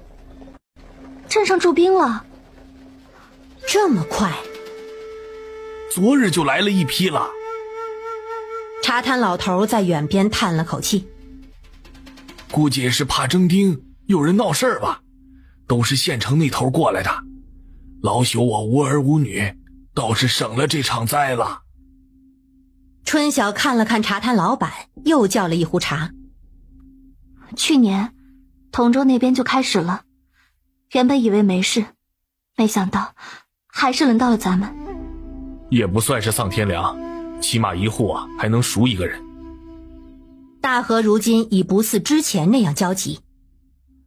他们要是要了人又要了钱，我看呐，你是舍人还是舍财了？20两够一家人没日没夜干几年了。老头言语有些讥讽，与丧天良也离不远喽。老板，如今正是风口上，这话少说。春晓好意提醒，那老头忙笑了笑。看我老头子胡说八道。来，今日啊就2位常客，我给你们泡壶不一样的茶尝尝。下午等了一会儿，春晓原本稍平复的心又开始焦急起来，想着若是事情没办成怎么好，银子没了就没了，这人没有保住，怕是他娘他大嫂受不了这个打击。他越想越坐不住，后来索性在街面上来回走动。大河被他的举动也弄得有些焦躁不安起来。一下午，他们便是在这样紧张又焦灼的情绪中度过，家里人如何更是可想而知。时间终于是走到了酉时，这个时候正是大家吃饭的时候。春晓急急忙忙地去了南山巷，敲了门。开门的还是那个年轻姑娘，看到他什么也没说，只是笑了笑，让他在院子里等一会儿。没多久就将他那个包袱拿出来递给了他，一句话也没有多说。春晓赶紧打开包袱，里面就放着2本户籍书，一本是他爹跟他娘的，一本是他大哥一家子的。分户的日期还是1年前，这事儿成了，他简直喜极而泣。大人只让我叮嘱一句，不可以让外人知道，若是有人问起，就咬死是去年分的户。春晓连连点头，多谢大人，多谢夫人。去吧。何为激动的心，颤抖的手，他现在就是。如今拿到新户籍，就是尘埃落定，他心里的石头也终于落了地。走，咱赶紧回去告诉他们这个好消息。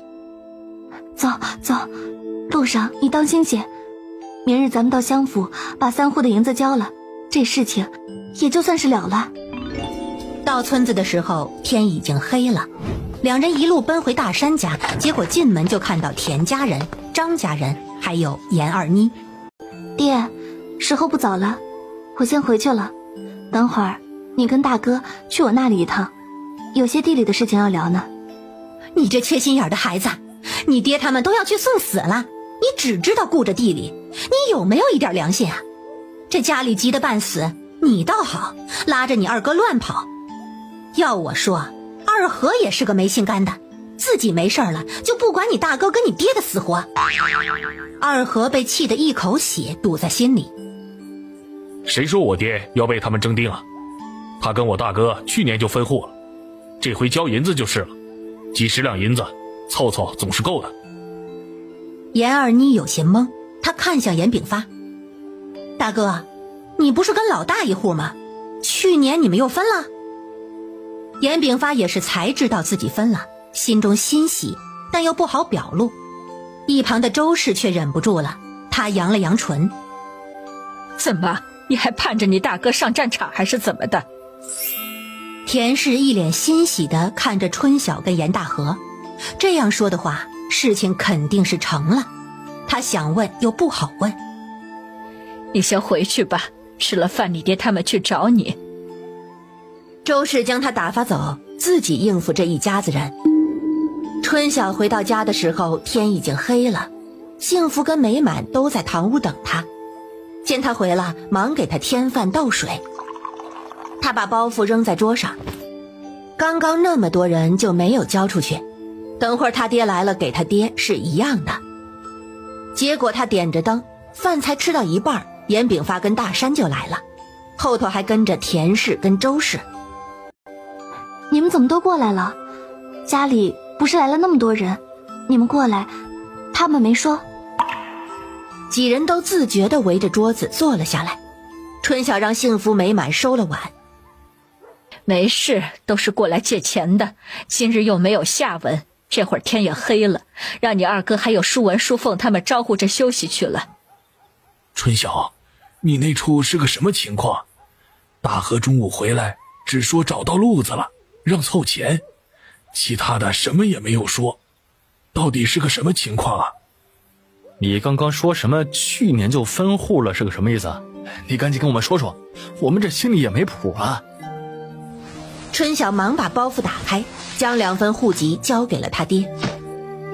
爹，大哥，记住了，日后有村里人问，就说去年就去镇上分户了，明白吗？严炳发拿着2本户籍看了看，虽然不认识上面的字，但是也明白了春晓的意思。他面露惊喜。你们今日一天就是跑这个去了？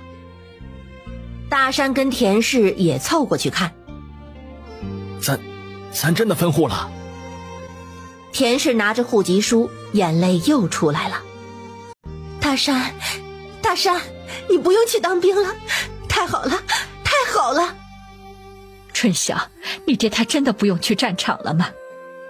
周氏激动落泪，今日一日，他的心都没有像这般轻松过。或许是绷得太久，这一放松，他便有些瘫软。幸好一旁的田氏眼疾手快，才没有摔下长凳。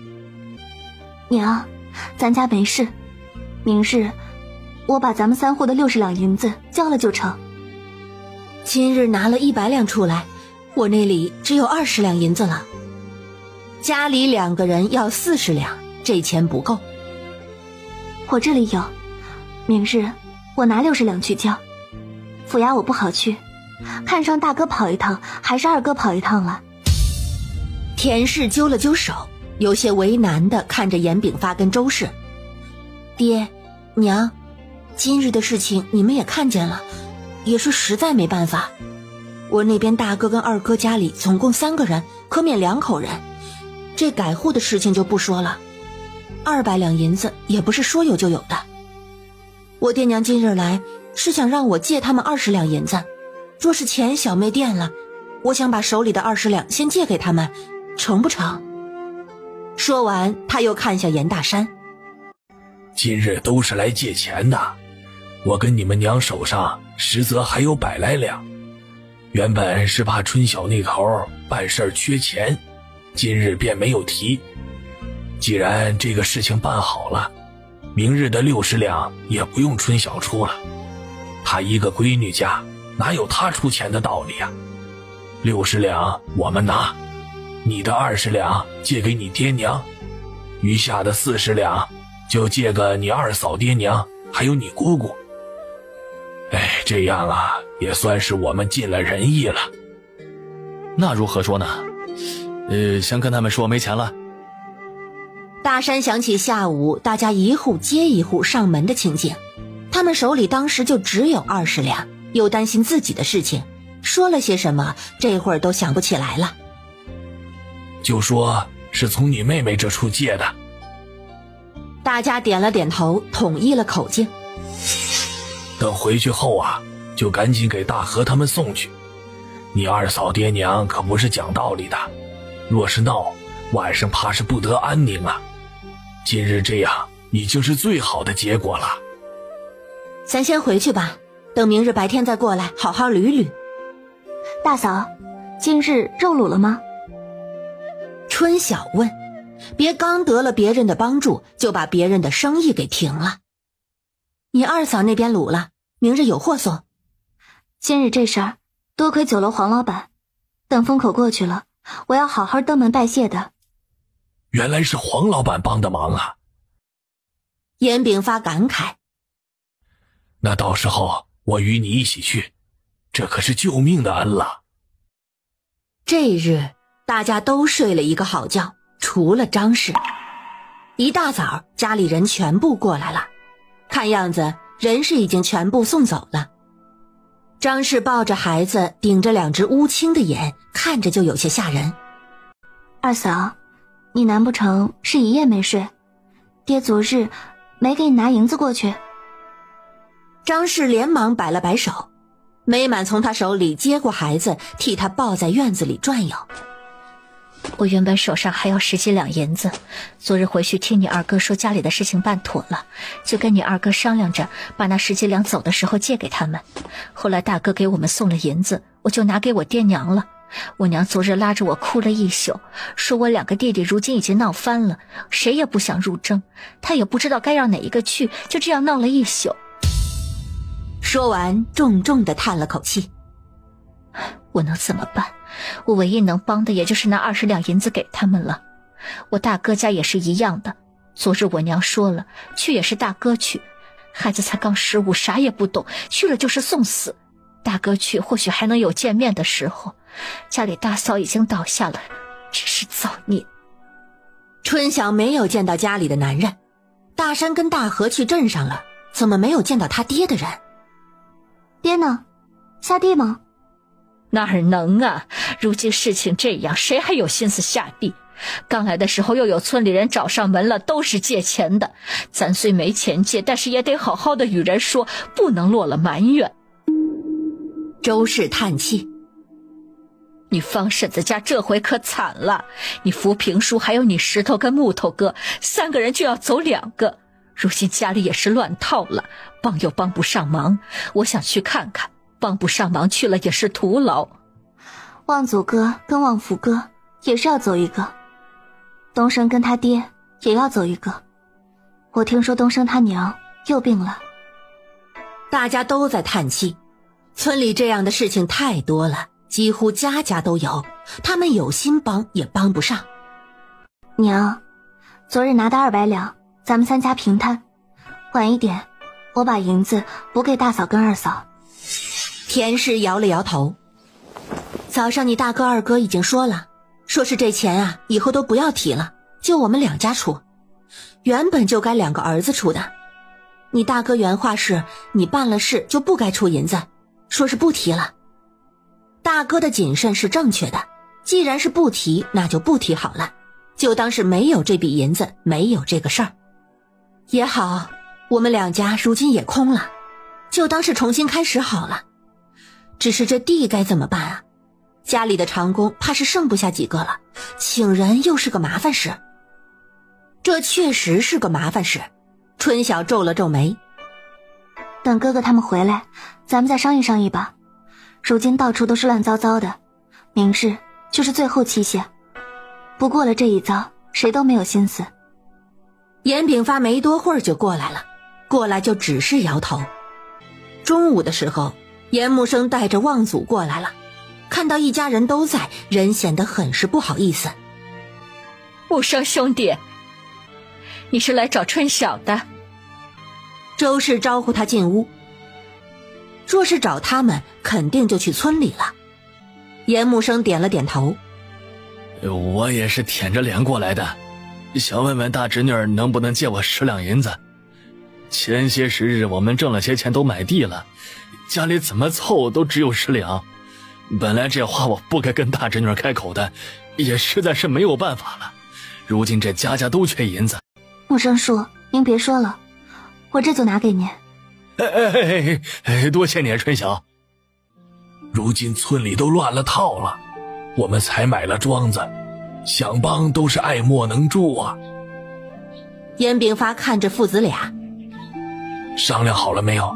谁去啊？严木生叹气，都怪我，若是像你们一样分了家，就没有这样愁人的事儿了。他娘如今说起这个事儿就哭啊，望福说让他大哥留在家里，他去，小儿媳妇闹得厉害。你们呢？开始大山去吧。严炳发咳了咳，有个事儿村里人或许不知道，我跟老大家去年就分出来了，我们交银子就成了。严木生一愣，随即苦笑，可见老天是帮着你们家的，这样的事情都能算得到。春晓拿了银子出来递给严木生，木生叔，12两，2两呢是望祖哥跟望福哥的工钱，这银子您也别急着还，宽裕了再说。严木生拿着银子叹了口气走了，春晓也无奈。爹，您陪我去东升家走一趟吧，他如果不在，庄子里的事情我还得问问。这是春晓第一次到东升家，院子破破烂烂，房间也很是简陋。石柱见他们来，忙在堂屋找了个凳子让他们坐。找东升吗？他在他娘屋里，我去叫。别叫了叔，听说婶子病了，我们去看看。徐石柱叹气，春晓如今听得最多的就是人叹气。几人刚走到房门口，就听到里头有妇人嘤嘤的哭声。他娘，秉发兄弟跟春晓来了。徐石柱在门口叫唤了一声，才打开门进去。东升就趴在他娘的床沿边，见他们进来，忙站起了身。禀发叔，春小姐。表情不见喜怒，他娘则整个眼眶红肿，这会儿见到人，忙偏了偏头。我这个样子实在是没法见人，让二位见笑了。婶子，可是范畴银钱？若是钱，那就还好说。20两银钱我们有，只是一想到东升要去战场厮杀，我这心就抽抽的痛。说着说着，眼泪就流了下来。娘，都说让您别哭了，您再哭下去，眼睛都该睁不开了。这上战场又不是一定要一个死，活着回来的也不少，您该多想想您儿子的好。听说仗打完了，还有不少补偿银子呢。我要那补偿银子做什么？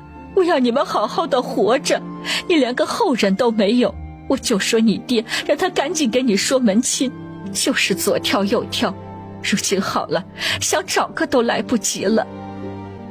东升娘说着说着就咳嗽起来，徐世柱赶紧上前给他拍背。是我不是，都是我不是，你不要激动啊，娘。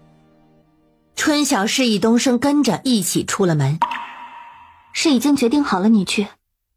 自然是我去，我做儿子的没道理让老子去。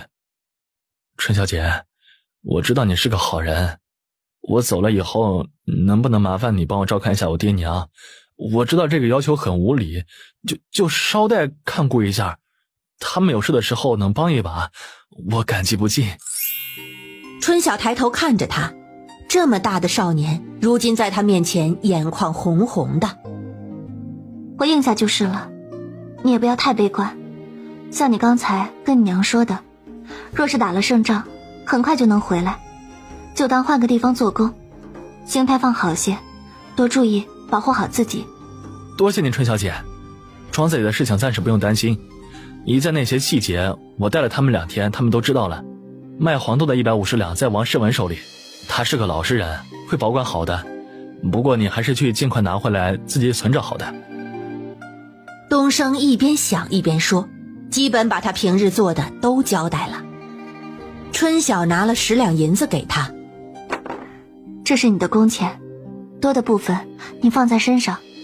我知道你家里的银子你肯定不会带，但姐给你的不多，你带着日后行个方便。我等着你回来继续给我做管事。东升默默地接了钱。春晓他们回到家的时候，大山跟大河已经回来了，直说衙门人多，排队排了好久才轮到他们交钱。我今日才知道咱们镇子有钱人这么多，那队伍都快排了整条街了，20两都跟几文钱一样的给，生怕别人不收。今日那黄老板还问我们情况如何了，我回他妥了。什么有钱呢？都是打落牙齿或血吞，不交怎么办？真打算绝户吗？我看着村里来家里借钱的人兴冲冲的来，垂头丧气的走，哎呀，我这心呐实在是难受啊。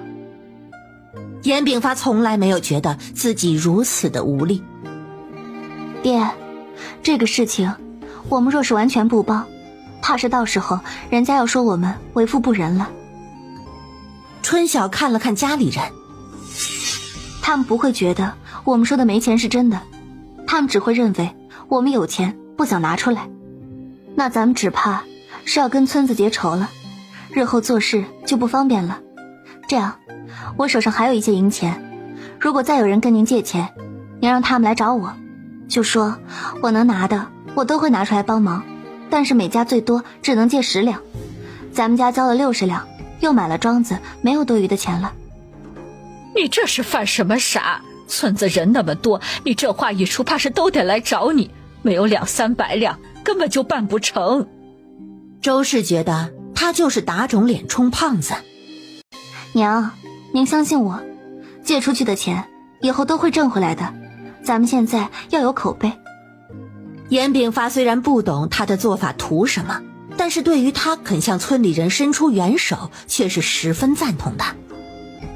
你娘说的是啊，这话出了，没个200-300两怕是不成啊。你真有这些钱呐？放心吧爹，庄子里收了黄豆，我卖了大部分，明日早上我去拿，你只管说就是了，让他们中午来找我，应该来得及。那我明日陪你一起去。大山不放心，我今日让幸福去庄子运送棉花苗了，差不多也快回了，你们要帮忙，尽快把地里的苗都种上，我明日自己去就行。话刚说完，就听见牛车从远到近的声音，果然是幸福回了。下午一家人开始帮着春晓在地里种棉花苗，严琦在家里看家。自从出了征丁的事情后，私塾就停课了。结果几人种到一半，严琦跑过来了：“奶奶，舅伯奶奶跟舅伯来了，您快回去吧。”如今来怕是来借银子的，春晓，你先挪我20两银子。外甥找上门，怎么都不能不管。好在外孙如今大的14岁，没到15，真是万幸。春晓回屋拿了20两银子给周氏，周氏带着严琦急急忙忙地走了。过了1个时辰左右，周氏就回来了。是借银子吗？还用说吗？10多年没来的人，今日来说被吓了一跳，说不知道我如今过成这样了，怕是心里懊悔没来往呢。银子给了？给了，拿了钱就急急忙忙地走了，连句多谢都没说。算了，我哥哥的独苗不看顾着，怕是日后到了地下该怪我了。对了，刚刚之前借银子的人又来了，怕是周围借不到钱又找上门了，我便把春晓的话说了，都是一个村的，差点没给我跪下，我脸都臊了。村里如今也可怜，能帮就帮吧。姑姑，庄子里的那些人是不是要被送走啊？春晓一时没有理解。为何？不是征丁吗？庄子里都是符合要求的男人，15到50岁之间。原来问的是这个。春晓笑了笑。他们不用，对于上头来说，他们如今不算个人了，算是姑姑的财物。姑姑是女户，所以不用征丁。那天元地方也不用了？严大山跟严大河露出了意外的惊喜。怎么，你们都以为他们要被征走吗？春晓意外地看着他们。众人都点了点头，舒文点的尤其大力。自然是不用，当初给他们挂档的时候，你们没有仔细看吗？上面都写着呢。小妹，你又忘了，我们不识的自然是没有看到，若是这样就太好了，我还想着我们这钱白花了呢。若是这样，这真是太好了，起码庄子还是有人干活，还是能转动起来的。他们在地里认真的种苗，结果门口不停的有人过来，刚开始都是不好意思开口，后来都是来借钱的，这事儿怕是传开了。春晓既然想好了帮他们一把，自然是没有给他们脸色看，只说如今手上也没有钱，要等到明日中午他从镇上回来，让大家明日中午再过来。大家得了他的话，自然是不再纠缠，纷纷感激的走了。其中最为扭捏的就是崔氏，也就是二牛他娘，站在门口半天都不说话，脸都憋红了。春晓实在是忍不了了。崔嫂子，你也是来借钱的？崔氏一听猛点头。春晓啊，以前的事儿你大人不计小人过，我这个人说话做事不过脑子，实则没什么坏心思，你不要跟我计较，我家那口子也等着钱救命呢。说着就要哭的样子。崔嫂子，你明日中午来吧，我这会儿手头没有，明日中午给你，说好的最多10两，我也不是财神爷托生的，我只能尽我最大的能力而已。10两就行，家里还有一些存银。我知道，我明白，今日来你家借钱的人啊，我都看到了。春晓，你是个好人，以前呢是我混蛋，以后我改，再也不乱说了。这会儿是真的落泪了，不知道是得了应允感动的，还是为以前的事情愧疚的。春晓让他回去了，下午就这样在地里一直被来的人打断的过了。第二日一早，春晓取了一张银票，带上卤肉上了路。到村子的时候还不到正午，如今他手上的碎银有350多两，应该能应付不少人了。他刚到家就有人上门了，村子里的人大概在盯着他在，前脚进村子，后脚就有人知道了。慢慢的人越来越多，严家的人都在地里种棉花，春晓便让舒文帮忙去把李正叫了过来。有些人不明白这借个钱为啥要惊动李正，春晓便与他们解释，他们不认识字，若是等会儿打欠条数目不对，他们也不知道，还是李正在场，对大家都好。大家听了纷纷点头，确实是这个理。大家在院子里等得焦急，而且人越来越多。李正总算是来了，知道春晓要借银子给村里人，让他过来做公证，很是欣慰。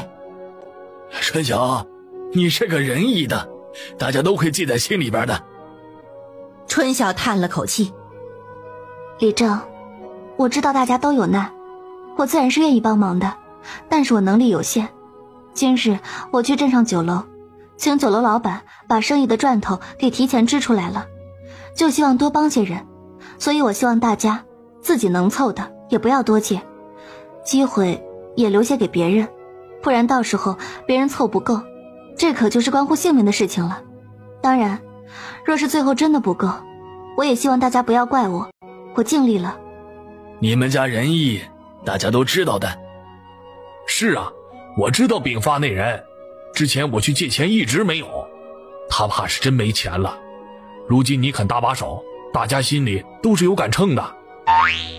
周氏跟严炳发正凑在院子门口看里面的情况。你是不是又背着我借钱给谁了？人家可不会无缘无故的这样说。哪有的事儿啊，算了，这乌压压的都是人，没啥好看的。李正再用不上咱们还是赶紧把苗全部种了，这苗放久了都蔫巴了。说完就跑回了地里。周氏觉得他这是典型的做贼心虚。李正坐在春晓的旁边，装钱的背篓就放在二人中间，笔墨纸早就备好了。上来一个人报了借款数，李正就写个借条让对方按手印，春晓则负责拿银子。借钱的数目5、6、7、8、9、10两都有，不过借10两的人最多，崔氏也借了10两。没多会儿，李正手就写酸了，于是又换成春晓写，他递银子。有些村里人春晓不熟，李正便给他报名字。最后接近360两银子全部借出去了，却还有几个人没有轮到。那几人都要急哭了，怨自己老实来得晚，怨自己倒霉。春晓也很是于心不忍。最后还是李正站了出来，说春晓已经把能做的都做了，他不能一点作为都没有，让那几个人跟着他回家拿银子。借钱的事情就以这样的方式告一段落。方氏今日没有来，周氏昨日找张氏拿了10两银子，再凑上自己的10两余银，已经给方氏送过去了。方氏看到周氏就抱着他哭，周氏跟方氏一起这么多年，也是第一次见他哭，两人便一起哭了一场。事情都是周氏回来讲的，春晓虽然没有看到那个场景，但也明白一个母亲遇到这种事情的心酸。他真想把那个闹兵变的藩王拉出来斩首泄愤。家里的闲杂人等终于都走了，周氏看着拿着一堆欠条的春晓，忍不住笑了。如今好了，钱散出去了，咱家比以前都穷了，以前还能拿出2两银，如今是2两银都拿不出了，只能拿出这一堆的纸。娘，眼光放长远一些，面包会有的，房子也会有的。啥？你说的是啥呀？我说，咱可以安安心心的种地了，就等着以后地里的收成翻身呢。第2日，天下起了雨，就像村里人的心情。这人手到底怎么办呢？咱在村子里再招。咱们村子如今少了这么多人，4家种地怕是人手都不够了，这人怕是不好招啊。那怎么办呢？去别的村子招，别的村子也好不到哪里去。如今男丁啊走了大半，哪里都缺。为什么一定要招男人？春晓问。兄弟2人都愣住了。这招船工一向都是招男人，何时招过女人呢？那是以前，如今不是没人吗？只要能干活，男人女人有什么区别？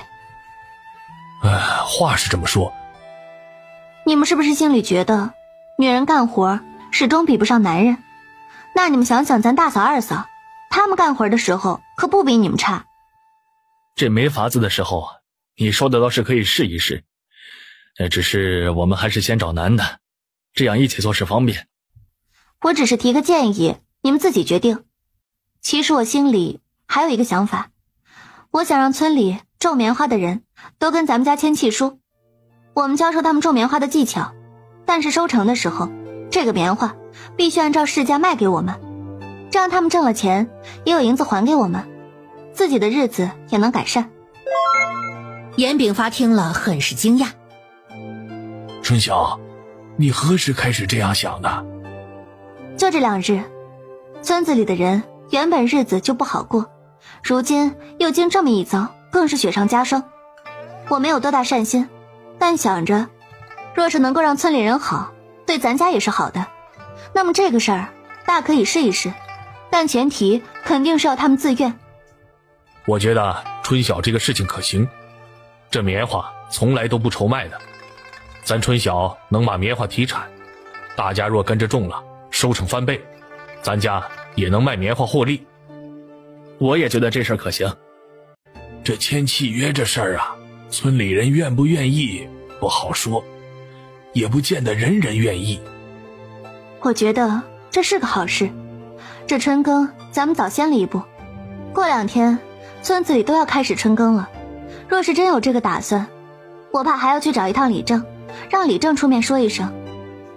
要不爹，等会儿你就去找李正吧，看看这个事情可行不可行，先听一下他的意见，若是李正不看好，咱就算了，没得吃力不讨好。我这就去跟村里人如何说细节，你们多想想啊。小妹，若是村里人都能种，那我娘家那边能不能种？我让他们也签契约，把东西卖咱们，就跟咱村一样，你看成不成？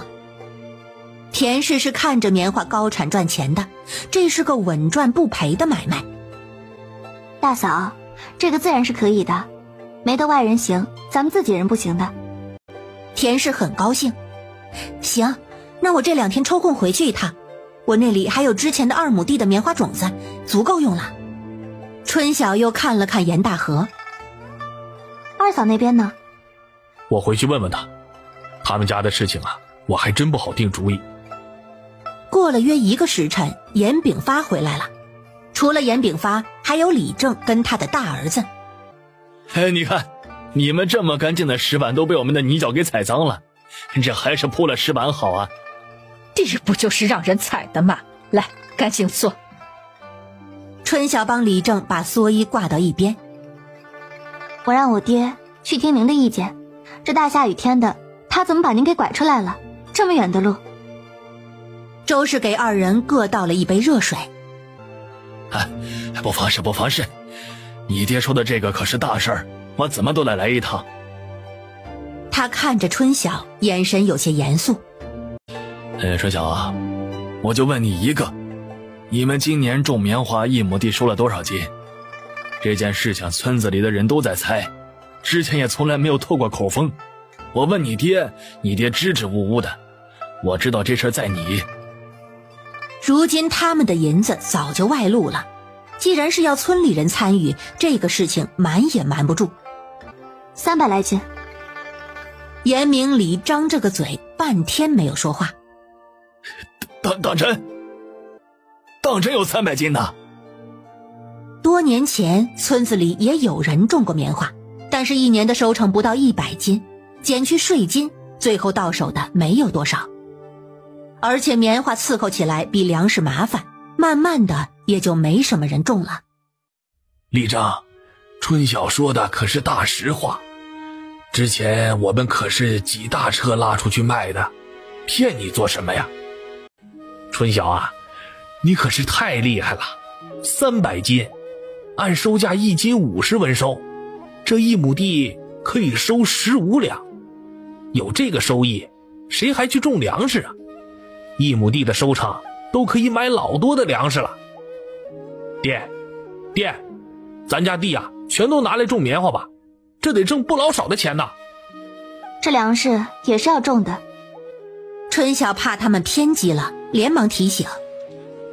如今外头粮食越来越贵，这战事不停，变故多的是，自家有粮，心里不慌，均衡一下比较好。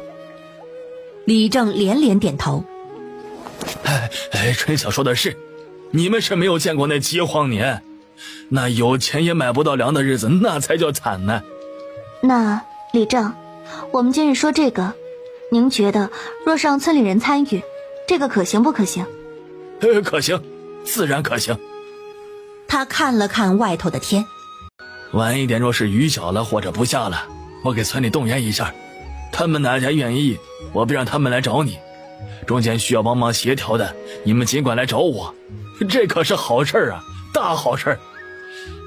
是仅限于咱们的村子吗？若是村里妇人娘家或者是外家那些呢？就咱们村子吧，若是人多，到时候种的怎么样也要观察，种出来多了怎么卖，都是要慢慢摸索。暂时不是本村的，除了我们允许的，其他的就算了。若是一开始就传到了外村，那这技术保不保得住就很难说了。行，我肯定会把这个话给传到位。那个，既然我们来了，你要签个什么契书，你写一个呗，我给你按个手印，也给明泽写一份，我带回去让他也按个手印。李正家里2个儿子已经分家，他跟大儿子过，他是李正，征丁自然是算不上他的，也算是村里少有的家里没有少人的人家。现在春晓也没有想到他们现在就要签。我还没有准备呢，要不明日吧。这会儿外头下着雨呢，我们也没有其他的事情，要不你现在去写一个，这事儿我若是在村子里说的，怕是立马就有人来，所以你还是早做好准备。要不你念，我给你写如何？春晓想了想自己跟狗爬似的毛笔字，觉得这个可行，于是拿出了笔墨，边说边看着李正写。内容就他说的那些，却在违反规定该如何罚的这处犯了难。他看了看围桌坐的人，什么惩罚能让他们记得？要不就罚银子，咱跟酒楼不就是约好了罚银子吗？数目说大些。若是外头的人有意出高价骗取技术怎么办？银子人家出得起？今年肯定不会，今年大家都不知道这个事情，今年之后就不好说了，最好是能影响到后人的。我看违反的话就出族谱，踢出村子。李正这话一说，大家都是一愣，这也太严重了些吧。要知道除了族谱就是无根浮萍，到哪都难立脚，去哪里都容易受欺负。这话也只有李正能说，因为他有这个权利。春晓觉得李正的这个支持对村里人有着十足的威慑。除了李正说的罚银也加上，反正只要他们不违法，这2条就是虚例，没有关系。也不等大家表态，李正就把这2点写了上去，最后契书模板就出来了。春晓对着李正写的那份又誊抄了2份，一份让李正签上了自己的大名，另一份也给了李正。这棉花种子你这里还有没有？我买一些如何？棉花种子我们家有挑好的，不用买。您那边有几亩地？我看看您需要多少种子。总共14亩地，4亩种粮食，准备10亩地种棉花。春晓便让大河去杂房给李正家称了40斤的种子，他则跟李正详细的讲了前期种种子的数量、距离还有深度那些。李正走后，他将刚刚说的用笔记了下来，方便以后照本宣科的告诉村里人。下午雨确实是小了，家里其他人都回去了。他原本想着要不睡个下午觉好了，结果刚躺下没多久，就听到院子门口传来了敲门声。我娘说您这2天情绪不好，我原本想去看看的，又怕惹您再伤心，还想着过2日去瞧瞧，你们就过来了。来，喝杯水，就是水有些凉了。3个妇人的眼睛都有些肿，该是哭过很多次了。方氏不好意思地笑了笑，也没啥好看的，如今村里的妇人见面多是肿着眼的，倒也不觉得丢人了。事情变不了，我就只能每日求菩萨，让他们得菩萨保佑，能够平安。其他的咱也做不了什么，也只能听天由命，也不止我们一家。你能想开是最好的，都是没有办法的事情。我今日听你娘说你要教村里人种棉花，还要签什么文书，春晓，你给我们讲讲呗。我原本就是想跟着你们一起种棉花的。他便跟严福平一家说了按他的法子种棉花的产量区间，自然是往低一点说，这样最后才会没有失望，只有惊喜。又说了约束的相关条款，告诉他们李正那边下午应该会详细的说这个事情。严福平二话不说就让他写契书，他们家如今的情况都是有目共睹，方氏知道的又比村里其他人多一点，所以不需要任何解释，他们也会相信。春晓原本就多抄了几份，跟他们确认了之后，便回房拿了契书让他们按手印，又给他们称了种子，说了种植的细节，一家人高高兴兴地回去了。方氏一家走后，严木生也来了。慢慢的，村里来了许多人，多是有疑问问问题的。春晓看着越来越多的人，将他们的名字都登记下来，并告诉他们，若是明日天气好不下雨，4时初就在他家院子外头的空地上，他一次性给大家讲清楚。种子他也有限，到时候先到先得，若是天下雨就改天再约，让他们可以自己带个小板凳。徐石柱是最后来的，说东升的娘情况不大好，他过来直接签了契书。春晓说要不拉到镇上让大夫看看，若是拖长了时间恐怕不好。徐石柱却摆了摆手，你婶子她原本就是这个样子，去年好些，如今东升走了，她心里积郁，吃药没用啊。最后叹着气回去了。幸福跟美满是傍晚的时候回来的。庄子那头东升走了，会技术的人没有了，这样不行。春晓想着，要么就把望祖调过去，要么就跟大哥借人把舒文或者舒凤调一个过去。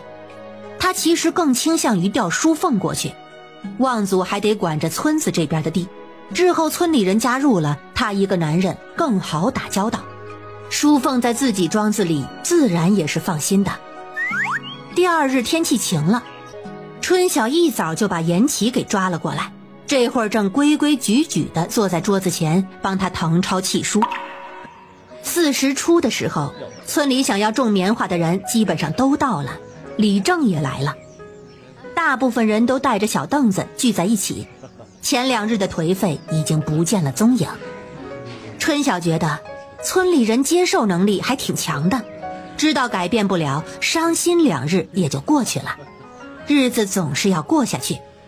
这次来的虽然也有不少男人，但看得出妇人居多。李正，咱们村子总共有多少户人家？这回来的有多少户？这村子里一共是182户，刚刚我已经点了一下，家家都有来人的。李正笑着看了看大家，都安静一下，你们不仔细听，到时候出了岔子可别哭啊。大家立马就安静了，齐刷刷地看向春晓。春晓咽了咽口水，今日他家里人都不在，这么大的阵仗倒是把他搞得有点紧张。这样吧，咱们都放松些，今日天气不错，咱们可以问得详细些也没有关系。我之所以跟李正提带大家种棉花的事情，首先呢，并不是因为这里头许多人欠我钱，借钱出去的时候我就说了，期限我不定，你们手头宽裕了再还我，所以有借有还，再借不难，道理相信大家都知道，我也相信大家。底下的人静默没有出声。这次征兵对各家打击都很大，几乎家家都失了钱财。原本呢，我也是想两耳不闻窗外事的，但是我爹说了，若是能帮扶大家一把，还是要帮扶一把的。既然我爹这么说了，那我别的帮不上，这种棉花我还是在行的，所以我就跟李正说了这个事儿。结果李正很赞同，于是大家就到了这里。兵发是个好人，我们大家呀都记住他的恩了。春晓，你放心，只要你告诉我们把这棉花种好了，我们都按你说的办。我知道你是个大善人。底下的人开始恭维他。春晓忍不住笑了笑。我爹或许是真善人，但我可不是什么大善人。教你们种棉花，最终卖给我，我也是为了赚钱的，不过是你我双方都赚钱而已。只要能赚钱，那就是好事儿。你能带我们赚钱，那就是好人。不过，我丑话说在前头，到时候我按市价收了你们的棉花，我们再转手卖，不论卖什么价钱，都跟你们没有关系的。别到时候卖高了价钱，你们就说我黑心。这种如今就可以说清楚，跟着我种，还是选择你们自己种，这个都是自愿的。别因为是李正说了的，大家就全部都来，一定要是自愿的，知道吗？都是自愿的，你放心好了。你既然是市价收，那就是公道的价。有那眼红病的，我也觉得该早早退出。规矩咱们都提前说好了，反正按着规矩来就是了。春晓见大家都没有意见，于是开启了第二个话题。那我就跟大家先说说这前期种地的事情。原本呢，想要做到种植最好的效果，2月初就要开始育苗，用优土育苗，苗的根系会长得更好，而且可以提前挂果。但是这个时间已经错过了，也没有办法。不过也没有什么关系，就是产量会少个20-30斤左右，也不是什么大问题。乖，20-30斤还不是大问题啊，20-30斤可是1两半银子呢。底下的人纷纷可惜。咱们现在时间很紧，这2天就要把种子种了。你们是否都想好了，确认好了要跟我种棉花？如果确认好了，先把契书签了。我那里呢还有几百斤的种子，1亩地按3斤的量，你们不要多拿，多拿了自己没用，别人又没有。还有，我之前跟李正说了，家里的地呢不要全部种棉花，该种粮食还是要种粮食，反正你们自己想清楚。我有一个问题啊，嫁出去的闺女家真的不能一起种吗？她也是咱严家村的人呐。这嫁都嫁出去了，就不算咱们严家村的人了。你没听李正讲吗？不成，我们跟他说好，让他保密不说也不行吗？好几个妇人都看着他，看样子不是一个人这样想的。婶子，不是我不通情理。春晓话还没有说完，对面的妇人连连摆手。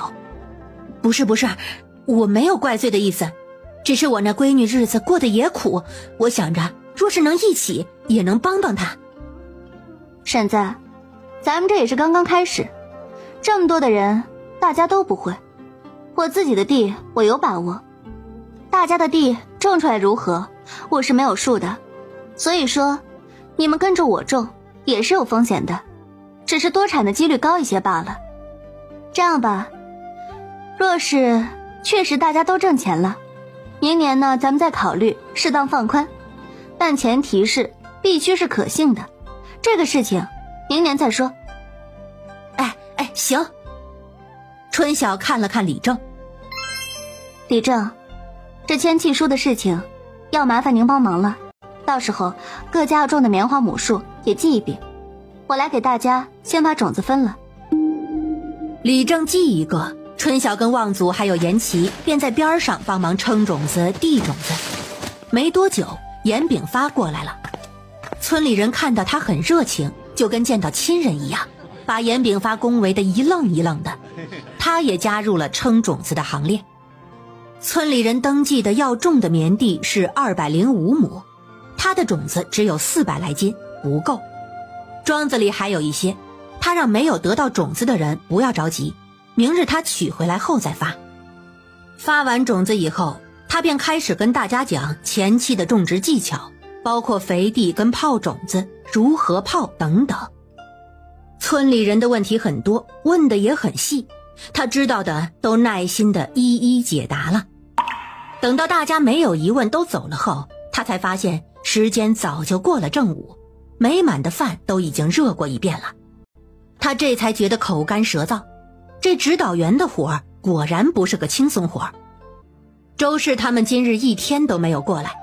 快傍晚的时候，春晓去了村中大山家，舒文和舒凤都已经回来了，看到他立马就凑了过来。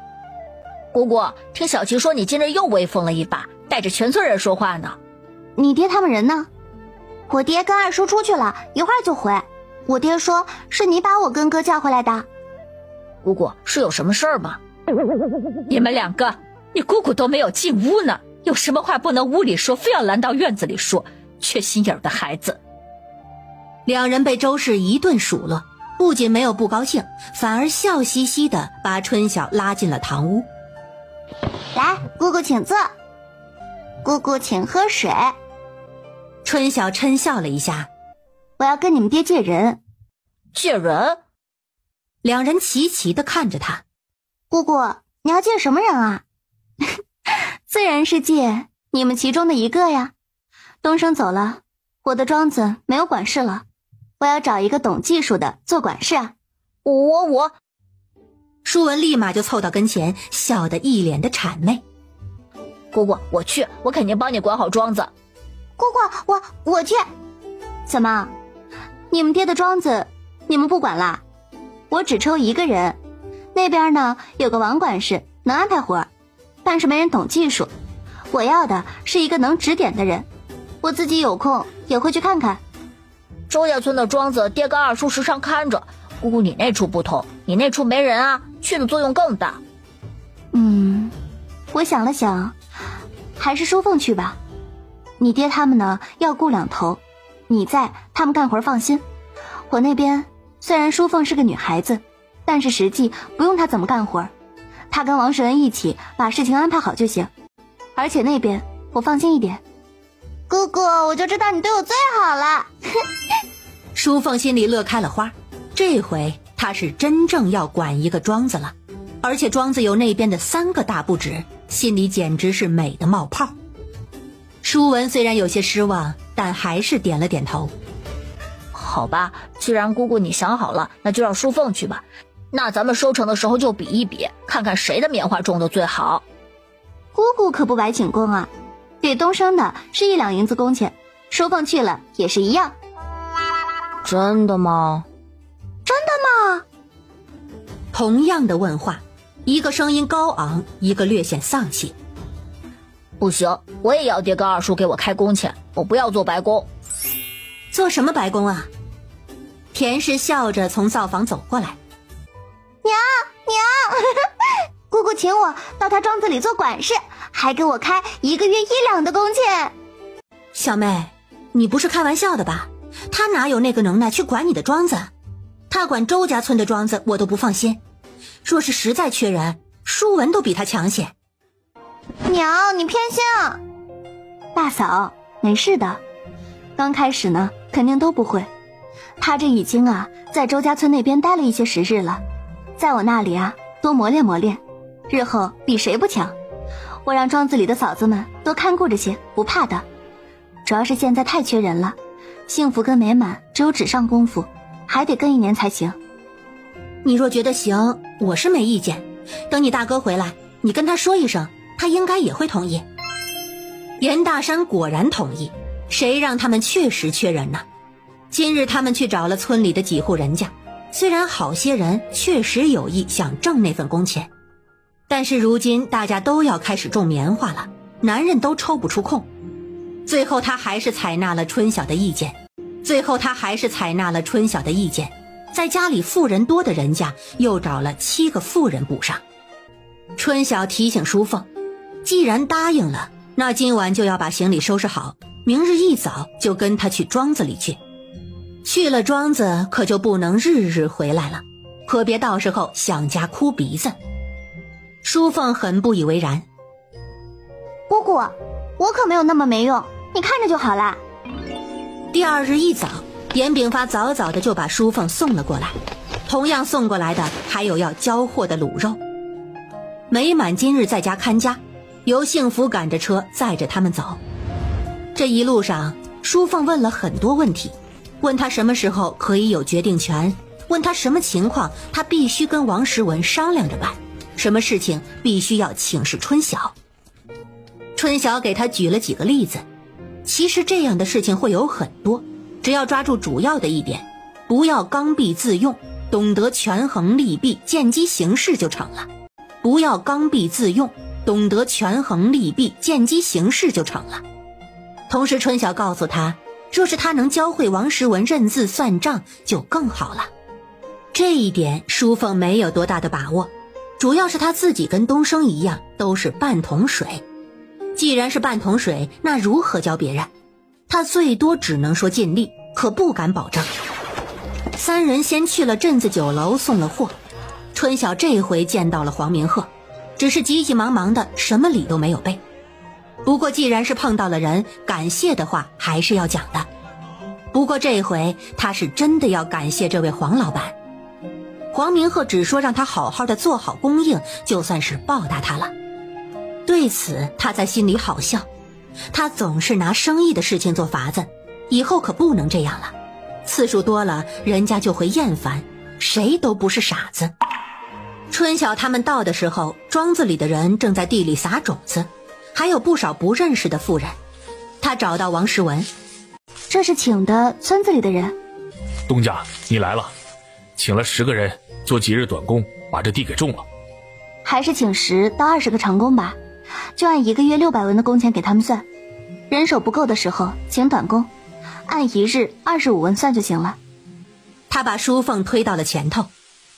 这是我侄女，徐管事走了，以后就他替你们看着账，这种棉花的事情也是他负责，到时候他让你们怎么做，你照做就是了。他想了想，我指棉花地，这粮食地啊，还是你们多看顾些。王时文赶紧给淑凤鞠了个躬。小东家好。淑凤不太习惯地看着春晓，春晓点了点头。棉花地全部种好了吗？前段日子经常下雨，我还想着要一段时间呢。是不是还有3亩地的苗没有疏？那是给东升家育的苗。是，确实有3亩地的苗没有动，如今啊越长越密。您没有来，之前幸福姑娘来也没有带走，我正想问您呢。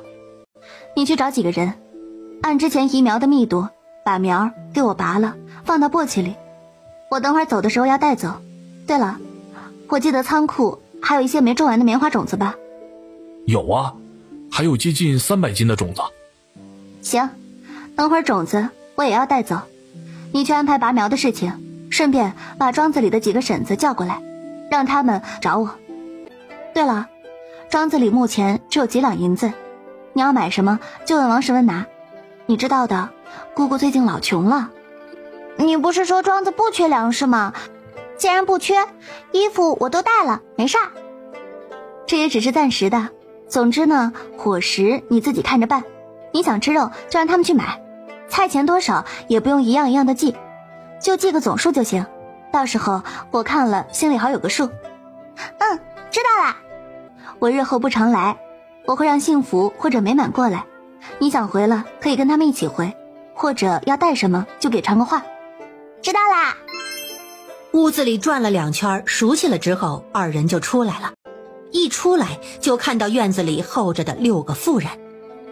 妇人见他们出来，纷纷叫东家。这是刚刚从地里回来，手上脚上都沾着泥。叫你们过来呀，是想跟你们讨个好。这是我侄女，以后也是这里的账房。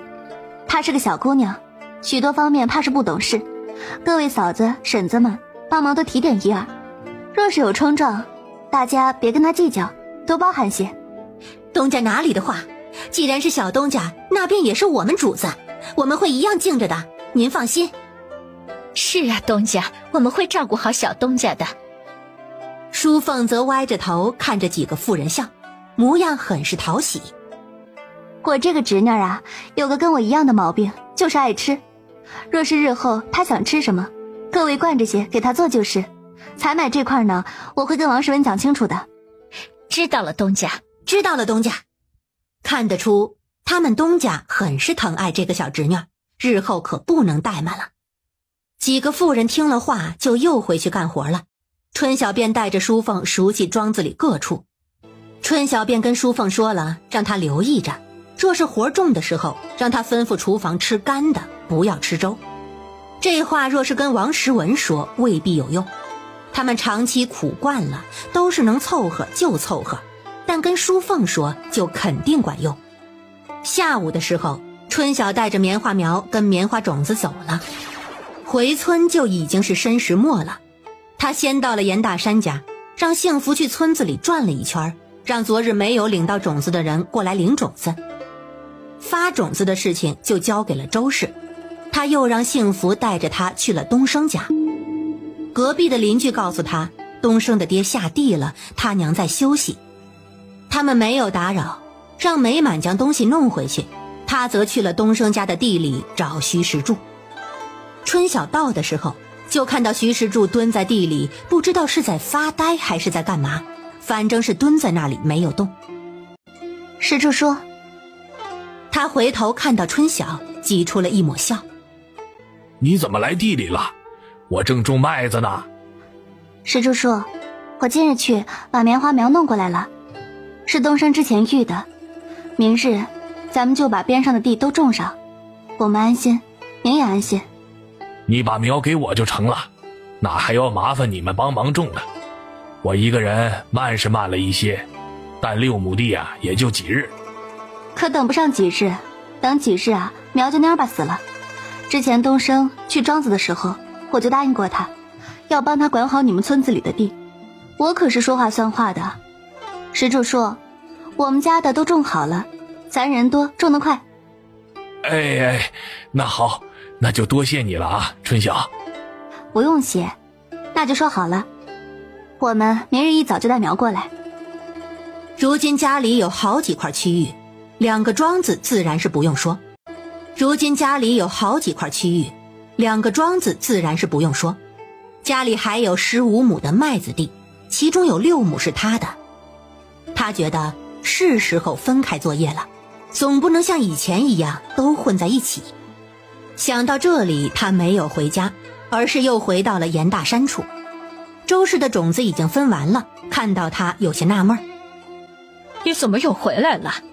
我等大哥二哥回来找他们说点事儿。爹呢？之前就没有看到他。他呀，他如今可是个香饽饽，村里人种棉花怕有岔子，把他叫过去做监工了。不仅是他，你嫂子也被几个嫂子请去了。我若不是要看家，这会儿怕也在地里待着呢。太阳落山的时候，严大山严大河带着上工的人回来了。严大河赶着牛就要走，被春晓叫住了。二哥，再待片刻，我有个事情要问问。如今大家有各自的庄子要忙，我想着以后我的地就我自己打理了。我那里如今有望祖哥跟幸福美满，我准备再请2个人。大哥二哥，你们一起也有9亩地，你看你们要不要也请2个人？你们这时常去庄子的，光靠爹娘跟嫂子，不知道忙不忙得过来。若是不打理棉花地，我跟你嫂子他们忙活麦子地没啥，不需要请人，也就比之前一家多了2亩地。只是好好的，我们帮忙不好吗？干嘛要自己全揽了？娘，我想划得明确一点，这样好安排。再说了，如今大哥二哥要看着庄子，二嫂要看着孩子，大嫂要卤肉，你跟爹又要送货又要拿货，哪有那个功夫？我看啊，你们还是请2个人好，这样方便干活周转。这个事情我们跟爹再商量一下，你还要请2个长工，可想好了请谁啊？这事儿还得娘您帮我去问，您问问方婶家杜鹃嫂子愿不愿意，他们家少一个妇人，地里应该也是能赚得过来。另外一个，您也帮我寻摸寻摸，最好是个男的，跟望祖哥也有个伴儿，年纪小些，跟舒文那么大就行，我会看着安排，反正能干活就行。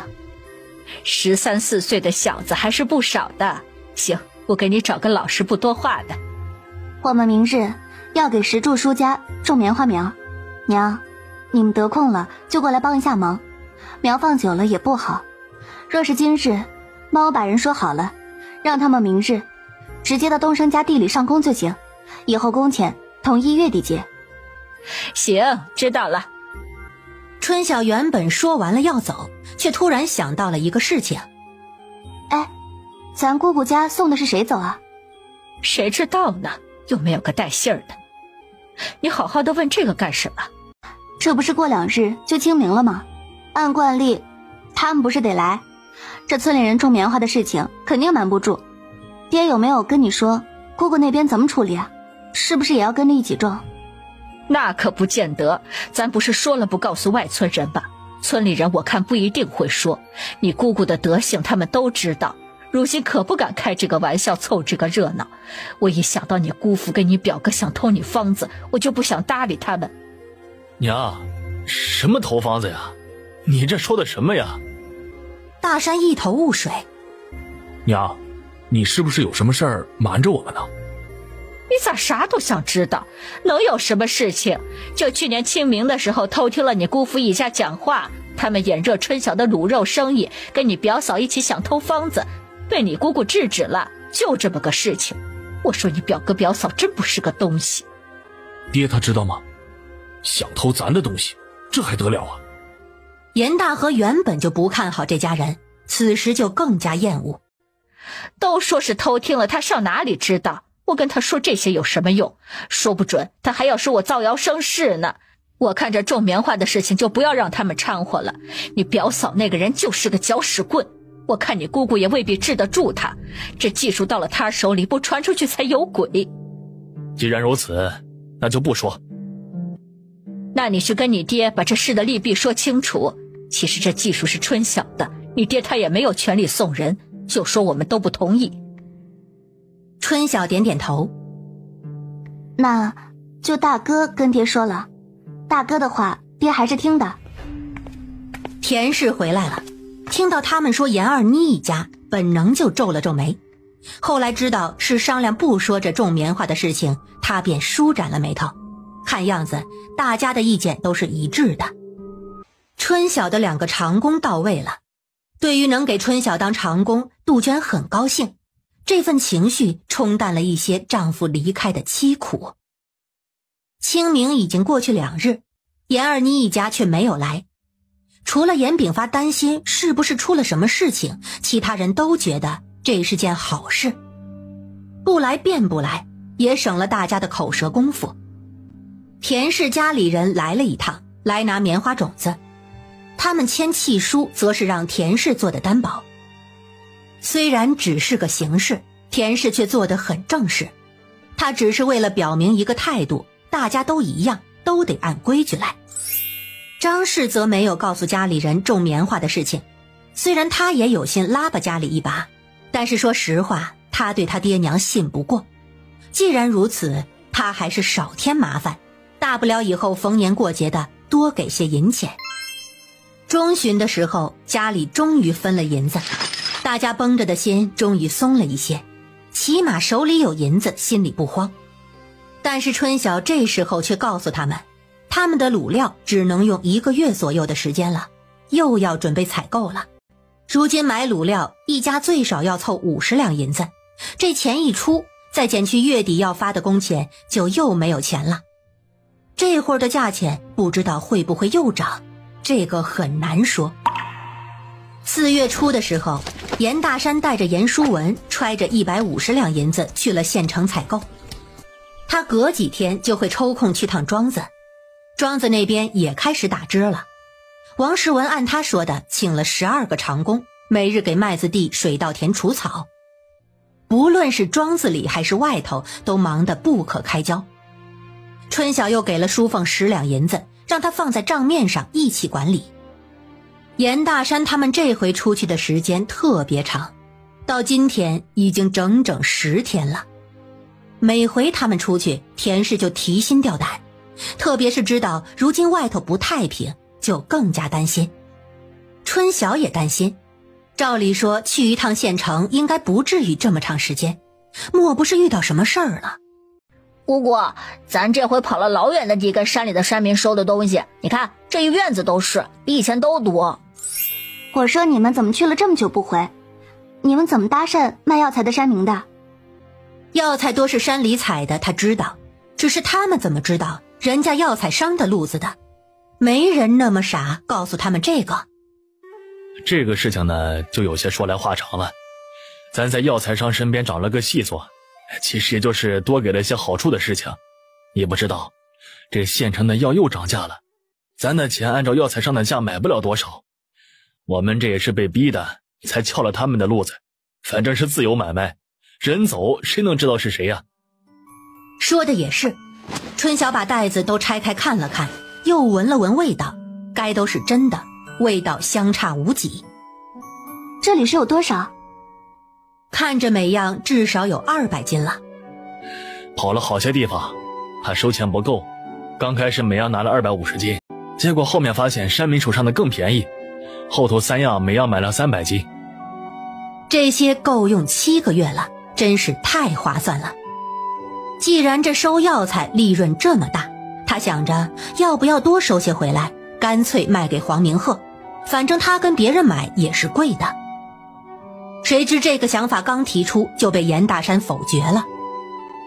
山民的药材虽然便宜，但是他们也是得收集很久才有多的，他们平日采的杂，会炮制的人并不多，不易得。你不知道啊，为了弄这些东西，我们跑了多少户，这脚上的血泡子都磨破了几处。咱不是专业收药的，路子还是太少，不易得。既然如此，那还是算了。这回啊，多亏了大哥跟书文，可为我们省了不少银子。哎呀，我这几日夜夜睡不着，这些日子的担惊受怕总算是值了。这些药材是要放到小妹那边还是如何？那就放到这边库房吧，反正这卤肉的活儿都是2个嫂子在做，可以二嫂那边也各送50斤，这样呢哪边卤都方便，不用专门去取料，只是这卤料渣注意买好就成。这几日春晓跟他爹在琢磨着，等这次分了钱该买点什么送给黄明鹤，毕竟人家帮了这么大的忙，关键是人家比他们有钱多了，他们舍得买的东西人家也不稀罕啊。最后春晓决定给人家加点新鲜的菜，这个还不用钱。他让幸福美满他们杀了10只鸡，把鸡爪子、鸡翅膀还有鸡胗都弄干净了，一锅卤了。这些卤了的味道可不比原来的鸡肉差，剩下的鸡肉留了2只自己吃，又跟大山跟大河家一人拿了2只，剩下的4只拿去了庄子给他们改善伙食。第2日他便跟严炳发一起去了酒楼。黄明鹤看到他们拿出来的菜，略微皱了皱眉。严姑娘，你这是又要谈生意啊？这鸡翅膀就算了，这鸡爪子该怎么吃？不是的，黄老板，我今日跟我爹来，是专程来感谢您的。您让厨房啊，把这凉了的蒸一蒸，你先尝尝味儿。黄明鹤虽然表情嫌弃，但想着既然让他尝，那肯定是有点名头的。想起之前的猪大肠，他叫了个伙计来将东西拿去热。你是想给这鲁菜新增名目？是，不过是您，不是我。我是想告诉您，这鸡翅膀、鸡爪子、鸡胗可以卤。您觉得可行，可以增加这些项目。这里没有泡椒，不然这鸡爪子可是十足的好东西。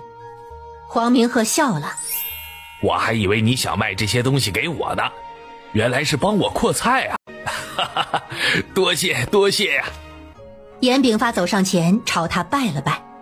黄老板啊，该我们多谢你，多谢你之前的帮忙啊！哎，这个事儿啊，严姑娘每回见面就要谢我一回，哎，不必如此客气，以后不提了啊。伙计很快把东西热了端上来。黄明鹤挑了个鸡腿，他让边上的伙计尝一尝鸡爪，结果一个鸡爪没一会儿功夫就变成了伙计手里的碎骨头。掌柜的，这鸡爪好吃啊！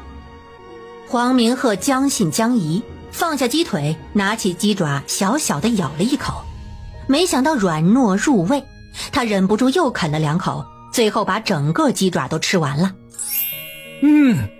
没想到这鸡爪卤了，果然好吃。若是之前呢，我是无论如何都想不到要卤这鸡爪的。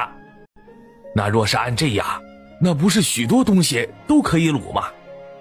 是许多东西可以卤，但是有的卤了好吃，有的卤了反而不好吃，这个得试。今日啊，真是多谢严姑娘提点了。那日后你们要不要供应这几样，给一样的价钱？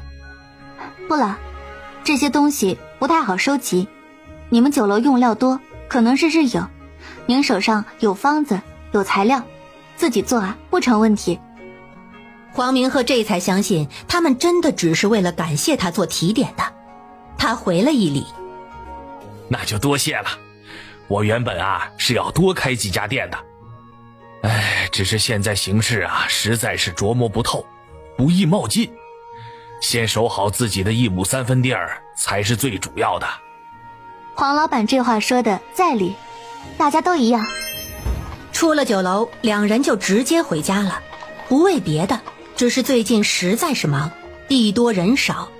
春晓这些日子跟大山他们一样，时常两头跑，主要淑凤还是太小，完全交给他始终是有点不放心。到了月底的时候，酒楼如约给他分了成，这次虽然没有第一次多，却也分了1680多两，加上中旬分的70多两，他算了算，不禁在心中窃喜，他有3000多两了。这回又是16张银票，如今他有银票32张，有了这些钱在，他做什么都不怕了。回去后，他便给家里的长工发了工钱，给幸福和美满也一人发了300文。钱虽然不多，但是买个零嘴什么的还是可以的。幸福跟美满都没有想到他们能得银子，高兴得不能自已。不仅是他们，第2日他去了庄子，给庄子里每人都发了200文，并告诉他们以后这样的钱会不定期发，他们自己可以留着，想买什么都行。庄子里的人自从被买了以后，从来没有得过钱，如今一人得了200文，有的人当场就落了泪。春晓没有想到这些男人就得了200文钱，居然有这么大的感触，他突然就有些心酸，一时竟不知道该说什么。原本早就该给你们的，只是前段时间确实是拮据。我知道棉花地的活儿很重很累，但是我用的方法不想让外人知道，外人我信不过，只能辛苦你们了。等日后棉花地收成了，我给你们发奖励，我说话算话。这些话不说还好，说完有几个人哭得更厉害了。春晓忙将人解散了，他拉着淑凤去地里查看，棉花地里的棉花已经要开花了，看得出都打过枝了。外头地里如果人不够，记得请人，庄子里的人就忙活这地里的就行。当然了，你要时常看着外头人干活，若有偷奸耍滑的，下回就不请了。姑姑，你放心好了，这些我都知道。如今打了枝，开花就要日日让人抓虫了。我过来拿材料，你记得按我给你说的量调叶肥，撒了叶肥啊，苗长得好，虫子也少些。拔草抓虫日日都有的，只是这人手确实是少了些。等9月忙完了以后，我再让师傅做一排房子，到时候多买几个人回来，以后啊就没这么累了。淑凤又问他爹那边如何了。你爹那边说是正常，我看是明日还是后日去看一看。姑姑，你说你要是不在，我们可怎么办啊？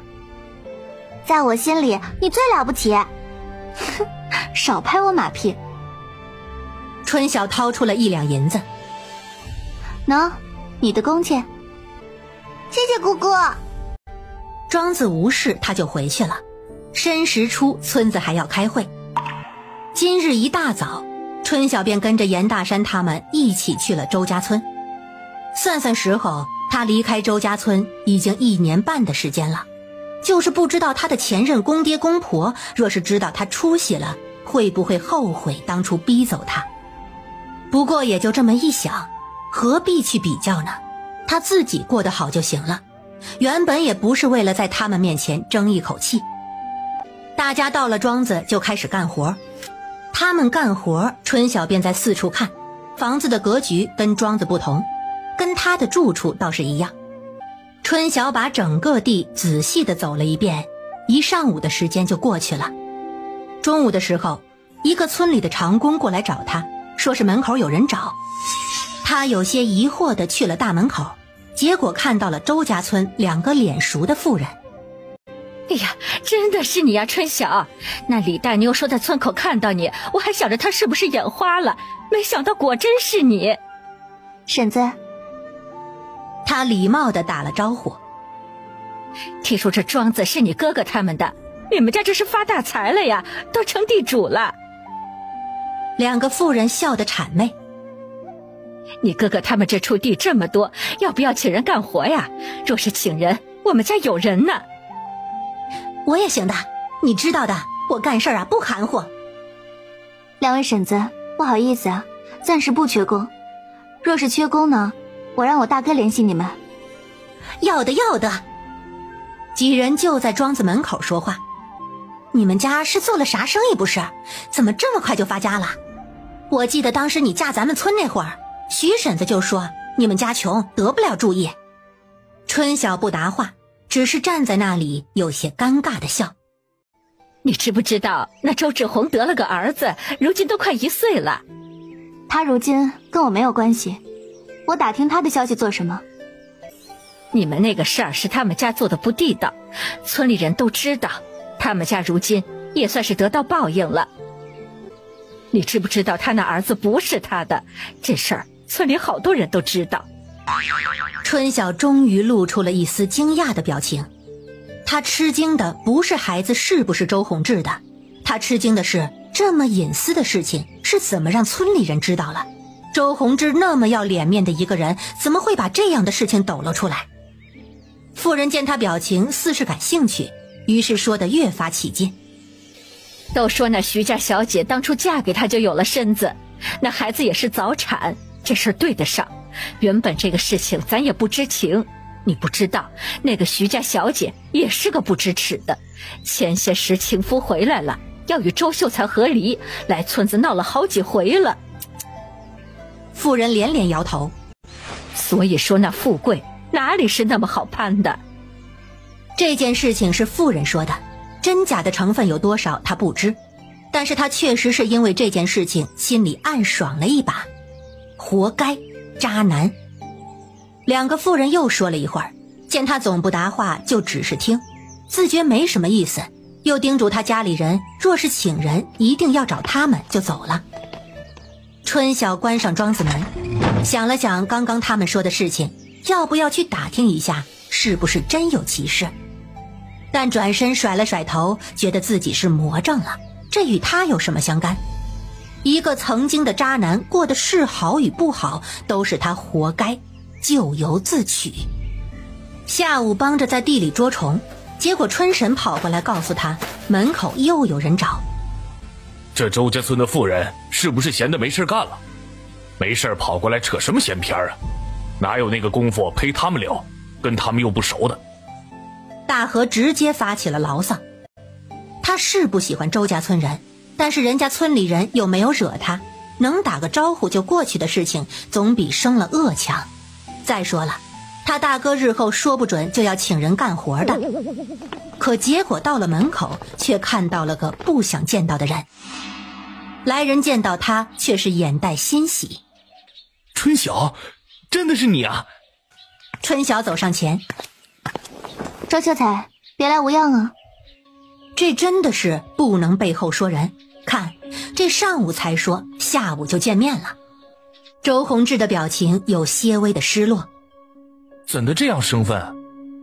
春晓看着他不说话，今日也算倒霉，不知道他回了村子。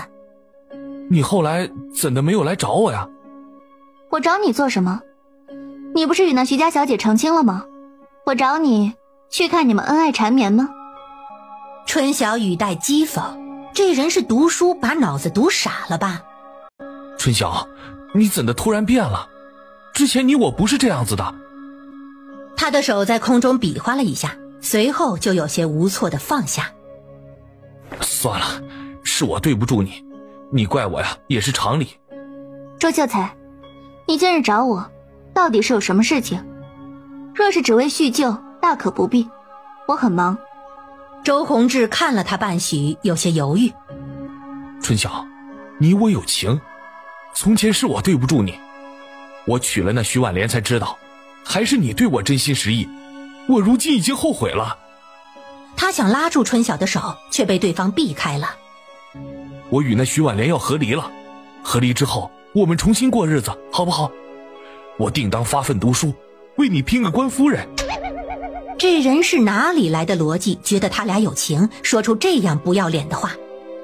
春晓压了压心中的恶心气。周秀才，请你自重。周秀才，请你自重。莫说你如今还没有和离，就算是你和离了，我如今过得好好的，好吃好喝，为何要过回之前的日子？我犯贱不成？你怎能这样讲话呀？以前我们在一起的时候，你难道不是很开心吗？兴许以前确实是开心的，那是因为我傻，盼望真心能够换来真心。可是结果是什么，还要我说吗？你娘是怎么说我的，你是怎么对我的，连马都知道不吃回头草。周秀才，你让我跟你重新回去过日子，凭什么？原本他是不气的，如今却是越说越气了。我知道你心里有气，你骂我2句也行。确实是我混蛋，对不住你。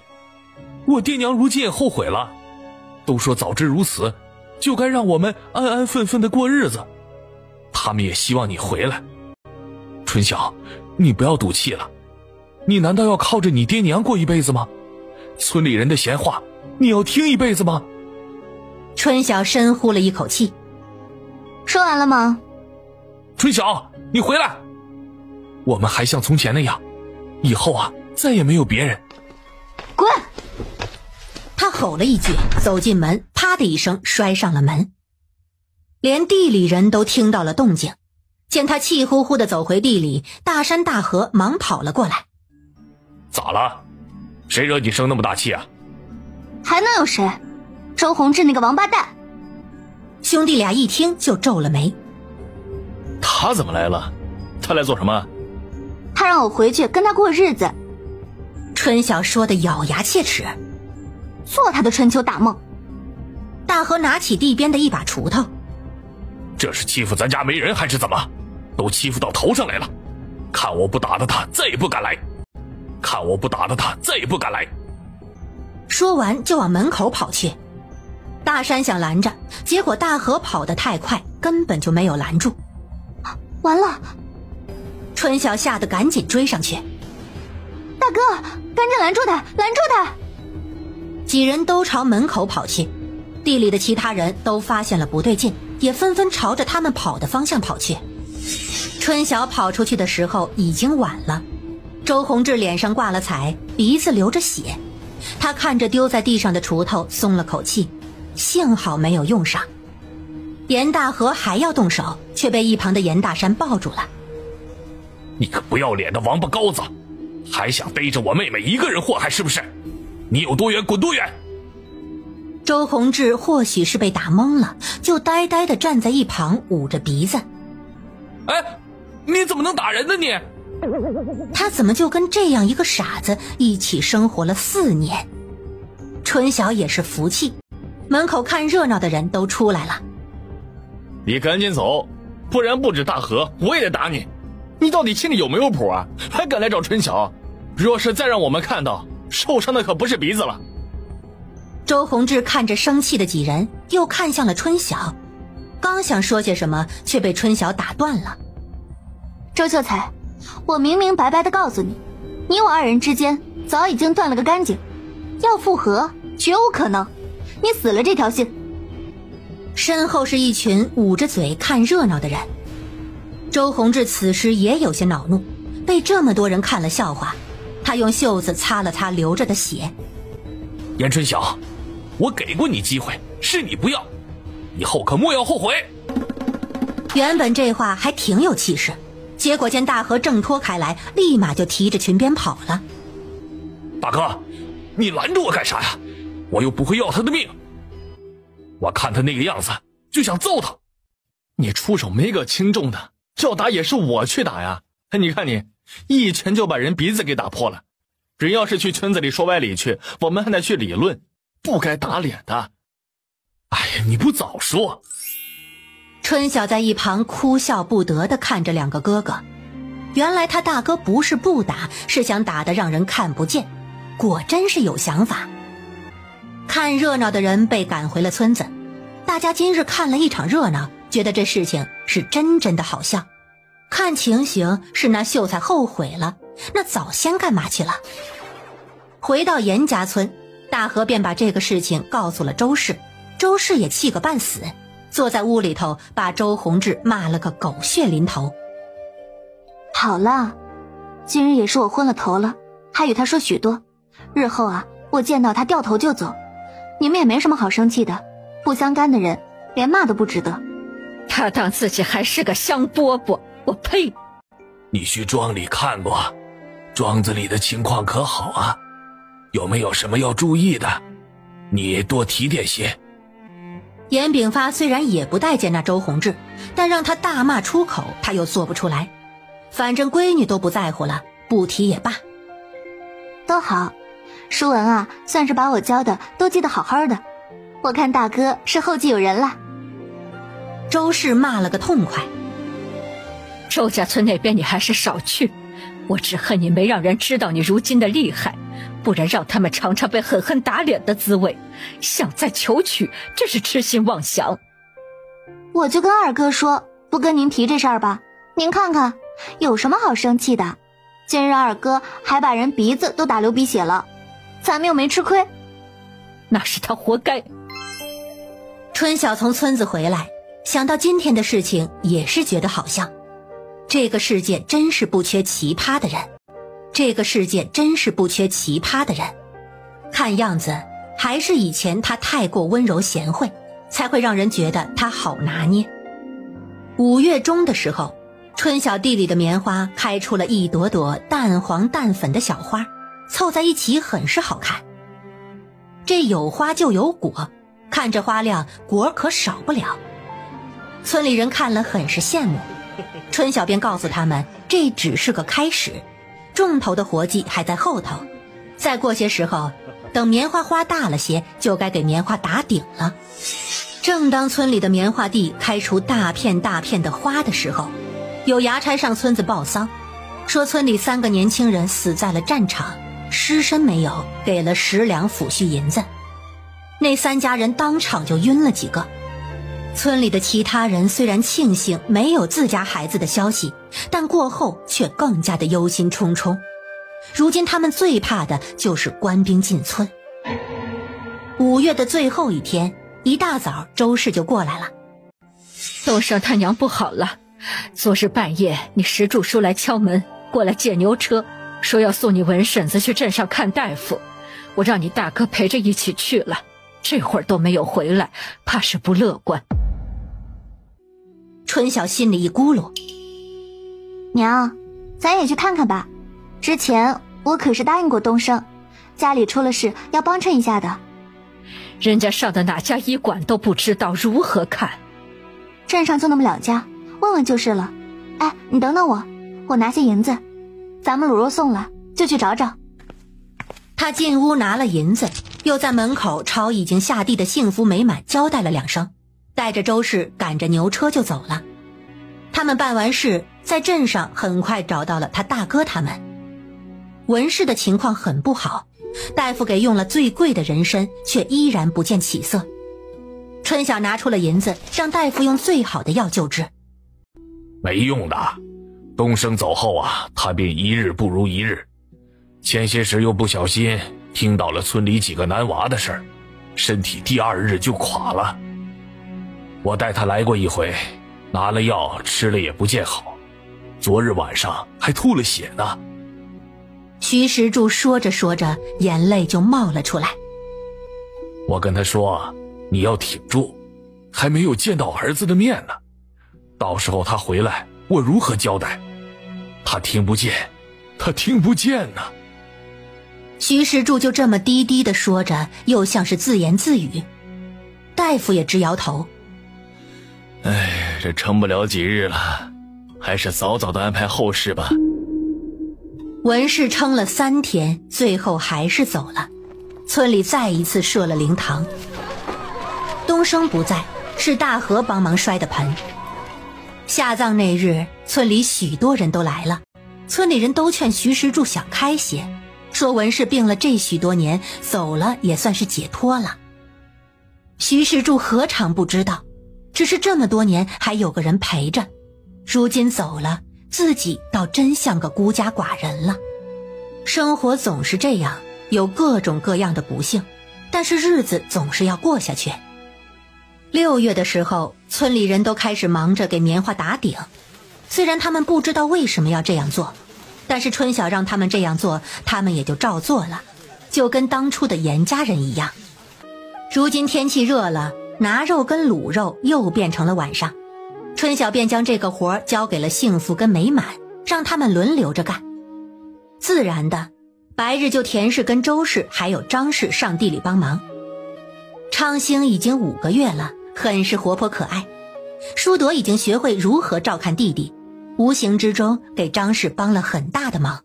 春晓差不多10日去一次庄子。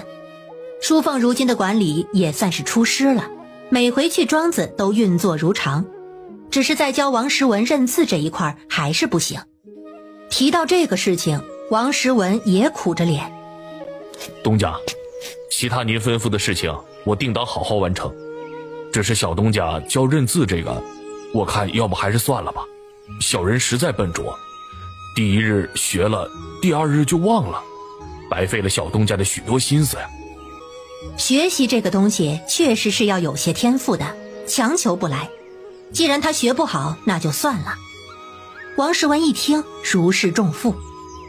现在已经是6月的天，午时的太阳是十分毒辣的，在地里顶着烈日干活，那滋味他尝试过，相当难受。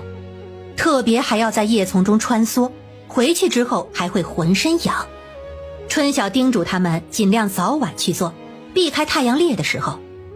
7月，棉花地到处都是上花下果，严家村全村开始种棉花的事情早就在周边村子传开了，多是说他们抽风的。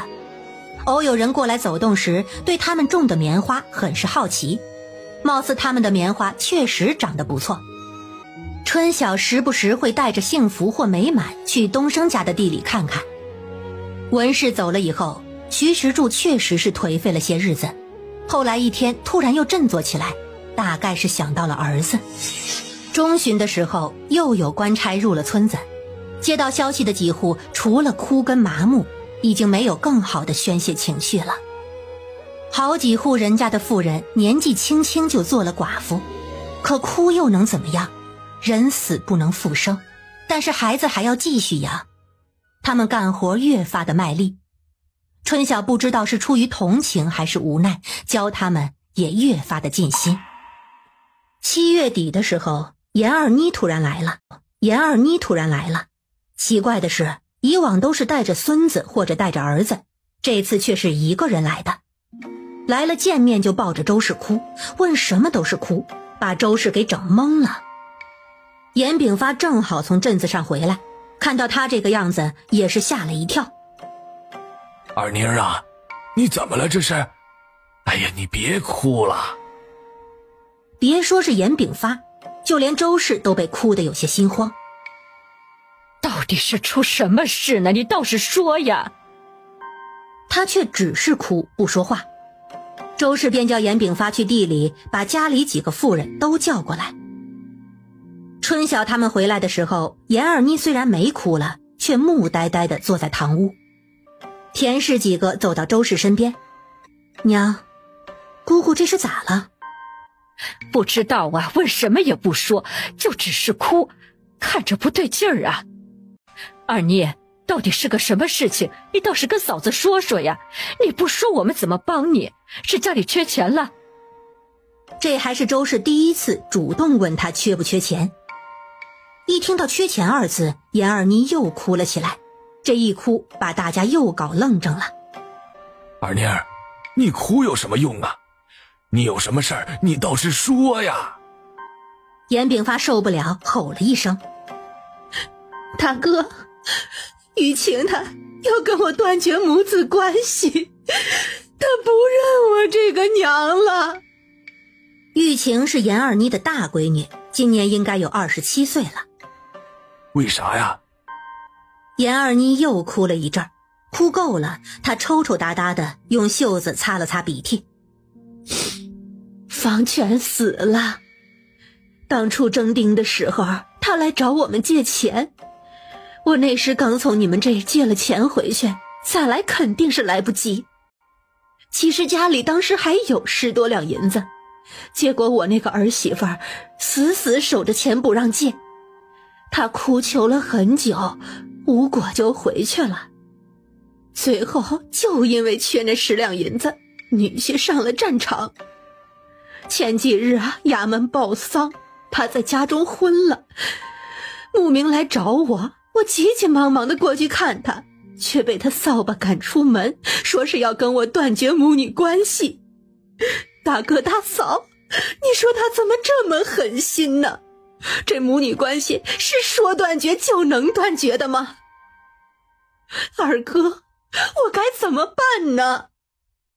你真是糊涂啊。严炳发叹了口气，哎，你在家说话，难道还比不上你那个儿媳妇吗？女儿都求上门了，这人命关天的事情，你有银子不借，她如何不恨你呀？我也没想那么多呀，他们都说上战场又不一定死，这钱送出去了就难回来了。我也不知道啊，我当时怎么就狠下心来的？我能怎么办？他怎么能把这个事儿啊全怪在我头上？我10月怀胎生下他，他这说不认就不认了。你呀，我说你什么好？你平日不是挺强势的吗？如今这样，都只能怪你自己呀。严炳发恨铁不成钢。春晓几人与周氏对视一眼，都有些唏嘘。这做女儿的碰到这样的事情，还真是倒霉。见严二妮又开始哭，几人忙上去劝：姑姑，莫哭了。姑父知不知道这个事情啊？他怎么没有陪你一起来啊？你姑父跟表哥去县城谋生意路子去了，不在家。这张明远也算是个奇葩，老早就说做生意，这都1年多了，也没见做什么名堂，就知道拿着做生意的幌子四处晃荡。你表嫂在家，我如今不想看她。我没出去，我只觉得心里苦，便来找你们了。大哥，这事儿啊，你得给我拿个主意呀。你是没见到雨晴那个样子，她是铁了心要跟我断呢。严炳发沉默了一阵儿。好了，别哭了。你先住一晚上，明日啊，我跟你嫂子一起陪你去找玉晴，话说开了就好了。你再这样哭啊，顶着个眼泡如何见人呢？不是我说，你那个儿媳呀，不是个好的。我早就觉得了。周氏撇嘴补了一句。严二妮晚上便住了下来。春晓走前，大山跟大河还没有回。严炳发把明日的活计跟他们3个走了一遍，大家各自领了活就回去了。对于张玉晴这个事儿，春晓是十分同情的。若是这事情发生在他身上，怕是也要恨严二妮。所以对于严炳发他们要走的这一遭，春晓觉得未必有什么效果。那个许氏确实不是个好东西，这等同于救命钱说捏死就捏死，还是对自家大姑子，真是不通人性。也幸好家里没这样的人。听田氏说，3人天刚微亮就走了，严炳发不在，今日便是春晓送货。庄子的水稻已经成熟了，这几日正在收割。春晓去的时候已经收割的差不多了。王时文看到他很高兴。东家，今年的麦子提产了，1亩多了大几十斤呢。等全部打下来，我再给您报数，肯定比去年多不老少呢。姑姑，你看王叔他高兴的眼睛都没了，你还笑话他？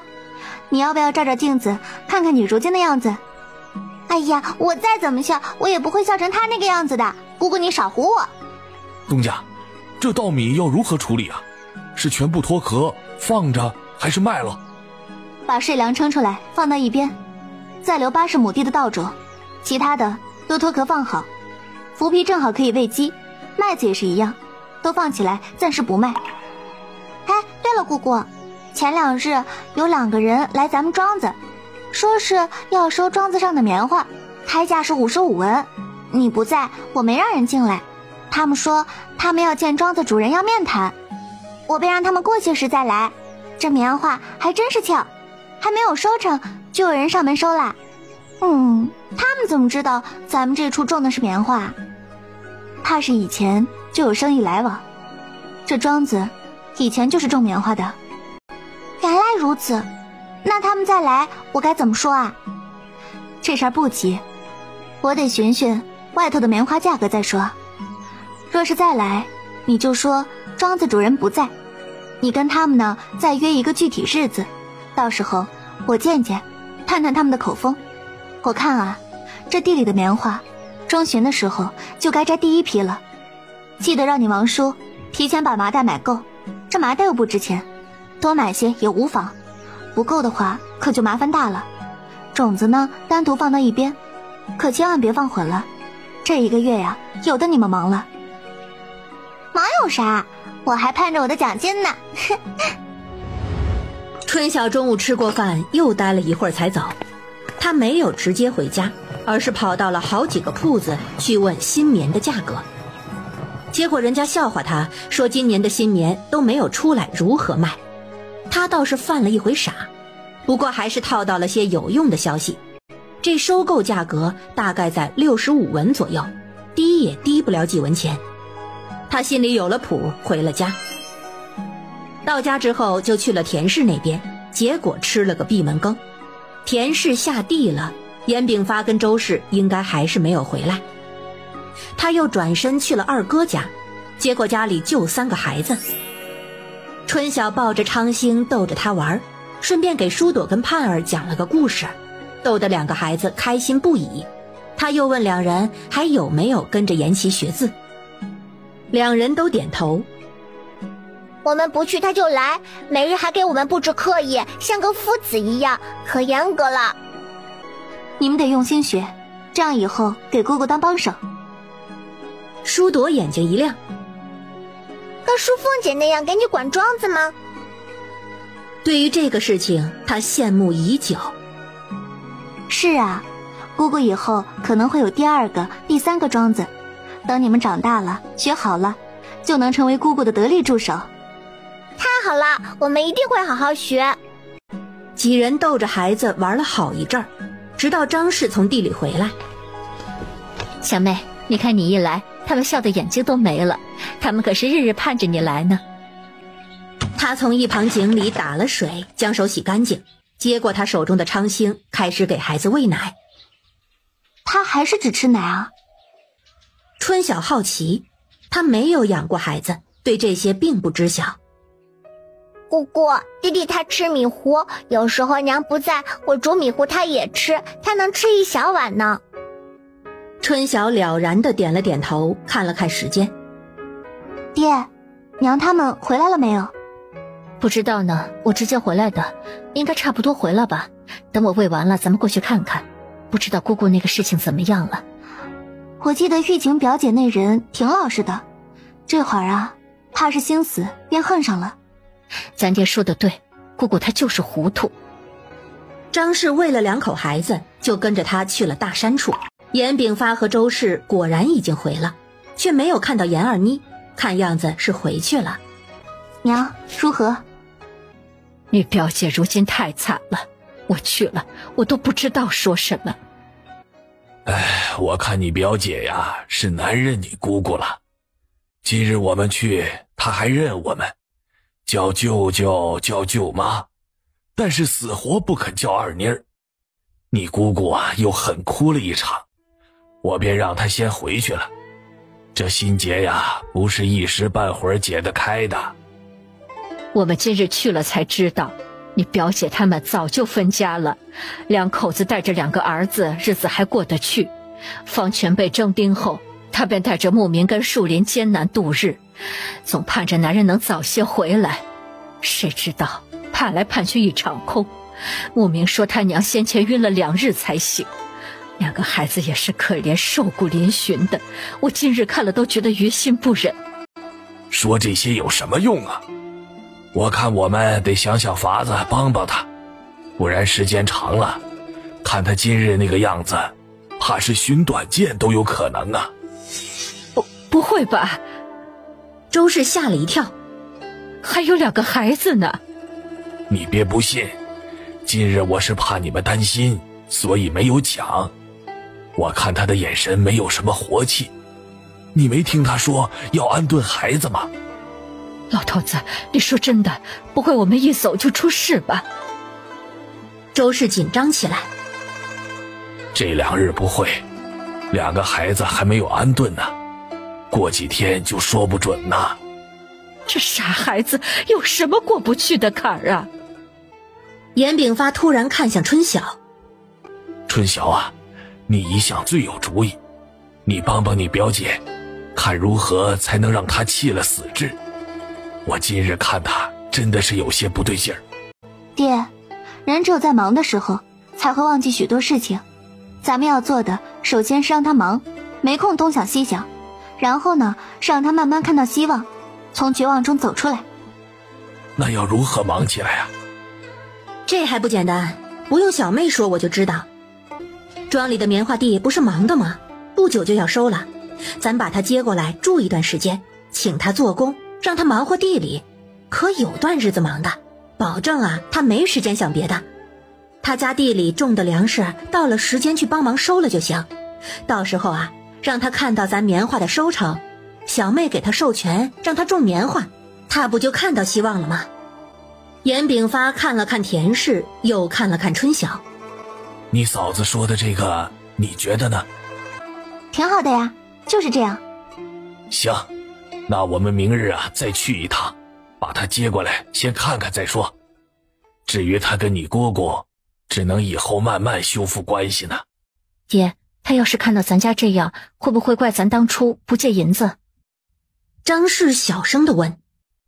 那不能，当初那种情况，他又没有上咱家来，我们哪能想到那么多的人呢？不至于怪上咱们。你表姐是个讲道理的人，放心好了。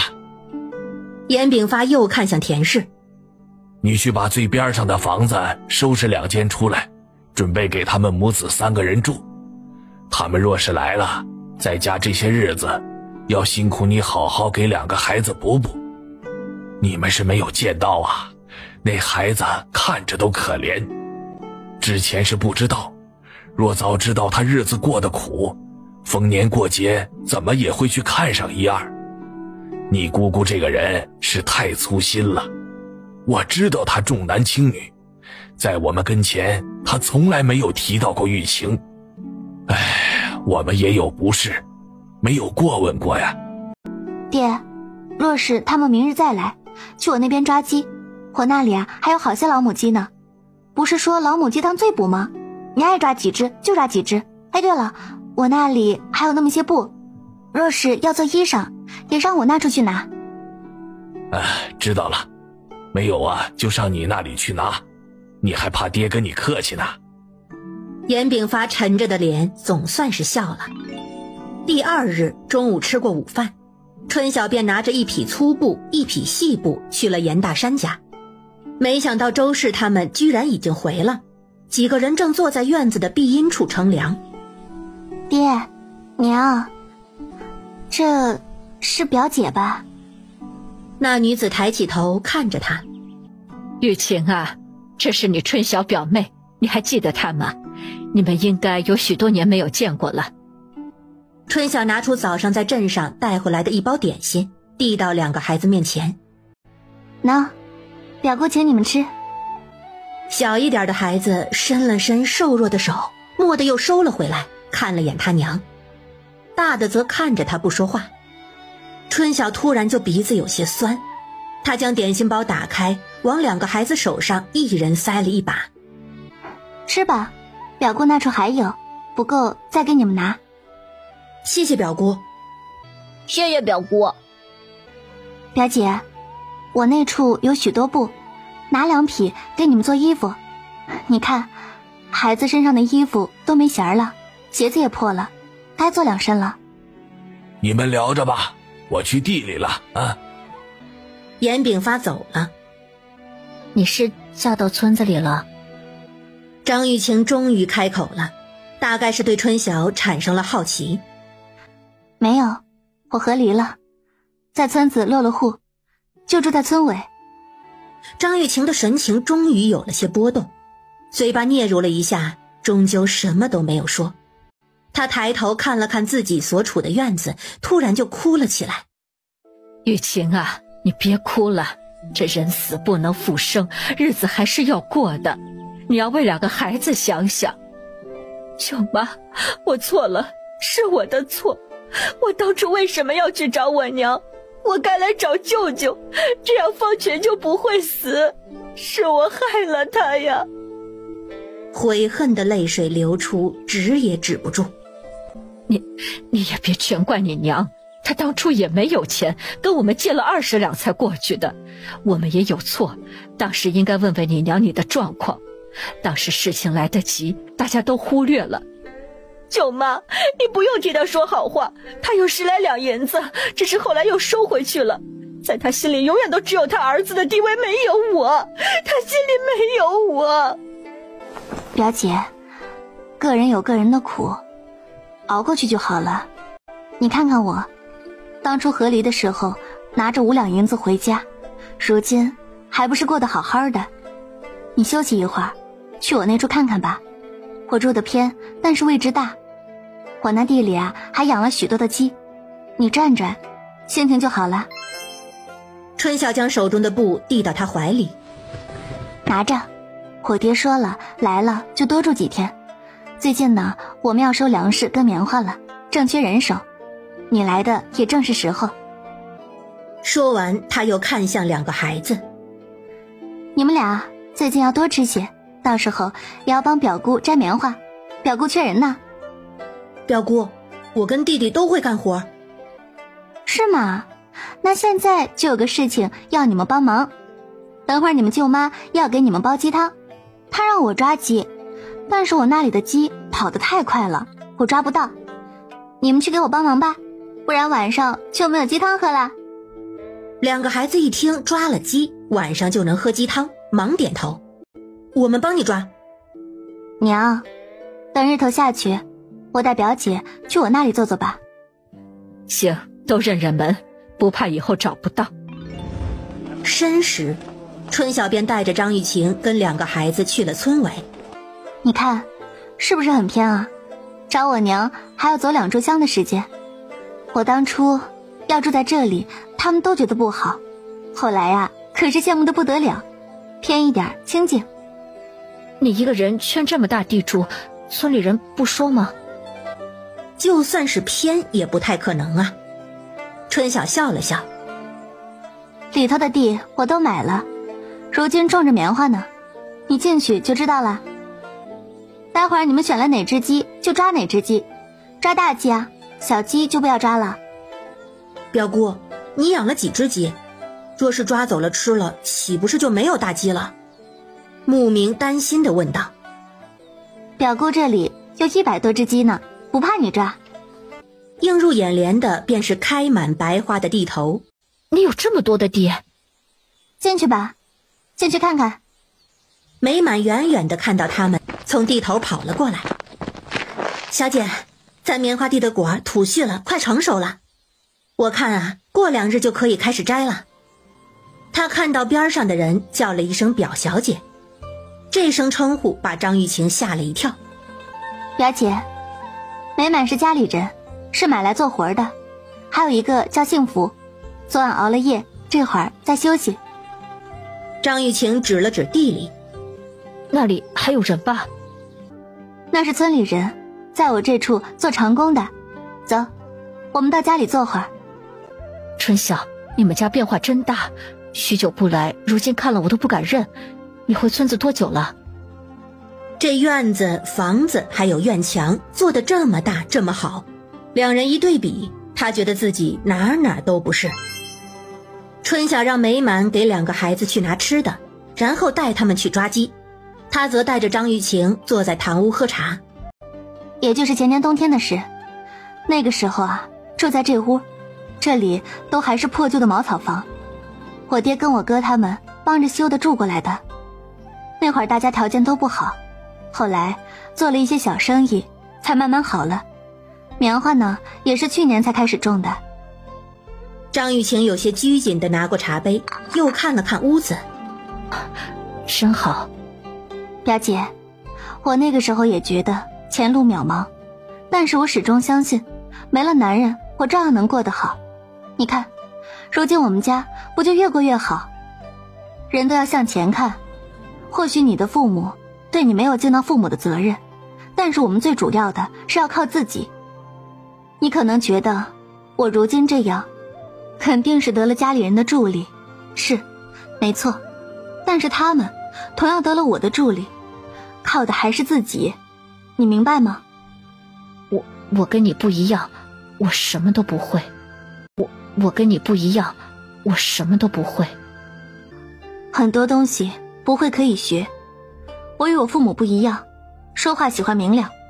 我不妨直接告诉你，我爹接你过来是看出了你有轻生的念头。说到这里，他明显看到张玉晴的身子颤了一下。先不说他猜的对不对，我且问你，你死了能让谁痛快？痛到你娘吗？是，姑姑她确实有错，但是她能心疼你，那说明她还是在乎你的。你哥你嫂子会心疼你吗？最后可怜的还不是你的2个孩子。表姐，死很容易，但是活着不容易。春晓很少这样语重心长地跟人说话，他一直觉得自己并不会安慰人，但是看到张玉晴这个样子，他不得不说上2句。总之你多想想吧，你既然来了就给我们帮忙。你也看到了，我这地里这么多棉花，2边庄子里也都是棉花，够你们忙的了。张玉晴半天没有说话，2人一起空坐了许久，最后他终于抬起了头。春晓，谢谢你，你说的我记下了。没一会儿，2个孩子就抱着鸡回来了，神情十分的兴奋。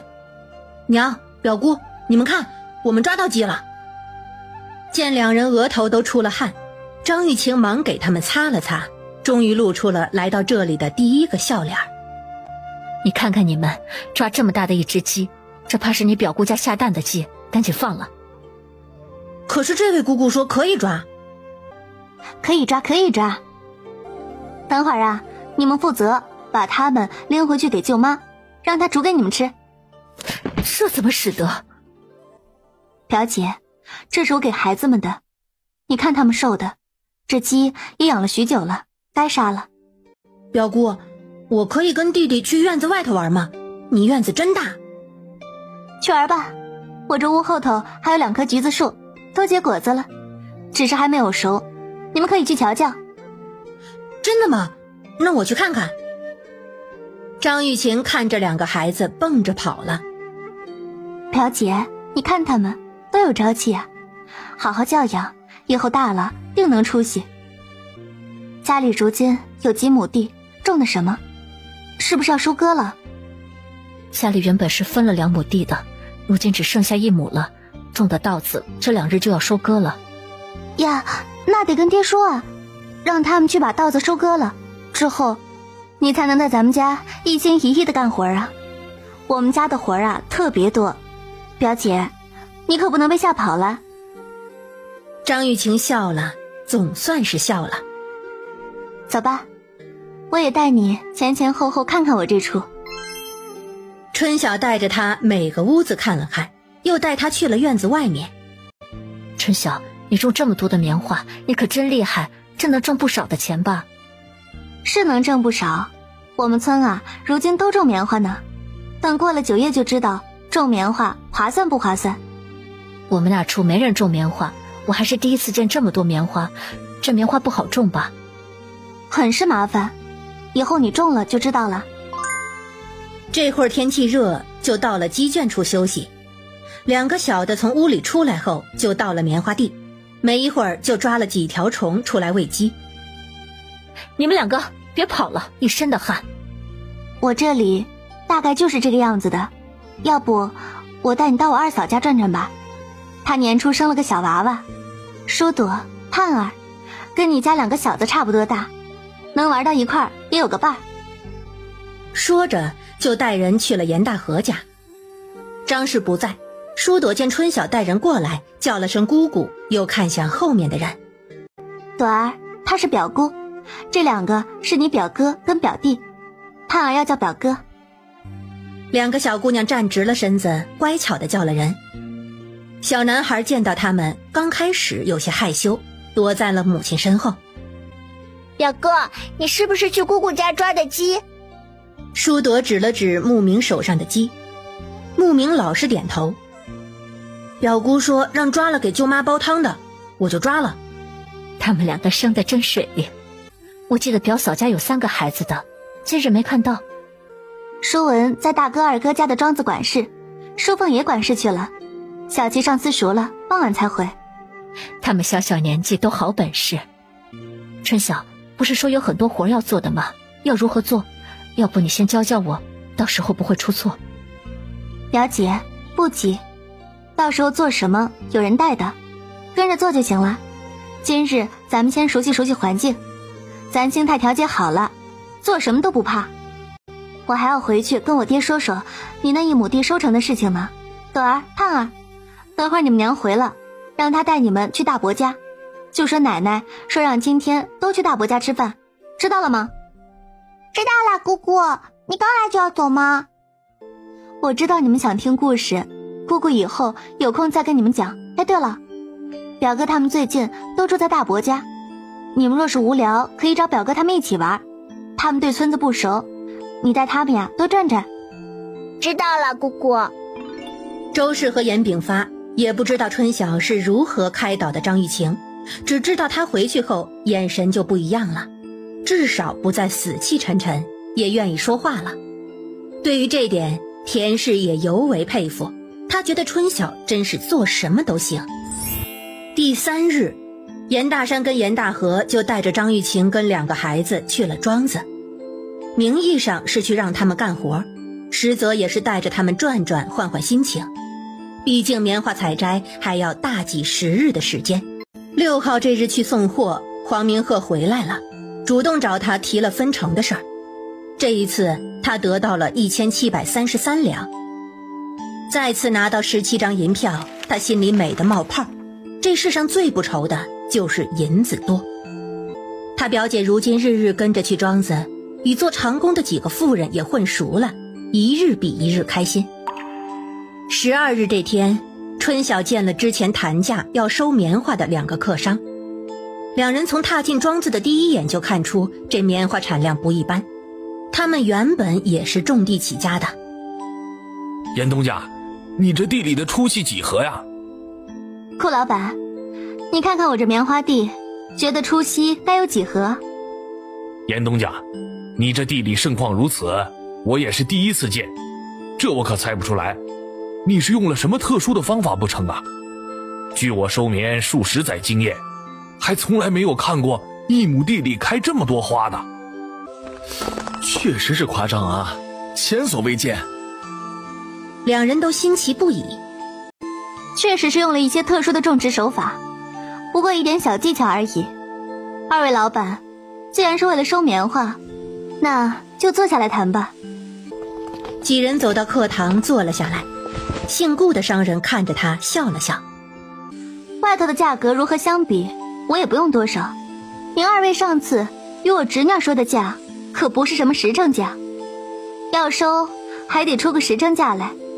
你们也看到了，我这地里的出息可不会少，若不诚心，那就没什么好谈的了。严东家，你不知道，如今棉花的价格虽好，但是出去卖是有极大风险的，动不动就会被收缴，我们自然是要摊点风险出去的。这样吧，你这里棉花多，也省了我许多功夫，我也是诚心想收，给你提到60文1斤，如何？60文。春晓笑了笑，陈棉都是这个价格，您2位还说自己是诚心想收，我看着诚心打折了吧？我就直说吧，低于70文钱我不卖。两人对视一眼。去年我们就卖过棉花，当时把棉花拉到同州那边卖，可是卖到了2000银子，这中间你们挣多少我就不说了，毕竟那是你们的本事。今年呢，我不想折腾跑那么大老远，70文，你们收就收，不收我就找下家了。两人见他神色淡然，就知道他定是在心中早就定好了。咱做生意原本就是讨价还价，和气生财嘛。既然严东家对行情都清楚，那我也没什么好说的，就按你说的70文1斤。9月末呀，我们来，一手交钱一手交货，如何？行，那我就恭候2位了。生意谈妥，春晓心中松了口气。虽然没有之前赚得多，但是起码稳定安全，不用担惊受怕的折腾了。他是懂知足的人，只要能赚银子够吃喝就可以了，没必要一定一口吃成个胖子。8月中旬的时候，棉花终于开始采摘了。周氏、田氏、张氏都到春晓的地里帮忙。村里有些人为了早点知道1亩地的产量，有些自发的也跑去帮忙。一时之间，村委热闹非凡。但是此时却传来一个不好的消息，府衙发了通告，说今年的税粮提税了。往年麦子跟水稻1亩税粮是40斤，今年增加到50斤。棉花的税粮由20斤增加到30斤。一时间民怨沸起，虽有怨言，但是官府发的通告他们又不能违抗，只能默默地收下。好在严家村今年的粮食产量或多或少的都提了，这提了的部分就当抵税粮了。到了9月，村里的棉花也终于开始吐絮了，每个人脸上都露出了喜悦的笑容。9月中旬，庄子里的棉花已经基本上采摘完成，收棉花的客商也上了门，只是他们这次登门却不是为了收棉花，而是来致歉的。严东家，不是我们不遵守承诺，只是贵县昨日发了通告，这粮食、棉麻这些一律不允许自由买卖，只能卖给县城的通源商行。这通告怕是不日就要下发下来。哎呀，真是可惜了这笔买卖呀。两人也是一脸的惋惜。这通源商行是个什么来头？是县府的产业？多半是府衙的产业吧，不然怎么可能有这么大的派头？这个我们也不清楚，我们就是过来致个歉。若是以后有机会，咱们再合作。劳烦二位跑这一趟了，既然不是你们不守约定，那也不用致歉。盼日后有机会。姑姑，如今怎么办啊？淑凤看着走远的两个人，这同源商行怎么这么能耐？这全县的粮食这些都卖给他，他收得了吗？不管如何，咱棉花收好，除了种子放在仓库，卖不卖都到时候再说。这个通告没有下来，真假还有待查证。他刚这么想着，结果第二日通告就下来了，说法跟那两个货商如出一辙。晚上家里人都回了家，他把大家都聚了起来，说了这个事情。大家也都好奇这个商行是个什么来头。他收价如何呀？若是收价不错，那无妨，不过是要出些路费而已。春晓却觉得这事情或许没有他们想的那么简单。如今村里都开始收棉花了，到月底我们要把村里的棉花全收了。这个事情怕是大哥跟二哥要去城里打听一下，看看这通源商行是个什么背景，收价如何。我去吧，县城我去过几回，也熟了，我快去快回。第二日，严大山早早就出发了。中午的时候，衙门的人进了村，大家都吓了一跳，知道是来收税粮的，反而松了好大一口气。收粮总比报丧强，这回各家都把要交的部分自觉地交齐了，惹得拉货的差爷连连称奇。去别的村子抱怨颇多，你们倒是自觉，若都像你们这样，我们也不会恶语相向，你好我好的事儿。哎，你说是不是？我们村里人都是顶老实的，上头说什么都配合。哎，这才像话。吵嚷半天，挨了打，最后还不是要把粮交上？你这个理政啊，当得不错，我肯定会跟上头啊好好反映反映。衙门的人满意的赶着车拉着东西走了，人刚走，后头就一阵呸呸声。整日就知道压榨，什么东西？好了好了，都回家吧啊，别聚在这里了。李正将人轰散了，又去了自家的棉花地。严大山是第二日傍晚回的，回来的时候很是气愤，大骂县令是个狗官，吓得严炳发立马上前捂住了他的嘴。春晓来的时候，就看到大家一个个神色不愉。是不是坏消息？他早有预感。那个同源商行幕后的老板是县令的小舅子，给的价格低不说，前期还不给钱。我问了问，小麦跟稻米都是10文一斤的价格收，棉花收价是45文，收过来之后要过2个月才能支付银钱。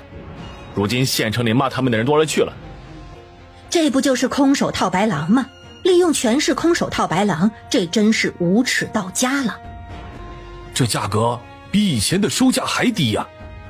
我一路上听了许多县令的事儿，下半年收粮的事儿知道吧？啊，从那个时候就开始了，只是如今更加变本加厉。哎呀，咱们这父母官啊，就是个狗官。那咱们这么些棉花可怎么办呢？45文一斤卖，可太憋屈了。45文，或是无论如何都不会卖的，大不了放着。春晓说的斩钉截铁。你这是孩子话，这不卖放到明年就是陈棉了，到时候是个什么价就更不好说了。还有村里人的棉花，如今这个情形，咱是不是就不要收了？娘，这不成，原本签契约就说好了，都抵50文收，不管外头如何，这村里的棉花必须得收。他又看向了严大山。大哥，若是我们不在本地卖，卖出去不就得了？我之前也是这么想的，但是如今城门查得严，这些是不允许运出的。这可如何是好？这些狗官就只知道盘剥百姓，怎么就没有人上告？谁说没人上告啊？我在县城里就听人谈论过，有一个粮商就打算上告，被发现后如今还在大牢里面待着呢。都说民不与官斗，那斗士肯定斗不过的。看样子只能过一段时间再看了。张玉晴在大山家待了这么些日子，对他们家的情况已经基本清楚了，知道的越多，他是越发惊叹。他如今知道了，严家有今日的出息，全部都是因为春晓，与他之前所想的完全相反。如今全村人种棉花也都是因为春晓。有妇人与他算了一笔账，他们家今年种了3亩地的棉花，抵交税后最低200斤亩产算，得银就有30两，抵以前种10多亩粮食了。他这才知道1亩地棉花居然这样挣钱，也难怪舅舅与他说让他明年种棉花，就算他只有1亩地也能有10两银子，养孩子够了。从这个过程中他看到了生活的希望，他想到时候跟舅舅借10两再买2亩地，有3亩地，以后的日子就不愁了。2个孩子如今在这边，虽然日日帮着干活挑棉种，但是每日吃好睡好，很是开心。严炳发隔几日就给2个孩子弄肉吃，让张玉清觉得十分的不好意思。周氏让他好好住着，等家里的活干完了再放他回去。日子一天一天的在忙碌之中过去。月底的时候，庄子里的棉花全部都收完了，大家开始拔棉枝。村子里的棉花也收了几茬了。春晓与李正还有村里人说好，为了确保每一家的棉花都不落下，他决定在10月底的最后一天集中收棉，到时候大家把棉花收集好送过来就可以了，但是前提是肯定是除干净了棉籽。大家得到了他的准话，自然是欣喜异常，这代表银子已经有半边装进自己的口袋了。各家都在测算自家到时候该得多少钱，越算越高兴，越算越兴奋，有的家里居然夜里都睡不着了。选10月的最后一天，春晓也是有用意的。10月底是分成的日子，若棉花压在了家里，那分成的银子就让酒楼给散银，他手上还有400多两散银，应该差不多可以应付了。严大山跟严大河最近却很焦躁，这好不容易种了这么多的好棉花，结果因为一个狗县令，卖也不能卖。主要是他们不想便宜了那个狗官，若是卖给他，那他们辛辛苦苦种的棉花变成了他们得利的好东西，这让他们如何甘心？就像春晓说的，宁愿放着也不卖，但是真不卖，他们更加不甘心。这一日日的头发都被揪掉了不少，他们觉得不能再这样下去，一定得想办法。于是到了10月，他们隔几日就去一趟县城，隔几日就去一趟县城，但是每次都是怀着希望去的，骂骂咧咧的回来。我算是知道以前的人呐，为什么动不动就要造反的，都是被逼的。对于严大河的大言不惭，严炳发已经没有了当初的大反应，他自己心里也把狗官骂了个遍。春晓家这种焦虑，村里人自然是不知道的，他们都一心盼着月底拿棉花换银子。15号这日，天下起了小雨，一家人围在一起没精打采，幸福却突然跑了过来。小姐，庄子那边的王管事来了，说要找您。春晓心里一个咯噔，王时文怎么会来？何况天还下着小雨，若不是要紧事，他是万万不会来的。他拿了一个斗笠就跑了回去，家里人也都站了起来。爹，我过去瞧瞧啊。严大山也跟了过去。春晓见到王时文时，对方正在院子里焦急地踱着步，见到他立马迎了上去。东家，不好了，咱庄子来了好多的官兵啊！官兵来做什么？春晓大惊，难不成县令那边公然打劫庄子？你一个人来，淑凤人呢？若是打劫，那淑凤岂不是很危险？走，赶紧走！大山很快跟在后面来了。是庄子出事了吗？他说庄子里来了很多官兵过来报信的，如今淑凤一个人在那边，我有些担心。大山见他们的车要出发，也坐了上去。春晓让王时文将车赶快些，这该死的天气偏偏下雨。两人一路沉默，都是心中焦急，对于今日的事大惑不解。他们都是正经农户，都是按规矩交税粮，除了收成没有卖，实在想不到还有什么得罪官府的地方。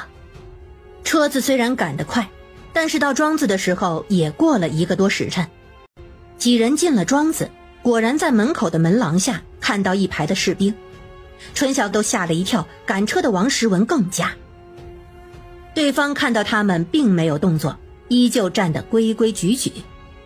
春晓让王时文不要停，继续往里走。到了院门口，二人才下了车，急急忙忙地往课堂走。一路心急火燎，他想着发生各种事情的应对之策。严大山也紧张地跟在后面，却在到堂屋门口时傻了眼，就见淑凤跟一个壮汉聊得正欢。什么情况？春晓忙走了进来，淑凤忙站了起来。胡领军，这就是庄子的主人，我姑姑严春晓。春晓看了眼淑凤，对着那壮汉行了一个礼。胡领军，不知胡领军今日带兵前来，所谓何事？我侄女儿她年纪尚轻，怠慢之处还望不要计较。大山也上前行了个礼，淑凤忙走到他们跟前。姑姑，爹，今日胡领军是为了来收棉花来了。你们知道是谁要来的吗？是东升哥。东升？两人都讶异了。东升不是去打仗去了吗？严东家，我们是何键大将军的部下，这次是奉命出来采购兵需，现在北方缺棉，徐领军说你这里有好棉花，所以我们就直接过来了。啊，对了，我这里有他给你的一封信。那壮汉从胸口掏出了一封信。他说你看了会给我们一个便宜的价格。姑姑，我跟几个婶子说好了，让他们备饭去了。等会儿几位兵大哥就在咱们庄子里吃饭。师傅，不要无礼，人家是大人，怎么能叫兵大哥？严大山对官兵都有些怵，这些人是战场杀敌的，有威严加身。无妨无妨，既然是徐领军的故人，那便是自家人，自家人不用客气。春晓在一旁凳子坐下，打开了信件，没过多久就笑着收了信。既然是与东升一起来的，您若是要，我自然全给您；不若您带着前头那些小兄弟去用个饭，外头怪冷的，等你们吃饱了，咱们再好好算算如何？原本是不合规矩的，不过既然是在自家人家了，那便自在些，随你们安排好了。春晓叫来王时文，让他带着几位军爷去吃饭。刚刚来得及，连蓑衣都没来得及取下。这会儿人离开了堂屋，春晓他们才将蓑衣脱下放在了一旁。春晓，这到底是个什么情况？他们说的徐领军难道是东升不成？正是东升。真的，东升哥居然做官了。爹，咱身边有人做官了。你别嚷嚷，让你姑姑把话给说完。东升以前不是有点打猎功夫吗？进了军营之后啊，很快就去了先头营，后来作战的时候给敌人打埋伏，立了战功，如今已经是个小头目了。这位胡领军与他同级，只不过他负责后勤，两个人平时比较说得上话。这回知道他们采购军需的单子里面有棉花，而且数量多，任务重，他便让人上咱们这处来了，算是帮咱们忙，也帮人家的忙。那这棉花的卖价如何定？这怕是不能卖高了吧？这个东升也有说。说到这儿，春晓不经意地笑了笑。他说军营采购底价是100文，让我们适当的优惠一些就成，不用优惠太多。这是把底价都给他了，让他看情况宰呀。100文这么高？大山吃惊，就县城那个什么通源商行才给45文，可见有多黑心呐。春晓做了个嘘声的手势，让他们不要声张。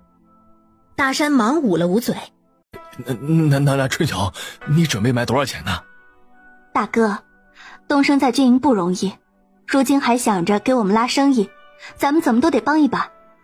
就卖75文，我们也不亏。原本呢，客商来我们就是卖75文的，如今也一样，这算是解了我们的难题了。他又看向了淑凤，你去啊，把寄棉花粮食的账册拿过来。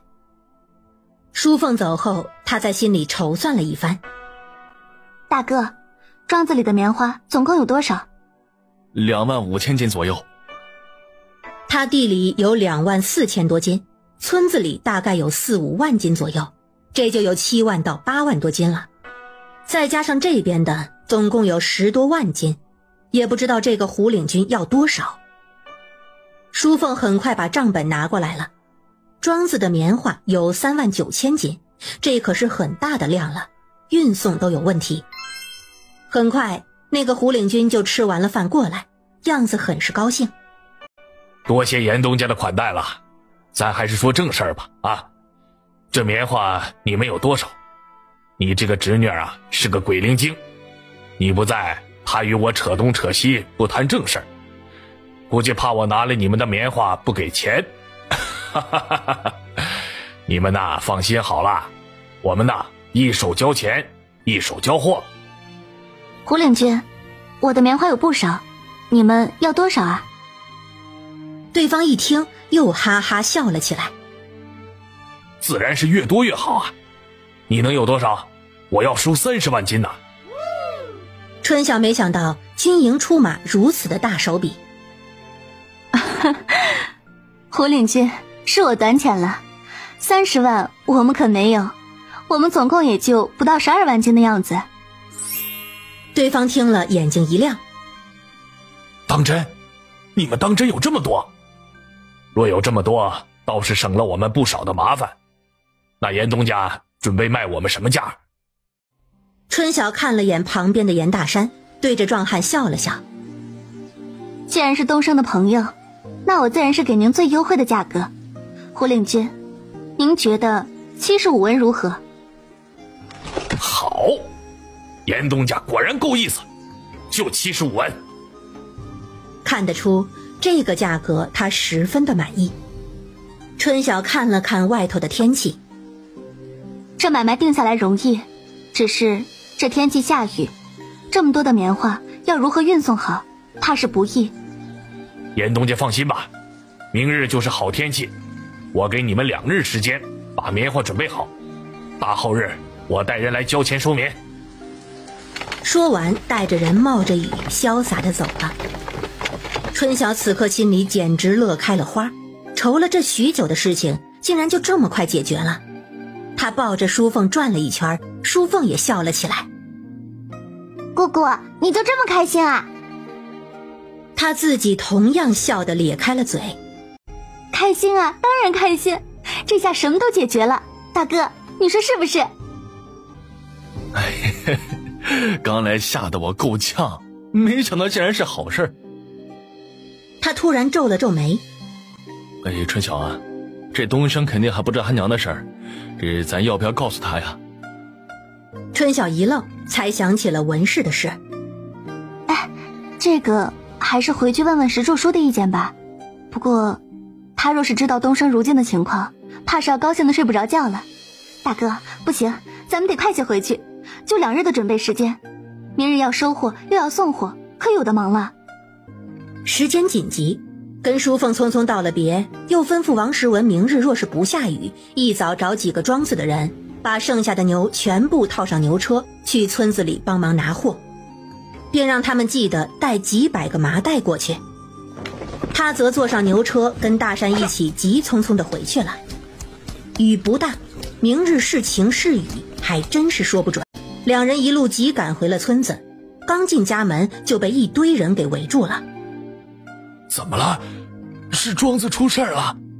我们过去，他们说你们已经走了，说什么庄子来了官兵，到底是什么事情啊？哎呀，急死个人了！你们就这样回来了，到底是什么事情啊？春晓与严大山对视一笑。爹娘，别担心，好事儿。大家都吃了一惊，不过焦急的心情因为这句话一下子就放松下来。好事儿？官兵来了还能有好事儿啊？官兵去庄子是来收棉花的，咱们的棉花要卖出去了，你们说是不是好事？真的？他们多少钱收啊？不会是县令那边的人吧？严大河不放心地问道。不是，他们是军营的，谈好了75文一斤，是东升介绍过来的人。大家都一脸莫名地看向严大山。东升？严大山点点头。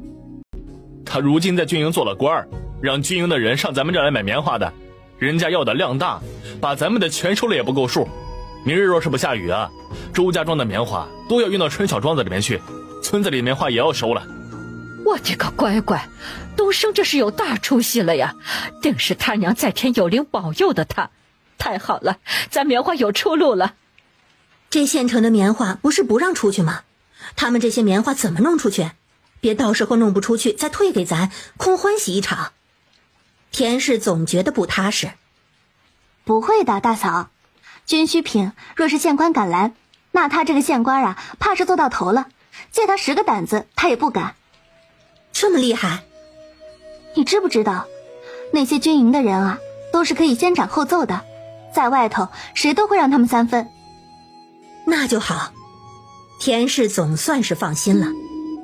大家此刻的心情都有些欢呼雀跃，没想到愁了这么久的事情竟然就这么解决了，真是老天都在帮他们。春晓与家中人说好了安排，便跟着严大山去了徐石柱家，告诉了他东升的近况。徐石柱听后十分的激动，没想到儿子居然如此出息，可惜文氏听不到了。当问到要不要告诉东升文氏的事情时，他摇了摇头，说就带个口信儿，就说家中一切都好就行了。春晓知道他的用心，无非是希望东升在军营心无杂念地好好干。他觉得如果换作是他，大概也会选择不说。第2日天果然晴了，王世文一清早就带着人赶着牛车过来了。村里人虽然看热闹，却不知道他们来干什么。把麻袋卸下后，春晓便让他们跟着大山他们的牛车去了周家村，家里的牛全部套了车赶过去。他则找到李正，让李正通知村里人今日收棉花，所有人赶紧将棉花送到他家过秤，没有好麻袋的速来家里领，银钱3日后结算。这个通知十分的突然，村里一下子风动起来，一时之间到处都是借板车的人。春晓家里人包括张玉琴还有孩子都跑到了村委帮忙。舒朵帮着春晓记各家的称重数量，其他人则负责把棉花转运到标准麻袋里，这样称还有放都比袋子大大小小的方便许多。到了申时时，庄子里的牛车都回来了，那边连运了3趟，总算是运完了。趁着还有时间，他们又将春晓处收的棉花装了11车送去了庄子。第2日又继续忙了整整1日，总算是将全部的棉花全运了过去。田氏娘家的棉花早就送到了大山处，早在第1趟的时候就全部运了过去。村里人因此也知道了，春晓原来在陆村还有一个超级大的庄子。什么叫深藏不露？春晓这种就是了。他们对严春晓简直佩服得五体投地，他们从来没有想过，一个女人靠着自己居然能挣这么大的一份家财。第3日，严家人全体去了陆庄，10多万斤的棉花搬都不知道要搬多久，不知道那个胡领军要带多少车来运才运得走。春晓还想着实在不行就让人家分2趟，没想到他们早上一来，发现人家直接来了一个车队，把整个陆村的路都给堵死了，看样子有100-200辆，场面真是壮观。他们的车都是在中间穿行了许久，好不容易才进了村子。这么多的兵士带着刀聚在路上，吓得附近村的人都不敢露头。这阵仗还真是打仗出身才有的规格。严东家，棉花准备好了没？胡领军看到他们便迎了过来，搞得春晓都以为他才是庄子的主人，居然来得这么早。胡领军，您来的可真早，这些是我的家人，都是过来帮忙的，棉花已经准备好了。不早不行啊，东西多，装了直接就出发了。那咱们就开始验货过秤吧。说完，他招呼过来一队兵士，跟着庄子的众人去了库房。这些兵士的手里都有一杆大秤，严家人帮忙把东西搬出来，有专门的兵士分组查看，有专门过秤的，一看就是采购的老手。庄子的下人都过来帮忙装车。就这样，整整大半日的时间，棉花总算是装完了，整整装了160车。春晓正在纸上算账，胡领军突然笑嘻嘻地凑了过来。严东家，我看你这庄子里啊，也不单单只种棉花。严东家，我看你这庄子里啊，也不单单只种棉花。你的库房里还有那么些粮食呢。你看，我今日带的车呀，还有30多的空车。不然，你们把那粮食也卖给我呗，我给你一个好价。春晓看着他有些不解。胡领军，我虽是个妇人，但我也知道，这朝廷打仗，这粮食自然有朝廷派，哪里用得上你们自己采买？这东家就有所不知了，朝廷是派粮，但是只是隔一段时间派一次，保证不会无米下锅。大部分的时候还是军需官那边派人采购的，不然盼着朝廷的粮食，若是哪日断了，前线士兵不得活活饿死，都是两手准备的。原来如此，胡领军想要粮食，那我无论如何都是要让一部分给你的。这样，除了留种的部分，大米呢，我自留5000斤，麦子卖你1万斤好了。您看，我庄子里有这么些人，家里也有这么些人，我总得给自己留1年的口粮，以对不测。您说是不是？粮食这么多，总是要卖些的。胡领军哈哈笑了出来。东家果然是个难得的明白爽快人呐。哈哈，行，就按你说的，我给你15文1斤。于是大家又开始验收搬运大米跟麦子。最后到傍晚，太阳快下山的时候，人总算是走了。春晓拿着一叠银票在桌前算账，大家都累得够呛，躺倒在凳子上一动也不想动。200来车的东西，我今日怕是搬了大几千斤的货。哎呀，不行了，我动不了了，我。今日大家都辛苦了。爹娘，你们还好吧？我们只是跟着验收，没怎么搬，还好，只是站久了腰酸是难免的。舒文正在给他娘捏胳膊，看到一旁的舒凤也瘫着。你今日跟着姑姑一起算账，又没有做体力活，你累什么？舒凤一下子坐起来。你以为算账不累啊？我脑子这会儿都不好使了，我又没有姑姑她脑子转得快。哎呀，我这脑子今日可是干了大活了。舒朵抱着昌兴在一旁笑，盼儿正在给张氏捶腿。今日昌兴倒是乖，也没有闹。周氏走过去抱起孩子。我们小昌兴今日也是跟着一起见过世面呢，怎么样，好不好玩？他今日可开心了，到处看。都这个时辰了，等会儿回去天该黑了。不怕，玉晴他们在家看家，来的时候就说了，今日回去会晚，他知道的。哎呀，我这腰酸背疼的，等会儿可不敢牛车了。等会儿啊，让幸福跟美满他们赶吧。你一个大老爷们儿，好意思说这个话？周氏嗤笑了一声。你看看你妹妹手上的东西，立马就来精神了。春晓，你咋的还没有算完呢？大河这话一出，立马感受到了四周凉飕飕的目光，他立马闭了嘴。咋了？他算账呢，你不要打扰他。二叔，你是不知道，这算账的人啊，一被打岔又得从头来。就是二叔，不行你去试试。你躺你的，又没人说你，你好好的叫他做什么？他就问了一句，结果遭到了群攻。大河乖乖地闭了嘴，大家在下面小声地说着话。哎呀，好啦，算完啦。春晓放下了笔，高兴地看向大家。时候也不早了，我先给大家报报账。大家一下子就精神了，纷纷坐好，盼儿规矩地站到一边。我自己的就不报了，我就报报你们的吧。大家各自记好自己的数，回去跟我领银子。今日那个胡领军给了他9张1000两一张的银票，还给了他1箱250两的碎银子。这些银票都是通兑通取，让他放心使用。1000两一张的银票，他自己拿着都有些手抖，更何况他的家里人。所以他决定将自己那部分模糊处理，大家自己挣了大钱，高兴就好。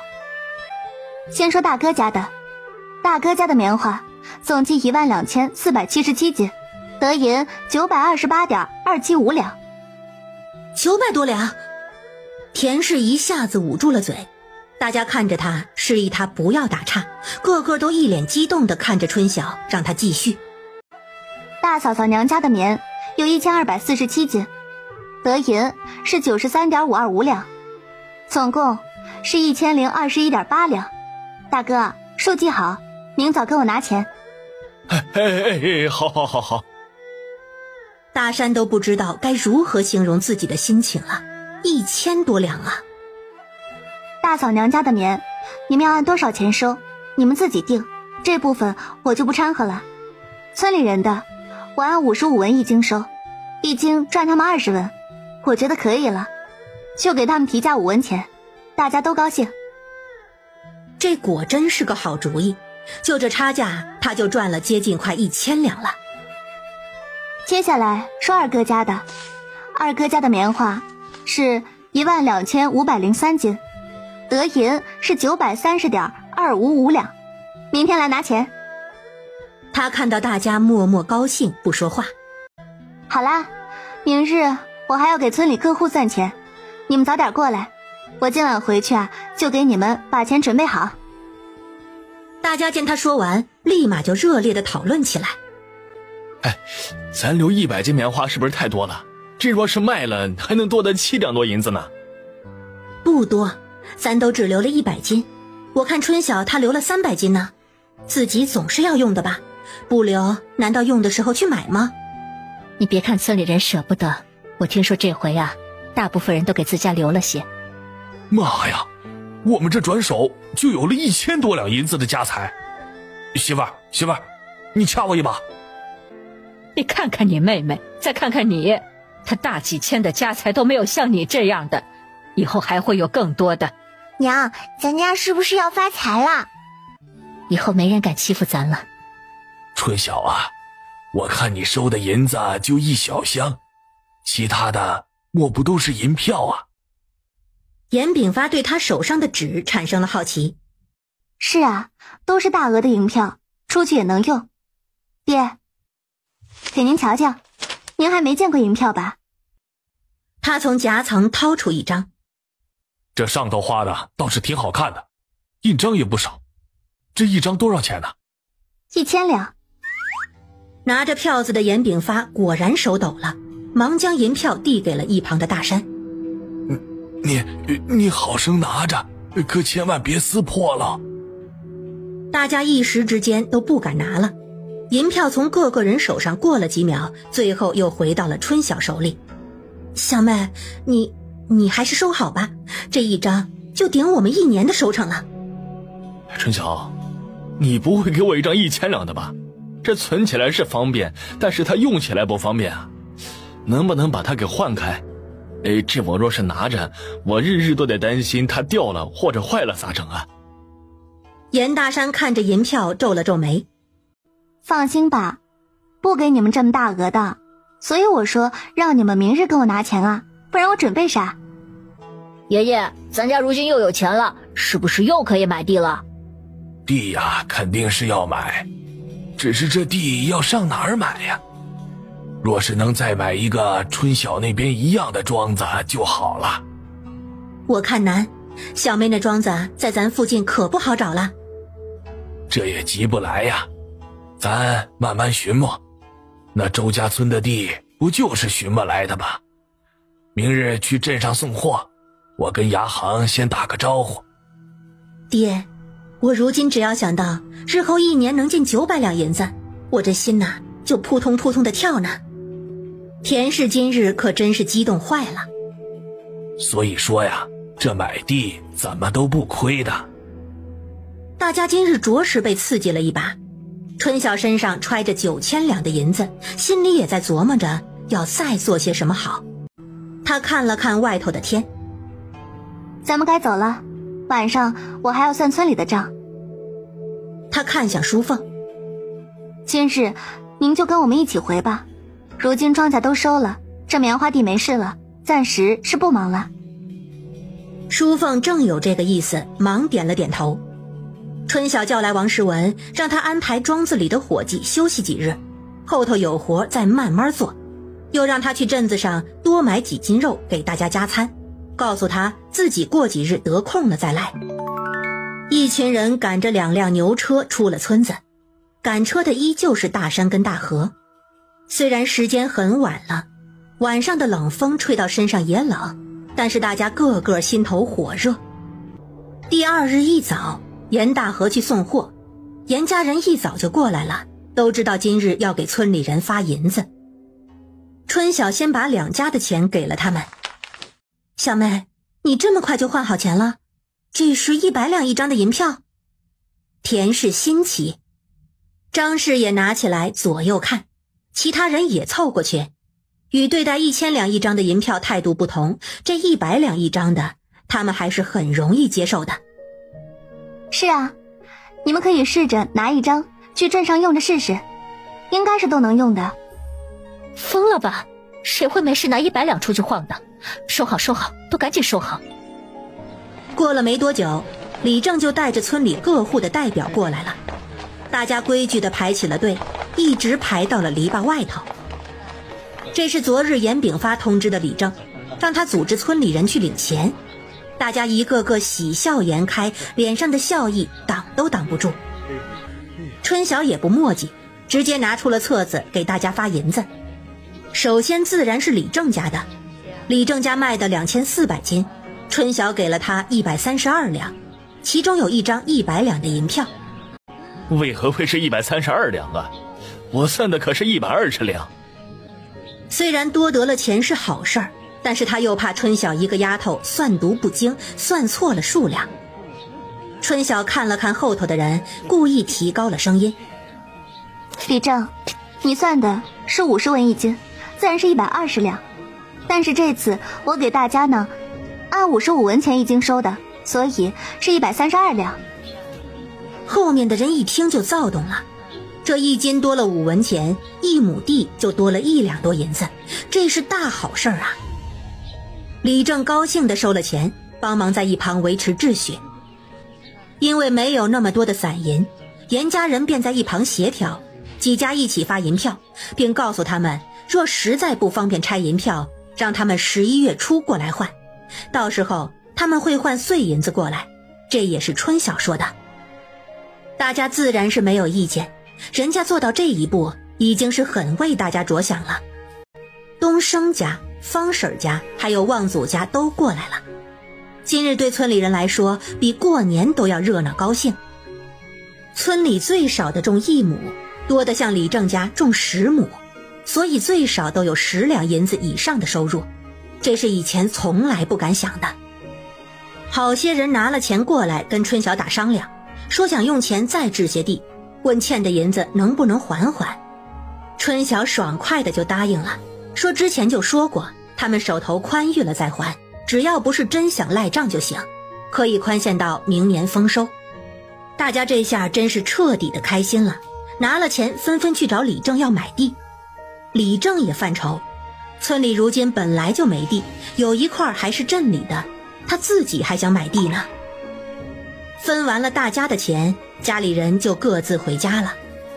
春晓关了门，开始自己在家数钱对账。之前差不多攒了1大箱子的碎银子，今日都用得差不多了。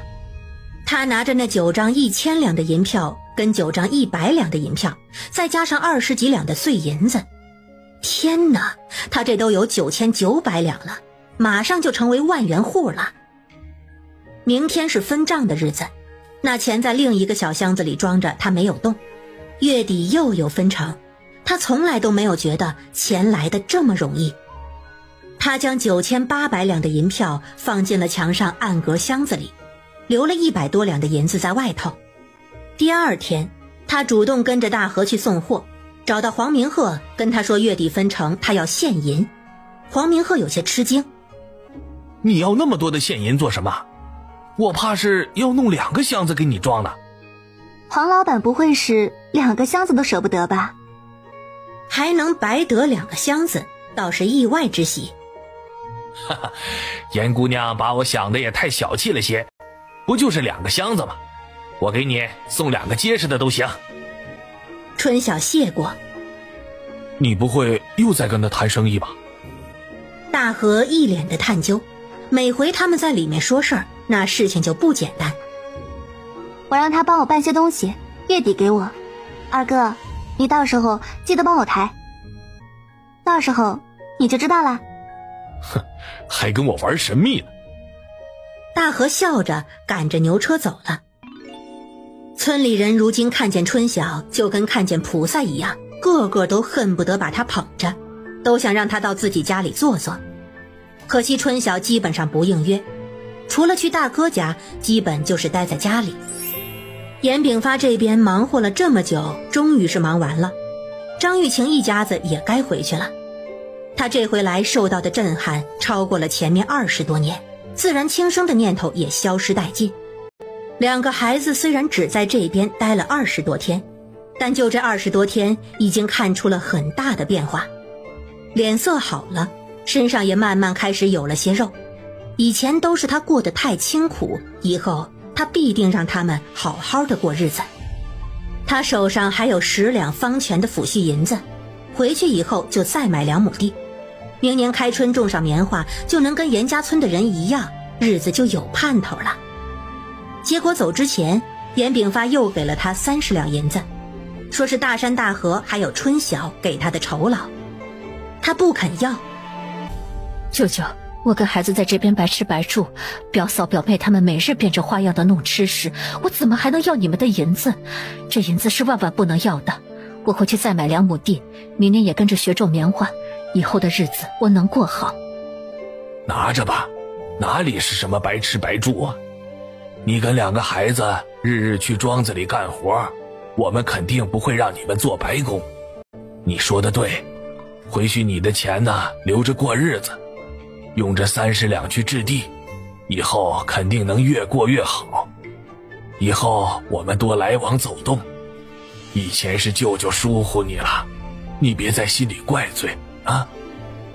严炳发将钱塞到他手中，你也别一直恨你爹娘，觉得他们不好，就当寻常亲戚处着。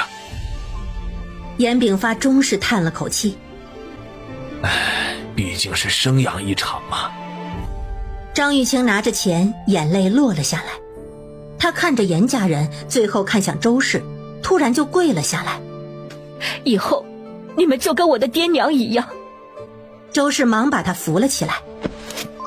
昨日周氏找张玉晴说了许久的话，女人私底下的话就贴心多了。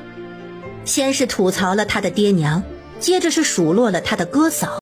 先是吐槽了他的爹娘，接着是数落了他的哥嫂，并明确表示自己不喜他哥嫂的话。张玉晴原本对家里就一肚子的牢骚，如今有人引导，就跟洪水决了堤一样倾泻而出。说着说着，又委屈地哭了一宿。因着严家人对他的好，这场离别便变得格外的不舍。周氏叮嘱他一定要记得多带孩子过来小住。最终严炳发将人送走了。今年棉花收得晚一些，其他的是种不成了。村里许多人都没有种，但是大家也不焦急，大不了来年交税的时候用家里的补就是了，断不能因为别的耽误了明年棉花的耕种。于是大家整地就变得没那么着急，都是今日有空整一点儿，明日有空整一点儿。春晓因为家里3个长工，再加上幸福跟美满，地里每日都有人做活，倒是在村里显得最勤快的一家。月底的时候，他跟大河去了镇上，回来的时候果真运了2个大箱子回来。大河刚开始要打开看，春晓没同意，等回了家，将箱子帮他搬进了屋，春晓才打开让他看。这一下可把他看傻眼了，2箱子白花花的银子。春晓，你换这么多的银子回来啊？这有多少啊？这是做梦才能见到的银子吧？他觉得这些银子在发光，难怪在外头不给他看，这在外头若是打开，分分钟要被抢。也没有多少，这回有1931两。村里人不喜欢银票，之前是没办法，如今这钱换回来了，就给他们换过来好了。二哥，你去村里问问，看他们谁要把银票兑回来的，让他们来换。村里人果然都等着他换银票，发出去的21张银票，除了李正的那张没有换，其余的20张又全部换了回来。若不是凑上月中发的银子，怕是都要不够了。还好这次分成比较给力，只是这样一来，他手上的现银便只有21两了，其余的除了那9张大票子，还有29张小票子，看样子要跟酒楼再换一点碎银子才行了。11月，他挑了一个天气好的日子去了一趟庄子，这回他专门去酒楼换了100两的碎银子。今日去的目的就是给庄子里的伙计发奖金的。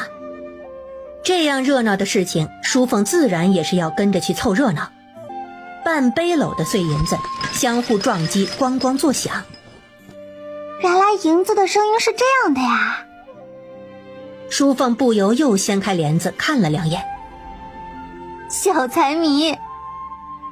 春晓笑，给你的10两不会让你娘给没收了吧？才没有，我说的好好的。我要我娘帮我打个小箱子，日后我的钱啊都自己存起来。我跟我爹说，若是买地也给我买3亩。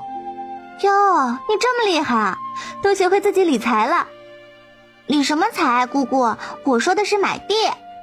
姑姑说的理财的意思是用钱生钱，你买地不就是想用地生钱吗？一个意思。哎，爷爷说啊，如今买地越发的难了，咱村子附近的村里人都在排队呢，今年买地的人格外的多。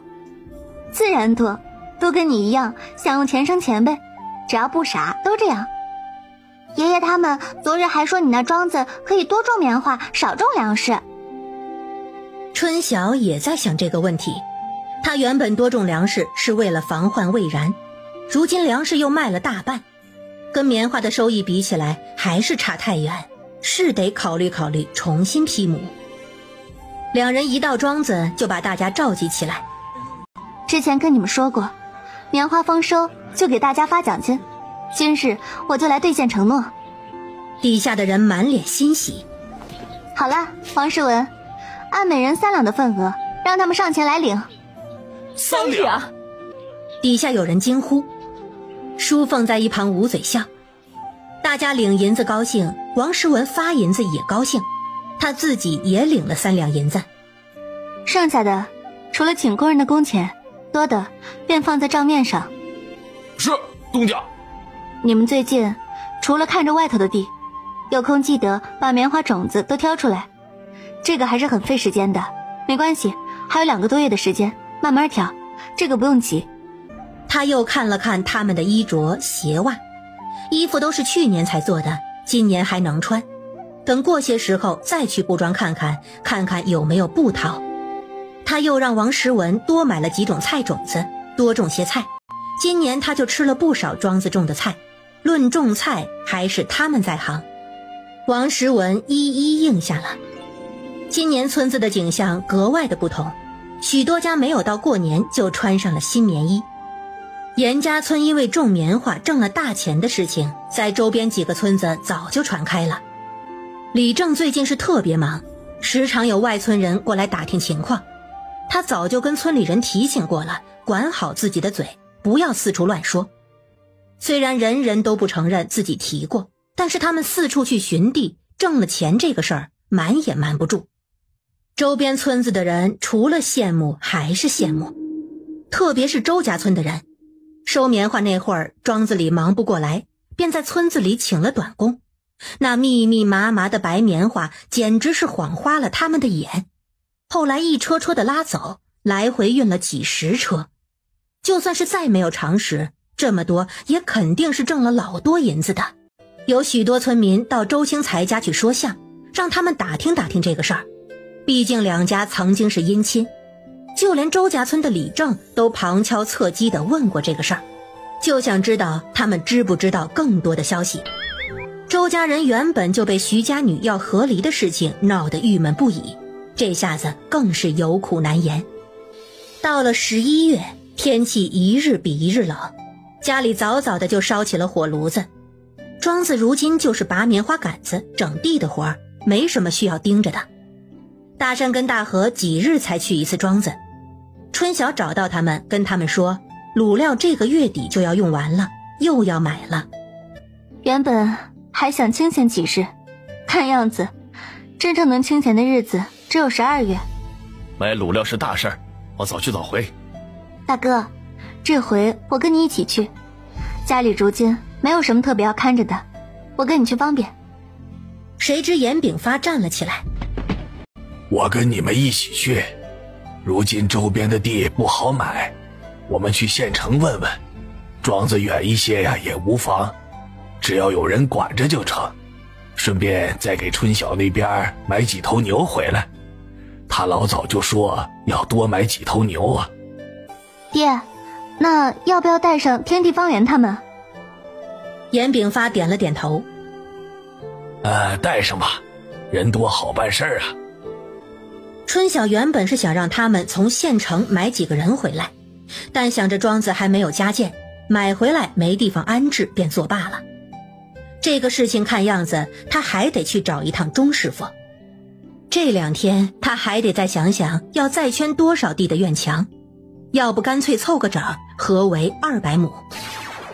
11月的天，保不准哪天就会下雪。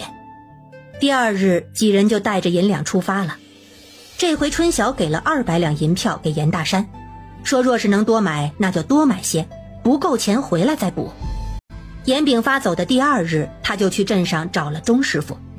可惜钟师傅去了方家村，给那边一户人家修房子去了。他于是又去了布庄，问老板有没有要处理的布。布庄老板对他们母子3人是印象深刻。这位姑娘，我那些布啊都是多少年累积下来的，若是年年有啊，我这个布庄就得亏本了。您不妨看看我们铺子里的新布，今年出了好几个漂亮的新色，回去做衣服可漂亮了。春晓看了看，确实有几个色十分合他的心意，做外衫正好。他问了问价，如今粗布涨到1两2钱银子一匹了，这棉花涨了价，棉布自然就贵了。他选了3匹布买了下来。好久没有逛镇子了，今日难得有空，干脆就好好逛逛。美满就牵着牛车跟在他后面。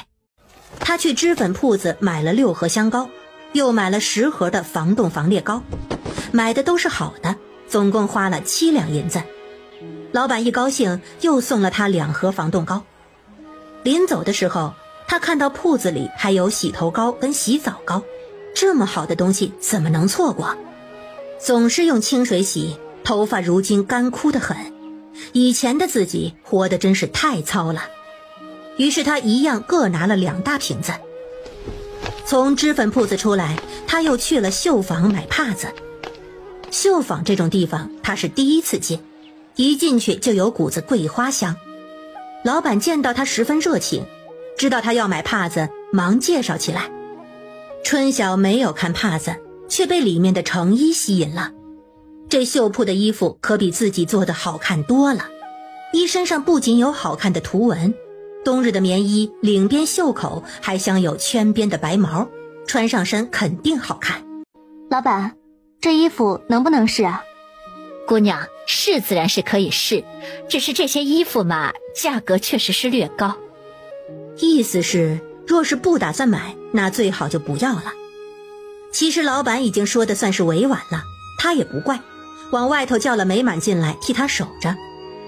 老板见来人叫他小姐，知道今日运气好，碰到个能买得起的主，忙替他挑了几套，有冬天的，也有春装，款式看上去都十分的娴雅大方。春晓今日也来了兴致，一套套的试。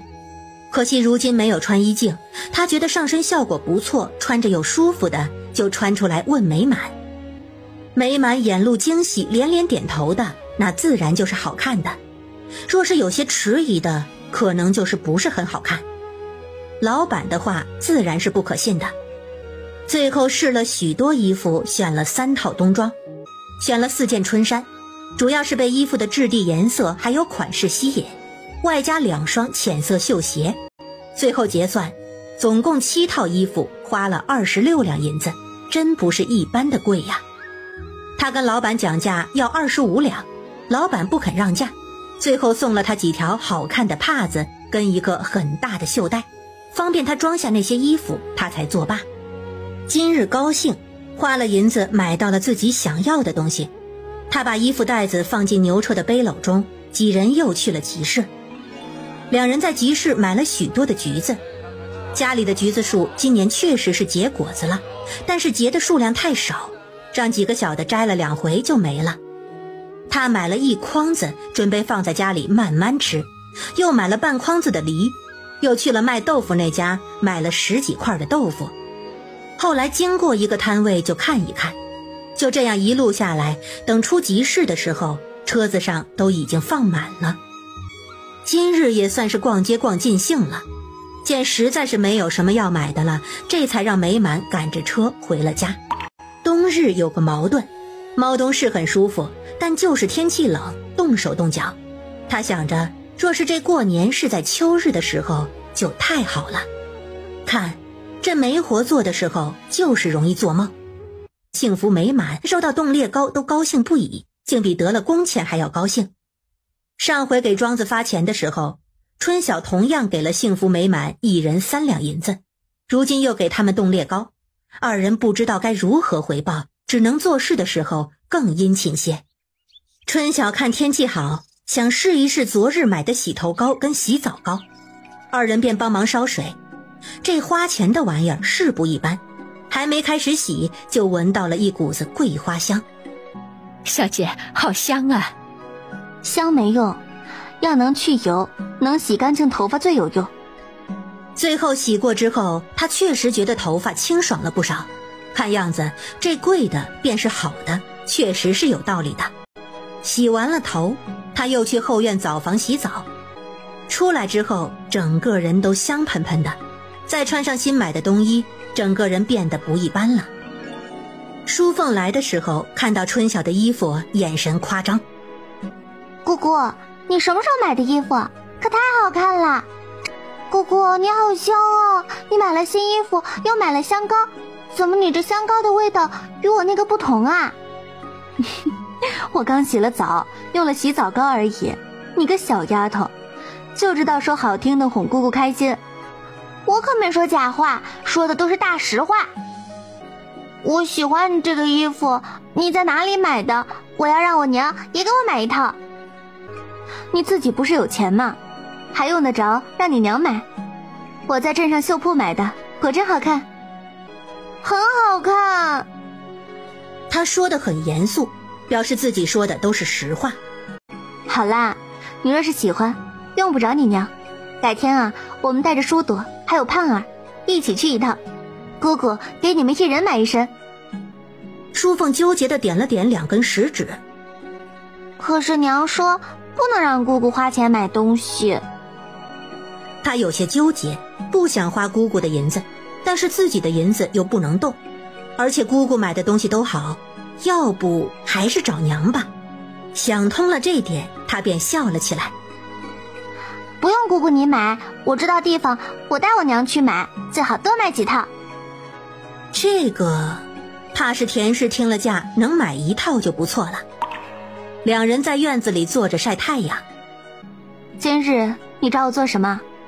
奶奶说家里马上要杀猪了，也要抓猪仔了。他们打算以后家里不养猪了，在庄子里头养4头。让我问问你，陆村那边要不要也养几头？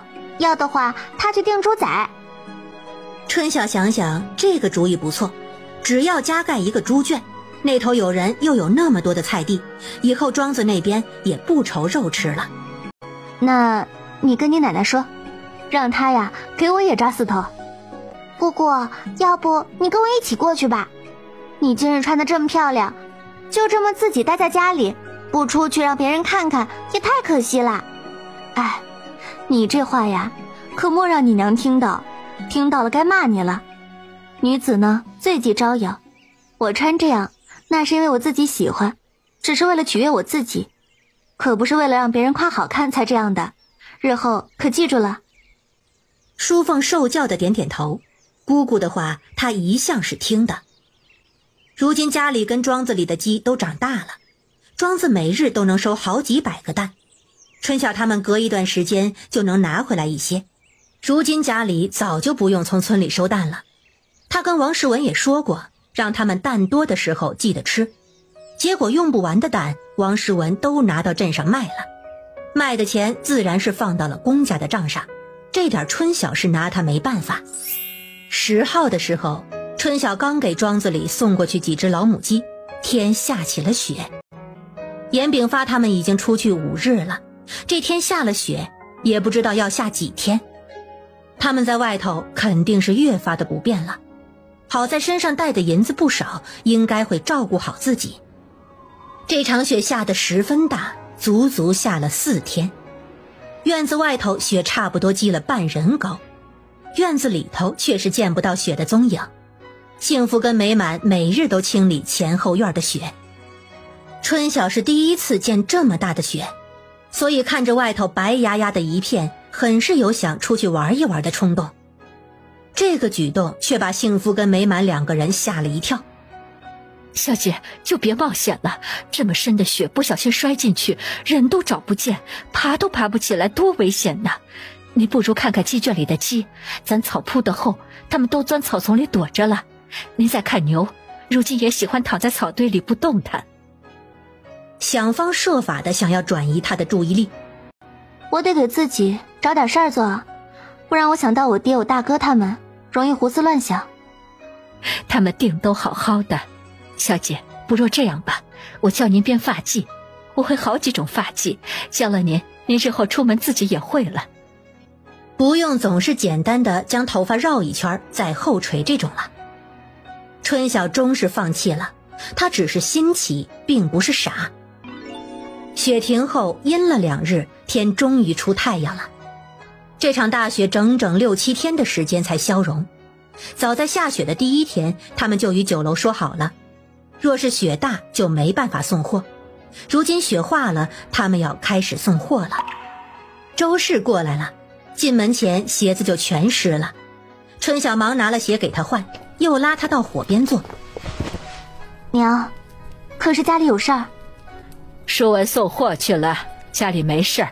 下了这么多天的雪，来看看你如何。我没事，我好得很。见周氏一脸的愁容，是不是担心爹他们呀？是啊，下了这么大的雪，事儿肯定得拖。也不知道他们如何了，何时回也没有定数。我去你二嫂他们那边看过了，你二嫂也是担心得很。咱们也没有办法，只能盼着他们好了。我想着倒是不能急，晚一些就晚一些，反正啊，等路好走了才回来，不然路上更危险。唉，既盼着他们早回，如今又盼着他们不要急着回，真是矛盾。对了，庄子里好些种冬黄豆的人家，黄豆都被压死了。你那庄子不是种了不少的黄豆吗？不知道现在情况如何了？是啊，这么大的雪，怕是也要压死冻死不少。我等路好走了，就去庄子上看一看。周氏见他无事，坐了一会儿就走了。自下雪后，长工们就休了假，今日都来上工了。这外头湿哒哒的，也没什么可做的。春晓便让他们回去，说是地干之前不用来了，工钱照算。大家心里高兴，给春晓做工确实是件挺幸运的事儿。其实今年家里都挣了不少钱，他们其实也可以不用这么辛苦挣这个钱，但是大家都觉得这份工钱挣得自在，家里也不缺他们2个人，于是都默契地选择继续。24日这日一大早，村里严二水家突然来了人，请春晓去家里吃杀猪饭。这还是这2年第一次有人上门请他去吃杀猪饭。他想拒绝，但是人家媳妇儿太过热情，没办法，他就只能去。结果去了发现周氏居然也在，还好不至于那么尴尬。我们这2日也要杀猪，你们倒是捷足先登了。同村的人走到他们身边，周嫂子、春晓，过2日也请你们赏脸，上家去吃个饭。那赶巧了，我们也是这个意思。周氏好笑，都是一个村的，客气啥？我们家下午也杀猪，难不成要请来请去？大家的心意我们明白，心领了。哎，那可不成啊！你们这二水家都来了，我们家怎么也要去坐坐的。这屠户怎么还没来呀？这猪都等半天了。这日子屠户正是忙的时候，一日要赚好几家，着急个啥？咱先坐在一起说说话。严二水家儿媳在堂屋生了火，大家先过来坐吧，坐着聊。他把春晓跟周氏拉到身边坐下。哎，怎么没有看到炳发兄弟跟大山他们？他们去县城走走，雪前就走了，怕是阻在路上了。你们家呀，如今厉害了。几年前咱们还是一个样，如今你看看这差距。炳发兄弟他们去县城做什么呀？春晓那庄子缺牛，去县城买几头牛回来。上回就听说了，说是春晓路村那边有个庄子，比周家村的几个大。咱春晓啊，才是个干大事的人呐。几个汉子一脸崇拜地看着这个姑娘，这场面弄得春晓都不知道该如何接话了。前期也是艰难得很，好在有些运气，算是过来了。春晓，有个事情趁着这会儿得闲，我想跟你商量一下。你那个种植棉花的技术确实是厉害，今年各家都挣钱了，都是托你的福，这个我也不多说了。我那亲家最近在问我这个事情，说想跟我们一起种棉花，我没回他。我就是想问问你，不带亲家就带闺女种行不行？我那闺女嫁人之后日子过得清苦，我总想拉拔她一把，以前是没办法，这如今能种棉花，我就想试试。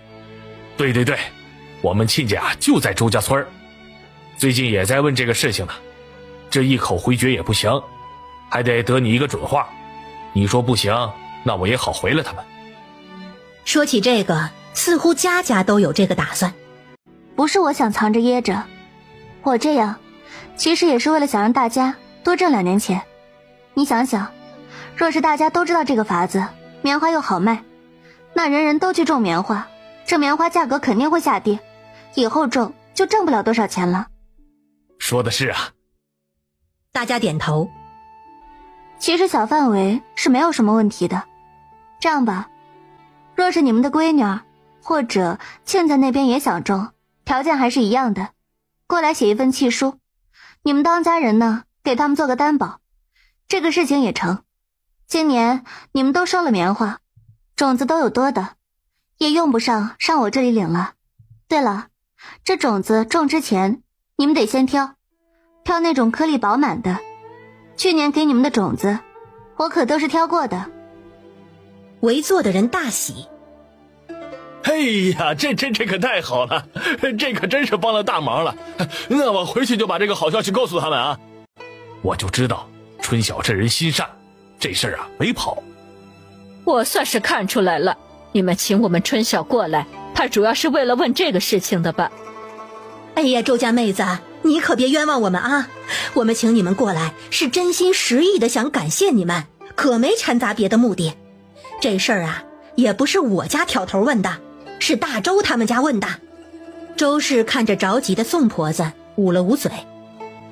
看你急的，我就这么一说，问了能有啥？我若不高兴，自然就不会来了。几人刚玩笑两句，屠户来了，大家开始忙着杀猪。原本春晓是决定25号去镇上再找找钟师傅，顺便去庄子看看的。结果村里的杀猪宴一顿接着一顿，去了这家不去那家又不好，大家日子都差不多，有时候他们家几个妇人一顿饭要分几家吃。28号，正当他们还在各家转的时候，严炳发他们回来了。得了消息的大家立马回了家，算算日子，他们整整出去了20多天，血就阻了10多天。几人端了凳子坐在院子里，严炳发示意幸福美满将牛板车卸了，就拴在院子外面，给他们喂一些草料。院子里如今坐满了人，淑凤抱着昌兴在一旁牙牙学语，舒朵带着盼儿去帮忙喂牛去了。爹，您这是给我买了5头牛啊？这次怎么去这么久啊？我们在乡下地方就困了差不多10多日，这去山里收东西本来就不容易，在家里担心坏了吧？要不以后就多花些钱，去山里还是麻烦了。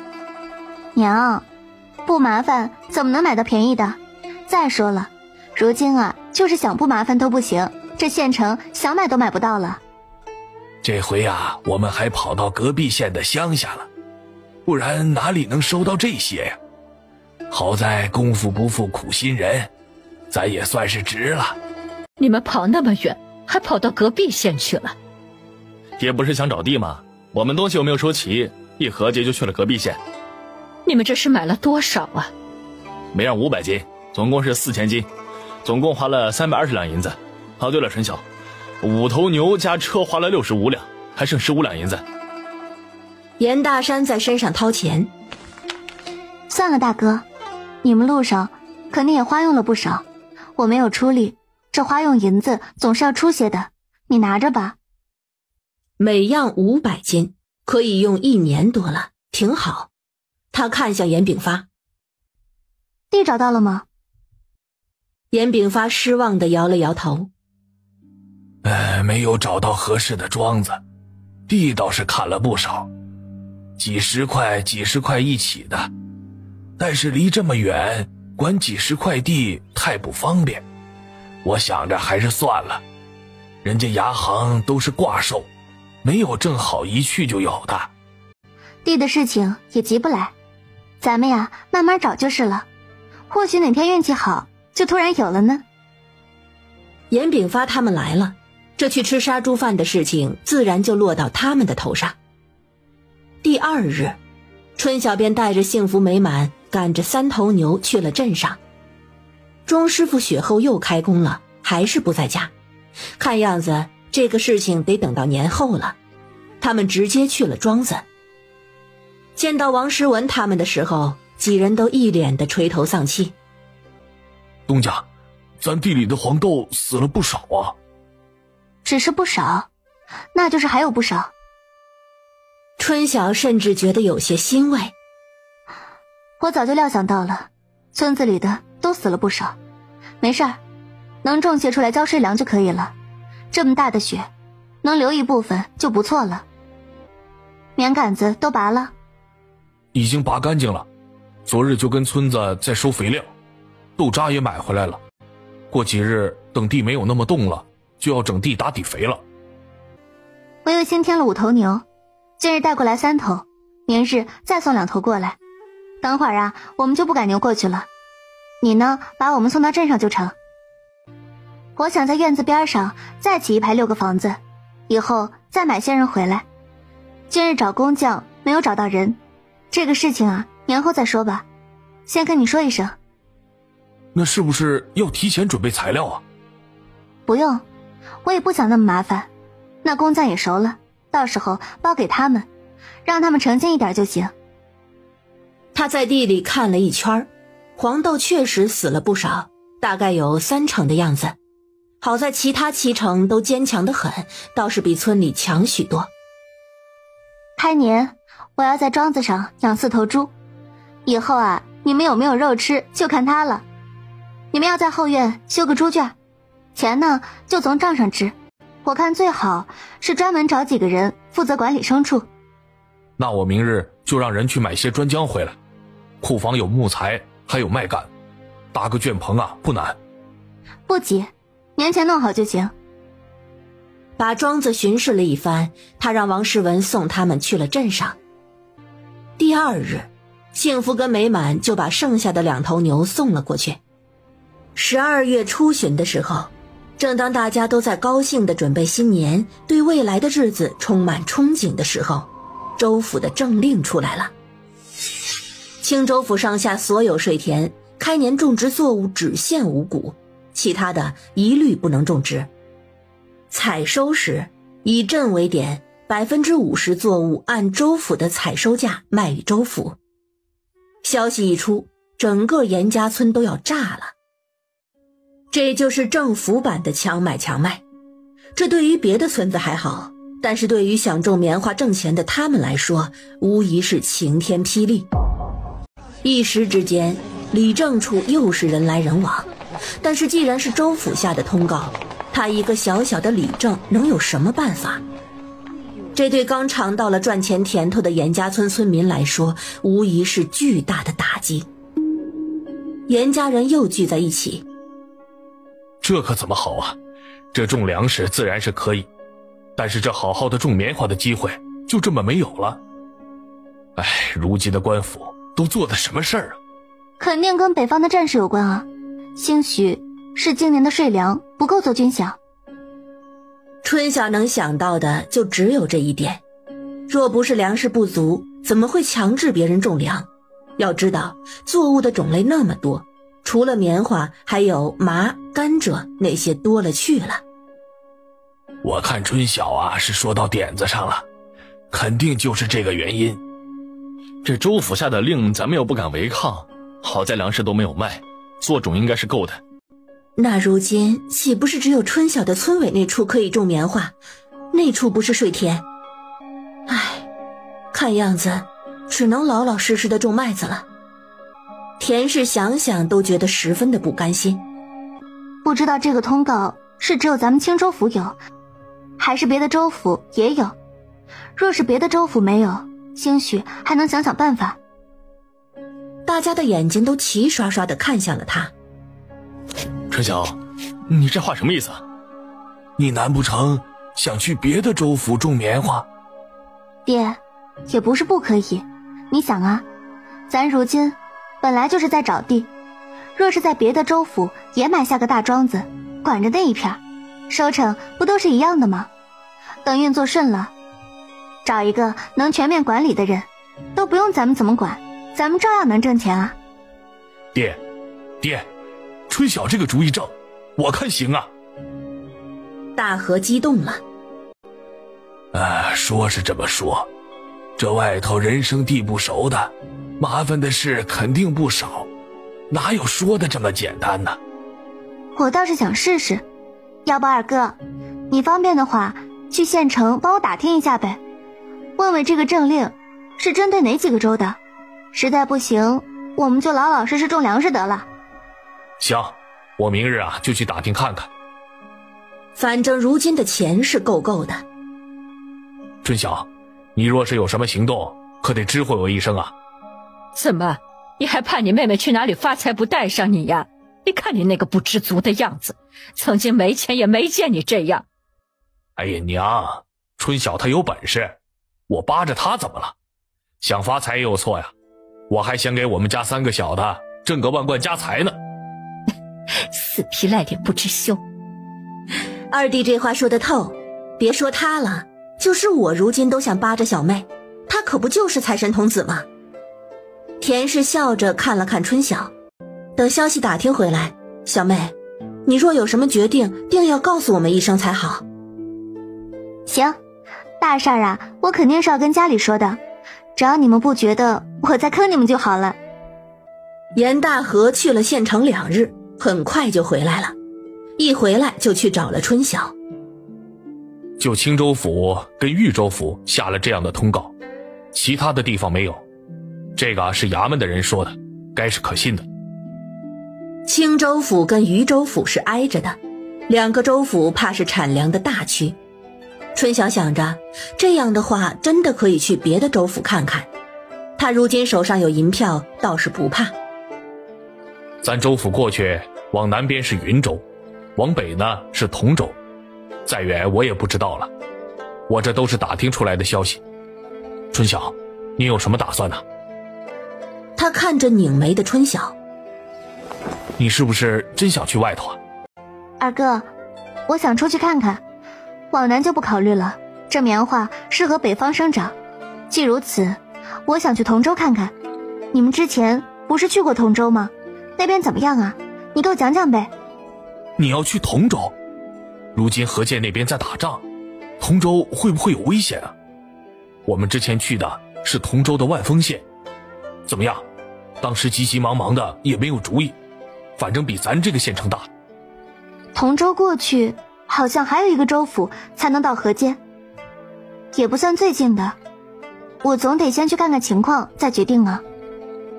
如今已经是12月了，再过个20来天就要过年了，开了年就得准备育苗，这个时间可紧张。走，二哥，我要去跟爹说一声，明日我就要出发走一趟。大河都傻了。你讲真？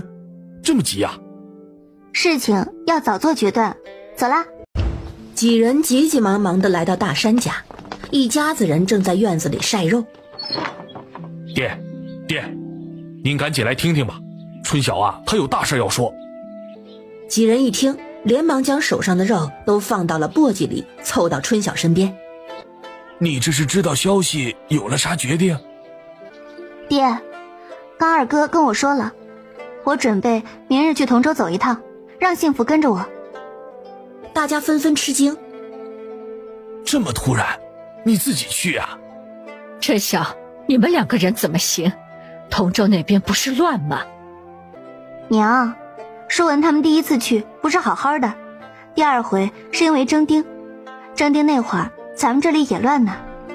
你们2个人去肯定不行，这安全就是个问题。爹，要不我陪春晓去吧？二弟如今家里孩子还小，让他看着庄子，我陪着去走一趟。大河刚想说什么，想了想又闭了嘴。春晓摇了摇头，你们都不去，我这一去也不知道什么时候回来，日子不定，出了年也未必能回来。我那边的地还可以种棉花，就没满我不太放心。大哥，你去帮我看着些。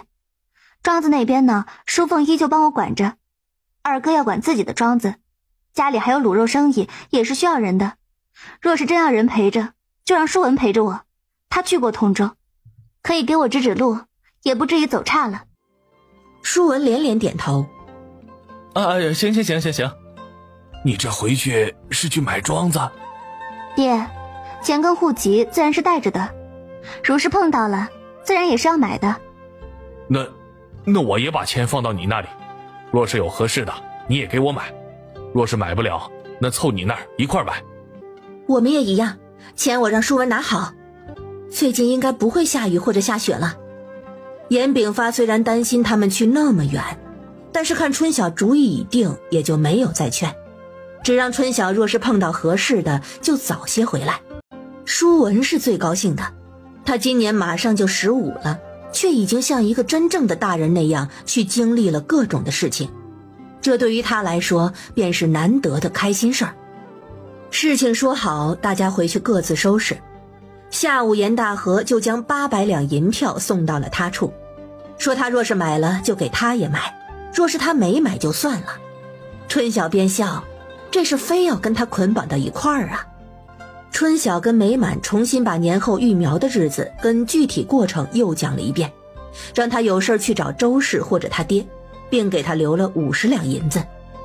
这次春晓决定到了县城去马行租马车，马车的速度可比牛车快多了，虽然贵不少，但是时间跟这点钱比起来，如今是时间更重要。第2日，美满带着3人一早就赶着牛车出发了。到镇上后，春晓去了趟聚贤酒楼。第2日，美满带着3人一早就赶着牛车出发了。到镇上后，春晓去了趟聚贤酒楼。他让伙计给黄明鹤带句话，就说他出远门了，若是到时候他没有回，就推迟他回来的时候。他说的含糊，伙计不懂，黄明鹤自然明白。美满将他们送上了去县城的牛车，挥手道别之后就赶着牛车回去了。舒文很高兴，脸上的笑容就没有断过，幸福却有清愁。我想起来了，幸福，你是北边人，家里离同州可近，要不到时回去看看。幸福笑了笑，笑容有些无奈。小姐，那边没有我的家了，我的家就是小姐，您到哪里，我的家就在哪里。春晓握了握他的手。若是碰到熟悉的地方，可得给我做个向导，我这是第一次去这么远的地方，这心里也有些打鼓呢。姑姑，你也有怕的时候啊？昨日我看你说要走的时候，可是一点紧张都没有。你姑姑我又不是神仙，哪里来的底气无所畏惧啊？自然是怕的。这趟出门，你可要充好你男子汉的角色，要保护好我们两个弱女子，知道吗？舒文拍了拍胸脯。放心吧，姑姑，我肯定守好你跟幸福。你最近是不是又长高了？这少年的身头就跟春笋一样，长的时候就猛长。是长高了，小姐，我看也是长高了不少。一提到他长高的事情，他就高兴地咧开了嘴。多喝些骨头汤，不然啊，腿该疼了。舒文震惊。姑姑，你莫不是个神仙？怎么我腿疼你也知道，我娘都不知道？姑姑就是知道，你听姑姑的没错，路上咱们多喝汤，多吃芹菜。姑姑就是知道，你听姑姑的没错，路上咱们多喝汤，多吃芹菜。这骨头长得快就容易缺钙，腿就容易抽筋儿，他是过来人，经验之谈。下午他们就到了县城，他们直奔车马行，跟车行的人说要租辆马车带车夫去同州。对方问他们是租单程还是往返，说若是往返就是8两，若是单程就是5两。春晓租单程，原本他们以为要第2天才能出发，结果车行的人告诉他立马就可以走，现在走天黑之前可以到一个镇子歇脚。他们也不耽搁，选择了立即出发。3人都是第一次坐马车，都觉得十分新奇。刚刚等人的时候，舒文就盯着马车前头的马看了半天，这会儿坐上来看着窗户外面。哎，姑姑，这马车跟个小房子一样。是啊，就是个行走的房子，这马车跑起来可比牛车快多了。你们上次赶牛车去了，用了多长时间啊？10来日吧。那不同，咱车上放得满满的，走不快。春晓掀开马车门帘。师傅，刚刚忘记问了，咱们去同州要几日时间？啊，那要看怎么走了。就正常这种一路歇脚，大概4、5日的时间。若是800里加急啊，也就3日吧。这赶车的车夫还有些幽默。春晓放下帘子。才4、5日啊，挺好。上次他们走15日都劳累成那个样子，他还以为得20多日，如今看来租马车这个选择可太对了。天快黑的时候，果然到了一处镇子，几人来到客栈要了2个房间，舒文跟那车夫一间，他与幸福一间。租车的时候就说好了，食宿这些都是要包的。几位，今日1日都赶路，除了停下吃午食，中途有镇子都不会停了。若是你们有东西需要采买，需提前与我说一声啊。知道了，师傅，走吧。小姐，这马行都是挣的路上功夫，咱能早到，他们才能接下一单，所以这样催着咱们赶路。这不是挺好的吗？正好咱们也想早点到。哎，姑姑，你有没有问过马行是到同州的哪个县啊？就是到万丰县，它离荆州最近。万丰县我虽然没怎么逛过，但是我们卖棉花认识了好几个商户，若是万丰县那挺好的。车上实在是无聊，还是睡觉舒服。他这一躺下，一直到吃午时的时候才起。听车夫说已经午时过了。他们在路上吃饭不一定准点儿，有时候早，有时候晚，常有的事儿。几人在小镇面摊吃了面，春晓给每个人要了一碗牛肉汤，特别给舒文要了一大碗。结果一路上舒文找地方小解了几次。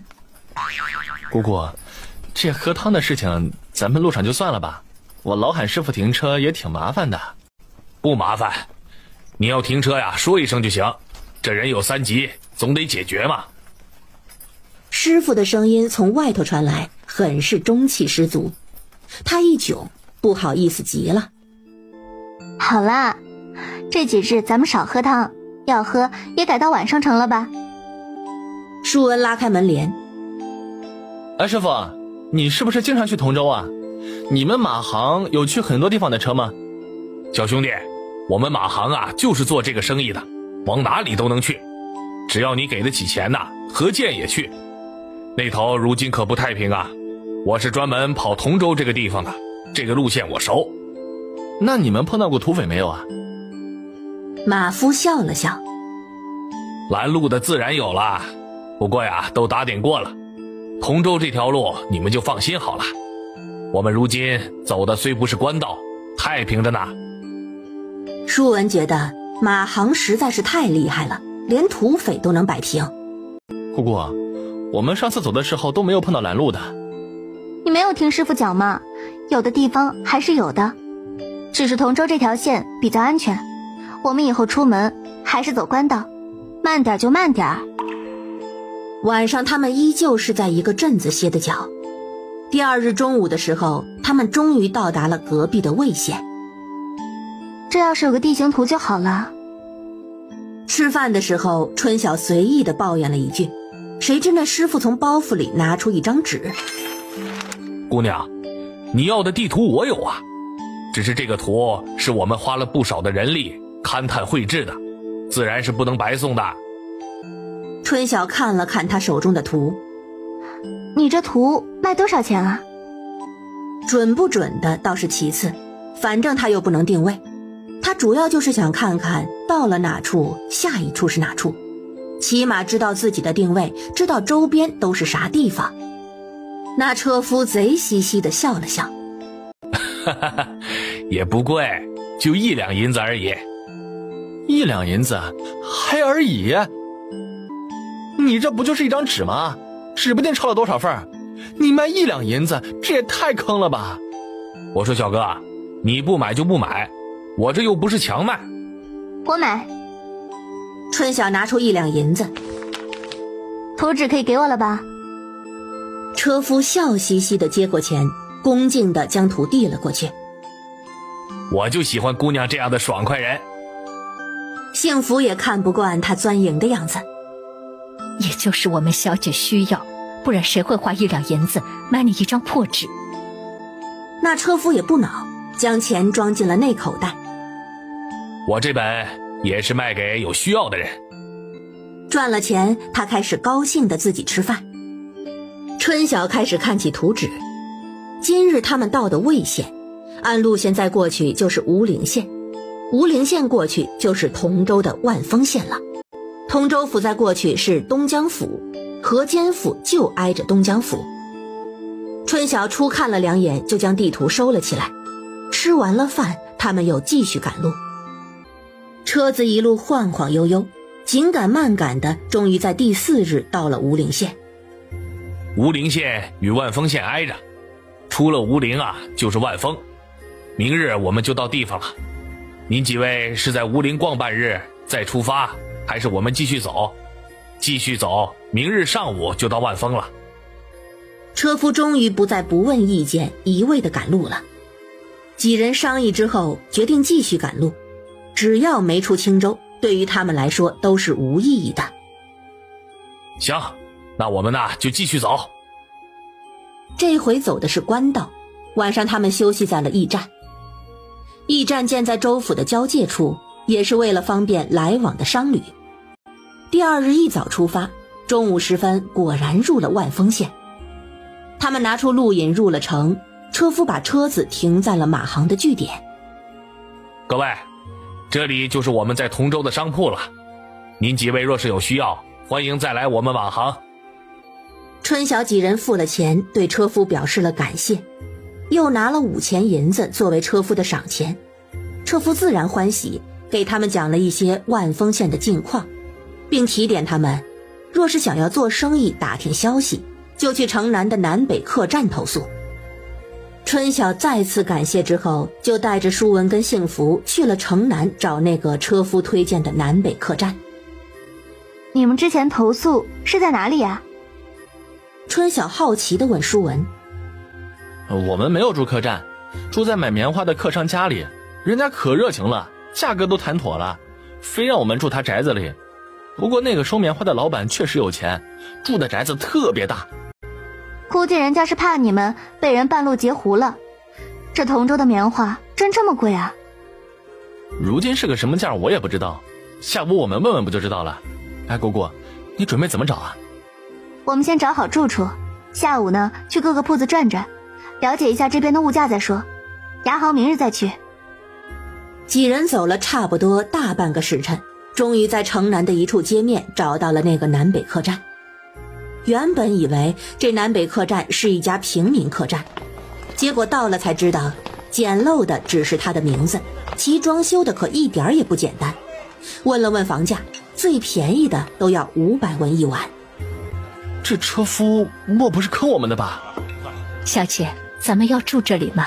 一日就得花1两银子呢。太贵了。那车夫指点我们，自然是有一些道理在里面。咱们先住下，看看情况，不行咱们再换就是了。春晓给了2两银子，1两银子是押金，开了2间最便宜的房。虽然是最便宜的房，但是里面的布局看上去还是很显档次。哎，客官，绅士大厅会搭戏台子都是免费的，您几位可以去看看。刚刚进门就看到大厅那处有个台子，他以为是吃饭的地方，可没想到是个戏台子。多谢小二哥提醒。小姐，这城里的客栈讲究，居然还能看戏。咱们今日啊是没那个功夫看戏了，下午咱们要逛铺子呢。3人吃了饭，在客栈歇了脚，解决了一下生理需求，申时不到就出了门。今日的目标就是各个铺子的物价，能问的都了解一下，看看这边的消费是个什么水平。首先自然是卖棉花的店铺，他们先是去了褥子店。这不问不知道，一问吓一跳，这褥子店的一床4斤新褥居然都要1两银子，工钱是10文一斤，这1斤新棉居然要240文。他们又去了杂货铺子，价格只高不低。布装的棉布粗的要1两9钱一匹，细的卖到3两5钱。这也太贵了。不意外，我们去年刚来的时候就被吓了一跳，这价格也没比去年贵多少。不过咱若是真在这边种棉花，可有的赚了。这买是这个价，卖可不是这个价。去年最开始的时候，你们卖100多文，怕也是被人哄抬了价格的。哄抬对我们有好处，价格越高我们赚的越多呀，多好的事啊。不过去年咱们棉花不多，不也赚了不老少啊？姑姑是说这种价格只是暂时的，我们呀买庄子种地却是一辈子的事情。哎，与这孩子说不着，若是暂时的自然好，但是若是长久的则考虑会很多。走，咱们去粮食铺子看看。他们又到了粮食铺子，粮食的价格也贵，大米1斤是23文，面粉1斤是21文，黄豆是15文。小姐，这里的价格如今涨了太多，以前同州的物价也贵，但是没有如今这么高。他们又去了脂粉铺子看了看，胭脂水粉、香膏这些倒是与左源县差不多。他们一下午又去逛了瓷器铺子、家具铺子、酒铺子，还有糕点铺子等。只要是看到的铺子就都进去瞧了瞧，只要是与吃穿相关的都贵，其他的则差异不大。怕是这个地方的地价也不便宜。若是地价贵，他们如今花高价买，挣回来了自然好；若是价格变动挣不回，那就亏本了。这里面其实有很多成本算计在里面。咱们要去牙行吗？回客栈吧，明日再去牙行。到客栈的时候天已经黑了，戏台子应该是才散场，大厅还摆着许多的长凳，有些果盘还没有撤下去。这看戏免费，这吃的是不是也是白送的呀？若是如此，那我明日得留下来好生瞧一瞧才行。你想得到没？这免费的前提是挣钱，你个傻小子，记住了，只要是开门做生意就是图利，没有人是为了做菩萨的。他们这戏台子免费，你看戏的时候是不是得吃点什么？是不是得喝点什么？你要这些是不是得掏银子？这出物价这么贵，这些东西可不便宜啊。舒文受教的点点头。姑姑，你好厉害呀，你怎么知道这么多？你姑姑爱动脑子，多想想自然就知道了。客栈的饭食虽然不便宜，但是想想这处的物价已经算是十分合理了。春晓要了个芹菜炒肉，要了个菌菇白菜，最后点了个大骨汤，要了一盆饭，总共花了310文。3人围桌吃饭。舒文仔细地看了看四周。哎，那车夫为啥说这处可以打听消息啊？这都是吃饭的人，人家说话都是自己小声说的，这如何打听啊？不行，就咱们自己打听吧。那车夫不会真的是拿他们开涮吧？莫不是得了这客栈的钱给人家引流？看样子还是他们天真了。第2日一早，他们就去了牙行。牙行一个个子瘦弱的牙人接待了他们，知道他们是外地过来打听买地的，突然就十分得意地笑了。最近来我们这边买地的可不少呢，明年青州只能种5谷，几位是做生意的吧？是缺地影响了生意？你就说你们这处地价几何，有没有合适的地方带我们去看看吧。地价呀，如今是13两1亩。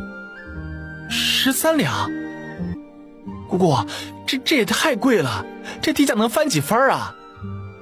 那牙人看了他们一眼。也别说这地价贵呢，如今想要还没有呢。若是买人，我这里还有一些。既然没有地，那多待也是徒劳。春晓谢过之后，就带着他们离开了。他们又找了几家牙行，地价倒是都差不多，但是名下都没有地卖，有些零散的1两亩他们也看不上。春晓也没有想到，因为青州的政令，这处的地价变得这样的紧缺。这没有地，那这一趟也就白来了。几人回到客栈，春晓又续了1日的房费。坐在客栈的大厅里，3人都有些垂头丧气。姑姑，要不我们去同州其他县走一走？好不容易来同州，总不能就折在这一处吧？下午我们再打听打听，不行的话，明日我们去隔壁三川县。3人定好行程。中午吃了饭，春晓觉得有些困，于是小睡了一会儿，结果睡着睡着被外头的锣鼓声吵醒了。什么时辰了？外头怎么这么吵啊？春晓起来理了理头发。刚过申时，掌柜请的戏班子开戏了。没想到一觉睡了3个小时。都申时了，幸福，你也不叫我。我看您睡得正好，便想让您多睡一会儿的。这会儿出门也不晚，刚刚舒文来过了，见您还睡着又走了，该是去大堂看戏去了。走，咱们也出去看看。这客栈不是茶馆，居然也请戏班子，也算是老板另辟蹊径了。2人下了楼，发现大堂已经坐满了人。舒文看到他们，猛地招手：“哎，姑姑，刚开戏，咱们坐一会儿再走吧。”行，咱们先看一会儿再走。这客栈大堂的4个角落居然还生了炭火，真是想得周到。几人坐着，刚看了没一会儿，突然有人过来拍了一把舒文的肩：“小兄弟，是你呀！”大叔，你是不是认错人了？我们不是本地人呢。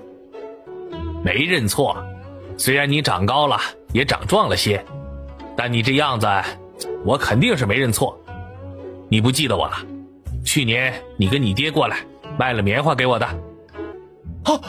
我想起来了，是那个买我们棉花的大叔。记得了吧？哎，怎么，你们这是又来卖棉花？卖棉花你找我呀？你们不是知道我这边的住处吗？来，我们边上谈。舒文还没有反应过来，就差点被人拽走。这位老板，我们这回不是来卖棉花的。这位是？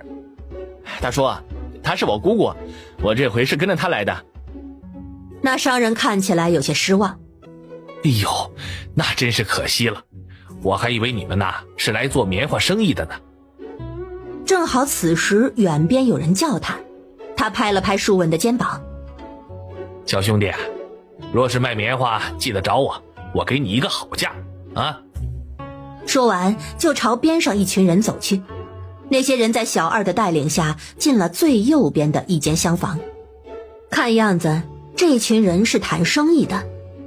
几人坐着看戏，春晓时不时就看到有人进出，若是谈生意该不会如此。正好一个伙计过来问他们要不要茶点。小二哥，那边那个屋是客人谈生意的吗？哎，姑娘，那是咱客栈给商客建的堂会，做生意的人呢都可以进去聊聊。第三方商务平台呀，这可是个好去处。那只要想谈生意就可以进去吗？哎，自然。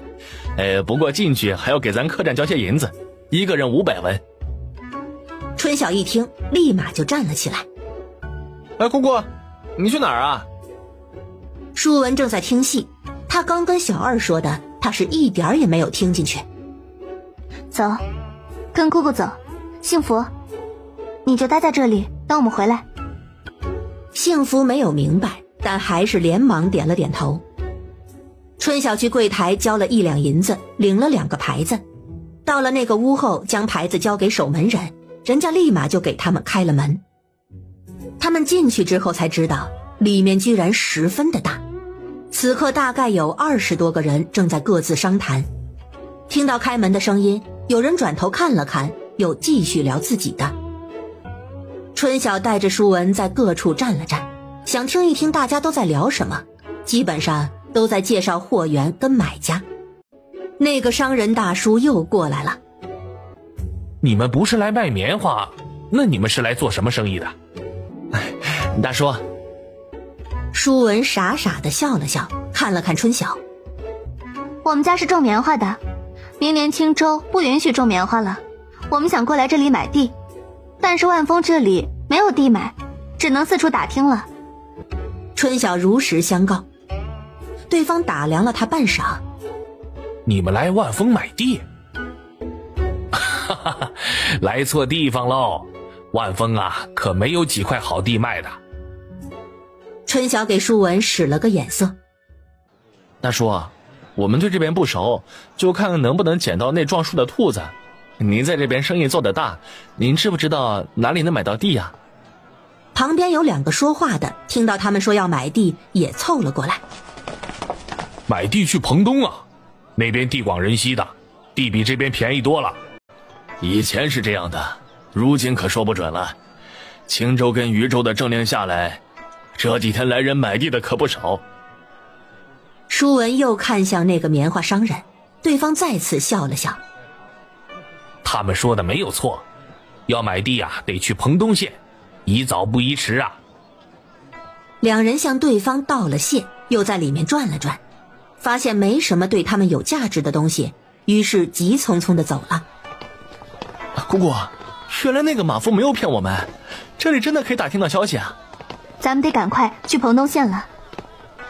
他要是记得没错，万丰县过去是三川县，三川县过去才是彭东县，而彭东县挨着东江府。2人找到幸福，直接去了先前的马行。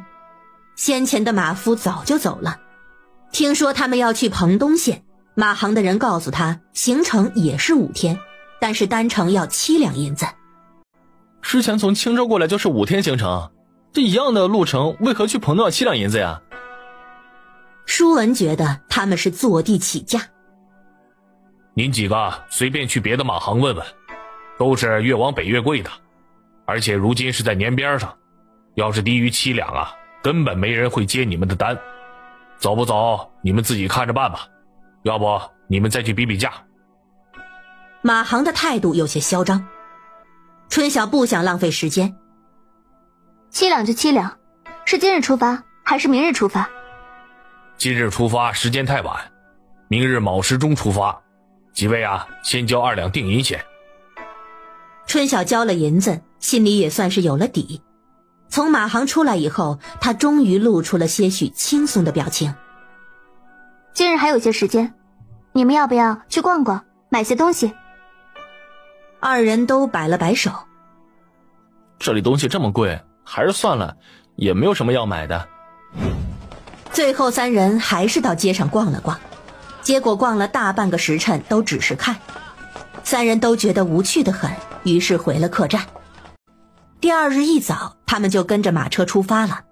车夫告诉他们，到三川县需要3日时间。车夫大哥，之前我们从左源县到万丰，车夫说路线很安全，那这万丰到彭东如何？路线可安全呢？从万丰到彭东，你们切记要走官道，官道有士兵巡查的。若是走别的道，那就不好说了。你是说有土匪？这河涧呐乱了，东江府也好不到哪里去，总有那活不下去的想活命的人。同州这边还好吧，若是去了东江府，就真得注意了，那可不是开玩笑的。我们如今去那边不出高价是肯定不跑的。姑姑，你说彭东挨着东江府，会不会很危险呢？你没有听师傅说吗？同州还是安全的。彭东虽然挨着东江府，但是他也是属于同州府的，咱们注意一些，没事的。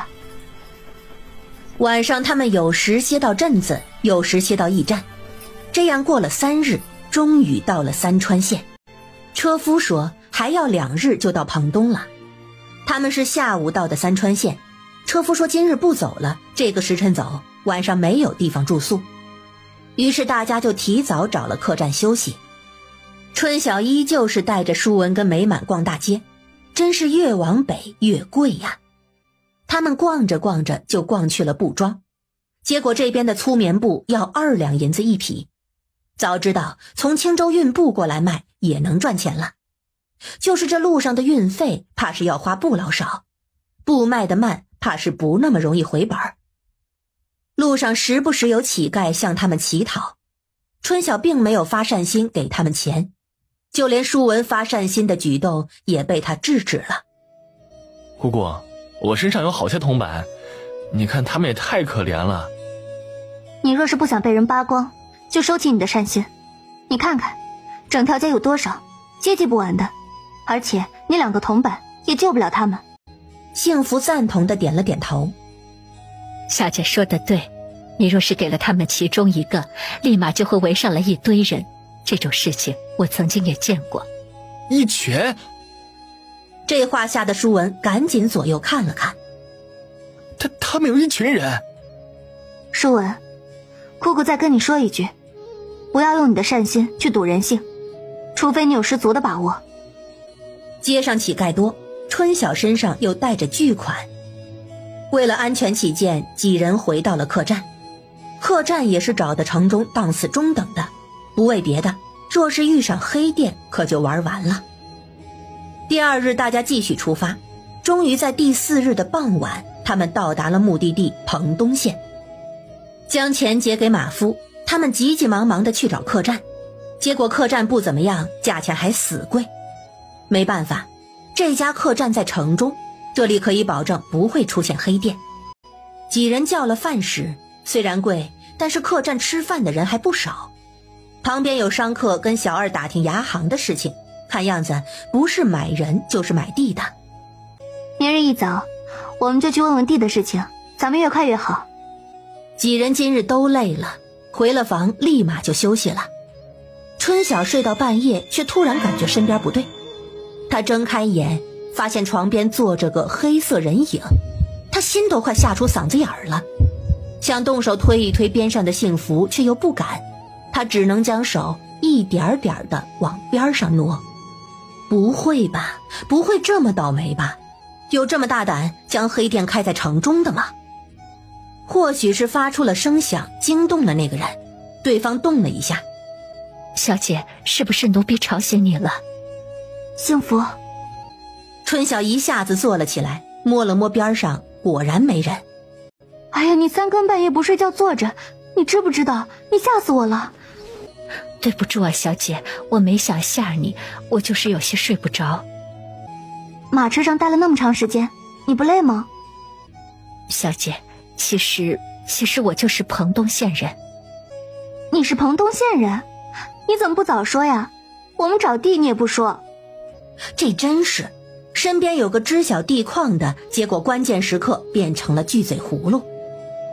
地的事情我真的不清楚，我以前生活在村子里，最多就去过镇上，外头地多不多我不知道，我只是听别人说彭东县很大，我没有来过县城。原来是不知情。春晓消了消气，他赶紧拉着幸福躺下。你为何被卖啊？这个问题是春晓第一次提，以前是觉得没必要，如今到了彭东县，问一问该是无妨的。你若是实在不想说就算了，反正都是过去的事情了。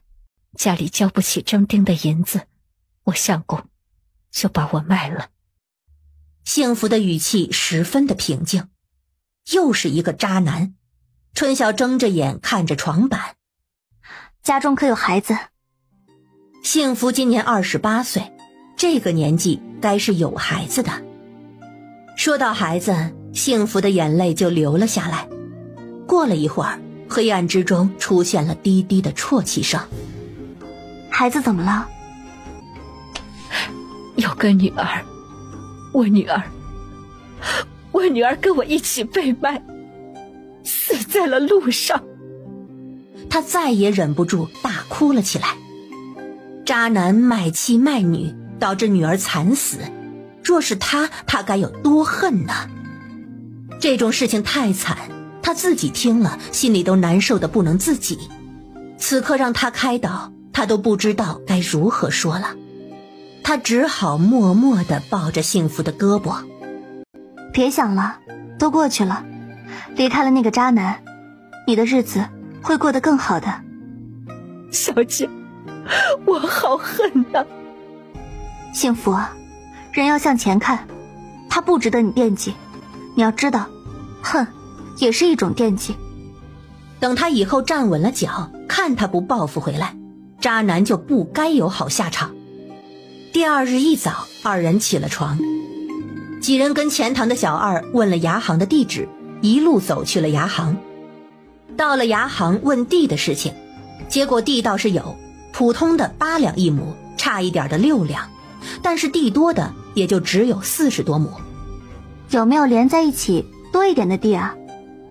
春晓有些着急，他们问的这处据说是彭东县最大的牙行了。多了没有？咱这里超过50亩地的交易买卖要过县府的。姑娘若是想买大块的土地，不若去县府那头找管土地的主簿问一问吧。春晓问了县府的大概位置，准备走的时候，突然想到了买人的事情。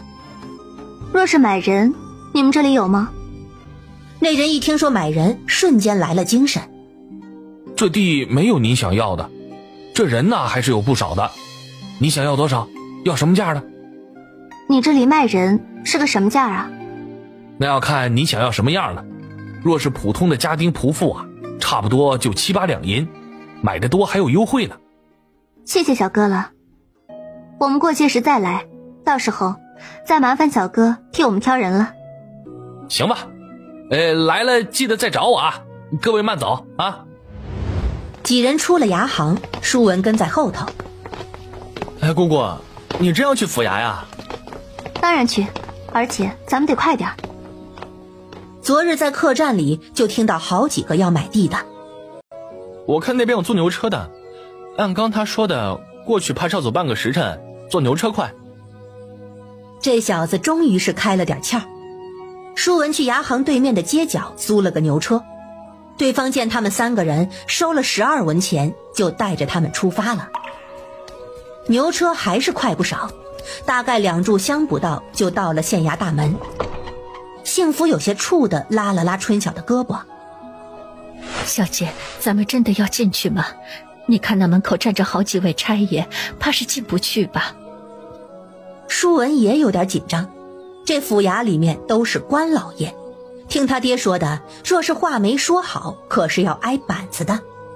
春晓的心里也有些打鼓，他也怕跟官府打交道，只是如今不问问，怕是不成。不怕，咱们就问问地，又不做别的，不会无缘无故发落咱们的。他带着2人颤巍巍地走到门口，守门的官差斜瞟了他们一眼，并没有搭理。那个差大哥，我们想要见见管土地买卖的主簿，能不能通传一声啊？春晓壮着胆子搭话。官差看了看他们，等着。其中一人进去了。春晓舒了口气，还好是去通传了。他们在门口忐忑地徘徊了1炷香左右的时间，那进去的官差又出来了。你们跟我来。春晓几人跟着那官差走进了县衙大门，他还以为跟电视里一样，开门就是升堂的地方，结果不是，怕这处是个办公的院子，房间还有很多，前院很大。他们穿过门廊就被带到了一处偏院，偏院的客堂此刻坐着一个人。那官差将他们带到地方，什么也没说就退出去了。春晓袖子底下的2只手来回捏了捏，走到客堂就跪下。民女见过主簿大人。姓谁名谁他不知道，但是见官下跪总是没错的。舒文还有幸福也立马跪了下来。都起来吧，既是买卖民事，无需下跪，鄙人姓钱，都坐吧。你们也是来买地的？这个也就不太好了。春晓他们坐到一旁。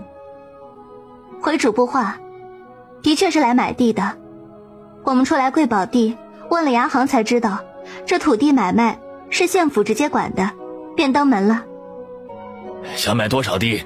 想买在什么地方？不知道彭东县这个地价是多少，又有多少处土地可以买卖？地价的均价是7两，差一点的地5两，好点的8、9两，就看你们要多少。我们这处挂售的有私人售卖的，那价格是卖主定的，也是县府名下的。县府名下的数量就比较大，价格自然也是好商量的。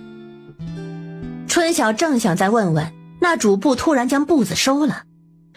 最近来县城买地的人不少，你们找到本主簿，怕是都想要多买些地。前头几位我已经记下了，你们也把名字住的地方登记一下，我选好了日子，带大家一起去各个地头转一转，到时候你们中意哪块地再议价如何？这个主簿看样子是个老滑头，带着卖主一起去转，到时候大家都看中了一处，那价格自然就上去了，县府怕也能抽成不少。不过这样也好，县府牵头的买卖应该是出不了什么岔子的，起码现在有地，先看看再说。春晓便报了户籍名讳，又告知了所住的客栈。行，登记做了就作数，你们先回去吧。明日是小年儿，便也好好过个年，在咱们县城里多逛逛。我们这县府啊，还是有不少好玩的地方的。多谢主簿大人关怀，那就辛苦大人帮忙安排了。好说好说。几人从县府出来，都长长的呼了口气。我看这主簿的态度还挺好的，原本还以为做官的都凶巴巴的。进去之前我也吓得厉害，小姐，这还是我第一次见官呢。都说了，咱们是谈生意，又不是犯了事，没啥好怕的。如今呢，就等着县里安排看地了。只希望这县府的效率高一点，可千万不要摆架子拖延，这时间他可是耽误不起的。那今明两日咱们做什么呀？自然有事做。你们两个分工，帮我去了解一些物价，比如牛在哪里买卖，价格区间在多少，铁匠铺锄头、铁犁、砍刀如何卖，交期多长时间，总共呢有多少处铁匠铺，这处粮食价格几何，最好是跟衣食住行有关的都问一问。若是我们买了地，这些呀都是要急着置办的，咱们总不能干等，就算到时候地没有买成，咱们也没什么损失啊。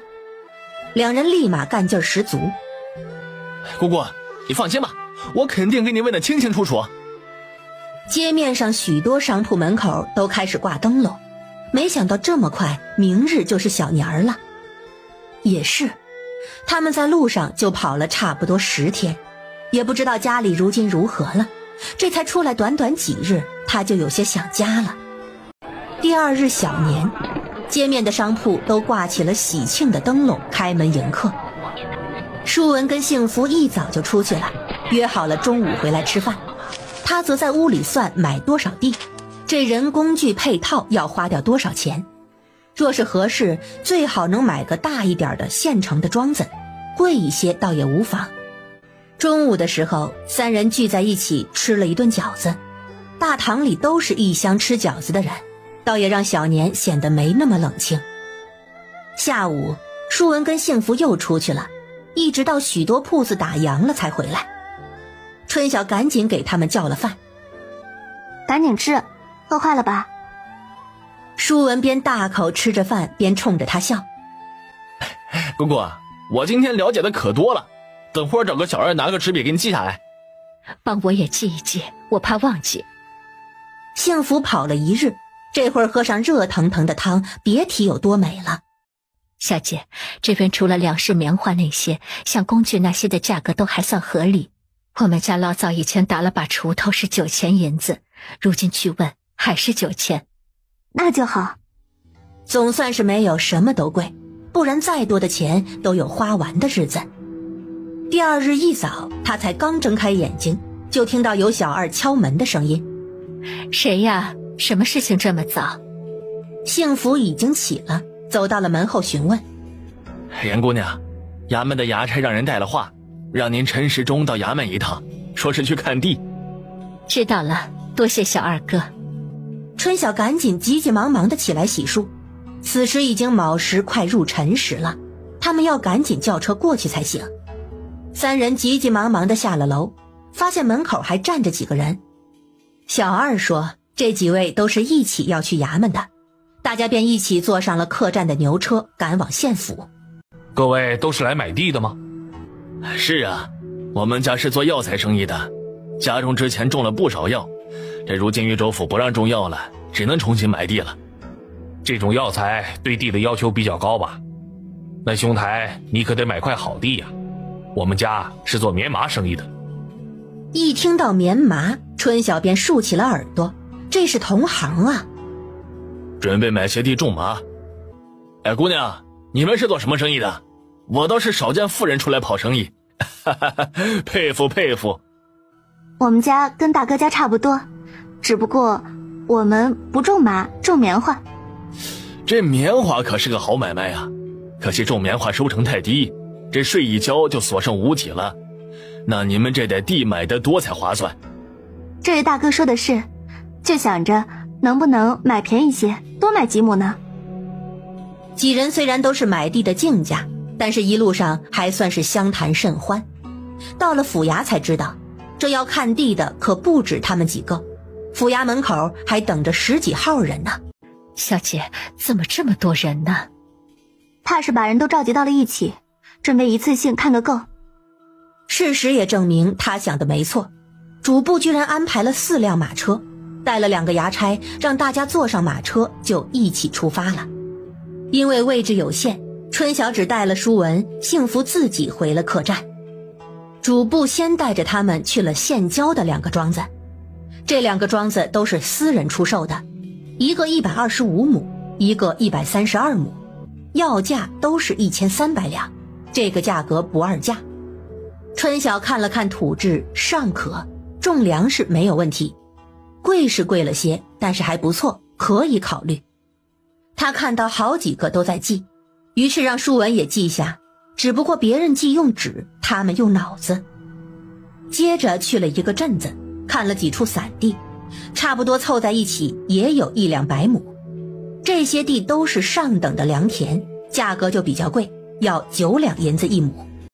接着又去了另一个镇子，镇子的村子里有2处大片的荒地，土质一般，勉强可以种粮食。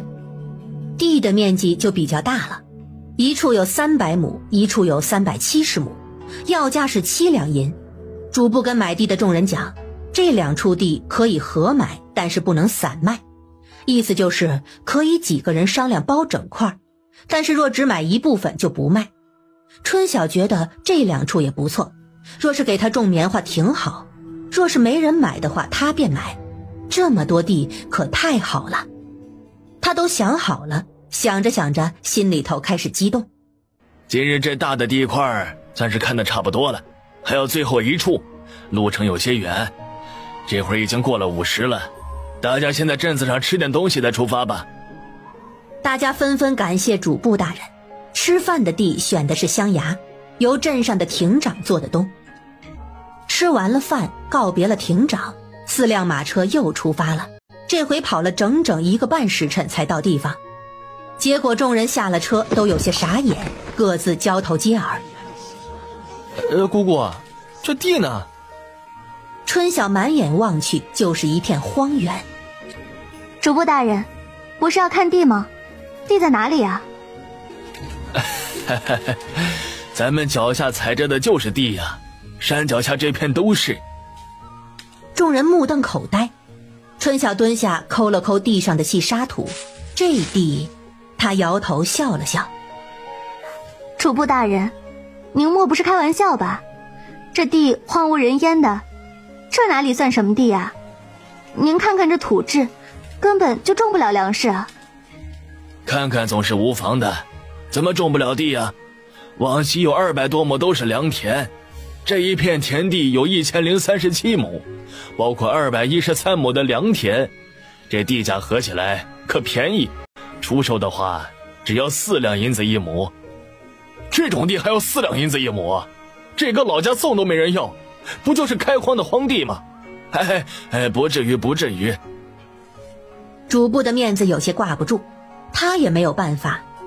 这地方闲置多年，如今好不容易买地的人多了，总要为县府打算打算。我不是说了吗？这里有200多亩良田，你们想一想，这良田才4两1亩，你们上哪里去找这么便宜的地，是不是？大家都不为所动，有些人还在后悔跑了这么远，看了一处这样的地方。主簿大人，能不能带我去良田看看啊？主簿正尴尬，突然听到有人要看看，忙让衙差拉了一辆车带他去看，其他人都站在原地，没有看的意思。春晓跟着马车跑了一会儿，终于到了地方。他下车看了看地，摸了摸土，这处的土壤比刚刚看的确实肥沃不少，也确确实实可以算得上是良田。他又让官差带着他去各个边角看了看，反正马车跑得快，方便。最后回来的时候，已经是半个时辰以后的事情了。大家蹲在马车边上，早就等得不耐烦了，见他们回来，都催着赶紧走。几人坐上马车，马车跑了差不多1个时辰，到了镇上。此时天早已黑透，他们到了乡府衙门，春晓才知道这个镇子叫骆家镇。骆家镇的亭长热情地招待了他们，还给他们准备了房间。大家都没有想到，这一看就是一日。吃饭的时候，有几个等不及了，跟主簿说要买庄子。一个人说了，其他人也争了起来。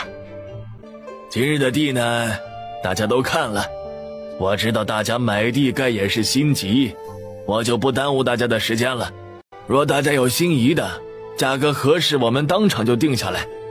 若是同一块地几人喜欢，那自然是价高者得。咱先说说成交的2个庄子吧。成交庄子我要，哎，大人，我要。那处地理位置优越，范某也很是喜欢。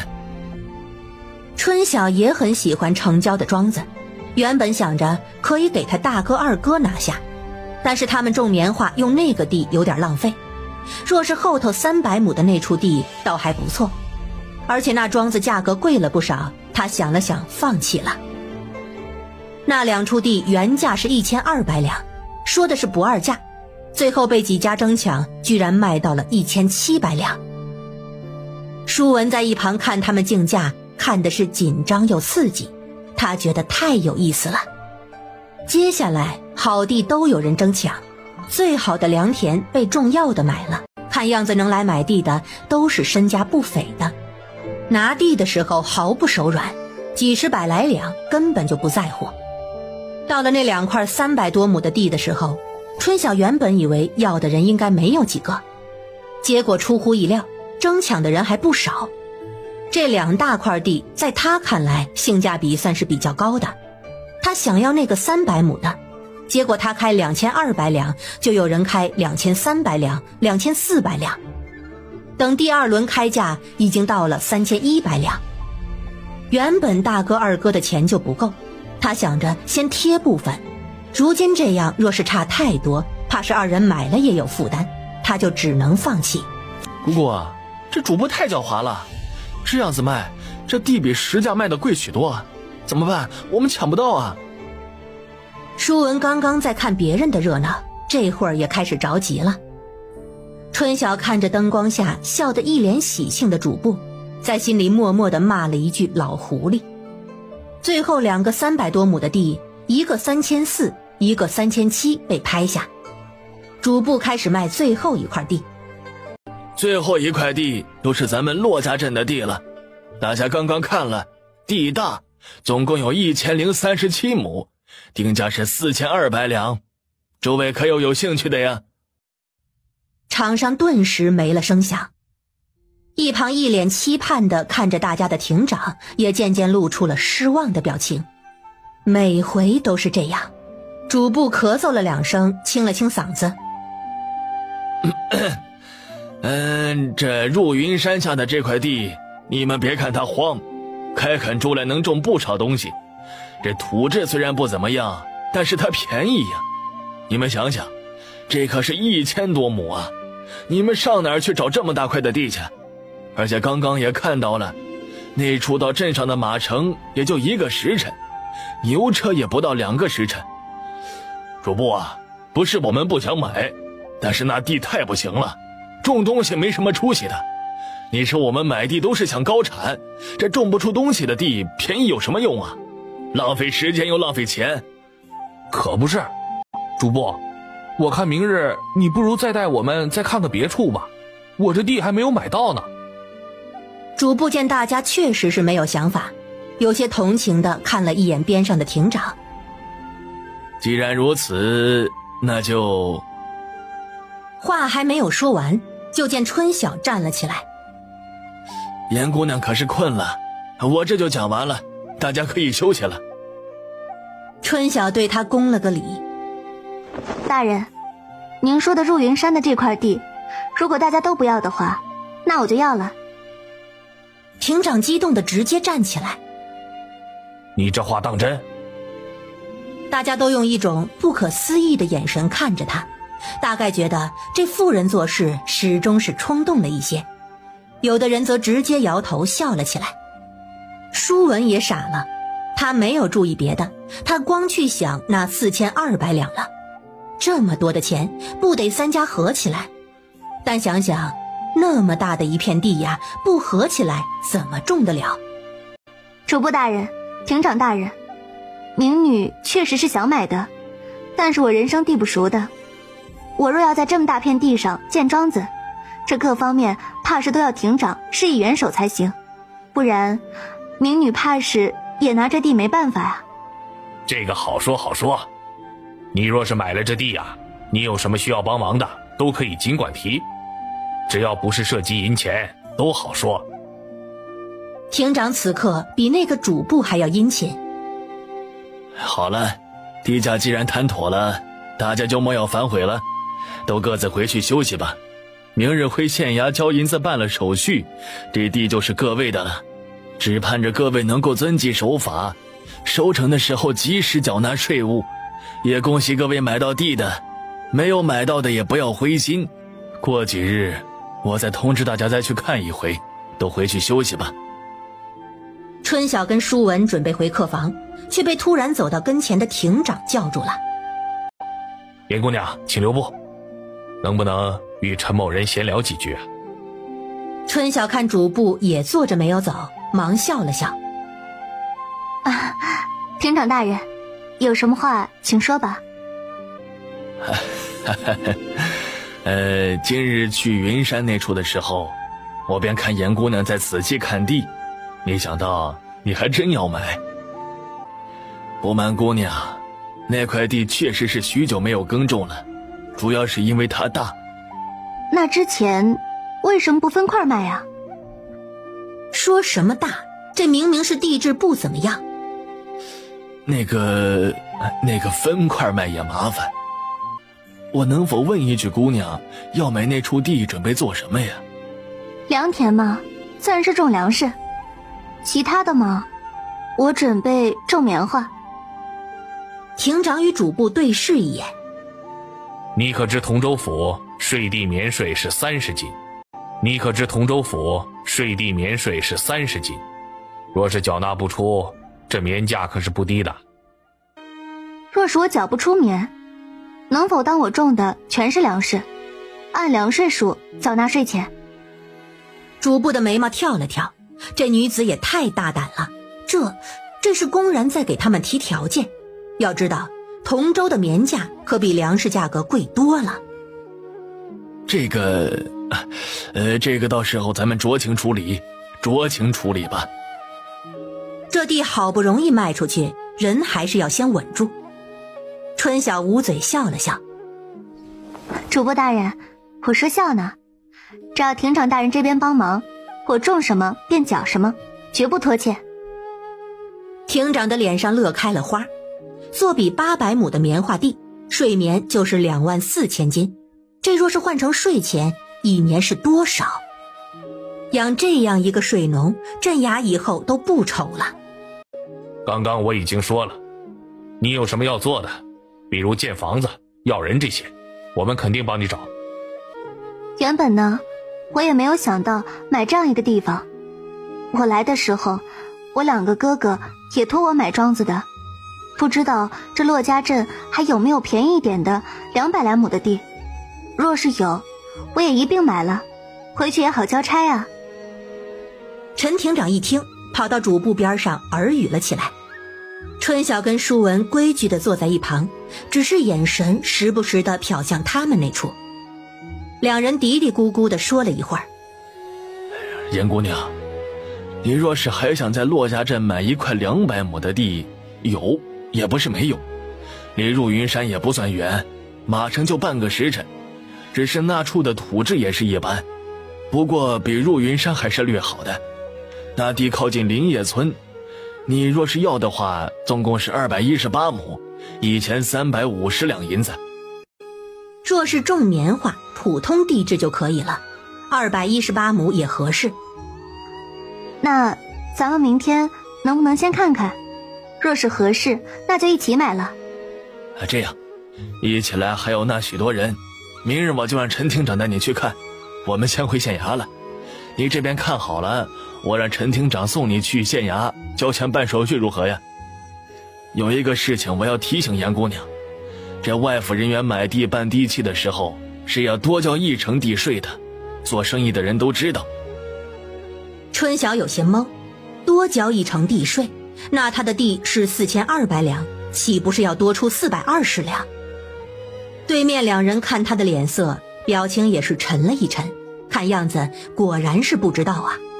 这个跟地比起来也没有多少钱，不是？这是府城那边的规矩，银子都是交上去的，我们也做不得假。每个来买地的外地人都是要交的。之前见他们还在解释，春晓抬了抬手。二位大人，既然是府城定的规矩，我们照规矩办就是了。我也不会让二位难做的。两人见他如此通情达理，都笑着松了口气。那就好，那严姑娘就早些休息好了。因为买了骆家镇的这块荒地，春晓跟舒文他们得到了前所未有的厚待。原本个人的房已经分好了，结果他们被重新安排了2个房间，房间的被子也换得更加厚实。舒文睡前跑到了他的房间。哎，姑姑，他们干嘛对咱们这么好呀？就因为我们买了他们的地？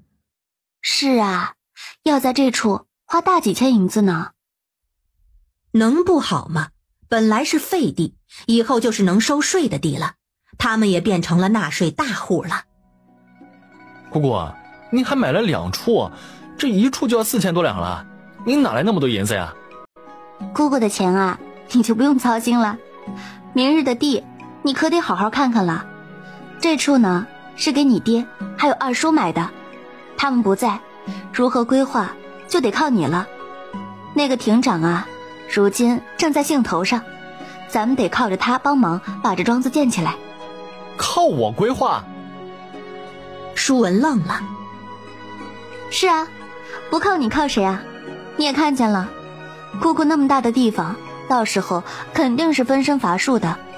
地若是定了，幸福啊就要回去运种子搬救兵，前面这段时间肯定是没人帮你的。舒文一听，瞬间觉得压力山大。怎么，你不会觉得自己不成吧？谁说不成？我总得试试吧，说不定我做的比姑姑你想的还要好呢。舒文提了提气。春晓笑了笑。行，我等着对你刮目相看，赶紧去睡，明日一早啊，看地看仔细些。明日若是地全部定好了，他还要花1天的时间去入云山处仔细看看。无妨，地定了，衙门要定界碑的，到时候跟着定界碑的一起画个地理草图，地如何弄，房子如何做，做怎样的总能安排出来。他今日其实也十分兴奋，那可是1000亩的地，一眼都望不到头。他到那处看的时候就已经知道，这地他要买，种别的或许没用，但是种棉花再合适不过。他一直压着自己的情绪没有表露出来，最后果然低价买下了。其实4两银子1亩买那样的荒地自然是不算便宜，但是相对于万丰那边10两多银子1亩可就太划算了。或许是一夜想着这个事情太过于兴奋，一晚上他都难以入眠。等第2日一早起来，舒文看到他吓了一跳。严姑娘，严小公子，早膳准备好了，吃了早膳我就带你们去看地。亭长大人，莫要客气，民女愧不敢当。哎呀，也不要大人的了，你们就叫我陈亭长就行了，请吧。陈亭长，不知此处请人工钱几何啊？我们这处工钱1日25文，若是包吃食1日是20文钱，大概是这样吧。那若是过年期间呢？过年不过年的都是一个价，你只要请啊，自然是有人做的。就是这处离入云山那边有些远，马车都要1个时辰，这牛车怕就要2个时辰，这时间都花在来回的路上了。这还不简单呢，你们用人何必请镇上这么远的？入云山附近有几个村子，告示一发，各村里正报上想做工的人，他们自己组织管理。你这请人是好事儿，大把的人愿意做的。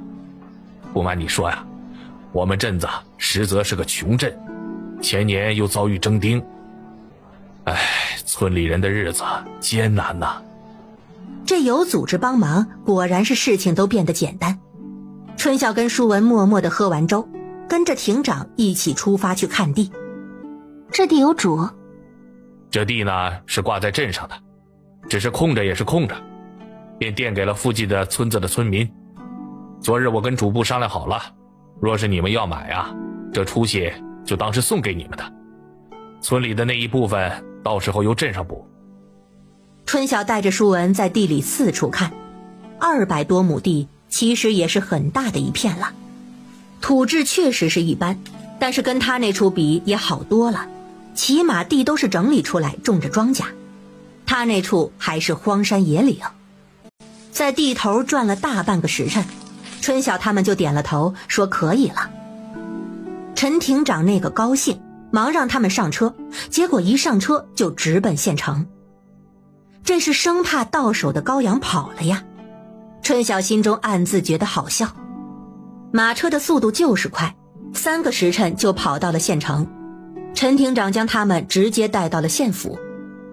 春晓第一次感受到县府办事的效率这么快。严姑娘，这2份地契是要拿到府城去备案的，我这边的手续已经完了，地契要年后再来拿了。这地已经是属于你们的了，从即刻起，你们要如何都随你们。主簿舒了一口气，春晓也舒了一口气，一旁的陈亭长更是舒了一口气。主簿大人，不知何时去立界碑啊？若是着急，明日去也可。那就明日去吧，正好我跟着一起再去走一趟，看看地方如何安排。可，那你明日辰时中过来，与我们的衙差一起走，带你们一程。多谢主簿大人。今日多谢陈亭长，以后也望多加关照。好说好说，你找我尽管找我。那我们就先回了。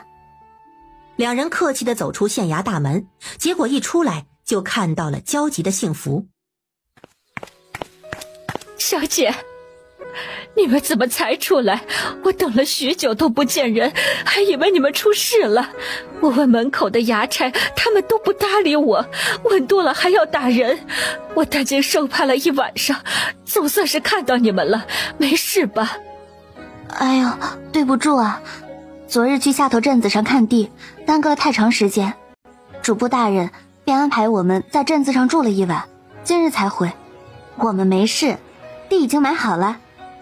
这么快？我也觉得太快了。不过爹跟二叔总共给了1600两，这一下就去了1485两，如今就只剩下115两，这些钱怕是不够建庄子了吧？舒文想要大展身手，奈何银子似乎不给力呀。你怕什么呀？不够，不是还有姑姑吗？我又不怕你爹借了我银子不还。你那处地形呢，已经清楚了，今日我们就把你那处如何建给合计出来，明日见了陈亭长，就让他出面找工匠，材料那些呢也外包，乡府出面应该是不会偷工减料。走，咱们回客栈再说。3人去书铺花钱买了一套常用的文房4宝，回到客栈便关起房门，开始给舒文做庄子的建设规划。不过这前头的钱花得跟流水似的。都跟你说了，该用的不能省，几百两银子我还是可以借给你的。你想想，我那处那样该用多少？不过您银子够吗？按我算的，您那处不是要花上千两啊？没办法呀，还是那句话，该花的不能少。几人雇了客栈的车到了县府，跟着办公的衙差一起去了骆家镇。衙差们本就是去定界碑的，目的地也与他一致。10几个人分头行动，立好一边登记后就上马车去另一边。春晓便在一旁绘策画图。衙差们一起忙活了1个多时辰，才弄好了所有的界碑。天再过不久就要黑了，几个衙差一路赶去了乡府。春晓他们原本是打算在镇上的客栈投宿的，但是陈亭长非让他住在乡府，正好他也有事要商量帮忙，于是便借机留了下来。陈亭长，我们的地呢也算定下来了，开了春我们就要种植，所以时间十分紧张，怕是过年都要叨扰您了。无妨无妨，我家眷呀都在此处住着，不在别处，所以呢我都在，有什么事情啊你尽管说就是了。那我就不跟亭长大人客气了，我那处如今啊还是荒地，我想找人开荒整地，越快越好。这样，这马上也快过年了，我呢想每日请200个人帮忙。明日到正月15，按照每日30文算。但是砍刀、锄头这些工具得自备，我还没有准备。开荒之后呢，地要深翻，而且每隔20亩要在中间挖一个坑，这个我会在现场指导的。另外，大人，您要帮我多收集牛粪、黄豆渣，还有熟石灰。